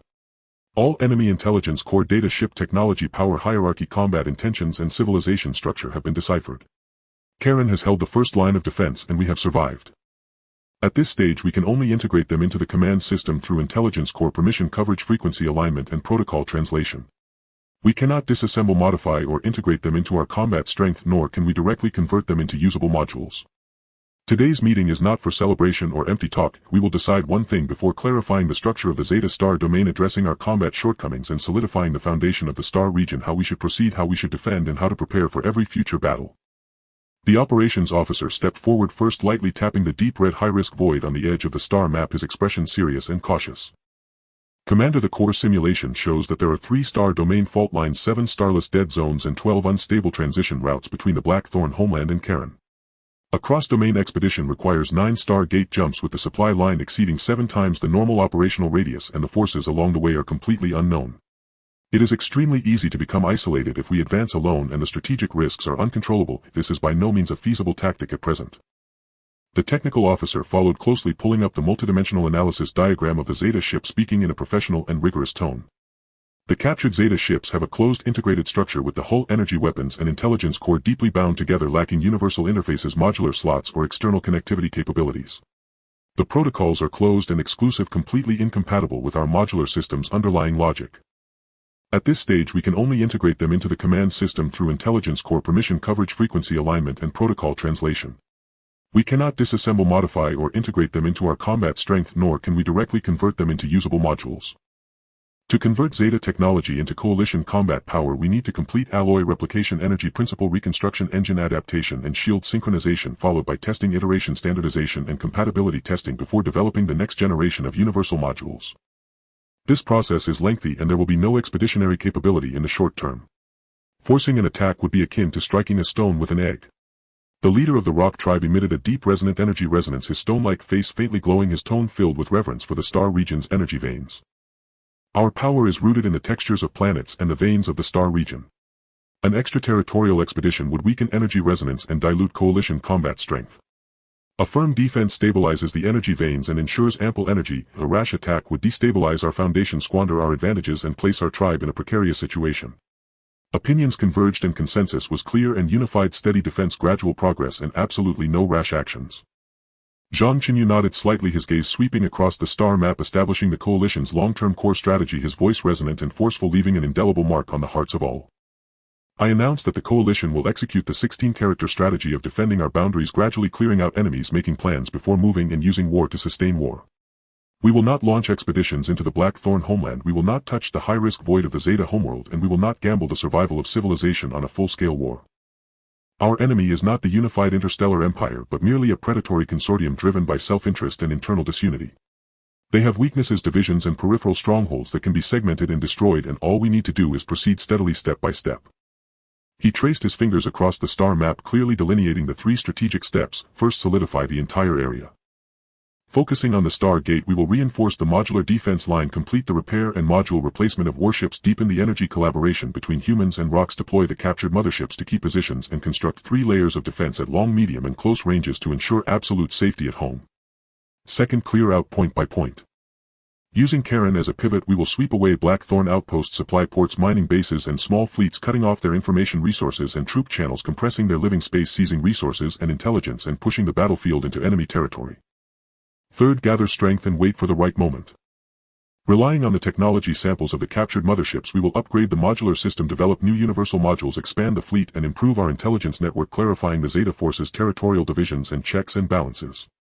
Once our strength is sufficient, our intelligence complete, and our geopolitical situation stable, we will cautiously engage, negotiate, and even confront. We are not fighting a war for swift victory and national destruction, but rather a long-term star domain war centered on survival, with development as the goal and technological iteration and power struggle as the means. Steadiness is victory, survival is winning, and becoming stronger is the ultimate way out. With the strategy set, everyone solemnly accepted their orders and each department immediately executed efficiently. The modular warships are divided into patrol, repair, garrison and clearing teams working in coordination. The 3 captured motherships are deployed facing the Star Gate on the left flank and behind the core, undertaking fire suppression, shield support and emergency assistance. Rock Tribe warriors have boarded the warships and the energy nodes to stabilize shields, replenish energy and strengthen the hull, achieving deep integration of mechanics and energy. The technical team has initiated reverse engineering of alien technology, focusing on Zeta alloys, annihilation weapons, quantum engines, advanced shields and intelligence core architectures, working tirelessly to develop a new generation of universal modules, transforming alien technology into an iteratable, scalable and mass-producible foundation of combat power. The logistics troops are rapidly recovering usable resources from the battlefield. The medical teams are transporting wounded soldiers and registering fallen warriors, and the intelligence teams are mapping out the Blackthorn forces, providing precise support for subsequent clearances. The entire Star region operates with a silent, steadfast rhythm as everyone prepares with all their might for the next war. Deep space has returned to calm, with only the faint glow of warships and the patterns of shields flickering in the darkness. Yet beneath this calm, surging undercurrents and deadly storms are quietly brewing. Just as the defense was getting on track and order was fully restored, the steadily operating core suddenly erupted with violent energy fluctuations, the computational light bands flashing and distorting wildly. The holographic interface, instantly filled with crimson alarms and sharp warning sounds, shattered the tranquility like thunder, making everyone tense up. Warning. Deep-level encrypted communications across star domains detected. Signal strength is extremely high. Source locked to the core terminal of the Blackthorn Consortium. Warning. Communication link decryption completed. Content deciphered. Highest priority. Warning. A large number of unknown transition coordinates are lighting up, energy signals dense and massive, directly pointing to the Karen Star Gate. The technical personnel's face turned pale as they rapidly operated. A segment filled with fury, murderous intent and a desire for destruction displayed a revenge directive on the holographic screen, each word cold and cruel, like an announcement of death from the abyss. The expedition fleet has been completely annihilated. 3 Zeta-class motherships have been captured and core combat power has been lost. The Karen forces trample on the dignity of the Blackthorn and destroy the foundation of the consortium. Immediately initiate the highest revenge mobilization, gathering all backup motherships, cruisers, escort fleets, mobile artillery, assault mechs and shipborne annihilation weapons, targeting the Karen Star Gate. Directive: clear out the entire region, flatten the star domain, destroy all resistance, leave no living being, leave no debris, repay blood with blood and use the punishment of extermination to comfort the fallen warriors.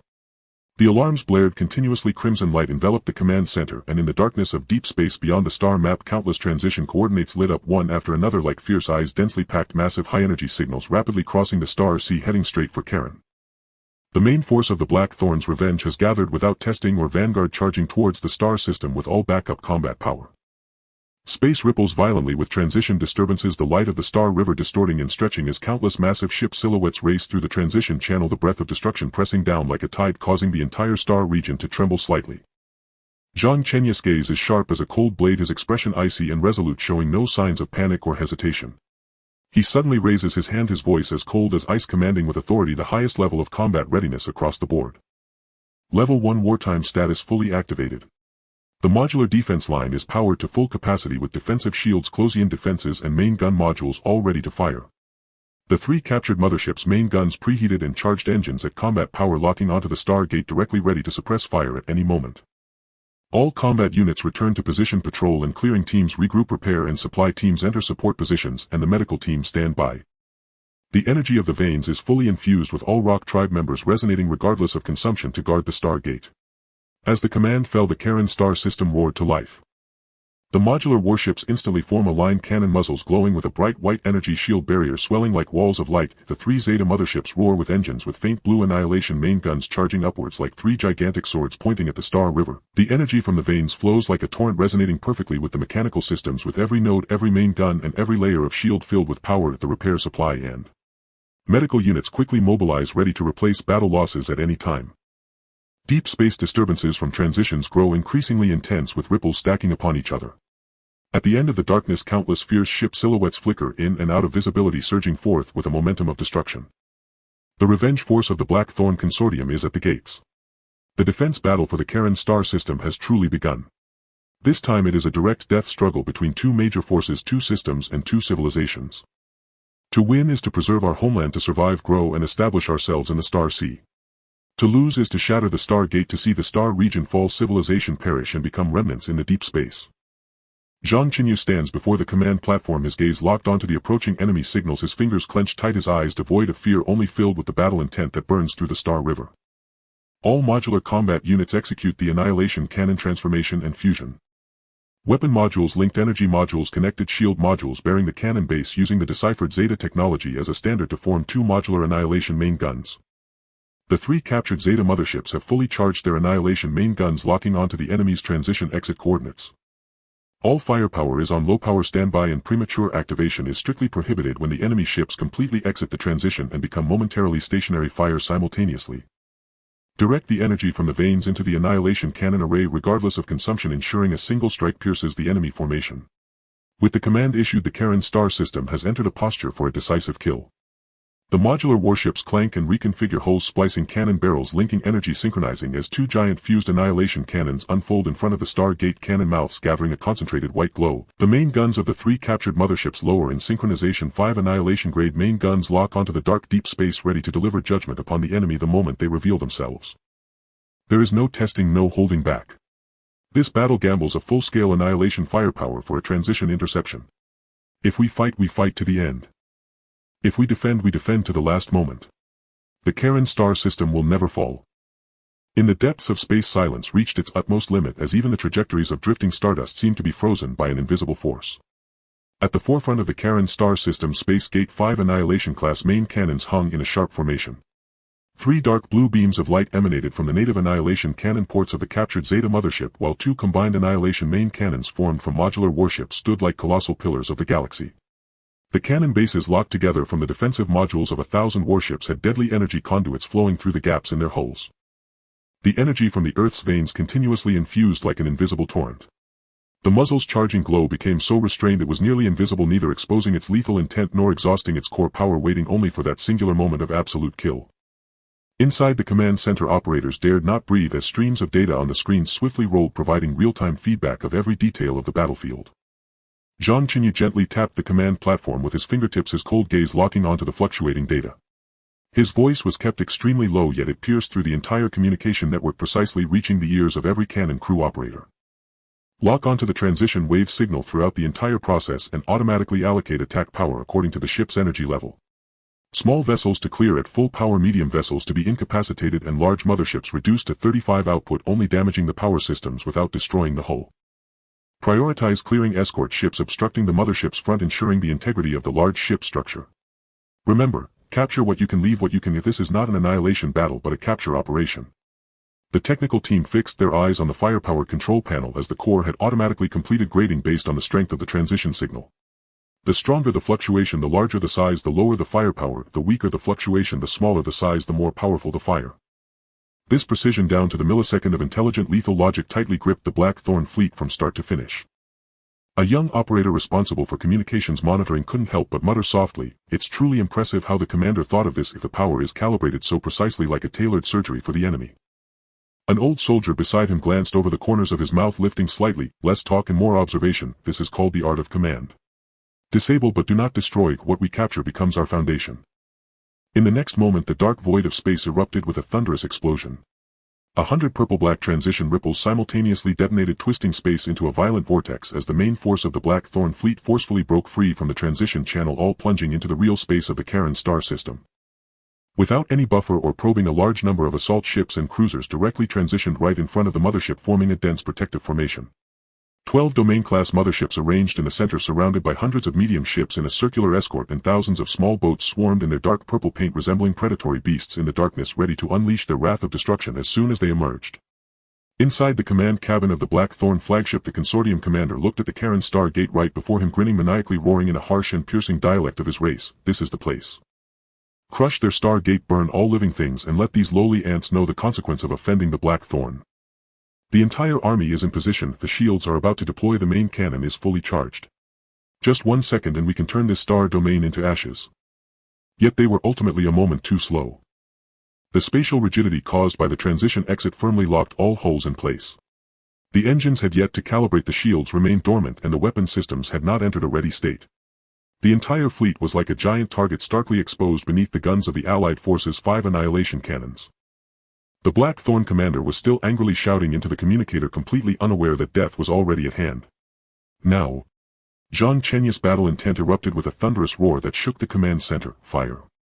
In an instant 5 pale blue beams of annihilation light tore through the eternal darkness as the core completed its graded strike in a flash. Small vessels at the forefront responsible for protecting the mothership were classified as low-energy targets if the annihilation firepower opened up, fully vaporizing them upon contact, leaving not even a scrap behind. The cruisers and medium ships caught in the middle were classified as medium-energy targets, firepower suppressed to 50, their hulls pierced, power systems paralyzed, weaponry rendered ineffective, but their overall structure remained intact. The 12 massive motherships at the rear were classified as high-energy targets, firepower maintained at only 35, damaging their armor, destroying their engines and severing command, but without shattering their hulls. In a brief moment the battlefield was distinctly layered. The small and medium ships that had stood in front of the mothership were completely wiped out, leaving a vacuum in their place as flames and particle storms swept through, clearing all obstacles for the subsequent capture operation. The maniacal laughter inside the Blackthorn flagship abruptly ceased as the commander stared at the screen displaying the instantaneously cleared escort fleet data, his pupils constricting in disbelief, letting out a sharp scream. How is this possible? They can actually distinguish the size of the hulls.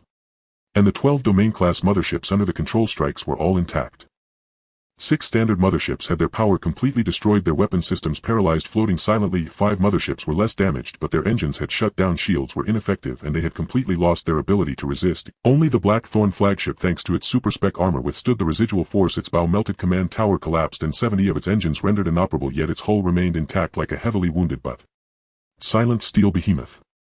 With one strike all small ships were cleared, all medium ships were left in ruins, and all large ships remained intact, perfectly achieving Zhang Chenyu's ultimate tactical goal of clearing obstacles, controlling power, and capturing ships.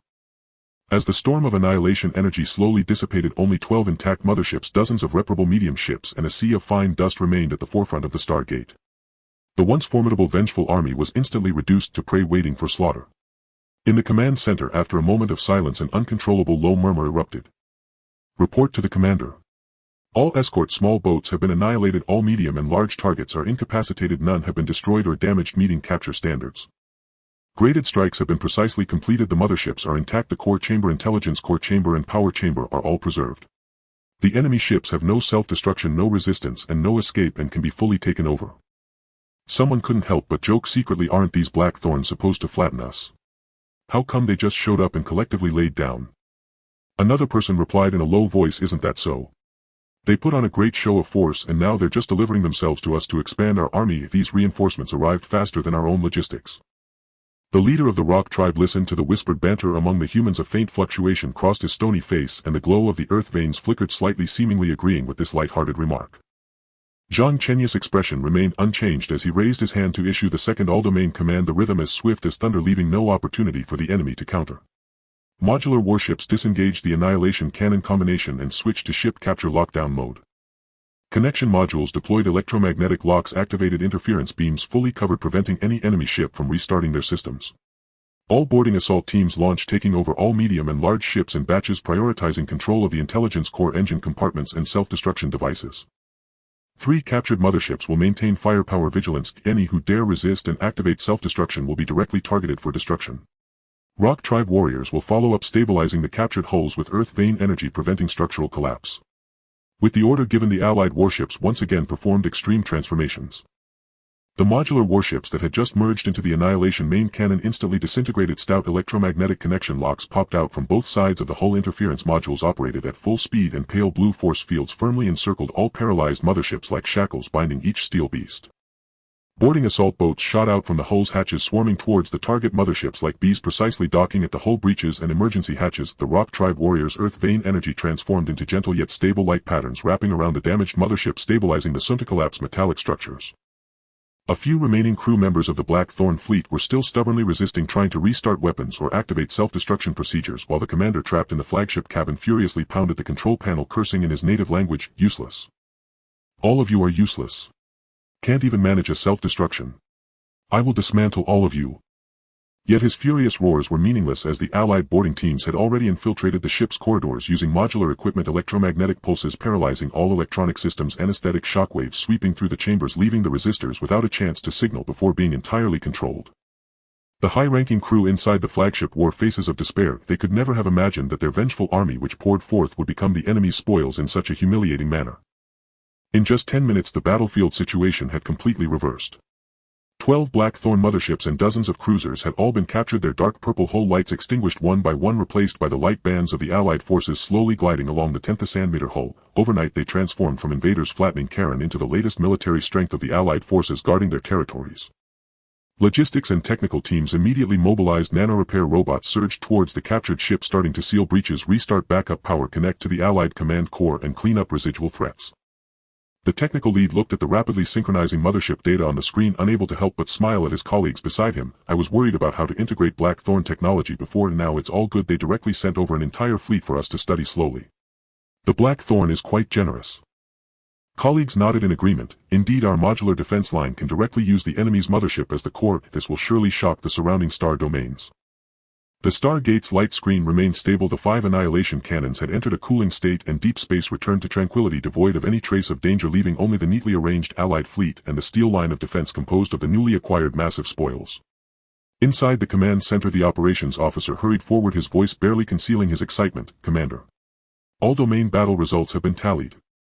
The Blackthorn vengeful fleet, all escort small boats, annihilated 12 motherships, captured intact 27 cruisers, reparable, no self-destruction, no escape, no omissions.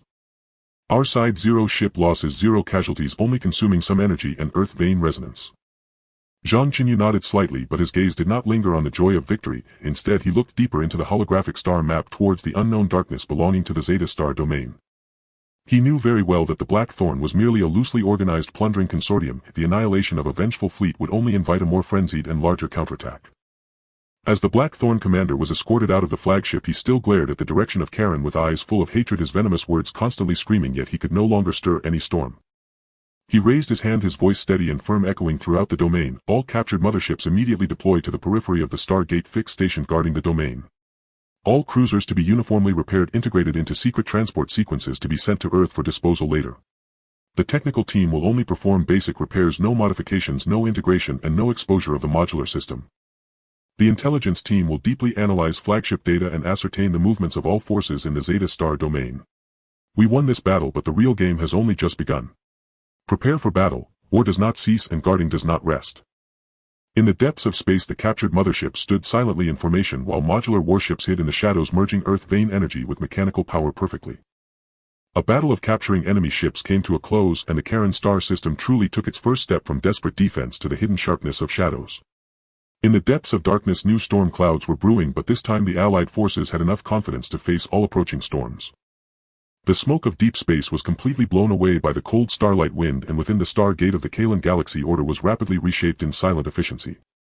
The battlefield debris was recovered and melted by a massive logistics salvage vessel with the signature dark purple paint of the Blackthorn ships, their exclusive encrypted signals, and the bow's armor-piercing blades all melted into metal ingots in the high-temperature ion flow, leaving no trace for extraterritorial forces to track.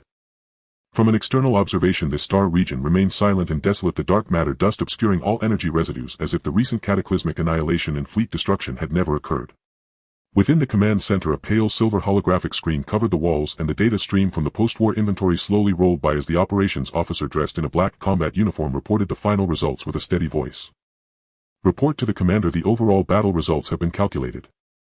All medium and small assault ships, orbital mobile artillery platforms, and individual mech clusters have been completely eliminated. 27 medium cruisers have all been disabled and are controllable with their hull structures intact and quickly reparable. 12 Blackthorn sector-level motherships and 1 flagship are all heavily damaged and disabled with their core power and intelligence compartments intact. No disintegration, no self-destruction, and no crew escape. All captured. We suffered 0 ship losses and 0 casualties. The modular warships conducted stealth operations throughout, exposing no characteristics or energy spectra, fully closing off battlefield information with no signals or data leaking to extraterritorial forces. With the words spoken, the tense atmosphere in the command center finally relaxed, and several suppressed jests echoed through the communication channel, breaking the solemnity. What did I say? The Blackthorn folks aren't here for revenge, they clearly came to deliver equipment, not even asking us to cover the shipping costs. That's right. Small ships deliver achievements, medium ships provide supplies, and large ships deliver defenses, a complete service. From now on, Kalan shouldn't be called a Star Domain Defense Line, it should be renamed the Interstellar One-Way Gate, easy to enter, hard to leave, come and never return. The leader of the rock tribe had a slight ripple in the geological aura around him, and a faint wave passed over his stony face, clearly understanding the soldier's teasing. Zhang Chenyu's lips curled up slightly before returning to calm, tapping the holographic screen with his fingers to issue the final orders for the captured ships. All motherships and the flagship will only undergo basic repairs to restore their power weapons and shield functionalities without modifications, dismantling or integration into the modular combat system, and will all be deployed to strategic nodes outside the Stargate as fixed defensive fortresses to guard the territory. The 27 cruisers will have their identifiers and signal characteristics uniformly erased, disguised as generic interstellar civilian vessels, and after repairs are completed will be transferred in batches to the Earth military through hidden safe routes, leaving no traces of Kalen involvement. The orders were clear, the division's precise, fully adhering to the core strategy of large ships guarding the home medium ships for external sales. The technical head immediately accepted the orders and couldn't help but whisper to his colleagues, no need for compatibility or modifications, just repair without selling, guard without fighting, hiding the real combat power while stabilizing the star domain defense. The commander's move is too steady and ruthless. His colleagues nodded repeatedly, hiding the true brilliance evokes deeper fear in enemies than brazenly displaying power. With all arrangements settled, Zhang Chenyu dismissed those around him, leaving only the core communications officer to establish the highest level of quantum encrypted link directly to the High Command of Earth's military. A pale blue holographic screen lit up and the figures of the High Command of the Earth Federation appeared, their expressions carrying a long-standing gravitas and expectation. Kalen has remained silent for a long time. We have been concerned about the battlefield situation, and now that we finally made contact, our hearts can rest. Zhang Chenyu nodded slightly, his voice steady and calm. The Blackthorn Revenge fleet has been completely dealt with no information leakage and no combat power exposure. This contact is to transfer the source of the warships and synchronize safe routes for Earth's interstellar development. He slid his finger across the screen, syncing the secret safe routes, avoidance routes, and coordinates of free trader star regions he had explored as an interstellar merchant back then, all to the Earth military terminal. This route is secret and safe without any large forces occupying it, suitable for medium and small ships to pass stealthily. The captured and repaired cruisers will be sent back to Earth in batches along this route to be sold by the military in exchange for industrial equipment, basic resources, rare minerals, and interstellar intelligence, using war to sustain war and commerce to strengthen the military. The High Command of Earth brightened at this, immediately understanding the underlying meaning. Kalen remains hidden and reveals nothing, only providing supplies and escort, while Earth acts as the proxy, ensuring safe profits without exposing Kalen's location and combat power, a seamless operation. This move is prudent. We will immediately arrange for receiving and selling. However, the risks of interstellar navigation are unpredictable. How should we deploy the escort for the fleet? The escort issue will be resolved by modular warships made by Earth. Zhang Chenyu's tone was calm as he presented the layout he had long planned. The modular warships independently developed by the Earth military could freely transform and adjust in appearance utilizing low-detection alloys. On ordinary days they could disguise as standard frigates or transport ships, their designs understated, perfectly blending into merchant fleets. The ships also featured spatial compression technology, greatly expanding internal cabin space, allowing for substantial cargo of local specialties for trade, thus sustaining the military through commerce. Upon encountering danger, the dispersed and disguised modular warships could instantly link and reorganize, freely switching between combinations to form more powerful combat vessels, dismantling after battle, hiding traces and not exposing core capabilities. The High Command of Earth listened with shining eyes. If this strategy of hiding troops with commerce and using escorts for combat was concealed and flexible, perfectly avoiding the gaze of all extraterritorial forces. This plan is ingenious if the modular warships disguise as escorts and the space technology carries trade, appearing as an ordinary merchant fleet on the surface, yet secretly a mobile force capable of defense and combat, ensuring no connection between Kalen and Earth is exposed. Remember one point. Zhang Chenyu's tone became slightly grave, his gaze sharp. The transformation, reorganization and combat capabilities of the modular warships must never be exposed to any extraterritorial forces. On the surface the fleet consists only of standard frigates and transport ships. Secretly the modular warships serve only as hidden escorts, fighting only in dire situations and exposing themselves only when victory is certain. That is the bottom line. Understood? Absolutely. Keep the secrets and never leak a single bit. With the encrypted communication concluded, the quantum link was instantly severed and the secret collaboration between Kalen and Earth officially took shape. On the surface the preparations for the trade fleet were steadily advancing, with the space compression cabins filled with specialties and the disguised warships lined up in silent formation, their engines dimly glowing, ready to set sail at any moment. In the depths of the Zeta Star region the situation had already begun to stir.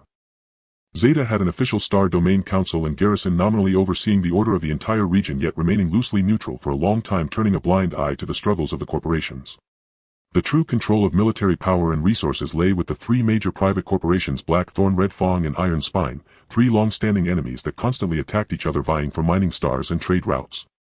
Inside the command tower of the Blackthorn headquarters a suffocating panic was spreading. The vengeful fleet that had emerged was silently annihilated without alarms, echoes or traces, as if completely swallowed by deep space. The leader of Blackthorn stared at the silent communication screen, his knuckles turning white, his voice hoarse and trembling. The entire army has been wiped out. Not even an alarm was sounded. What kind of existence is the enemy? The aides fell silent. They understood very well that an enemy capable of swallowing an entire fleet was not something Blackthorn could withstand alone.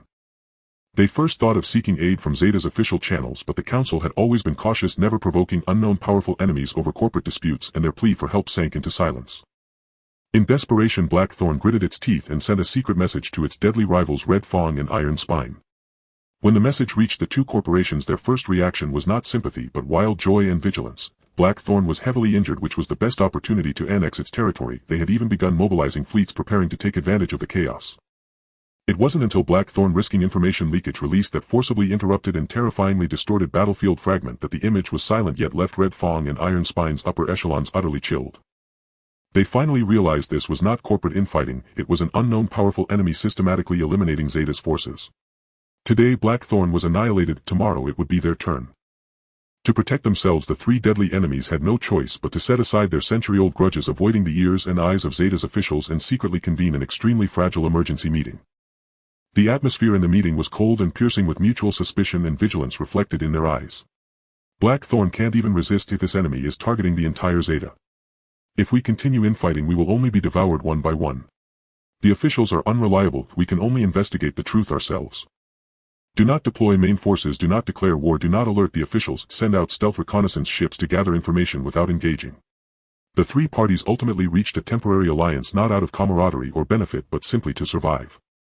They were unaware that from the moment they dispatched reconnaissance ships they had already stepped into the shadow web laid by Kalen. In the Kalen Command Center, the Central Core suddenly detected three exceedingly weak stealth signals approaching from the Zeta Star region, unarmed and unthreatening, only for passive detection, as faint as dust yet not escaping the domain-wide monitoring. Commander, 3 stealth reconnaissance ships have been detected entering the outer alert range, moving at low speed with no intent to attack. A cold glint flickered in Zhang Chenyu's eyes as a barely perceptible smile curved his lips. If they come, they won't be able to leave.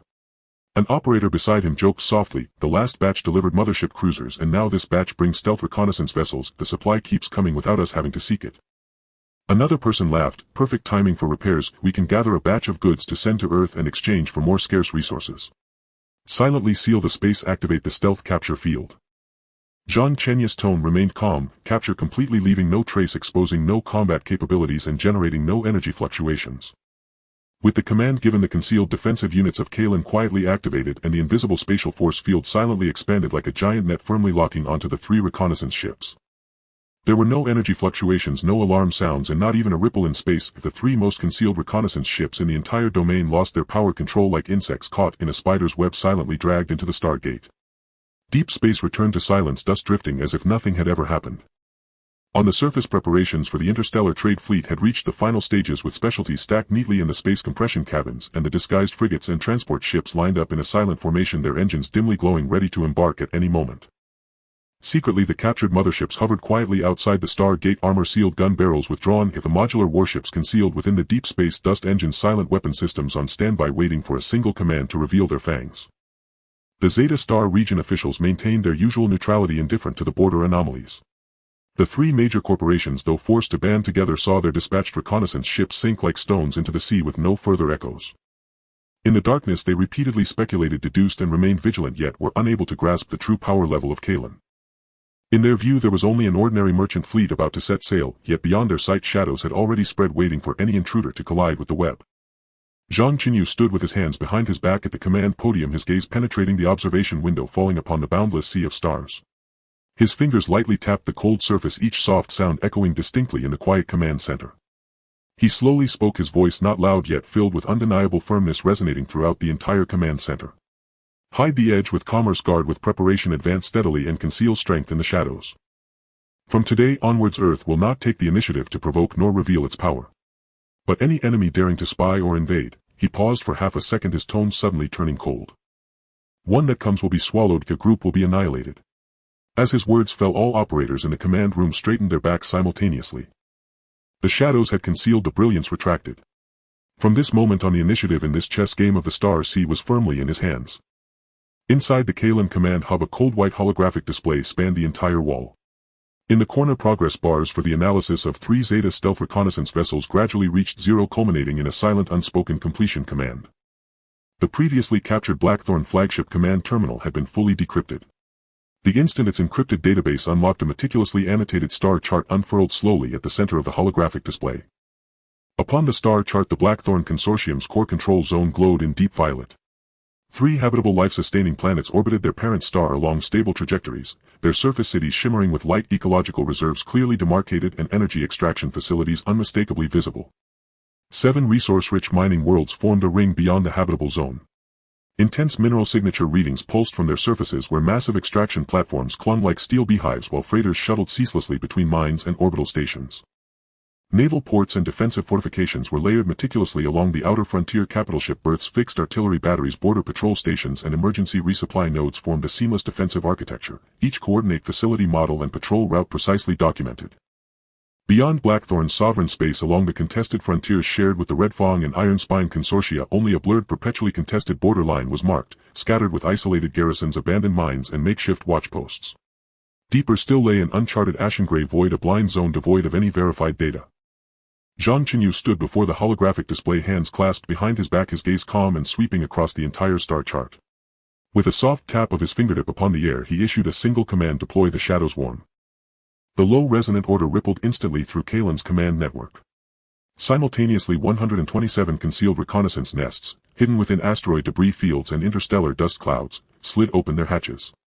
There was no roar of engines, no blaze of thruster flames, only a million microscopic shadow probe detectors, fine as silver stardust, gliding silently along precalculated trajectories into the abyssal dark, coalescing into an invisible spectral tide.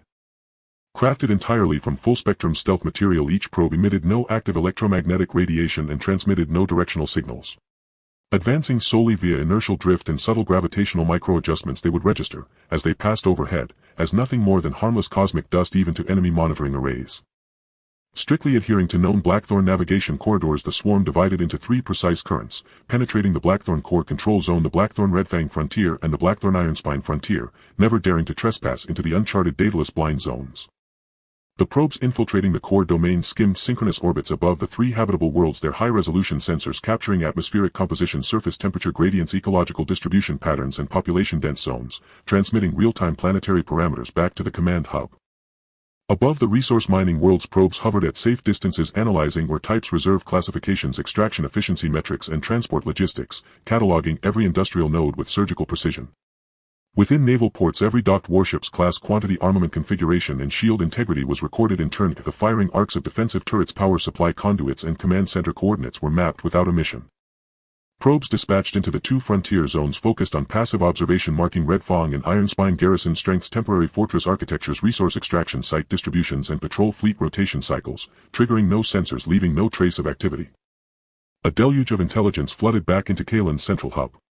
The once sparse star chart bloomed with detail, ecological contours of habitable worlds, mineral veins across resource spheres, fleet deployments within naval ports, and defensive nodes along borders, illuminating layer upon layer until the hologram became a suffocating, all-encompassing web of intelligence. The core domains of Red Fang and Iron Spine remained shrouded in darkness. Zhang Chenyu felt no impatience. True knowledge could only be secured through direct confrontation wrested by hand from enemy command terminals. As the Shadows Worm deployed in full force, Zhang Chenyu initiated a top-tier quantum-encrypted communication channel with Earth's military command. A faint cerulean glow emanated from the display, resolving into the composed, solemn visage of Earth's commanding officer. Without preamble, Zhang Chenyu tapped the display with his finger, transmitting a set of deep space coordinates to the recipient's terminal. This is the designated deep space rendezvous point, equidistant from Kalen and Earth, unclaimed by any major power and free of permanent surveillance systems, ideal for fleet consolidation. With another fluid gesture, he synchronized a complete suite of covert navigation data, hidden transit routes, spatial jump nodes, gravitational stability anchors, and asteroid belt evasion paths. The route extended toward the far side of the solar system, diametrically opposed to the Zeta Star region, bypassing all official trade lanes and territorial jurisdictions. It was a secure commercial corridor he had charted years earlier under the guise of an interstellar merchant. Following the route came 2 sets of encrypted frequencies, authentication codes, and biometric voice prints. Stellar Shattered Deep Space Trading Station, Registration Clerk Lia Merchant Kren. Communication protocols and recognition codes have been synchronized. I have already notified them. Conduct yourselves according to standard interstellar diplomatic etiquette. Earth's commander recorded each datum with quiet focus, nodding once to confirm receipt. Our fleet stands ready: 6 modular escort vessels, 3 60,000 and interstellar freighters, with compressed cargo holds fully engaged and payloads at maximum capacity, prepared for immediate launch. Kalen contributes 27 repaired cruisers, stripped of all military identifiers and repainted in standard civilian gray livery disguised as commercial assets for trade exchange, departing immediately for the rendezvous point. Upon convergence proceed directly to Stellar Shatter Trading Station, no detours, no stops. Understood. The quantum encrypted link severed silently, leaving no residual signal trace. Kalen's stellar gate parted slowly. One by one 27 partially restored cruisers emerged, every vestige of Blackthorn insignia erased, hulls repainted in nondescript civilian gray, weapon systems powered down and sealed. From afar they were indistinguishable from ordinary interstellar freighters. The fleet maintained steady velocity toward the designated deep space rendezvous, emitting no active radar signatures and broadcasting no extraneous signals. Simultaneously in Earth's near orbit a fully prepared fleet began its ascent. The modular escort vessels, forged from low observability alloys, boasted unassuming utilitarian silhouettes concealing their transformable reconfigurable combat cores. 3 colossal freighters, each exceeding 60,000 tons, followed closely, their internal compression systems fully activated, amplifying cargo volume 20-fold. Their holds brimmed with Earth's most prized native commodities: artisanal eketillas, aged distillates, rare gourmet ingredients, exotic minerals and handcrafted artifacts, hermetically sealed to industrial standards, universally coveted as hard currency in interstellar commerce. 2 fleets converged upon the desolate deep space rendezvous from opposite vectors, navigating their prescribed courses with flawless timing. Located at the fringes of an interstellar dust belt, the site was strewn with asteroids of varying sizes, dimly lit, naturally concealed and ideally suited for discrete fleet assembly. Kalen's cruiser squadron and Earth's escort freighter formation merged seamlessly. Command systems interfaced briefly, then reconfigured into a standardized interstellar merchant convoy. 6 escort vessels assumed a circular defensive perimeter, freighters occupied the central position, 27 cruisers trailed in disciplined formation, loose yet orderly, perfectly mirroring the navigational profile of a civilian trading flotilla. Once course verification was confirmed, the convoy proceeded directly toward the Stellar Shatter Deep Space Trading Station. Midway a dense asteroid belt loomed ahead, blocking the planned trajectory. No sooner had the convoy entered the belt's outer fringe than its full-spectrum alert radar detected several faint cloaked signatures. The ambushers had long since embedded themselves among the asteroids, deploying unmanned scouts to conduct 3 full reconnaissance sweeps before revealing themselves only after confirming the convoy bore no military markings or registered naval affiliations. In moments 12 pirate assault vessels, covertly modified and sheathed in low observability armor, emerged in staggered succession from fissures between asteroids. Their weapons were half concealed, their formation deliberately dispersed, projecting threat while preserving escape options, a hallmark of seasoned deep space marauders. They refrained from outright assault, instead issuing a mandatory boarding inspection directive, seeking to compel compliance through intimidation, then seize cargo ships and supplies opportunistically. The merchant convoy held formation unwaveringly. All 6 modular escorts simultaneously activated secondary alert protocols, subtly adjusting orientation to reinforce their circular defensive array. When the pirates saw no concession, they unleashed probing fire, energy bolts skimming just past the convoy's shield perimeters designed to gauge defensive resilience. In the next instant, escort shields flickered softly, secondary batteries locking onto targets with uncanny precision, laser beams lanced forth, striking propulsion chambers and weapon mounts with surgical accuracy. No explosions followed, only silent instantaneous failure, engines dead, weapons inert. The pirate vessels lost all maneuverability, neither able to attack nor flee. The surviving pirates, recognizing imminent defeat, abandoned their ships en masse via emergency escape pods, the derelict hulls adrift amid the asteroid field shattered under successive impacts. The convoy's speed and formation remained utterly undisturbed as it continued smoothly into the safe passage beyond the asteroid belt. Hours later, the colossal toroidal structure of the Stellar Shatter Deep Space Trading Station finally appeared on the horizon.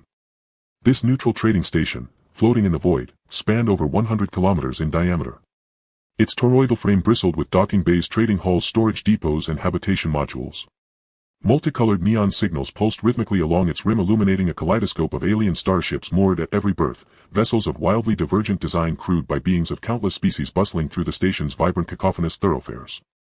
Guided by the station's automated traffic signals, the convoy eased into its assigned megadocking bay. Heavy mechanical arms locked onto hulls with practiced precision, multiple airtight transfer conduits coupled simultaneously, the berthing process unfolding flawlessly, drawing no undue attention. Earth's trade delegation adjusted uniforms, gathered formal trade credentials and ceremonial gift boxes and boarded the station in disciplined formation, divided into specialized teams: commerce, quality assurance, warehousing and security. Inside the registration hall, order prevailed. Traders from myriad civilizations queued patiently under soft ambient lighting. Laya sat behind the counter, her forehead's faint cerulean tracery glowing gently as she processed paperwork on a luminous interface. Glancing up as the delegation approached, she scanned their authentication code and vocal biometrics, her eyes flickering with quiet recognition, and swiftly navigated her interface.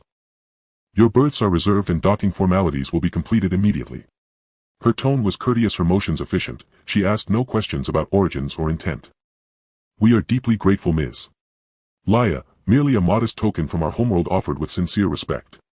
The delegation's leader placed the gift case gently beside the counter, observing impeccable protocol. Laya accepted without hesitation, offering a slight nod before handing over access cards, warehouse vouchers and loading permissions. Wishing you a prosperous transaction. Emerging from the registration hall, Kren awaited them at the corridor entrance, flanked by assistants. His 6 arms hung relaxed, amber compound eyes crinkling warmly. At last, you've arrived. Master Chenyu gave me advance notice. I've kept all your requested goods aside. He led them into a large dedicated trading chamber. The door sealed behind them, the signal shielding engaged automatically. Within stood calibration workbenches, settlement interfaces and cargo transfer rails, all fully operational. Dark vein protective plating, miniature spatial coordinate anchors, energy transformation rings, nanobot precursor solutions and ship-grade spare parts rested neatly arranged, each item impeccably sorted, uniformly high-grade.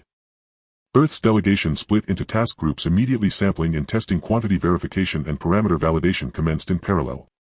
Kren moved among them, quoting prices, cross-checking manifests, explaining technical specifications, with practiced fluency and genuine sincerity. Both parties executed the handover in strict accordance with interstellar bulk trade protocols. Automated loading arms extracted cargo from the freighter's compressed holds, scanning, weighing and verifying each item in seamless succession, conducted with meticulous courtesy and unhurried professionalism. During pauses in the transaction, casual conversation flowed, discussing current market trends, navigational hazards and established trading customs. Kren casually outlined station regulations and safe zones, practical hard-won wisdom from decades of interstellar commerce. Earth's native specialties found ready, buyers exchanged for strategic materials essential to spacecraft repair, interstellar navigation and industrial production. Meanwhile, within Kalen's command hub, the first full-spectrum Shadows Worm reconnaissance operation concluded successfully. Upon the holographic display, the completed star chart hovered serenely, the entirety of the Blackthorn Consortium's territory rendered with crystalline clarity, its 3 habitable worlds, 7 mining spheres, every naval port and fortress and all frontier defenses, each annotated with exhaustive fidelity. The contested border zones of Red Fong and Iron Spine, including known garrisons and publicly charted resource worlds, had also been fully surveyed and marked. Only their innermost core domains remained deliberately blank, vast unlit expanses of ashen gray. Zhang Chenyu gently traced the blank area of the star map with his fingertips, slowly withdrawing his gaze. He had mastered all the public intelligence available in the Zeta Star domain, clearly seeing the boundaries and defenses of the 3 major corporations, while the Zeta side remained unaware of his coordinates, combat strength or civilization affiliation, still trembling in the darkness, blindly forming alliances and mustering forces. In the depths of space, the shadow drones continued their silent patrol in the known regions, persistently gathering real-time intelligence. On the other side of the solar system, trade at the Shattered Star Trade Station concluded smoothly as the fleet completed its resupply and 6 modular escort ships entered a state of readiness, ready to set sail back home at any moment. A secure and secret interstellar trade route had been fully established and an intelligence network covering the Zeta border quietly unfolded. Zhang Chenyu looked up at the endless sea of stars outside the observation window, his fingertips lightly tapping on the cold command platform. The shadow drones had advanced, reconnaissance was complete and the trade route was open. On the chessboard of this star sea, he firmly held the advantage of intelligence and initiative, while the 3 major corporations of Zeta remained in ignorance and panic, waiting for the next move. Deep space was silent, with only the stardust flowing slowly, concealing the impending turmoil. The smoke of war in deep space was swept away by the interstellar winds, and the Karen star system sank back into a calm and orderly serenity. The captured Blackthorn fleet was battered, its hull still marked by the charred scars of cannon fire, and over 1,000 alien prisoners were confined in isolated chambers, shackled by energy restraints, their spirits low yet still harboring defiance, like thorns lurking in the shadows, ready to pierce through any moment of carelessness. The entire Karen Star Gate spaceport was so quiet that only the low hum of energy circulation remained, the atmosphere tense and grave. Zhang Chenyu dismissed all combat personnel from the command center, leaving only himself in the empty chamber along with the cold white glow emanating from the central control panel. He gently pressed on the encrypted panel, unlocking layer upon layer of permissions as the highest level quantum encrypted communication link was instantly activated, the signal penetrating billions of kilometers of star sea at faster than light frequencies, directly connecting to the core decision-making body of humanity on Earth. A pale blue screen trembled like ripples of water for a moment, then stabilized and clarified, revealing several solemn figures in formal attire who had long been waiting. The Blackthorn campaign has been thoroughly cleared, with 17 captured ships and 1,243 personnel taken. The classification is complete with no omissions or escapes. Today's contact is to jointly establish long-term regulations, properly handle the situation, prevent future troubles, and solidify humanity's foundation in the Karen star system. His voice was low and steady, devoid of any superfluous emotion, yet carrying an undeniable decisiveness. He first listed the prisoners by danger level and functional roles, then clearly reported the defensive deployment in the Karen star system energy nodes and the status of cooperation with the Rock Tribe, with each set of data and each arrangement being precise, detailed, and orderly, showcasing the composure and decisiveness accumulated from months of external warfare. The high-ranking officials on Earth appeared grave, nodding slightly, their tone serious and earnest. Chenyu, you are expanding humanity's territory out there, and Earth will always be the most secure rear. All disposals must prioritize safety, controllability, and longevity. We will fully cooperate and jointly establish interstellar regulations.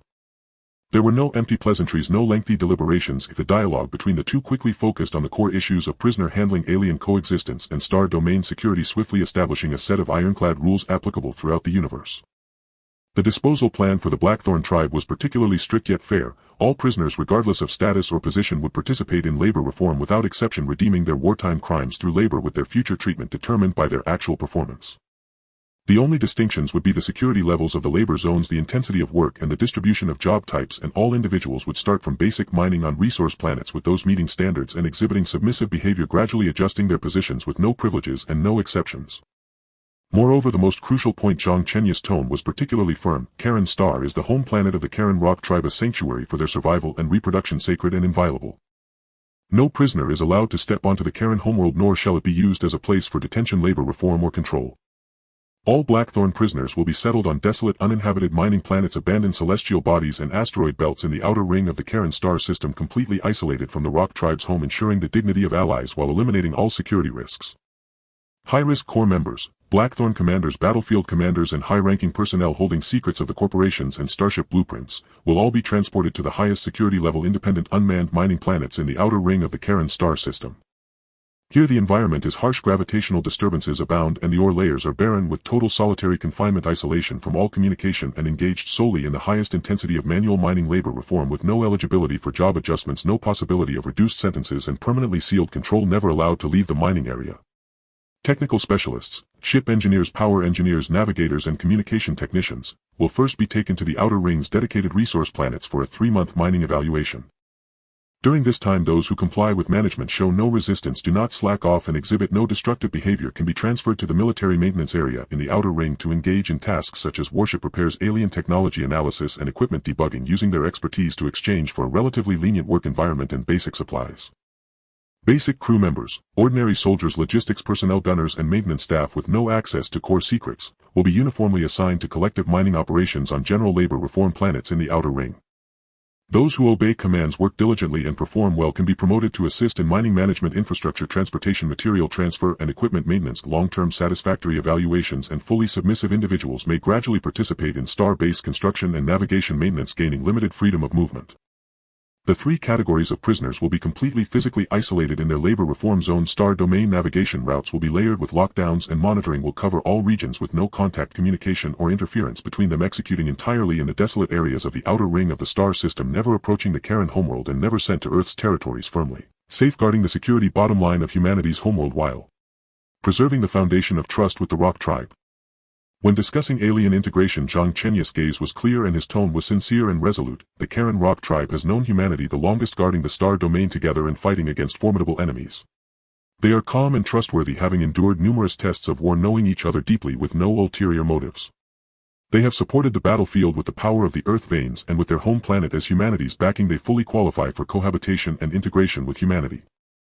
Karen Star will always belong to the Rock Tribe. Humanity will only defend and jointly build as allies, sharing resources and repelling external enemies, never overstepping, never encroaching, and never interfering in internal tribal affairs.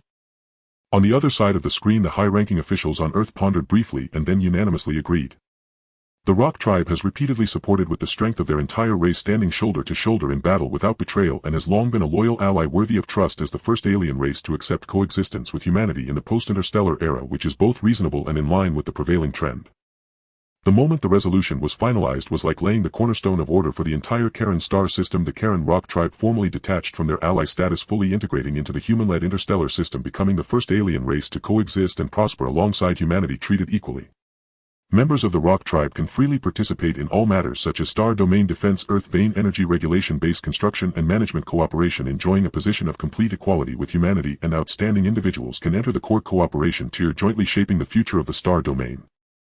With the regulations set, all matters were promptly implemented. The fully armed garrison squad escorted the Blackthorn prisoners one by one to the corresponding labor-reformed celestial bodies in the outer ring of the Karen star system.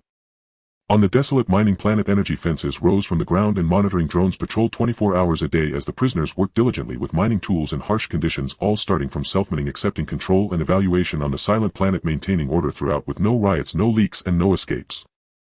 On the Karen homeworld, the Rock Tribe settled peacefully under their leader's guidance as ancient earth vein energy intertwined with humanity's advanced mechanical technology, city lights gradually illuminating, presenting a warm glimpse of coexistence among all races.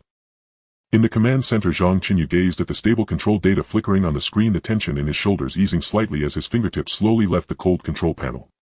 With war prisoners having a place to return, aliens having regulations, allies without grievances, and the rear without hidden dangers, all worries were cleared away in that moment. He did not hesitate, his fingertips once again touching the control panel layer by layer, shutting down the public communication links connected to the official channels and instead activating a top-level signal encrypted, untraceable private quantum channel open only to his closest family. This was a secret passage belonging solely to him and his family, where no one could access, spy on or intercept except for the 7 people he held dear. The soft light of the screen flowed gently and the next moment familiar faces appeared one by one. His father Zhang Jinglan with a touch of gray at his temples, calm in demeanor, his mother Zhang Chenyu with gentle brows and eyes filled with concern, his elder brother Zhang Chenchuan with a resolute expression and determined gaze, his sister-in-law Lin Xiaoya quietly standing with a warm smile, his wife Su Wan, her eyes filled with emotion hiding endless longing, and their 2 sons Zhang Xiaoxing and Zhang Xingyao, both tall and full of admiration for their father. The 7 members of the family bound by blood, with no branches, no outsiders and no irrelevant parties, gathered before the glowing screen. Zhang Chenyu's cold and hard aura instantly melted away, his brows and eyes relaxing, his voice losing all sharpness, leaving only warmth and seriousness directed at his family. Dad, mom, brother, sister-in-law, Wan, children, I am safe, the war has settled, do not worry. Next, all the alien technology blueprints, core parameters and confidential data I am about to transmit back will be known, controlled and used only by the 7 of us, absolutely not to be shared with anyone else, not to be handed over to the officials, and not to leak a single bit to any irrelevant parties. This is the foundation for our Zhang family to establish itself in the interstellar realm and maintain stability for generations, and it must be guarded with our lives. As his voice fell, he raised his hand and lightly waved, and the screen displayed a vast array of completed technical blueprints like a galaxy unfolding. The power core of the Blackthorn warship, onboard stealth shields, interstellar navigation systems, high-energy power modules and ultra-distance detection technology appeared in succession, shimmering and breathtaking. At the very center, the most dazzling and core position was occupied by the complete production blueprints and core parameters of the Superspace Microcompression Technology Space Compression Badge, which he had personally researched, tested through countless failures and ultimately verified. From rewriting spatial anchoring coordinates, resonating and matching star nuclei, calibrating material frequency resonances, to bulk classification and storage, badge carrier formation and stable restoration mechanisms, every light golden line, every set of precise parameters and every core program were complete and intact, ready for direct mass production without further trials or adjustments.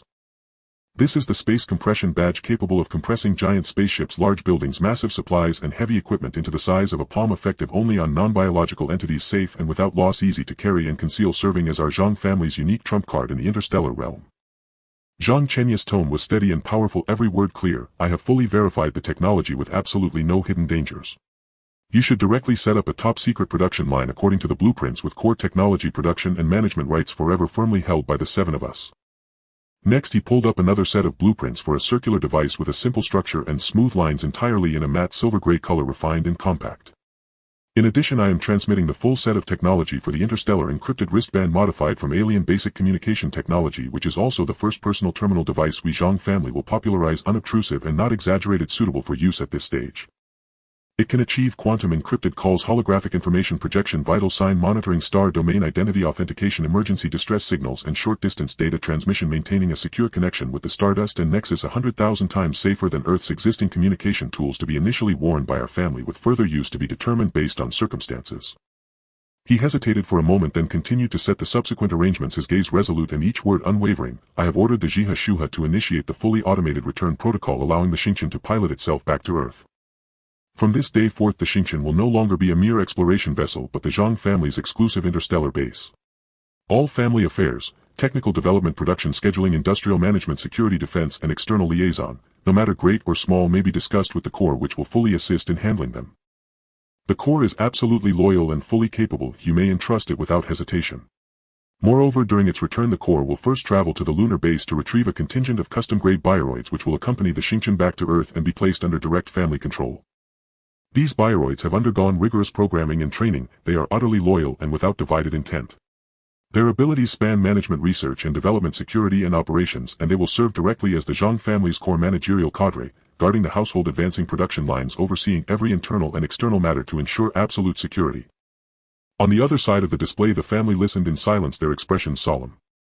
Zhang Jinglan nodded slowly, his gaze firm. Su Wan looked at the man on the screen, her eyes brimming with concern and pride. Zhang Chenyu was already silently mapping every step of the production line deployment and base construction. The two children straightened their backs, their faces full of admiration for their father.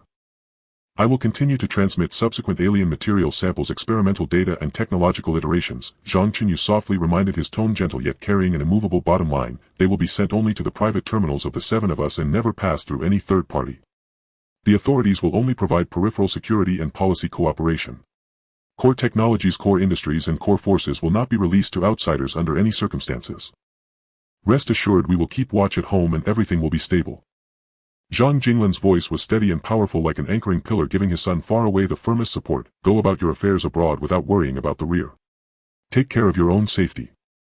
Brief greetings, gentle admonitions and a child's clear calls filled that private communication channel. A moment later the quantum communication quietly severed and all technical data and directives were stored word for word in the top-secret database that only the seven could unlock. At the same instant aboard the Xingqian docked at Kalong System Spaceport, the Jiha Shuha received the final command. The fully automated return protocol engaged and full engines warming trajectory locked, poised to depart at any moment. Zhang Chenyu raised his eyes to the endless void beyond the observation window. From the direction of the Zeta sector surged dark currents. Infighting among the three major conglomerates had grown fiercer. A mysterious force lurking in the shadows had yet to reveal itself, and the road ahead remained strewn with unknowns and peril. Yet in that moment he felt no attachment and no hesitation. His low resolute commands cut through the silent command center and rang across the Kalong system. Regulations set each to their duty. Garrison units secure Kalong, assist in the defense of the Yanzhou homeworld and control prisoners in the outer perimeter. Covert detachments remain to assist defense. The Qianying swarm maintains full area surveillance over Zeta, and I shall remain at Kalong to oversee the whole operation. As his words fell, order settled across the Kalong system and countless species returned to their ranks. In the deep void Zhang Chenyu's arrangements quietly unfurled. On the desolate mining worlds at the system's fringe, high-intensity energy fences rose from the ground, bathing the mining fields in a faint blue glow and enclosing them tightly. Above, monitoring arrays cruised without pause 24 hours a day. Layers of infrared scanning and psychotronic fluctuation detection stacked upon one another, leaving no blind spot. Captured Blackthorn prisoners sorted into high-risk technical and low-tier groups worked in orderly fashion under the supervision of control robots, mining, hauling, sorting, their movements mechanical and precise. There were no wails, no uprisings, no whispered plots. The once fierce and defiant alien warriors had been ground down by harsh but fair regulation until all edges were worn away, leaving only obedience and numbness. Within the command center a cold white holographic display filled the wall. The data flows drifted like a silent river of stars. Zhang Chenyu stood at the console with his hands behind his back, calmly sweeping his eyes over the real-time feeds of the Zeta sector. The images returned by the Qianying swarm were astonishingly clear. Remnants of the Heiji cowered within their core region, their warships sealed and their minds producing far less, their appetite for expansion utterly sapped. Though the Chia and TG conglomerates knew Kalong's coordinates, mutual suspicion kept each from making the fatal first move. Border skirmishes flared, but no decisive mobilization was agreed upon. The so-called tripartite alliance was nothing more than thin paper that would shred at the slightest touch. Zhang Chenyu tapped the desk with his fingertips, issuing no interfering commands. These trapped beasts left to their own internecine strife would consume themselves and collapse without external prodding. His true gaze had long since been cast toward the more distant star seas. Initiate full area expansion of the Qianying swarm, the low voice echoed through the cavernous command center, transmitted along encrypted channels to the full-range detection units. Bring the captured Heiji motherships' automated production lines online and link them to the Yanzhou geothread energy stations for power. Increase the existing base number of Qianying detectors from the millions to the hundreds of millions. All detectors will be fitted with silent cold propulsion systems preset with stellar gravity slingshot trajectories. Centered on the Kalong system, they will diffuse indiscriminately across the universe. The operators straightened their hands, flying across control panels. Acknowledged, Commander. The expansion program engaged, production lines accelerated to full speed, power allocation completed, detector parameters set, silent and cloaked, devoid of electromagnetic emissions or infrared signatures, with a base cruising speed of 0.1 light-year per day, reaching a peak of 0.2 2 light-years per day after gravity slingshot acceleration. Exploration targets locked rare mineral veins, high-energy stellar bodies, habitable planets, sentient civilizations, hidden lanes, full-spectrum scanning with real-time data relay. Within half a day the hundreds of covert detection nests on Kalong's periphery activated in unison. The detectors swarmed forth like innumerable silver dust motes along pre-programmed gravity corridors, no flame, no roar, no detectable signal, merely a formless mist surging into deep space in all directions at tremendous speed. They skimmed cold asteroid belts, pierced dense dark matter clouds, and when passing stars automatically entered gravity slingshot trajectories to accelerate and correct course, silently laying layer upon layer of a celestial net that would cover the star ocean. Within days the first wave of full-area exploration data flooded into the command center like a tide. On the display the once sparse and monotonous interstellar chart blossomed with dense new markers. Within a 300 light-year radius beyond Kalong, 3 high-purity dark vein mineral deposits were precisely located, their reserves far exceeding current combined stocks. A gas giant with a stable stellar core reaction was detected, its internal high-density compressed energy sufficient to sustain development of the entire sector for millennia. 2 ecologically intact oxygen-bearing hazard-free habitable planets were found, their plains, rivers and vegetation clearly visible, fully suitable for immediate colonization and development. Farther out a gentle and regular signal fluctuation was captured. The source lay 520 light-years from Kalong. Its band was steady, showing no militarized responses or wartime perturbations. After rapid analysis by the Zhiha Shuha, it was assessed as a peaceful trade-based sentient civilization, non-aggressive and non-expansionist, meeting the basic conditions for contact and cooperation. At the same time 12 covert lanes crossing the sector were fully mapped, bypassing all known spheres of influence, gravity turbulence zones and dangerous nebulae. Their safety margins far exceeded existing interstellar trade routes, leaving sufficiently secure channels for future commerce expansion and troop deployment. Zhang Chenyu tapped his fingers and categorized all the data. Habitable worlds, rare veins and high-energy bodies were prioritized for development. The peaceful civilization signal was marked for close observation. The secret lanes were absorbed directly into the sector's transit framework. Without leaving home, the resources and patterns of the entire star sea lay clear before him. Meanwhile on Earth, tens of millions of kilometers away, another arrangement crucial to the Zhang family's generational foundation was quietly taking root. The Xingqian ran silent and cloaked the whole way, evading all ground monitoring and orbital satellites. It reached the lunar base, retrieved a contingent of strictly programmed, absolutely loyal custom-grade bioroids per preset orders, then slipped quietly into the Zhang family's deeply buried secret underground facility. Deep within the base, the top-secret production line for spatial compression insignias had fully come online. From material smelting, pattern engraving and parameter calibration to final testing, the entire process was closed-loop, controlled by bioroids, no outsiders involved, no information leaks. The first batch of products rolled off the line smoothly, one-click compression, lossless restoration, stable and secure, fully meeting every standard Zhang Chenyu had set. Interstellar encrypted bracelets were mass-produced, concurrently equipped with quantum encrypted communication, holographic information projection, vital sign monitoring and sector identity authentication. They were prioritized for distribution to the 7 Zhang family members and the core bioroids, creating an absolutely secure internal communications network. The Zhiha Shuha took full control of base operations, coordinating technical development, production, dispatch, security, defense and resource allocation, becoming the Zhang family's exclusive central intelligence.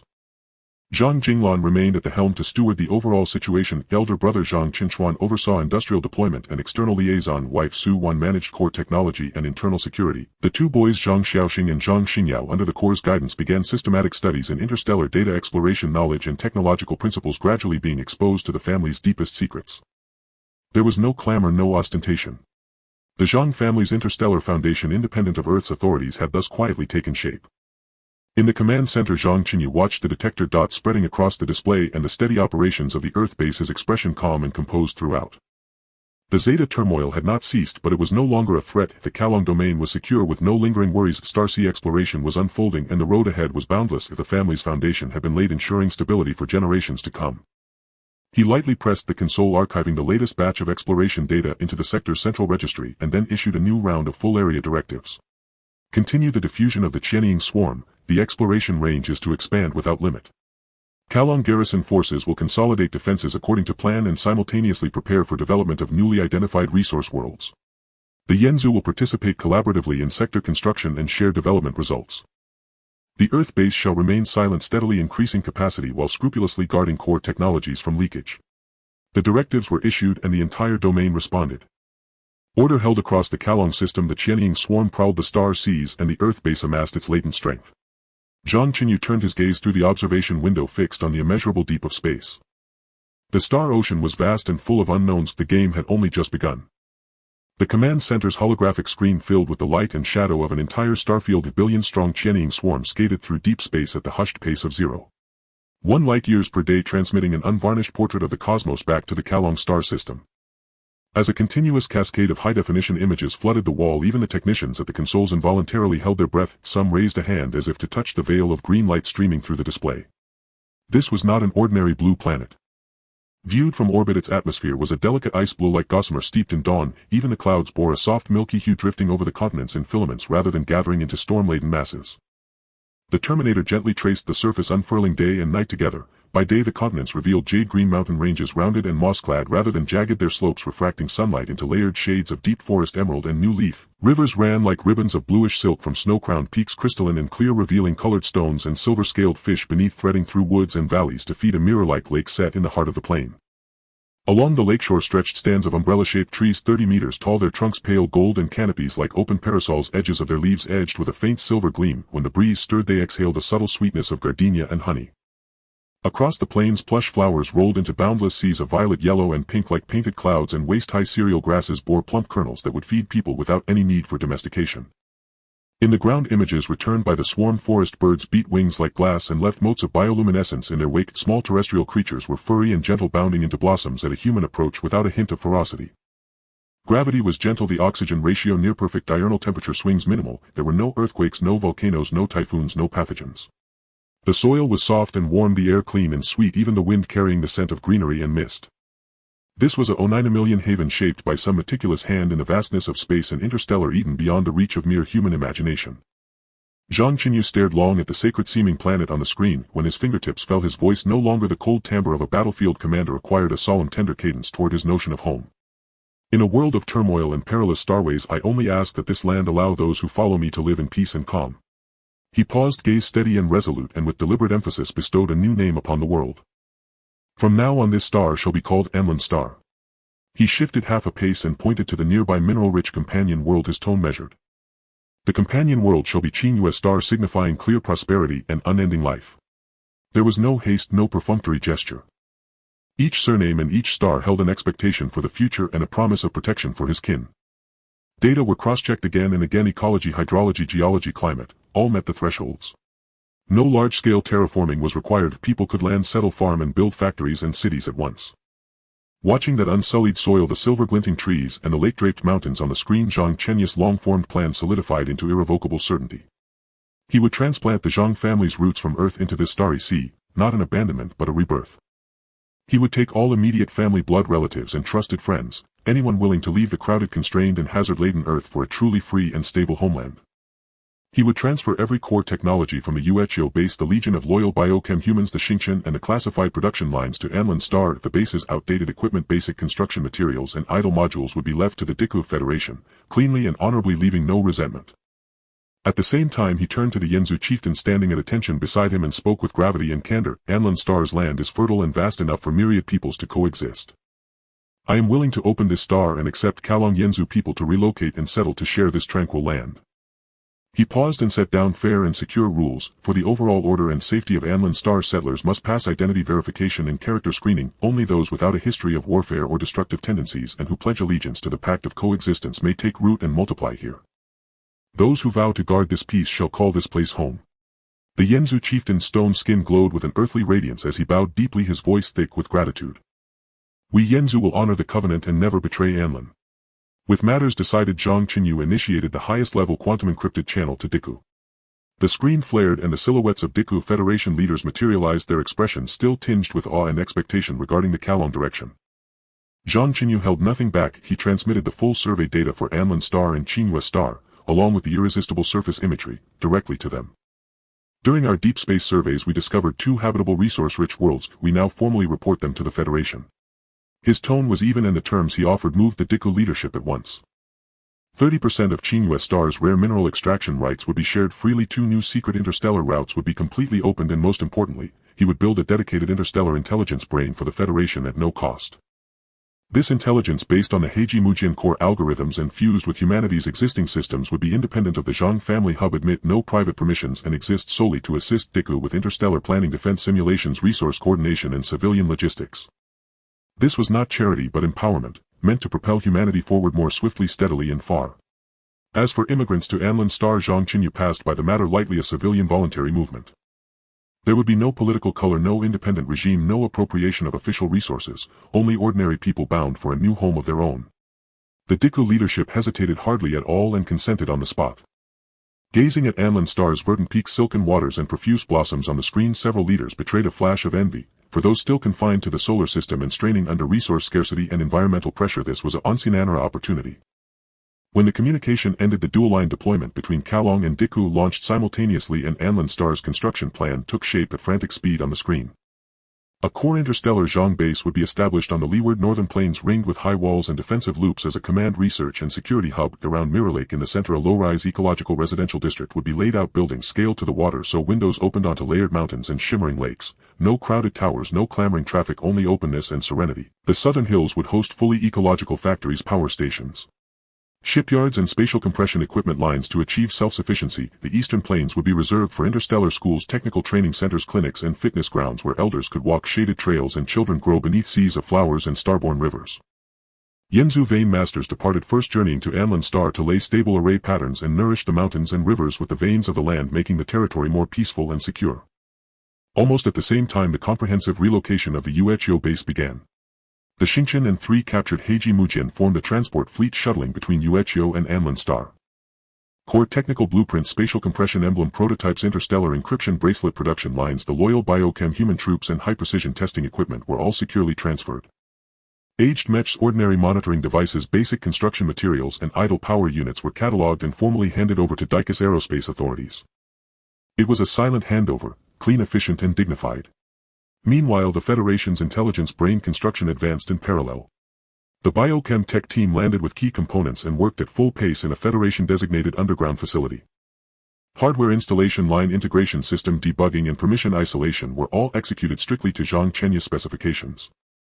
3 days later, the intelligence named Kunlun was activated. On its first run, it completed an optimal extraction plan for Chenyu Star's deposits, a safety assessment of interstellar routes and an overhaul of near-space defense for Diku with efficiencies hundreds or thousands of times beyond humanity's prior systems.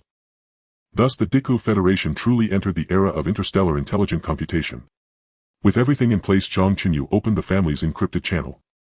He made no grand public proclamation, simply contacting relatives, kin and trusted friends one by one, synchronizing the living imagery of Anlan Star, silver glint trees, crystalline rivers, flowered plains, bioluminescent birds, scenes that carried more persuasion than any speech. Far out in the star zone, see, there is such a planet. Zhang Chenyu's voice took on a rare warmth. The air is clean, the rivers sweet, the land fertile, no smog, no conflict, no crowding. I've made a home there, schools, hospitals, all the steadiness you could want. Those who wish to go, I will arrange ships to take you. Those who choose to stay, I respect that. This place will always be your backing. The message spread through a small circle and ignited an irresistible excitement. The world within the screen was too beautiful, like poetry and painting, a kind of paradise. No one wanted to refuse such a realm. Elders yearned for peace, the middle-aged for opportunities, the young for freedom and children for the pure joy of running, laughing and drawing near to nature. The immigration list swelled. Family, friends and old acquaintances almost all chose Anlan Star. 5 transport waves were rapidly organized and supplies, medical teams and resettlement sites prepared. The starry sea was vast and information was cloistered. The foundation of Anlan Star, the family's migration and the domain expansion, advanced at full speed in secrecy without the faintest leak. Deep in the Zeta sector, remnants of the Heiji faction still huddled and clung to their positions. Chia and Tiji bled one another dry over meager mineral seams, and border clashes raged, their forces wasting away in internecine strife. Though they held a rough bearing on the Kalong coordinates, they were trapped in century-old grievances and could not free themselves. They could not even launch a decent scout, nor suspect that thousands of light-years away a new homeland had come into being that could rewrite the balance of the sector. Zhang Chenyu never intervened from beginning to end. He did not need to act. His enemies would exhaust themselves. On the northern plains of Anlan Star, the first interstellar sunlight crossed golden ridges and fell upon the land by Mirror Lake. Engineering mechs of the biochem program filed and moving with delicate care to avoid the native flower. See, the light patterns laid by the Yanzu vein masters glowed softly, anchoring the geological structure. Heavy equipment sank steadily into the soil, and the first foundation stone carrying the warm earth of Anlan Star was set in quiet ceremony. Beside the cornerstone, several saplings of silver glint trees were planted with careful hands. In the morning light, their leaves unfurled with a gentle sparkling sheen.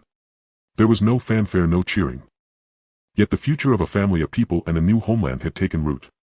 Kalong held its borders, Anlin established its foundations, Dicus intelligence rose, and the Qianying swarm still sped through the depths of the starry sea.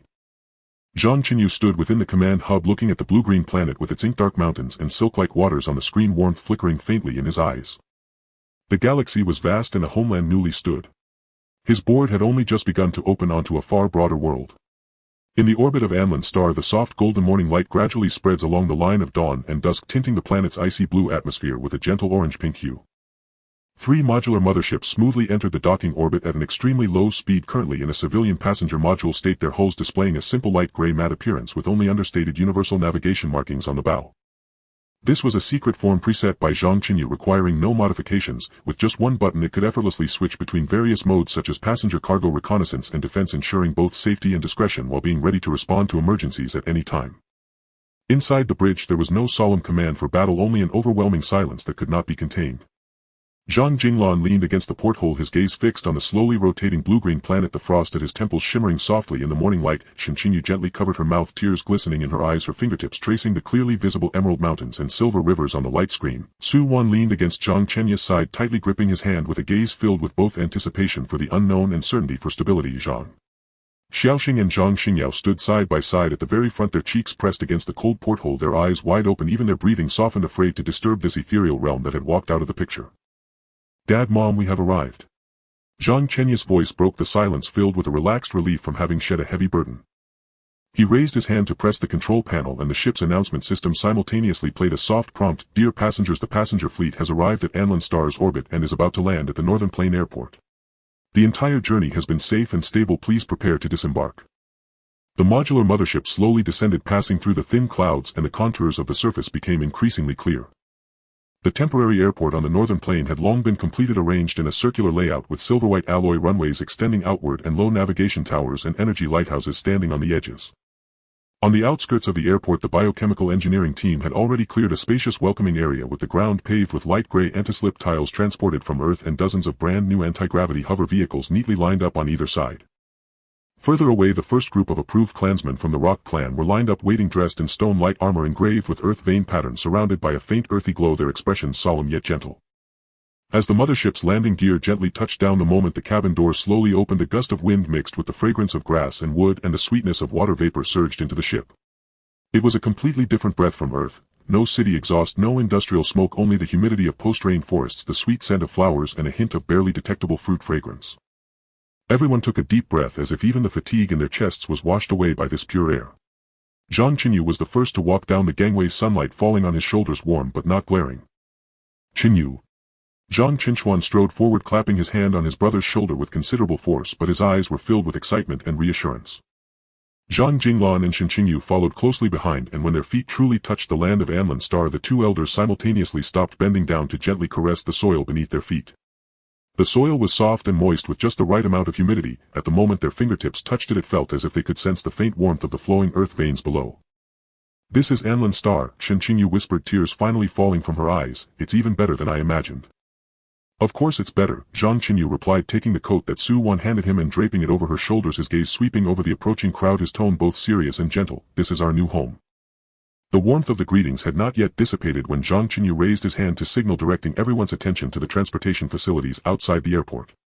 "Dad, brother, the travel arrangements here are all set. It won't be more troublesome than on Earth."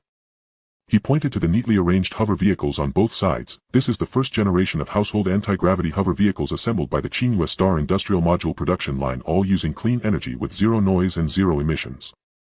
As he spoke, a biochemical driver stepped forward and respectfully opened the car door. The vehicle had a streamlined shape, a warm milky white body, windows made of high-transparency anti-radiation material, and a spacious interior with soft comfortable seats.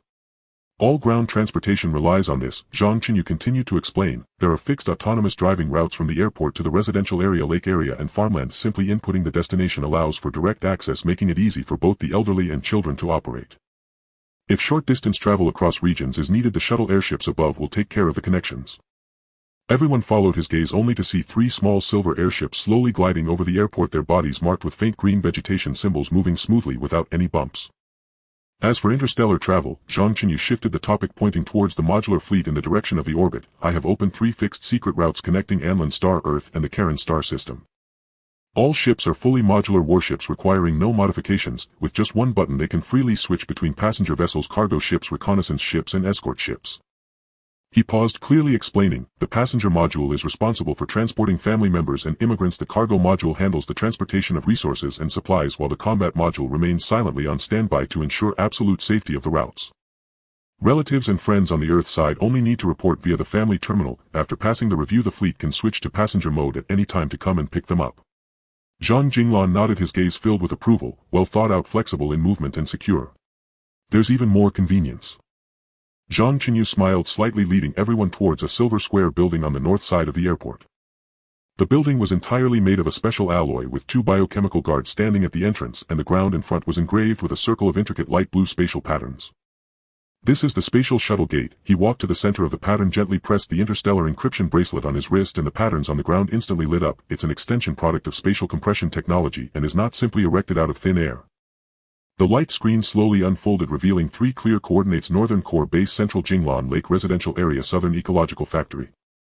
Currently only 3 have been completed, all for rapid commuting within the core areas of Anlin Star. Zhang Chenyu explained, from the base to the residential area it takes half an hour by car, but only a moment through the shuttle gate. It is only open to family members and approved clansmen of the Rock clan, using dual verification of identity voiceprints and encrypted bracelets, ensuring safety and closure without any leaks. As soon as he finished speaking, he stepped into the shuttle gate, selecting Central Jinglan Lake Residential Area. A faint blue light flashed and his figure vanished instantly. Su Wan followed closely with the children, and Zhang Jinglan and Zhang Chenyu exchanged glances before stepping in as well. In the next moment everyone appeared in a spacious square by the lake. The ground was paved with bluestone slabs. Beside them was the rippling Jinglan Lake. The water was clear as a mirror, reflecting the vast clouds and the silvery trees on the shore. Surrounding the square a row of low buildings were distributed in an orderly fashion. The walls are warm light wood color, roofs covered with the leaves of silvery trees, each house featuring an independent courtyard already planted with flowers and plants brought from Earth. Is this the residential area? Zhang Chenyu hurried to the lakeside, leaning over to watch the silver-scaled fish swimming in the water, her eyes filled with delight. It's so beautiful. Each household has its own independent courtyard. Zhang Chenyu pointed to a nearby building. The biochemical team has completed the arrangements in advance, and the furniture and appliances are all configured according to Earth customs, ready for immediate moving. The medical station is located on the east side of the square, equipped with top-notch medical facilities from Earth and a professional biochemical medical team. The Interstellar School on the north side has also been initially established, offering not only basic courses but also unique courses in interstellar exploration, Earth vein application and modular ship operations. Su Wan took the hands of her 2 children and walked into their own courtyard. In the yard the roses were blooming, the grapevines had already climbed up the trellis, and the swing in the corner gently swayed in the wind. Inside the house the living room was spacious and bright, with floor-to-ceiling windows facing Jinglan Lake, the kitchen cabinets filled with brand new utensils, and the children's room arranged neatly with toys and books exuding the warmth of home. "Mom, there's my Lego here." Zhang Xiaoxing cheered as he dashed into the room, while Zhang Xingyao stood by the window gazing at the endless sea of flowers outside, his eyes full of longing. Just as everyone was immersed in the warmth of their new home, a heavy and steady sound of footsteps came from afar. The first group of approved clansmen from the Rock clan had arrived. Leading them was Xiuan, a direct disciple of the Rock clan leader, a burly figure with a stone-like face etched with clear earth vein patterns. Behind him were 50 Rock clan clansmen, including earth vein masters, young adults as well as elders and children, all having passed their identity, background and disposition reviews, ensuring adherence to the symbiotic agreement. "Commander Zhang," Xiuan bowed respectfully, his voice as heavy as rock. "The first group of clansmen from the Rock clan has arrived as promised." Zhang Chenyu stepped forward, standing side by side with him, his gaze sweeping over the assembled clansmen, his tone serious yet calm. "Master Xiuan, welcome to Anlin Star. The Western Hills have been designated as the exclusive living area for the Rock clan, abundant in earth veins and with a stable environment suitable for your reproduction, survival and cultivation. From now on humans and the Rock clan will coexist and prosper together, guarding this tranquil land." Xiuan nodded solemnly, raising his hand to signal, and the earth vein masters behind him stepped forward and sat down cross-legged. A faint golden glow enveloped them as intricate earth vein patterns slowly emerged in the soil beneath their feet, merging completely with the native earth of Anlin Star. "I, the Rock clan, swear by the earth veins to protect Anlin, never to fail our promise." As the sun set, the rosy glow by Jinglan Lake painted half the sky. The Zhang family gathered under the grape trellis in their courtyard, with a stone table set with tea brought from Earth and fresh wild fruits native to Anlin Star. Biting into a wild fruit, the juice was sweet and refreshing, filling the mouth with the fragrance of nature. Zhang Xiaoxing and Zhang Xingyao had already mingled with the Rock clan children, joyfully running through the sea of flowers, followed by a few gentle furry native beasts, while translucent winged glowing birds circled above, scattering tiny flecks of light. Zhang Jinglan lifted his teacup, his gaze slowly sweeping over his family beside him, then looking towards the distant rolling green mountains and clear lakes, his voice steady and powerful. Today the Zhang family takes root in Anlin, not seeking to dominate the Starry Sea but only wishing for family stability and the health of future generations. Not seeking to dominate the Starry Sea, only wishing for stability and health. Everyone echoed in unison, lightly clinking their teacups, producing a clear and warm sound. The evening breeze rustled through the leaves of the silvery trees, intermingling with the laughter of family and the playful shouts of children, composing the most peaceful melody on this brand new land. Meanwhile, billions of kilometers away in the depths of space, the shadowy swarm was silently sweeping through the Zeta Star domain. The images relayed back showed a scene of war. The fleets of the Chia Consortium and the Iron Spine Consortium were fiercely exchanging fire in the border airspace, energy cannon flames tearing through the darkness with wreckage of warships continuously falling. The remnants of the Blackthorn clan were shrinking back to their home planet with damaged ships piled up in the port, the order completely chaotic. The internal strife of the three major consortiums had reached a boiling point, leaving them with no time to care for themselves. As the night fell over Anlin Star, the starry sky was clear, sparkling like diamonds. Zhang Chenyu stood in the courtyard gazing at the vast galaxy, his fingertips gently touching the encrypted bracelet on his wrist. With family by his side, their home established, the fully modular fleet standing by in silence, and the Rock clan united in spirit. The new chapter of this star sea has just begun. The dawn of Anlin Star awoke gently from the mist between ancient woods and the silken vapors rising off Jinglan Lake. Silver-veined xiao trees hung heavy with dew as the wind stirred their canopies. Pearls of moisture tumbled onto flagstone paths, spreading faint cool halos upon the stone. A gilded hush lay across the lake's surface, where several bioluminescent winged birds skimmed low above the water, each wingtip cleaving the mirror-smooth expanse, shattering stillness into shimmering fragments of light. After several days of meticulous settlement, the Zhang family had fully embraced this interstellar utopia. Daily life flowed with quiet order, and warmth lingered in every courtyard, an unshakable homely serenity. Su Wan rose at dawn to tend the terrestrial flora she had transplanted from Earth, her fingertips brushing leaves with tender familiarity, carrying the quiet ache of homeland. Zhang Chenyu stood beside her, conversing softly. Now and then she lifted a hand to touch the newly planted Anlin Star blossoms at the garden's edge, their pale, elegant petals exuding a delicate, lingering fragrance that curled like breath around her. Nearby, Zhang Xiaoxing and Zhang Xingyao trained under Zhang Chenchuan's guidance, their young bodies honed by foundational physical discipline. Golden sunlight bathed their upright silhouettes, and even their breath carried the crisp green perfume of forest air. Zhang Chenyu approached his parents, his gaze sweeping over the tranquil tableau of familial reunion before he asked quietly, "Father, Mother, have you grown accustomed to life here?" Zhang Jinglan lifted his eyes toward the distant undulating emerald peaks and nodded with calm assurance. "The heavens are lucid, the land and waters imbued with spiritual vitality, far more serene and stable than we had imagined. All matters of daily life have been thoroughly arranged."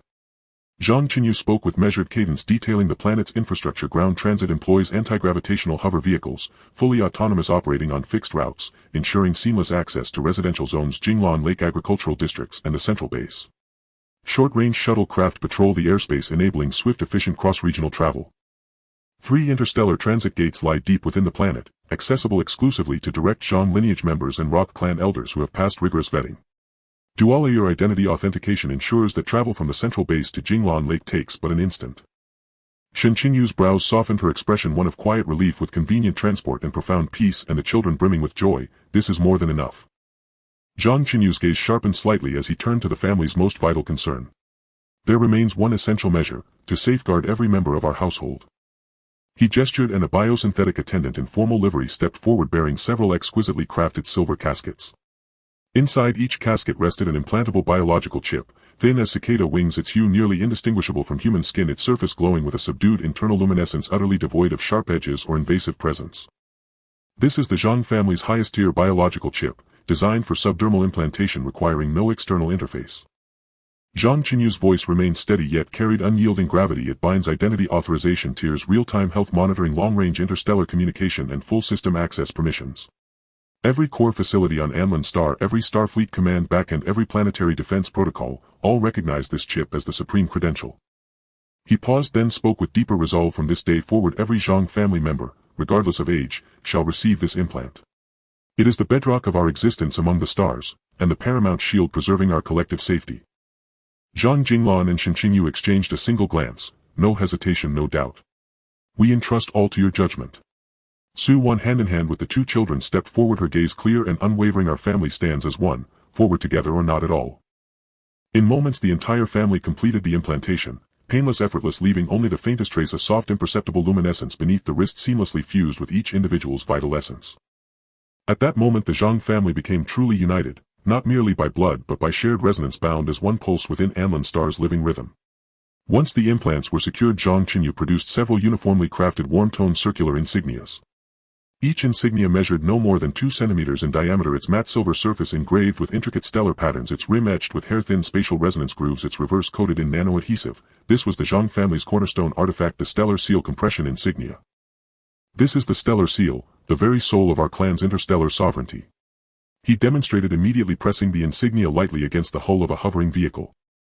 A fleeting gleam flared, then the massive vehicle dissolved soundlessly into the insignia, which settled back into his palm featherlight. Next he tossed the insignia gently into the air. It hovered, emitting a gentle radiance, and from that light the vehicle re-emerged, smooth, unhurried, settling steadily onto the ground while the insignia floated effortlessly back into his waiting hand. One contraction, one expansion, clean, precise, free of ostentation. All personal units issued to family members are top-tier specifications. Zhang Chenyu distributed the insignias one by one. Those destined for Earth will be simplified variants, paired with entry-level stellar link bracelets, retaining only basic storage and communication functions. Core technologies remain strictly proprietary, safeguarding the foundation of our lineage. His words were lucid and all understood without explanation. Full capability reserved for kin, limited access extended outward. This distinction was the keystone of stability amid the shifting tides of the cosmos. As for the stellar origin genetic serum, Zhang Chenyu held an unbreakable line: it would never be commercialized. The serum is reserved solely for internal use, enhancing physiology, accelerating adaptation to extraterrestrial environments, and decelerating biological attrition. This is our unique strength, our irreplaceable advantage: never to enter markets, never to leak beyond our walls. Yet one exception had already been carefully considered. I shall privately deliver a portion of the genetic serum and biochips to senior officials of the Huagua nation, offered as goodwill, not transaction. His tone remained level yet carried far-sighted intent. So long as our mother world remains secure, our endeavors beyond the stars proceed unburdened. Mutual support, subtle restraint sufficient. I have already reached a confidential understanding with Huagua's core decision-makers via encrypted interstellar channels. They pledge absolute discretion regarding Anlin Star's existence and all advanced technologies, no public disclosure, no opportunistic demands, no entanglement in international conflicts, only necessary quiet protection for the Zhang family on Earth. This transfer would proceed through officially designated covert channels, silent, traceless, faceless, preserving both parties' security to the utmost degree.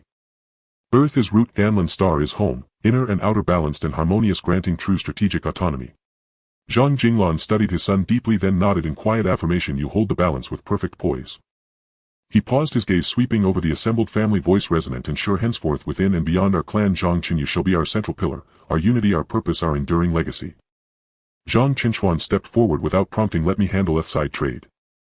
The modular warship shifted seamlessly into cargo configuration, carrying simplified stellar seals, entry-level bracelets, Anlin Star's ecological specialties, plus high-purity ores and rare materials from Chenyu Star, more than sufficient to establish market foothold.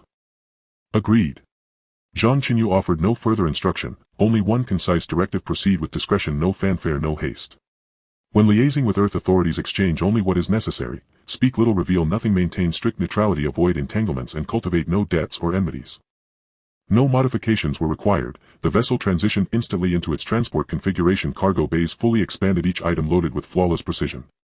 Its flight path, preset in absolute secrecy, charted a silent course directly from Anlin Star to Earth, undetectable, untraceable.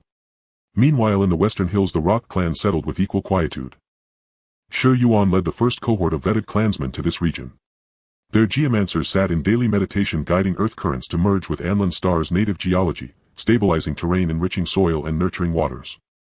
Humanity and the Rock clan dwelled apart, neither encroaching nor intruding. When paths crossed they exchanged respectful nods, peaceful, orderly, harmonious.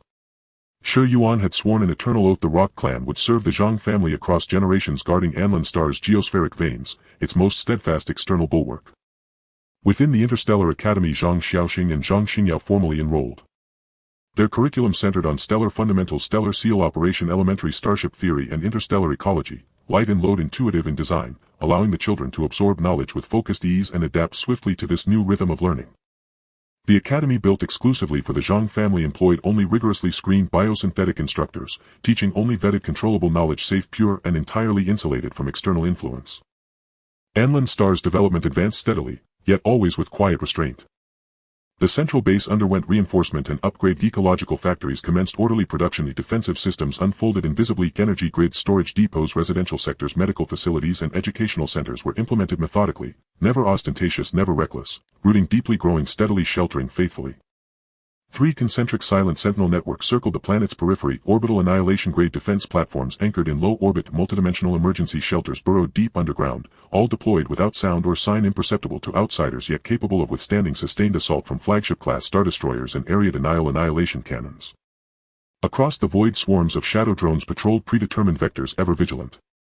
The Zeta Expanse remained engulfed in relentless warfare, factions locked in brutal attrition, fleets clashing repeatedly, airspace perpetually volatile, leaving no faction with bandwidth to notice this haven of tranquility. Zhang Chenyu stood motionless before the luminous command interface at Anlin Star's central nexus, having meticulously mapped Earth's diplomatic and cooperative frameworks. Earth had long since transcended fragmentation, now unified under the Earth United Government, whose core governance and global order were guided decisively by the ancestral homeland Huagua nation. Yet even within this singular administrative framework, the Zhang family's stance must remain rigorously distinct, boundaries drawn with unmistakable clarity. Toward Huagua he resolved to build a profound invisible alliance, grounded in ancestral kinship, featuring unrestricted technological sharing, reciprocal intelligence flows, mutual security guarantees and complementary resource integration, all conducted in absolute confidentiality anchored in sincerity and silent guardianship. Toward the Earth United Government, nominally sovereign over all humanity, he would maintain only superficial commercial ties and routine administrative coordination, restrained, minimal, never revealing a sliver of core secrets, never entangled in political quarrels, never exposing Anlin Star's true nature or the Zhang family's interstellar stature to public scrutiny. One relationship deep, the other shallow, one intimate, the other distant, dual pathways perfectly aligned. This duality honored filial devotion to the motherland while fiercely protecting the clan's interstellar foundations, the cardinal principle anchoring the Zhang family between stars and soil. Zhang Chenyu turned from the command interface, gazing out upon the tranquil courtyard where his family rested in quiet harmony, his mind already crystallized the division of responsibilities, the planet's definitive role.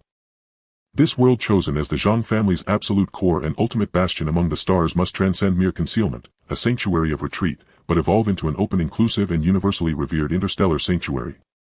Sovereign defense, military, industrial research and proprietary technologies would remain absolutely sealed. Yet healthcare, education, ecological wellness and interstellar diagnostics would be fully accessible, regardless of species or origin, so long as one abided by Anlin Star's laws. All were welcome to study, train, seek healing, settle or exchange ideas, relying on peerless medicine to sustain life, elite education to gather talent and serene environs to unify hearts. His father Zhang Jinglan, steadfast and deliberate, would oversee the planet's governance, internal affairs, security, supervision and cosmic order, anchoring the sanctity of this interstellar home. His mother Zhang Chenyu, meticulous and compassionate, would manage domestic life, healthcare operations, ecological parks and childhood education, nurturing the family's earthly warmth. His elder brother Zhang Chenyu, prudent and skilled in diplomacy, would assume full responsibility for Earth-facing operations, executing the dual-track strategy with exacting fidelity, close to Huagua, reserved toward the United Government, never overstepping, never rushing, never betraying a single secret. 4 pillars, each holding firm in their domain, inward and outward in perfect synergy, constituted the Zhang family's most unshakable foundation among the stars. Zhang Chenyu stood before the central holographic display of the Anlin Star's command center, his fingertips gently gliding over the star map and planetary planning models, finalizing the future layout of this core planet. In order for Anlin Star to truly become an unshakable foundation for the Zhang family amidst the starry seas, he no longer confined it to a secret refuge but sought to transform it into a unique neutral safety core planet within the entire star region. Under the complete planning, the entire planet was clearly divided into 4 functional zones: a core restricted area focused on the command center, military, scientific research and annihilation-level defense facilities accessible only to core members of the Zhang family and those with the highest authority, a family-exclusive residential area with picturesque scenery and stable environment protecting family members from outside disturbances, an open service circle encompassing medical, educational, ecological and scientific research, public services welcoming all from the star region, and a deep space reception hub specifically for interstellar spacecraft docking, personnel entry, review and foreign affairs exchanges, where all incoming personnel must complete identity verification and security scanning before entering the planet's interior. With clearly defined areas, strict permissions and comprehensive oversight, Anlin Star ensured that while being fully open it maintained absolute order and security, never losing control through inclusiveness or exposing its cards through openness. With the functional zoning officially established, the 4 core public infrastructure projects of Anlin Star commenced full-scale activation as the construction pace of the entire planet entered an unprecedented fast track under the efficient operations of biogenetic mechanical legions and automated engineering fleets. The Interstellar top-tier medical center built to the highest specifications would be equipped with cutting-edge gene repair organ regeneration treatment for annihilation radiation aftereffects and deep space trauma emergency rescue technology sufficient to address the majority of difficult diseases and war injuries in the star region. Concurrently, the Cross-Star Elite Academy was being constructed to cultivate talents in high-end research, interstellar navigation, star region management, and precision engineering, featuring the most advanced simulation teaching systems, real-world training pods, and top-tier research equipment aimed at attracting exceptional youth with talent and potential from the entire star region. The completed planning for the deep space ecological wellness area would rely on Anlin Star's unique natural environment and stable ecology, utilizing cutting-edge technologies for life support, environmental purification, and mental soothing to provide a safe and comfort. With the simultaneous commencement of the 4 projects and their layered support, Anlin Star's open layout was gradually transformed from a planned blueprint into a tangible reality. In the context of Anlin Star's comprehensive openness, Zhang Chenyu meticulously defined the entry rules and acceptance standards, with each guideline undergoing repeated simulations to exemplify inclusiveness while firmly guarding the safety baseline. For the interstellar refugees who had lost their support and were displaced amidst the vast star sea, for independent researchers weary of power struggles and yearning for a pure land to delve into their studies, and for ordinary interstellar citizens and small neutral groups without fixed shelter, Anlin Star would open its doors with the greatest goodwill. Here they would receive basic housing arrangements, stable energy supplies, fundamental medical guarantees, and equitable educational opportunities, no longer facing threats from war nor living in constant fear for their survival, enabled to restart their lives in a truly safe, orderly, and peaceful environment. However, for all large groups with obvious armed attributes, ambiguous backgrounds, and unclear intentions, Anlin Star maintained the highest level of vigilance and restrictions, rigorously reviewing identity, strictly controlling activity ranges, and limiting stay durations, never allowing any factors that could provoke conflict, disrupt order, or spy on core secrets to penetrate this planet, which the Zhang family regarded as their ultimate foundation. With a balanced approach of leniency and strictness and a clear distinction between internal and external affairs, Anlin Star became a desirable haven within the star region while ensuring the stability and safety of this core planet from its very foundation. After finalizing the external admission criteria, Zhang Chenyu promptly initiated the dual-line cooperation system at the terrestrial level, transforming the core strategy of differentiated treatment into specific, actionable, detailed plans.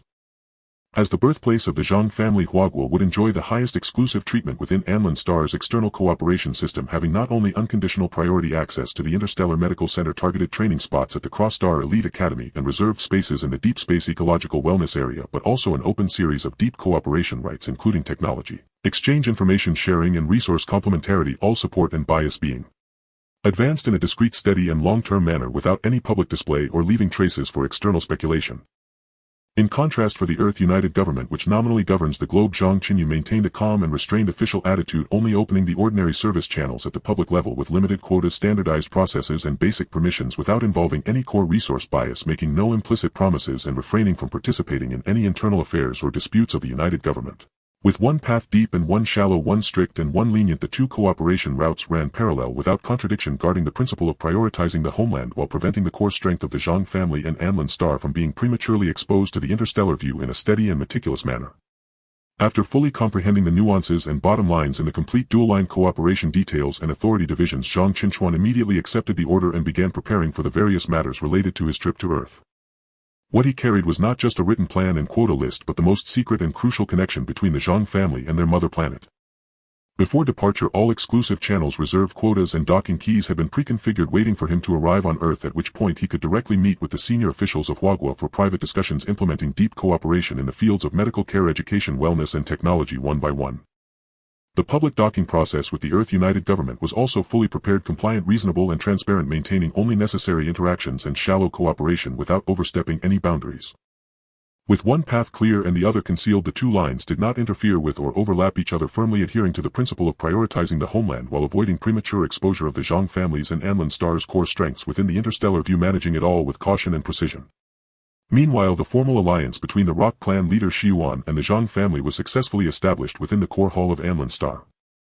As one of the earliest supporters of the Zhang family and deeply involved in the planet's foundation, the Rock clan, with its innate control over celestial structures, energy veins, and geological formations, became an indispensable foundational force for Anlin Star.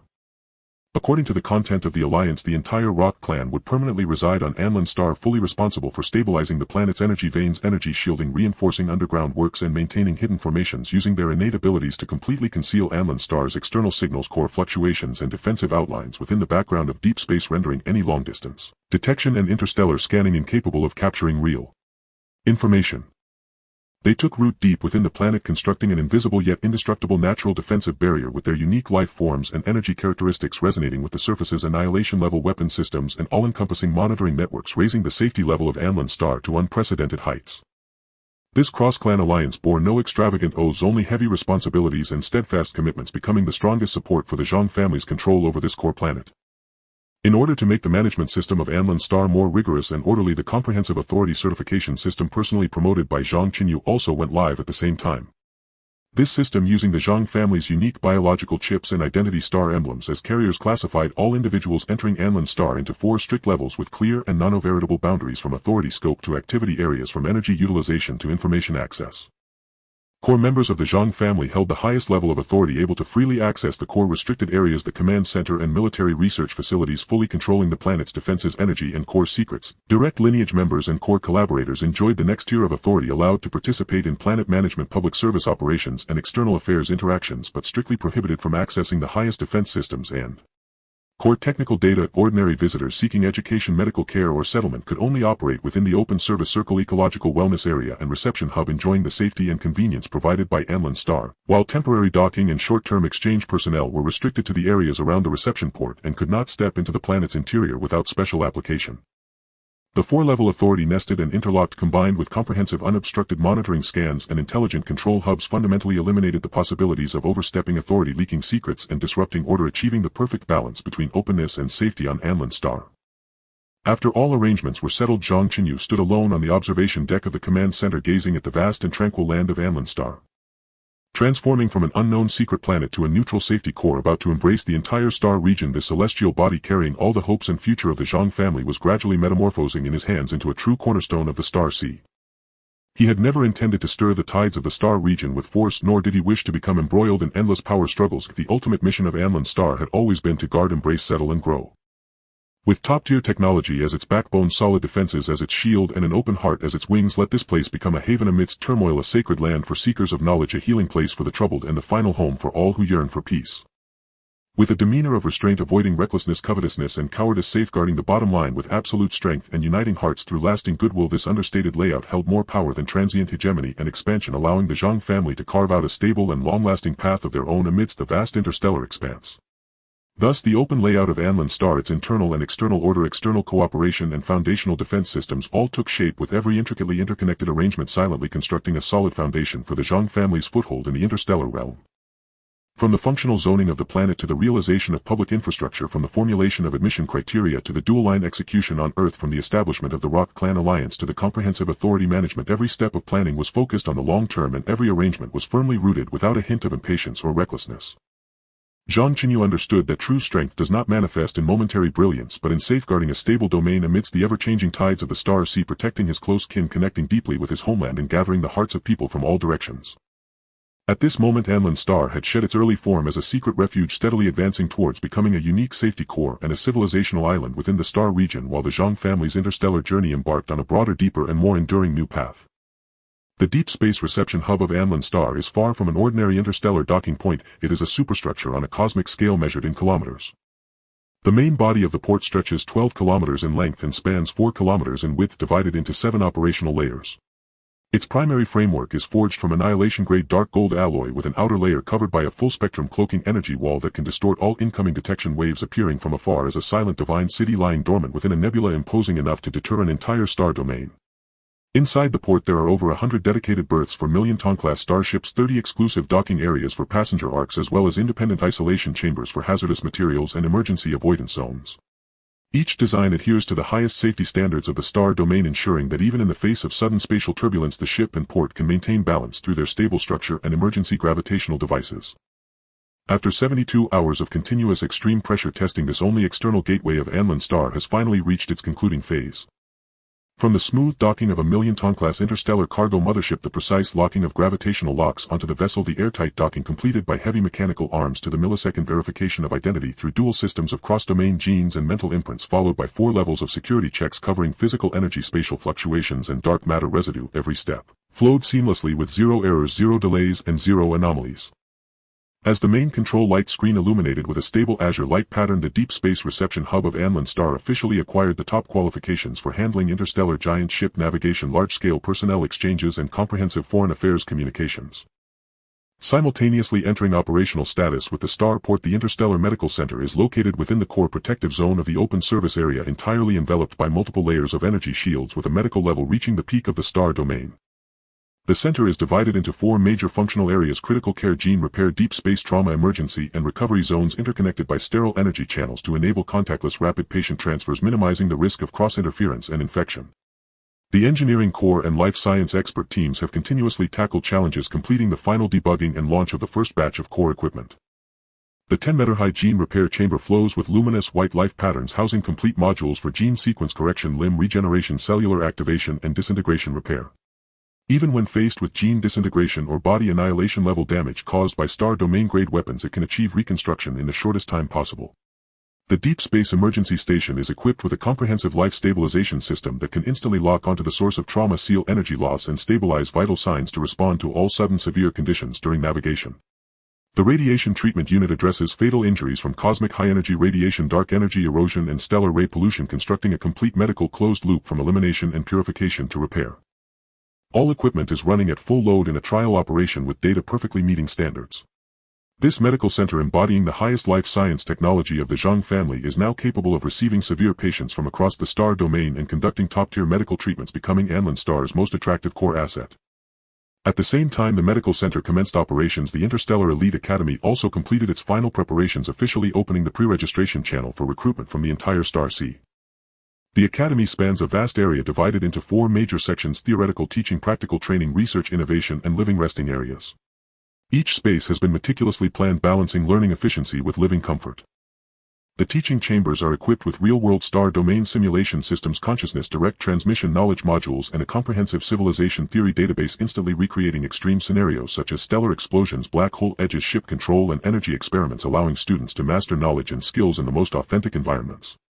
The training center houses standardized interstellar combat aircraft engineering, ship operation platforms, advanced research experiment stations, and energy weapon debugging platforms with specifications far exceeding the military standards of ordinary civilization, sufficient to support students from basic operations to advanced combat training. The dormitory and living areas have undergone ecological energy purification, ensuring air, water, and energy supplies meet the highest standards for life forms, providing a quiet, safe, and undisturbed environment. With the pre-registration system fully launched, countless youths whose talents were buried in the flames of war or who had nowhere to study in barren civilizations finally found a path leading to the pinnacle of the Star Sea. Anlin Star's long-term strategy of gathering talent through education and establishing itself with personnel has thus taken root.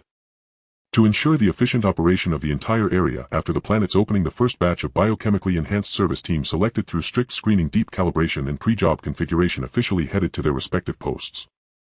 They are precisely assigned to 5 core systems: medical care, educational assistant, starport, reception, comprehensive security, and logistics operations. Every command, every action, and every response has undergone millions of simulation calibrations, possessing stability, precision, and execution capabilities that surpass organic life. These biochemically enhanced individuals are equipped with exclusive intelligent chips of Anlin Star, enabling real-time data exchange with the command center. In case of emergencies, they can promptly report and autonomously initiate emergency plans, completing basic handling without human intervention. In the medical center, they assist throughout the diagnosis and treatment care for critical patients and maintain equipment. In the Elite Academy, they manage teaching resources, debug training platforms, and uphold order. In the Deep Space Hub, they are responsible for navigation guidance, visitor registration, information inquiries, and emergency handling. In every corner of the planet, they patrol, silently monitor anomalies, and eliminate hazards. These silent and efficient figures, like precisely crafted cosmic gears, tightly interlock every service, every process, and every link of Anlin Star, supporting the rapid operation of the entire planet. Far on the other end of the galaxy's arm, in Earth's near-Earth orbit, a secret ship hidden within cosmic dust quietly slipped into its coordinates. The ship is covered with anti-detection coatings, generating almost no energy fluctuations during engine operation. Even the most advanced deep space monitoring radar of the Earth United Government cannot capture its trace. Zhang Chenyu sits at the command position within the ship, lightly touching the control panel, not revealing any traces nor connecting to the monitoring network of the Earth United Government. Instead, he directly activates the highest level encrypted channel of the star domain, with signals passing through multiple layers of spatial folding, frequency hopping, and trajectory concealment, completely bypassing the global monitoring system, establishing point-to-point private communication with the high-level officials of Huagua. Without unnecessary pleasantries or hesitation, the two sides swiftly finalized the time, place, and method for the covert meeting in silence, ensuring all information leaves no trace, no records, and no leaks, completely isolating this dialogue concerning the future of their homeland and the foundation of Anlin Star from all third-party perspectives. Following the dual-line strategy set by Zhang Chenyu, Zhang Chenyu subsequently engages in a formal meeting with the Earth United Government in an open, compliant, and low-profile manner. The entire meeting process is standardized with restrained attitudes and meticulous measures. He only submits basic navigation reports, routine information exchanges, and ordinary cooperation applications between Anlin Star and Earth, revealing no core technologies, showcasing no advanced combat capabilities, promising no resource tilt, and not involving any core secrets. In response to the probing questions from the United Government officials, he remains composed, his words watertight, maintaining the neutral stance of Anlin Star without arousing any suspicion from the other party. Everything is conducted in an official manner, everything is approached cautiously, leading the United Government to view it merely as an ordinary contact with interstellar forces, completely unaware that beneath the surface a deeper, more stable and core channel has already been quietly established. The covert meeting is held as scheduled in an absolute confidential environment. No monitoring, no records, no outsiders. Within the sealed space only core personnel from both sides are present, and the atmosphere is filled with a solemn and grave aura.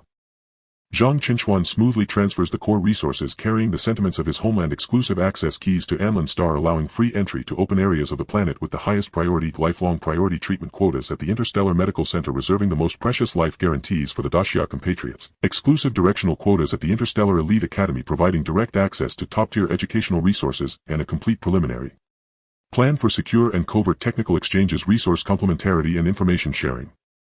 Every document, every permission encapsulates the Zhang family's sincerity and guardianship towards their mother planet without any reservation. The high-level officials of Huaguo respond solemnly on the spot.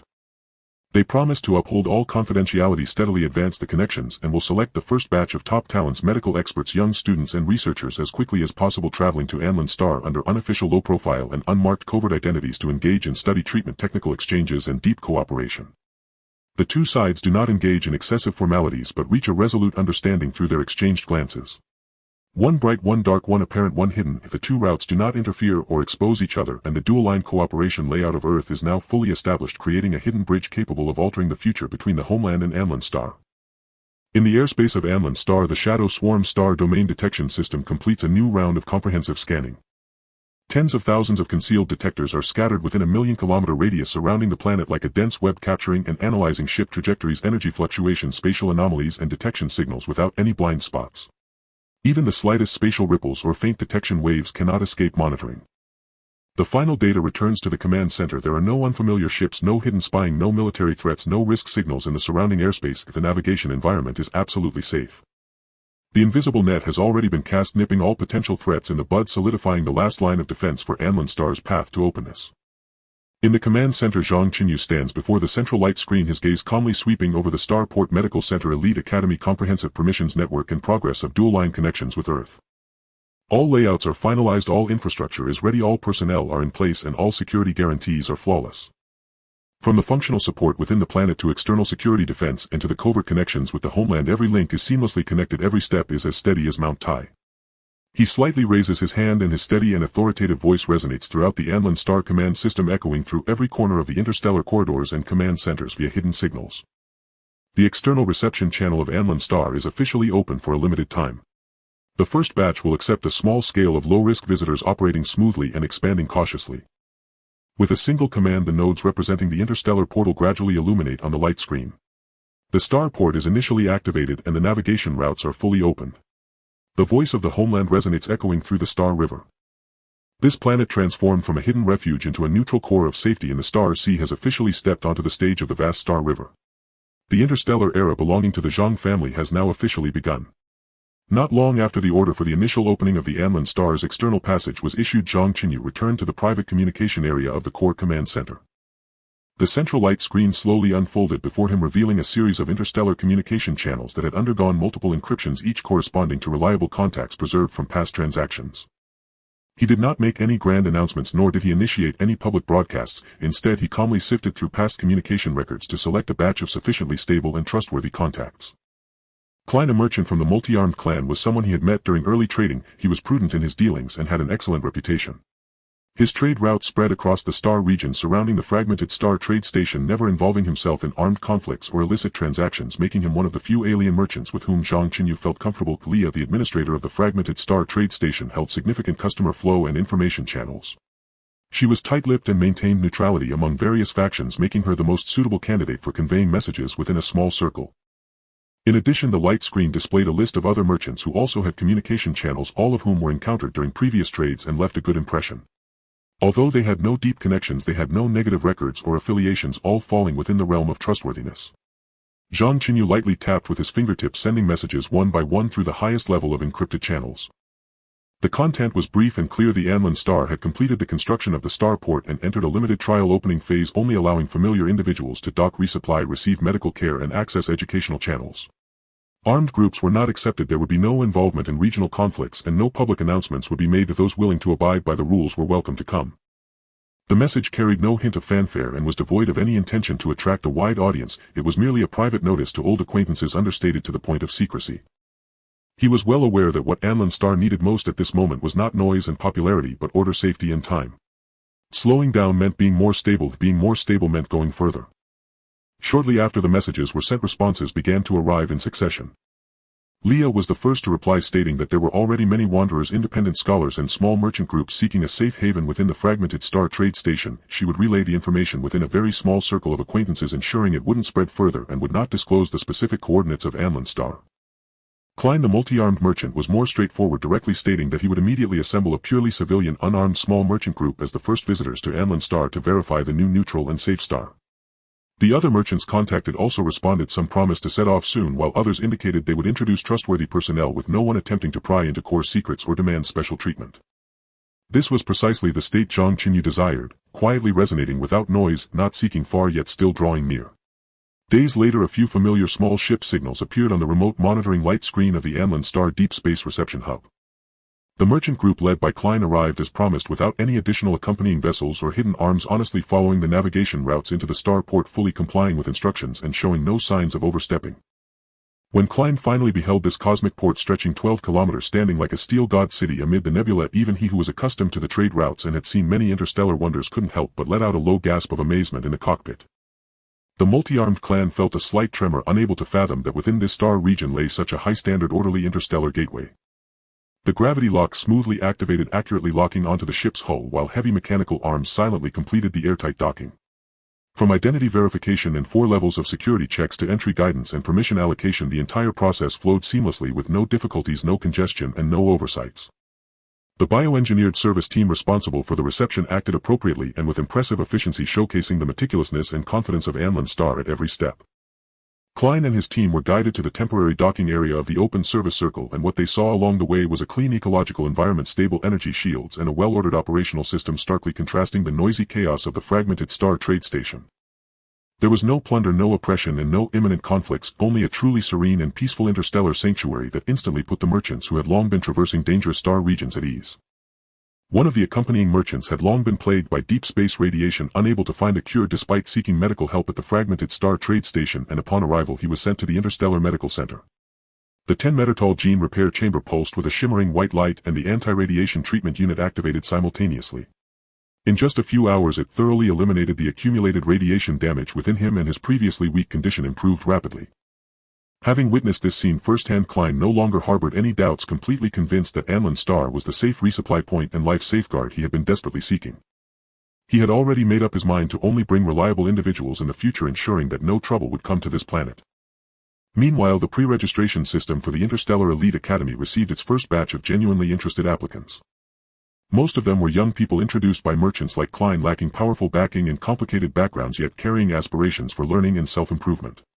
Their talents and characters passed the system's screening successfully. There were no throngs of people rushing in, no prying eyes with ulterior motives. Everything progressed in the most stable and gentle manner, just as Zhang Chenyu desired. Meanwhile, on the distant Earth, the double-line layout continued to steadily land in silence. The united government was led by Huagua, and there were no fundamental disagreements in the overall framework and decision-making direction, so Zhang Chenyu naturally had no intention of opposing it. However, in terms of resource allocation, permission opening, and information connection, he maintained a clear and distinct scale, prioritizing the Dacia compatriots within the system, subtly favoring them, while maintaining a standard regulated yet not overly intimate attitude towards members of other nationalities and factions within the United Government, neither deliberately making things difficult nor revealing core secrets. Internally, the United Government had indeed sensed this subtle bias, but there was no evidence to support it, and given Huaguo's dominant position as well as the fact that Anlin Star was not under Earth's jurisdiction, others could only follow the established procedures for smooth connections. Beneath the surface, Huaguo had already completed the secret selection of the first batch of personnel as agreed. Top young scholars, senior medical experts, precision engineering technicians, and discreet tight-lipped staff all gathered at a secret base in the inland. Under the cover of night, a small shuttle without markings or records silently ascended, quietly entering Earth's near-space orbit. Zhang Chenyu, who had long been waiting, completed the reception with a stealth ship, activating anti-detection and space concealment devices throughout the process, escorting this team carrying hopes for their homeland officially into the interstellar route, completely avoiding external unrelated surveillance. The first truly meaningful personnel secret line between the homeland and Anlin Star was successfully established. In Anlin Star's native airspace, the surveillance of the Shadow Bee swarm never ceased. Thousands of concealed units like silent sentinels were scattered within a million-kilometer airspace around the planet, ensuring that even the slightest abnormal fluctuations would not escape monitoring.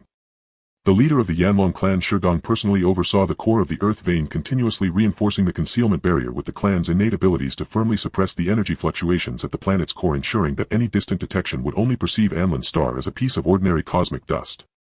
The monitoring network occasionally captured distant blind search signals from the Zetas clan, but these were merely aimless exploratory scans that had never locked onto Anlin Star's exact coordinates, thus silenced and erased by the Shadow Bee swarm. The external enemies had yet to realize the existence of this interstellar sanctuary, and all threats were nipped in the bud. In the command center, Zhang Chenyu observed the smoothly operating data on the light screen. The order of the starport was well maintained. Old merchants were at ease. The medical and academy systems were functioning normally. The Earth secret line was advancing smoothly, and the outer regions of the star domain were secure. He nodded slightly, his mind already clear. Inside the core command center of Anlin Star, the central giant light screen always glowed with a faint and stable cold light, with real-time monitoring images flowing orderly on the screen. The giant berth of the deep space reception port stood quietly, with the gravity lock system maintaining a low-power standby state as several small merchant ships from the fragmented Star Trade Station docked smoothly. The bioengineered patrol team moved along designated routes, ensuring that the monitoring of navigation paths, airtight states, energy shield strengths, and other data remained within optimal ranges. The 7-layer operational airspace of the port performed their respective duties, with supply channels, maintenance channels, and visitor channels not interfering with one another. The intelligent scheduling system continuously optimized traffic efficiency, ensuring that even in low-traffic operating states the highest safety standards were maintained. Inside the Interstellar Medical Center, life support devices operated smoothly. Gene repair chambers and anti-radiation treatment units remained ready for activation at any time, and various life parameters were being uploaded to the central system in real time. The merchant who had just undergone treatment had already recovered significantly and was quietly resting in the recovery area. The pre-registration system of the Interstellar Elite Academy continued to operate at a low load, with screening programs automatically filtering background information and talent data, assessing from multiple dimensions such as civilization, affiliation, energy, talent, and mental stability, ensuring that no good talent was overlooked nor any risks were missed. The signal from the Earth vein shield, strengthened by the Yanlong clan, stably output, firmly concealing the energy fluctuations at Anlin Star's core as the Shadow Bee swarm patrolled continuously within a million-kilometer airspace, capturing, analyzing, and eliminating any faint abnormal signals instantly. The entire planet, from the outside to the inside, from top to bottom, exhibited a highly orderly, calm, and powerful operational state, with no turmoil or oversight, as everything progressed steadily according to Zhang Chenyu's expectations. In the silent deep space route, a ship signal that had undergone multiple concealment processes quietly appeared at the edge of Anlin Star's warning range. The warning system in the command center did not trigger an alarm, instead it directly marked it as a friendly encrypted route. This was the first batch of secret personnel escorted by Zhang Chenyu from Huaguo Earth. The ship's engine had undergone special noise reduction treatment, leaving almost no traceable trail in the universe. Its outer shell coating effectively distorted conventional detection radar waves while avoiding space fluctuation detection and dark matter residue scanning. Even if someone approached deliberately, they would only perceive it as a piece of floating cosmic dust. Inside the ship there were no excess lights or noises. All personnel maintained silence, strictly adhering to interstellar secret navigation rules, with breathing and movements kept at minimal disturbance levels. As the distance continued to close, the ship's coordinates accurately docked with the reserved secret berth of Anlin Star. The navigation guidance system silently activated, creating an exclusive passage that was undetectable to the outside, avoiding public monitoring areas and the visible range of external merchants. Throughout the entire welcoming process there were no ceremonies, no unnecessary movements, and everything remained under the highest level of confidentiality. Even Klein and others who were currently resting and exchanging trade information in the public port area were completely unaware that a group of personnel carrying hopes for their homeland was quietly stepping into this starry home that belonged to them. In the data stream of the command center, the connection signal of the Earth's secret line had stabilized to a light cyan color, subtly resonating with the operational light patterns of the starport. His fingertips hovered over the terminal, watching as the coordinates of that secret route were firmly locked in, knowing that the first homeland passage of Anlin Star had finally been established. The shuttle ship, subjected to multiple cloaking measures, gently came to a halt. As the gangway unfolded, it docked in the same port lane as the Kellen merchant fleet civilian vessels, yet maintained a safe distance of several kilometers, like two stars that did not interfere with each other, quietly nestled in the berth of Anlin Star. A group of individuals, having traveled from Earth, descended the ship slowly, their feet planted firmly on the portway of Anlin Star. The clean, cool air, the orderly and spacious interstellar port area, and the well-organized duty teams all showcased the unique calmness and orderliness of this planet. The students, physicians, and engineers in the group maintained a serious demeanor. Even though they were filled with awe at the extraterrestrial civilization before them, they still held a composed and dignified posture, quietly awaiting the next arrangements. The reception team of bioengineered individuals waiting by the berth moved forward in an orderly fashion, dressed uniformly and stepping in sync with no unnecessary movements or delays. They distributed identity terminals and access wristbands which had pre-recorded information to each guest in succession, guiding everyone to the temporary registration point on the side of the port area to complete the final information confirmation. A light blue holographic screen gently unfurled before the registration desk, conducting iris scans, identity binding, access level classification, activity area labeling, and emergency contact code synchronization. A series of processes were completed within seconds, with all information directly fed into the core command system of Anlin Star, forming a complete personnel record. The entire process was efficient, standardized, and transparent, with neither deliberate preferential treatment nor unnecessary interrogations or difficulties. It aligned with the standard procedures for receiving incoming merchants, yet the details exuded a sense of care and importance for visitors from their homeland, providing the newcomers to the extraterrestrial domain with a sense of stability and reassurance. Under the guidance of the bioengineered personnel, the group moved forward along the designated route, their gaze inevitably drawn to the surrounding scenery. The port area of Anlin Star lacked excessive decorations, yet every aspect reflected meticulous design, with the ground paved in high-strength composite materials capable of enduring the repeated pressure of heavy ships and large machinery. Concealed between the walls and columns were energy circulation pipelines and emergency shield nodes, hiding a complete and reliable safety system beneath the seemingly tranquil environment. In the nearby public docking area, Kellen and others were conversing and resting with accompanying merchants. They regarded each other from a distance without unnecessary interactions, merely viewing one another as ordinary interstellar visitors, maintaining an appropriate distance. The occasionally passing duty personnel stood tall and focused, responsible only for maintaining order and responding to emergencies, not interfering with the normal activities of incoming personnel. The entire interstellar port operated in a quiet and orderly rhythm, allowing the Earth team to unknowingly relax their initial reservations and anxiety. Upon reaching the pre-planned living and working areas, the group from Earth further sensed the rigor of Anlin Star in terms of order and detail.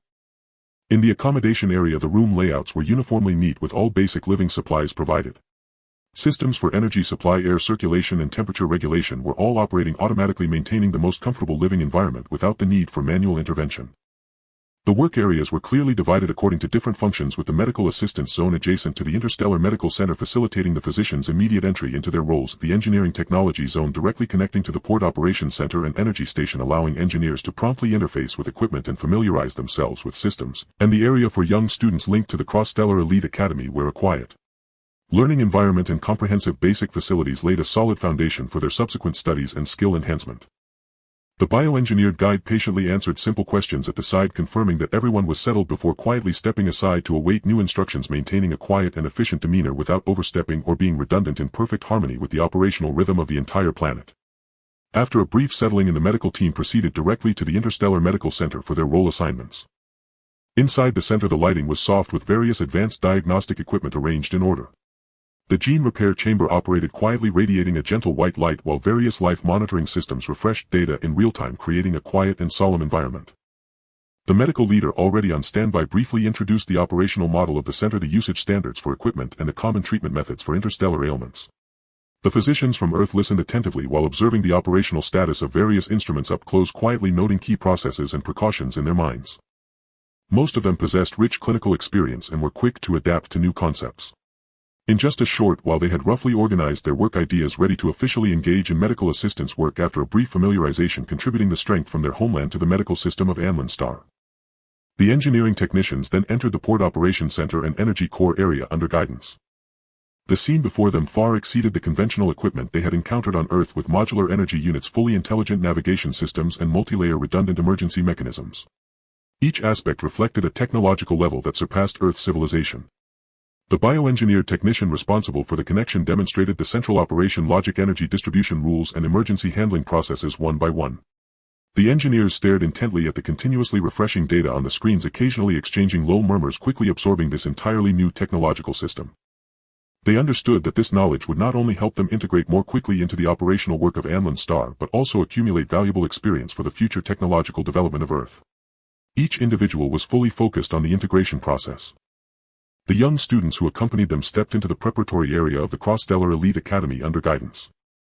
Here there were no classrooms or desks as commonly seen on Earth, replaced instead by expansive training grounds, precisely controlled energy simulation chambers, and holographic projection classrooms for theoretical learning. Gentle and stable energy fluctuations floated in the air, effectively assisting physical training and enhancing bodily functions. Looking at the well-designed environment created for learning and practical training, the young individuals selected from Earth could not hide their excitement and anticipation. They understood that systematic learning on Anlin Star would be a crucial opportunity to change their destinies and enhance their overall abilities. Each one subconsciously straightened their bodies, revealing a determination not to squander this opportunity. Zhang Chenyu awaited the group in the inner area of the Port Management Center, observing the orderly placements of the team from their homeland. His expression was calm, with only a glimmer of certainty for the future hidden in his eyes. Once the initial connections to their respective positions were completed, he walked slowly to a location with the leader of the team without any extravagant ceremony or lengthy speeches, simply standing before the quiet holographic screen and clearly explaining the current landscape and positioning of Anlin Star. He clarified the planet's neutral stance towards outsiders, the extent of acceptance for incoming merchants, and pointed out the baseline of order that must be upheld internally. He also explained the responsibilities and cooperation methods of the three main sectors: medical, academy, and logistics, with a steady tone and practical content, ensuring that each statement was grounded and allowing the other party to quickly grasp the upcoming work focus and operational principles. After concluding his explanation, the team leader nodded earnestly, committing Zhang Chenyu's words to memory. As the leader who came from Earth, he understood the extraordinary significance of this journey to Anlin Star. It was not just a simple personnel support mission, but the beginning of a deep connection between their homeland and this new interstellar home. The medical team must safeguard the lives and health of the planet's residents, the engineers must ensure the stable operation of various facilities, and the young students must absorb knowledge and complete their transformations. Every position was indispensable, and every contribution was related to the future of both Anlin Star and Earth. He immediately pledged to strictly adhere to the planet's regulations, leading everyone to quickly integrate into their work, never slowing down the overall operational rhythm nor taking actions that could harm Anlin Star's order and reputation. His words filled with steadiness and responsibility. In no time the entire team from Earth was thoroughly settled. The medical center now had a familiar atmosphere from their homeland, while the engineers busily moved around in the operational center, and the elite academy echoed with the soft exchanges of young students. With the addition of these vibrant guests from their homeland, Anlin Star, which was originally maintained by bioengineered personnel, quietly gained an added layer of warmth and human presence. The operational efficiency of various facilities steadily improved, and order was maintained both internally and externally without any chaos or errors. Zhang Chenyu stood atop an observation platform, quietly overlooking the stable operations of the port area and urban zone. His gaze slowly swept across the real-time feedback data, confirming that all processes were advancing along the predetermined trajectory without any omissions or anomalies. After taking in everything, Zhang Chenyu turned and entered the core command center. In the vast space, dozens of screens floated in a staggered manner, continuously refreshing the real-time status of Anlin Star. Records of port entries and exits were orderly, and stable visitor flow remained within reasonable bounds. Operational data of the medical center and elite academy were normal, and the energy core and defense shields consumption indicators were stable within safety limits. The geological shielding device set for the Yalong race continued to operate without any fluctuations, and the concealed monitoring network formed by the Shadow Bee swarm at the edge of the star domain had not captured any suspicious signals.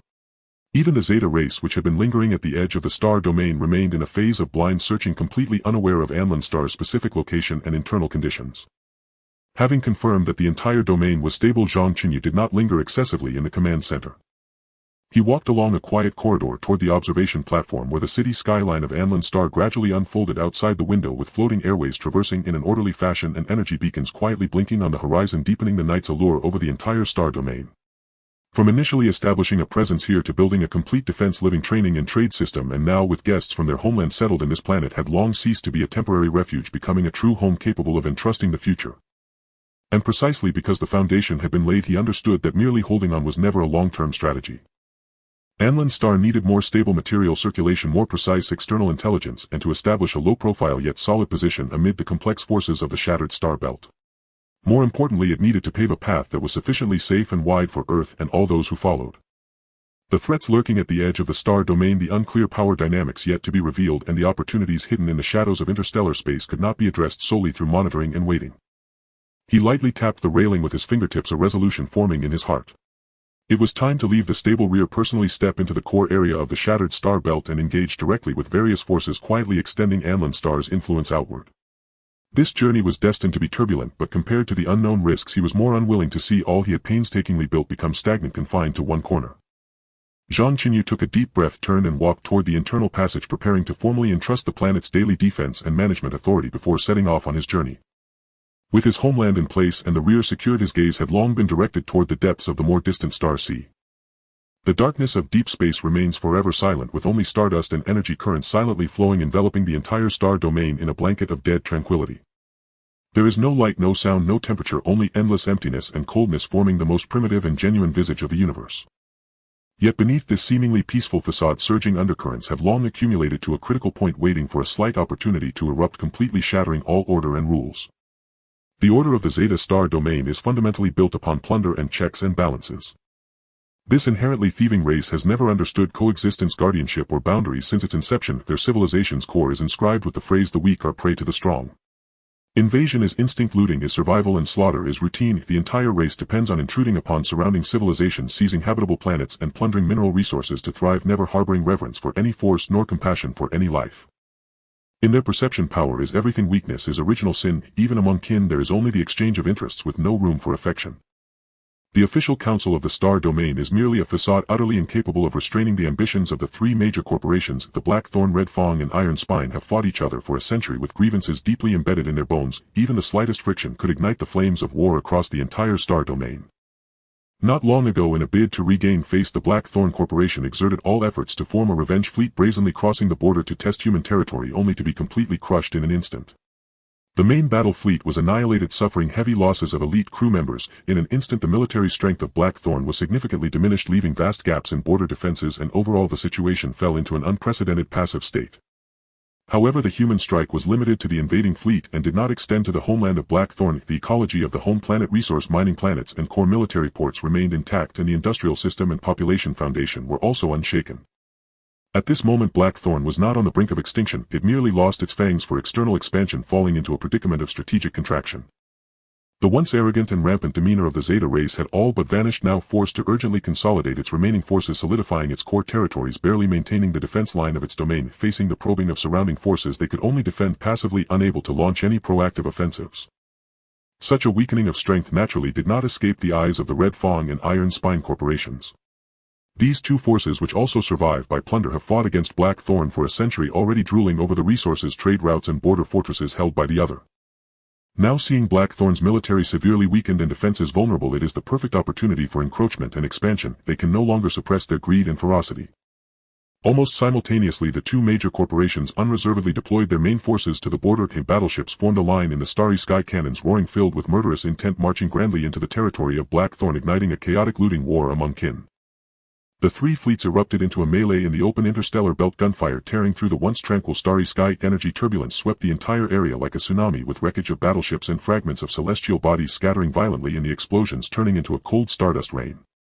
The greed and brutality of the Zeta race are fully revealed in this internal conflict. They fight tooth and nail to seize border fortresses, plunder mineral resources, and control critical transit nodes, engaging in savage tactics and ruthless measures, completely disregarding the overall defense system of the star domain, which has already shown significant gaps, and are oblivious to the imminent exposure of this region to unforeseen dangers.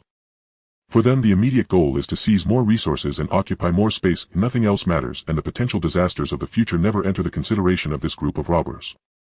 On the edge of human territory, the entire fleet maintains absolute silence, with no engine roars, no radar emissions, and no energy leakage, resembling a boulder hidden in the darkness, quietly lying in wait, utterly motionless.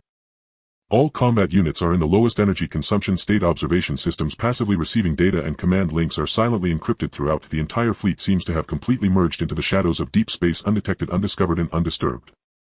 Zhang Chenyu stood in the command cabin, observing the distant starry sky's chaos through the high-intensity observation window. He stands tall with his hands clasped behind his back, his gaze calm and unfluctuating, holding no intent to intervene, not even a trace of excessive emotional disturbance. No matter how fierce the distant cannon fire or how brutal the conflict among kin, to him it is merely a farcical drama unrelated to humanity. He knows better than anyone that the Zeta race is fundamentally a group of plunderers, thieves wandering among the stars-born destroyers. They survive by intruding upon other civilizations, seizing resources. Betrayal is the norm and changing sides is instinct. They have never had boundaries and have never understood reverence. Their lives and deaths, their infighting and their demise are of no concern to humanity. His earlier annihilation of the Blackthorn Revenge fleet has spread like thunder throughout the star domain. All Zeta forces are acutely aware that the human territory is an indomitable steel plate that cannot be provoked or gnawed upon. Whoever dares to instigate will meet a gruesome end. For this reason, humanity's territory can remain completely uninvolved in this chaotic turmoil, untouched and undisturbed, firmly maintaining the position of an observer. Zhang Chenyu coldly observes this farce of the thieving race's self-destruction, harboring no pity nor any wavering. What he seeks is never to actively exterminate this group of robbers, nor to sweep through the entire star domain with war, but to let them consume and weaken each other in endless internal strife until they completely lose their ambition for external expansion, their ability to band together against others, and their capital to threaten human territory. Only when this group of robbers falls into chaos and exhaustion will those scattered, homeless and desperate remnants become the most docile, easiest to control and simplest to integrate subjects. By then humanity can take control of the entire Zeta star domain with minimal cost, stable methods and absolute order, leaving no hidden dangers, no resistance and no concerns. Just as the three-way conflict reaches its peak and energy fluctuations are most intense and chaotic, a bizarre energy wave suddenly emerges from the depths of deep space. That wave is weak, cold and dead, devoid of any intelligent will or intent to attack, yet carries a disquieting instinctual sense of devouring, as if an abyss is slowly opening its eyes in the darkness. A mysterious cluster whose sole instinct for survival is to devour energy and matter is forcibly attracted by the enormous energy released by the conflict, rapidly approaching the Zeta star domain without direction, distinction or pause.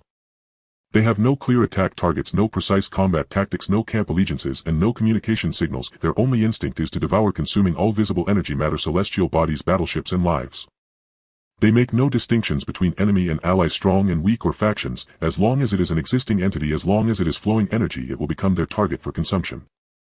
This is merely one of the aimlessly swirling clusters in deep space, an insignificant part of countless devouring groups, yet with its terrifying ability to consume and its efficient propagation speed, it is enough to bring a true catastrophe of extinction to the already chaotic and defenseless Zeta star domain. The moment Zhang Chenyu detected this abnormal fluctuation, his gaze remained calm, showing no signs of panic or surprise. He had already mastered the activities, movement trajectories and energy characteristics of various unknown forces in deep space through the comprehensive monitoring system and the vast data returned by the Shadow Bee swarm. The emergence of the devouring clan is merely an inevitable link in the progression of the situation, the beginning of these robbers' self-inflicted consequences, and has long been anticipated by him. Without a hint of hesitation, he immediately issued orders that traveled along the silent command link, precisely, silently and without disturbance, to every combat unit. The human fleet immediately began to act, completing initial defensive deployments in the direction most likely to be attacked by the devouring clan, establishing the first line of safety in full stealth defense mode, exposing no combat characteristics, generating no excess energy fluctuations and activating no proactive attack systems, solely to guard against unforeseen events and maintain the absolute safety of human territory, isolating all threats outside the domain. Meanwhile, tens of thousands of micro-reconnaissance bees were quietly released from the fleet formation. These detectors, crafted from full-band stealth materials, are silvery white and as fine as stardust, emitting no active electromagnetic radiation or directional communication signals. They rely solely on inertial gliding and gravitational adjustments for movement, and even when passing over the most precise enemy monitoring equipment, they would only be classified as harmless cosmic dust. They resemble an invisible silver fog, rapidly spreading at full speed along their preset trajectories towards the oncoming devouring clan, forming a vast reconnaissance net covering a wide area of space. Their task is singular: to continuously monitor the movement, scale, density and advanced speed of the subsequent devouring clusters, transmitting data back without interruption, securing ample warning time for humanity, tightly grasping all the initiative in the battle situation of the entire star domain, leaving no opportunity for any unknown threat. Having completed all this, the human fleet returned to an absolute silence, as if they had never acted at all. Zhang Chenyu redirected his gaze to the Zeta star domain, to the chaotic land shrouded in both the shadow of war and devouring. The infighting among the thieving race has yet to cease, while the devouring tide has arrived. A storm that is destined to overturn the entire star domain structure and rewrite the fate of all forces has officially begun. And he remains the observer, detached yet in control of the entire situation. He waits coldly for the best moment to strike, anticipating that this group of robber civilizations will pay the most painful and irretrievable price for their ingrained greed and savagery. The winds of deep space remain cold, stardust flows slowly and the starry sky is still enveloped in silence. Yet no one knows that the fate of this sea of stars has long been firmly grasped in the hands of a pair of eyes that are calm to the extreme and stable to the extreme. The darkness of deep space hung like an eternal veil shrouding the fringes of the Zeta stellar region in unbroken obscurity. Stardust drifted silently across the boundless void while faint afterglows of the tripartite battle still shimmered, wreckage of warships and shattered metallic fragments floated in a frozen lifeless necropolis whispering wordlessly of ceaseless plunder and slaughter across this star-flecked expanse. Fractured communication signals echoed intermittently through the vacuum laced with soldiers' ragged cries and the lingering reverberations of detonations, deepening the region's inherent instability into something suffocating and perilous.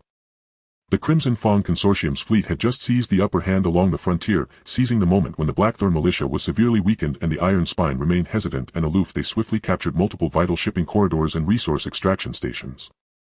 Boarding squads aboard their vessels hurriedly loaded rare ores and energy cores from the stations into cargo holds. Officers within command towers raised their glasses in jubilant celebration, charting expansion routes for the next phase. Their armada advanced steadily across the starfield, cannon still charged and primed, every ship pulsing with the feverish exhilaration of conquest and pillage. None looked up toward that fathomless darkness, none sensed the calamity already descending from the abyssal depths of space. A shadow, nearly indistinguishable from the surrounding darkness, was drawing near, gliding silently along turbulent energy fluctuations. It possessed no fixed form, no discernible outline, only a roiling undulating mist unnervingly still. It emitted no engine roar, broadcast no hostile signals, merely followed the most violent energy trajectories across the stellar region step by deliberate step toward this zone saturated with carnage and rapine. Only when it breached the Crimson Fang's outer sentry perimeter did border monitoring stations shriek into sudden jarring alarm, the command chamber flooded with frantic crimson strobes, its piercing wail instantly shattering all revelry and fervor. Massive anomalous cluster detected in uncharted space. Energy signature unidentifiable. End target continuing approach at steady velocity, no active aggression detected. Full activation of main battery arrays, execute saturation barrage. Men, the commander's roar echoed through the chamber thick with the innate brutality and arrogance of the Zetan race. In his mind no force, regardless of origin, could withstand the Crimson Fang's overwhelming firepower nor stir so much as a ripple within their sovereign domain. In the next instant dense beams of main cannon fire erupted, a torrential downpour of light crashing upon the eerie shadow. Radiant energy blazed across the entire frontier sector, illuminating drifting wreckage and stardust alike in stark searing brilliance. Then came a sight that froze the blood. The ferocious cannon energy struck the shadow, and triggered neither explosion nor shockwave nor even the faintest scorch mark. Every volley vanished into the void as though swallowed whole, leaving not a ripple, not a tremor, not a trace. And the shadow pressed on, unchanged in pace, unhurried, unwavering, spreading like a tide, calm and inexorable, as if those beams capable of tearing warships apart were no more than dust settling upon water. Firepower ineffective. Target remains unimpaired. The observer's voice trembled with unmistakable panic.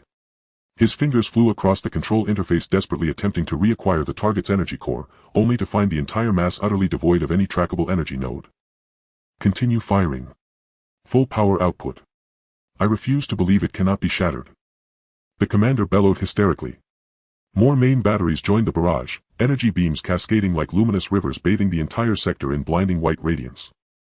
Yet no matter how dense the assault, the shadow remained immovable, steadily absorbing every strike, advancing at constant velocity, neither surging nor collapsing, as though endowed with infinite capacity, transmuting all violence into its own substance.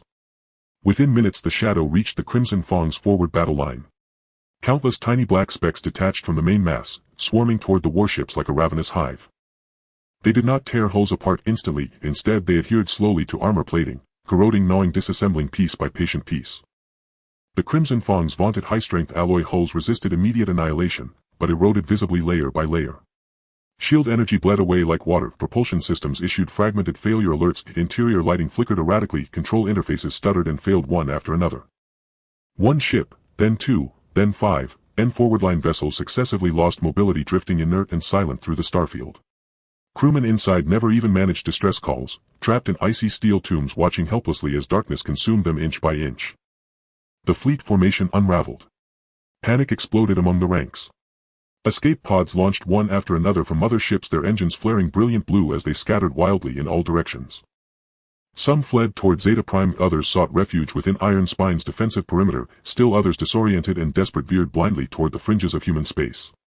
The once brazen Crimson Fang armada now lay exposed, fragile, defenseless, its swagger and savagery dissolving into pure abject despair. The commander stared rigidly at the tactical display, knuckles bone-white, palms slick with cold sweat. He knew, beyond doubt, that conventional ordnance had failed utterly. Without a final decisive weapon, his entire fleet would be obliterated. The Crimson Fong Consortium's century-old military might would vanish into oblivion beneath this unknown cataclysm. In utter desperation, he finally gritted his teeth and issued the last command, his voice trembling with the resolve of a man who has cast aside all hope. Activate Strategic Annihilation Cannon. The low order fell. From the fleet's rear, several heavy cruisers slowly pivoted their massive turrets. Enormous barrels began charging furiously, blinding light erupting from their muzzles, unleashing waves of terrifying energy that rippled across the entire sector. Even distant Iron Spine and Blackthorn fleets recoiled, instinctively halting all movement and retreating behind hardened fortifications, too terrified to make even the smallest gesture. This was the Crimson Fong's ultimate trump card, rare, devastating, capable of rewriting the very course of war. Its use had been forbidden even in thought, yet now it stood as their sole lifeline. Moments later, 4 colossal energy beams, spanning the heavens, slammed into the shadow with apocalyptic force. Blinding light detonated. A shockwave erupted outward, vaporizing nearby wreckage instantly. Stardust spiraled into concentric rings, expanding across the stellar region like ripples across a cosmic pond. Vast swathes of the shadow violently disintegrated, fading into motes of fading light. The Vanguard cluster shrunk by nearly half. The once dense mist grew noticeably thin. Yet the remnants continued absorbing the dispersed energy, not swelling wildly, not destabilizing, maintaining perfect equilibrium as they advanced relentlessly toward the Crimson Fong's main force, as though the cataclysmic strike had only momentarily staggered them, never truly shaken their foundation. The commander slumped into his command chair, hollow-eyed and ashen-faced, his body trembling uncontrollably. Even their ultimate strategic cannon had failed to eradicate the threat. Resistance was impossible, only flight remained, born of sheer unadulterated terror. The Crimson Fong's command structure collapsed entirely. Senior officers abandoned command, fleeing first aboard the flagship, abandoning subordinate ships and soldiers without hesitation. Countless Zetans launched escape pods in blind panic, racing toward Zeta Prime Iron Spine territory or the edges of human space, like hunted beasts driven solely by the primal urge to flee this realm of death, stripped of every trace of pirate arrogance and dominance. From afar, the Iron Spine Consortium watched the spectacle unfold in abject horror. Instantly they ordered full defensive consolidation, relinquishing all recently seized territories, withdrawing all vessels to home space and activating maximum-tier planetary shields, abandoning all notions of further expansion. The already beleaguered Blackthorn Consortium sealed every stellar channel, clinging to survival behind crumbling fortifications, too terrified to draw breath, huddling beneath the protective aura of their core world, praying the calamity would pass them by. Zeta Prime's official fleet hastily mobilized for relief, warships arriving in majestic formation emblazoned with the stellar region's sovereign insignia, their armaments and tactical doctrines vastly superior to those of the 3 conglomerates. Yet their assault mirrored the Crimson Fong's exactly. Conventional fire was absorbed methodically, heavy main batteries proved incapable of meaningful suppression. The fleet retreated gradually under relentless attrition lines contracting continuously, unable to halt the Shadow's advance. That once majestic official armada now withdrew in disarray, barely holding a final crumbling defensive perimeter. The entire Zeta stellar region descended into boundless panic and chaos. Communication channels overflowed with pleas for rescue and cries of anguish. Planetary populations hoarded supplies. Major powers sealed their borders. The once thriving star lanes now echoed only with the spreading pall of death. At the edge of human space, silence reigned within the command chamber. Zhang Chenyu stood upright, hands clasped behind his back, observing the distant carnage through a reinforced observation viewport. His posture was erect, his gaze serene and untroubled, devoid of emotion, untouched by impulse to intervene, as though he were a detached, impassive witness to unfolding fate. The viewport projected distant light upon his profile, cool, resolute, etched with quiet certainty, as if the turmoil of the entire stellar region held no bearing whatsoever upon humanity. The earlier annihilation of the Blackthorn fleet had already made every Zetan power acutely aware of humanity's untouchable nature. Even now, cornered by extinction, they dared not so much as glance toward human space, let alone summon aid, retreating instead into blind flight and fragmentation, paralyzed by dread. Commander, the Crimson Fong fleet has suffered total collapse. Strategic weaponry inflicted severe damage upon the target, yet it continues advancing with unwavering stability. Iron Spine and Blackthorn have fully withdrawn. Zeta's official fleet has failed to halt its advance. Defensive lines continue contracting. Reconnaissance swarms maintain continuous tracking, target trajectory shows no deviation toward human space, and the duty staff officer reported calmly, his tone devoid of embellishment, merely relaying observed data with clinical precision. Zhang Chenyu nodded slowly. His fingertips tapped rhythmically against the cold command console, measured precise, each tap resonating like a pulse across the stellar region itself. Maintain silent defense along human space, no intervention, no rescue, no exposure. Extend reconnaissance swarms deeper into the void, monitor target movements continuously, mark positions of all scattered remnants. Modular fleet retains current configuration, standing by for immediate deployment. As the order settled, silence returned to the chamber, only the soft hum of instruments lingered echoing softly in the stillness. He continued gazing calmly into the distance, at the ever-expanding shadow, at the Zetan scattering in terror, at this stellar region collapsing under the weight of its own greed and predation. No pity. No hesitation. No wavering. And the shadow advanced, steady, inevitable, unstoppable, while the thieves' rout continued and darkness devoured starlight grain by grain. Distant energy residues faded slowly into the void, leaving behind a silence so profound it felt like time itself had ceased, allowing darkness to swallow beauty, vitality, and all that was sacred without resistance. Warship wrecks drifted in a frigid ocean of debris, escape pods carved jagged trails through the dark, soldiers fled in hopeless desperation, the official fleet recoiled under the shadow's oppressive advance.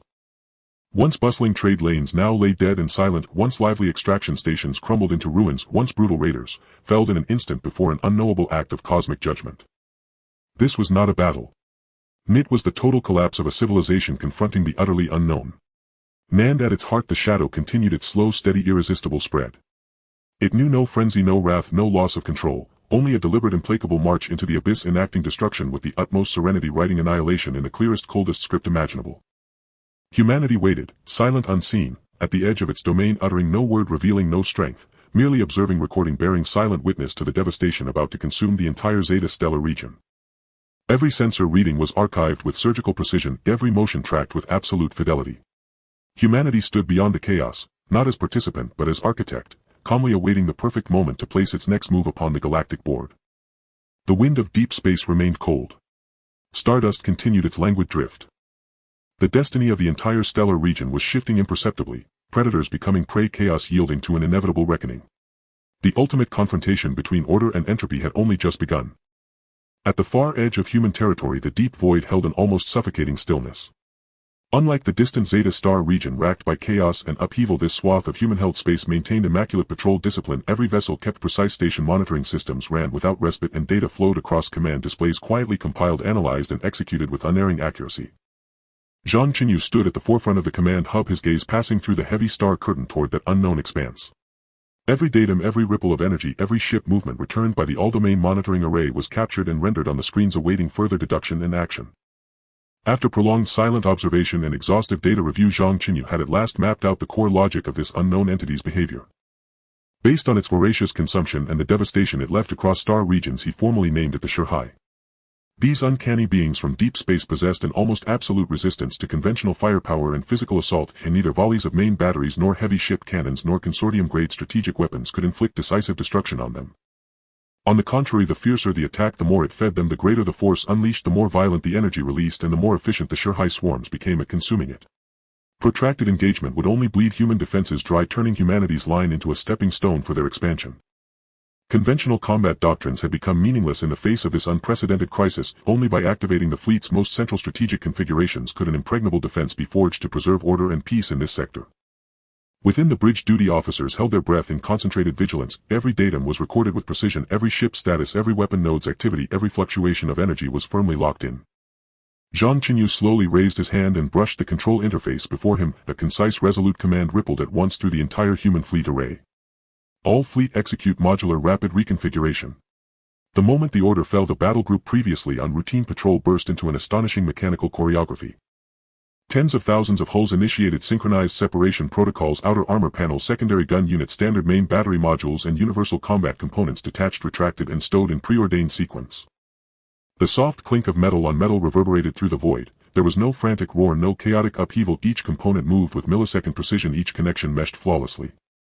In that instant, the virtue of the modular warship shone utterly. Without altering overall formations, without changing core frames, without field technicians, the fleet transformed in an instant from routine combat posture to a strategic defensive array, concentrating all combat power into the vital defensive matrix. The planetary annihilation cannon modules were the first to dock. Massive gun bodies slid smoothly from the fleet supply ships and keyed precisely into the core mounts of each capital ship. Energy conduits inserted automatically, locking protocols completed instantly without delay or error. Following them came the Star Region obliteration modules, the fleet's ultimate armament fitted only to the core flagships and a handful of heavy strategic vessels. Their vast barrels, heavy with metallic gravity, pointed into the deep and lay in patient ambush. Meanwhile, the situation in the distant Zeta Star region continued to deteriorate at a pace visible to the naked eye. The Chia Consortium's main fleet had long since been devoured, remaining ships and survivors scattered in flight. The once domineering consortium was now reduced to sputtering embers. The homelands of the Tai-Ji and He-Ji consortia were being steadily encroached upon by the shadow of Shurhai swarms. Outer defenses were slowly eaten away, shield layers fell, and even the total commitment of military force could not halt that advancing darkness. Zhang Chenyu stood before the observation window of the bridge, his gaze piercing the dense starfield toward the spreading shadow.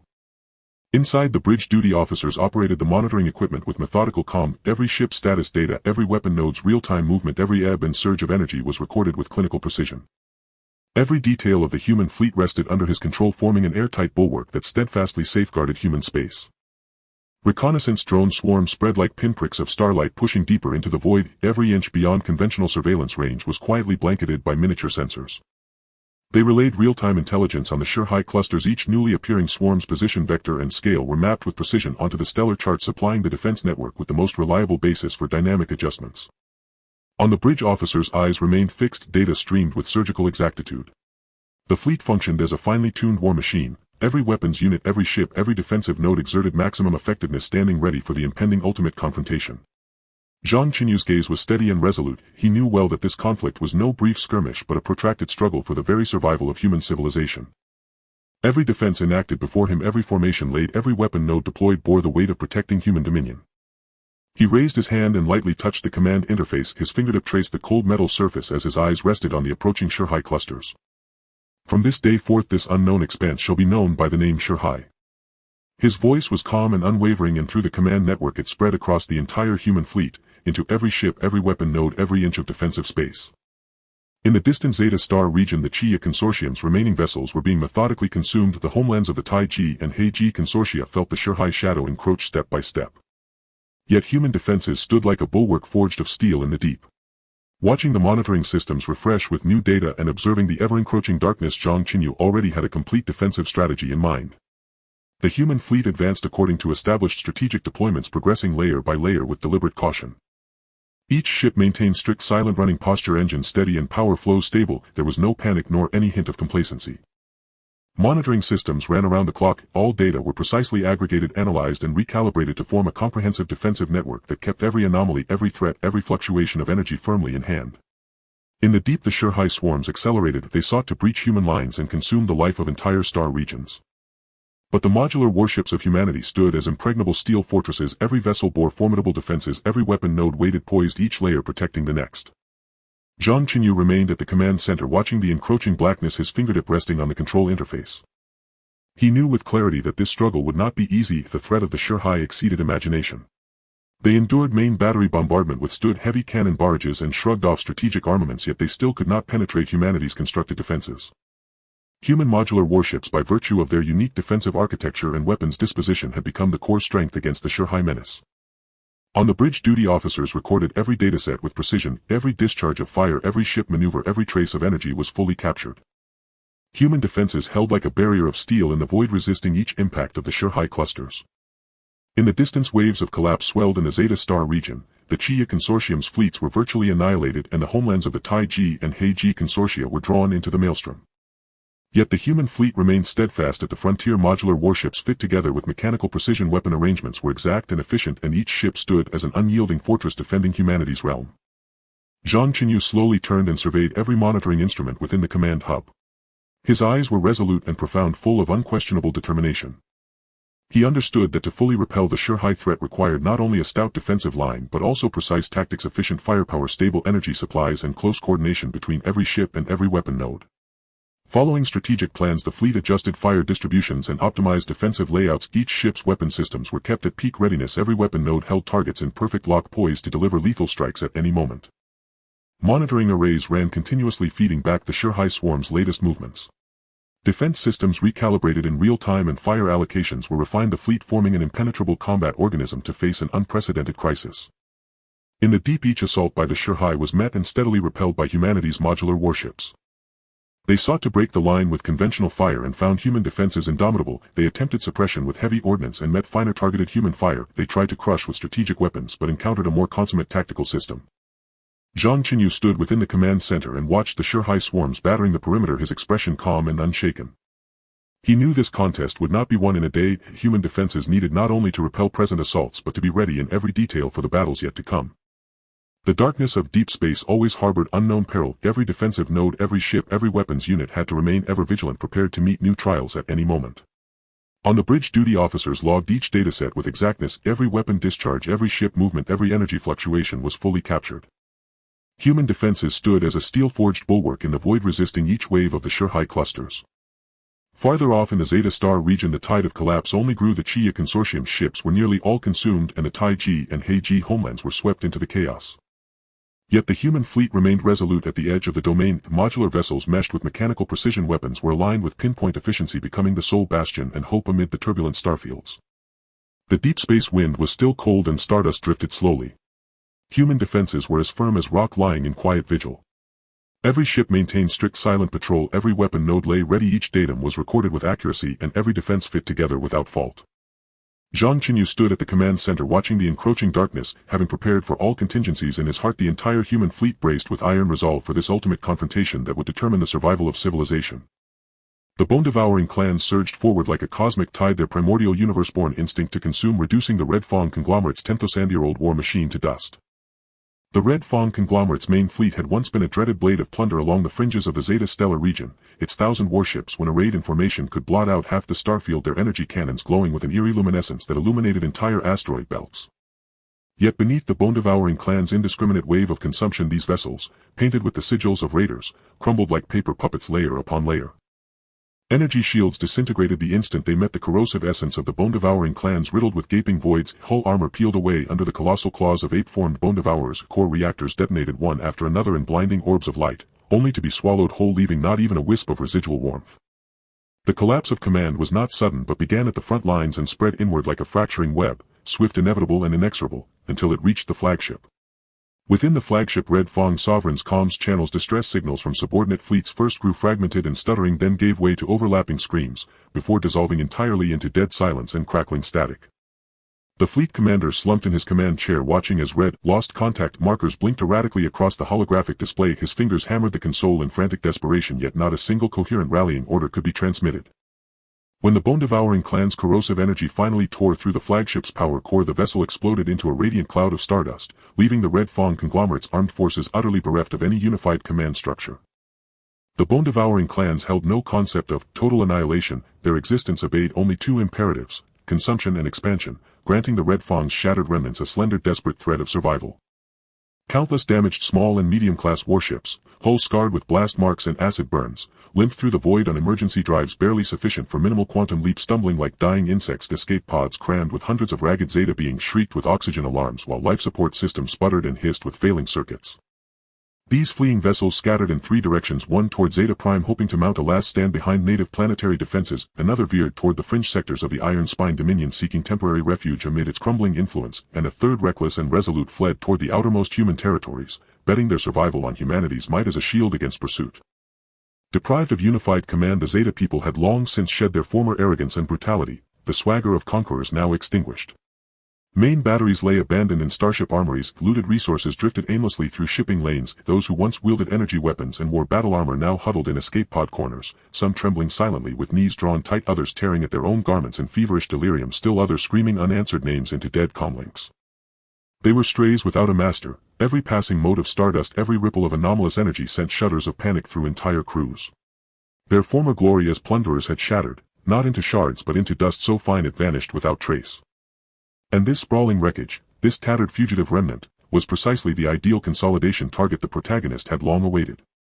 Having absorbed the Red Fang conglomerate's war assets, the bone-devouring swarm underwent explosive growth. Shattered warship cores were deconstructed and reassembled into vastly larger devour vessels. Assimilated energy reserves fueled the endless propagation of corrosive essence. Even the genetic fragments of fallen raiders were integrated, forging new, more lethal bone-devourer infantry strains. Once a scattered marginal force adrift in the Starcia, the bone-devouring swarm now swelled like a balloon inflated beyond measure, its obsidian armada blotting out the heavens, its eerie corrosion light coalescing into vast luminous veils across the void, devouring even interstellar dust in its wake. Without hesitation, the swarm split into two prongs, two poisoned blades striking simultaneously at the Iron Spine Dominion and the already faltering Blackthorn conglomerate. The bone-devouring fleet assaulting the Iron Spine Dominion breached its outermost three-tier energy defense grid without pause. The iron-spined Dominion's defenses had long boasted impregnable fortitude, studded with autonomous laser turrets and minefields of volatile energy charges, yet before the bone-devouring clan's corrosive essence they crumbled like fragile toys. Corrosive energy seeped through turret power conduits, instantly crippling dozens. Energy mines dissolved into molten slag the moment a bone devourer brushed against them.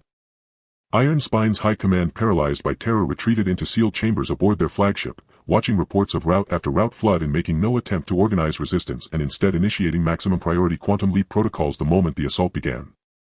Hundreds of elite troopers were forcibly crammed into escape pods aboard the flagship, while tens of thousands of frontline soldiers alongside countless civilian vessels and resource stations were left utterly abandoned within the bone-devouring clan's path of consumption.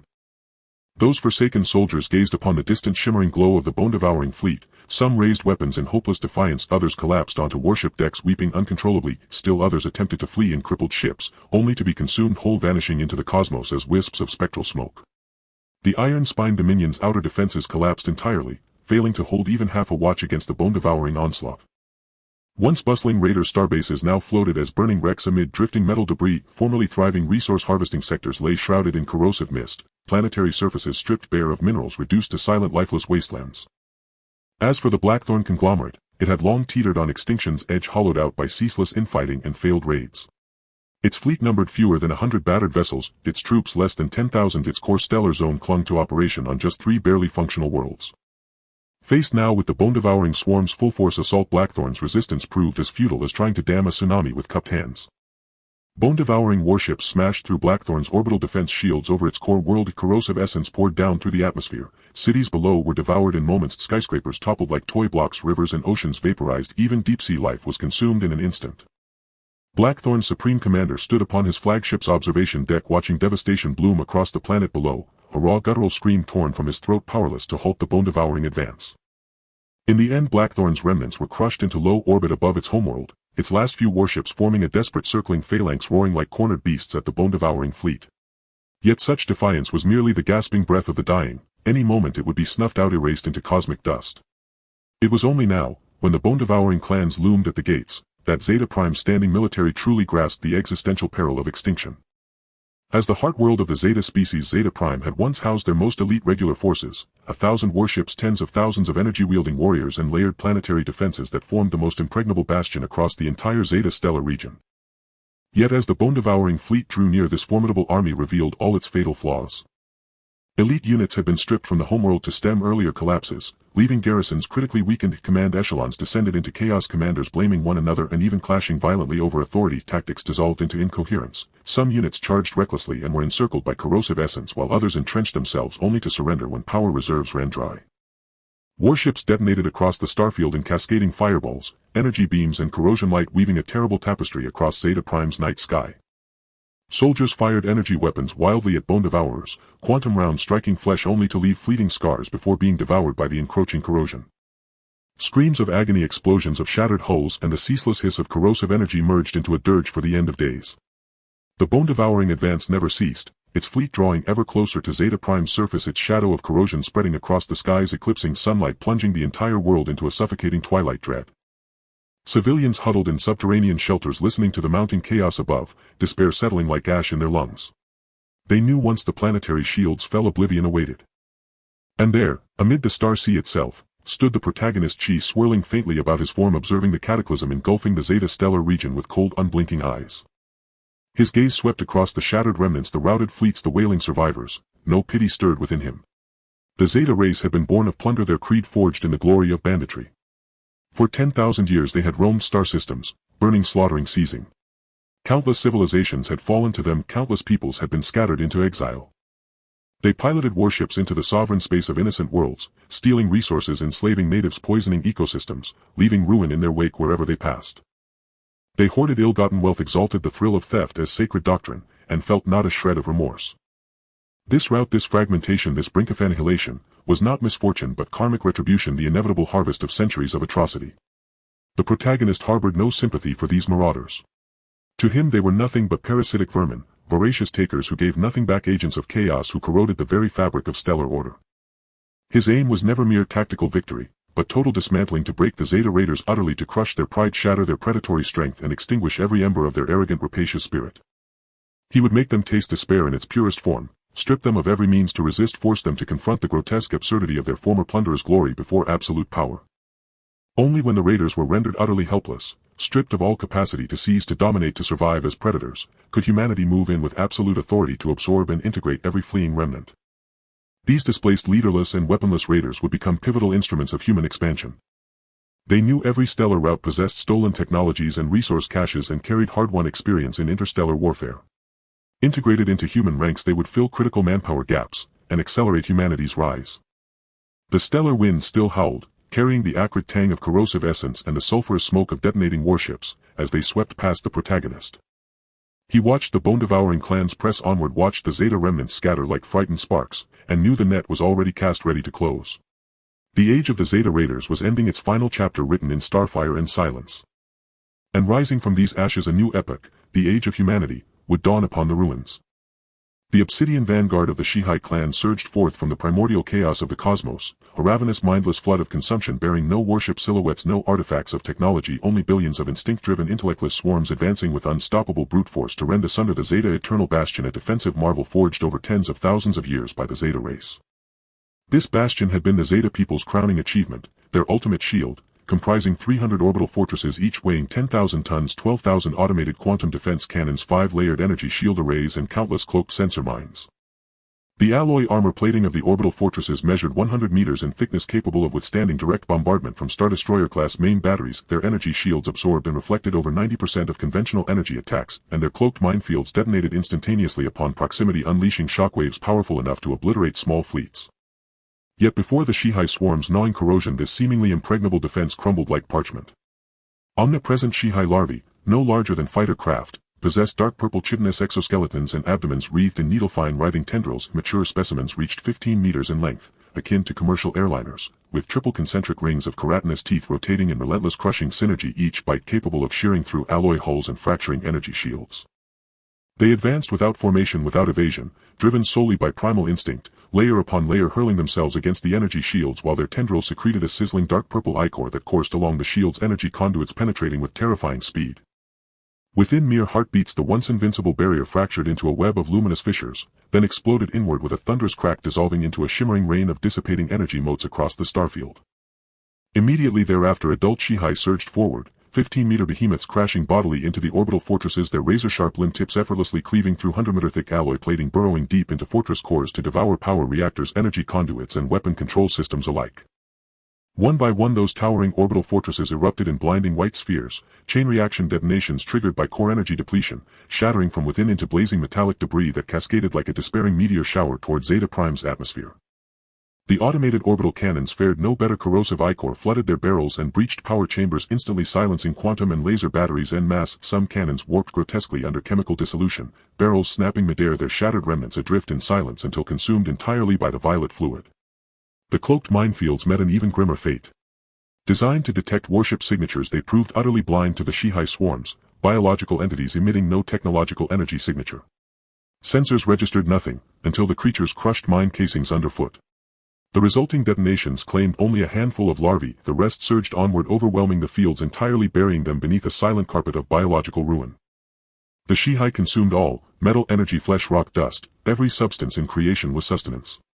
When local resources were exhausted, they turned upon one another, devouring kin to fuel digestion and rapid asexual division, an insatiable, unceasing instinct. Within merely 3 hours, the Zeta Eternal Bastion lay in absolute ruin. The outer void stood utterly unguarded. Zeta Prime itself now lay exposed, naked before the Shihai swarm's devouring advance. That black tide of billions crept forward at 3 light-years per hour. With every increment of progress, new larvae split forth from the mass. The shadow of extinction hung heavy as cold iron over every Zeta soul. Zeta Prime's official fleet, once its most disciplined and potent military arm, had fought itself into utter exhaustion, stripped of all capacity to resist. It had comprised 5,000 capital warships, 2,000 auxiliary vessels, 100,000 energy warriors, and over 10,000 carrier-based fighters and mechs.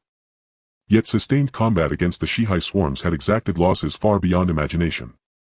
Over 70% of warships suffered total failure of their shield generators, their hulls pocked with black caustic craters left by violet ichor. Many engines were half destroyed, leaving vessels adrift helplessly in the void, incapable even of basic evasive maneuvers.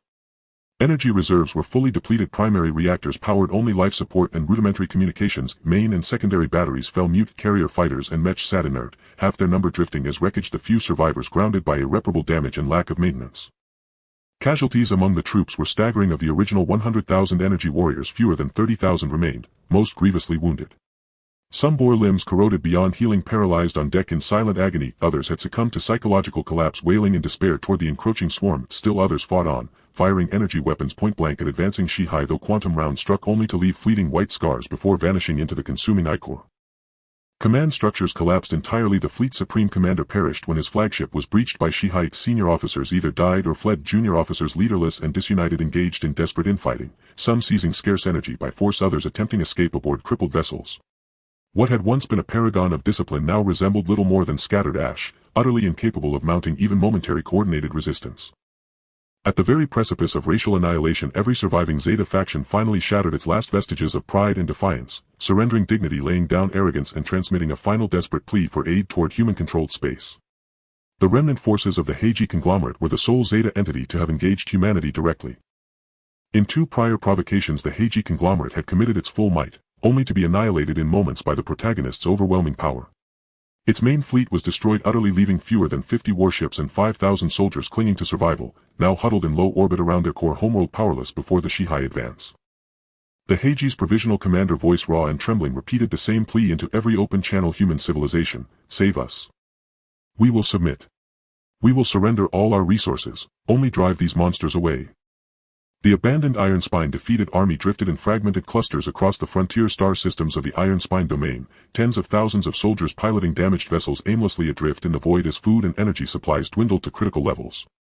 Watching the Sci-Fi advance, they knew resistance was futile, and placed their sole hope in humanity, the very force that had effortlessly crushed the Heiji conglomerate. Their comms channels overflowed with weeping pleas and raw desperation. The fleeing Red Fawn clans, scattered like rabid dogs across every corner of Zeta space, numbered in the millions, crammed into thousands of small and medium warships and escape pods. Some vessels retained barely enough emergency power to sustain minimal function, others saw life support systems failing, oxygen levels plummeting steadily. They transmitted frantic signals toward human space, some even risked entering monitored human zones, gambling everything for the faintest chance of rescue. Zeta Prime's last official command echelon dispatched appeals across every available channel. In a flickering hologram, the Zeta Sovereign stood pale-faced, his former majesty erased, bowing deeply before the human transmission feed, voice shaking as he declared, humans, we relinquish all claims to conquest. We shall become your vassals. Only spare Zeta Prime. Preserve our civilization. In an instant, human monitoring sectors were inundated by a deluge of Zeta-language distress calls. These interstellar raiders, once glorying in plunder, reveling in the subjugation of the weak, now shed every trace of sharpness and arrogance, kneeling in abject terror before humanity, the same civilization they had repeatedly threatened, yet which had just effortlessly eradicated the Heiji conglomerate, surrendering every shred of dignity and stature for a single breath of survival. And this desolate, humble tableau, this perfect convergence of ruin and supplication, was precisely the long-awaited ideal moment for Zhang Chenyu's patient, meticulous strategy. He stood within the central command chamber of humanity's modular flagship, the Stellar Radiant, surrounded by real-time battlefield holograms. A full 360-degree panoramic viewport revealed the abyssal starfield burning warship wrecks and the all-encompassing black tide of the Sci-Fi swarm. His fingertips tapped lightly upon the console where screens displayed precise data: Zeta faction strength distribution, Sci-Fi advanced velocity and proliferation patterns, refugee flight paths, surrounding spatial security status, and fleet readiness metrics. Every datum was flawless, every analysis impeccably calibrated. He watched the Zeta race descend step by step toward extinction, observed the Sci-Fi advance inch by inexorable inch, witnessed proud conquerors bow one by one, and felt not a ripple of emotion, only cold clarity and unwavering resolve. Zeta's three great conglomerates now lay wholly broken. The Red Fawn conglomerate's main fleet had been devoured entirely by the Sci-Fi, its command structure severed, key figures dead or vanished, its institutional coherence gone. The Iron Spine conglomerate's leadership cowardly and self-preserving, abandoned frontline troops fleeing with elite units while ceding vast territories and countless sacrificial assets to the swarm. Its defenses collapsed, its remnants scattered as fugitive bands. The Heiji conglomerate, already twice shattered by humanity, lost its last remaining strength in this cataclysm, reduced to a desperate enclave hovering at the edge of its homeworld's atmosphere, teetering on total extinction. Zeta Prime's military capacity had been fully expended, its defensive architecture lay in total ruin, leaving it with neither resistance nor bargaining power. The fleeing raider clans were dispersed across Zeta space, homeless, leaderless, lawless, scattered like dust, easily dominated. The Zeta race at this moment had been utterly crippled, shattered, dismantled, stripped of every vestige of its predatory confidence and arrogant swagger, posing no further threat to humanity. For human civilization, this was a strategic opportunity unparalleled in millennia.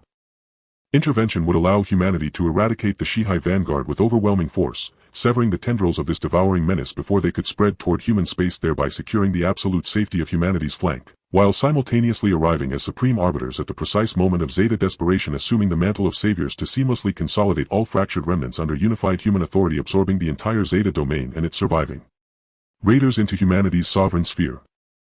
More crucially, such decisive action would project humanity's formidable strength across the galactic sea, deterring all hostile powers eyeing human expansion, and lay an unshakable foundation for future stellar dominion. Heaven's timing, earthly advantage, and human alignment, all now rested firmly in humanity's hands. No further waiting. No further observation. The protagonist's gaze sharpened, radiating unassailable authority, while a subtle aura of chi rippled outward, warping the air around him. Into the universal human command channel he issued his final order, voice calm, resonant, and irrevocable. Modular fleet, full deployment. Maintain strategic bombardment formation. Engines at maximum output. Destination, Zeta Prime's orbital zone. Star annihilator arrays and devastation cannons remain on full standby. Priority target Sci-Fi vanguard.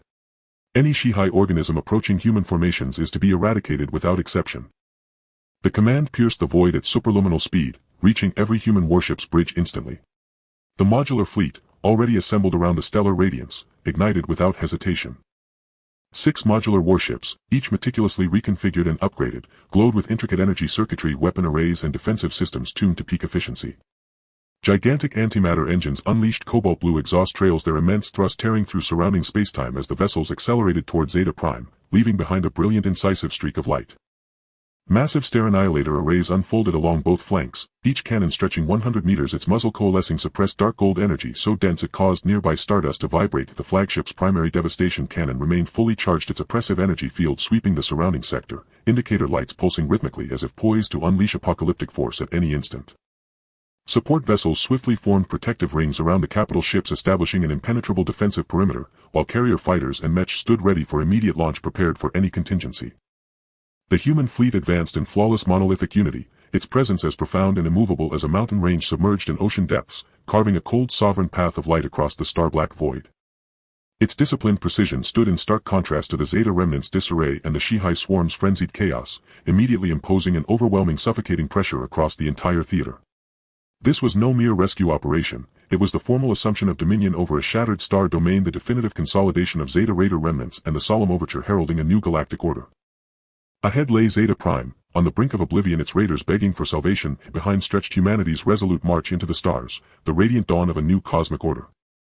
Standing atop the command spire of the stellar radiance, Zhang Chenyu radiated controlled chi, his gaze piercing through firestorms and the black torrent of Sci-Fi, calmly surveying the star domain soon to kneel in total submission.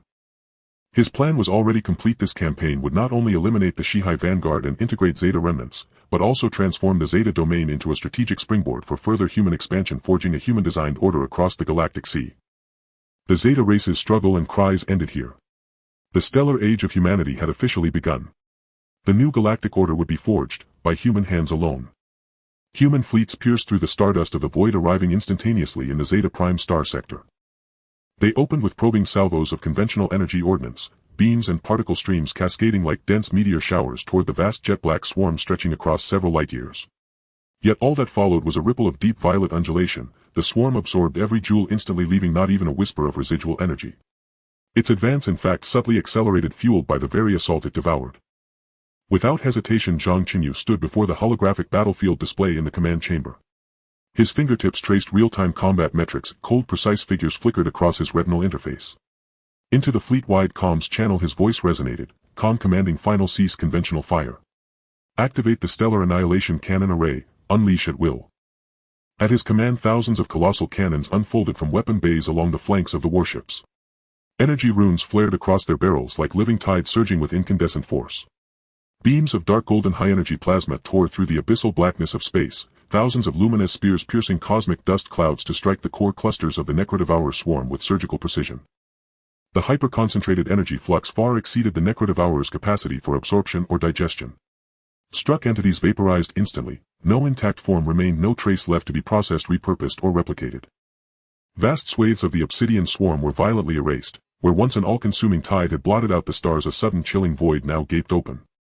The oppressive wave of devouring momentum staggered to a halt. For the first time true emptiness emerged in the battlefield, a vacuum so profound that even interstellar dust was swept outward by the shockwave's radiant aftershock.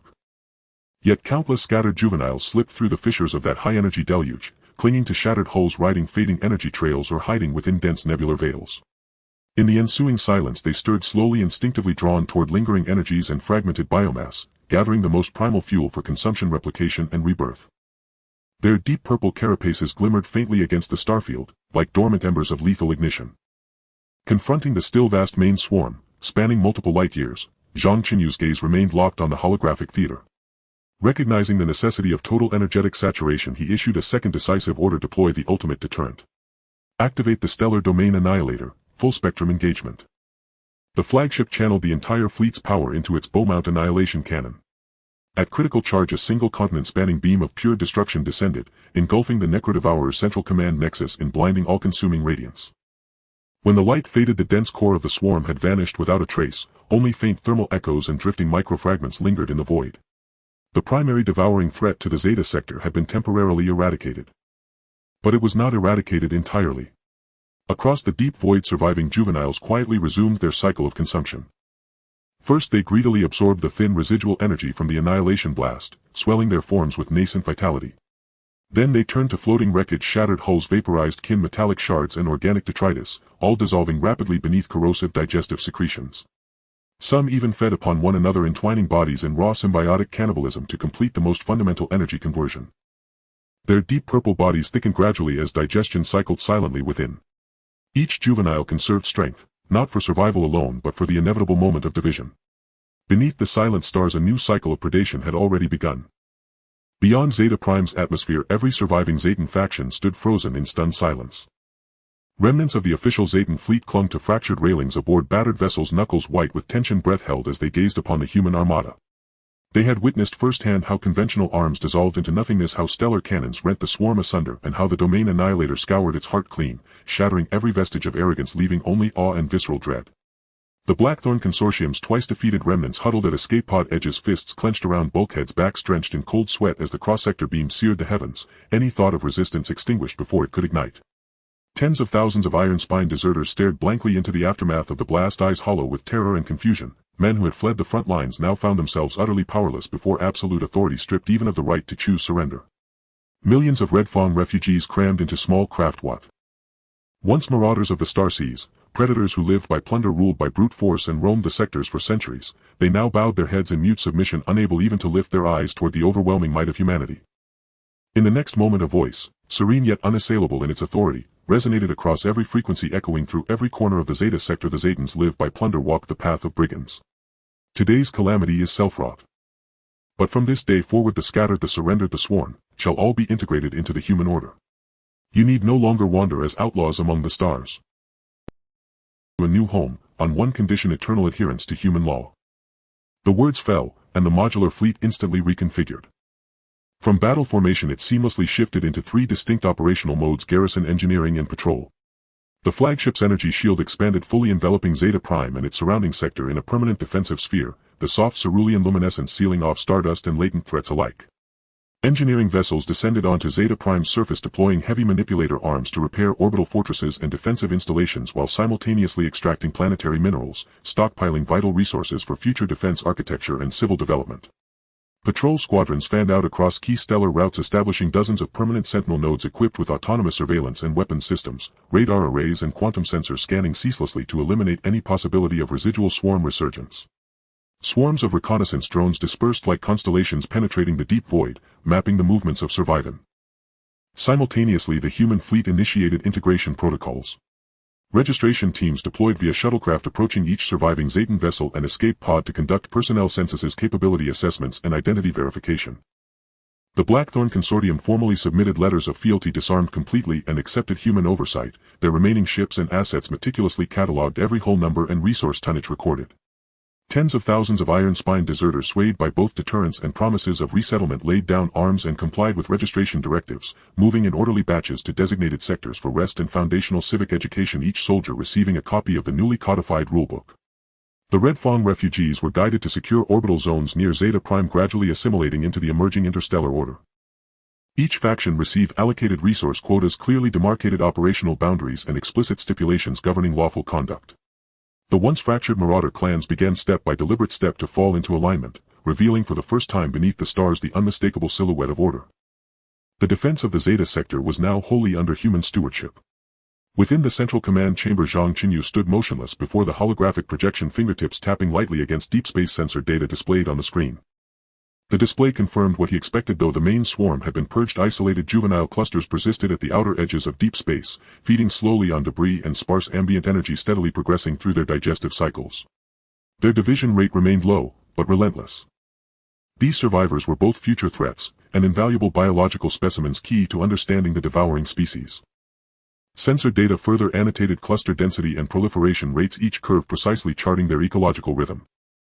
He knew well this was merely a vanguard, scarcely a fraction of the whole. The Necrodevourer's origin lay deeper still, in the chaotic deep where primordial voids may have birthed far larger, more potent devourers. The trials ahead would dwarf even this decisive confrontation.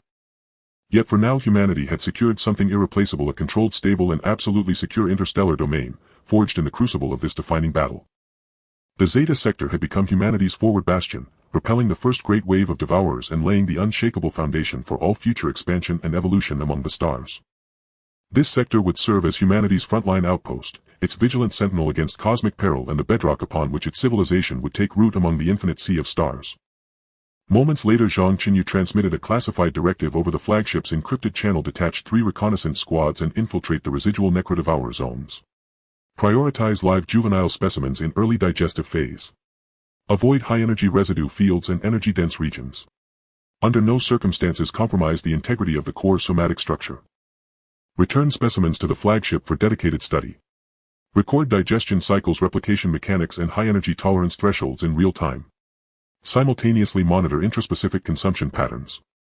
All data must be relayed without delay. The order transmitted silently. 3 micro-reconnaissance vessels detached from the fleet's formation and slipped into the abyss, steering toward the faint lingering traces of the devourers. Their hulls shimmered into perfect chromatic harmony with the void, dark blue and indistinguishable from background radiation, while their engines hummed with barely perceptible resonance, locking precisely onto juveniles feeding on wreckage and growing slowly in the silence. Yet just as the recon vessels prepared to deploy standard containment beams, one juvenile, midway through consuming metallic debris, shattered the energy field outright and lunged directly toward the probe's sensor array, its predatory instinct perceiving even coherent energy fields as consumable sustenance. That instant confirmed Zhang Chenyu's suspicion: conventional methods were utterly futile. He immediately issued an encrypted follow-up: shift tactics. Abandon energy-based restraints. Deploy custom inert capture pods, each loaded with distinct lures and binding matrices. Conduct iterative field trials. The reconnaissance vessels adjusted posture, instantly releasing 3 matte black capture pods, coated in anti-energy absorption plating, into the juvenile cluster. Their external energy signatures were suppressed to near zero, neither provoking hunger nor triggering evasion, yet contact would instantly activate a viscous containment field. The first pod was ingested by a juvenile, but its inert shell resisted digestion, expanding internally to encase the creature entirely. The second emitted a faint calibrated energy signature that attracted a juvenile actively consuming its kin, drawing it into immediate immobilization. The third enveloped its target in a cryogenic energy field, halting digestive processes entirely, allowing the specimen to be retrieved intact and compliant aboard the flagship. Thus commenced a covert high-stakes biological investigation into a primordial devouring species. Zhang Chenyu understood the challenge extended far beyond mere capture. The Necrodevourer's insatiable omnivorous nature rendered every method a hypothesis, each medium capable of restraining them, each energy frequency capable of suppressing digestion, each lure capable of attracting without inciting aggression, had to be discovered through relentless empirical trial in the field. This was only humanity's first step in confronting deep space existential threats. Countless more challenges, and strategic initiatives, awaited Zhang Chenyu and his civilization on the long road ahead. Humanity's voyage among the stars had only just begun. And the human order, rising amid a cosmos teeming with devouring peril, would take root not through dogma but through repeated trial, adaptation, and breakthrough. The smoke in the Zeta Mother Star's space has not completely dissipated. Fragments of the vaporized corpse-eating insects are still floating in the stardust. 3 miniature reconnaissance ships covered entirely with anti-detection inert coatings resemble 3 silver lines merging into the darkness, silently cutting through the deep space and precisely entering the large docking port on the side of the human flagship, the Star Glory. These 3 reconnaissance ships are specially designed by humans for covert exploration in deep space. With a length of only 20 meters, they are equipped with a full-spectrum cloaking system, a miniature space jump device, and an inert material capture system. Relying entirely on passive gravitational navigation and employing a flame-free cold propulsion mode for the engines, they did not trigger any monitoring nodes in the Zeta Star region or disturb the scattered corpse eaters wandering in deep space during their 7-Titwohur journey. To capture these 3 live samples, the reconnaissance team lay in wait for a full 30 hours at the edge of the corpse-eating domain, ultimately taking advantage of the moment when 3 juvenile forms were consuming the remains of a warship, completing a contactless capture with inert alloy capture pods, without utilizing any energy restraints or releasing any detection signals, thus narrowly avoiding the juveniles' keen perception of energy fluctuations and bringing the live specimens back intact. There were no engine roars, no energy fluctuations, and not even the slightest sound from the coupling of the ship's body and the docking port. The moment the 3 reconnaissance ships locked securely in their docking positions, the airtight passage immediately closed and the full-spectrum signal jamming was activated synchronously, completely isolating this area from the outside world. The hatch slowly slid open and researchers clad in full-seal protective suits hurried forward, carefully extracting 3 completely black, nearly 30-meter-long closed capture pods with the help of heavy mechanical arms. The pods, cast from the highest-grade inert alloy, possess walls thicker than 50 centimeters and have no external interfaces, leaving only a panoramic high-strength observation window on the front, perfectly meeting the capture requirements of no-energy, pure physical closure capable of containing even the most agitated corpse-eating organisms. Report to the commander: all 3 live samples have been safely brought back. The capture pods remained closed throughout with no energy leakage or corrosive seepage, and the vital signs of the samples are stable. The voice of the research team leader came through the communicator, precisely reaching the core command cabin of the flagship, carrying an unmistakable tension and excitement. This is the first time humanity has captured live specimens of the corpse-eating species so closely and completely. Prior to this, all understanding of this bizarre organism could only come from remote monitoring and battlefield debris analysis. In the command cabin, Zhang Chenyu lightly tapped the control panel, his gaze fixed on the real-time images from the capture pods, his voice steady and calm. Transfer to the highest-level biological isolation chamber. Activate full-dimensional monitoring and record all data. Any form of direct energy contact is strictly prohibited. Understood. The moment the command was given, the 3 capture pods were smoothly transferred into the isolation research chamber that had long been prepared. This chamber, located in the most central area of the flagship, exceeds 100 meters in length, width, and height, and is constructed from tundra-thick inert alloy with 3 layers of spatial isolation barriers surrounding it. It is equipped with independent life support, emergency destruction, and full-spectrum monitoring systems, ensuring that even in the event of a sample leak, the entire chamber can be sealed and incinerated at ultra-high temperatures within 0.1 seconds, locking the risk within the smallest possible range. The chamber is also separately divided into material testing zones, energy experiment zones, live observation zones, and emergency response zones. All equipment has been modified with inert materials, allowing operations to be conducted without the need for energy field intervention, fundamentally avoiding the possibility of stimulating the corpse-eating organisms. The research team was already in position, all dressed in full-seal protective suits, closely monitoring the 3 capture pods slowly fixed in the center of the chamber through 3 layers of reinforced observation windows. The research team leader took a deep breath and pressed the activation button on the control panel, not to fully open the pods but to switch the panoramic observation windows to high-definition perspective mode, exposing the internal juvenile corpse eaters to the monitoring equipment. The image was clearly projected on the main screen of the research chamber, causing everyone's breath to catch. 3 juvenile corpse eaters, nearly 20 meters long and comparable in size to heavy fighter jets, were curled up inside the capture pods. Their dark purple exoskeletons covered their bodies like layers of biological armor, each piece of bone arranged in a streamlined manner with sharp serrated edges and a greasy matte finish. From their abdomens extended hundreds of fine and resilient tentacles, each as thick as an adult's arm, with hollow openings at the ends that can secrete corrosive liquid, gently writhing even in a stationary state, as if ready to pounce on any consumable target. There were no eyes or vocal organs at their head positions, only 3 circles of sharp chitinous teeth arranged in a ring that occasionally clicked together, producing a faint teeth-grinding sound. The high-magnification microscope simultaneously projected the images onto the secondary screen, allowing everyone to see clearly that the surface of the juvenile's exoskeleton was covered in nanopores. These pores served as secretion channels for the corrosive liquid while also absorbing dissipating energy particles. Inside those seemingly soft tentacles lay a fibrous structure comparable to high-strength alloys, capable of bending and entangling flexibly while also hardening instantly to pierce through armor. They showed no obvious signs of respiratory movement, nor did they exhibit complex actions. Only a slight tremor on their surfaces indicated that they were living organisms. Even when enclosed in complete darkness with no consumable matter inside the pods, they displayed no signs of agitation, merely maintaining the most basic vital signs, perfectly aligning with the underlying logic of no intelligence, merely the instinct to consume. This is the most basic life unit of the corpse-eating species, the juvenile form after division, already possessing the mass of a heavy fighter. When they grow to maturity and possess the ability to divide again, their size will reach that of a standard civilian airliner exceeding 35 meters in length. At that time an adult will be able to gnaw through a Zeta-heavy battleship with ease. According to battlefield debris data, the hardness of an adult's exoskeleton is over 3 times that of a juvenile, with the number of tentacles exceeding 500. The activity of the corrosive liquid is more than twice that of a juvenile. Even the orbital fortresses of the Zeta mother star would not withstand the continuous gnawing of 3 adults. Initiate the first round of characteristic testing for Sample 1 energy binding field. With the command of the research team leader, capture pod number 1 slowly slid into the dedicated testing area. Multiple binding interfaces on the top of the pod opened simultaneously and dozens of light blue energy beams were instantly injected, forming a closed energy cage capable of trapping an interstellar corvette firmly holding the nearly 20-meter-long juvenile in the center. This energy binding system is standard equipment developed specifically for interstellar combat by humans, with maximum binding force sufficient to restrain small corvettes at full speed. Even heavy mechs cannot break free in a short time. A chilling scene unfolded instantly. The previously curled-up juvenile corpse eater abruptly opened its 3 circles of ringed teeth the moment it came into contact with the energy field, and hundreds of tentacles surged forward like venomous snakes, sensing blood frantically dancing towards the walls of the energy cage. The openings at the ends of the tentacles secreted dark purple corrosive fluid at an alarming rate, causing the once unstable energy field to visibly thin and dim as if water was being absorbed by a sponge. The energy values on the screen plummeted wildly. In just 10 seconds, the energy binding field that was originally enough to contain a small corvette was completely devoured by this juvenile. Having consumed the energy field, the juvenile's body size slightly expanded and the sheen of its exoskeleton brightened a touch before it returned to its curled state, as if the earlier consumption was merely an instinctual response. Silence enveloped the research chamber, everyone holding their breath.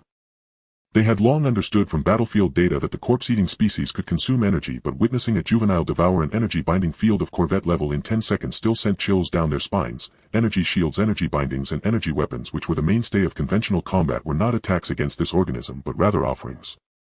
This means that the most refined strategy of the human fleet, shield restraint energy cannon output, is completely ineffective against the corpse-eating species and could even strengthen the enemy.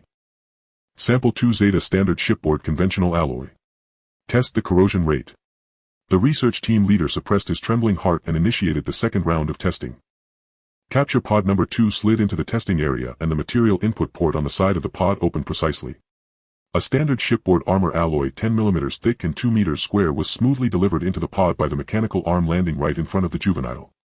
This alloy has been the standard equipment for the Zeta race in their battles across the Star Sea for tens of thousands of years, capable of withstanding 3 consecutive shots from conventional shipborne main guns. Its anti-corrosion and impact resistance performance have undergone countless battlefield validations, making it one of the core defensive supports for the Zeta fleet. This time the juvenile showed no hesitation.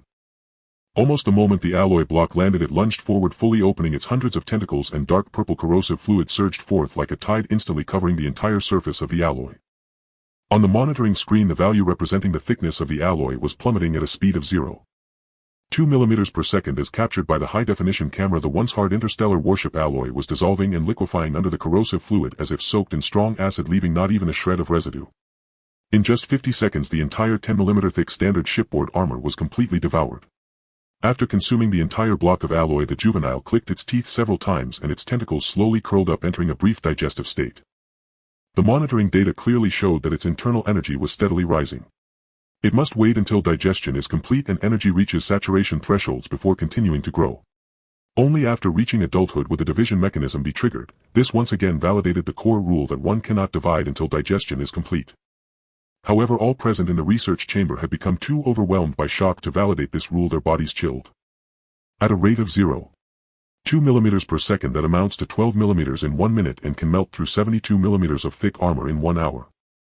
The most commonly used medium-sized warships of the Zeta race have a main armor thickness of no more than 80 mm, meaning that a juvenile the size of a fighter jet could gnaw through a medium-sized warship's hull in just over an hour. And on the battlefield there is a torrent of millions of such monsters. The research team leader immediately called up the last battle damage report from the Chia Coalition's frontline fleet. The screen was instantly filled with shocking red data. The 37 medium-sized warships of the Chia Vanguard fleet went from encountering the corpse-eating torrent to completely losing contact in less than 2 hours. The 12 heavy main battleships that rushed to provide support also collapsed entirely after barely 3 hours. Everyone had been unable to understand why the Chia fleet, which had dominated the Zeta Star region for hundreds of years, had collapsed so swiftly. But now, looking at the test data before them, everything had an answer. My God! A young researcher stammered. The collapse of the Chia fleet was not an accident at all. Their conventional warships are like paper in the face of such corrosion rates. Shields were devoured, armor was gnawed through, and they couldn't even hold for a minute. And this is just the juvenile form. The research team leader's voice was extremely grave, his fingertips gripping the edge of the control panel tightly. According to battlefield debris data, the corrosion rate of a 35-meter adult can reach 0.5 mm per second. A Zeta heavy main battleship will be completely eaten through in less than half an hour. If left unchecked and allowed to consume and proliferate, the entire galaxy could be devoured by them. This is the true cosmic-level disaster. It's not hyperbole, it's cold, measurable and terrifying power that could lead to the annihilation of an entire galactic civilization. Sample 3 human standard high-grade shipboard inert composite alloy. Simultaneously test the corrosion rate. The research team leader suppressed the coldness in his heart and initiated the third round of comparative testing. This is the core test determining whether the human fleet can directly confront this monster. A mechanical arm delivered a piece of equivalently thick high-density inert composite alloy that is the standard defense material for human main battleships into capture pod number 3, placing it in front of the juvenile. This alloy is the core protective material for human modular warships, integrating dozens of rare inert elements and having undergone thousands of impact and corrosion tests, representing the culmination of decades of human interstellar navigation technology. This time the larva's reactions slowed noticeably. It first probed the alloy block tentatively with its tendrils, secreting corrosive fluid that soaked the surface. The thickness readout on the display decelerated sharply, eventually stabilizing at 0. At a rate of 0.3 mm per hour, the corrosion efficiency had plummeted by more than 1,000-fold compared with ordinary alloys. Even an adult could not corrode this advanced alloy faster than 1 mm per hour. To verify the accuracy of the data, the research team conducted 5 consecutive repeat tests and introduced alloy samples with different proportions of inert elements. The tests revealed that as the inert element ratio increased and low-temperature processing was optimized, the corrosion rate fell further. High-purity inert alloys quenched at ultra-low temperatures could even render the larva's corrosive fluid completely ineffective, leaving no marks on the surface. Data confirmed. The recorder's voice finally carried a note of relieved excitement, declaring that high-grade inert composite alloys could greatly delay corrosion and that high-purity inert alloys quenched at ultra-low temperatures could render the larval corrosive fluid entirely impotent.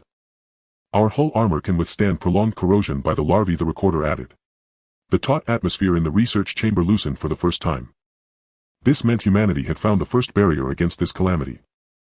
They could instantly melt through Zeta warships, yet could not gnaw through human modular hulls. This was the core reason the human fleet had held the sure high tide in the initial clash. Over the next several dozen hours, the research team ran hundreds of comparative trials. They tried dozens of materials and concluded that only high-purity inert alloys treated at low temperatures could wholly resist penetration by the sure high corrosive fluid and thus serve as the sole material for reliably restricting their movement and building permanent defenses. They tested varying energy intensities and confirmed that low energy flows below a threshold were rapidly consumed, while instantaneous surges above the critical threshold would overload and rupture a larva, leaving no remnants. They even staged scenarios of cannibalism and confirmed that deprived of food, the sure high larvae would preferentially consume their kind until only the strongest remained and entered dormancy. They examined environmental temperature effects and found that environments approaching absolute zero forced the larvae into deep hibernation, severely reducing activity so that both corrosion and consumption abilities were almost entirely lost. All test data fit the established principles with precision and without deviation. At the 20th hour, the isolation chamber door slid open and Zhang Chenyu appeared at the observation window. Dressed in a black combat suit, erect and composed, he watched the streaming monitoring data on the display without asking for an update, his gaze fixed on the larva inside the chamber that had just finished digesting and whose length was steadily increasing toward adulthood.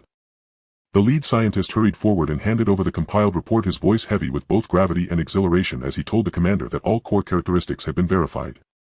A larva corrodes conventional alloy at 0.2 mm per second, and an adult is twice as destructive, a potency sufficient to threaten the annihilation of most interstellar civilizations. They also confirmed the full lifecycle larva fighter class grows by devouring adult carrier class, reaches digestive saturation, splits into 2 larvae, repeating the cycle. Given sufficient resources, this process could theoretically expand without limit. He paused, then added that they had verified high-grade inert composite alloys and ultra-low temperature inert materials could effectively resist or even completely negate the corrosion, and that instantaneous superthreshold high-energy strikes remained the most effective way to eradicate them. They had also discovered that ultra-low temperatures could drive the larvae into deep dormancy, offering new strategies for subsequent specimen capture and construction of defensive works. Zhang took the report, his fingertips flicking across the pages as his eyes lingered over the sections labeled adult corrosion rate and split cycle estimates. The report clearly recorded that under ideal resource-rich conditions an adult required only 72 hours to progress from one split to the next. In other words, a single Shurhai adult could generate thousands within a month, forming a torrent capable of overwhelming an entire star system. He looked up at the larva in the observation window and said with steady, unassailable certainty that the research would focus on only two core directions. First, to thoroughly determine their tolerance limits, environmental weaknesses, and lethal thresholds, and to find a means to eliminate them at scale with minimal cost. Second, to extract and stabilize their corrosive fluid for controlled storage and directed release, converting their devouring ability into a standardized weapon for our use. The lead scientist understood at once, and his eyes flashed. The plan was simple and ruthless in its symmetry. If humanity could harness the Shi'e's corrosive and consuming powers and turn them into controllable arms, it would not only be the perfect countermeasure against the Shurhai themselves, but would also elevate human fleet's armor penetration and assault capabilities to a new qualitative level. Even against other interstellar navies, a corrosion weapon capable of instantly melting conventional armor would be an absolute dimension-reducing advantage. Understood, came the brisk reply. We will immediately launch the extraction and stable containment project for the corrosive fluid and prioritize resolving the core problems of storage and directed release. Zhang nodded slightly and turned his gaze back to the isolation chamber. The monitor displayed that the larva which had consumed its kin had increased its exoskeletal hardness by nearly 20% and that the strength of its corrosive fluid had risen markedly. He tapped the observation window lightly. There was no surprise in his eyes. This creature's evolutionary potential had been anticipated. One more thing, he said, his gaze shifting to the warning map at the edge of the Zeta sector, and his voice dropping. Sensors show Shurhai swarm activity in deep space is rising and a second wave is likely to arrive within 72 hours. All research must be accelerated. We do not have much time. Yes, the lead scientist responded, snapping to attention and promising a stable containment plan for the corrosive fluid within 48 hours. While tests in the research chamber raced forward, the post-war takeover and assimilation work across the Zeta sector had already entered its execution phase. Hundreds of human engineering vessels had fully deployed into the core shipyards and naval ports of the Zeta homeworld. Giant robotic arms glided along dock tracks, hauling surviving Zeta warships to designated storage berths. Scanners crawled along hulls, recording ship-class weapon configurations, damage levels, and power states for entry into the human stellar administration system. The dock was divided into storage, dismantling, refit, and repair zones, and each vessel's transfer was governed by explicit procedural controls. No disorder. In the dock control room, several former Zeta port administrators stood with hands at their sides, trembling slightly and not daring to raise their heads. Once the masters of the sector and marauders of the seas between stars, they now faced human soldiers and could not summon a thought of resistance. They had witnessed how humans had shattered the Shurhai tide and crushed the three great cartels with absolute force. They knew it was humanity's arrival that had spared them from being devoured entirely. All combat vessels are to proceed to a sector storage berths, ordered the engineering commander over the loudspeaker. Onboard weapon systems, attack cores, and combat shield modules are all to be marked for removal.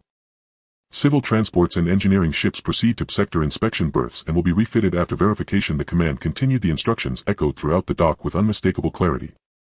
The Zeta administrators dared not delay. They bowed and hurried to coordinate the remaining Zeta crew to assist the humans with inventory and storage. The dock operated with methodical order, no riots, no resistance, only the low hum of machinery and the faint shudder as ships entered port. At the same time, identity registration work on the surface of the Zeta homeworld was rolling out in full. The human administrative team categorized every Zeta into 5 tiers, remnants of the 3 cartels' leadership remaining regular military technical personnel, ordinary civilians, and war criminals, and conducted 1v1 registration, background checks, and cataloging. Each Zeta's identity, past record, and capabilities were entered into the management system, providing a complete data foundation for subsequent social restructuring and labor allocation.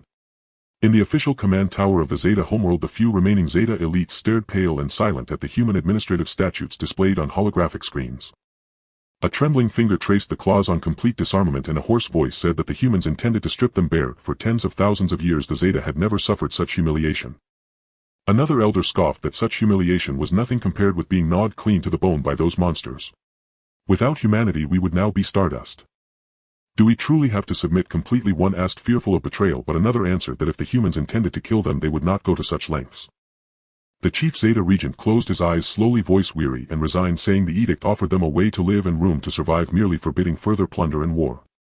This is not humiliation but a deserved consequence, he continued. Over centuries they had annihilated civilizations and stolen worlds, and all of this was karma returned. He opened his eyes, gazed at the human fleet arrayed on the screen, and made his decision. Issue orders. All people must cooperate with registration and all warships must accept storage. No resistance, no unrest. If you want to live, abide by the rules set by humanity. Silence filled the chamber. Everyone bowed their heads and offered no objection. They had no right to bargain. Humanity had pulled them back from extinction and now exercised absolute control over life and death in the sector. All they could do was obey, accept, and seek a place to survive within the order the humans established. As the Zeta Star rose and the first rays of morning pierced the battered atmosphere and fell across the scarred surface, the research chamber achieved a new breakthrough. The team successfully extracted high-purity corrosive fluid from Sci-Fi larva's tendrils and encapsulated within an inert low-temperature medium, achieved stable containment for 72 hours with no leakage, corrosion, or deactivation. They also completed a preliminary design for a directed-release mechanism that could achieve precise delivery by controllably rupturing the inert medium, thereby avoiding indiscriminate corrosion risk. When the report was brought to Zhang, he stood at the flagship observation window watching the blinking monitoring signals in deep space. On the display, the warning node at the edge of the Zeta sector had captured large-scale Sci-Fi swarm energy traces, weak but dense fluctuations like the first thunder before a storm. He had already encrypted and transmitted the Sci-Fi characteristic data and defensive plans to the garrisons on Anlin, Kalong, and Qinglan, activating a cross-sector joint defense to ensure the human core domains would not be reached by the Sci-Fi flood. He tapped the phrase stable containment on the report and the faintest curve touched his lips. This war with the Sci-Fi had never been passive defense. By deciphering their nature and mastering their power, they would transform this destructive force from deep space into a blade to safeguard human realms. This was his true design. Outside the observation window, stardust drifted slowly and the Zeta sun drew a soft band of light across the sky. Sensors in the research chamber continued to operate steadily, ship storage in the docks advanced at a steady pace, and the warning network at the sector's edge remained taut. A new order was slowly taking shape in this war-ravaged sector, while the second Sci-Fi tide lurking in the dark of deep space had already begun to unfurl its opening moves. The star of the Zeta homeworld slowly rose, its pale golden morning light piercing through the atmosphere, casting a glow upon the battered surface of the planet. Once a stronghold of plundering civilizations across the star seas, it now faced a complete restructuring of order.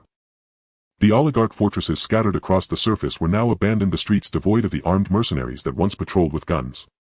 Only the faint hum of human engineering ships flying low and the distant sounds of machinery from the mining areas blended to create a new rhythm for this star domain. The disarmament of the Zeta tribe and the social reform officially entered a comprehensive execution phase under the morning light. In the core dock of the Zeta homeworld, a site that was once the heart of shipbuilding for the three major conglomerates now nurtured countless plundering warships, had been fully taken over by human engineering troops. Hundreds of modular engineering ships were orderly arranged along the dock tracks, with giant mechanical arms smoothly gliding and the faint blue light trails of scanning devices sweeping over every remaining Zeta warship, meticulously recording their models, weapon configurations, and hull conditions into the human star domain management system, leaving no detail unrecorded. The holographic display in the dock's main control hall clearly delineated four functional areas: the storage zone, dismantling zone, modification zone, and maintenance zone, with each warship's flow under precise process control, fully traceable and verifiable. Human soldiers clad in black combat uniforms patrolled the corridors in an orderly manner, their gazes sharp and their postures erect, yet devoid of any brutish or predatory demeanor, solely responsible for maintaining order and executing processes, a stark contrast to the arrogance and tyranny of the former Zeta mercenaries. All combat ships proceed to the A-zone storage berths in numerical order. The ship-mounted main cannons, attack cores, and combat shield modules must all be marked for dismantling and melting down. The voice of the engineering commander echoed through the universal broadcast, reaching every part of the dock with clear commands that brooked no dissent. Civilian transport and engineering vessels proceed to the B-zone inspection berths. After verification, they will uniformly enter the modification process. As the orders were issued, the Zeta warships within the dock began to move slowly. The heavy main battleships that once charged recklessly on the battlefield now had all their weapon systems powered down. The dark purple plundering paint on their hulls was already weathered, and under the guidance of human engineering ships they obediently sailed into the storage berths. The heavy mechanical arms accurately entered the weapon bays of the hulls, smoothly dismantling the ship-mounted main cannons and attack cores, sending them through dedicated transport channels to the high-temperature melting workshops. Plasma flames of thousands of degrees instantly melted these weapons, once used to slaughter other civilizations, into liquid metal, which was then recast into inert alloy plates, completely stripping them of their combat attributes. In the main control room of the dock, several former Zeta military port managers stood with hands at their sides, their bodies trembling slightly, not daring to raise their heads.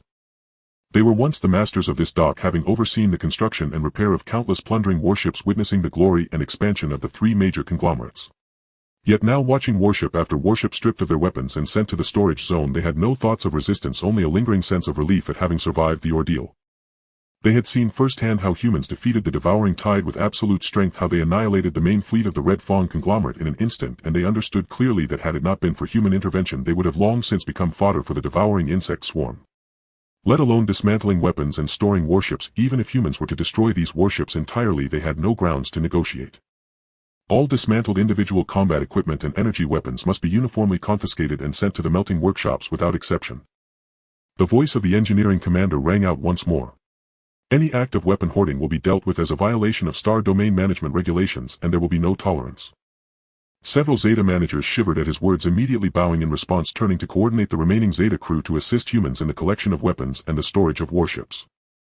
The entire dock operated in an orderly fashion with no turmoil or resistance, only the low rumble of machinery and the subtle tremors as warships docked. Once a military-industrial powerhouse that birthed countless wars, it was now under human leadership, shedding its predatory nature and turning towards production and construction. Advancing in tandem with the disarmament was the comprehensive modification of the warships. In the modification zone on the other side of the dock, dozens of Zeta medium warships had completed weapon dismantling and were undergoing joint modifications by human engineers and former Zeta military technicians. The original main gun positions were transformed into cargo handling bays, combat shield generators replaced with high-thrust propulsion engines, and the weapon ammunition stores within the ships were emptied and repurposed into space compression storage compartments. The heavy main battleships were converted into million-ton interstellar transport vessels responsible for the cross-planet transport of ores, materials, and equipment within the Star Domain. The originally assault-oriented escort ships were modified into engineering maintenance vessels equipped with heavy mechanical arms and repair equipment for maintaining navigation routes and facilities and conducting infrastructure projects. The small agile assault boats were transformed into resource collection vessels, now equipped with mineral exploration and collection devices specifically for mining in asteroid belts and resource planets. Each warship's modification strictly adhered to the principle of thoroughly stripping combat attributes while retaining only basic navigation and operational capabilities, effectively eliminating the possibility of a resurgence of the Zeta tribe's militarization. The Zeta military technicians involved in the modifications gradually became focused, shedding their initial wariness and unease. They had once been low-level technicians for the three major conglomerates, earning meager salaries while toiling day and night to build warships, yet had never received the respect and safeguards they deserved, often facing execution at the hands of enraged corporate executives for the slightest misstep. However, in the human modification project their skills were finally acknowledged. Every reasonable modification suggestion was accepted, and meeting labor targets ensured them adequate material supplies and safety guarantees, freeing them from the constant fear they had once lived under. An elderly Zeta engineer with graying hair watched as his design modifications were adopted by human engineers. The warships, once instruments of slaughter, were now transformed under his hands into engineering ships capable of transporting materials and building homes. A flicker of complex emotion shone in his murky eyes. However, in the human modification project their skills were finally acknowledged. Every reasonable modification suggestion was accepted, and meeting labor targets ensured them adequate material supplies and safety guarantees, freeing them from the constant fear they had once lived under.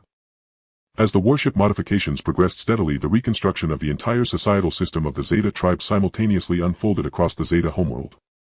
The human administrative team, based on the previously completed identity registrations and background checks, classified all Zeta tribesmen according to their abilities and past experiences, integrating them into a non-combat labor system, completely dismantling the oligarchic structure that had persisted for tens of thousands of years. Former Zeta military technicians, ship engineers, and equipment maintenance workers were all incorporated into the engineering maintenance system, with positions determined by technical levels responsible for warship modification, Star Domain infrastructure, facility maintenance, and equipment upkeep. Familiar with the Zeta tribe's ships and industrial systems, they became an indispensable force in the reconstruction of the Star Domain. Humans also matched them with corresponding resource allocations and safety assurances, allowing them to focus on production and construction. The interstellar miners, mineral explorers, and resource collectors who had labored for generations on resource planets were integrated into the resource extraction system, responsible for exploring and extracting rare mineral veins, inert alloy mines, and energy crystal deposits within the Zeta Star Domain. Having an intimate knowledge of the local Star Domain's mineral distribution, they re-identified 7 high-purity inert alloy veins and developed detailed mining plans within just 3 days, securing a stable source of raw materials for subsequent defense construction and corrosive weapon research. The ordinary civilians who made up the vast majority of the Zeta population were integrated into the logistic support and planetary infrastructure systems. Among them were farmers, craftsmen, medical personnel, and ecological maintenance workers, each responsible for ecological restoration, production of living materials, maintenance of basic infrastructure, and basic medical guarantees on the Zeta homeworld. For hundreds of years they had been exploited by the 3 major conglomerates, with most of the materials earned from their hard work going to the corporations, making even basic sustenance difficult to secure. Yet under the new order established by humans, they only needed to meet basic labor targets to receive sufficient living materials and enjoy a safe and stable living environment. No longer living in fear, their lives were now far more stable than before the war. As for the unyielding upper echelons of the 3 major conglomerates, the war criminals with blood-stained hands, humans implemented the strictest control measures. These individuals were isolated, sent to barren mining planets on the outer circles of the Zeta Star Domain, integrated into the most intense labor reform system, monitored 24 hours a day with no space for freedom of movement, forced to engage in the most grueling mining labor as atonement for their past plundering and slaughter. Any attempts at resistance, escape, or conspiracy would be dealt with severely and without mercy. The entire Zeta tribe from the highest echelons down to the lowest was incorporated into this brand new non-combat labor system. The once proud interstellar thieves who had reveled in plunder now completely shed their fangs searching for the value and meaning of their existence within the order led by humans. On the very day the social system reconstruction was fully implemented, Zhang Chenyu, through the universal broadcast of the Zeta Star domain, officially promulgated the Zeta Star domain management regulations, establishing 3 unassailable iron rules that delineated the new order's bottom line. His voice was calm and authoritative, devoid of excessive emotion, yet carrying an undeniable force resonating through every corner of the Zeta Star domain, reaching the ears of every Zeta tribesman. First, any contact with weapons and combat systems is strictly prohibited. Hoarding, modifying, or manufacturing any offensive equipment is forbidden. Violators will be purged. Second, organizing any form of armed groups or conspiratorial assemblies is strictly prohibited. Inciting resistance or disrupting order is forbidden. Violators will be purged. Third, unauthorized interstellar navigation is strictly prohibited. Departing from controlled areas without permission is forbidden. Violators will be purged. These 3 iron rules carried immense weight, completely sealing off any possibility for the Zeta tribe to revert to their plundering ways. Beyond the iron rules, he also clarified the rights of the Zeta tribesmen. Anyone who abides by the Star domain order and completes labor targets on time, regardless of their background or past, shall enjoy equal guarantees for survival, material supplies, and development opportunities. Those who adhere to the rules will be protected by humans. Those who violate the bottom line will face no leniency. As the broadcast concluded, silence fell over the Zeta Star domain. Countless Zeta tribesmen stood before the screen listening to the 3 iron rules and the phrase, "Those who adhere to the rules will be protected by humans," their hearts a mixture of emotions. They had once thought that humans would treat them as they had treated defeated civilizations in the past, slaughtering their kin, plundering resources, and enslaving their entire tribe. But they never expected that humans granted them a chance to live, a possibility for stable lives, only stripping away their rights to plunder and kill.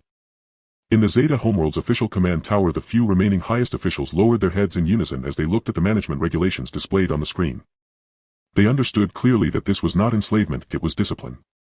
This was not humiliation, it was the redemption they deserved. Centuries of plunder and slaughter had brought the Zeta civilization to the brink of collapse. Had it not been for the invasion of the devouring race, they too would have ultimately destroyed themselves in internal strife and plunder. The arrival of humans provided this civilization on the verge of extinction with a new path to survive that did not rely on plunder.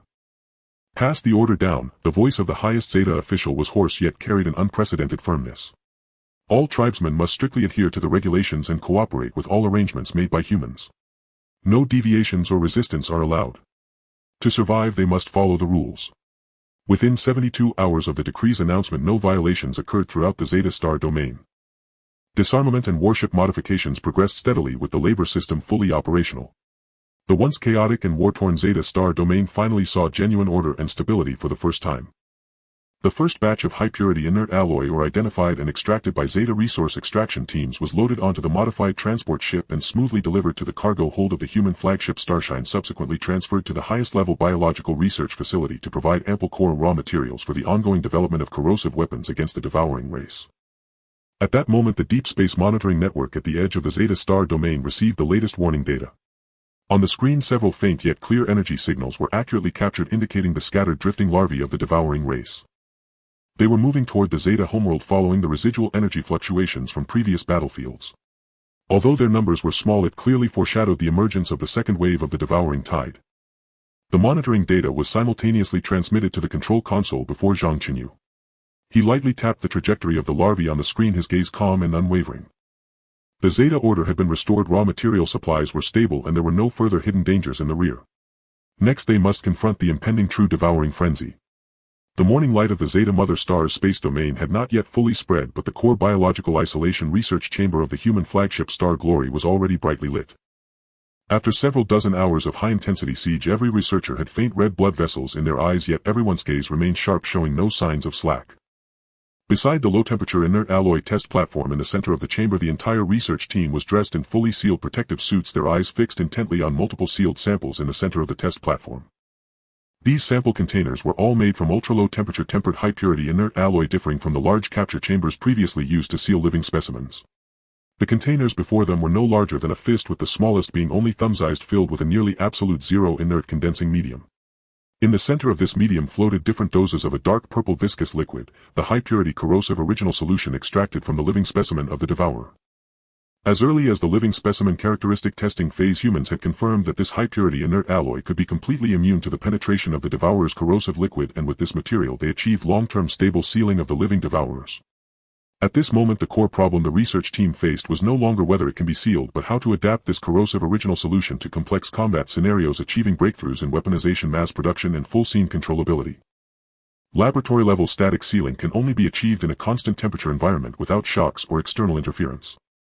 However, once entering combat scenarios, the dozens of times gravitational overload from the ship's main cannon during firing, the high-speed oscillation of missiles flying across temperature zones, and the bumps and extreme environmental changes when carrying individual equipment would all put extreme pressure on the stability of the inert sealing medium.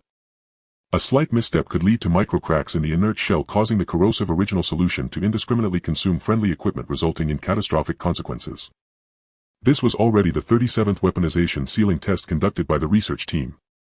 In the previous 36 tests they encountered countless unforeseen challenges. The initial single-layer inert shell was prone to invisible microcracks under simulated overload shocks from the main cannon, leading to leakage of the corrosive liquid. After optimizing to a double-layer nested structure, they faced the miniaturization challenge of individual projectiles, accommodating the inert sealing chamber stabilizing medium and triggering mechanism within a thumb-sized projectile. While ensuring absolute safety was as difficult as building a fortress on the tip of a needle, there were even instances where the projectile experienced structural instability during temperature zone simulations due to thermal expansion and contraction of the inert medium, nearly causing experimental accidents. Countless failures and adjustments finally resulted in the near-perfect samples before them. Report to the team leader: the full-spec sample has been statically sealed for 120 hours, experiencing 5 simulated overload shocks from the main cannon and 3 temperature zone tests, with all containers showing no corrosive leakage, the medium exhibiting no abnormal reactions, and the original solution's activity remaining stable. The recorder's voice was filled with uncontrollable excitement as their fingers swiftly glided over the control panel, projecting the monitoring data onto the main display screen. On the screen, the curves representing the activity of different specifications of projectile original solution, container integrity, and medium stability remained steady throughout, with not a hint of abnormality even after extreme overload and environment tests. The research team leader clenched their fist tightly, exhaling a long breath as the tense shoulders that had been strained for dozens of hours finally relaxed for a moment. After hours of intense siege, the heavy burden pressing on everyone's shoulders finally lifted at this moment. He quickly walked to the test platform and through 3 layers of reinforced observation windows looked at the rows of weaponized sealed samples, his voice bursting with barely concealed excitement. "We did it. We have finally solved the core problem of weaponizing and sealing the corrosive original solution for combat. This was not just a successful experiment, it represented a qualitative leap in humanity's tactical system against the devourers." Prior to this, humanity's advantage over the devourers was merely limited to passive defense measures that stated super-threshold high-energy weapons can kill them. Facing large-scale devourer swarms, humanity could only rely on powerful weapons like star annihilation cannons and domain destruction cannons for blanket strikes, which not only consumed vast amounts of energy but also left vulnerabilities due to insufficient fire density, posing risks for subsequent defenses. The breakthrough in weaponizing and sealing the corrosive original solution meant that humanity could finally turn this terrifying capability born from deep space disasters into a blade in their own hands, achieving true returning the favor in kind.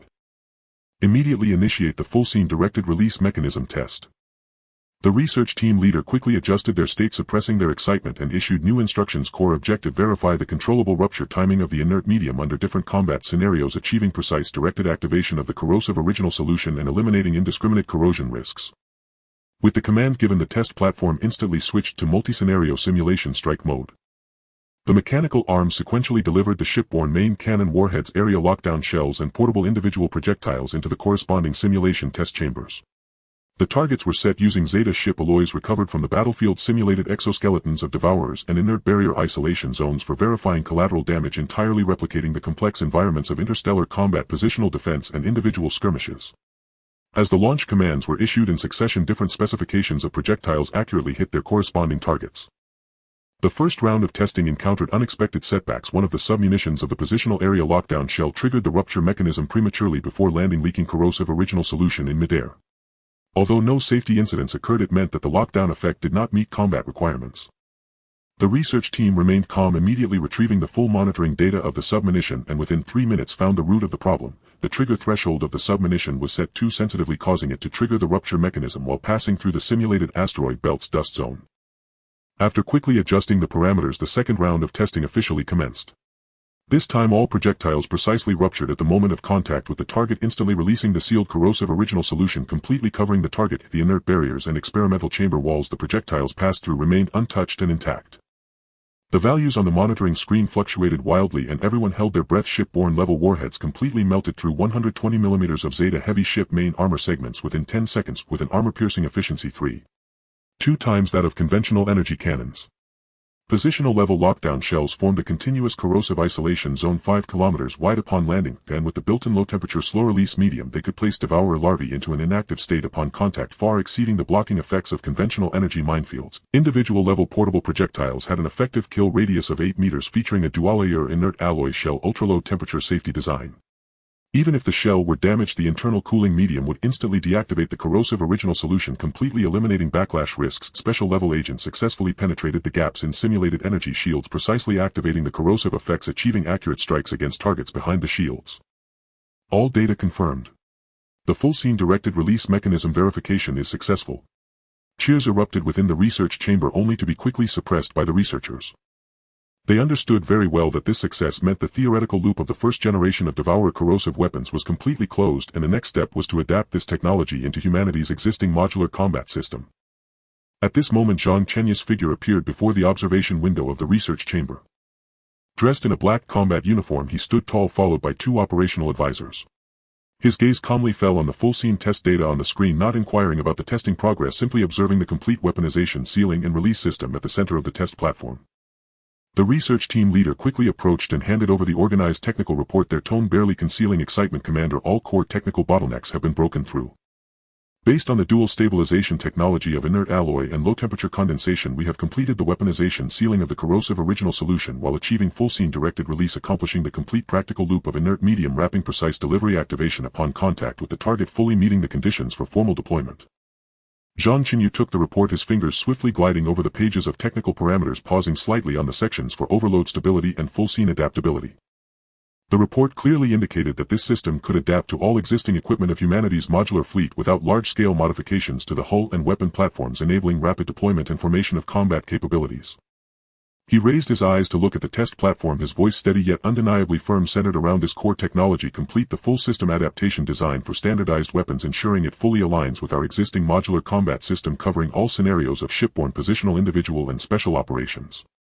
Submit the design plan within 12 hours and coordinate with the Zeta Starfield's mines and processing plants to ensure the supply of raw materials. Pausing for a moment, he pointed at the safety redundancy design section in the report and added, the supply system for shipborne corrosive main cannons must include emergency inert sealing valves. In case of leakage faults, the entire supply line can be isolated instantly. For individual level weapons, a biological recognition lock should be added to the existing safety features, allowing activation only by authorized personnel. Safety is the first principle, and there must be no possibility of friendly fire. Understood. We will immediately adjust the optimization plan to ensure on-time submission. The research team leader immediately stood at attention, recording Zhang Chenyu's requirements word for word. The research team had long been prepared with a complete pre-research plan. With the command issued, the adaptation design work for the first generation of devourer corrosive weapons was immediately launched. Humanity's fleet already employed a fully modular weapon system, whether for shipborne main cannons, missile launch systems or individual equipment. Standardized adaptation interfaces were reserved. There was no need for a complete redesign, they only needed to match the parameters of the corrosive weapons with existing platforms, optimize structures and design safety redundancies, significantly improving efficiency over conventional weapon development. In just 12 hours the final adaptation design plans for 4 categories of standardized weapons were fully presented on the holographic screen before Zhang Chenyu, each precisely corresponding to the practical needs of countering devourer's shipborne level weapons, divided into corrosive main cannons and anti-ship corrosive warheads. The corrosive main cannon adapts to the existing mounts of modular warships, requiring only the replacement of the cannon barrel and a specialized supply system with sealing valves to achieve directed continuous fire of the corrosive original solution, specifically used for clearing large-scale devourer swarms and breaching heavy targets. The anti-ship corrosive warheads adapt to the existing shipborne missile launch systems, featuring multi-layer inert alloy shells that allow for ultra-long-distance precise delivery, ensuring that even when wrapped by devourer's tentacles during flight, the corrosive original solution does not leak prematurely.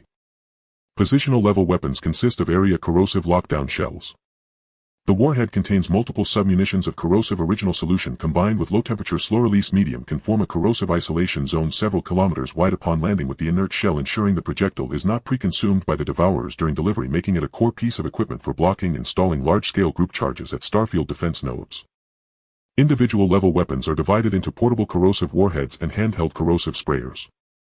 Portable corrosive projectiles are comparable in size to conventional hand grenades, featuring a triple safety design of dual-layer inert alloy shell, ultra-low temperature safety, biological recognition lock activating only upon impact with the target. The corrosive sprayer contains a miniature low-temperature inert sealing chamber enabling short-range continuous spraying. The gun body is cast from a single piece of inert alloy, completely eliminating leakage risks, used specifically for close-range clearing in individual skirmishes and target elimination in confined spaces. Special-level weapons are corrosive agents that penetrate shields. Utilizing nano-level inert media wrapping, they can penetrate the gaps in conventional energy shields and activate corrosive effects upon contact with physical targets, designed for precise strikes against high-protection targets, underground bunkers, and sealed compartments, filling the equipment gap for special operations. These four categories of weapons form a complete corrosive weapon system with full scene coverage, from large-scale operations by interstellar fleets to close-range skirmishes by individuals, from positional defense lockdowns to precise special strikes, perfectly adapting to humanity's existing combat logic and prioritizing safety redundancies to thoroughly avoid backlash risks in practical combat. Zhang Chenyu reviewed each design proposal in turn, then lightly tapped the holographic interface, formally approving the plan, initiate prototype manufacturing and live-fire testing immediately. Deliver the first batch of trial production prototypes and complete full environment validation within 72 hours. Yes, sir. As weapons integration accelerated, humanity simultaneously launched the comprehensive completion project for the Necrocarapace species physical database. Previous research had relied predominantly on juvenile specimens observed under controlled laboratory conditions. Core physiological parameters, including corrosive fluid activity variance across subadult and adult stages, energy tolerance thresholds, and exoskeletal corrosion resistance, had been estimated only through battlefield remote sensing, lacking precise in vivo measurements. To maximize the efficacy of corrosive weaponry, exact biological data from live Necrocarapace specimens at every developmental stage were indispensable, enabling optimization of warhead composition and trigger mechanisms to guarantee single-strike penetration even against fully matured specimens. 3 stealth reconnaissance vessels, specially modified, slipped silently from the flagship Stellar Radiance, vanishing into the velvet darkness as they accelerated toward the Necrocarapace-infested periphery of the Zeta Expanse. Their hulls were coated in inert alloy, propulsion operated exclusively in flameless cryogenic mode. From departure onward, all active sensors were deactivated, navigation relied solely on passive optical observation and pre-programmed trajectories. Not a single energy signature escaped them. They became 3 imperceptible shadows dissolving into the abyssal void, evading detection by scattered juvenile Necrocarapace entirely. They penetrated over 3 light-years into Necrocarapace space, precisely charting dozens of dispersed clusters along the way, before finally locating their objective in a debris-choked sector, live Necrocarapace specimens spanning all developmental stages. This sector was the graveyard of the Crimson Fong fleet, a graveyard strewn with shattered starships and metallic shrapnel, its stardust still faintly humming with residual energy signatures, making it a natural feeding ground for the Necrocarapace. On the main display, dozens of juveniles gnawed hungrily at armored hull fragments, their slender writhing tentacles secreting dark purple corrosion fluid that dissolved thick plating layer by layer. Nearby 3 subadults, each over 30 meters long, tore at the fractured hull of a heavy capital vessel, jaws shearing off massive alloy plates with each bite, their assault punctuated by shrieking metal torsion. Farther still, a mature Necrocarapace, over 35 meters in length, coiled atop the ruined core chamber of a mothership. Its 500-plus tentacles pulsed rhythmically, discharging corrosion fluid at twice the juvenile's rate, the chamber wall visibly thinned and dissolved with each secretion. Vessel 1 and 2 captured juvenile and subadult specimens respectively. Vessel 3 assume perimeter watch. Energy-based restraints are strictly prohibited, use only inert containment pods. Move swiftly. The reconnaissance team commander issued the order in a hushed tone. All 3 vessels adjusted attitude in perfect unison, silent lethal predators gliding through the wreckage, closing in on their targets with predatory grace. The capture operation proceeded flawlessly. Vessel 1 deployed an inert containment pod with surgical precision as a juvenile burrowed into a fissure within the wreck, sealing the specimen without physical contact. Vessel 2 lured 2 subadults into competing over scattered alloy fragments, then released 2 pods directly onto their feeding path, successfully securing 1 subadult before the others sensed any disturbance. Yet just as Vessel 3 prepared to collect corrosive fluid samples from the mature specimen, catastrophe struck. The mature Necrocarapace appeared to detect the faintest tremor from the vessel's engines, abruptly abandoning its feast, it whirled its colossal form, hundreds of serpentine tentacles lashing outward toward Vessel 3, spewing torrents of dark purple corrosion fluid that struck the vessel's portside armor with chilling accuracy. Alert! Portside inert armor compromised, thickness degrading steadily. Mature specimen has locked on, we are being pursued at extreme velocity. Alarms blared inside the cockpit. The reconnaissance commander remained utterly composed, issuing his command without hesitation. Vessel 3, immediate retreat. Increase distance. Vessels 1 and 2, move forward and engage with threshold-level high-energy pulse fire. Target the mature specimen's central body. Under no circumstances deploy low-yield ordnance, it would merely feed it. The order echoed, and instantly both vessels extended their secondary bow emplacements. Without probing salvos or hesitation they discharged instantaneous high-energy beams, calculated precisely to exceed the necrocarapace's digestive tolerance ceiling. 2 streaks of obsidian gold light tore through the void, striking the mature specimen's core body with flawless precision. As confirmed repeatedly in prior combat trials, the mature necrocarapace did not attempt to absorb the overwhelming energy surge. Instead, its body catastrophically overloaded, disintegrating instantaneously into vapor, leaving not even a trace of ash suspended in the deep void. Target neutralized, confirmed 0 residue. Mature specimen corrosive fluid sample successfully acquired. The reconnaissance commander exhaled slowly, deeply. This mission not only completed critical physiological data for subadults and adults but also precisely measured their energy tolerance thresholds, refining the corrosive fluid activity database and definitively filling all prior parameter gaps. Without delay, the 3 reconnaissance vessels withdrew from necrocarapace space, carrying live specimens and fluid samples aboard en route to Zeta Prime. While research teams and reconnaissance units advanced in parallel, the Zeta Expanse's integrated operational architecture achieved full synchronization. The post-martial labor reform had unleashed astonishing productive capacity across Zeta society. Resource extraction teams, leveraging intimate familiarity with local stellar terrain, remapped 12 high-purity inert alloy deposits. 3 exceeded humanity's initial geological projections in elemental concentration. Generations of Zetan miners honed by labor across asteroid belts and oreworlds possessed unmatched expertise in mineral prospecting and extraction, achieving efficiencies far beyond human expectations.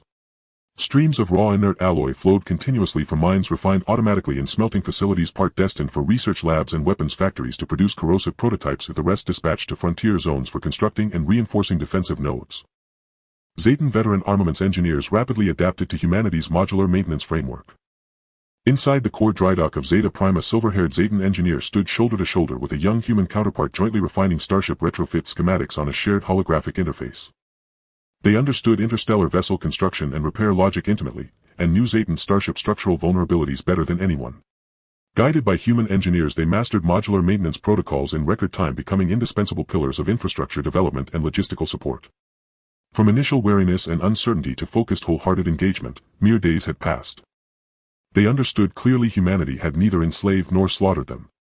It had merely stripped them of their right to plunder and slaughter, and granted them instead the dignity of survival through skill and labor. An elder engineer who had spent his life designing warships solely for conquest and carnage now gazed upon his own retrofit schematics, transforming vessels built for slaughter into engineering transports and colony builders, and in his clouded eyes a new light kindled, quiet, steady, and unmistakably human. Channel clearance, defensive node assembly, supply depot, construction facility maintenance. These meticulous yet vital tasks advanced at breathtaking speed, powered by seamless collaboration between Zetan and human engineering contingents. The Zeta Expanse, once a maelstrom of fire and chaos, was transforming visibly and irrevocably from a war-torn battlefield into humanity's foremost strategic forward base.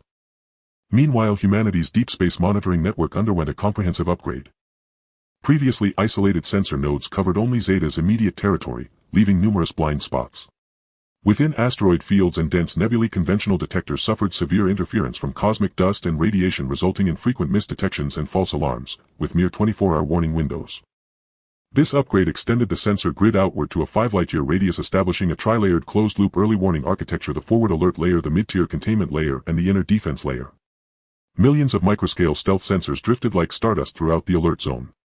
A newly implemented distributed mesh network algorithm enabled cross-node verification, eliminating missed detections in complex environments. Furthermore, a swarm-scale predictive model, trained on all previously collected necrocarapace behavioral data, accurately tracked energy fluctuations, movement vectors, and density distributions, extending the warning window from 24 to a full 72 hours, granting humanity ample time for defensive preparation and tactical deployment. When the first batch of corrosive weapon prototypes rolled off the production line and entered final live-fire validation, the Zeta Expanse's pre-combat preparations reached full readiness.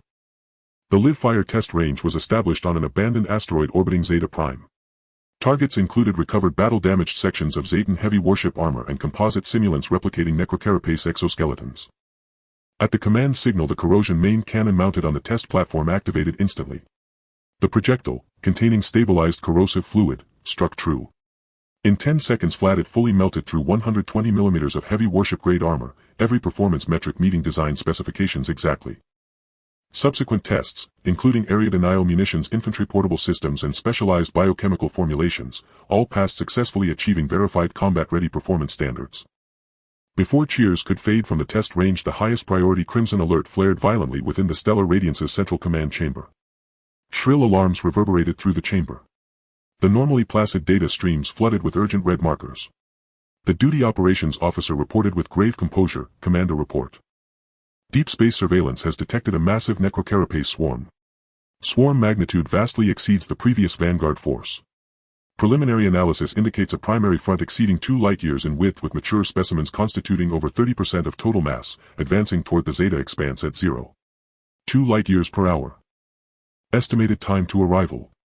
Zhang Chenyu's voice remained calm, his gaze fixed on the holographic star map, where a dense advancing cluster of crimson points burned ever closer, undisturbed by emotion or doubt. Estimated arrival 72 hours from now. Silence fell across the command chamber, every pair of eyes locked onto that spreading stain of scarlet on the star map. It was a devouring tide, far more terrifying than the last, a celestial cataclysm capable of erasing the entire Zeta Expanse. Zhang Chenyu's finger traced lightly over the pulsing crimson cluster on the interface, his expression serene, yet beneath his calm gaze burned an unyielding, incandescent resolve. He turned slowly to face the entire command staff and issued his order, voice resonant and unwavering: "Issue the directive, full expanse alert, maximum combat readiness. Modular fleet main forces advance immediately to the mid-tier containment zone. Activate all defensive nodes. Ramp up weapons production to full capacity. Transition Zetan logistics infrastructure to wartime sustainment status. 72 hours from now, we meet them heathen. Blades are forged. War is imminent. The ultimate confrontation between humanity and the abyssal calamity has entered its final countdown." The deep void of the Zeta stellar domain had never felt so taut with impending cataclysm, silent yet seething with the hush before a storm.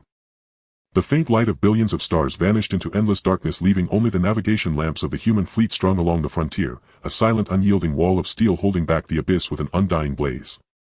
Inside the core command chamber of the flagship Xingyao, a holographic star map spanning dozens of meters filled the entire circular bulkhead, projecting the full strategic posture of the Zeta stellar domain. Crimson markers representing the necrocarapace swarm spread across the map like surging blood tide, advancing steadily toward the domain's outer boundary.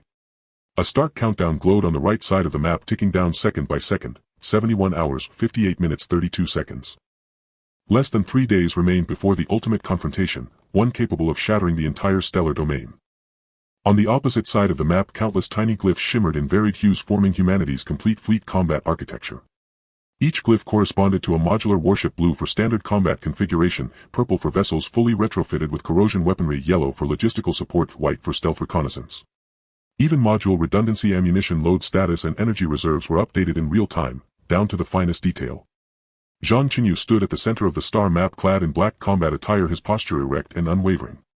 His presence radiated the profound stillness of deep space, calm yet laden with undeniable commanding pressure. With a single gesture, his fingertip traced a line across the holographic interface.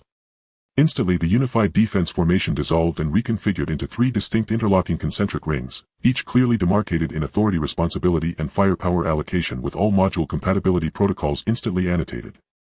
Dozens of elite operational strategists stood ready within the command chamber, fingers dancing across control consoles as they verified every tactical parameter with surgical precision. All eyes remained locked on the star map, even breathing grew instinctively shallow, awaiting the finalization of the battle plan. Clarify the core responsibilities of all 3 defensive rings. No one is permitted to cross operational boundaries without explicit orders. Zhang Chenyu's voice was calm, devoid of inflection, yet it pierced the silence with absolute authority. The forward early warning layer shall be manned exclusively by stealth reconnaissance squadrons. Their mission has only 2 objectives: continuous tracking of the necrocarapace swarm's movement trajectory and structural evolution, and precise designation of high-value adult targets. All offensive ordnance is strictly prohibited. Under no circumstances may the swarm's main body be prematurely alerted. His fingertip descended to the mid-layer containment zone, 2 light-years from Zeta Prime, and he continued: "This mid-layer is the decisive theater of the coming battle. It shall leverage pre-established defensive nodes as anchors and mobile task forces as its beating heart. Blanket low-yield artillery barrages are categorically forbidden. Under no condition shall we risk feeding the swarm with excess energy. Accelerating its evolution is an absolute taboo." This was the hard-won cardinal principle forged in the blood of countless prior engagements, the foundational tenet upon which this entire tactical architecture rested. 6 mobile task forces shall deploy across the containment zone in 3 core sectors, east, west and south, with 2 squadrons assigned per sector. Within each pair, rapid response subunits remain dynamically reconfigurable. Collectively, these three subunits form a domain-wide mobile reserve poised to reinforce any breach in the defensive perimeter at a moment's notice. With a tap, the 6 squadron markers reorganized on the map, their module configurations instantly adjusted to reflect specialized roles. Their functional identities crystallized. Squadrons 1 and 2 in the eastern sector formed the core assault group, both flagships retrofitted with dual corrosion main batteries. Non-essential general-purpose vertical launch systems and landing support modules were removed and replaced with oversized ultra-threshold high-energy cannons, reinforced inertial alloy armor and auxiliary power cells, sacrificing versatility for unmatched penetration capability dedicated to hunting isolated adult necrocarapace. Squadrons 3 and 4 in the western sector served as the regional containment group, every vessel fully equipped with high-capacity standardized vertical launch systems compatible with corrosion containment rounds, high-energy interceptors and inertial isolation shells requiring zero modification to switch munitions on demand. Their sole mandate: DAPL. Another tap illuminated dozens of President defensive nodes across the map as he issued further commands, each syllable resonant with irrevocable authority. Standardized combat protocol applies universally, a strict 3-step closed-loop sequence, no deviation permitted. Step 1: Forward reconnaissance units complete target designation, swarm density assessment and trajectory prediction, data streamed live to all operational nodes. Step 2: Area-level corrosion containment rounds are deployed, first establishing precisely calibrated contiguous corrosion isolation belts to surgically divide the swarm, followed immediately by inertial isolation shells to sever all inter-unit energy transfer and fusion pathways. Step 3: Ultra-threshold high-energy cannons deliver pinpoint strikes against designated adult cores within isolated units supported by corrosion main batteries for residual clearance. Low-yield saturation fire remains absolutely prohibited, upholding the inviolable principle of WIT. Each step was engineered to exploit the necrocarapace's intrinsic vulnerabilities, maximizing the strategic advantage of corrosion weaponry while rigorously enforcing the safety red line. And beneath it all lay humanity's singular technological foundation, the modular warship architecture. Only such a system, freely divisible, recombinable and adaptable, could enable tactical precision down to the individual ship and subunit level, while retaining sufficient redundancy to absorb unforeseen contingencies. The innermost defensive ring constitutes Zeta Prime's final bastion. Zhang Chenyu's gaze settled upon Zeta Prime at the map center. It shall be held by remaining static defense assets and engineering support squadrons. Their primary duties: safeguarding Zeta Prime and its surrounding shelters, conducting post-containment cleanup and casualty evacuation, and, above all, intercepting and eliminating any breach attempt before a single necrocarapace crosses the planetary atmosphere. The moment the order was sealed, the strategic planning team disseminated the encrypted battle plan across the entire fleet within 10 seconds. The 6 mobile task forces immediately initiated formation adjustments and accelerated toward their designated sectors, the entire Zeta Stellar Domain's war machine now turning with the flawless synchronicity of a celestial gearwork. Simultaneously across the fleet, a massive-scale refitting operation surged forward with overwhelming efficiency, unfolding not in dry docks but in the cold expanse of deep space. This was no conventional retrofit, no weeks-long dockyard overhaul. It was the unique plug-and-play replacement of standardized modular components, designed for seamless integration without structural or systemic modification. In a temporary replenishment zone 1.2 light-years from Zeta Prime, dozens of modular repair vessels maintained synchronized flight with their target warships. A mechanical arm locked precisely onto the bow main battery section of a cruiser, unlocking and removing its conventional high-energy main battery module in just 15 minutes, transferring it intact to the repair vessel's sealed storage bay. Immediately afterward, a newly integrated corrosion main battery module was guided smoothly into position, complete with its own sealed inertial fluid reservoir, dual redundant emergency isolation valves, dedicated ammunition feed system, independent safety interlocks and pre-calibrated fire control integration, requiring no additional tuning. Locking, docking, power coupling and fire control synchronization proceeded in flawless sequence. From module removal to full operational readiness, the entire process consumed only 1 hour and 47 minutes. And identical replacements unfolded concurrently across hundreds of warships throughout the fleet. At that moment, the core advantage of modular warships revealed itself in full force. Every combat module adhered to a universal standardized interface, requiring no hull alteration, no rewiring of power conduits, no reprogramming of fire control platforms. As long as the interface matched, integration was instantaneous, even mid-flight alongside escort repair vessels. Such agility was inconceivable within traditional fixed configuration warship doctrines. It was precisely this overwhelming refit velocity that enabled humanity to bridge within mere hours the chasm between laboratory breakthrough and full fleet deployment, transforming cutting-edge corrosion technology into battlefield dominance with unprecedented speed. Beyond main battery upgrades, the extraordinary flexibility of the universal vertical launch system granted this operation unparalleled tactical resilience. Standard aboard all modular warships, these launchers employed uniform dimensions, making corrosion containment rounds, anti-ship penetrators, high-energy interceptors, and even portable corrosion pellet dispensers fully interoperable without modification. More crucially, within a single launcher bank, munitions could be freely mixed according to tactical need, allowing real-time recalibration of loadouts based on evolving battlefield conditions. Even during lulls in combat, replenishment vessels could redeploy an entire ship's missile inventory within 1 hour via modular resupply pods. Thus, no vessel possessed a fixed role. A ship executing containment one moment could in the next swap to penetration munitions and become a frontline hunter of adult necrocarapace. And regarding the gravest concern, the risk of corrosive backlash, the modular design eliminated the threat at its very root. All corrosion-related subsystems existed as entirely self-contained, physically isolated modules, hermetically sealed from the rest of the ship, its power grid and crew compartments. Even under catastrophic failure, module rupture, fluid leakage, or acid corrosion breaching containment, crew response required no reliance solely on emergency valves. A single press of the emergency ejection button would jettison the entire compromised module from the vessel, leaving all other systems unaffected and ensuring the corrosive agent could never compromise the ship as a whole. This was Zhang Chenyu's fundamental confidence in deploying corrosion weaponry as the linchpin of the final battle. The modular architecture by design had already neutralized its greatest peril. As the tactical framework solidified, the final phase of fleet-wide corrosion weapon integration and live-fire drills entered its decisive sprint. In the live-fire exercise zone orbiting Zeta Prime, dozens of warships, now fully retrofitted, stood in disciplined formation. Their newly installed corrosion main batteries gleamed with cold metallic austerity under the faint ambient starlight, their inertial sealed muzzle valves locked tight, containing all hazard within the module's confines. At the drill command, the lead ship's main battery ignited with a soft inertial guidance glow. A sealed projectile, containing ultra-purified corrosive fluid, launched at over 30 times the speed of sound, striking a simulated necrocarapace target tens of thousands of kilometers away.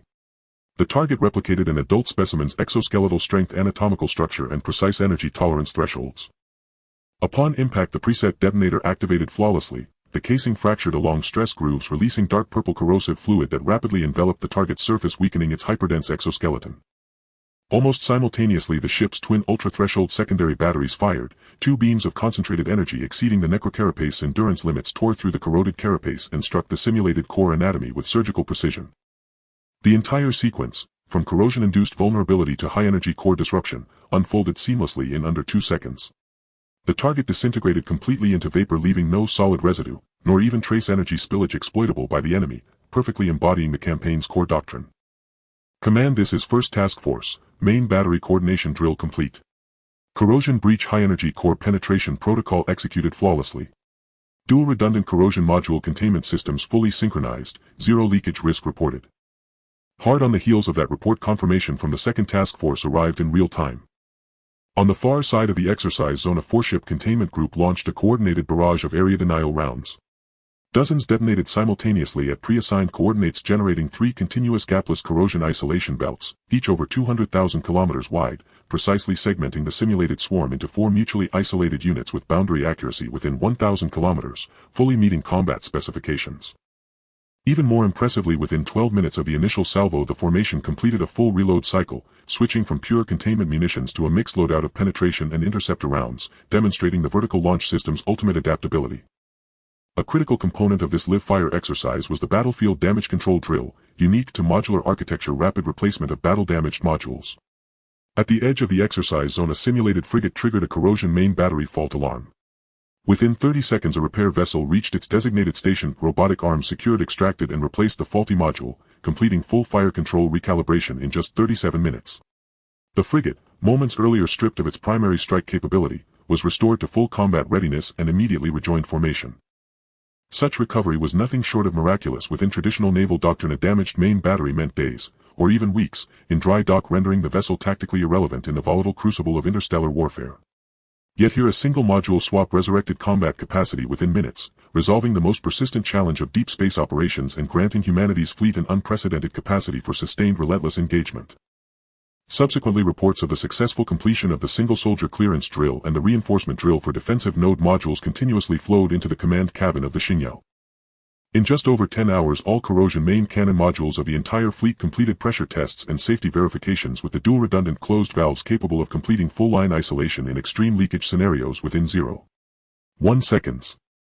This combined with the ultimate insurance of the overall module ejection completely eliminated the risk of backlash in real combat. All single-soldier corrosion equipment was also distributed, completing safety redundancy verification under extreme scenarios to ensure no friendly fire occurred in close combat environments.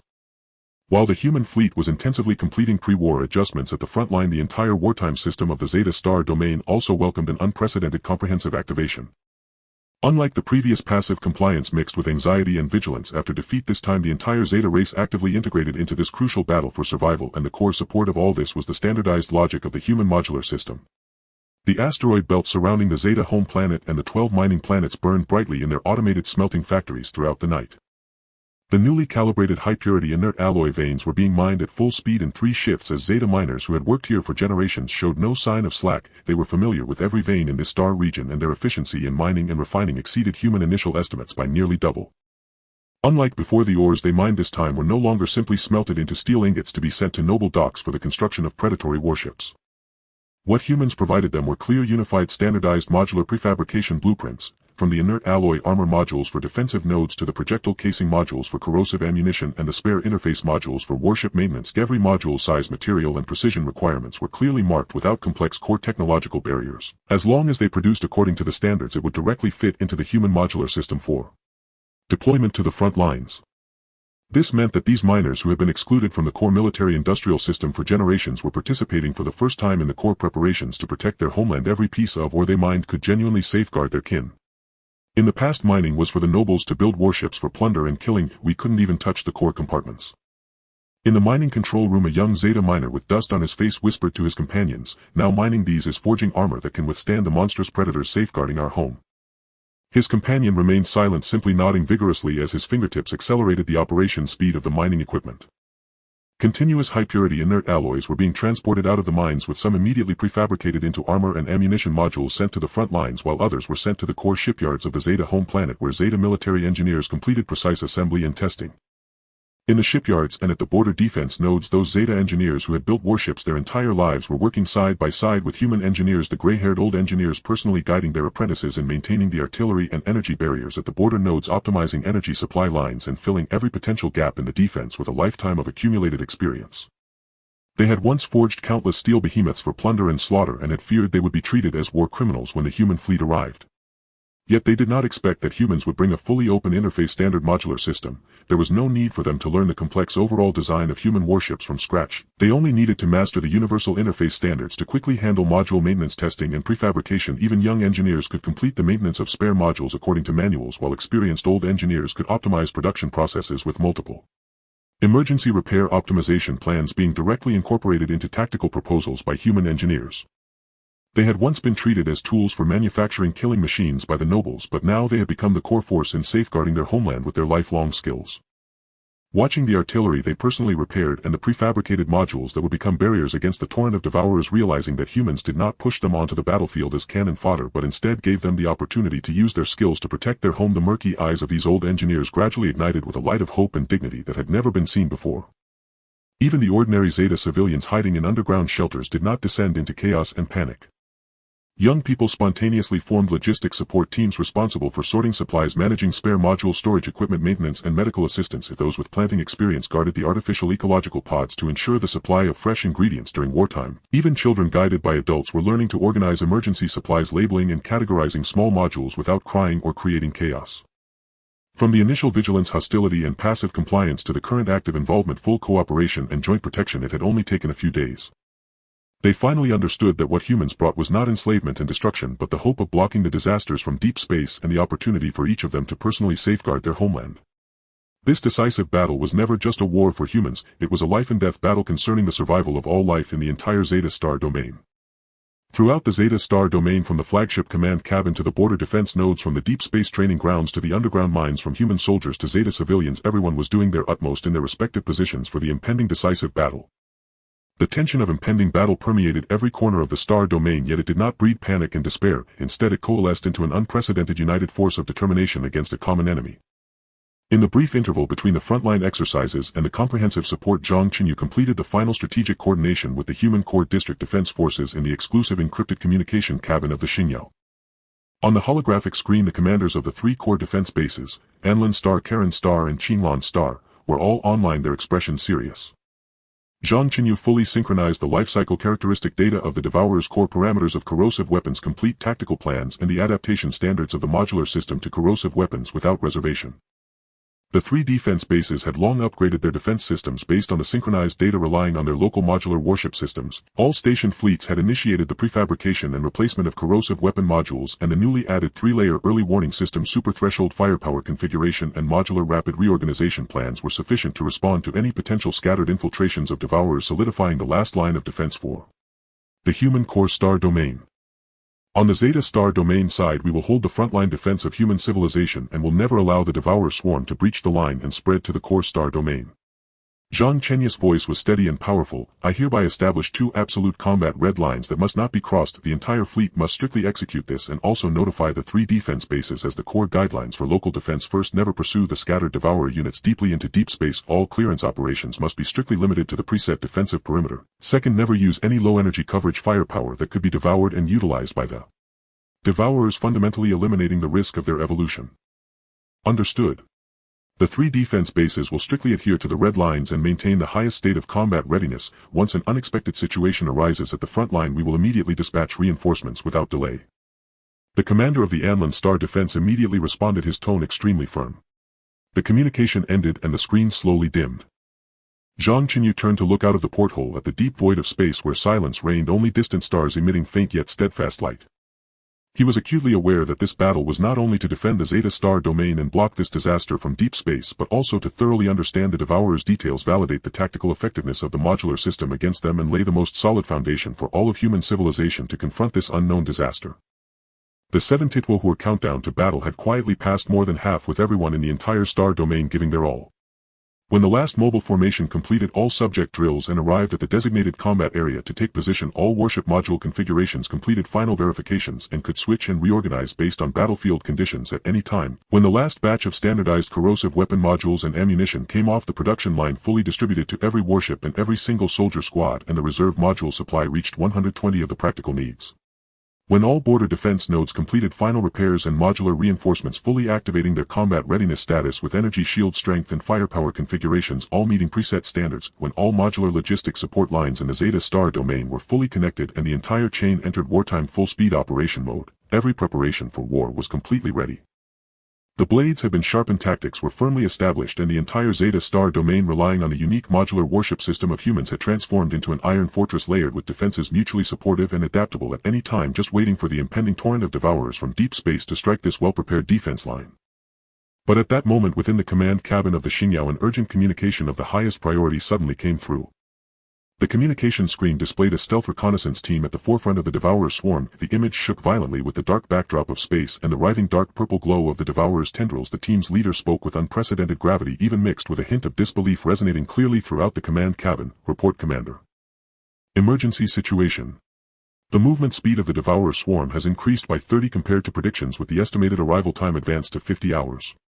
More importantly, we observed a clear hierarchical differentiation within the Devourer swarm. The image instantly switched, projecting a high-definition optical observation screen onto the main display.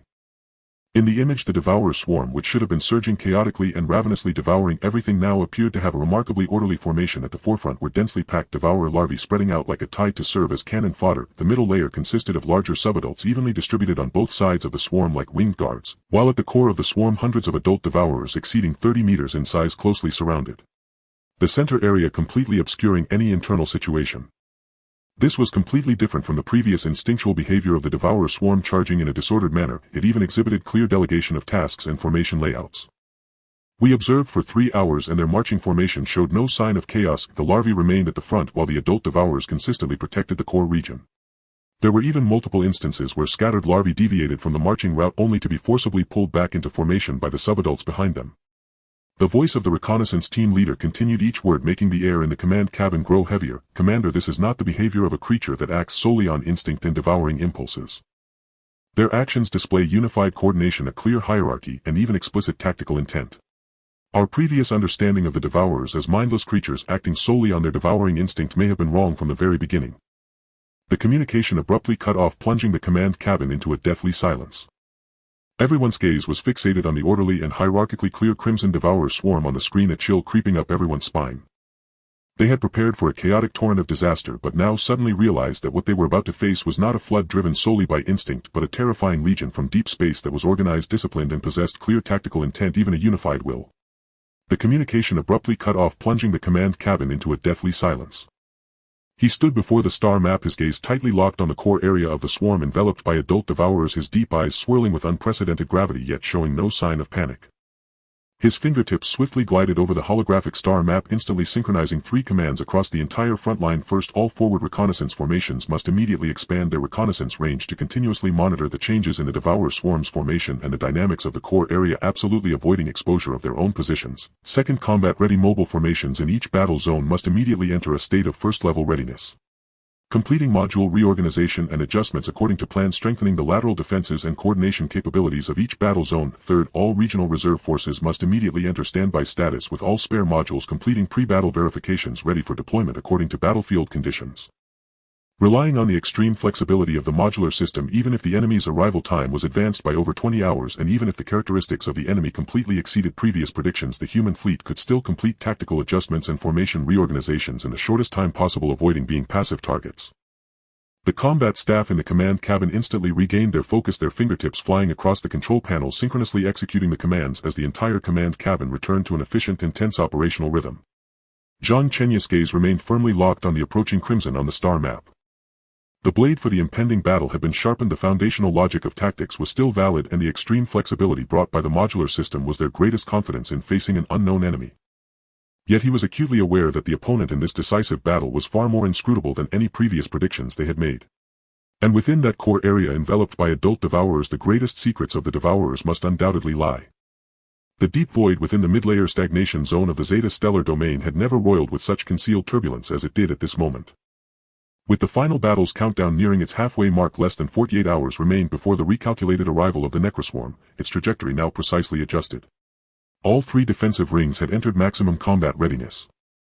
In previous engagements between humanity and the Shihai clan, the greatest tactical challenge lay in the thick exoskeletons of subadult specimens. Conventional energy cannons required sustained bombardment to breach their defenses, yet precisely such low-intensity prolonged fire granted the Shihai opportunities to absorb and evolve, often growing stronger with every volley, demanding catastrophic casualties before elimination could be achieved.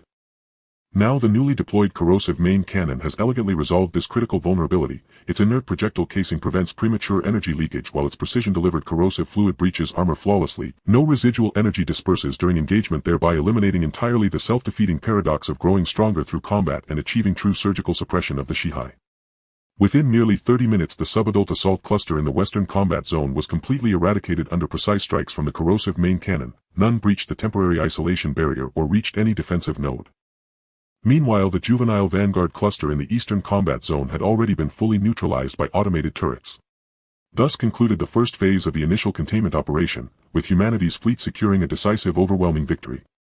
Yet just as a collective sigh of relief began to ripple across the command deck, the battlefield monitoring system blared a piercing alarm. Command Center report. Anomaly detected in Isolation Block 4 Southern Combat Zone. Juvenile Shihai specimens exhibit abnormally elevated corrosion resistance. Repeat corrosive fluid lethality efficiency in the target zone has declined by 19.7, nearly 20%. The alarm instantly refroze the atmosphere within the command chamber. Zhang Chenyu tapped once on his holographic interface and real-time battlefield imagery of Isolation Block 4 Southern Combat Zone immediately projected onto the central display. The feed revealed that corrosive fluid, designed to dissolve juvenile exoskeletons within 10 seconds, now required nearly 20. Moreover, faint silvery gray sheens shimmered across some juveniles' carapaces, visibly enriched with inert elements, confirming a marked observable increase in corrosion resistance. Crucially, all specimens exhibiting enhanced resistance were concentrated exclusively within Isolation Block 4, none appeared scattered beyond its boundaries. Retroactive analysis swiftly uncovered the cause. During the initial suppression barrage, several juvenile carcasses, neutralized by corrosive agents but not fully vaporized by follow-up high-energy fire, had fallen near the block's periphery and were subsequently devoured en masse by nearby juveniles. It was through consuming these corrosive-soaked remains that those juveniles rapidly accumulated inert elements, internally evolving preliminary resistance to the very agent designed to destroy them. More chilling still, this resistance did not remain confined to the individuals who ingested the remains. It manifested across the entire juvenile population within Isolation Block 4, varying in degree but universal in scope. This implied not only coordinated group behavior but also real-time population-level sharing of adaptive evolutionary information, a capability far more terrifying than humanity had ever anticipated. Once again the Shihai clan's horrifying potential for assimilation-driven evolution was starkly confirmed. They did not merely evolve by absorbing ambient energy, they could devour the chemically saturated remains of their own kind, selectively adapting to counter-corrosive weaponry. Even if this resistance remained nascent, unchecked progression would render the newly deployed corrosive armaments obsolete within days. Immediately alert the Frontier Technology Research Team optimize the active compound ratio of the corrosive fluid using live battlefield data, enhance its erosive efficacy against intertelemet-enriched exoskeletons. Zhang Chenyu's voice remained calm yet carried an unyielding urgency. All frontline formations adjust engagement sequencing. Within 3 seconds of corrosive munition impact deliver a follow-up ultra-threshold high-energy blast, the critical window during which the corrosive fluid completes exoskeletal erosion. This ensures maximum lethality, and leaves absolutely no ingestible residue. Acknowledged. Adjusting engagement sequence immediately. The order synced instantaneously across the entire front line. Each formation recalibrated its strike protocol. Corrosive munitions breached armor, then high-energy fire followed without delay, vaporizing targets, utterly denying the Shihai juveniles any remnants to consume. The emergent resistance trend was immediately arrested. Even juveniles already exhibiting early-stage resistance collapsed within 10 seconds under the dual pressure of optimized high-activity corrosive fluid and precisely timed high-energy blasts. Lethality rates rebounded to projected benchmarks. Almost simultaneously, an encrypted transmission from the Starluster's Frontier Technology Research Module directly linked into the command chamber. Chief Researcher Lin Zhou's voice came through, measured, grave yet imbued with quiet certainty. Commander, we have received the battlefield telemetry and are already optimizing the fluid formulation. Preliminary analysis indicates the Shihai's resistance is narrowly tailored to the current intertelemet-adapted formula. We have pre-engineered 3 alternative active formulations, each deployable without modifying munition casings. Batch production of the first optimized ordnance begins within the hour, with fleet-wide distribution commencing immediately. Additionally, we've identified a spatial constraint on their collective information sharing. Synchronization occurs only within a single isolation unit. As long as our segmentation remains absolute, their adaptive evolution remains geographically quarantined, unable to propagate across the broader cluster. Zhang Chenyu responded gravely, excellent. Distribute the optimized formulation the moment it's finalized. Also prepare contingency protocols for subsequent iterations. We must always stay one evolutionary step ahead. The transmission ended. Optimized engagement sequencing and upgraded fluid formulations were implemented fleet-wide in record time. What might have spiraled into a systemic crisis was contained, neutralized, and rendered inert within mere minutes. Simultaneously, a battle report arrived from Defense Node 6 Southern Combat Zone 12. Juvenile Shihai, exploiting cover from asteroid debris, had breached a weak point in the isolation barrier and advanced to the outer perimeter of the node. Rather than deploying ship-mounted main batteries, the 6th Formation of the Southern Combat Zone dispatched an 8-member boarding clearance squad aboard compact landing craft descending onto the asteroid. Clad in modular infantry combat armor and armed with portable corrosive injectors and high-energy rifles, the team advanced swiftly behind rocky cover. Against juveniles hiding in fissures, they eschewed wide-area ordnance, instead delivering pinpoint corrosive bursts that fully enveloped each target, followed instantly by high-energy rifle shots. Within 5 minutes the threat was eliminated, no residue remained, and the defense node sustained 0 damage. This marked the first live-field deployment of individual-scale corrosive equipment, flawlessly validating its efficacy in confined complex environments and completing the final piece of humanity's tactical architecture. This sudden anomaly did not disrupt the fleet's operational rhythm, rather it served as a sobering wake-up call against this deep space calamity capable of infinite assimilation and evolution. Even the smallest lapse could unleash annihilation. The battle raged for precisely 4 hours. When the final subadult Shihai was obliterated, utterly vaporized in the void by the synergistic fire of the corrosive main cannon and high-energy artillery, the crimson glyphs on the star chart representing the Shihai Vanguard cluster blinked out one by one until none remained. The first phase of containment concluded officially. Humanity's fleet achieved total annihilation of the Vanguard, a force comprising millions of juveniles and nearly 10,000 subadults, at 0 fatalities, with only 3 warships suffering minor lateral armor erosion and 2 crew members sustaining superficial abrasions. The advance of the Shihai main cluster had been decisively halted. The moment hostilities ceased, humanity's dedicated engineering support formation, aboard modular engineering vessels, arrived alongside Zeta Alliance-modified auxiliary engineering ships at both the battlefield and defense nodes. Human engineering teams assumed sole responsibility for inspection and maintenance of turret core modules, replacement of defensive barrier core components, and full calibration of the modular defense system, all performed exclusively by human personnel to safeguard proprietary technology.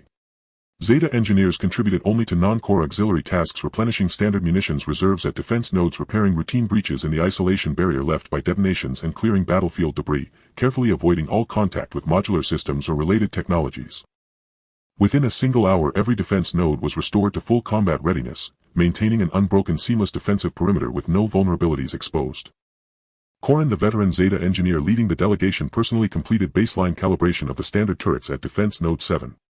Watching the holographic display flicker with optimal operational parameters, he exhaled deeply beside the human engineer overseeing core module maintenance, his voice thick with unguarded emotion. I have spent my life building warships and turrets, always striving to amplify firepower to claim more star systems.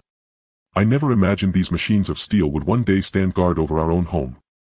The human engineer smiled, clapped Corin on the shoulder, and handed him the latest optimization schematics for standard components. From now on, we hold the line together. There's still much to refine in this defense network's maintenance framework. Your experience will be indispensable.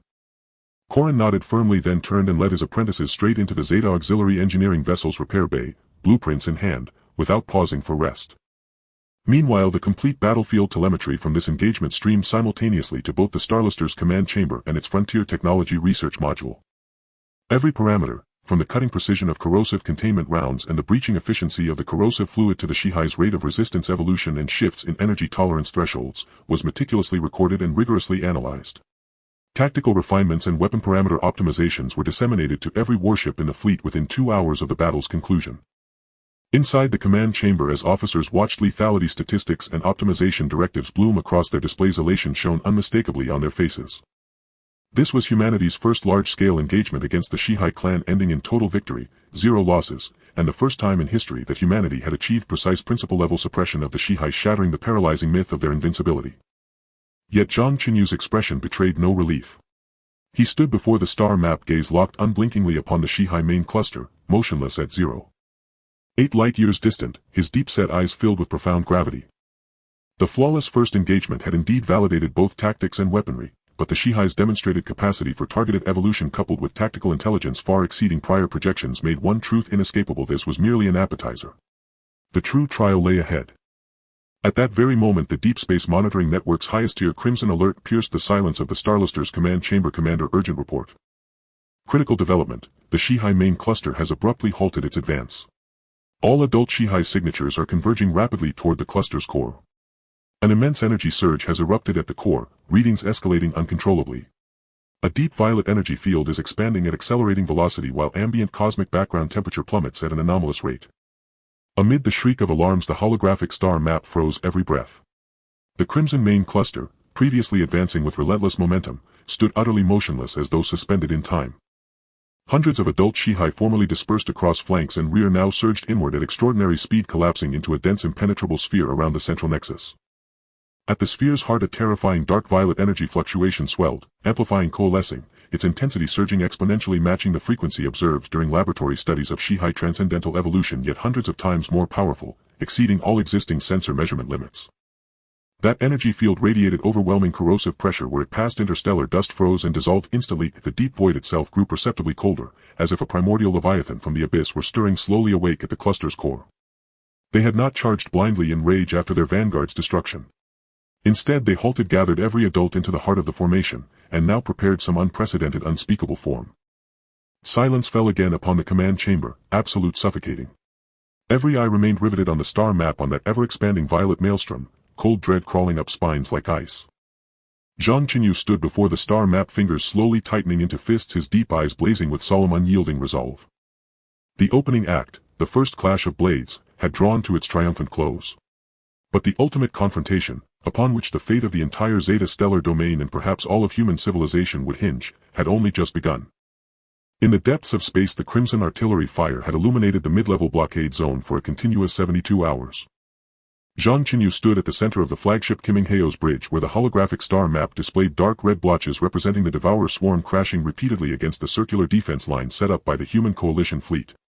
For the previous 3 days, this group of predators from deep space had maintained their instinctual disordered charge, larval forms fearlessly lunging into the artillery net, sacrificing their bodies to deplete interception ammunition, while subadult and adult forms followed closely behind, wearing down human defenses with corrosive fluids and relentless gnawing. Everyone on the bridge had long grown accustomed to this high-frequency war of attrition. Even the observers responsible for real-time monitoring spoke with an air of exhaustion from days of relentless battle. Suddenly at the center of the star map, the core of the dark red cluster which had the highest density underwent a violent split. Warning. Anomalous energy reaction detected in the cluster core. The observer's exclamation shattered the gloom of the bridge and the holographic display switched to real-time footage from the front lines. All eyes were fixated on the screen and breaths were held in an instant. There were 10 Devourer superadults completely beyond human comprehension. Their body lengths exceeded an astonishing 100 meters, more than 3 times that of ordinary adult Devourers. The flexible carapace that previously covered their bodies had long been replaced by a dark silver metallic exoskeleton evolved from the wreckage of countless warships glimmering with a cold metallic sheen. The visible flexible tendrils numbered over 1,000 each, dripping with a greenish corrosive liquid. Monitoring data quickly popped up. This corrosive liquid was 5 times more active than that of ordinary adult Devourers. What was even more unnerving was not their terrifying physical parameters but the fact that they completely contradicted the previously instinctual behavior logic of the Devourers. The 10 superadults did not charge recklessly, instead like experienced commanders they swiftly split their swarm.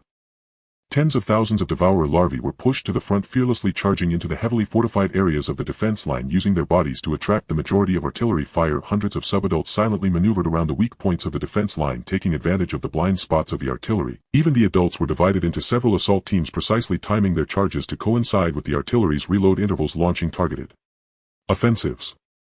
Are they commanding the swarm?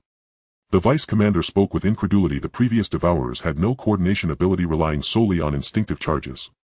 Zhang Chenyu's fingers clenched tightly, his gaze locked on the 10 superadults as he stated gravely, "This is not instinct, it is strategy. Our understanding of the Devourers must be completely overthrown." Before his words fell, an urgent communication from the front lines erupted in the bridge with a piercing electric sound. Report. D7 defense node under attack. 2 high-tier Devourers leading the main assault. Our blockade munitions have failed.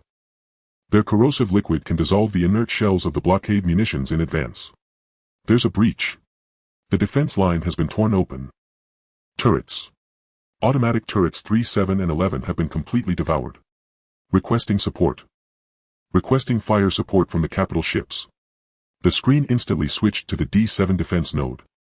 200-meter-long superadults were at the forefront of the defense line, their metallic exoskeletons withstanding several low-power high-energy strikes, and the impacted areas exhibited bizarre energy flows. They were capable of absorbing part of the artillery's energy to offset damage.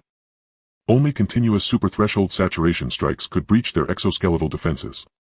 Their mouths spewed forth super-high-concentration corrosive liquid, spilling onto the energy barriers of the defense line. The barrier, which could withstand the gnawing of adult Devourers for hours, was now visibly eroding and cracking. In just 10 minutes the 3 lines of defense constructed from steel and energy were violently torn open, creating a gap several kilometers wide with tens of thousands of Devourers flooding in through the breach. 3 automatic turrets along with their power stations were instantly reduced to twisted wreckage by the swarm of predators. The mid-level blockade zone, humanity's core defense line against the Devourer invasion, faced its first severe impact since the war began, and the entire line was in distress. All units attention. Emergency tactical adjustments. Zhang Chenyu's voice carried no hint of panic, clearly reaching every command room of the fleet through the combat communication channel. His fingers swiftly traced across the holographic star map, issuing precise commands. 1st and 3rd mobile formations, full speed to reinforce the D7 breach, set up blockade lines on both sides of the breach, prohibit any further expansion of the Devourers. The escort fleet will fire corrosive blockade munitions in a crosslock formation, completely isolating the 2 superadults and their subordinate swarm from the breach, preventing them from consuming wreckage for supplementary evolution. The main fleet's main guns will charge calibrate target, synchronously locking onto the isolated superadult. Once charged, they will unleash super-threshold high-energy strikes for a precise decapitation. His tactical logic was crystal clear. The coordination capability of the Devourer swarm stemmed entirely from the command of those 2 superadults. As long as they could isolate and decapitate the core, the entire swarm would revert to chaotic disarray. This was the only way to swiftly stabilize the defense line. The moment the orders were issued, the entire coalition fleet sprang into action. Dozens of escort ships charged toward the oncoming Devourer swarm with blockade munitions detonating at predetermined positions, creating sticky inert blockade walls that confined the 2 superadults in the center of the encirclement, completely severing their connection to the swarm behind. But at that moment an unexpected turn of events occurred. The 2 isolated superadults suddenly reversed direction, violently assaulting the already damaged barrier at the breach. Should they completely break through the inner barrier and enter the open starfield behind the defense line, the entire mid-level blockade zone's circular defense system would collapse entirely. The mobile formation still needed at least 3 minutes to encircle, and the main fleet's main guns had 2 minutes left to charge. The defensive forces at the breach had long since been depleted, unable to withstand the furious assault of the 2 high-tier Devourers. Everyone's hearts were in their throats with only the low hum of the main gun charging and the desperate screams from the front lines filling the bridge. At that critical moment a small silver-gray ship suddenly broke through the artillery net heading straight for the D7 breach. It was an engineering ship from the Zeta tribe. In the ship's bridge the gray-haired Zeta engineer OM gripped the controls tightly with his wrinkled hands, his murky eyes betraying no fear. Behind him the Zeta engineering team was firmly strapped in their seats, their fingers flying over the control panels, fully prepared for the worst. Previously nearly everyone in the human camp assumed that the Zeta tribe was only good at logistics and equipment maintenance, relegated to the absolute safety of the rear, and no one had ever thought they would pilot an almost unarmed engineering ship straight into the most dangerous breach. Engineering ship. Have you all gone mad? Get back. This is not a place for you. The surviving captain at the breach yelled, his eyes wide with desperation at the oncoming ship. Ohm's voice came through the public channel, calm yet undeniably resolute. The defense line is something we built together, we have a responsibility to defend it. At the moment his words fell the engineering ship had already reached the very center of the breach. The output ports on both sides of the ship opened simultaneously and a massive amount of ultra-low temperature inert alloy surged forth, rapidly solidifying at the breach to fill in the ever-expanding gap in the barrier. The corrosive liquid sprayed by the two super adults splashed onto the alloy barrier, corroding it at a rate several times slower than before. Then the engineering ship's docking port precisely connected to the main control port of the defense node. Ohm's team completed the permission breach in 10 seconds, directly activating the long-paralyzed ultra-low temperature freezing system of the node. A biting cold instantly enveloped the entire breach interior, freezing countless devourer larvae that had surged into the defense line before they could even scream, turning them into floating ice chunks in space, completely losing their vitality. They had sacrificed their lives to buy the fleet the most precious 2 minutes for reinforcement. Main gun charging complete. Synchronization calibration finished. Mobile formations encirclement complete. Blockade line stabilized. The reports in the communication channel carried a desperate resolve. Zhang Chenyu raised his hand sharply, decisively issuing the order fire. In an instant the main guns of 12 capital ships erupted simultaneously, unleashing blinding white light, and 12 super-threshold high-energy beams struck precisely and simultaneously at the isolated two super-adults. This time the metallic exoskeleton could not withstand the world-destroying energy impact, instantly being torn apart and melted. The two super-adults let out a piercing scream, their massive bodies disintegrating and vaporizing under the high-energy beams, taking their command cores with them, completely destroyed. The Devourer swarm, now devoid of their command core, instantly reverted to the chaotic and disordered state they had previously exhibited. The already positioned mobile formations launched a counteroffensive from both sides of the breach, and with the reactivated defense turrets they gradually cleared the invading Devourers, sealing the torn gap tightly once more. By noon, the crisis at the D7 defense node was completely resolved and the defense line was once again stabilized. The remaining 8 superadults, seeing their ambush fail, retreated with the swarm back to the core area, launching no further assaults. Silence temporarily returned to the depths of space, with only the wreckage of warships and fragments of Devourers slowly drifting in the weightlessness. Yet no one relaxed in the slightest. This battle had fundamentally shattered humanity's understanding of the Devourers, and everyone realized that the difficulty of this war had escalated to an unprecedented level. 3 hours after the battle in the biological research laboratory of the Kiminghayo, even more shocking news emerged. The research team extracted complete genetic samples and body tissues from the remains of the slain superadults. They not only discovered a complete command structure resembling the nerve center of vertebrates within the high-tier Devourers, but also found an extremely bizarre fixed segment in their genetic sequence. This genetic segment completely contradicted the previous chaotic and disordered genetic evolution patterns of the Devourer species, showing no signs of natural evolution. The sequence was neatly organized like a code written by a person, clearly marked with human editing imprints. Zhang Chenyu stood in the laboratory gazing at the genetic testing report before him, his fingers slowly tracing the sequence diagram on the report, his expression gravely serious. Previously humanity had always believed that the Devourers were a natural disaster born from deep space, a chaotic predator in the cosmos. But now all evidence pointed to a chilling truth: the Devourers were not products of natural evolution at all. Behind this calamity that swept through countless star systems lay a greater secret that could overturn all understanding.